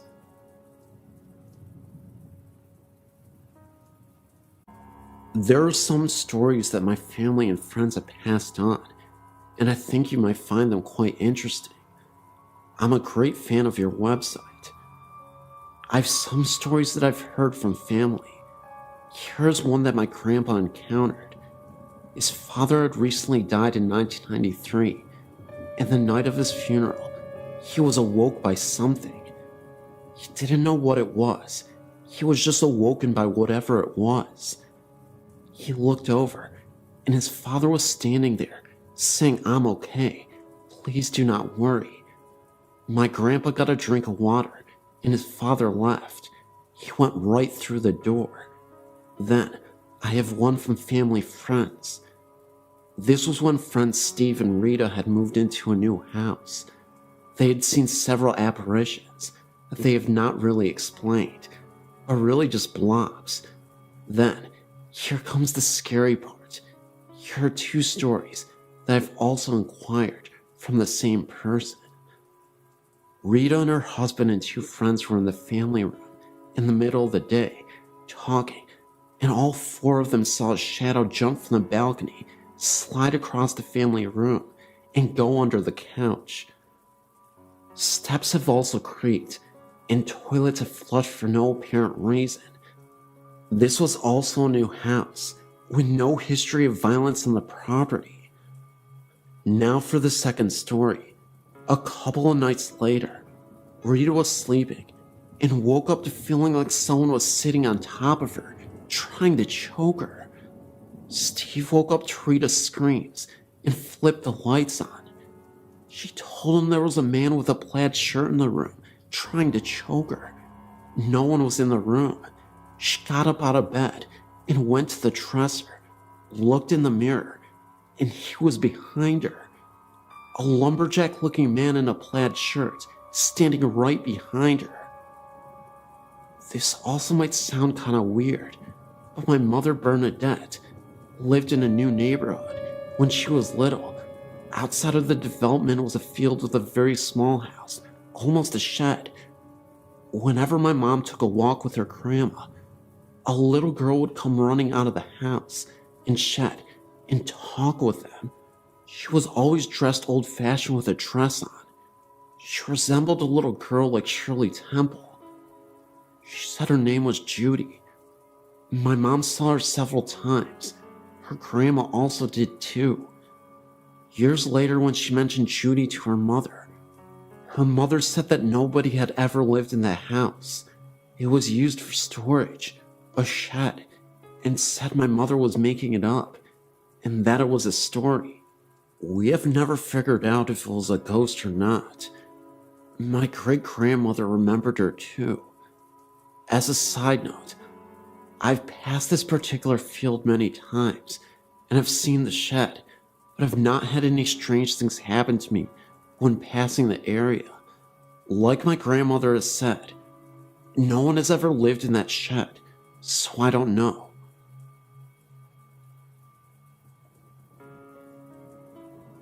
My name is Rodney, and I would like to share a story with you that happened to me and a friend of mine.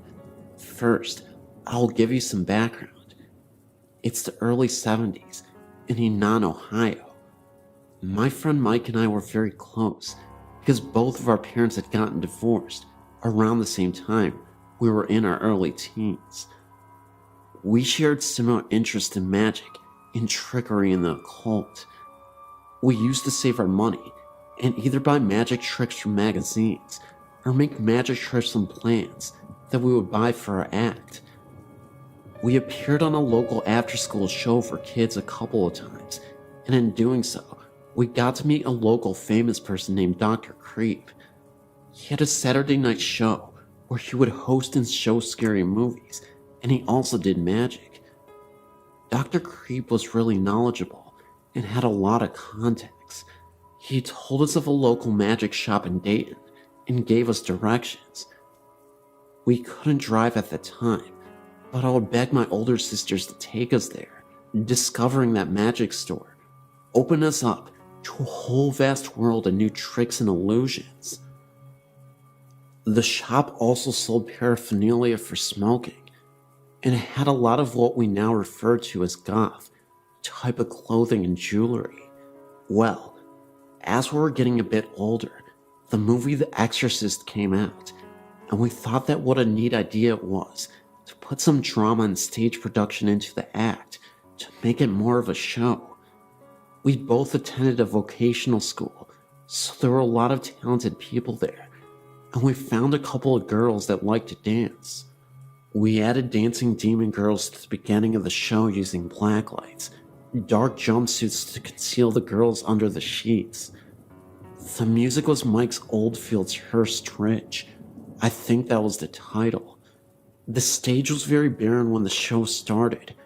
Only a small table with dimly lit candle, and the dancing girls could be seen.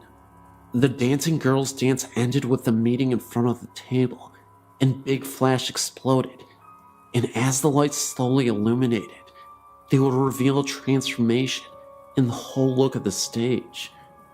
There was now a 10 by 12 painted dragon silk tapestry hanging beyond the table, and 2 silk banners of Beelzebub artistically lit with eerie lighting, and I would be standing where the dancing girls had disappeared in my cape.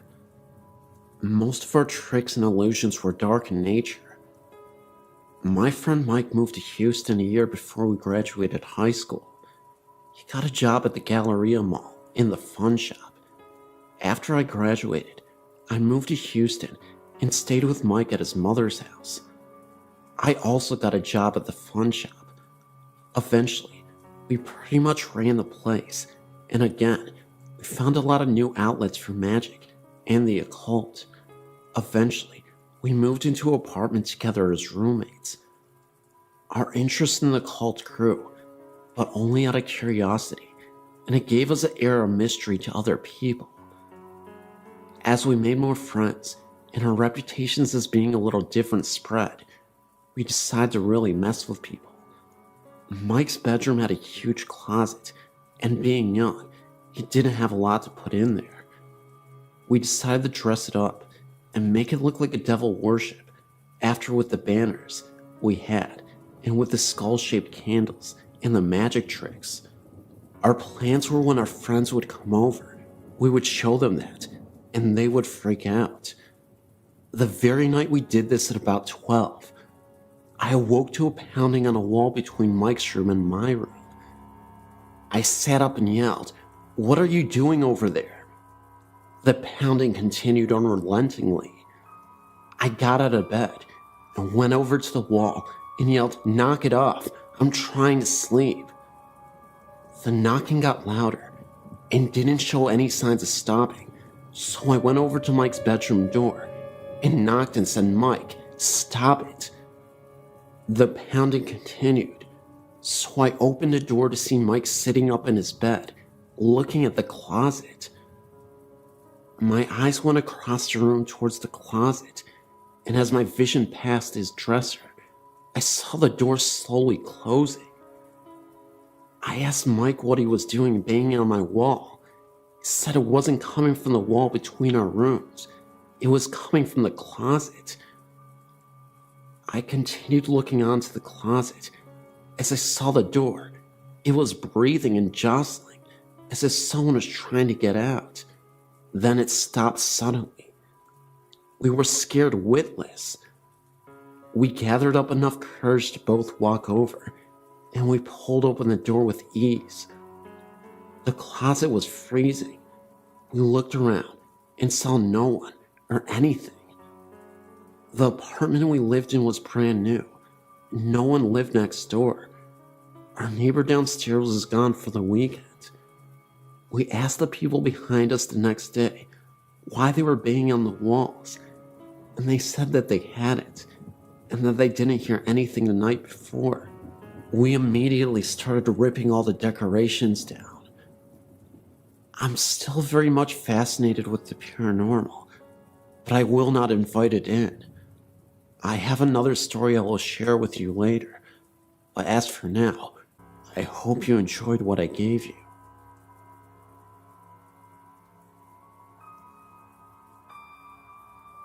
My parents own a lake house in northern Indiana, and we used to have a neighbor named Mr. Campbell.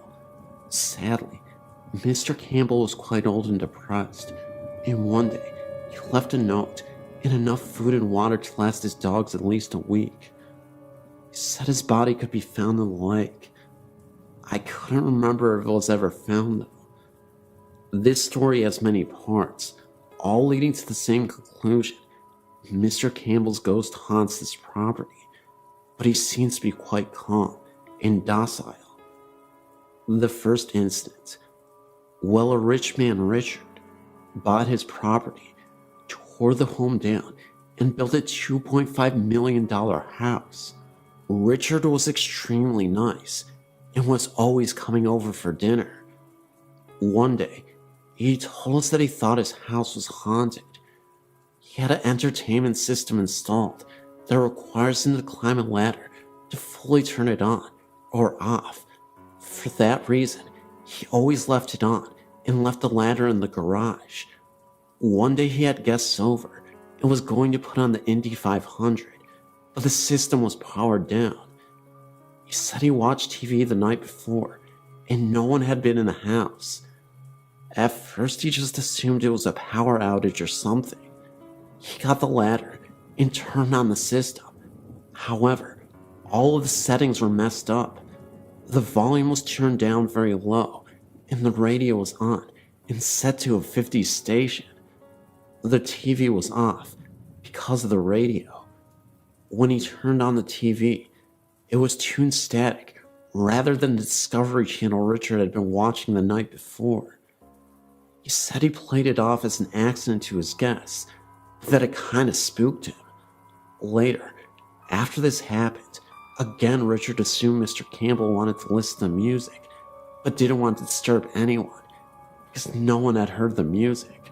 Richard also had a roommate named James. The thought is that they were lovers, but no one really asked. Richard would travel to Chicago a lot, and James would be home alone. One night, my sister and I were watching TV in our room and saw lights shining outside and heard men talking. We looked out our window and saw about 3 police cars and about 6 policemen walking all over the house, looking at windows and knocking on the door. We went outside with our dad to see what was going on, and the police asked if we had heard or seen anything suspicious. We said no. Why? They told us someone had called 911 from the house, but only breathed into the phone for a couple minutes and then hung up. We told the police that Richard was gone, and usually when he was gone, James would visit his mother down the street. My dad called James' cell, and he was at his mom's for a dinner and a movie. He said he was planning on leaving soon anyways, and came to talk to the police. James let him in, and they searched the whole house, but no one was there. However, in the kitchen, a burner was left on high. James said he made pasta to bring to his mom's and must have forgotten to turn off the burner. After the police left, James said he sometimes got a strange feeling in the house, like he wasn't alone when he knew he was, but that he never got scared. It was more like being watched over than stalked. My sister and her friend were sitting on our screened-in porch one Friday night after we got to the lake house late. They saw a man walk from the pier to Richard's house, and my sister called out, "Hi, Richard," or James, whoever it is. But the figure didn't stop or reply. He just walked up to the house and disappeared. The girl said a light never came on, and he never heard a door open. The next day, Richard was doing yard work, and my sister mentioned the night before and jokingly accused him of ignoring her. He told her he had not been home last night, and that he had just gotten back from Chicago early that morning. He also said that James was in North Carolina for the week for his sister's wedding. My sister and her friends were confused because they had both seen the man, and they were worried they had seen a robber. Richard asked if the outdoor lights turned on, and they said no. Why? He said he has motion detector lights, so if there was a person by the house, the floodlight should have come on, and his alarm didn't register entry last night. The next incident, Richard had to move to Chicago. It had gotten to be too much for him to constantly be driving back and forth, so he bought a flat in Chicago and put the house up for sale. James left too. The new owners are really quite annoying and full of themselves, so no one ever told him about the possible haunting or the house's past. One day Janet came over and asked us if the house had a story. I asked why. She said she had been in the shower when she saw an old man staring at her. She screamed and he just disappeared. We told her about Mr. Campbell and everything, and she sort of freaked out. They tried to sell the house, but couldn't. She still says the old man watches her every now and then. The housekeeper says she has never seen the old man while she was showering, but that she thought she saw him one day while she was cleaning. He was in the entertainment room, listening to music. She also said that the 5 dogs will stare at all the same spot for several minutes on end, tails wagging, as if they were being talked to. We still talk to Richard, and he has told us many stories about the house, rearranged pantries, the entertainment system being changed multiple times, and other various things. We think Mr. Campbell haunts the home because he can't move on. My mom says my experience must have been Mr. Campbell trying to get away from Janet for a while. That incident was before the shower, but Janet was already in the home with her husband. We still hear the beeping every once in a while, and we all just say, "Hi, Mr. Campbell, you can visit as long as you like." The dog stopped staring and following him after about the 10th time. They'll look up just after the beeping, and just before we hear him leave. I'm a bit of a baby, so I still get creeped out when I'm alone at night, even though I know he has never done any harm. My parents are the last people I think would believe it, but with so many incidents, we think he is there living out his days watching others. Maybe he regretted saying goodbye prematurely, and because of this is what keeps him from going to the other side. I was visiting my mother and some friends in Florida, and stayed with my mother while vacationing, to cut costs of course. She works nights at the local hospital, so I'm there alone from 7 p.m. until 7 a.m. when she works. It was a Friday evening, and my mom had just left for work. I was hungry, so I went out to grab a bite to eat. I got back to the house around 8 and called my friend, who was supposed to come over to keep me company, but he was running a little late. So I decided to keep myself entertained as I waited. I was in my room listening to music and stuffing my face when I heard what sounded like church bells. Now, these bells would have had to be kind of loud because I listened to my music on blast. I turned down my radio to hear the sound more clearly, all the while thinking to myself, there are no churches in the area that I know of, which made this all the more strange. As I listened, I heard the sound fade off into the distance, as if traveling away. I sat for a couple of minutes and turned my music back up and continued eating. About 15 minutes later, I heard something like someone trying to get in through the back door. My mom's house is a little older. I'd say about 40 to 50 years old. For someone to pry open the back door would not be a difficult task. So naturally, I ran to the back door to see what was going on. Once there, I saw that no one was there, but the glass in the door near the knob was fogged up like cold water would do in a glass cup. Thinking that was a little strange, I grabbed the handle to open the door, and I let the scream bloody murder. The handle on that door was sub-zero cold, and it really caught me by surprise, just from how incredibly cold it was. I stepped out into the porch, turned on the light, looked around a bit for anything suspicious, and when I saw nothing, I reluctantly went back inside. Concerned, I kept my music to a minimum, just in case anything else happened, as assuredly it did. About an hour later, I got a call from my friend. Now this is strange. He lives about 5 minutes from my house driving, and about 20 minutes walking. Apparently, he came over to the house and rang the doorbell, heard my music playing, and figured that when I didn't answer, I was in the bathroom or something. He called my phone, but it kept getting cut off after the first ring, so he decided to go back home and come back since it's not far at all. He claims that as he was backing out of my driveway, he saw the front door open. He rolled down the window to see if it was me.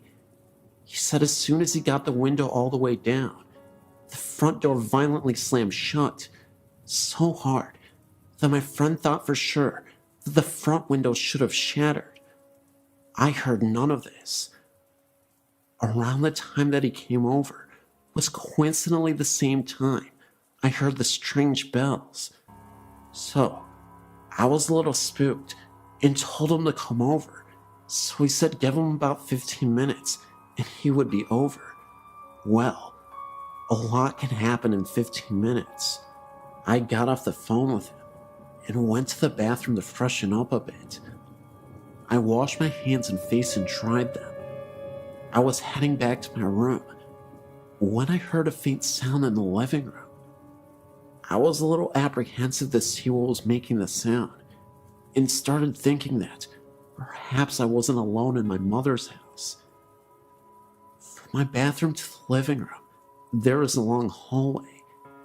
As I walked the hallway, I sensed a presence, and it felt like a large presence, however that feels.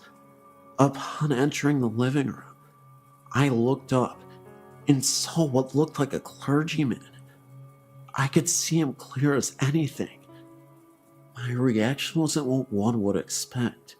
Looking back on the incident, it seems unusual to me as well. I began to cry, almost uncontrollably, and I still have no reason as to why. That's when I heard a knock at my door.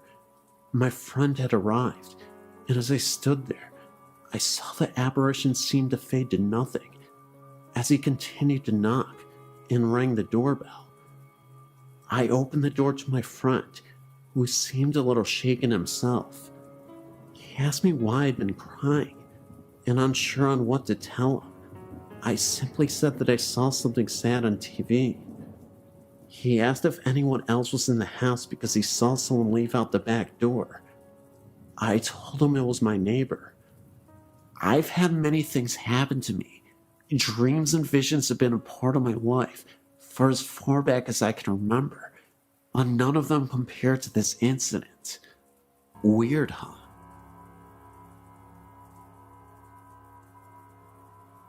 I was only about 3 years old when I first started seeing things in my old house. It started with the noises in the attic. I would hear a rocking chair rocking in the attic directly above my bed. However, that portion of the attic had nothing in it at all. The floor wouldn't even have supported the weight. My old house was a 1950s home. The basement still had an old coal room. However, the coal chute was sealed shut to prevent breaking in. The coal room was directly below my bedroom and was the only part of the house no one ever went into. I can only ever recall even seeing the door open once. It was an empty, depressing kind of room. In addition to the noises above, I would sometimes hear footsteps in that old room below me, or footsteps on the basement stairs. The first time I ever saw anything was, as I said, when I was around 3 years old.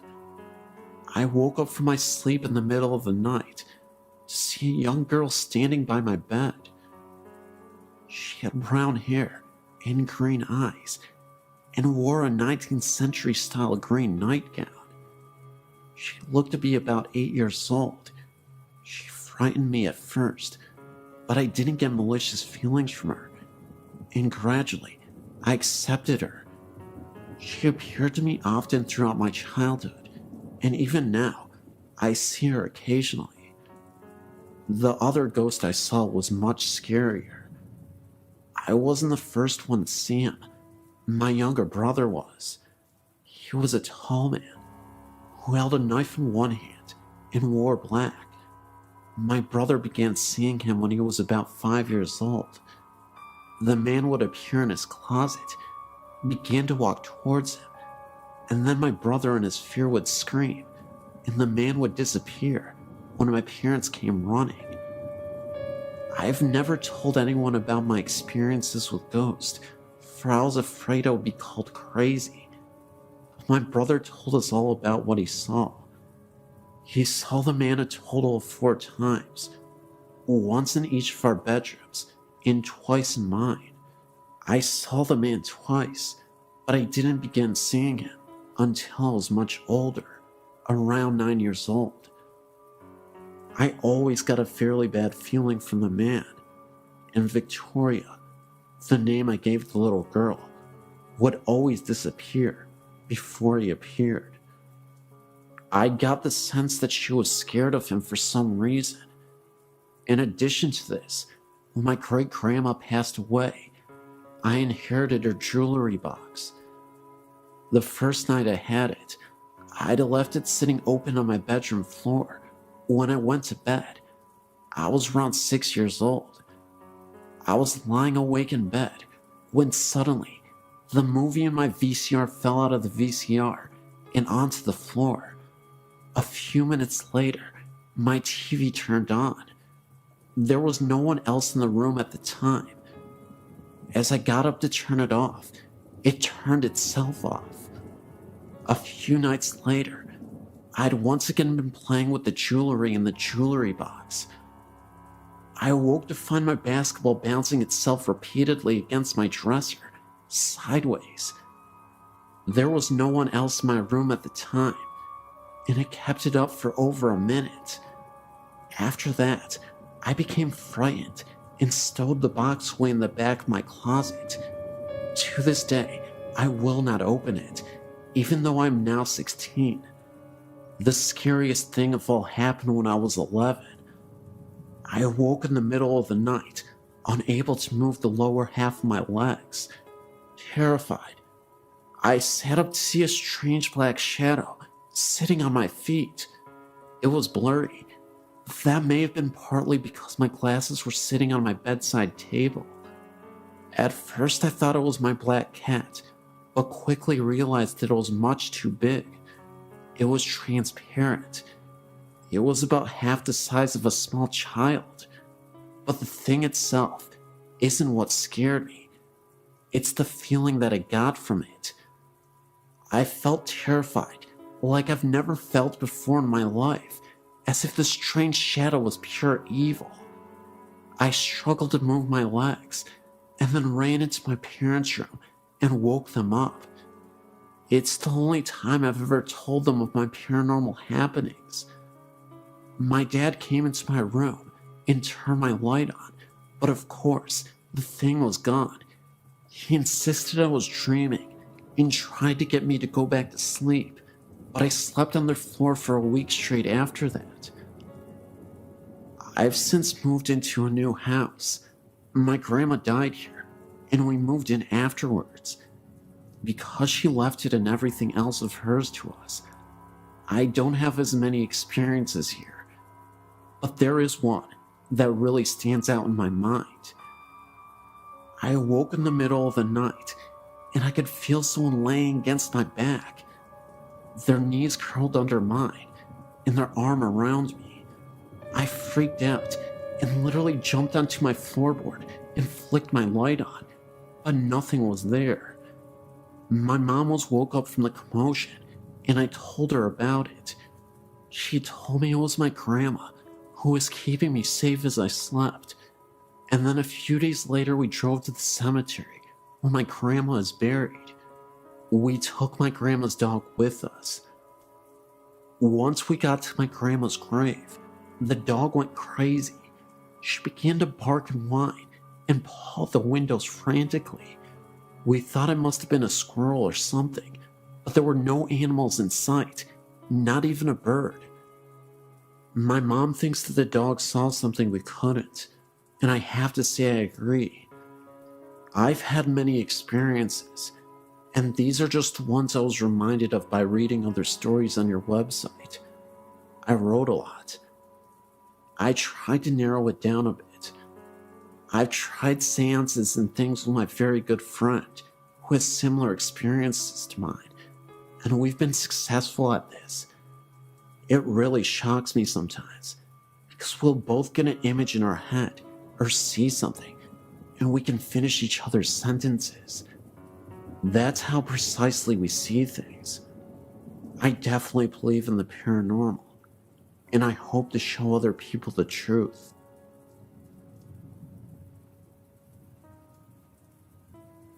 I lived in this area for over 30 years. Robinson Woods is the home of the Chief Chichi Pinque, as it is spelled on the sign, in the site of his burial marker. He was the last chief of the Potawatomi Indians, and he was related to the Robinson family. He died in 1953. There have been numerous ghost hunting expeditions conducted here, with reports of drums and shadowy forms of an Indian in pictures in the woods surrounding the memorial marker. These woods are connected to Catherine Woods, west of East River Road, south of the Kennedy Expressway.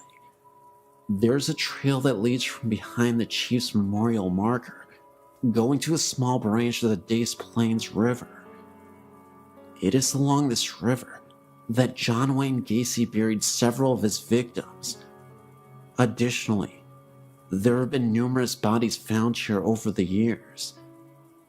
in the late 1950s, two brothers went missing and were killed, and their bodies were discovered here.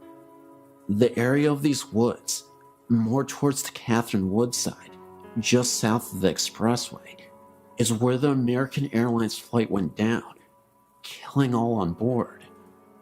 On the east side of the East River Road, there used to be a horseback riding stable called Happy Days Stables, which was the site of many illicit doings. John Wayne Gacy was known to be friends with one of the stable hands that worked there in the 50s and 60s, and he was a frequent visitor there. This stable hand is the one who was responsible for killing the two brothers in the late 1950s, and it's local legend that Gacy participated in the murders. Of course, both Gacy and the other man died without ever revealing the truth of this. These woods have been the site of more phenomenon than can be counted. Generations of kids have gone there to dare each other to face their fears. I personally experienced the drums in the woods, the face of an Indian behind the marker, felt overwhelming fear, anger and sadness, and evil along the river behind the trail, and horrifying fear around the airplane crash site. That's my story, and many others, and the rumors surrounding this area.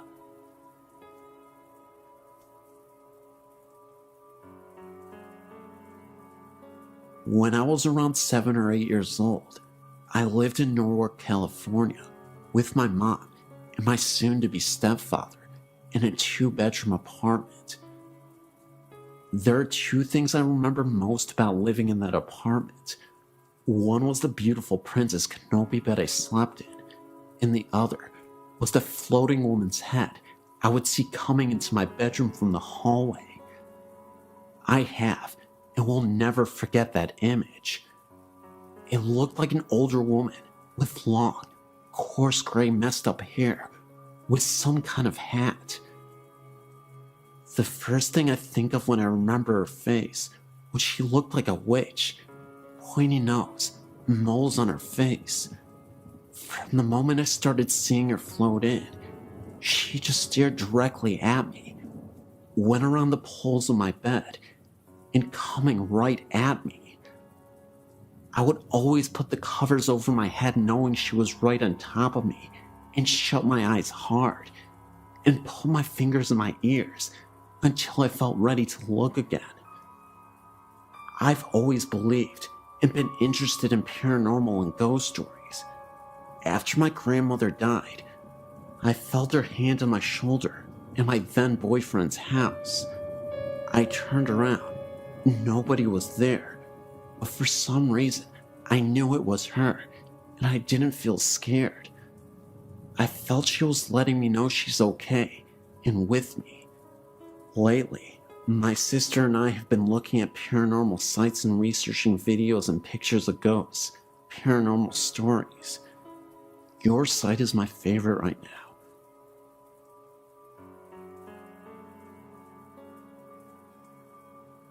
A few years back, I was at the White Horse Bar in Maloa and was doing a gig. When I was done, I left the back room and walked through the kitchen area, passed by a guy in a white outfit who was preparing food, or so I thought. I put my stuff out of my vehicle, came back in, and was going to get a bite to eat. I asked for a menu, and a barmaid gave me one. I ordered food, and the barmaid headed back to make me my food. After a while, she came back with my food.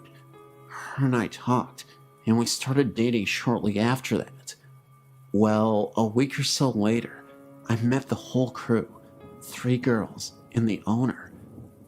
I asked where the chef was, and the owner told me they're right here. I laughed and said, "What about the guy?" They all gave me a funny look and said there is no guy. I had explained the guy I'd seen a week back that appeared to be a cook, dressed in white clothing that's similar to a chef, and was facing the kitchen stove that I walked by.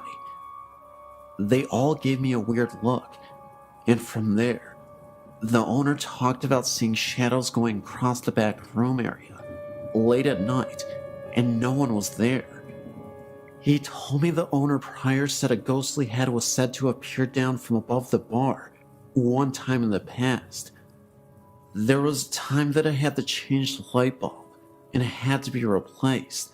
The old one was loose and burned out. I tightened the new one in place and tightened down the fixture, and we were sitting down my girl at the time, and the owner and another of the bar ladies and I joked, the ghost will probably be here to flicker the lights, and the light will burn out. The crazy thing is, a couple seconds after that, the light flickered and went out. The owner got another light bulb, and I took the fixture enclosure off to find the bulb loose, but still good. One of the bard's maids researched the property and told us the place a long time ago, back in the past, was a feed store, and that a guy in his teens got crushed to death from fallen feed sacks. I was born in Singapore in 1951 to British and Australian parents. We lived in various cities in Malaysia during the 1950s, 60s, and 70s. In 1957, we arrived in Kuala Lumpur, where we stayed until mid-1975. We moved into a company-owned house at Freeman Road, Kuala Lumpur, Malaysia. The history of the house is as follows.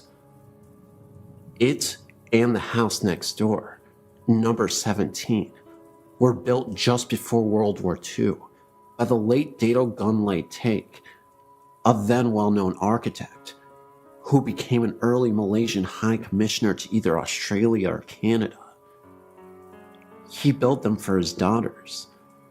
During World War II, the two houses, along with a large semi-detached house immediately behind, on what was then known as Gulfview Road, were taken over by the Japanese Army's secret police and known as the Kenta Pai, equivalent of the Nazi Gestapo.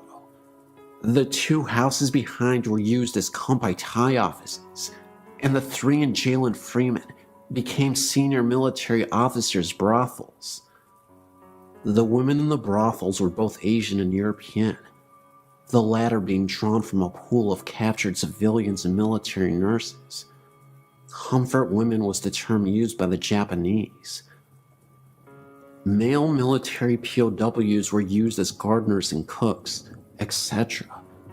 These staff, if they fell from favor, were executed, and some were obviously buried in the ground surrounding the houses, as some years later, we did find scattered human remains when excavating the gardens for our new orchid beds. On the advice of our doctor, who identified them as human in origin, we quietly reburied the remains.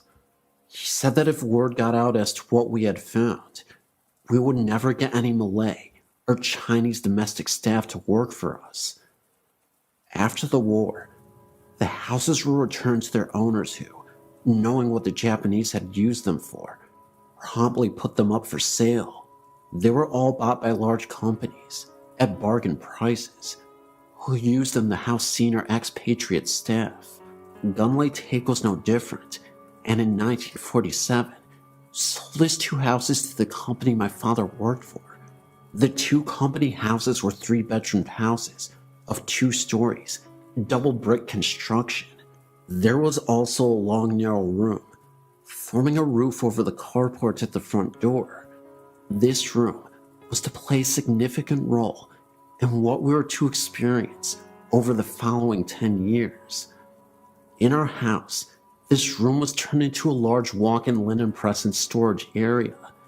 To enter it, one would take one step down. When we moved into the house in early 1957, the first thing my mother noticed was that this room was extremely cold, as if it was air-conditioned. In tropical Malaysia, a non-air-conditioned room this cold is not even practical. Our dogs would never go into this room, and when passing the entrance to that room, always hurried past with tails between their legs. Nobody would really stay in that room for very long. It had a very uncomfortable atmosphere. However, sometimes after running around and playing and getting very hot, I would go and sit on the step at the entrance to the room to cool off. I was 5 years old and knew nothing about ghosts at this time. The main bedroom, on the extreme right-hand side of the upstairs part of the house, as one faced out towards the main road, had its own full bathroom, and the other two, also upstairs, shared a bathroom via separate doors leading from the bedrooms to the bathroom. These latter two were adjoining each other. One was on the extreme left-hand side of the house, and the other at the back, with windows looking out over the back lawn. This eventually became my room. All the doors were heavy solid, with solid brass latches. Windows were hinged teak framed and had a bamboo awning type blind that rolled down over the window to give shade from the sun.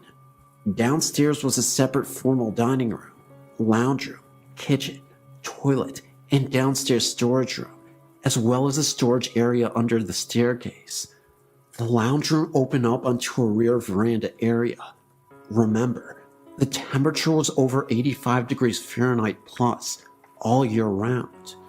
As per usual, European expatriate practices of the times in India, Malaysia, Indonesia, Hong Kong expats had domestic servants to look after the household chores. All expat houses built prior to the early 1960s had separate servants' quarters on the property. This house had a 3-roomed building with shared kitchen and bathroom, and it had a car garage building sited at the rear of the property, about 20 meters from the main house. About 3 months after we moved in, funny things started to happen. The first incident was the appearance of a white cat. Interestingly enough, it always followed the last person who went into my parents' bedroom at night, the bedroom at the right-hand side of the house. This cat made no sound, but appeared from nowhere and scuttled into the room as the door was opened.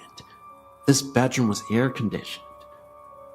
A thorough search of the room failed to find the cat, but next night, there it was, entering again. At the time, we had no cats. This cat was seen every night until my parents moved to the middle bedroom, which was nearer to the room that my younger sister and I shared. Their old bedroom was then turned into a guest room. Over the years, visiting guests who stayed overnight with us also saw this cat. One evening, about dusk, my mother, looking through the lounge window, witnessed a woman with long red hair, wearing a sort of white nightgown, standing near the front gate. She thought that this was unusual and walked out the front door to go talk to the woman. As she walked across the lawn, the woman walked away and went behind the hedge, which formed our front fence. When my mother got to the gate, she looked in the direction that the woman had walked and saw nothing. 3 nights later, my father saw the same woman walk into the entrance of the servants' quarters. He followed her, but found no sign of her when he entered the building. She was never actually seen in our house, only on the front and back lawn and in the servants' quarters, but she was regularly seen in the house next door, number 13, and also in one of the houses behind. The occupants of both these latter houses often saw her sitting on the edge of the bed brushing her hair, but there was never a reflection in the mirror. When spoken to, she would turn her head, smile, and slowly fade from view. We also saw an emaciated man in a military uniform. He was seen in our house, both upstairs and downstairs, as well as outside. One evening, my mother saw what appeared to be a body lying under a shroud in the front garden. About 8 years later, I also saw this figure, for lack of a better word, on the back lawn at first light one morning, and again at about 3 a.m. on another morning. From time to time, we would also see an old Chinese woman in the lounge room. She was wearing a white starched linen top with black pajama pants, cut in a traditional Chinese style. This used to be the standard Chinese domestic staff uniform in the immediate pre- and post-World War II era. We referred to them as black and whites. By the 1960s, the next generation of Chinese female domestic staff had abandoned this tradition for more colorful pajama suit type clothing. One would look up from reading a paper or a book and see this old woman standing in front of you smiling. She would then fade quickly from view. She was only seen in the lounge, in broad daylight, but never when there were a lot of people around. One evening when in my mid-teens, I arrived home from visiting a friend. As I walked down the drive, I noticed that the lounge room was lit up and a man with shiny, neatly combed black hair and wearing a khaki uniform was sitting in a chair with his back to the window and reading what appeared to be a newspaper. I got the impression that he was Asian and thought he was a friend of my father come to visit. Later, I recollected that the furniture in the room was different to what we had in there. When I entered, I found the whole house, including the lounge, to be in darkness, the rest of the family having gone out and the servants retired for the night. Thinking back, I think this man was probably a Japanese military officer. I only experienced this once, and my parents never did. Occasionally we would also hear a woman's voice calling out in terror. We couldn't figure out what she was saying, because she was saying it in Japanese. It was then that my parents realized that what we had seen and experienced were most likely the spirits of those who suffered there. After finding this out, we began to suspect that the cold room I described earlier in this narrative may have been used as a place for the ill treatment and execution of prisoners. My father learned that after the war, health authorities advised that the original septic tank was too close to the house and a new one had to be installed. While digging the new pit, workers had dug up human remains. We left the house in 1967 to move to a new house nearby. The next occupant, also working for the same company, also experienced funny things, but didn't actually see anything strange. This family's dog on several occasions also dug up human bones from the gardens. In the interest of preserving the local peace, they also quietly reburied the remains and said nothing. I didn't find out about what they experienced until many years after they had left Malaysia and returned to England. The company sold the houses in the mid-1970s after my family had left Malaysia. The houses at 15 and 17 were torn down, and a large mansion was built across the boundaries of both properties. However, this was demolished after a few years, and since then, the two blocks have remained vacant. In 2008, they are still vacant. This is a prime land in an inner suburban area, but the land is still vacant. The house at number 13 is still standing, but is abandoned and half the roof is collapsed. We wonder just what was found when the site was excavated for the new building. Also, the reason why the new mansion was also demolished and the blocks left vacant. Maybe the souls of those poor victims still occupy the site and are not at rest and reappeared in the new building.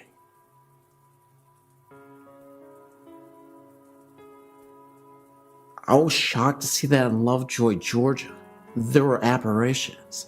I too had an experience, but didn't think much about it, especially after everybody looked at us. My mother-in-law also saw it, as if we were crazy. We used to live in a new apartment complex. One day, I was sitting on the counter eating lunch, and my mother-in-law was in the living room. As she came towards me to get to the kitchen, we both saw a man going towards the room at the end of the hall. Our first instinct was that one had broken into the apartment. We did get a chill, but at the same time, we didn't seem it was a big deal. We just figured it was the fact that we had gotten scared. I grabbed the phone and we walked towards the hallway. When we looked, we saw nobody. We thought they had gone into the bathroom or the laundry room. When we saw nobody, we looked in the closet of the room, but again, didn't see anybody.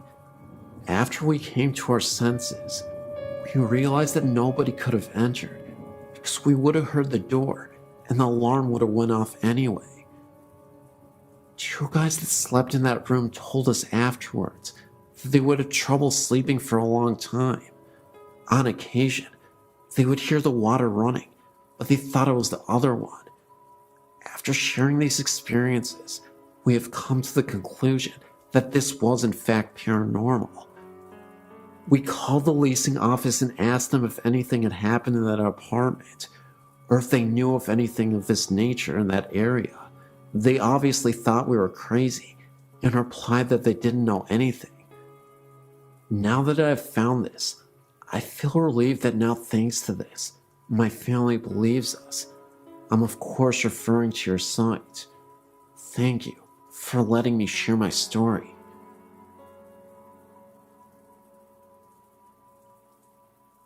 There's a lot of things in my life I've seen over the years, but nothing has disturbed me quite like this.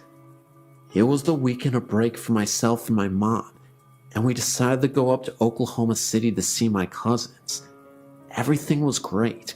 I got to see some relatives, and nothing seemed quite out of the normal. That is as far as normal went that night. While taking the 4-hour drive back, I noticed that the moon was very huge and blood red. Of course, I didn't know about the eclipse that day, so it was cool to watch as we drove to Ferris, which is a tiny town between Lane and Antlers. I remember that my mother pulled into the Veterans Bridge in Aloka when a couple miles down the road, I happened to look up and an elderly couple was standing on the side of the road, staring across as if watching something. It reminded me of the Grant Wood painting of the farmer. I remember looking at a clock a moment before and saw it was midnight. The moon was still out and still red. What makes it even worse for myself is that my mother also caught a glimpse of them. I turned around shocked, and I felt like if I turned around, they would be flying behind us screaming. I've passed by several times since then, and every time I get a shiver up my spine, remembering what happened that night. I still get teased a bit about it, even to this day, even though my mom was pretty spooked out herself. My dog and I have been traveling the mountains of upstate New York and Pennsylvania for 17 years.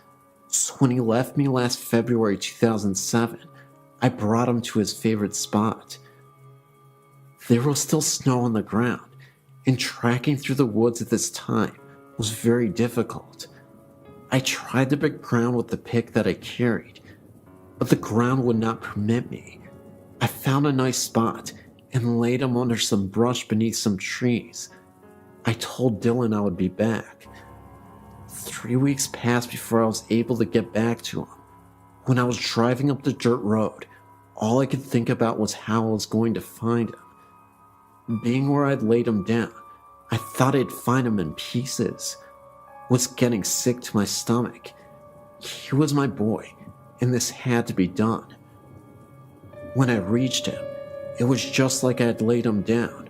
Thought this was weird. He wasn't even stiff. It was like he was waiting for me to come back.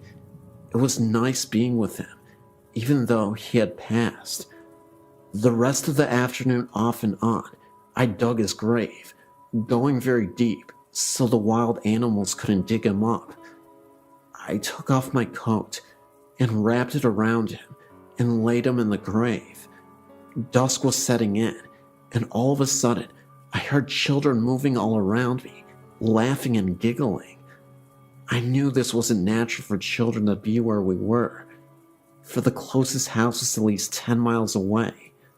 I still dismissed this in my mind, as the circle we were using around me kept getting smaller. I would stop every now and then and listen, but I would hear no breaking branches, which should have been happening.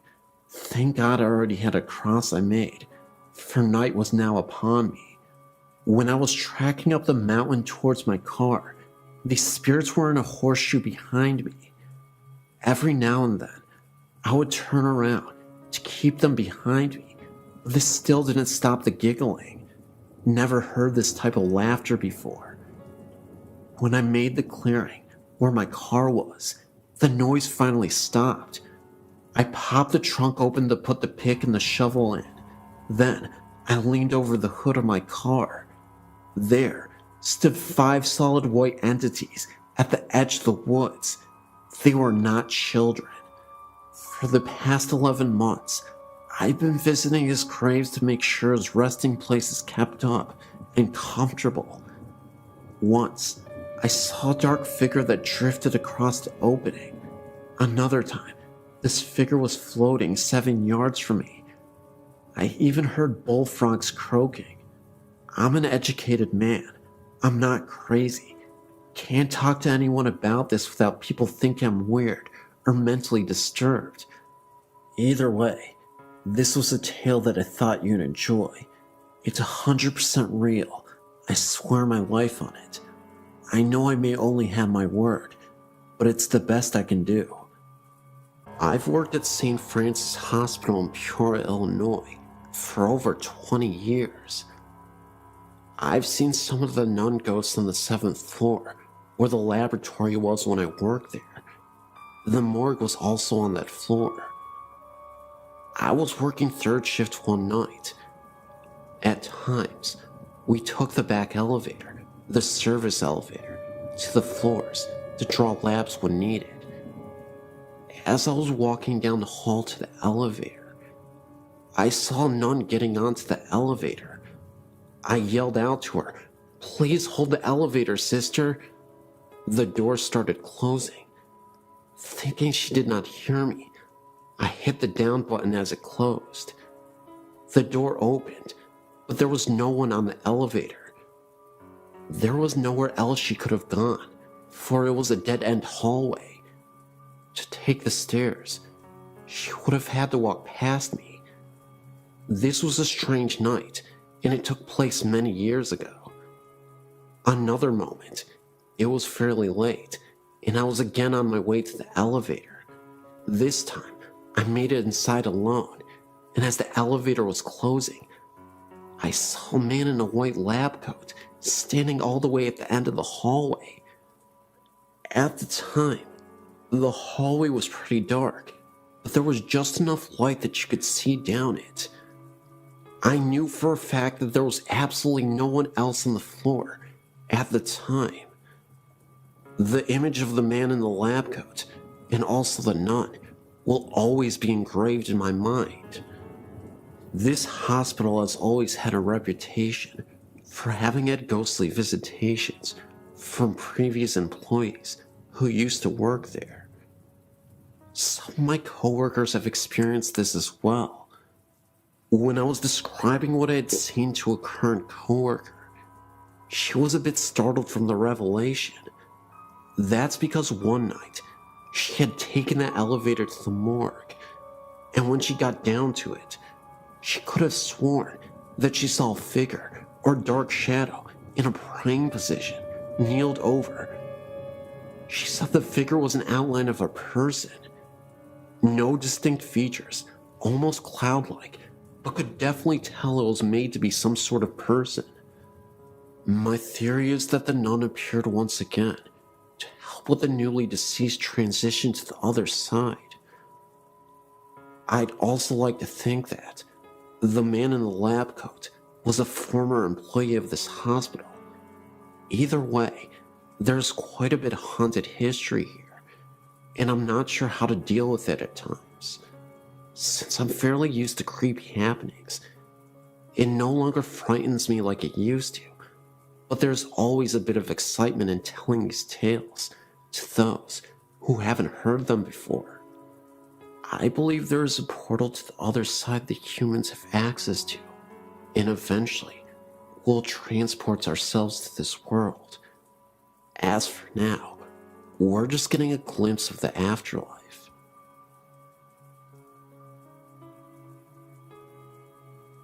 This is an authentic story, and it happened to me.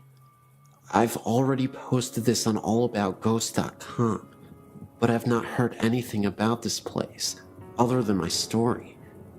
Maybe someone out there has had a similar experience, or even paranormal things happen at this place.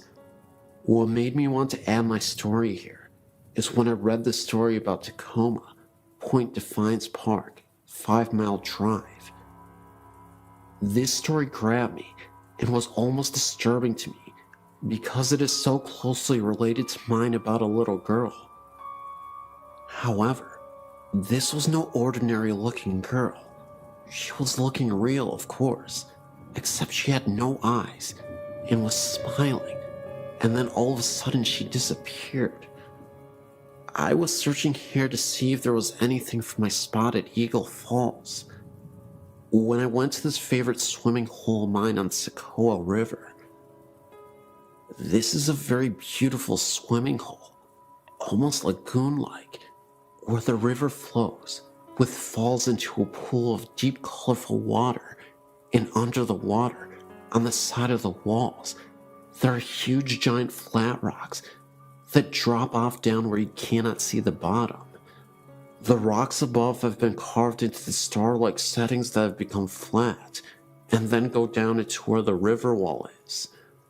Across the river, which is only about 50 feet or so, there are rocks where people can climb to. There is a rope swing tied to a tree on this side also. It's a popular spot for people to swim in the summer.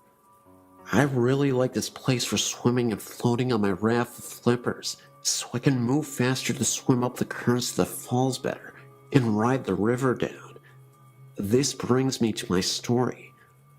I was headed towards the place where I was going to do just that, and noticed there were 2 people to the right of me, a man and a woman, one sitting next to the rope swing, and the other climbing up the rocks.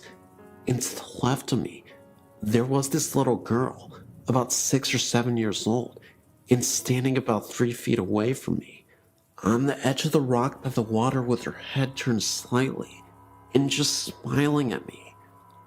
I am swimming still almost to passing her, and notice she's still smiling, so I smiled. I waved to her and said hi. She still smiles at me, but says nothing back. I looked at her again, this time into her eyes. We locked eyes for a second, and that is when I noticed her eyes were very dark, to the point where I couldn't see her eye color. They only looked like black holes, almost hollow-like. Everything about this girl seemed normal, except for her eyes. She had a cute little swimsuit that was lime green, with little white flowers on it, and a little ruffle around the waist. She was tan, and had golden blonde shiny hair that came down past her shoulders, and also had bare feet. She was alone.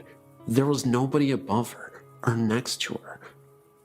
I was thinking that maybe she was standing there watching her mother swing from the rope swing, or something, but as I swam a little bit past her, I suddenly turned to look back, because I feared her being too close to the edge, and wanted to let her to know to step back.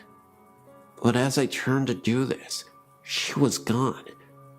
Now, I was wondering how she could climb the rocks that quickly, and how she could be completely out of sight when I only turned for a second, then looked back.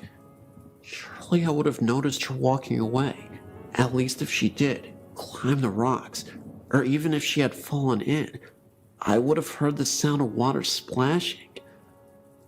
I was only a few feet away from where she was standing, and I quickly went to the area where I saw her, and nothing. I looked above and further back where some people were sitting by some trees, and looked down along the banks where other people were sitting, and with kids, and no one looked like her. or had blonde golden hair, or the same bathing suit on. At this point of feeling very confused, I felt a cold chill come over me, and my hairs and my arms were standing up. I felt a sadness and chilling feeling, and had a vision of the same girl falling into the water and drowning.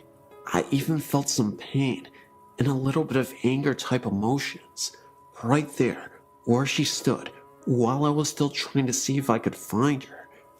I thought, where are her parents? Why is she all alone? So I swam back up to my spot by the river and told a friend I was with what happened, and I pointed to the rock she was on. He said it sounded and even looked like I saw a ghost from the way I was acting. I asked him if he would go back with me to look for her, and he said no way. That is way too creepy. I don't want to go over there with you. I'm thinking about how this situation is so crazy, and the fact that it's daylight even. I'm going back to see if I can see her, I said. Determined to find her, I swam back to the spot where it happened and looked all over the area where people were sitting, and still, no little girl in a green bathing suit. I started looking in the water to see if I could see anything from down there. Nothing. And the girl across the river that I thought was her mother was not. She was with the guy on the rock still. Then again, I get the chill, and I'm feeling sad, and start becoming afraid of the spot, and even swam away from it again, thinking this doesn't make any sense, then wondering if I'm the only one who saw her. Did the people across the river even see her? This is a wide visible area where you can see everyone around you. Am I losing it? Then I remember those eyes she had were actually hollow.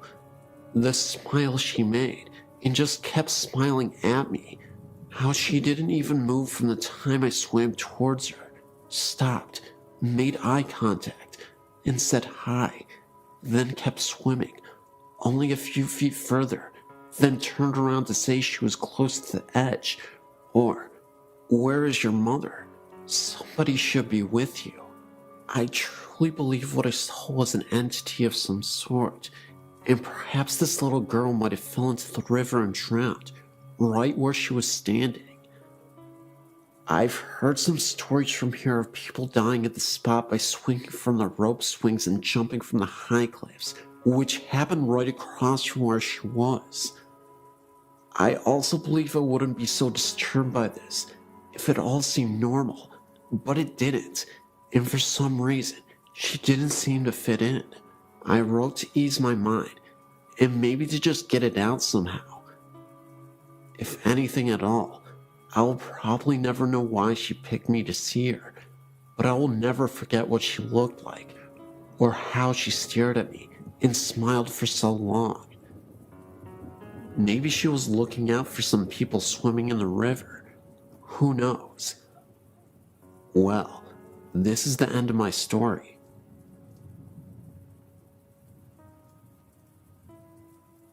Up until I was around 10, my mom, sister, and dad and I lived in a house called Fielder's Green, which was in Lanark, Cornwall. The house must have been around 50 years old, and was originally 2 cottages joined together, meaning it was fairly big. To begin, the only things that would happen would be the odd cold spot, and often I felt like I was being watched. Another time, my mom went to use the downstairs bathroom, leaving my dad in the kitchen, when she heard a man cough loudly outside the door. Thinking it was my dad using the study, she shouted something, only to hear no reply. She left the bathroom. There was no one outside, or even in the study. When she went back to the kitchen, my dad was at the same place. She asked him if he had followed her to the bathroom, which incidentally wasn't near the kitchen, and he said he hadn't moved. There was no one else at the house at the time, apart from me and my sister, and we were in bed. Another thing that happened was when my mom, my dad, and my dad's friend were sat in the kitchen late one night when they suddenly heard an almighty crash from my bedroom upstairs. My mom said it sounded like a full-grown adult being thrown to the floor. Thinking maybe my wardrobe had toppled over or I'd fallen out of bed, they ran upstairs and found me fast asleep with nothing out of place. Later on, they even got someone to check the chimney in my room to see if a stone had fallen down it, but they found nothing. To this day, we don't know what the crash was, or indeed who made it. The most unexplained incident, however, was the sound of a singing lady. My mom and dad were asleep in bed, and they were woken by a tuneless humming outside their bedroom door. There was no way it would have been me or my sister, as we were only young, and it was quite clearly the sound of a woman. The sound came along the corridor from my room and gradually disappeared downstairs. Another time, my mom, sister, and I were inside my mom and dad's bedroom, helping my mom fold up some laundry. My dad was outside mowing the lawn, and we could see him from the room. After we had finished, we went to open the bedroom door, which was shut. We couldn't get out. The door had no lock on it and wasn't jammed. There was no draft in the room, as it was an airless summer's day. It felt like someone was standing outside, holding onto the handle to prevent us from leaving. My mom, who was obviously stronger than me and my sister, tried the door too, but there was no lock. In the end, we had to shout outside to my dad to come and let us out. He opened the door easily, and there was no sign of it ever being stuck. We left that house when my parents separated, and I found out from someone that knew the current inhabitants that they too were experiencing strange things, such as their child's toys being turned and turned off during that night.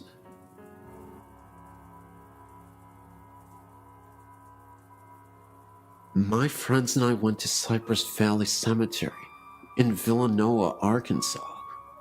We come to your site and have tried out some of the places and have gotten good responses. We parked our car out front and went into the gates around 3 in the morning. There were 4 of us. There were 2 guys, and then my best friends and I, who are girls. The guys went in first, and we followed them soon after. Immediately entering, we all had a very strange feeling come over us. My best friend and I decided to go back to the car and let the guys walk around and explore some more. We were alone in the car for nearly 20 minutes with the windows rolled down because we were smoking when we started hearing screams from the distance. They sounded like they were coming from a woman. We saw no one else there. Then a few minutes later, my best friend saw the outline of 2 men walking on one end of the cemetery.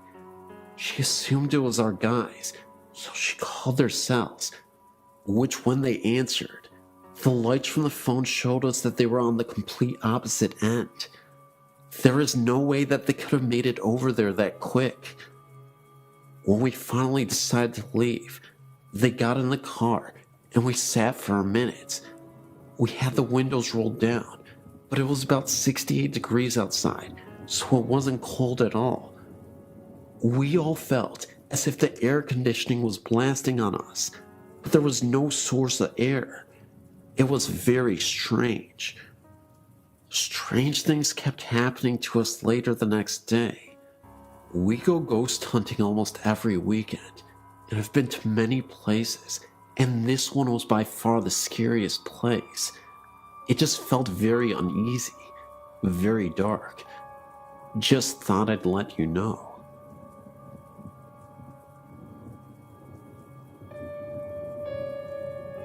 Here's one of my stories of paranormal activity. From being very young, My brother and I had always experienced things we knew were not normal, but of course, our grandparents, whom we had lived with since we can remember, brushed it off as childish imagination. As we were growing up, we saw less and less unusual happenings. It all began when I was 15 years old.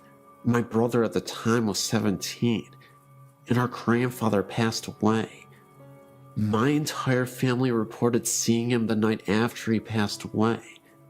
Now, my family has its skeptics and its believers, and every one of them reported seeing him laughing and looking much younger and healthier than they'd ever remembered. He smiled at them all and said goodbye. Now, my brother and I had not seen this apparition, so we brushed it off as their subconscious projecting an image they all wanted to see.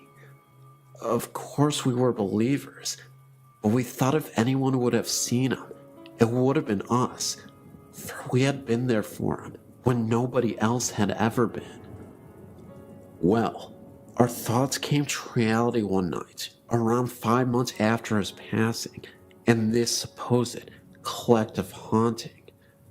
My brother and I were up in his room playing on the PC. My grandmother was out, and my little sister in bed. Now my grandfather, or Daddy, as was his nickname, always enjoyed his music and always had it on extremely loud. We were laughing at something on the internet when John Lennon, Imagine, began playing very loudly downstairs. Well, at first, we thought it was a cruel joke by our neighbors. This particular song had been his first choice for his cremation, and so I, being the braver of us, stormed downstairs to find it was indeed coming from the office room that was my grandfather's. I walked into his old room to find it was freezing, and there were no windows or doors open, and the CD player was not on, and the music was still going. Then, there was a knock on the back door.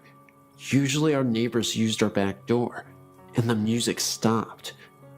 My brother was now downstairs with me, and we thought it must have been our neighbors there to complain, and the noise, so he unblocked and opened the door. Opposite the door was an outside toilet, and as my brother opened the door, he froze. His face paled, and I could tell there was something wrong. I looked outside to see nothing, but incredibly shaken by the music, I slammed and locked the door, turned every light on in the house, bar my sister's, as she was seemingly sound asleep, and sat downstairs, waiting for my grandmother. To this day, my brother will not tell me what he saw outside, but I doubt it was the friendly spirit of my grandfather coming to say goodbye. The reason I believe this is because the morning after, my little sister said, "Do you believe in ghosts?" I didn't react and merely asked why. She then replied that the night before Daddy had been in her room when she was crying about his passing, telling her to shush, that everything was okay and he was happy. Also, my neighbors, who were really quick to complain, never mentioned any loud music coming from our house. So I really want to know why only us heard this music, and more importantly, who had been outside when my brother had opened the door. There is a 2-story house right in the center of town that I lived in 1958 or 1959. It is known as the Old Van Delzum House. Both my cousin and I experienced odd things in that house. There were many times that we would hear footsteps, such as a man wearing boots walking from the upstairs front bedroom towards the back bedroom to the left of the stairs. My cousin also said that she saw an old apparition in the backyard. I went to see the psychic Carol Pete this week and showed her a picture of the house. She said she felt it was a soldier from the Civil War era. Also, She said that many horrible things happened on the property. No one ever died in the house, so it is connected with the land it sits on. We stayed there only about 2 or 3 months and moved to another location in the same town. I also found out that I am a psychic medium, have had many unexplained things happen through the years. This soldier is not threatening. He does not know he is dead. Wish the house was mine so I could try to help him. All this has been burned in my memory for nearly 50 years. Hi, my name is David. I'm a French student, and I wanted to share some eerie things that happened to me and to some of my friends with you readers. My grandfather died last year. He was a total atheist and believed that supernatural was just some bullcrap, and that people who got interested in it were pitiful fools. What's more, he was a convinced internationalist communist and often led some speeches against God and the church. I was the contrary of my grandfather, a conservative Christian loving God and fatherland, so the situation often led to arguments between my grandfather and me, as we're obviously on a different wavelength, but it didn't matter. He was my grandfather. I was his grandson. He loved me, and I loved him as well, and we would often laugh together. Well, as a Christian believer, I believe and still believe in hell, and I feared that my grandfather would go there after his death because of his resolute anti-God feelings. So I said a lot of rosaries so that God would put him on the right way. One day, as I went back from the university, I got a phone call from my mother. She told me that my grandfather had been sent to the hospital in order to cure a little pain in the knee. But when the doctors started to inspect his general state of health, they found out that my grandfather had a generalized cancer, and that is why he felt so tired. I got so upset hearing that I rushed to the church and put a candle to the Holy Virgin so that she would get the forgiveness to my godless, communist grandfather. I went to visit my grandfather in the hospital, where he was sadly ending his life, and I could notice no changes in his mind and moral, and his Calvary in the hospital bed lasted for months. Here's the moment when my story becomes interesting. In my prayers, I would always ask the Holy Virgin to save him and let me know by a sign that she had taken him to the right place, near the God and far from hell. It was an ordinary night. I was reading in my bed with my bedlight and listening to the outside noises as usual, and I closed my eyes to sleep afterwards. Oh God, I can never forget what I lived this night. It was about 5 a.m. because it happened just a moment before I woke up. I had a very powerful dream, and it looked so real that it is still sculpted in my memory. I dreamt about a giant curtain of red velvet with a portrait of my grandfather hanging on it.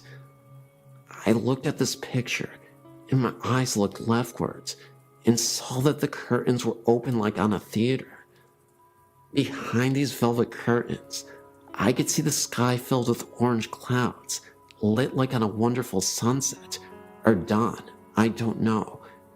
And suddenly, I saw a boy kneeling in the darkness in front of the scene, and I recognized myself.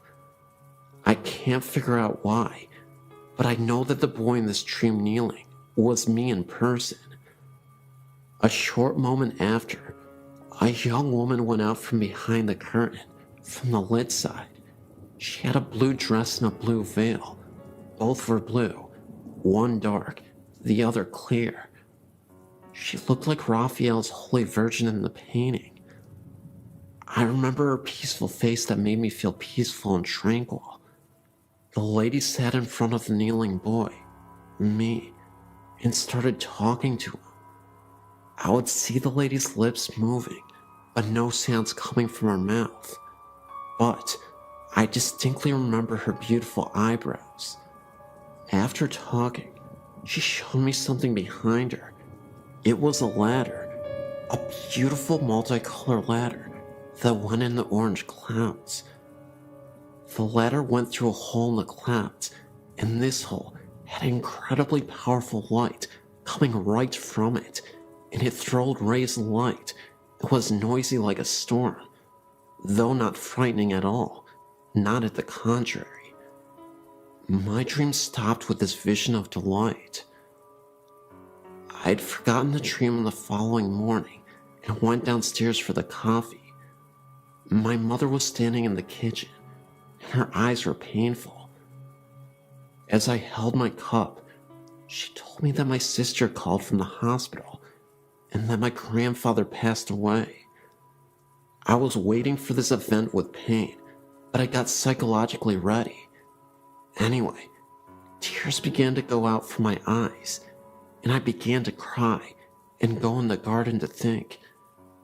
And as I was walking through the trees in my garden, I suddenly remembered that strange dream of the night, and I was thinking that it was the sign I was waiting for, and that I beseeched the Blessed Virgin to send me. I was so grateful. I went to the church and told the Holy Virgin thank you, but I wasn't expecting such an intervention, but another prayer of mine had been made. However, if you're thinking that this story is going to be about light and positivity, you thought wrong. Because one day, a few days before the funeral, I was visited by a spirit with horns. That's right. I was lying in my bed asleep when the door slightly opened a little bit, and I was greeted by this creature, this horned figure. It was definitely a black mass, but it was just standing there as I was trying to regain consciousness in the middle of the night. It stared at me with its red glowing eyes. That's all I remember, the dark outline of this dark mass and the horns protruding out of its head. It was there for about 40 seconds, and I'll never forget the sight, and it just slowly disappeared. I have no idea what connection this is to my grandfather, or even if it means something, but it definitely rattled me to my core. I started to get a lot less sleep, and on days that I would get sleep, I would have these terrible nightmares of the same horned figure. In one of those dreams, the horned figure would be seen off into the distance, with again those glowing red eyes, and there would be candles scattered about, with the only source of light coming from the candles. They were all lined up row by row and in a line that eventually led to this horned figure. I remember waking up instantly after that dream and crying profusely. I yelled out to my grandfather. I said, "Please save me from these nightmares. I'm sick of these nightmares." Fast forward a few days after the funeral, and the most spectacular thing happened, though it was a little unsettling, not even going to lie. And I feel like this was truly confirmation that God was answering my prayers. We have this massive full-body mirror that rests in the living room. This is where I saw my grandfather in the mirror, standing right behind me. It happened so fast, and it disappeared so quickly, that I had to regain my composure and not freak myself out too much, because I knew deep down inside that my grandfather was here to tell me it was okay, and that I shouldn't fear evil. Was it a possibility that I was so distraught over losing my grandfather that I thought I was losing my mind in the process, and I was just imagining everything that I was seeing? I don't know. I can see why people would think that after this story, but what I do know is that I contacted my grandfather and maybe some unruly spirits, maybe deep below the surface, that we can't always reach. And it's truly terrifying, but also comforting to know that my grandfather has my back, even in the afterlife. One early morning, I'd been sitting in my family room, reading the newspaper. It was a very quiet morning, and I was all alone. The sun was coming through a bedroom window off the family room and shining down the hallway.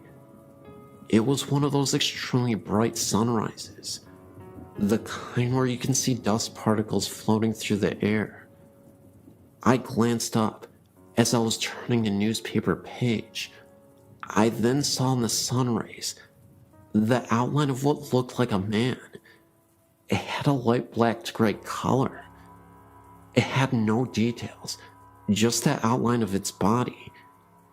It was about 3 feet off the floor and had no legs from around the knees down. I could see the arms. It had no hands either. I just remember telling myself, wow, it's a ghost, and I took it all in. I told myself not to turn my head or blink.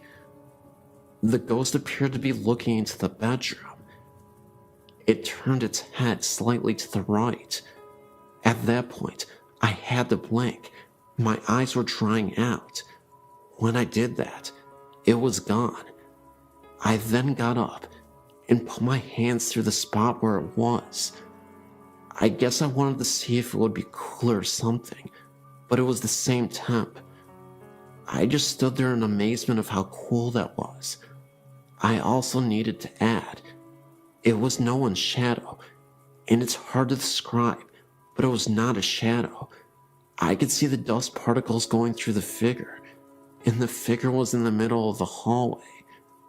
It was 3-dimensional. It actually looked like a hologram. I really love those rare ghost encounters.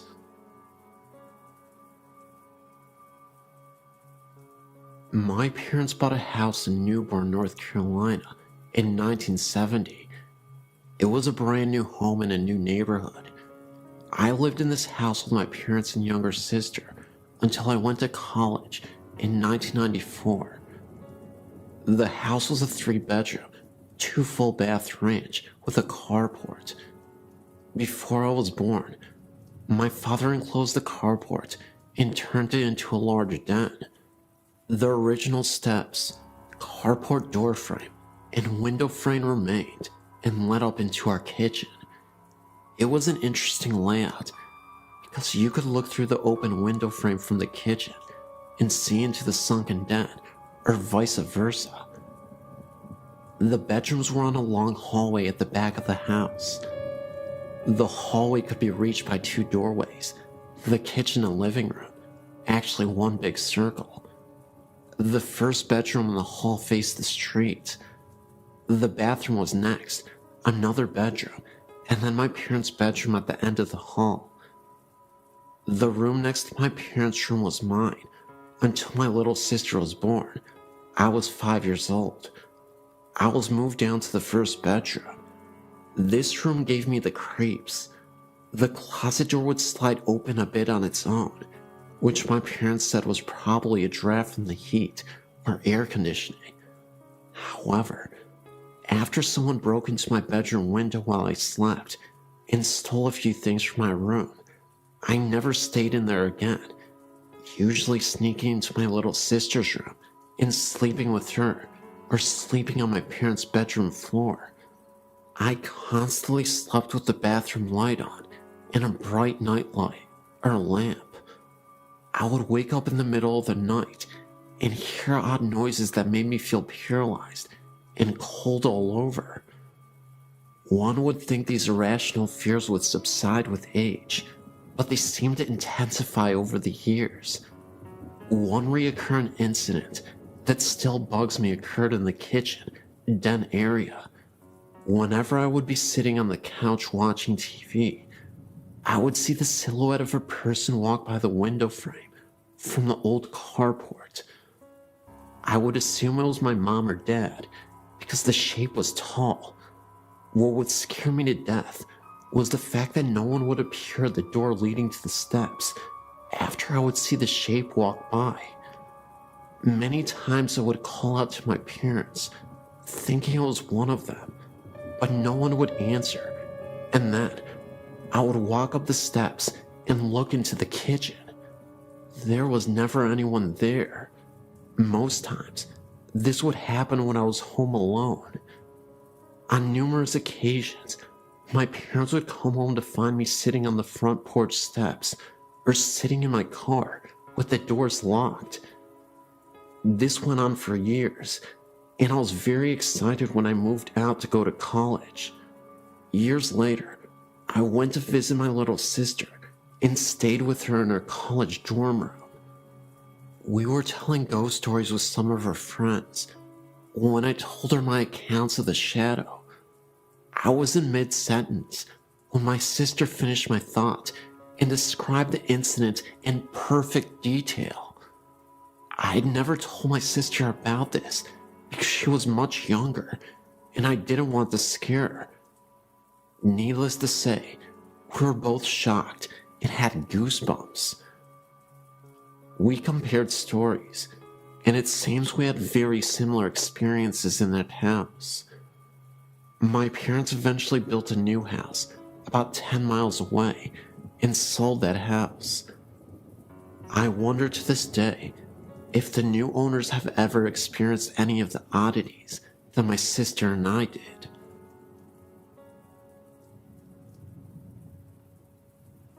I'm 28 years old now. The paranormal has always interested me, but only recently have I started to research it. I've come to believe now that some things I've experienced as a child were probably more than nightmares.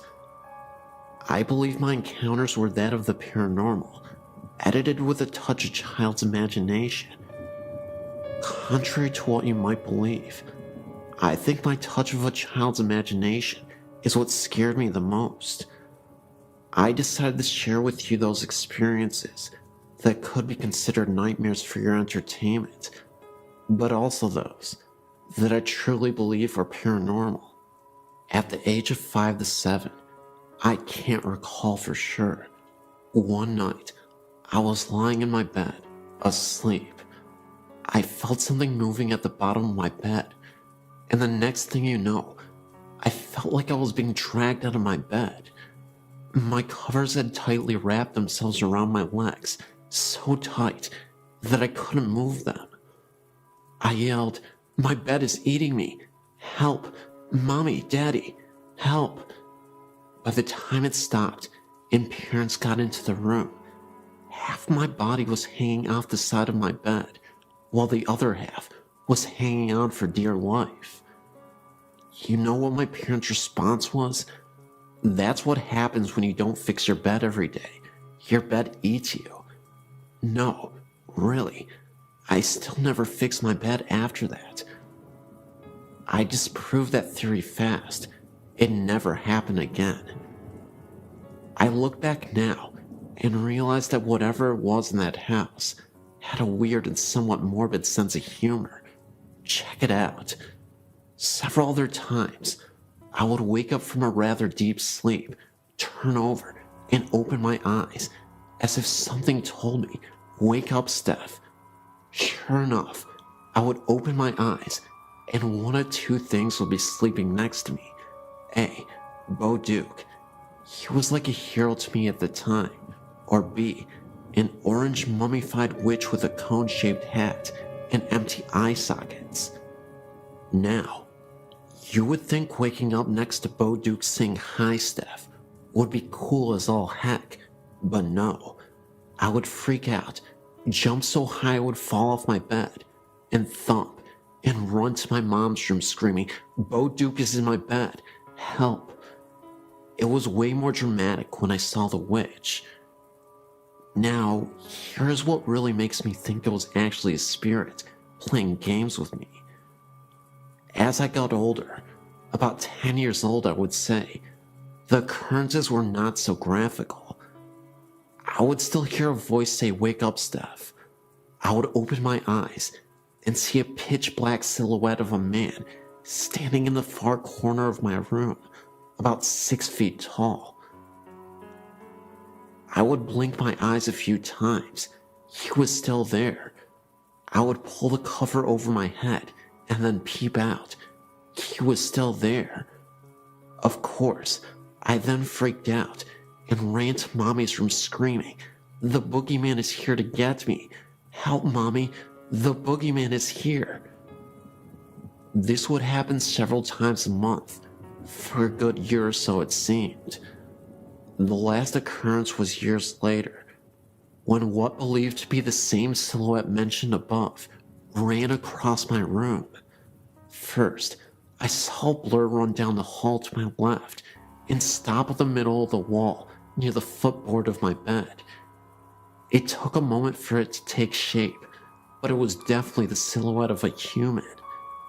I started to dart, and the moment I moved, it darted towards the other wall and vanished. I freaked out and flew to my dad and told him that there was someone in my room.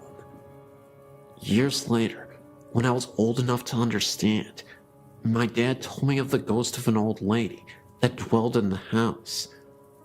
She was a nice, but sometimes grumpy old gal. However, that doesn't explain the man that was in my room. I still can't figure out if the Beau Duke, which thing was truly a nightmare, or a spirit messing with my head, using the touch of a child's imagination.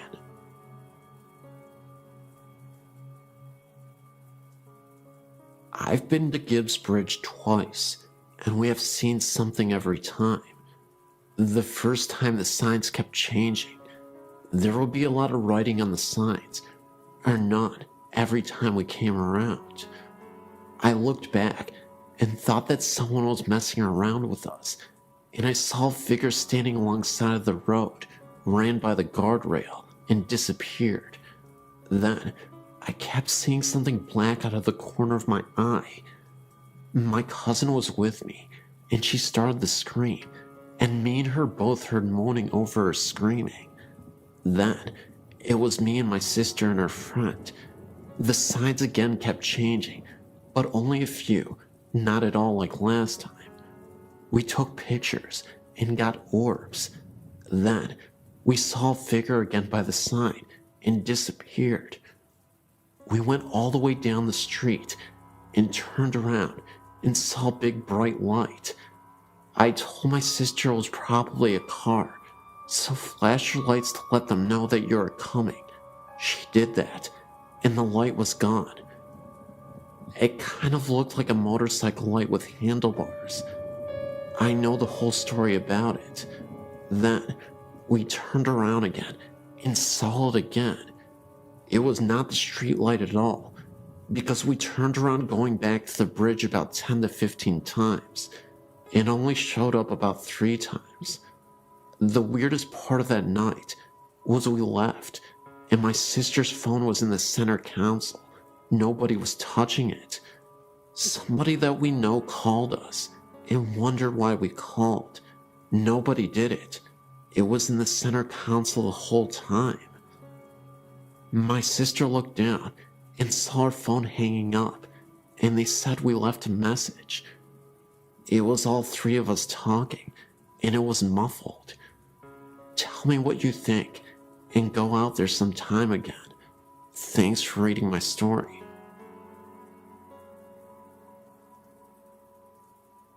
Back in the early 90s, a wealthy family who lived in Corona owned 2 homes.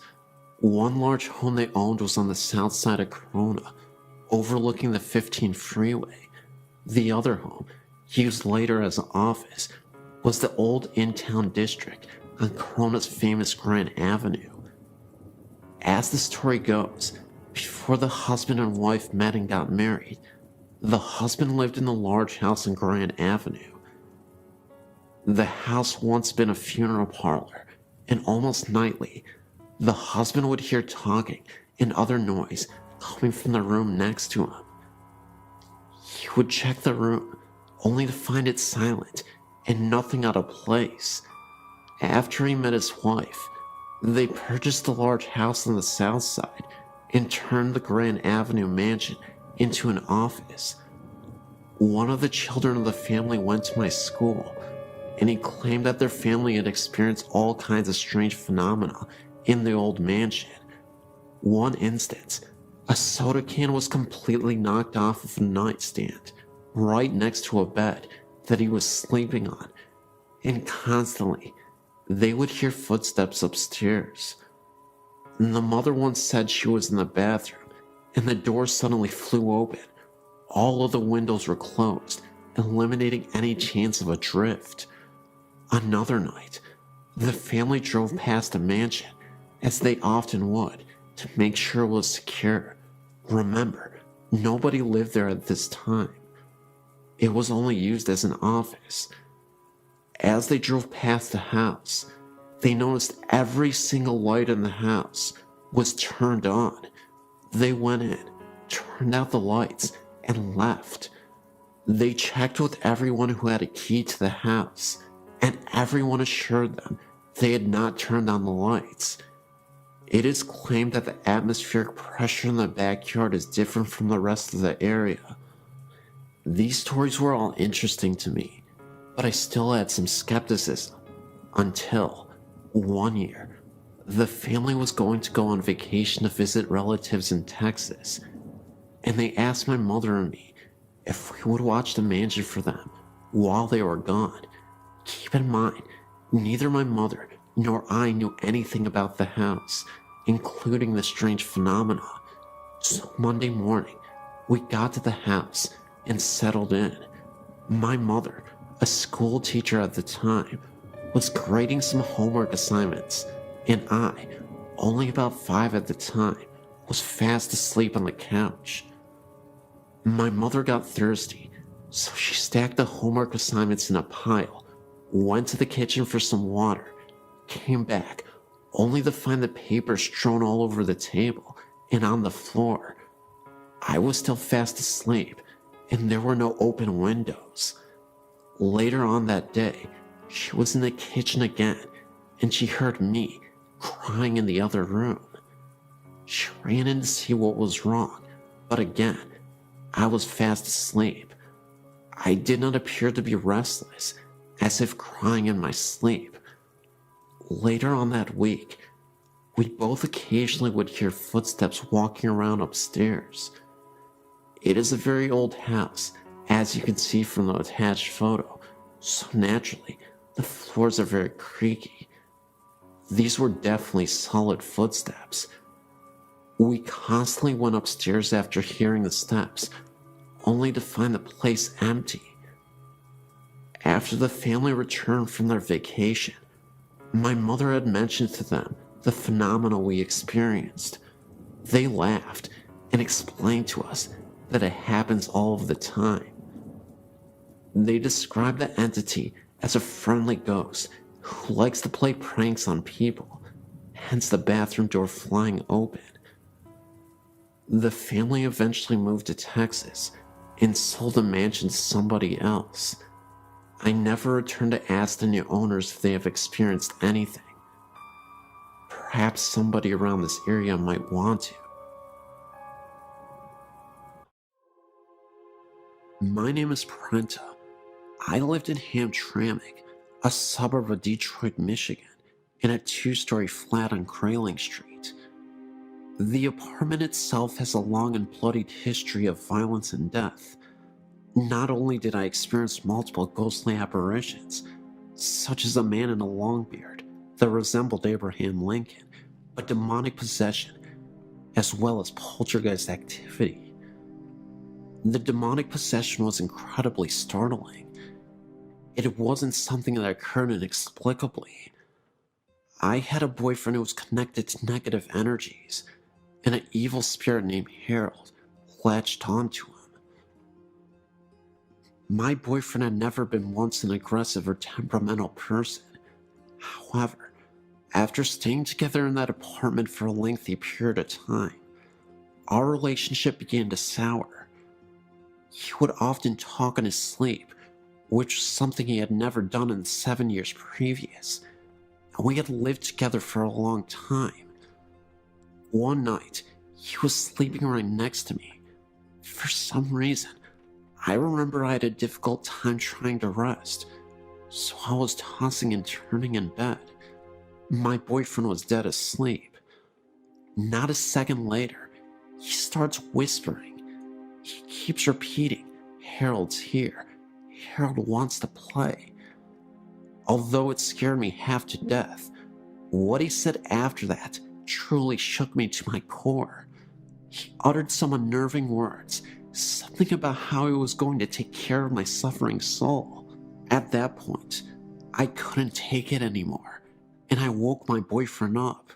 He was in a pure state of delirium. I told him he was talking in his sleep, and when I told him what he said, he looked at me as if he were terrified. That's because he said he had a dream about a man named Harold. My boyfriend told me that in his dream, he was in the mafia, and Harold was his mob boss. He wore a pure white suit and looked like a traditional mobster from the 1920s. Well, a couple days later, I was cleaning my apartment when I discovered a secret room that I never noticed before. It was basically a walk-in closet. The room was empty except for a small cabinet with a drawer. I opened the drawer, and in it was an old newspaper from the 1930s. I kid you not. In this newspaper was an obituary about a man named Harold. The obituary didn't say he was part of the mafia, but he was a World War I veteran. I believe that Harold used to live in this apartment. My boyfriend told me that Harold appeared once while he was in the shower, and I was away at work. I often worked a night shift at a hospital, so I'm often away at night. He heard a crash coming from the kitchen that startled him. When he went to investigate, the dishes that were on the countertop somehow fell to the floor. He then returned to the bathroom to brush his teeth, when he saw the face of a young man staring back at him in the mirror for a second, right behind him. It was so quick, but long enough to notice. He then had an idea to photograph the bathroom, a picture directly facing the mirror, and then the bathroom itself while standing from the doorframe. What he saw was incredible. It was an orb, clear as day, appearing right in the mirror. Either way, I was convinced that later on, my boyfriend was possessed by Harold. He became a shell of his former, laid-back and friendly self. He transformed into a vicious, aggressive, and easily agitated person. We eventually had to have a priest come over to bless the apartment and to perform a prayer on my boyfriend to release the spirit who could be inside of him.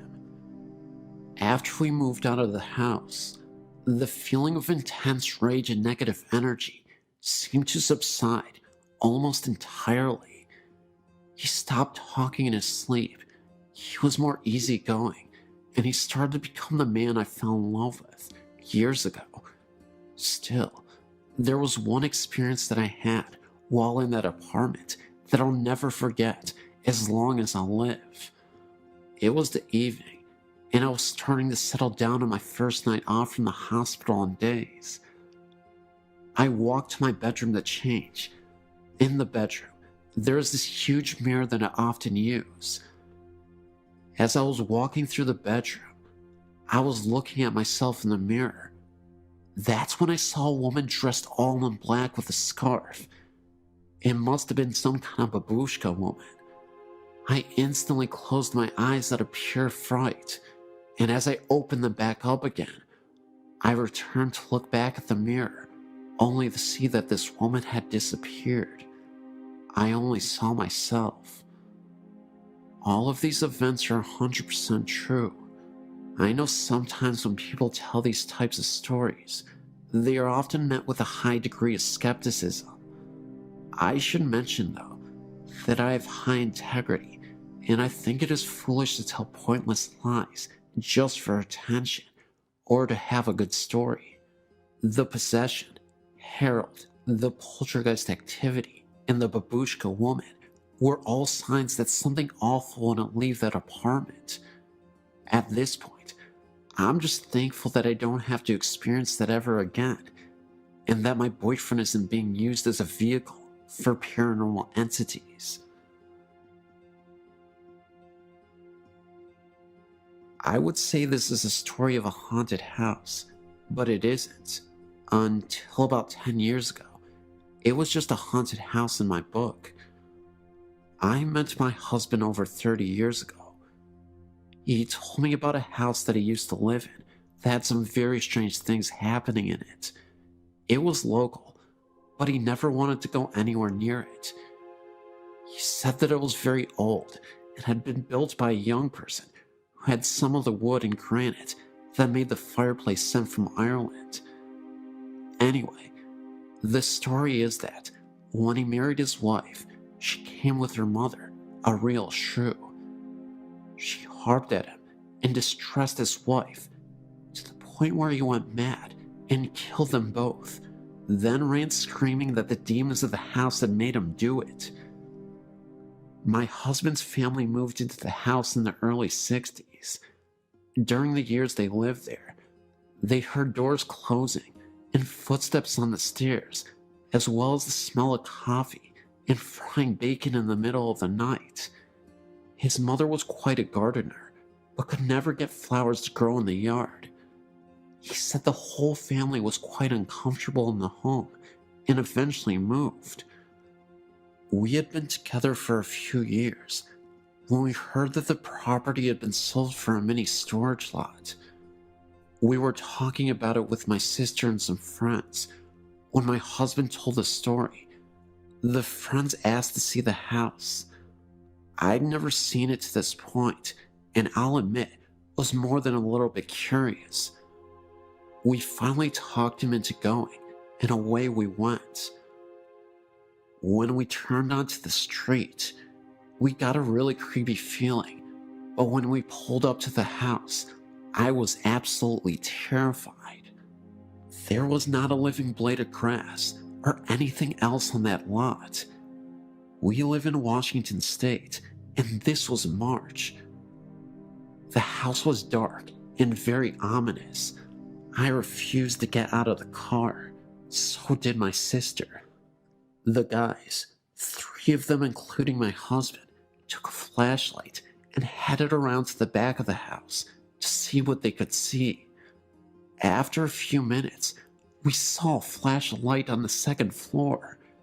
A few minutes later, we saw the front door open, but nobody came out. After a few minutes more, they returned to the car. We commented on the fact that we had seen the light, and they told us that they had never turned it on. Then we asked them why they didn't come out the front door. They told us it was locked, and that they tried it before going around back. I was always skeptical about the stories connected with the house, but after they tore the house down, the mini storage was plagued by problems and eventually went out of business. The property sits abandoned and barren. Still nothing lives there, and it's still as creepy as it was years ago.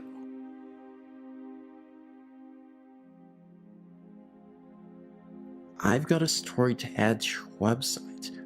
I've gone back and forth about someone having come check it out. Just not sure I'm ready for it. But here goes my story. My husband and I moved into a new house built on a minor Civil War battlefield. We know there was another house in the vicinity. There was also a tree that was referred to as the hanging tree, not far from our backyard, on which about Union soldiers were hung. Soon after moving in, we noticed odd shadows and white lights that seemed to move across rooms with no apparent source. We tried to account for them by cars passing on the road, but never could pinpoint anything. One evening, we were watching TV when a shape ran past a door to what eventually would be our deck. The door was a good 4 feet off the ground, but the person running past ran level with the door itself. My husband and I ran for the door, flung it open, and my husband jumped down and ran in the same direction. At that time, we were the only house on that end of the street, and being a very small town, it's very quiet at night, and sounds carry for quite a distance. We didn't hear anyone running, nor did we see anyone. We were spooked, but figured it was a kid, and our eyes played tricks on us. Not long after that, my husband jumped off the couch and ran for the door again because he said someone was standing there looking in. Again, level with the door and no deck. There was no one we could see when we went outside. Some months later, I was up around midnight cleaning the kitchen. My husband had gone to bed and shut the bedroom door. The bedroom was at the top of the steps and the door in plain sight. I was watching TV across the great room when I saw out of the corner of my eye a man leaning around the corner of the hallway wall and smiling at me. As I turned my head, I was ready to yell at my husband for sneaking up on me when I realized the man's hair was long and blondish, and my husband's is dark brown and short. I also realized the man was wearing a white t-shirt with full sleeves, nothing my husband owned. I couldn't see anything from the waist down. While I stood there staring, he simply vanished. I immediately ran to the hall and noticed that the bedroom door was still shut, and if anyone had gone out the front door, I would have heard it. There was nothing, no sign of anyone. When my husband got up for work, I told him what happened. He said it was my imagination. I didn't think so, but we left it at that. However, I started turning on the lights when he left the house for work, since he left at 3 a.m. A few weeks later, though, my husband was in the front room at the computer. To the left is a table with an antique mirror hanging over it. My husband saw movement in the mirror, in turn thinking it was one of our cats on the table. Instead, he saw a man's shoulder and arm, wearing a white shirt, walk past in the mirror. My husband simply got up and walked outside until I got home. During this time, my son, who knows no fear, would never stay downstairs at night by himself. He said he was creeped out, like someone was watching him from outside the door. My daughter, a typical teenager at the time who kept to her room, would often come downstairs to hug me and sit close to me. When I'd ask her if something was wrong, she told me that sometimes she felt someone was sitting on her bed, and that she saw things move out of the corner of her eye. The strange thing is that my husband and I never told the kids what we saw until they were 18 and 19. There was a time when activity seemed to stop after my husband, getting the idea from my friends, stood in the center of the house and asked whoever was there to not show themselves to him. He was left alone after that. However, recently, we've been experiencing marital problems, and my husband moved into another bedroom. I'm now hearing footsteps in my room, and I'm constantly woken up by what feels like someone sitting on my bed. I'll roll over, but there won't be anyone there. One night was unusually bad, and I had to get up earlier than normal the next day for a class. Around 10 p.m., I said out loud that I needed the sleep, and he wasn't letting me. If you wanted to bother someone, to please go harass my husband. Strangely enough, it got quiet, and I fell asleep, only to be woken at 11 p.m. by my husband, who was in the bathroom, frantically looking for someone to stop an area on his leg from hurting. He has psoriasis, but this particular time, he said it felt like someone was poking him with needles. The area was deep red and gave off heat. A very odd coincidence to say the least. We've also had things go missing: a tablecloth, a 15th century style costume, and various little things that turn up in different areas. We have yet to track down the tablecloth or the costume. I did tell the ghost not to hurt my husband.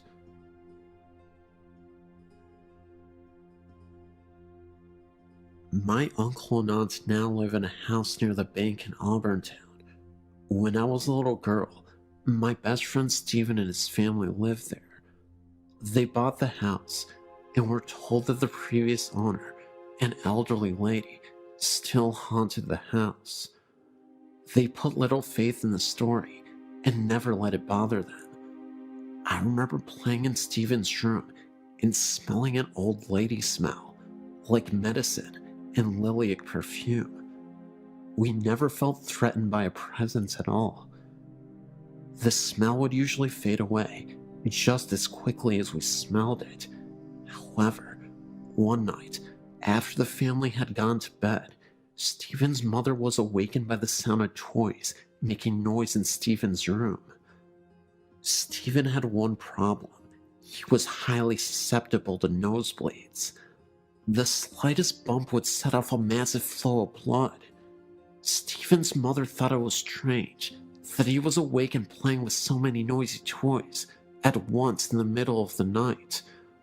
Also, the rocking chair in his room where she would often read him bedtime stories was rocking so hard that it was banging against the wall. She ran down the hall to his room, and when she opened the door, the toys went silent. The rocking chair slowed down. She looked at Stephen in his bed and saw that his nose was bleeding very badly, and it was going down his throat. He might have drowned in his own blood if the very sweet lady's ghost had not raised such a racket that night.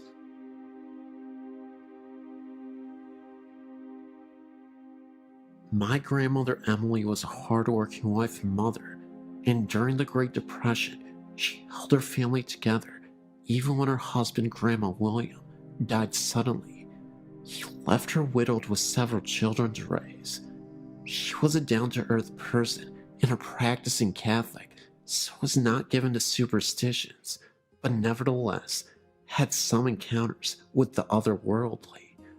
One time, for example, she was on her way to visit one of her brothers, an elevator repairman. On the way there, getting off the train, she had a sudden premonition of his death. She got a hold of herself and rushed to where she was supposed to meet him. It didn't take long for her to arrive at his workplace, an elevator station, where he had to do a repair job. She saw a noisy crowd assembled there, and she inquired what was happening. She was told that a repairman had been killed in an accident. It was her brother, the very one whom she had gone to meet, and about whom she recently had a deathly premonition about. I explained this as a prelude to her ghost story. Among her other siblings, she had a brother who was a decent man and a barber by profession. Unfortunately, they had a disagreement, which escalated into a parting of ways. He uncharitably held a grudge against her all the while. Time passed, and one night, while she was asleep and her husband were asleep in bed, she was suddenly awakened out of a sound sleep and noticed a person kneeling near the side of the bed. It was her estranged brother, garbed in his brother's smock and weeping bitterly. He was apparently suffering. She was startled and confused and didn't know how he got in her house and bedroom in the middle of the night and why he suddenly showed up after choosing to cut himself off because of a silly grudge against her. She began to speak to him and ask him what was wrong, but he interrupted his sobs to say, "I'm sorry, please forgive me." And with that, he completely vanished. She was amazed and woke up her husband, relaying to him what had just occurred. As they lay there discussing it, the telephone rang.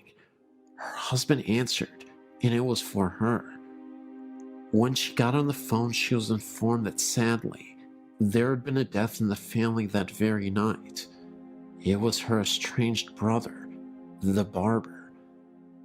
They understood this ethereal visit from beyond the grave to be the soul of the departed brother, and that he was given the grace to appear from his purgatory to his sister in order to make up for his uncharitable bearing of a grudge. A requiem mass was offered for him, and they prayed for his soul. He never appeared again.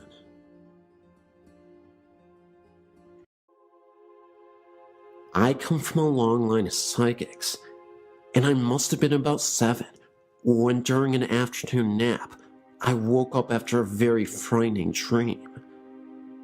At the time, we were living in Mount Butler in Hong Kong Island, and Mom's family lived in Capiz in the Philippines.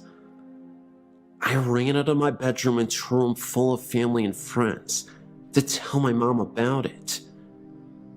I saw this Filipino man in a wooden box, dressed in a cream shirt and brown trousers, and lots of our family were around him crying. As a young child, I'd never seen a dead person before and was distraught at the experience. My family consoled me and told me not to worry, but it brought to their attention that I too had the gift.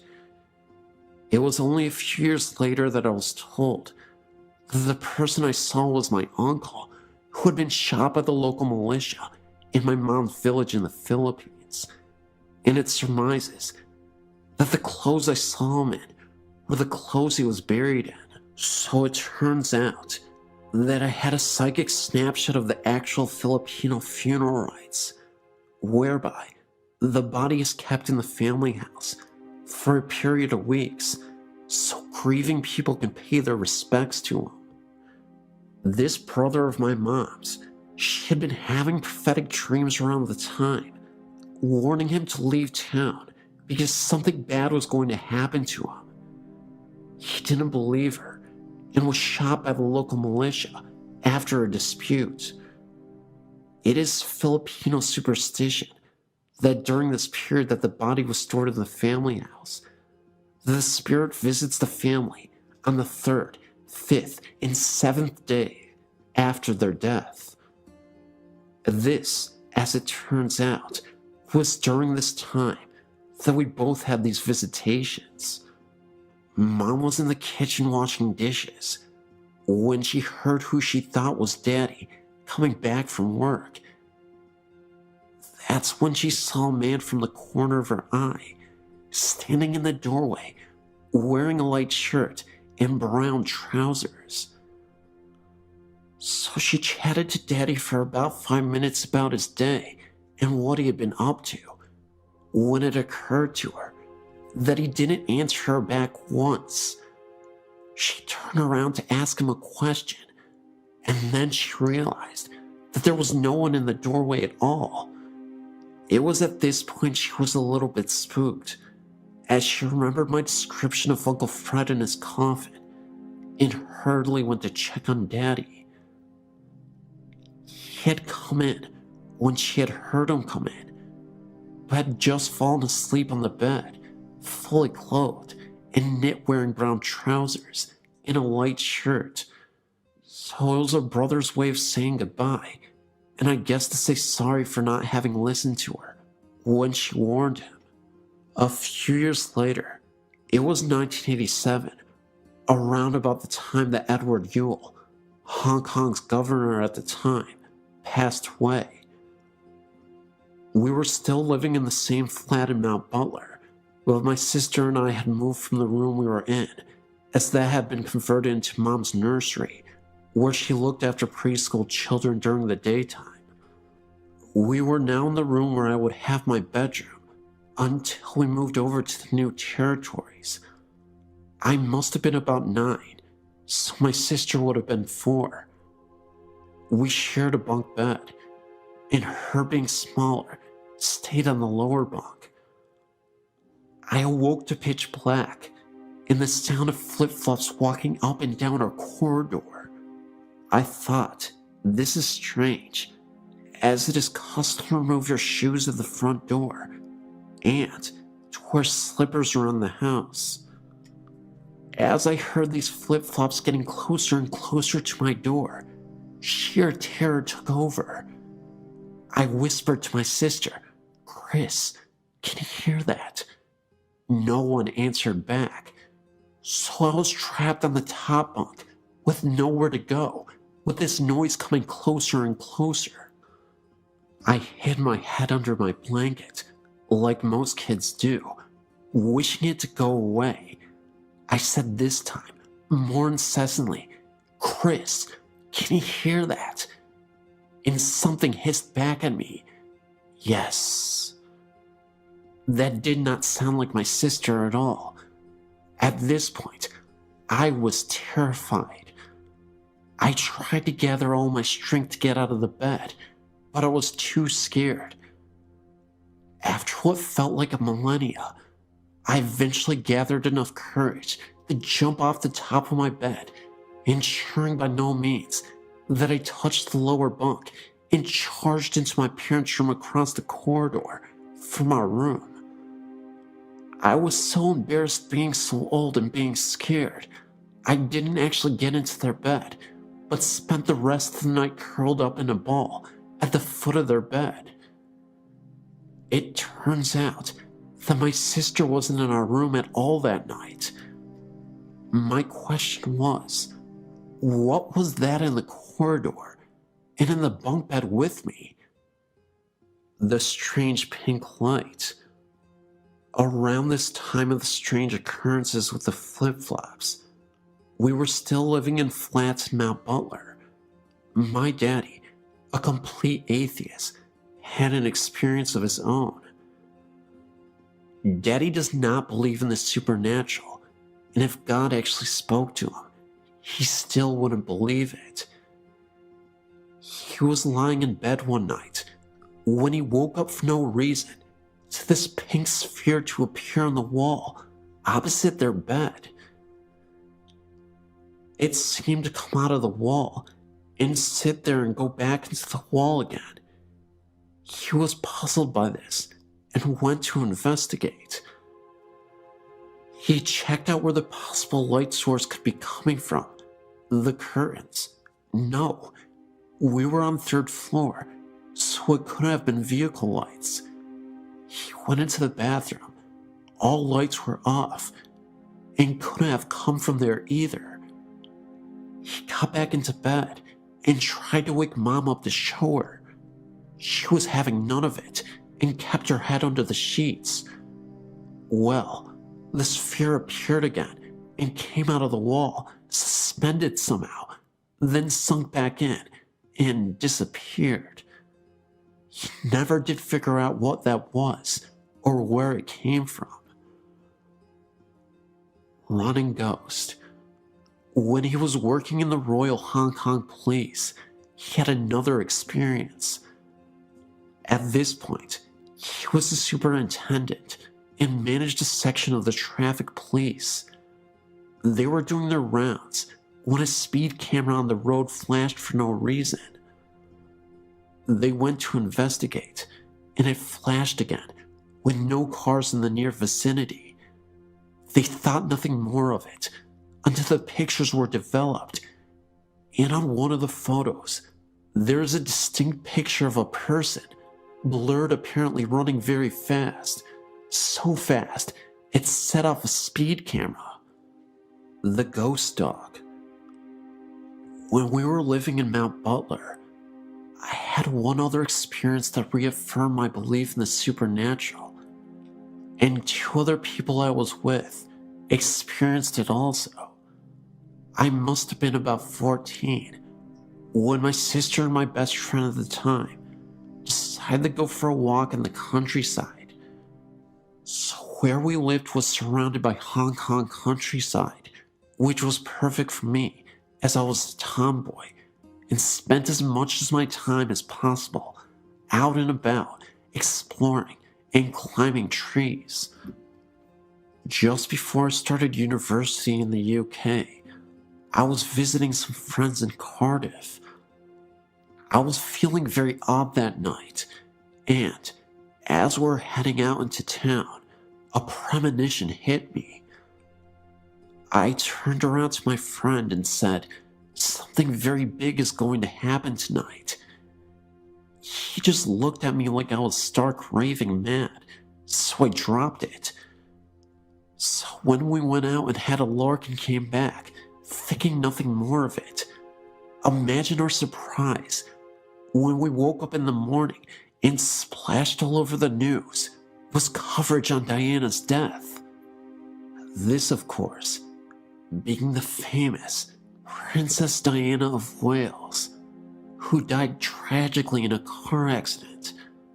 But I predicted it the day before. At least I feel like I did. Could be a coincidence, but I don't think so. Udalexer Cemetery experience. So, I started uni in Derby in the Midlands, and where I was living was student digs on Ulexer New Road. I was heavily into my goth influence back then. Not so much now, but I still love old cemeteries and dramatic clothing. There was this beautiful one on our road that I used to visit regularly and read and draw, with many beautiful statues and old gravestones. One day, my ex-boyfriend and I went to visit it, as it was a lovely day turning to evening.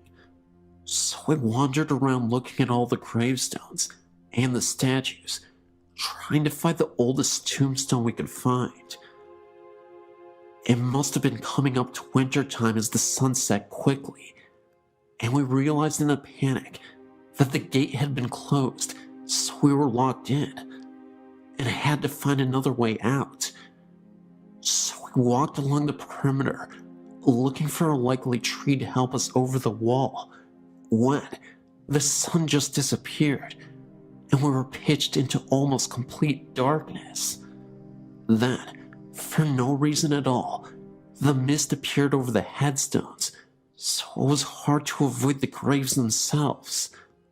So it suddenly looked just like a horror movie set, trying to avoid broken tombstones and holes in graves and that danged mist in the dark. By this point, I was pretty panicked, frantically trying to get out, with this feeling of overwhelming dread descending over me, and all cells in my body telling me to leave right now. We eventually scrambled over a wall into the student bar, and that feeling just lifted, just like that.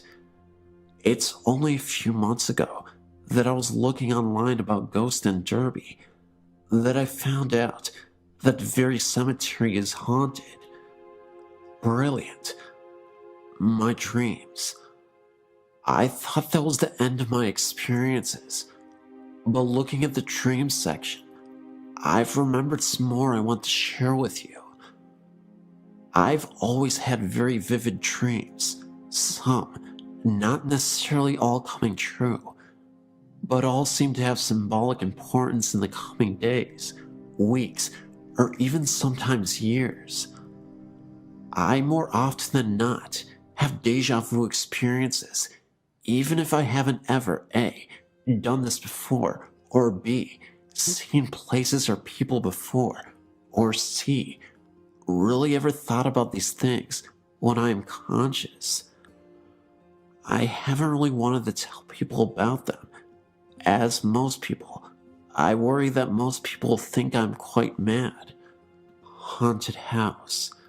So this also happened just before I finished university in Derby, I think. It was just before my ex-boyfriend and I broke up.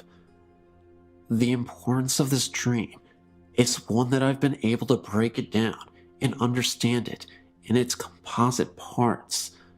So both of us were walking around this dark woods, and I was taking all that I had learned from watching horror movies into mind, and was very careful of not wandering off on my own. Made sure I had a weapon in hand, in case anything happened. We eventually came to this clearing where this ominous house stood at the end of this garden. However, I needed the bathroom, and even though we knew it was a haunted house, I was not one of those people who would go to the loo in a haunted forest. So we walked in, and there were people there. Thankfully, none looking like psychopaths or zombies. Strangely enough, they were people we knew too.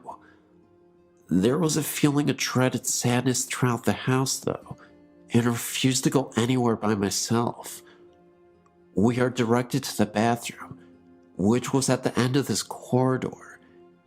He decided to sit and chat with people whilst I did my business. So, I started walking, but the corridor was like the one from the poltergeist. It just kept getting further and further away, until I had to break into a run, desperately needing to go and leave this house as soon as possible.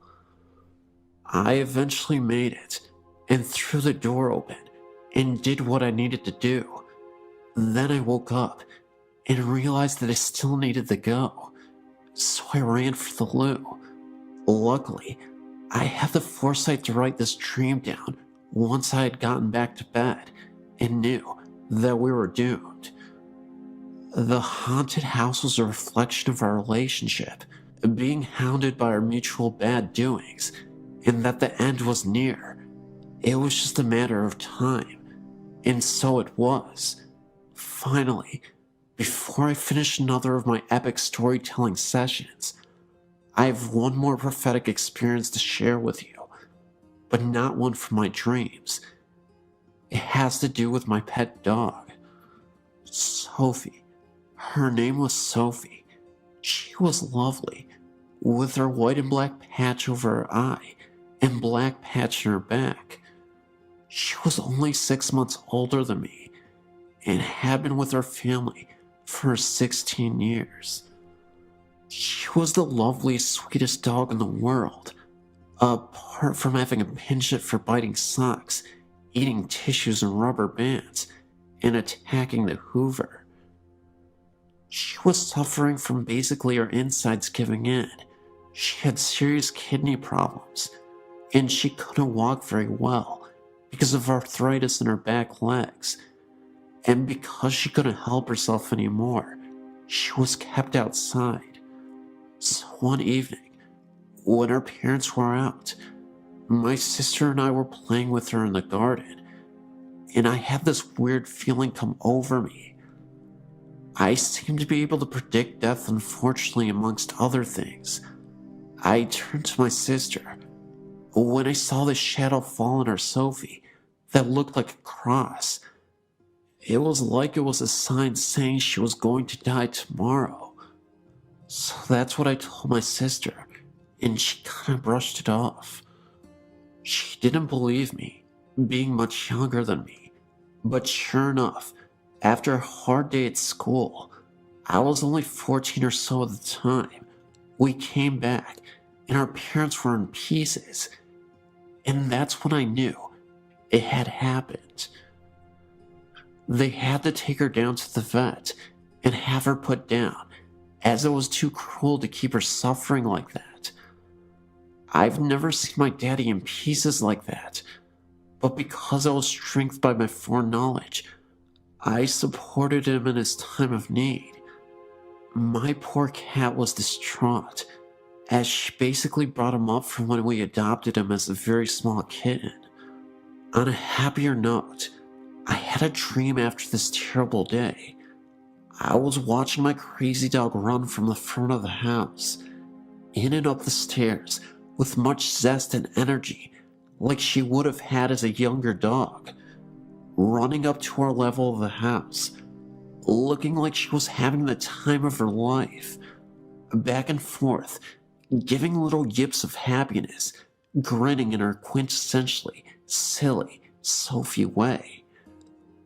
As because of her health problems and her incontinence, she was not allowed in except for very cold weather. I think this was her way of saying that she was free and happy at last, and I knew she was in peace.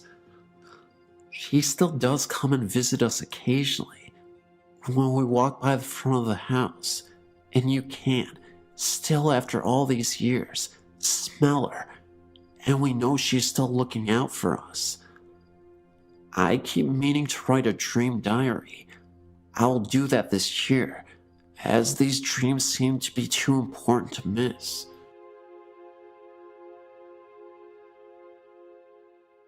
My husband and myself and my brother were all watching our mother's house while she was out of town on vacation.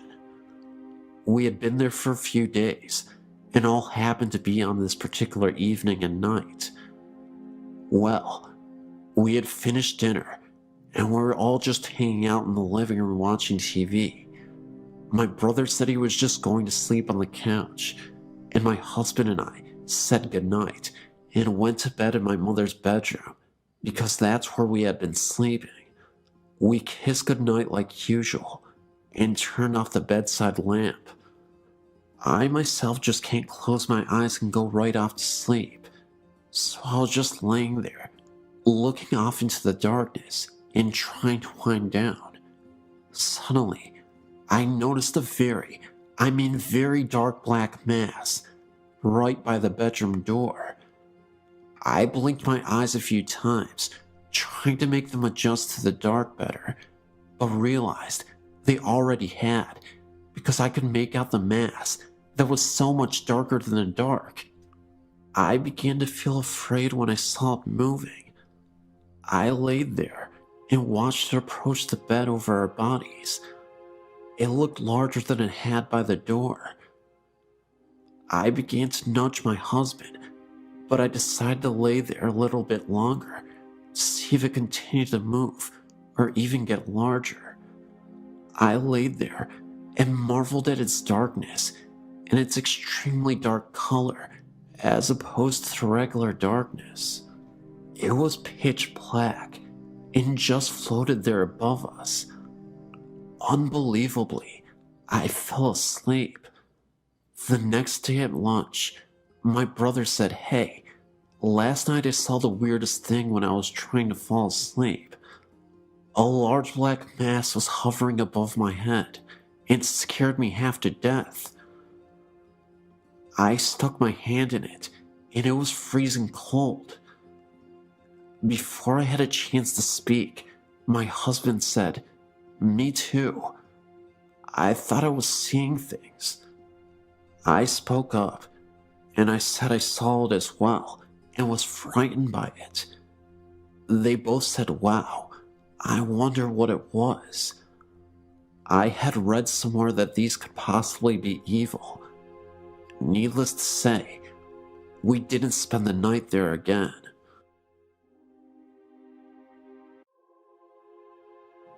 I'm a nurse and run our family's assisted living, and recently we had some strange things happen in our care home. I understand with caring for the elderly that sometimes strange things occur, in doing this for almost a decade. Recently, I had a resident that started to decline at the age of 93.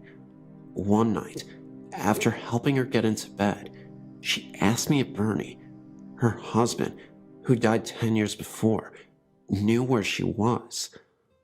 I reassured her that he did. It caught me off guard, since her mind was intact and she was not forgetful. A week went by, and again, I assisted the woman into bed. She says to me, "I hear Bernie in the hallway. Can you tell him that I'm in here?" I told her to call for him and he would come in. She refused and asked me to. So I went out to the empty hallway and said, "Bernie, E is in here if you would like to visit with her." As a nurse, sometimes you do things out of the better judgment for yourself, as long as it helps your patient. Later that night, I heard the elderly lady talking to no one quietly. I've had some odd things happen in my personal life through the years since childhood, but that is another story. I was once told by an elder Japanese woman not to talk to the dead or invite them into my home. Another week goes by, and my resident took a drastic turn for the worst by refusing to eat or drinking fluids. After a week's stay in the hospital, she returned on comfort cares in hospice. The end was near, and we knew it. However, while she was in the hospital, I received a frantic call from one of our nursing assistants asking if I would please come back to work because she was really scared. When I got to work, all the lights in the house were on, and she was sitting on the couch with her back up against the wall. When I asked what was wrong, she told me wide-eyed and pale that she had seen a mist down at the end of the hallway and was hearing weird popping noises coming from the residence room that was in the hospital. After checking the entire house and silently saying the Lord's Prayer, the house felt calm. Eve spent her last days being pampered and showed care and compassion from staff and family. Many of the staff came in on our days off to sit with her, including myself. The last couple days of her life, she was sedated for pain and hallucinations. When no one was in her room and she didn't know we were checking in on her, she was reaching up towards the ceiling and mumbling. The day before she died, we had XM music playing on our TV. A couple of the nursing assistants were performing for their evening cares when the TV changed to CNN for 30 seconds and turned back to the music by itself. The TV remote was on top of the TV. Since our favorite lady passed away, things have stopped for the most part.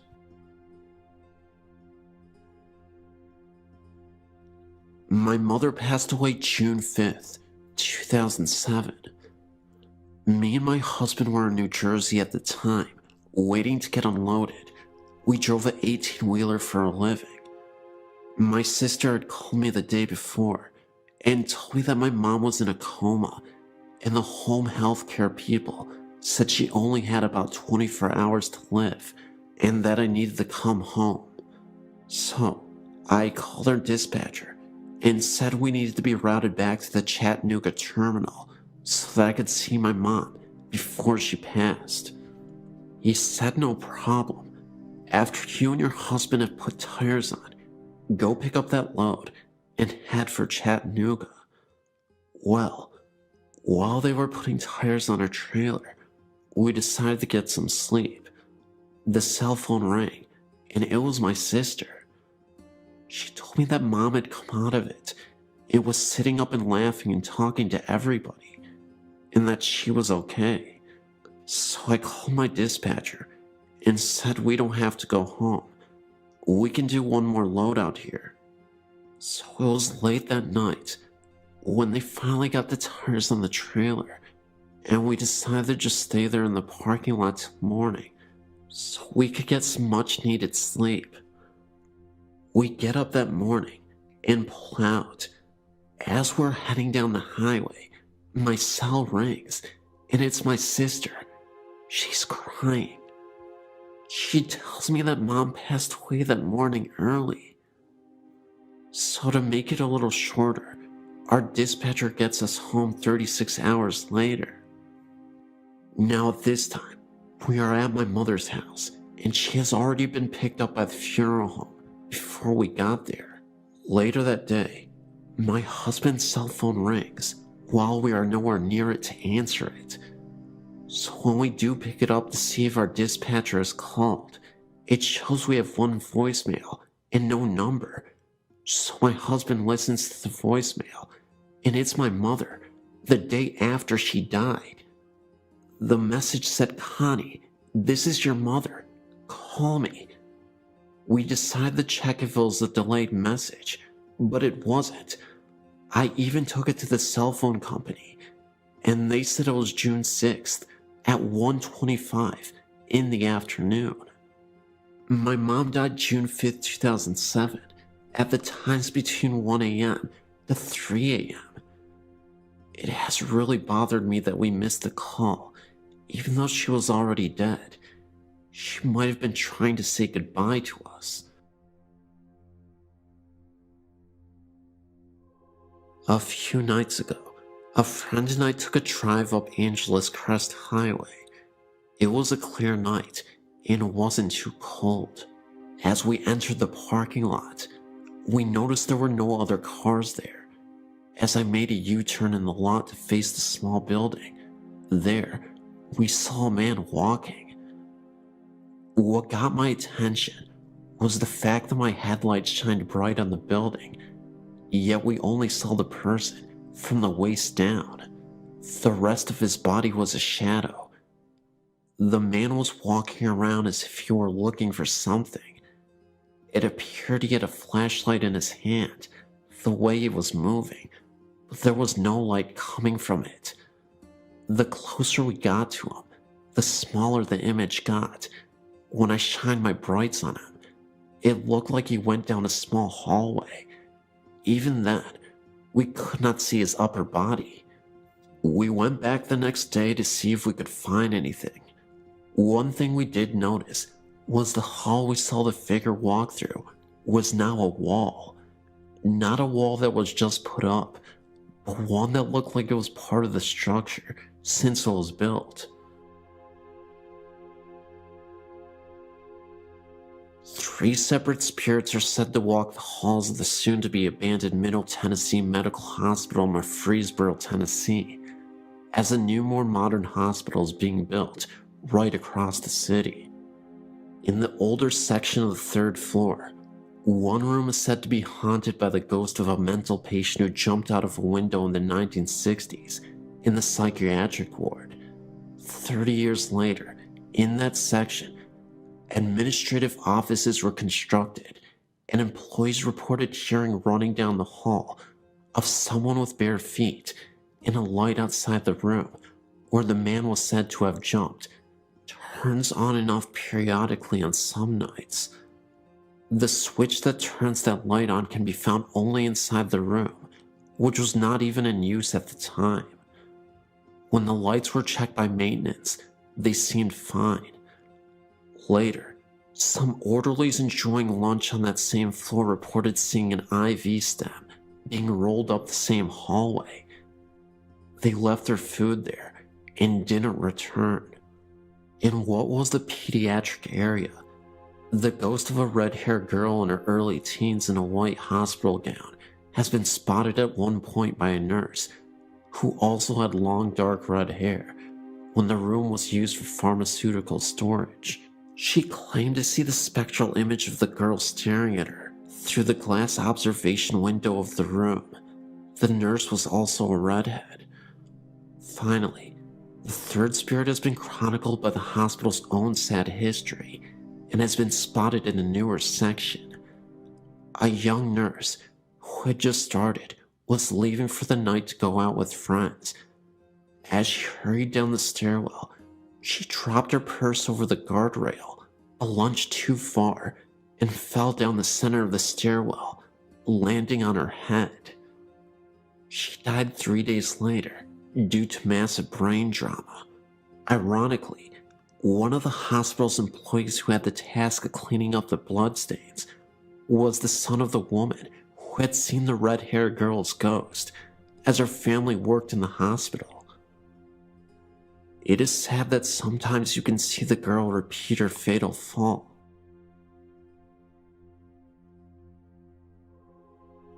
I have many stories to share with you, but I'm going to start at the beginning. I grew up in Lawrence Harbor, New Jersey. From the time I was a very young child, I knew that something was not right in our house. Our house was the last house in a dead-end street that faced the marsh. In the winter, you could see Highway 35. The surrounding woods were equally as disturbing. I was the only girl in our neighborhood. All my friends were guys. They were like brothers to me. I was a tough kid, and I did not scare easily. However, being alone in our house and going to sleep at night frightened me to death. My father died when I was a baby, and it was just my mother, brother, and myself. There was quite a difference in age between my brother and I. For years, I kept my experiences to myself because I thought it was my imagination, and I also thought that if I told my mother and brother, that they would think I was crazy too. It took me a long time to realize that I wasn't crazy. It was not my imagination, and the hard part was that I was a gifted child whose family could not relate to me on that particular level. These are my experiences while I lived there. My mother and father bought the house in 1962, and I was born in 1963. We owned the house right up until 2005. To this day, the events are burned into my memory. From the time I was about 5 years old, there hardly was a time that the house was at peace. I would lay awake in bed at night and watch orbs dance across the walls and ceiling. Then, I could feel someone sit on the corner of my bed. It was not a faint feeling either. In retrospect, as an adult, you could actually see the corner of the bed being pressed down. My heart would pound in my chest so loudly that I couldn't hear anyone else, and I could feel every hair stand up on my entire body. I would pull the covers and pillows over me in such a way that only my eyes and nose would stick out, even in the summer with no air conditioning. Shadows were commonplace everywhere in the house. You could smell flowers in the middle of the winter as well. Then, just as I would start to fall asleep, I would be jolted awake because something pulled the covers of me so violently that they were on the floor at the foot of the bed. That would send me screaming out of my room to my mother. There wasn't a time that you didn't feel as though you were being watched, or that you didn't feel that something was following you from room to room. If you came home and put your car keys down, turn your back for 2 seconds, they were gone, and then after searching the entire house, they would suddenly reappear where you originally put them in the first place, and you were the only one home the entire time. When I was in high school, I would come home and shower because I played sports. I always locked the bathroom door. Every time I would pull the curtain back when I was finished, the door would be wide open. Once again, no one was home, and our interior doors had no keys. Until now, I've been very vague with you about my experiences, but now I will tell you in detail my most frightening experience. I was engaged to Mitch. We were just both out of high school. My mom was out, and so was my brother. Mitch and I decided to go to my house, watch TV, and eat some pizza. From the time we entered the house, I could feel that something was really wrong, really out of sync. The air seemed electrically charged. It was as though us being there had interrupted some unseen gathering. I ignored it, even though I was goose flesh from head to toe. Even with all the lights on, my mother's house always seemed dark. Mitch was sitting in the room watching television, and I went into the kitchen to heat some frozen pizza. We were having a conversation as I did so. My back was to the living room as we were talking, and I was placing the pizza on the baking sheet. I heard what I thought was Mitch leave the living room and walk into the kitchen. I became aware that he was standing directly behind me as I was still talking. I turned around to ask him something, but to my shock, it was not Mitch standing there.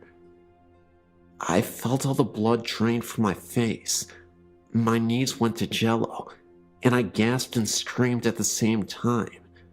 Standing face to face with me was a huge black solid apparition. I could make out a head and shoulders, but the rest became more see-through as it went towards the knees and feet area. It felt like slow motion. I think that when I turned around and screamed, I scared it as much as it scared me. As I stood there screaming, the black figure literally whooshed through the kitchen wall. Mitch ran into the kitchen. I was shaking and white as a ghost. It took me a while to collect myself. I shut the oven off and we left and went to the local pizza place where I told them what happened. We didn't spend much time at my mother's house after that. This is just one story out of countless stories that I would be glad to share with you. I'm now 46 years old. My entire life has been one foot in this world and the other in the spirit world. Years ago, I'd contacted Sylvia Brown, who told me that my mother's house had many spirits in it, but two stood out. There's the ghost of a baby and its mother. She also said that I was a medium and a psychic, and she was right. This is what I now do. I'm no longer afraid. It gives me pleasure to be able to connect with grieving spirits, with their departed loved ones. I consider this wonderful gift that I will not trade for anything. Thank you for listening.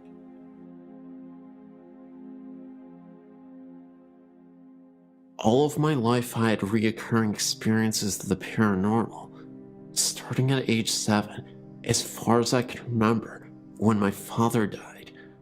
I used to believe the experiences were dreams or imagination until recently.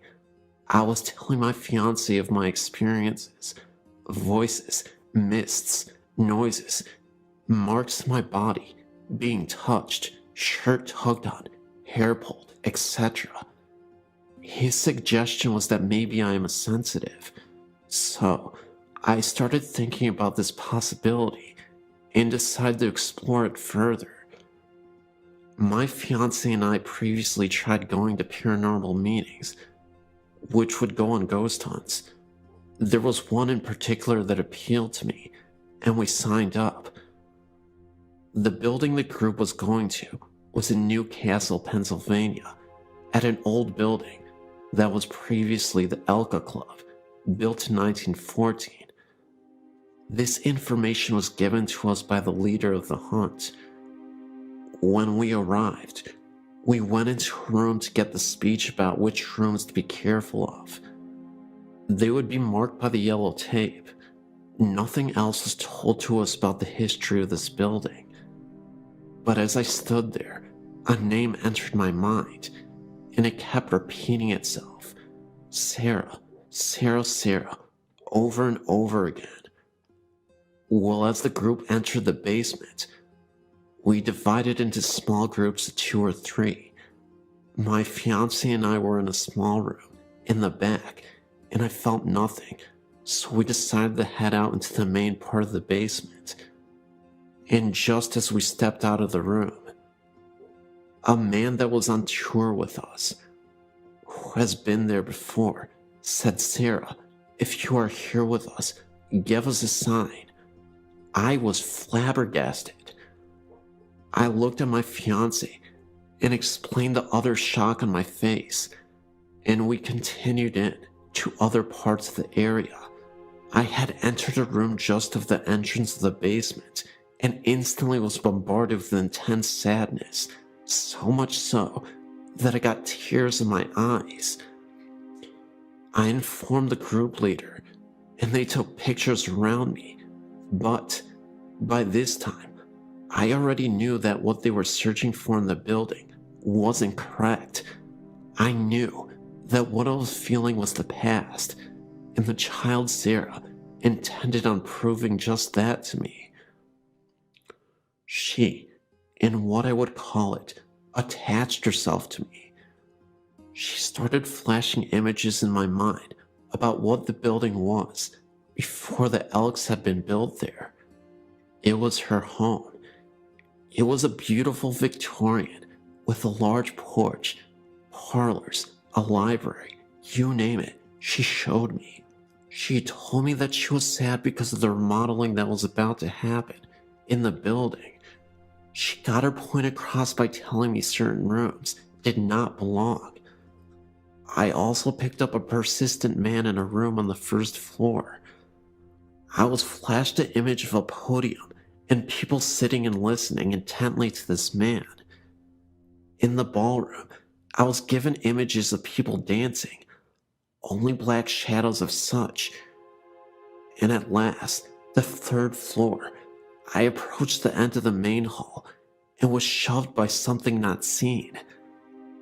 I took a moment and continued on into a grand circular room with benches attached to the circular walls, and had the feeling of being watched.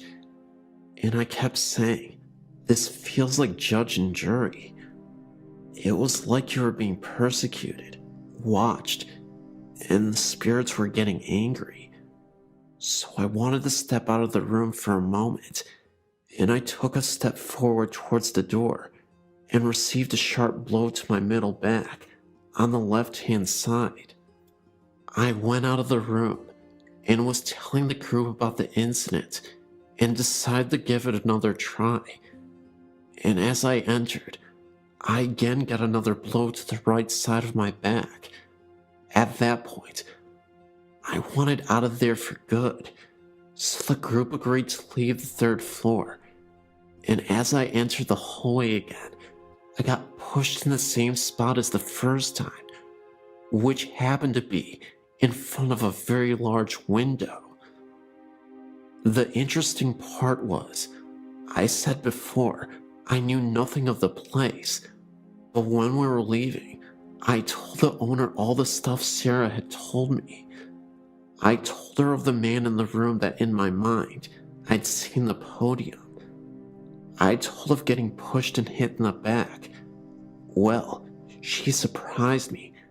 Not only, but many in the group as well. Come to find out that this is where Sarah's home was. The rooms I was seeing were the rooms in her home. The man at the podium would have been the black preacher that occupied that room after the Elk Club closed down. That night, I came home exhausted. I fell asleep and dreamt of Sarah. In the dream, she told me her last name, so I searched for her on the internet. I then found something more shocking. Not only did I find her, the year she was born, but I also found the names of her parents. Well, I'd spoken with someone that has been to the club and knows things about it, but they never knew her parents' names, which happened to be the same names I came across. And as far as the room on the third floor, the owner informed me that this room was the judging room for the Elk members, and where they would hold their remembrances to the dead brothers. The interesting thing was, the women were not allowed in this room, and there was also an EVP that picked up stating, "You are being judged." So needless to say, I'm no longer doubting my ability, and am more open to my experiences, which have been many since that night. Growing up in rural Michigan, I had several what the heck was that experiences. Most were minor, a moving shadow or an uneasy feeling, but one stands out. I was 8 to 10 years old in the mid-80s, and my family had just returned from a vacation. When we got out of the car, my dad headed to the mailbox, my mom to her garden, and I lugged my suitcase inside the house. All of the windows were shut, and I pulled the garage door closed behind me. Walking through the house, I passed the bay window, from which I could see my dad still on the road, and my mom picking some vegetables. The house was silent, except for my footsteps on the carpet.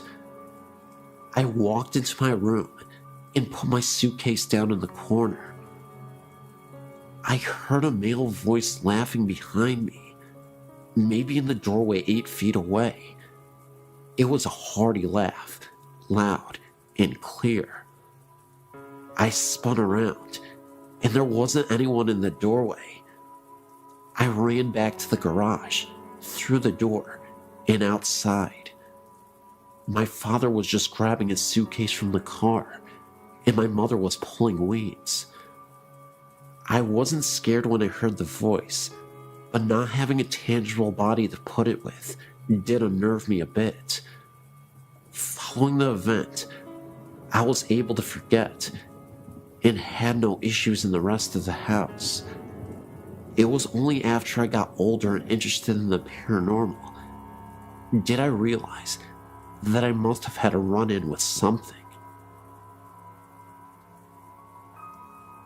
About 2 years ago, I bought a 126-year-old, 8,000 square foot mansion in Missouri, just outside of Kansas City where I grew up. My mother had owned and lived in the house for the previous 15 years, slowly maintaining it. She had done a great job maintaining its mid-1800s character, slowly bringing the woodwork back to life, adding insulation, and replacing all of the plumbing and wiring. I mention this because I've heard that a disturbance in the environment can cause spectral activity to begin. I'd seen the house only once, as I live over 2,000 miles away, but I fell in love with it immediately. The first night I stayed over, I woke in the middle of the night to huge blobs, about a dozen, from golf ball to basketball size, floating around the room I was sleeping in.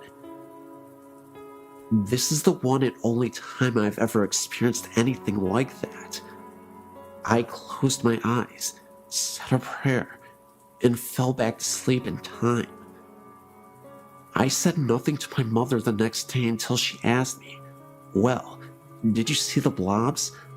One of the workers stayed down there the other night and said he wouldn't stay in the house after dark because of the blobs floating around him. She had not seen them, and still hasn't. However, the previous owner told my mother a few years later that he loved what she had done to the front room, but he could never stay in there while the house was his because of the blobs. During the summer of 2007, I went back to see my family. I stayed downstairs again and had several things happen. It is important to note that I've never felt in danger, only uncomfortable. My mom and her boyfriend went upstairs to go to bed. I stayed downstairs in the first floor master suite. For the next 45 minutes, the heavy footsteps above my head were attributed to the two of them settling in for the night.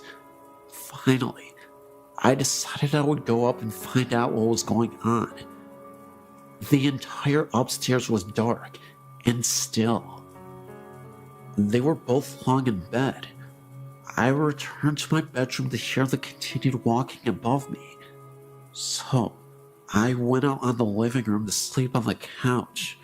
The walking continued above me, although there is only one attic above that living room. I could also hear a distant, quiet talk between a man and a woman, but I couldn't make out what they were saying, and it seemed to always be somewhere else from where I was.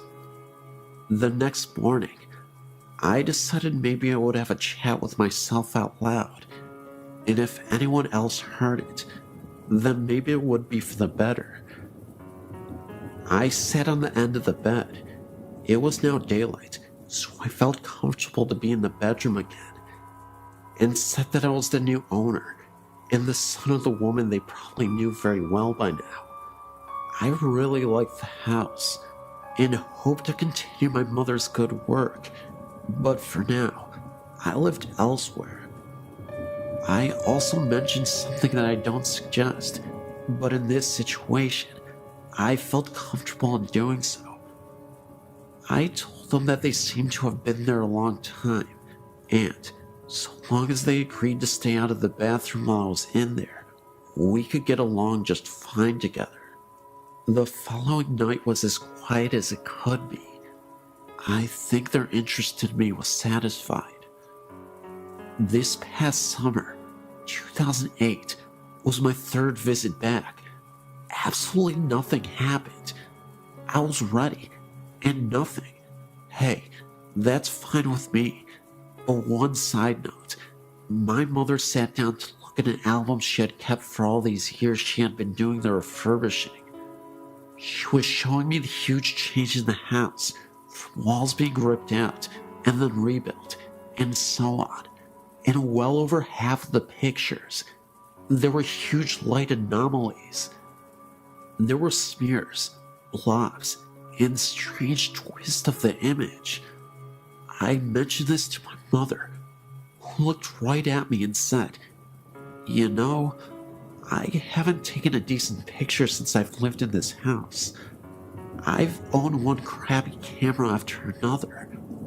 All the pictures look like this.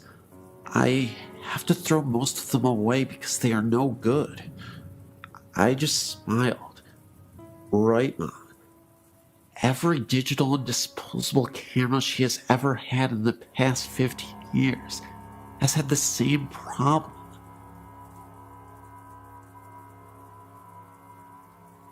I grew up with a mom who is wicked, and she is very psychic. She has told me accurately if a lover and I will break up, when, if I'll meet someone new, and accurate descriptions of people I'll meet. My mother told my roommate that the child she was having would be a girl, and she was correct. My mom, to my amazement, is the real deal. On Halloween, our house is the most popular because the altar my mother sets up outside is very real. It's very fun, and I grew up with an easygoing view of the paranormal.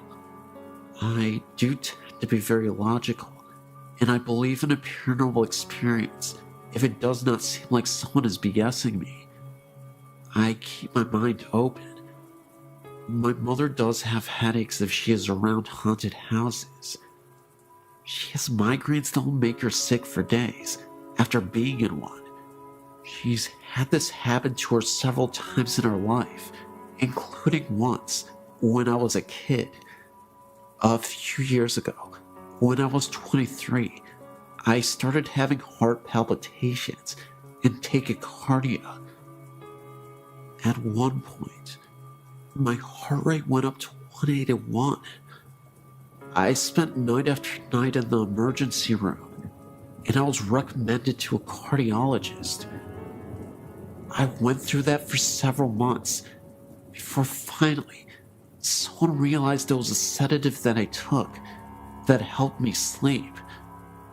The doctors took me off the sleep medication, and I soon found out that I'd become dependent on sleep aids.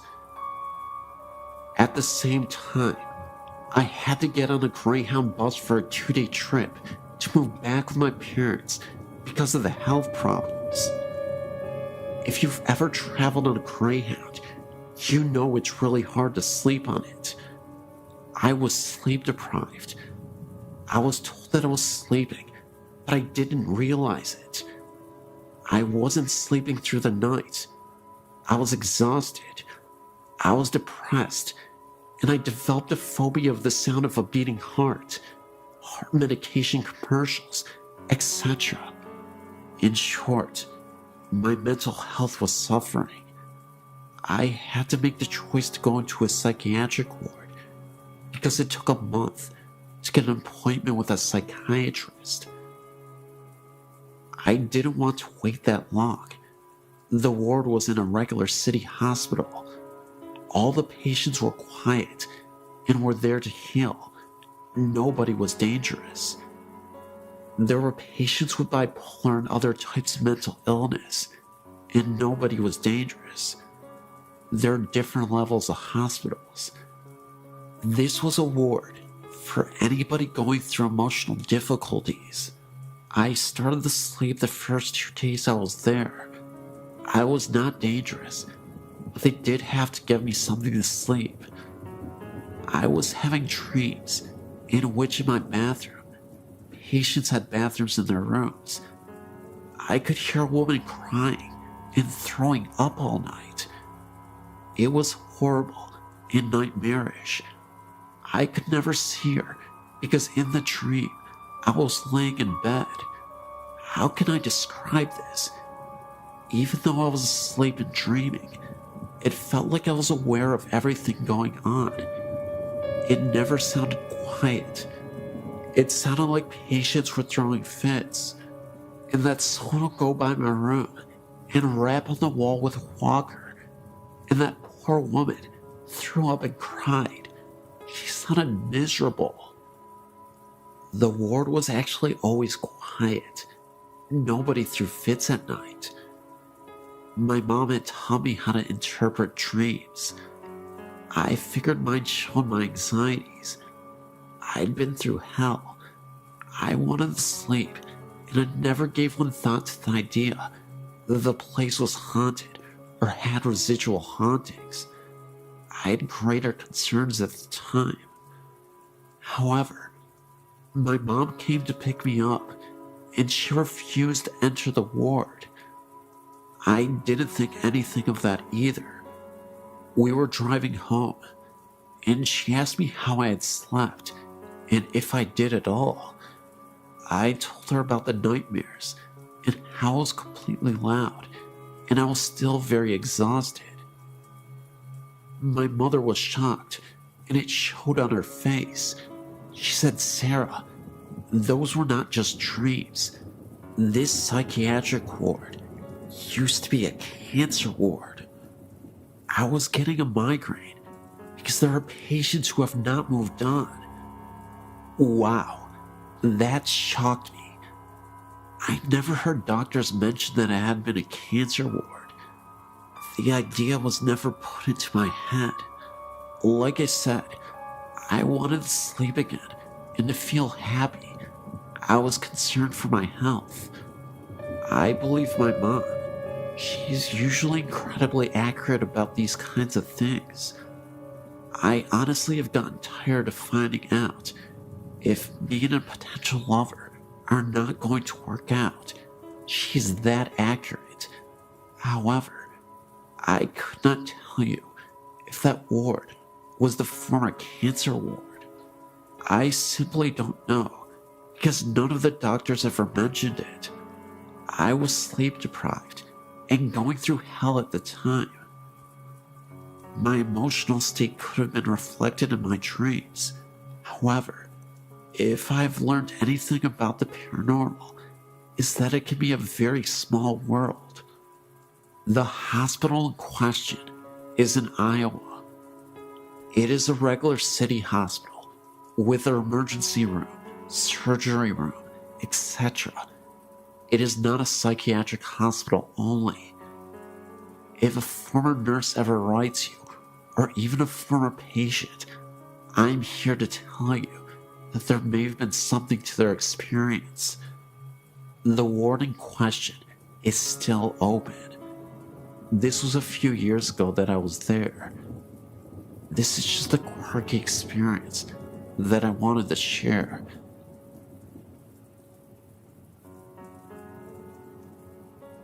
My story has been going on for a couple of years now. When I was 9, we moved into our house. It's a nice little place, backed by a large ditch. Behind the ditch is a large forest that I used to play in. The house itself is unremarkable. It's 3 bedrooms. The master bedroom is the first room you come to when you open the front door, straight in. To the right, there's a door to the garage, and to the left is the room we use as our living room. To the right of that is the dining room, with an entry into the kitchen. From the left of the living room is the hallway, with the bedrooms and the bathroom. From the time when I first moved in, I've never liked the bedroom at the end of the hall. It has a window that looks out into the front yard.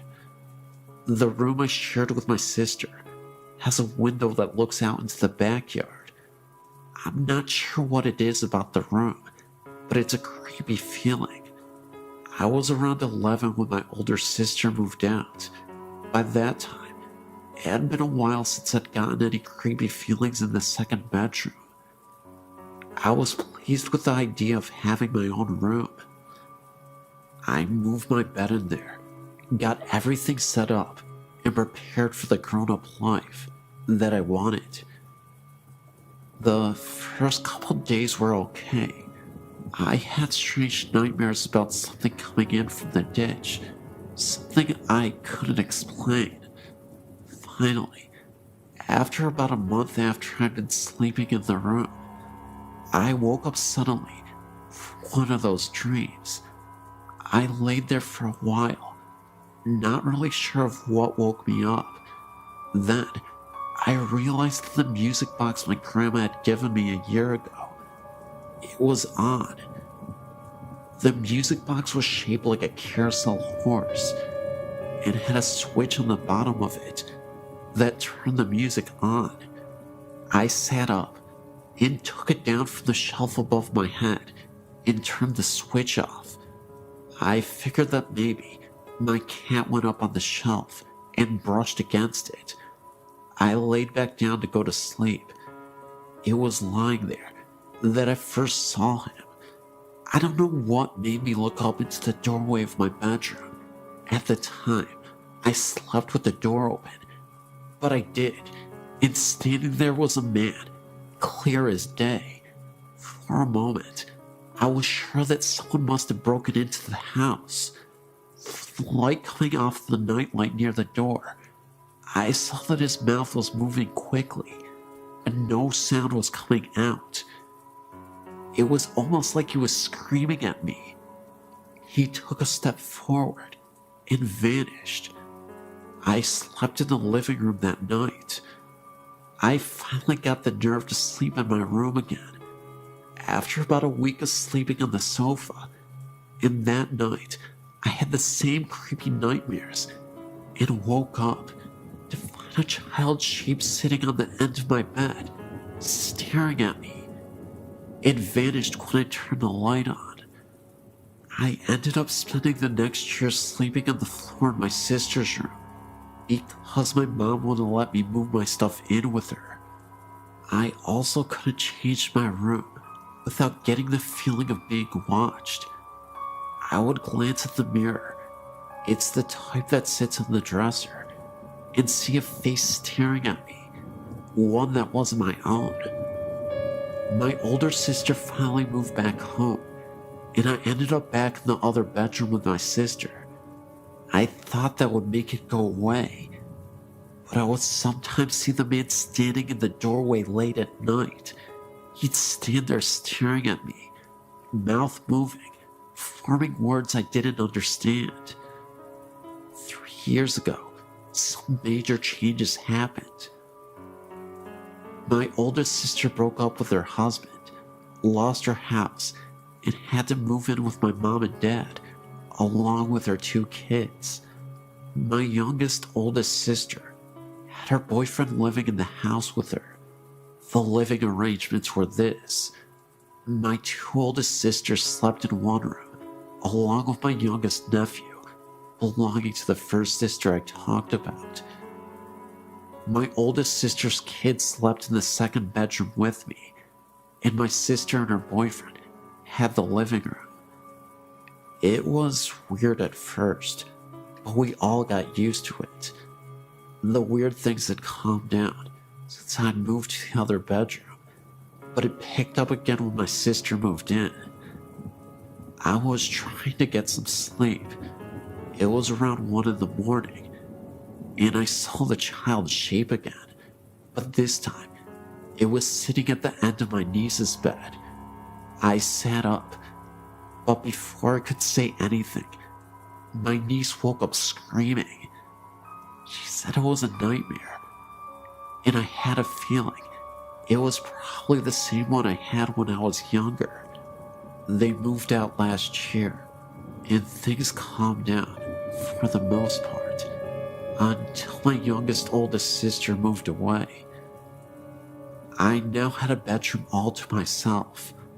I was trying, once again, to get some sleep. I've always had trouble sleeping in this house, and I looked at my doorway, and the man was standing there. But this time, I could hear him whispering. It was gibberish. I turned over and pulled the pillow over my head, but the room got so cold, I ended up turning my TV on and closing my bedroom door. Another time, I was messing around with a couple of the other teenagers in the area.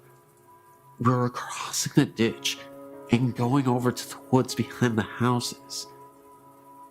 The way we cross is there's an area with 2 large pipes that stick out in the water. Surrounding the pipes are these rocky things that you can slide down, but also grip with your hands. They're kind of smooth and hard to hold when wet. We were coming back. The others had crossed just fine. I was the last one over. The first thing that happened that was really odd was my hand slipped and I started sliding down. I felt as if someone had grabbed my arm and stopped me before I reached the water.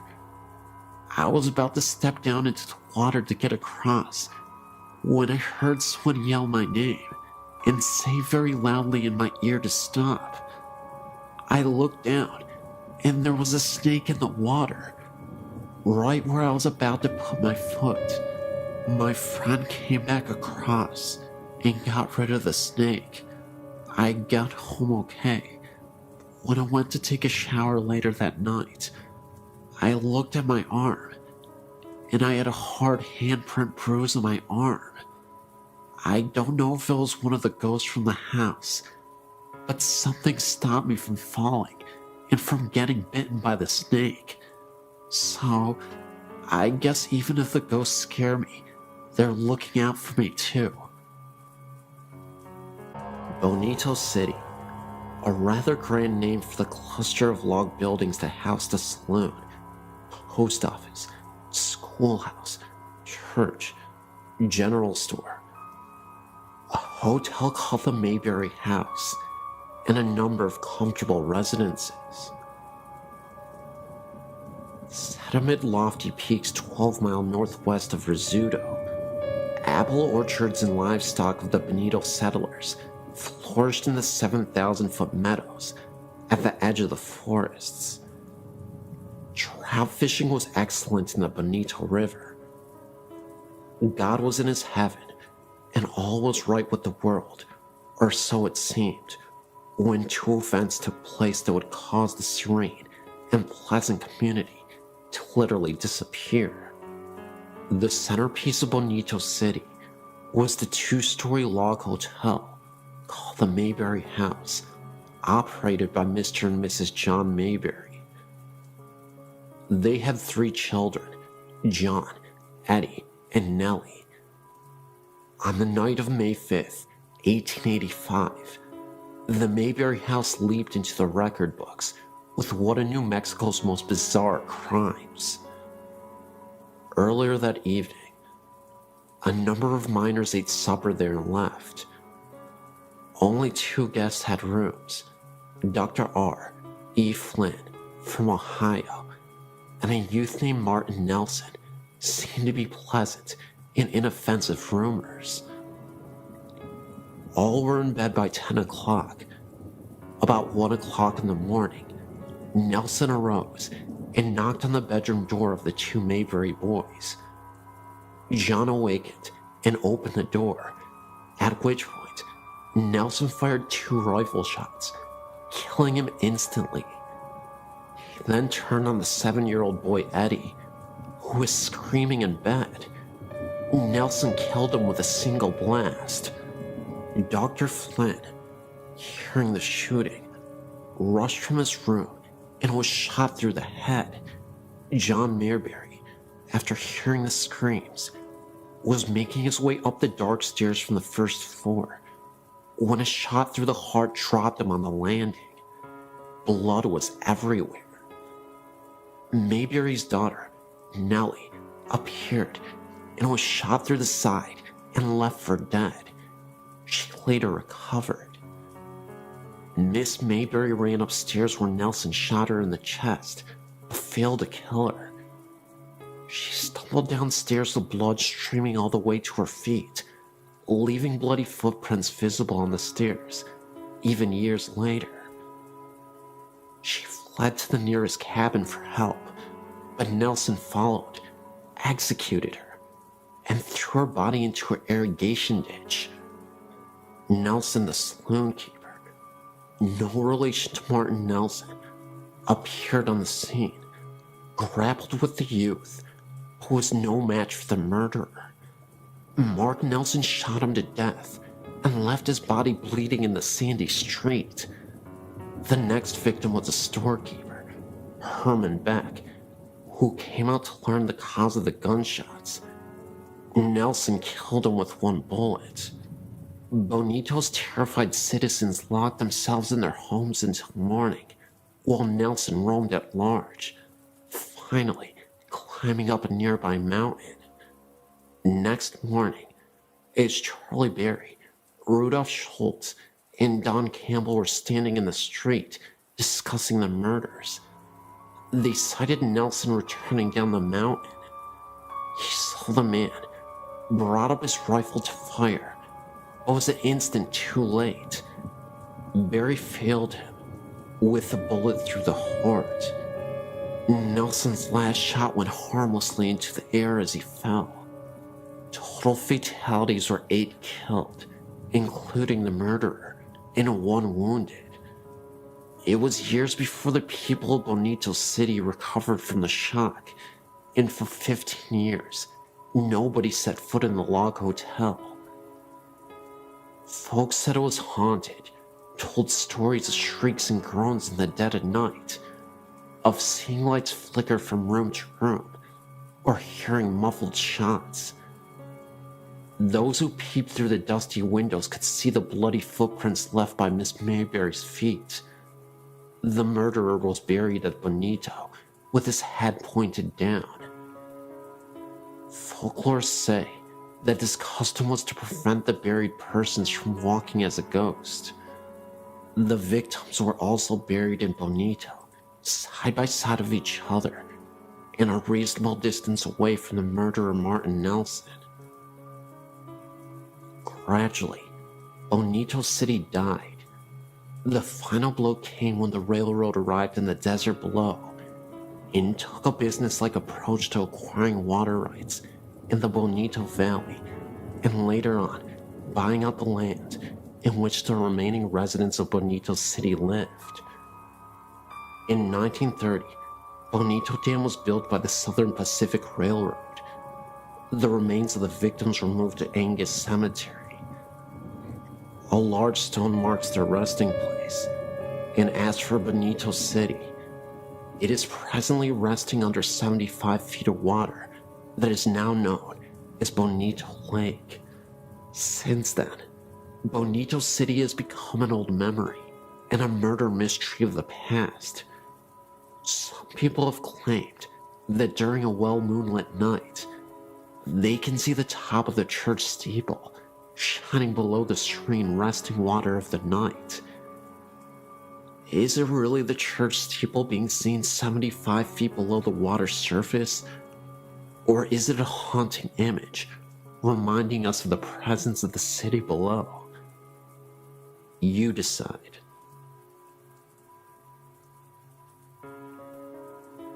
In early November 2006, I went over to visit my grandparents' house and my grandpa wasn't feeling well.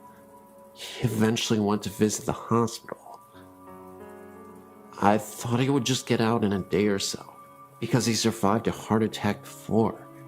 For the first few days I wasn't worried at all, but after a week in the hospital, I was getting a little worried. About 2 weeks later, he passed away. I was absolutely devastated. Before his funeral, his brother and sister came down to visit. while they were sleeping in my grandparents' house. This is 2 days after he had died. My uncle was leaving. He looked back to see if things were all right, and saw a rather tall figure, wearing a hat, walking in our room. At first he thought it was my grandpa's brother Robert, but he was fast asleep in a different story of the house. He went looking in the room, and the ghostly figure was gone.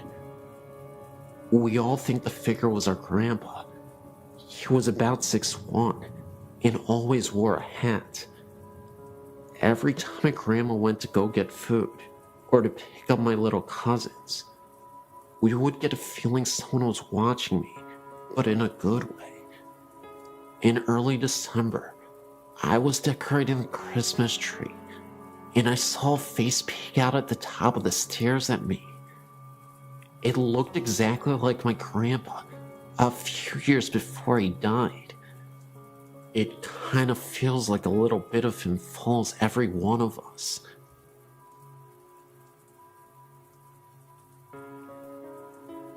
All of these accounts have happened in Lake Havasu, Arizona, each in a different house. My mother and I were driving around town, looking for a house to rent, when we found a large house on Bayou Drive. This house was an old bluish color, with vines creeping up the outer walls and into the fireplace, with a large overhang on the front porch. As soon as we started walking up the driveway, a very strong feeling of dread started to creep through my body. I really liked the house, so I ignored the feeling and continued into the backyard. As I entered the backyard, I remembered a dream many months before. The exact backyard was in my dream, and the images of death and demons filled my mind. My mother had the same feeling, so we left without another word, deciding that a door had opened and a demon was dwelling inside the house. We moved into a different house where everything felt normal at first. We lived there for 7 years. I soon felt eyes watching me in the shower, which then led gusts of freezing angry wind rushing past my face and arms. Later I learned my mother was going through the same events, only she experienced only one of the gusts of wind. When we started talking about moving out of the house, things got worse. My mom once felt a figure sit down on the bed beside her, and saw the indentation of the person on the bed. There were no dogs in the room, and the entire house was asleep. I saw blinds move and nothing in the room, and a shadowy figure walk across the kitchen. I was cleaning out a house, just about to move into it, when I repeatedly saw a figure of a little girl out of the corner of my eye. I could sometimes hear her talking softly to no one in particular. Later investigation proved that a little girl had drowned in the pool years before.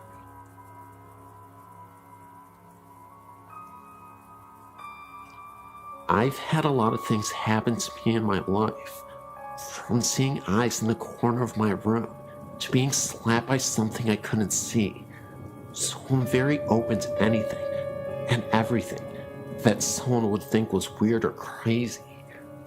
My mom, however, is not, so for her to tell me about what happened to her, I know it's true. I'm 28 now, and this happened a few years before I was born. My mom was an FHA teacher for 15 years, so she went to FHA meetings a lot.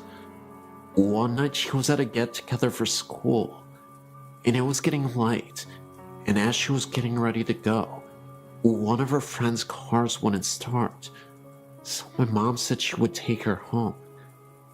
As they were driving, her friend and her were talking, not even thinking about how far out in the middle of nowhere they were.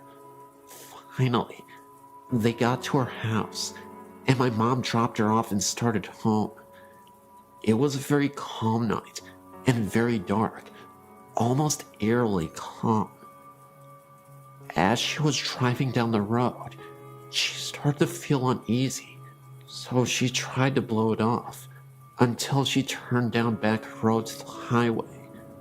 I can't think of the name of the road right now, but I do know there was quite a few fatal accidents on that road because of how windy it is.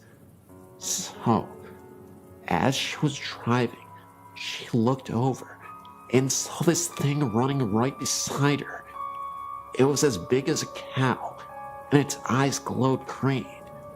She got so scared, she stepped on the gas and was going 85 miles per hour.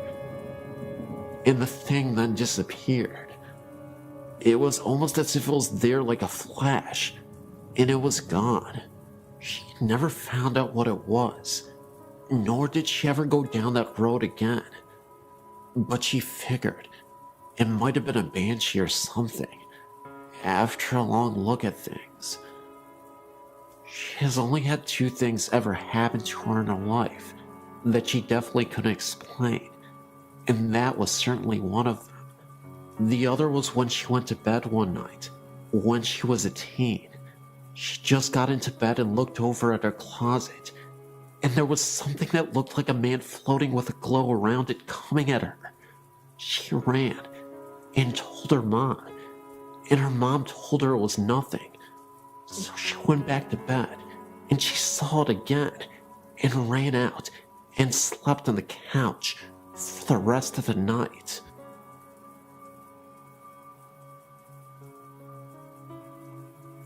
I'm a clairvoyant, and I'm used to not being alone. The last house I lived in had a number of distinctive entities, and will only share a couple of my experiences with you now. There was a young girl, probably around 4 or 5, who was very prevalent around the time my son was 3. One night, I had a contact dream.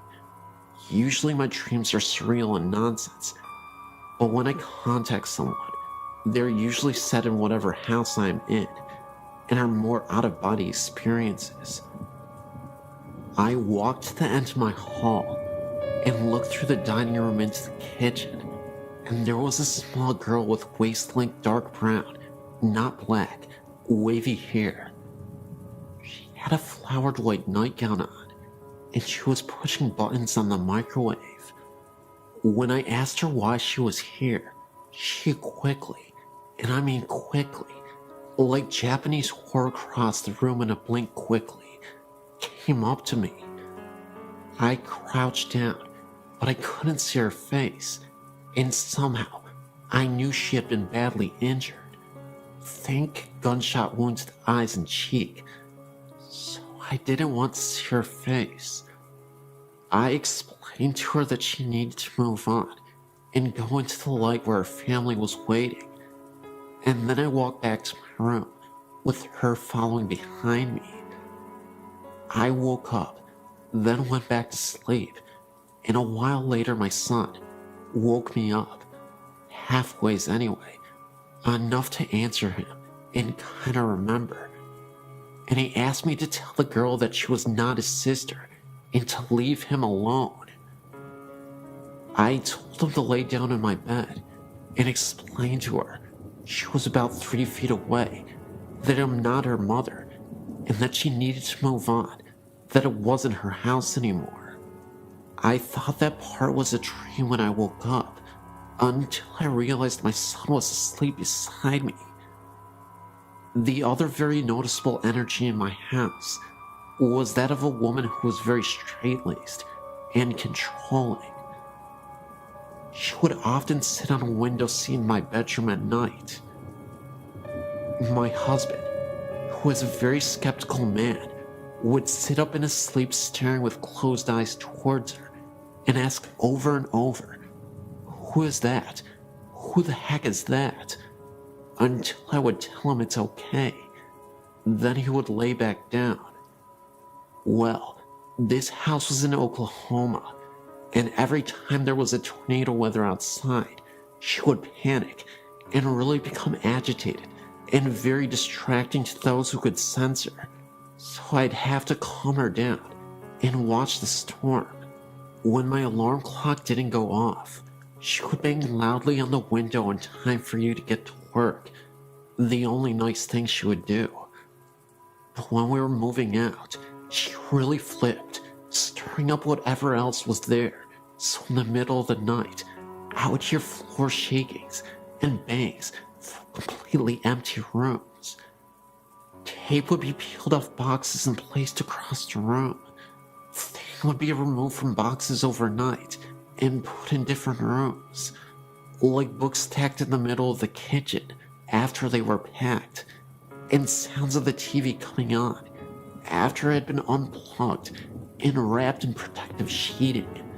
All in all, it was not a very fun move, especially when I was alone the last 4 weeks of packing, and she kept opening the valve on my air mattress at 2 a.m.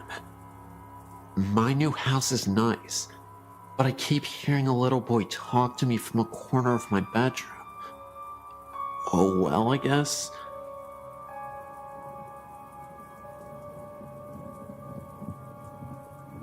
I'm 25 now, and have had strange experiences which, though I'm very analytical and skeptical, can't seem to find out how, or why, or what these things were. I will tell each encounter as simply and as accurately as I can. I used to live in Stockton, and my house was built around 1910 to 1912. I was an only child, and my parents were very busy doing their own things. I may have had an overactive imagination, but I don't believe so, because what I saw was too clear and not vague and reinterpreted by my brain. The sliding redwood doors that separated our living room from the dining room began to shake before my eyes, as if it was locked and someone wanted in. I got up and walked around to the other side, thinking it was my cat, but I didn't see her paw, and she never shook the doors, just nudged them apart. I walked around to the other side of the doors to the kitchen. All the lights were off, and I saw no one. I felt very scared suddenly, and went to bed, closing my door. Another time I was laying in bed, and my mother was on her hands and knees sniffing the floor. A bathroom connected our rooms, and I assumed she had begun sniffing in the bathroom. I asked her what she was doing, and she replied, "Your father and I smelled rotten blood." I can't remember what happened first, but I saw a clear apparition in my living room as I tied my shoes. A man dressed in black with a top hat and coattails, had a cane with a black long beard, walked briskly through the living room, and disappeared. I had a dream that I pulled it back out of the carpets in my parents' bedroom and saw blood stains. I don't know if she was moving them. She denies it still to this day, but I know I wasn't moving them because I was determined to find the truth. The board told this story. A married couple named Mark and Melissa Twain lived in the house with a woman's sister. One day, in jealous outrage, she killed them both in the room with a shotgun. I thought it was very fishy the wife had my name, and the husband's name was Mark Twain. Well, like I said, my cousin says she didn't make the Ouija tell the story. I was under the house one day, bored and playing around, when I found a small handful of large blast bullet casings. Not as large as a shotgun casing bullet, I don't think. Other things have happened. I heard a knock on my door late at night. One huge knock, but I was too scared to open it. I told my father in the morning, and he got very angry and shouted at me that I was too stupid. I don't know why that angered him. I surmised the knock was from my dog changing lying positions on the porch. Once a baby bottle just sitting on the counter just seemed to be thrown in the floor. My father said it was because I stomped into the kitchen. Perhaps.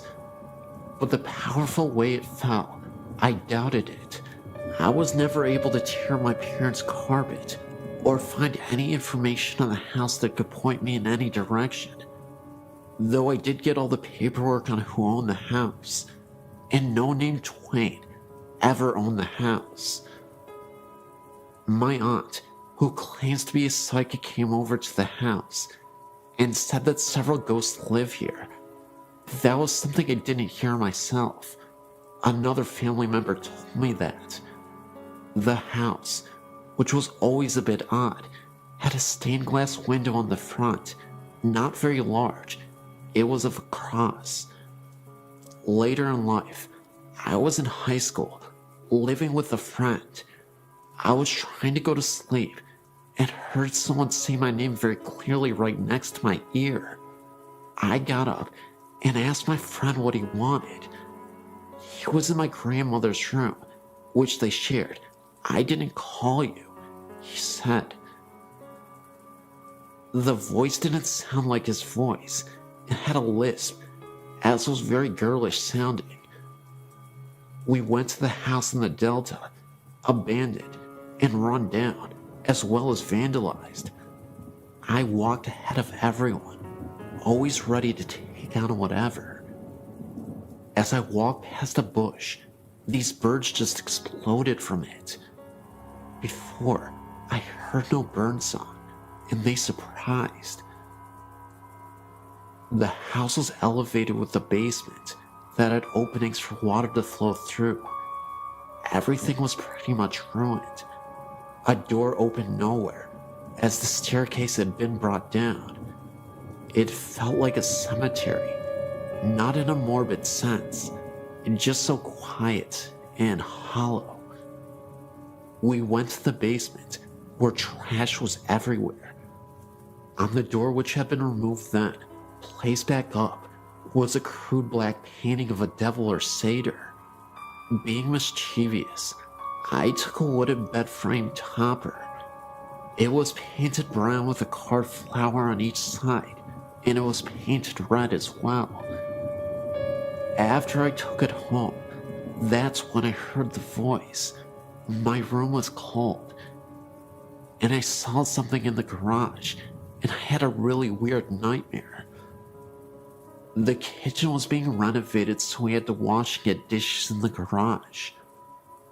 I went out to get a cup and felt very nervous in there. As I was walking to leave, I heard a loud boom in the wall to my right. I looked, not too long, but long enough, and this will be a very hard to explain situation and sound crazy. But this energy waved and glistened in the shape of something human, turned its head and looked at me. I ran out, scared for my life. I'd never been so scared. I took the bed knob back, and nothing happened like that again. The site has long since been destroyed. I'm not sure what any of this means, but I do know one thing for sure. I experienced it.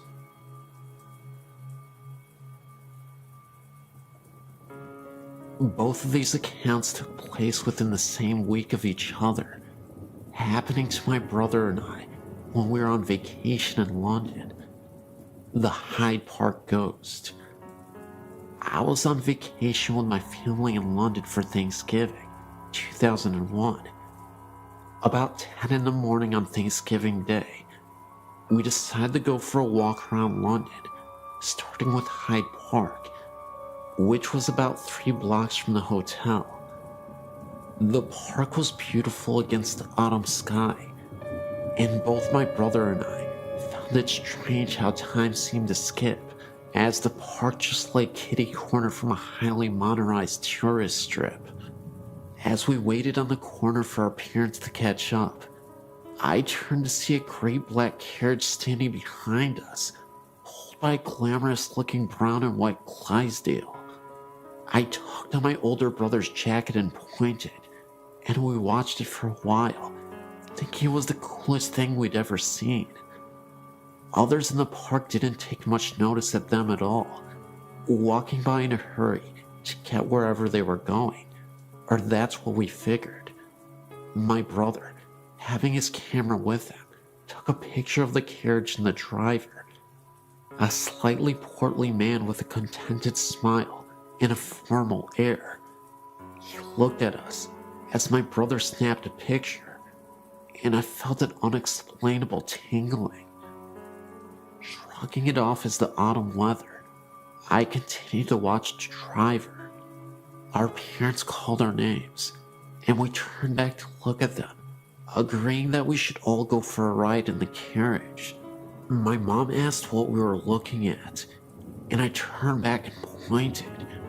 What happened next is the strangest thing I've ever experienced.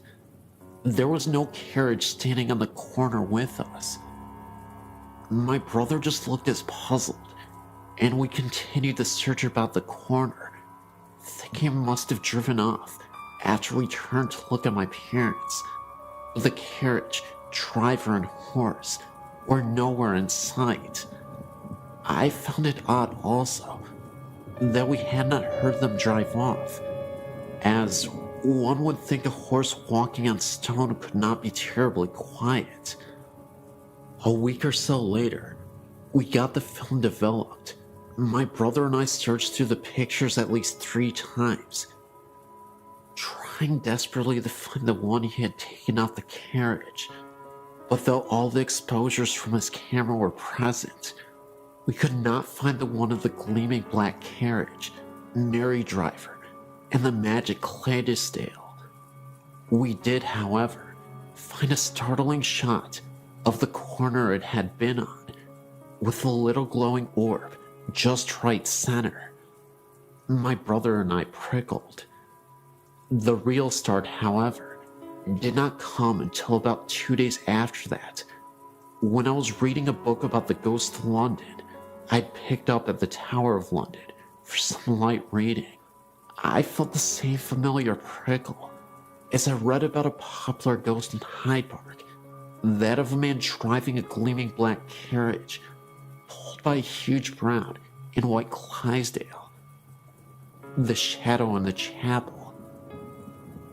A few days after walking in Hyde Park, my brother and I were wandering quietly through Westminster Abbey, enjoying the sights. We walked into the chapel that was open and sat for a moment, waiting for our parents to catch up.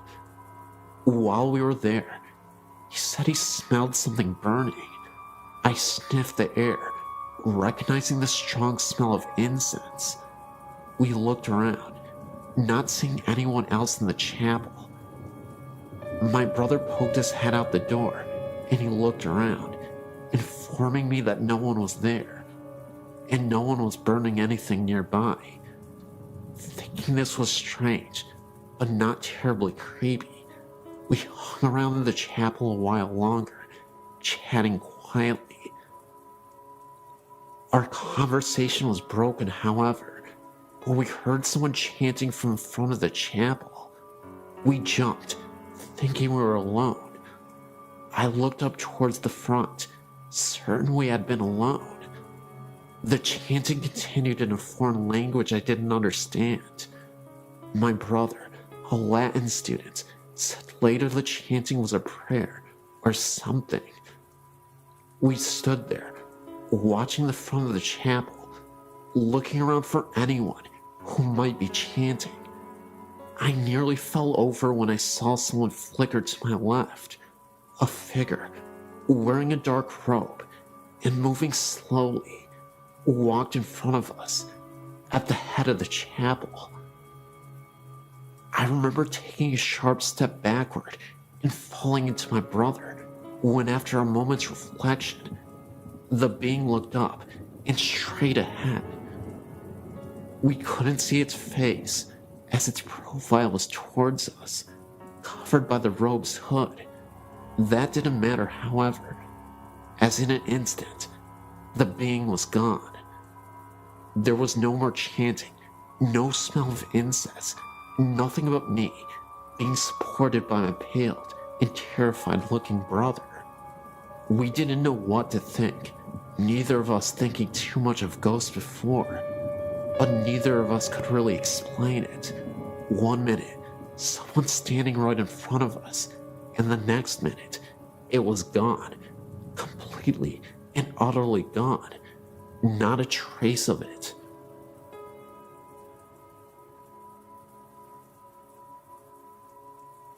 First story. I was 11 when this happened. I was spending the night at my best friend's house. It was a pretty Victorian house. It still had the original barn. It was in the back. But anyway, one night we were staying up well past our bedtime, down in the living room, watching TV and talking. Well, our room, which we were supposed to be in, was directly over the living room. Well, we were sitting there, and all of a sudden, we heard what sounded like something being dragged the length of our bedroom. It was something heavy. We were so scared, so we stopped talking and muted the TV to listen. It sounded almost like a dead body. All you could hear was thump, thump, slide, thump. It was freaky. We checked on everyone, and everyone was asleep. In my second story, this is my fiance's story. He's in Germany right now. He would probably be mad at me for telling this, but I have to, because it scared me. Anyway, he's not the type of guy to get scared very easily. He doesn't believe in ghosts. We live in a town called Tacoma. It's south of Seattle. Anyway, a poor town of Tacoma is Lakewood. In this town is an old insane asylum that was torn down about, guessing, 30 years ago, and then rebuilt across the street. Go figure. It's called Western State. My fiance and a couple of his friends went to the hospital for the fun of it. The ruins are still there. They were down in the basement, which also happens to be the boiler room. They were walking down there and came around a corner and saw a bunch of bugs and such. They figured a bum was staying down there. As they turned to leave, Dave is a pretty small guy, so he got pushed to the back. As he was about to leave himself out of the window, he felt someone tap him on his shoulder and heard someone whisper something to him. He figured it was the bum, so he turned around, but there was nothing there. He freaked out because it was a split second that he'd heard something and felt the tap. So he started screaming for his friends to come and get him. His friends had to pull him out of the window because he was freaking out the whole time. A third story. I was sleeping one time in my bedroom, and it was like 3 o'clock in the morning, and I suddenly woke up because I had the feeling that someone was in the room with me. I had my own room at the time, and it was pitch black in my room. But I looked in the corner where my door was, and I could just barely make out the outline of a man. He was just standing there and watching me. I couldn't breathe or think. I just stayed there for about 2 minutes, trying to figure out what to do. I finally got the balls to reach over and yank on the lamp. When I did, nothing was there. Fourth story. Me and my sister were at my grandma's visiting, and recently, my uncle had passed away in the house. He had gone missing for about 2 weeks. My grandma didn't think anything of it, because he did that sometimes. She went in his room looking for something, and there he was, lying on his bed, half decomposed. She said it took forever to get the smell out. On my grandma's TV was a plastic face with a flake flower in it. The TV was off, and my grandma was at work, so me and my 2 sisters was sitting around and talking. I believe we were talking about my uncle, when all of a sudden, the vase went flying off the TV. When I say flew, I mean flew. It flew like 5 feet. We all stopped and decided to go to bed. This story. I was spending the night at my best friend's house. I was like 15 or something. My godmother had just told us to go to bed. We were just getting ready for bed when I hear my godmother yelling at me to get my butt in bed. I came out of my best friend's room and said we were. She then proceeded to tell me that she had seen me in the reflection in the window walk by from the stairs to the kitchen, but the room we were in was right next to where she was. Freaky. The 6th and final story. I was babysitting my nephew one night. I was sitting on, listening to music and relaxing, when I heard my sister laugh. Thinking that was weird, because I hadn't heard them come home, I got up to check. There was no one there. I know my sister's laugh. About 30 minutes later, I heard my sister cough. Again, I got up to check. Nothing. I don't know much about this house. I've only been here about 8 months. It's my brother-in-law's house. This house is kind of weird though. When all sounds have died down, you can hear clicking and sometimes even what kind of sounds like walking sounds. I sleep with my door open, so I'd hear if my sister had opened her door. But they're like soft walking sounds. Odd. Anyway, I have tons more stories. I'm a very strong believer in ghosts. So if you want to hear more stories, just email me and let me know. I was reading your site around Halloween and noticed Green Man and instantly knew what the reference was. I had heard this story dozens of times by my dad who visited Raymond. Then, I realized the legend was not correct. The legend states that late at night, you could witness a ghost wandering around the tunnels and bridges around town. There have been numerous reports over the years of a man with a green face walking after hours. He is known as the Green Man. This is because when people have seen this figure, the apparition has a terrifying green face as he floats by the local tunnels and bridges of the area. The real version is extremely depressing, but the real version in the least. The horrible accident occurred in Evans City. Raymond, unsure of the last name, and his older brother were flying a kite near some electrical wires next to a tree. The kite got stuck, and Raymond followed his brother up the tree to retrieve it. When Raymond's brother grabbed the kite, both brothers got electrocuted. Raymond's brother was killed, and Raymond was severely burned. He was extremely disfigured, and it was extremely hard for him to walk because of the accident. The residents of Evans City collected nearly $30,000 for the boy for his care.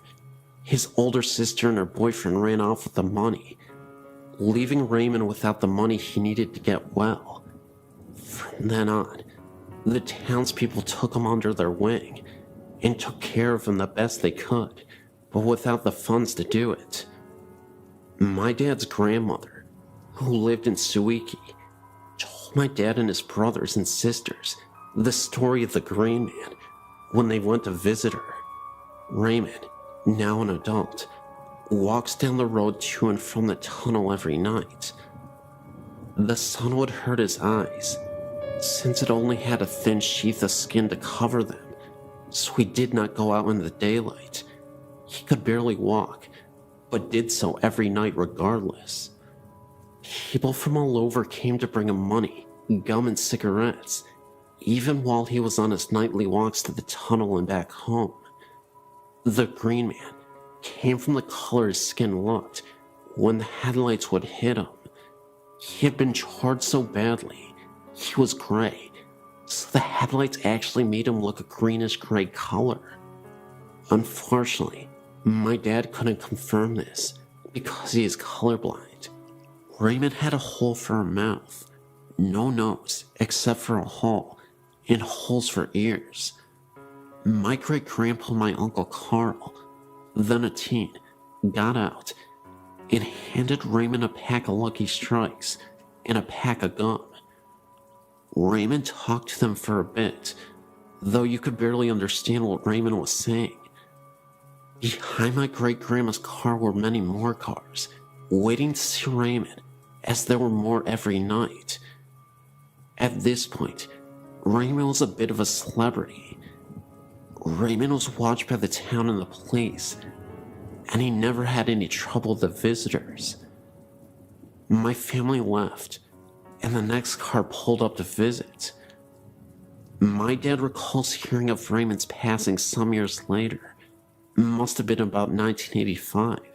The interesting aspect of the story is that years after Raymond's demise, I've had friends who have passed by the tunnels and have noticed gray mists, orbs, and other strange phenomena. Where that they witnessed phenomena near the very same tunnels that Raymond used to frequent. One of my friends is a non-believer and a true skeptic of the paranormal, and he had experience where he saw the Green Man years after his death. Just like the story, he shined his headlights as he was driving through the tunnel and nearly wrecked his car. He thought that he had saw a man wandering around who appeared to have a green face. He appeared so quickly that my friend had little time to react. His car came to a complete halt, but there was nobody in sight. Whether Raymond haunts the road and tunnel, I don't know. However, I'd like to believe that the legend is now true, after the experiences that my friends have had. A little ironic, but fascinating, nevertheless. These experiences all occurred at my grandmother's house, which is called Gwynmick Manor. Although the house isn't very big, it's around 200 years old. All my dad's family have lived there, and my grandmother now lives there alone. There have been many different events, things such as footsteps, dogs barking at something unseen, and the shower being turned on and off, or just a few minor things. One time, my uncle fell asleep in the kitchen at night, and the door he was sleeping next to was flung open, waking him up, even though there was no draft, and it was an airless night. The same uncle also had experiences as a young child. When he was younger, he would hear footsteps from outside his window late at night, as though someone was walking hurriedly over gravel. At the same time, he would see two big black dogs sitting by his bed. Another time, my grandma was walking upstairs with some laundry when she dropped something and bent down to pick it up. As she was retrieving it, she saw a pair of shoes on the steps in front of her, as real as a human's. She looked up and saw a long skirt and the start of a shirt, and then the figure disappeared. My grandma swears to this day that the story is true, and says although she didn't feel threatened, she certainly wonders who this woman is.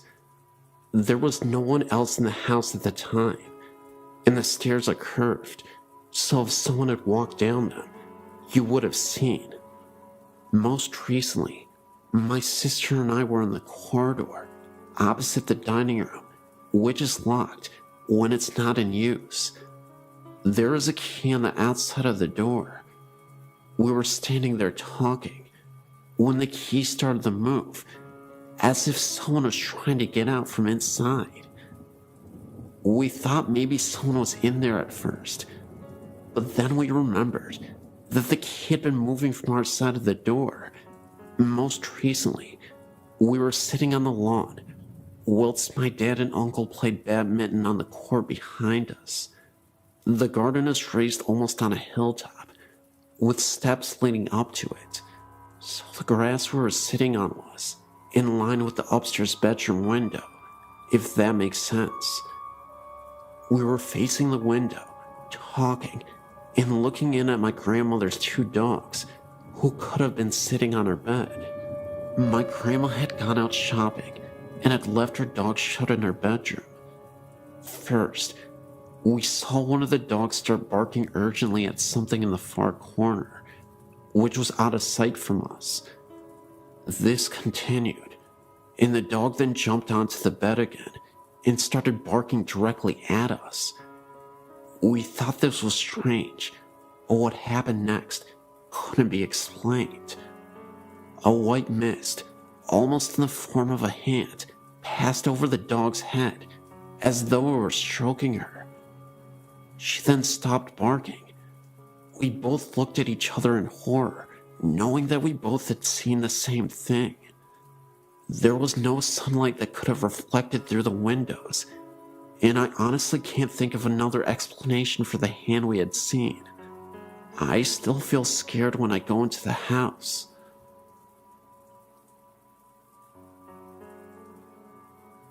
January 1999. I'd been working for an American company in Evesham in the UK. The company was based in a small industrial estate called Briar Close End East. On the edge of this estate is a small pub called the Oddfellow Arms. We all used to go to this pub now and then for a quick pint of a lunchtime. I personally used to have a pint, perhaps once or twice a week there. Anyway, as you go in on a fairly regular basis, you tend to get to know some of the locals. There was one couple in particular that the story is about. They were an old couple. He was an ex-counselor and had to use a frame to walk with. He was always with his wife. She used to drive him everywhere. Obviously, he couldn't get anywhere without her assistance. It was just after the Christmas break, first week back at work in January. I decided to go for a sandwich and a drink at the pub. Funny thing was, I noticed that this chap was on his own, sat in the corner. He tipped his glass to me as usual, to acknowledge me. I thought no more about it. Later that day, I spoke to my warehouse manager. He frequented the pub on a more frequent basis and knew all the regulars by name. So, I mentioned to him how odd it was that the old guy was on his own. Astonished, he replied, "That's impossible. The old guy had died over Christmas." I have never forgotten this, and some people, including my wife, have told me I must be mistaken, but I know what I saw, and I know when I saw him. For all those people who know the Oddfellows Arms Evesham, perhaps some of you may remember this chap and his wife that frequented the pub, or maybe someone else had seen him too. I'm recently going to a neighboring school by this house, and have visited it frequently. I never get a safe feeling while in there, and recently, we found a mutilated animal, not like it was feasted on, but just torn apart, and left in front of the house, maybe for some sort of omen, or a warning. The body was ripped to shreds, and its skin on the hands were ripped off, just showing its appendages. Later, we found the skull of the animal adjacent to it, and we noticed the jaw was removed, but the skull itself was in a very clean fashion. No blood, or guts, or any kind of fluids, not even dirt marks. The skull almost looked like it had been washed. That not being the strangest thing, I have a friend of mine who is a female who is as well as extremely interested in the paranormal, and she has recently gone to the house. In the first encounter dealt with her and her best friend going into the house and just walking around. The problem was that they did not even get to enter into the house. Right before stepping on the yard, the house is surrounded by large bushes. They heard a sound coming from one. Other times that I've been with her, we swore we heard footsteps beside us in the bushes, as if being watched. Her best friend saw a shadow and became very frightened and began to flee. My friend was not as scared and refused, and her being the determined person that she is, continued to go forth. The sound was continuing this whole time. Her friend left sprinting, and so just to be a good friend, she decided to go catch up. She was not running so fast, and in her light jog, she turned around and noticed a woman with bright blonde hair, this being the only thing sticking out, chasing after them, and even got off the yard and continued in the pursuit. When seeing this, my friend began to run even faster and eventually ran to the church where they parked their car. She called me while this was happening, I guess to help us believe, and also she knew I was very interested, and I could hear the fear in her voice.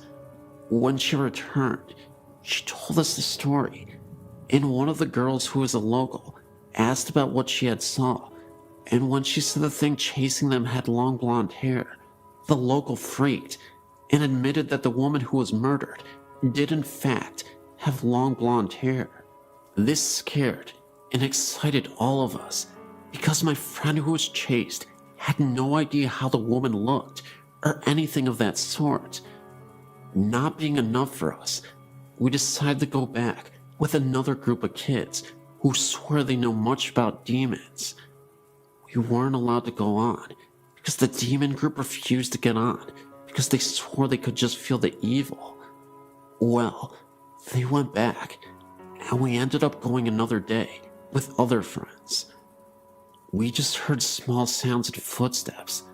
Other friends' stories deal with the chair in the living room that has two missing legs would be dragged across the living room. But one day, my friend, being the brave girl that she is, went into the house by herself one night, and she was walking around and really did not notice anything.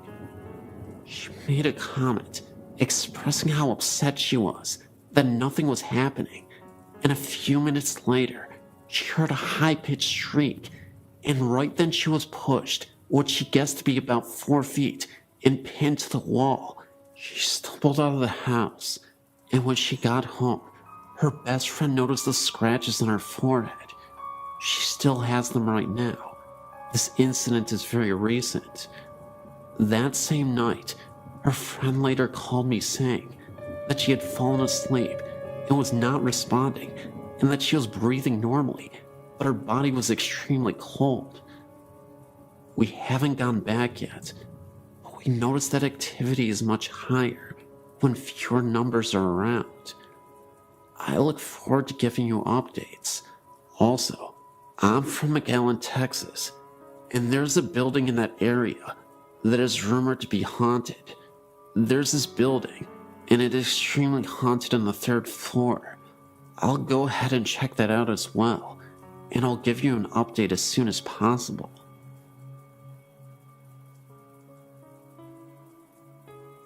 My name is Andrew Pierce, and I'm a local ghost hunter here in Warwick, Rhode Island.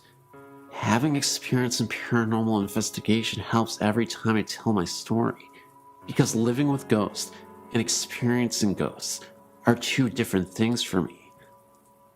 I moved into my home 15 years ago, at the age of 6. The first night in my new house, I slept in what is now my mother's room, and before waking that night, I had nightmares of bloody murder, massacres, and deadly beatings. At the time I was just scared, but now, after researching, I've come to the conclusion that this was a ghostly encounter. Between the ages of 7 and 10, I suffered 4 experiences in my dreams where strange people would walk around in my house. The only problem is that they weren't living, and in each of these dreams, they were foreshadowings of what are now actual hauntings. The area with the most activity is my basement, which has been finished and where several phenomena have occurred. The first came when I was 12. I was headed upstairs from my computer room when I saw a figure out of the corner of my eye. When I turned around, it was a little girl huddled in the corner and looking at me. She was dressed in 18th century garb and looked like she had just left church or some sort of social gathering. She has never been seen again, but she has been felt throughout the house and even experienced once by someone who had never been in my house before.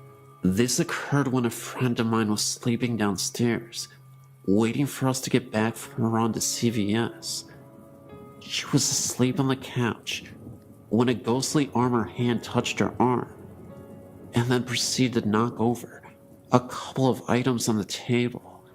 When she had informed me of this, I knew it was the girl. Another haunting would be in my mother's room, where, if you are alone upstairs and my dog is not around, a growling sound comes from her room. It is entirely inexplicable, but I have a feeling an angry ghost lives in there, but cannot gather enough energy to support anything other than making sounds and haunting dreams. Shortly after my neighbor died, he built the house for his children and loved my family very much. Most of the hauntings disappeared, and a sense of comfortability ran through the house. Everything was at normal temperature, and there was no more dreaded sense of being followed or even watched. This has comforted me greatly, but it only lasted for a short time. Since that time, several newer and less aggressive ghosts have entered the house, and they are seemingly very friendly with my dog. Where he used to bark at them, he is now okay with them and can even be seen playing with them. This was witnessed when I saw him playing with his ball alone, but then noticed that the ball was rolling to him on its own. He would bring it back, and it would only roll once more. Also, this same ghost apparently hates breakfast because it disturbed us one time by knocking over a bunch of papers on the counter and spinning the trash can lid violently. No explainable cause was determined, as it was the middle of winter and no windows were open, and we don't have a fan in our kitchen area. Another ghost prefers to walk around the foyer and up and down the stairs, but never seems to go past the hallways. That's really all that happens, but I wanted to report these since they are the only real, vivid ghost experiences I could ever recall. Thank you.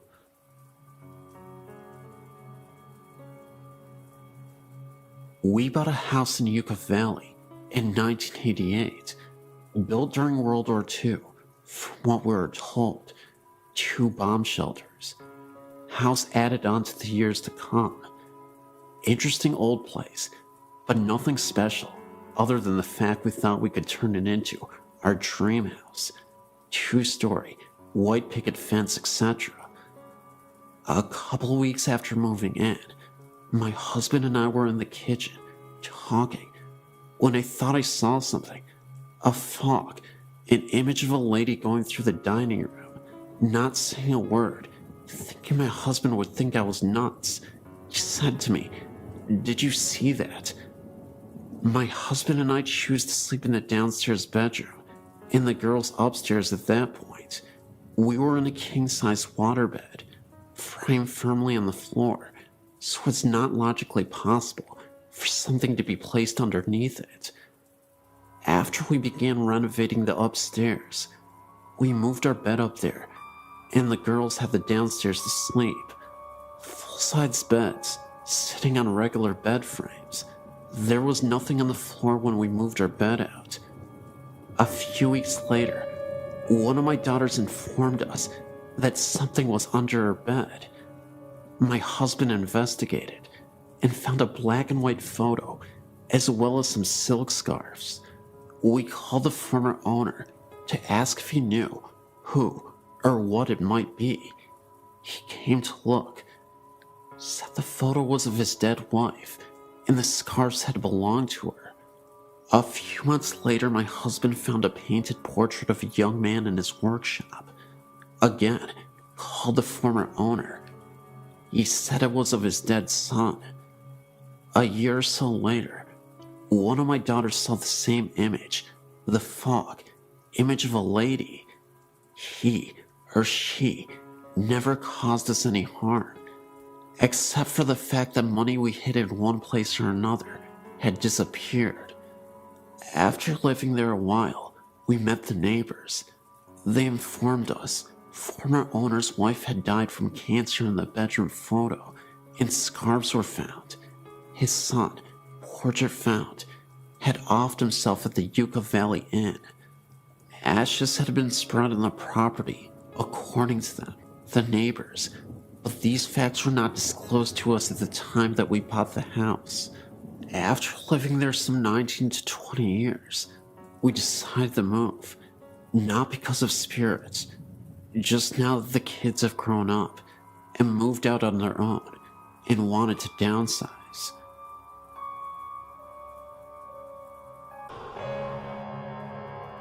I used to live at the House of 1,000 Stairs in Redlands, California. I lived there for about 10 years off and on with my godparents. They lived there full time. I came on the weekends and during the summer. This place is very active at night. My godsister and I would see the spirits of ghostly nuns walking down the stairs. They would stop to ring the bells in the bell towers and then evaporate into a mist. After a while, we removed the bell that connected to the stairs. There were other spirits as well. Some were pleasant, while other spirits we believed were demons. I think the scariest experience we had was one night when I was sleeping in one of the rooms. I woke up to seeing multiple green lights floating aimlessly around me before disappearing. They had to have been orbs. I remember there was a closet which was slightly open. When I looked at the closet, I noticed the head of a figure peeking out with red eyes. If you've seen the famous Amityville horror picture, that's how it looked to me, except with red eyes, of course. There are tunnels that run under the property, and rooms as well, all made out of dirt. Some of the rooms' doors have been covered over with dirt and rocks, so that you cannot get in. If you stay down there at night, you will see nuns going in and out of these rooms that have been covered over. I'm not sure what the nuns did in this house, but there are many restless spirits here. I also believe this place draws mentally unstable people to it. While we lived there, on multiple occasions, we had to call the police because people would break into the property, knocking at our door, telling us the spirits told them to come here. There are so many stories I could tell you, but it's a very unusual place after a while. My godsister and I would sleep in the game room next to our parents' room because we were too scared to stay in our room. That's about all I'm willing to share for now, but I hope you enjoyed these stories.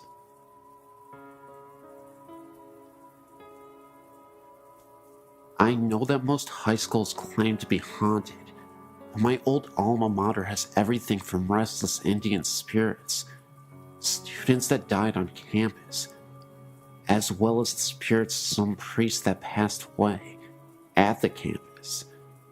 Its name is Bishop Olney High School. It's located immediately next to the San Fernando Mission Cemetery, and is directly across the street from Eden Memorial Park, a cemetery for Jewish believers. To make this easier, I will list the different stories I've heard and my own limited encounters. 1. Our school's built on what used to be an old orange grove. It was also used as a burial ground for Native Americans who built the mission. Several different faculty members have heard the sounds of an old woman crying right inside our alumni hall, and one claiming to have seen her pacing back and forth. I myself went there late with 3 friends one night in an attempt to see if we could prove anything for ourselves. We heard the same crying noises and saw a brief glimpse of a black silhouette through the all-glass walls of the building. Other faculty members have claimed to see an Indian chief in full ceremonial garb near the school's chapel and the hallways behind it. 3. Members of the water polo, swimming team, and marching band have heard a young boy crying from the old archives located underneath the buildings on the west side of campus. The water polo and swimming teams used to use the old showers that were built for the priests when the school was a seminary, and the band used to store its equipment in spare rooms down there. One story of an eyewitness who saw the spirit is one of the creepiest our school has. A few of the girls on the swim team went down to the showers after practice and found all the shower heads on and a little boy standing in the middle of the room. The boy didn't respond to any attempts at conversation. The girls left to get a coach to try and get the boy to talk. When they got back, all of the shower heads were off, and the boy was nowhere to be found. This part of the school is directly next to the graveyard. Only a chain-link fence separates the 2 properties. Our pool is technically rented space from the graveyard.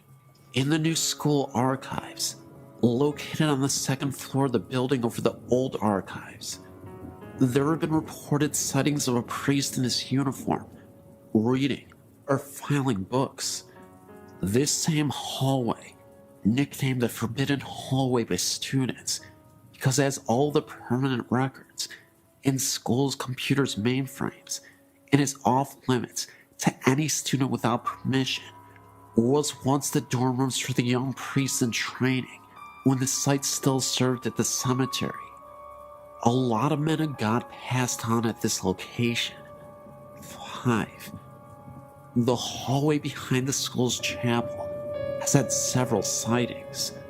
The Indian chief, the little boy, and shadowy silhouette have all been seen here. The boys' bathroom is a hotspot for strange happenings late at night. I would be there late for extracurriculars or what have you, and one night when I was there, the door to this bathroom closed and opened twice. No one else was there to do this, trying to test the spirit. I said, "Is someone here?" And the stall door I was in flung open. It didn't feel like a bad spirit, but it was definitely wanting to make itself known. There are plenty of other stories at the school from all different sources. Those are just the ones I've heard the most, in my own little 2 encounters. I really hope this haunting hotspot gets a slot on this website, because I don't think spirits are going anywhere. Yes, great website. Hey guys, and welcome to the end of the video. If you got to the end of the video, that is. But you know what? If you did get to the end of the video, please let me know in the comment section what you're doing for the summer, because I'm going to stalk you and I'm creepy. Creepy as fudge. I don't know what I'm talking about, guys, but yeah, if you got to the end of the video, please give me a like, share, and subscribe. If you're new, if you want to see more of this content in the future, if you don't want to see more of this content in the future, then I guess you hate me forever. But if you do love me forever, then you'll, oh, that sounds manipulative. I should be like, you know what? If you want to do the thing where you press the button and then it controls the subscription abilities of you. Okay, you know what? Bye. Love you. See you in the next video. comment, like, subscribe, and share, I think. Yeah, I think those are the things that we say in June of 2024 or May, whenever you're listening to this.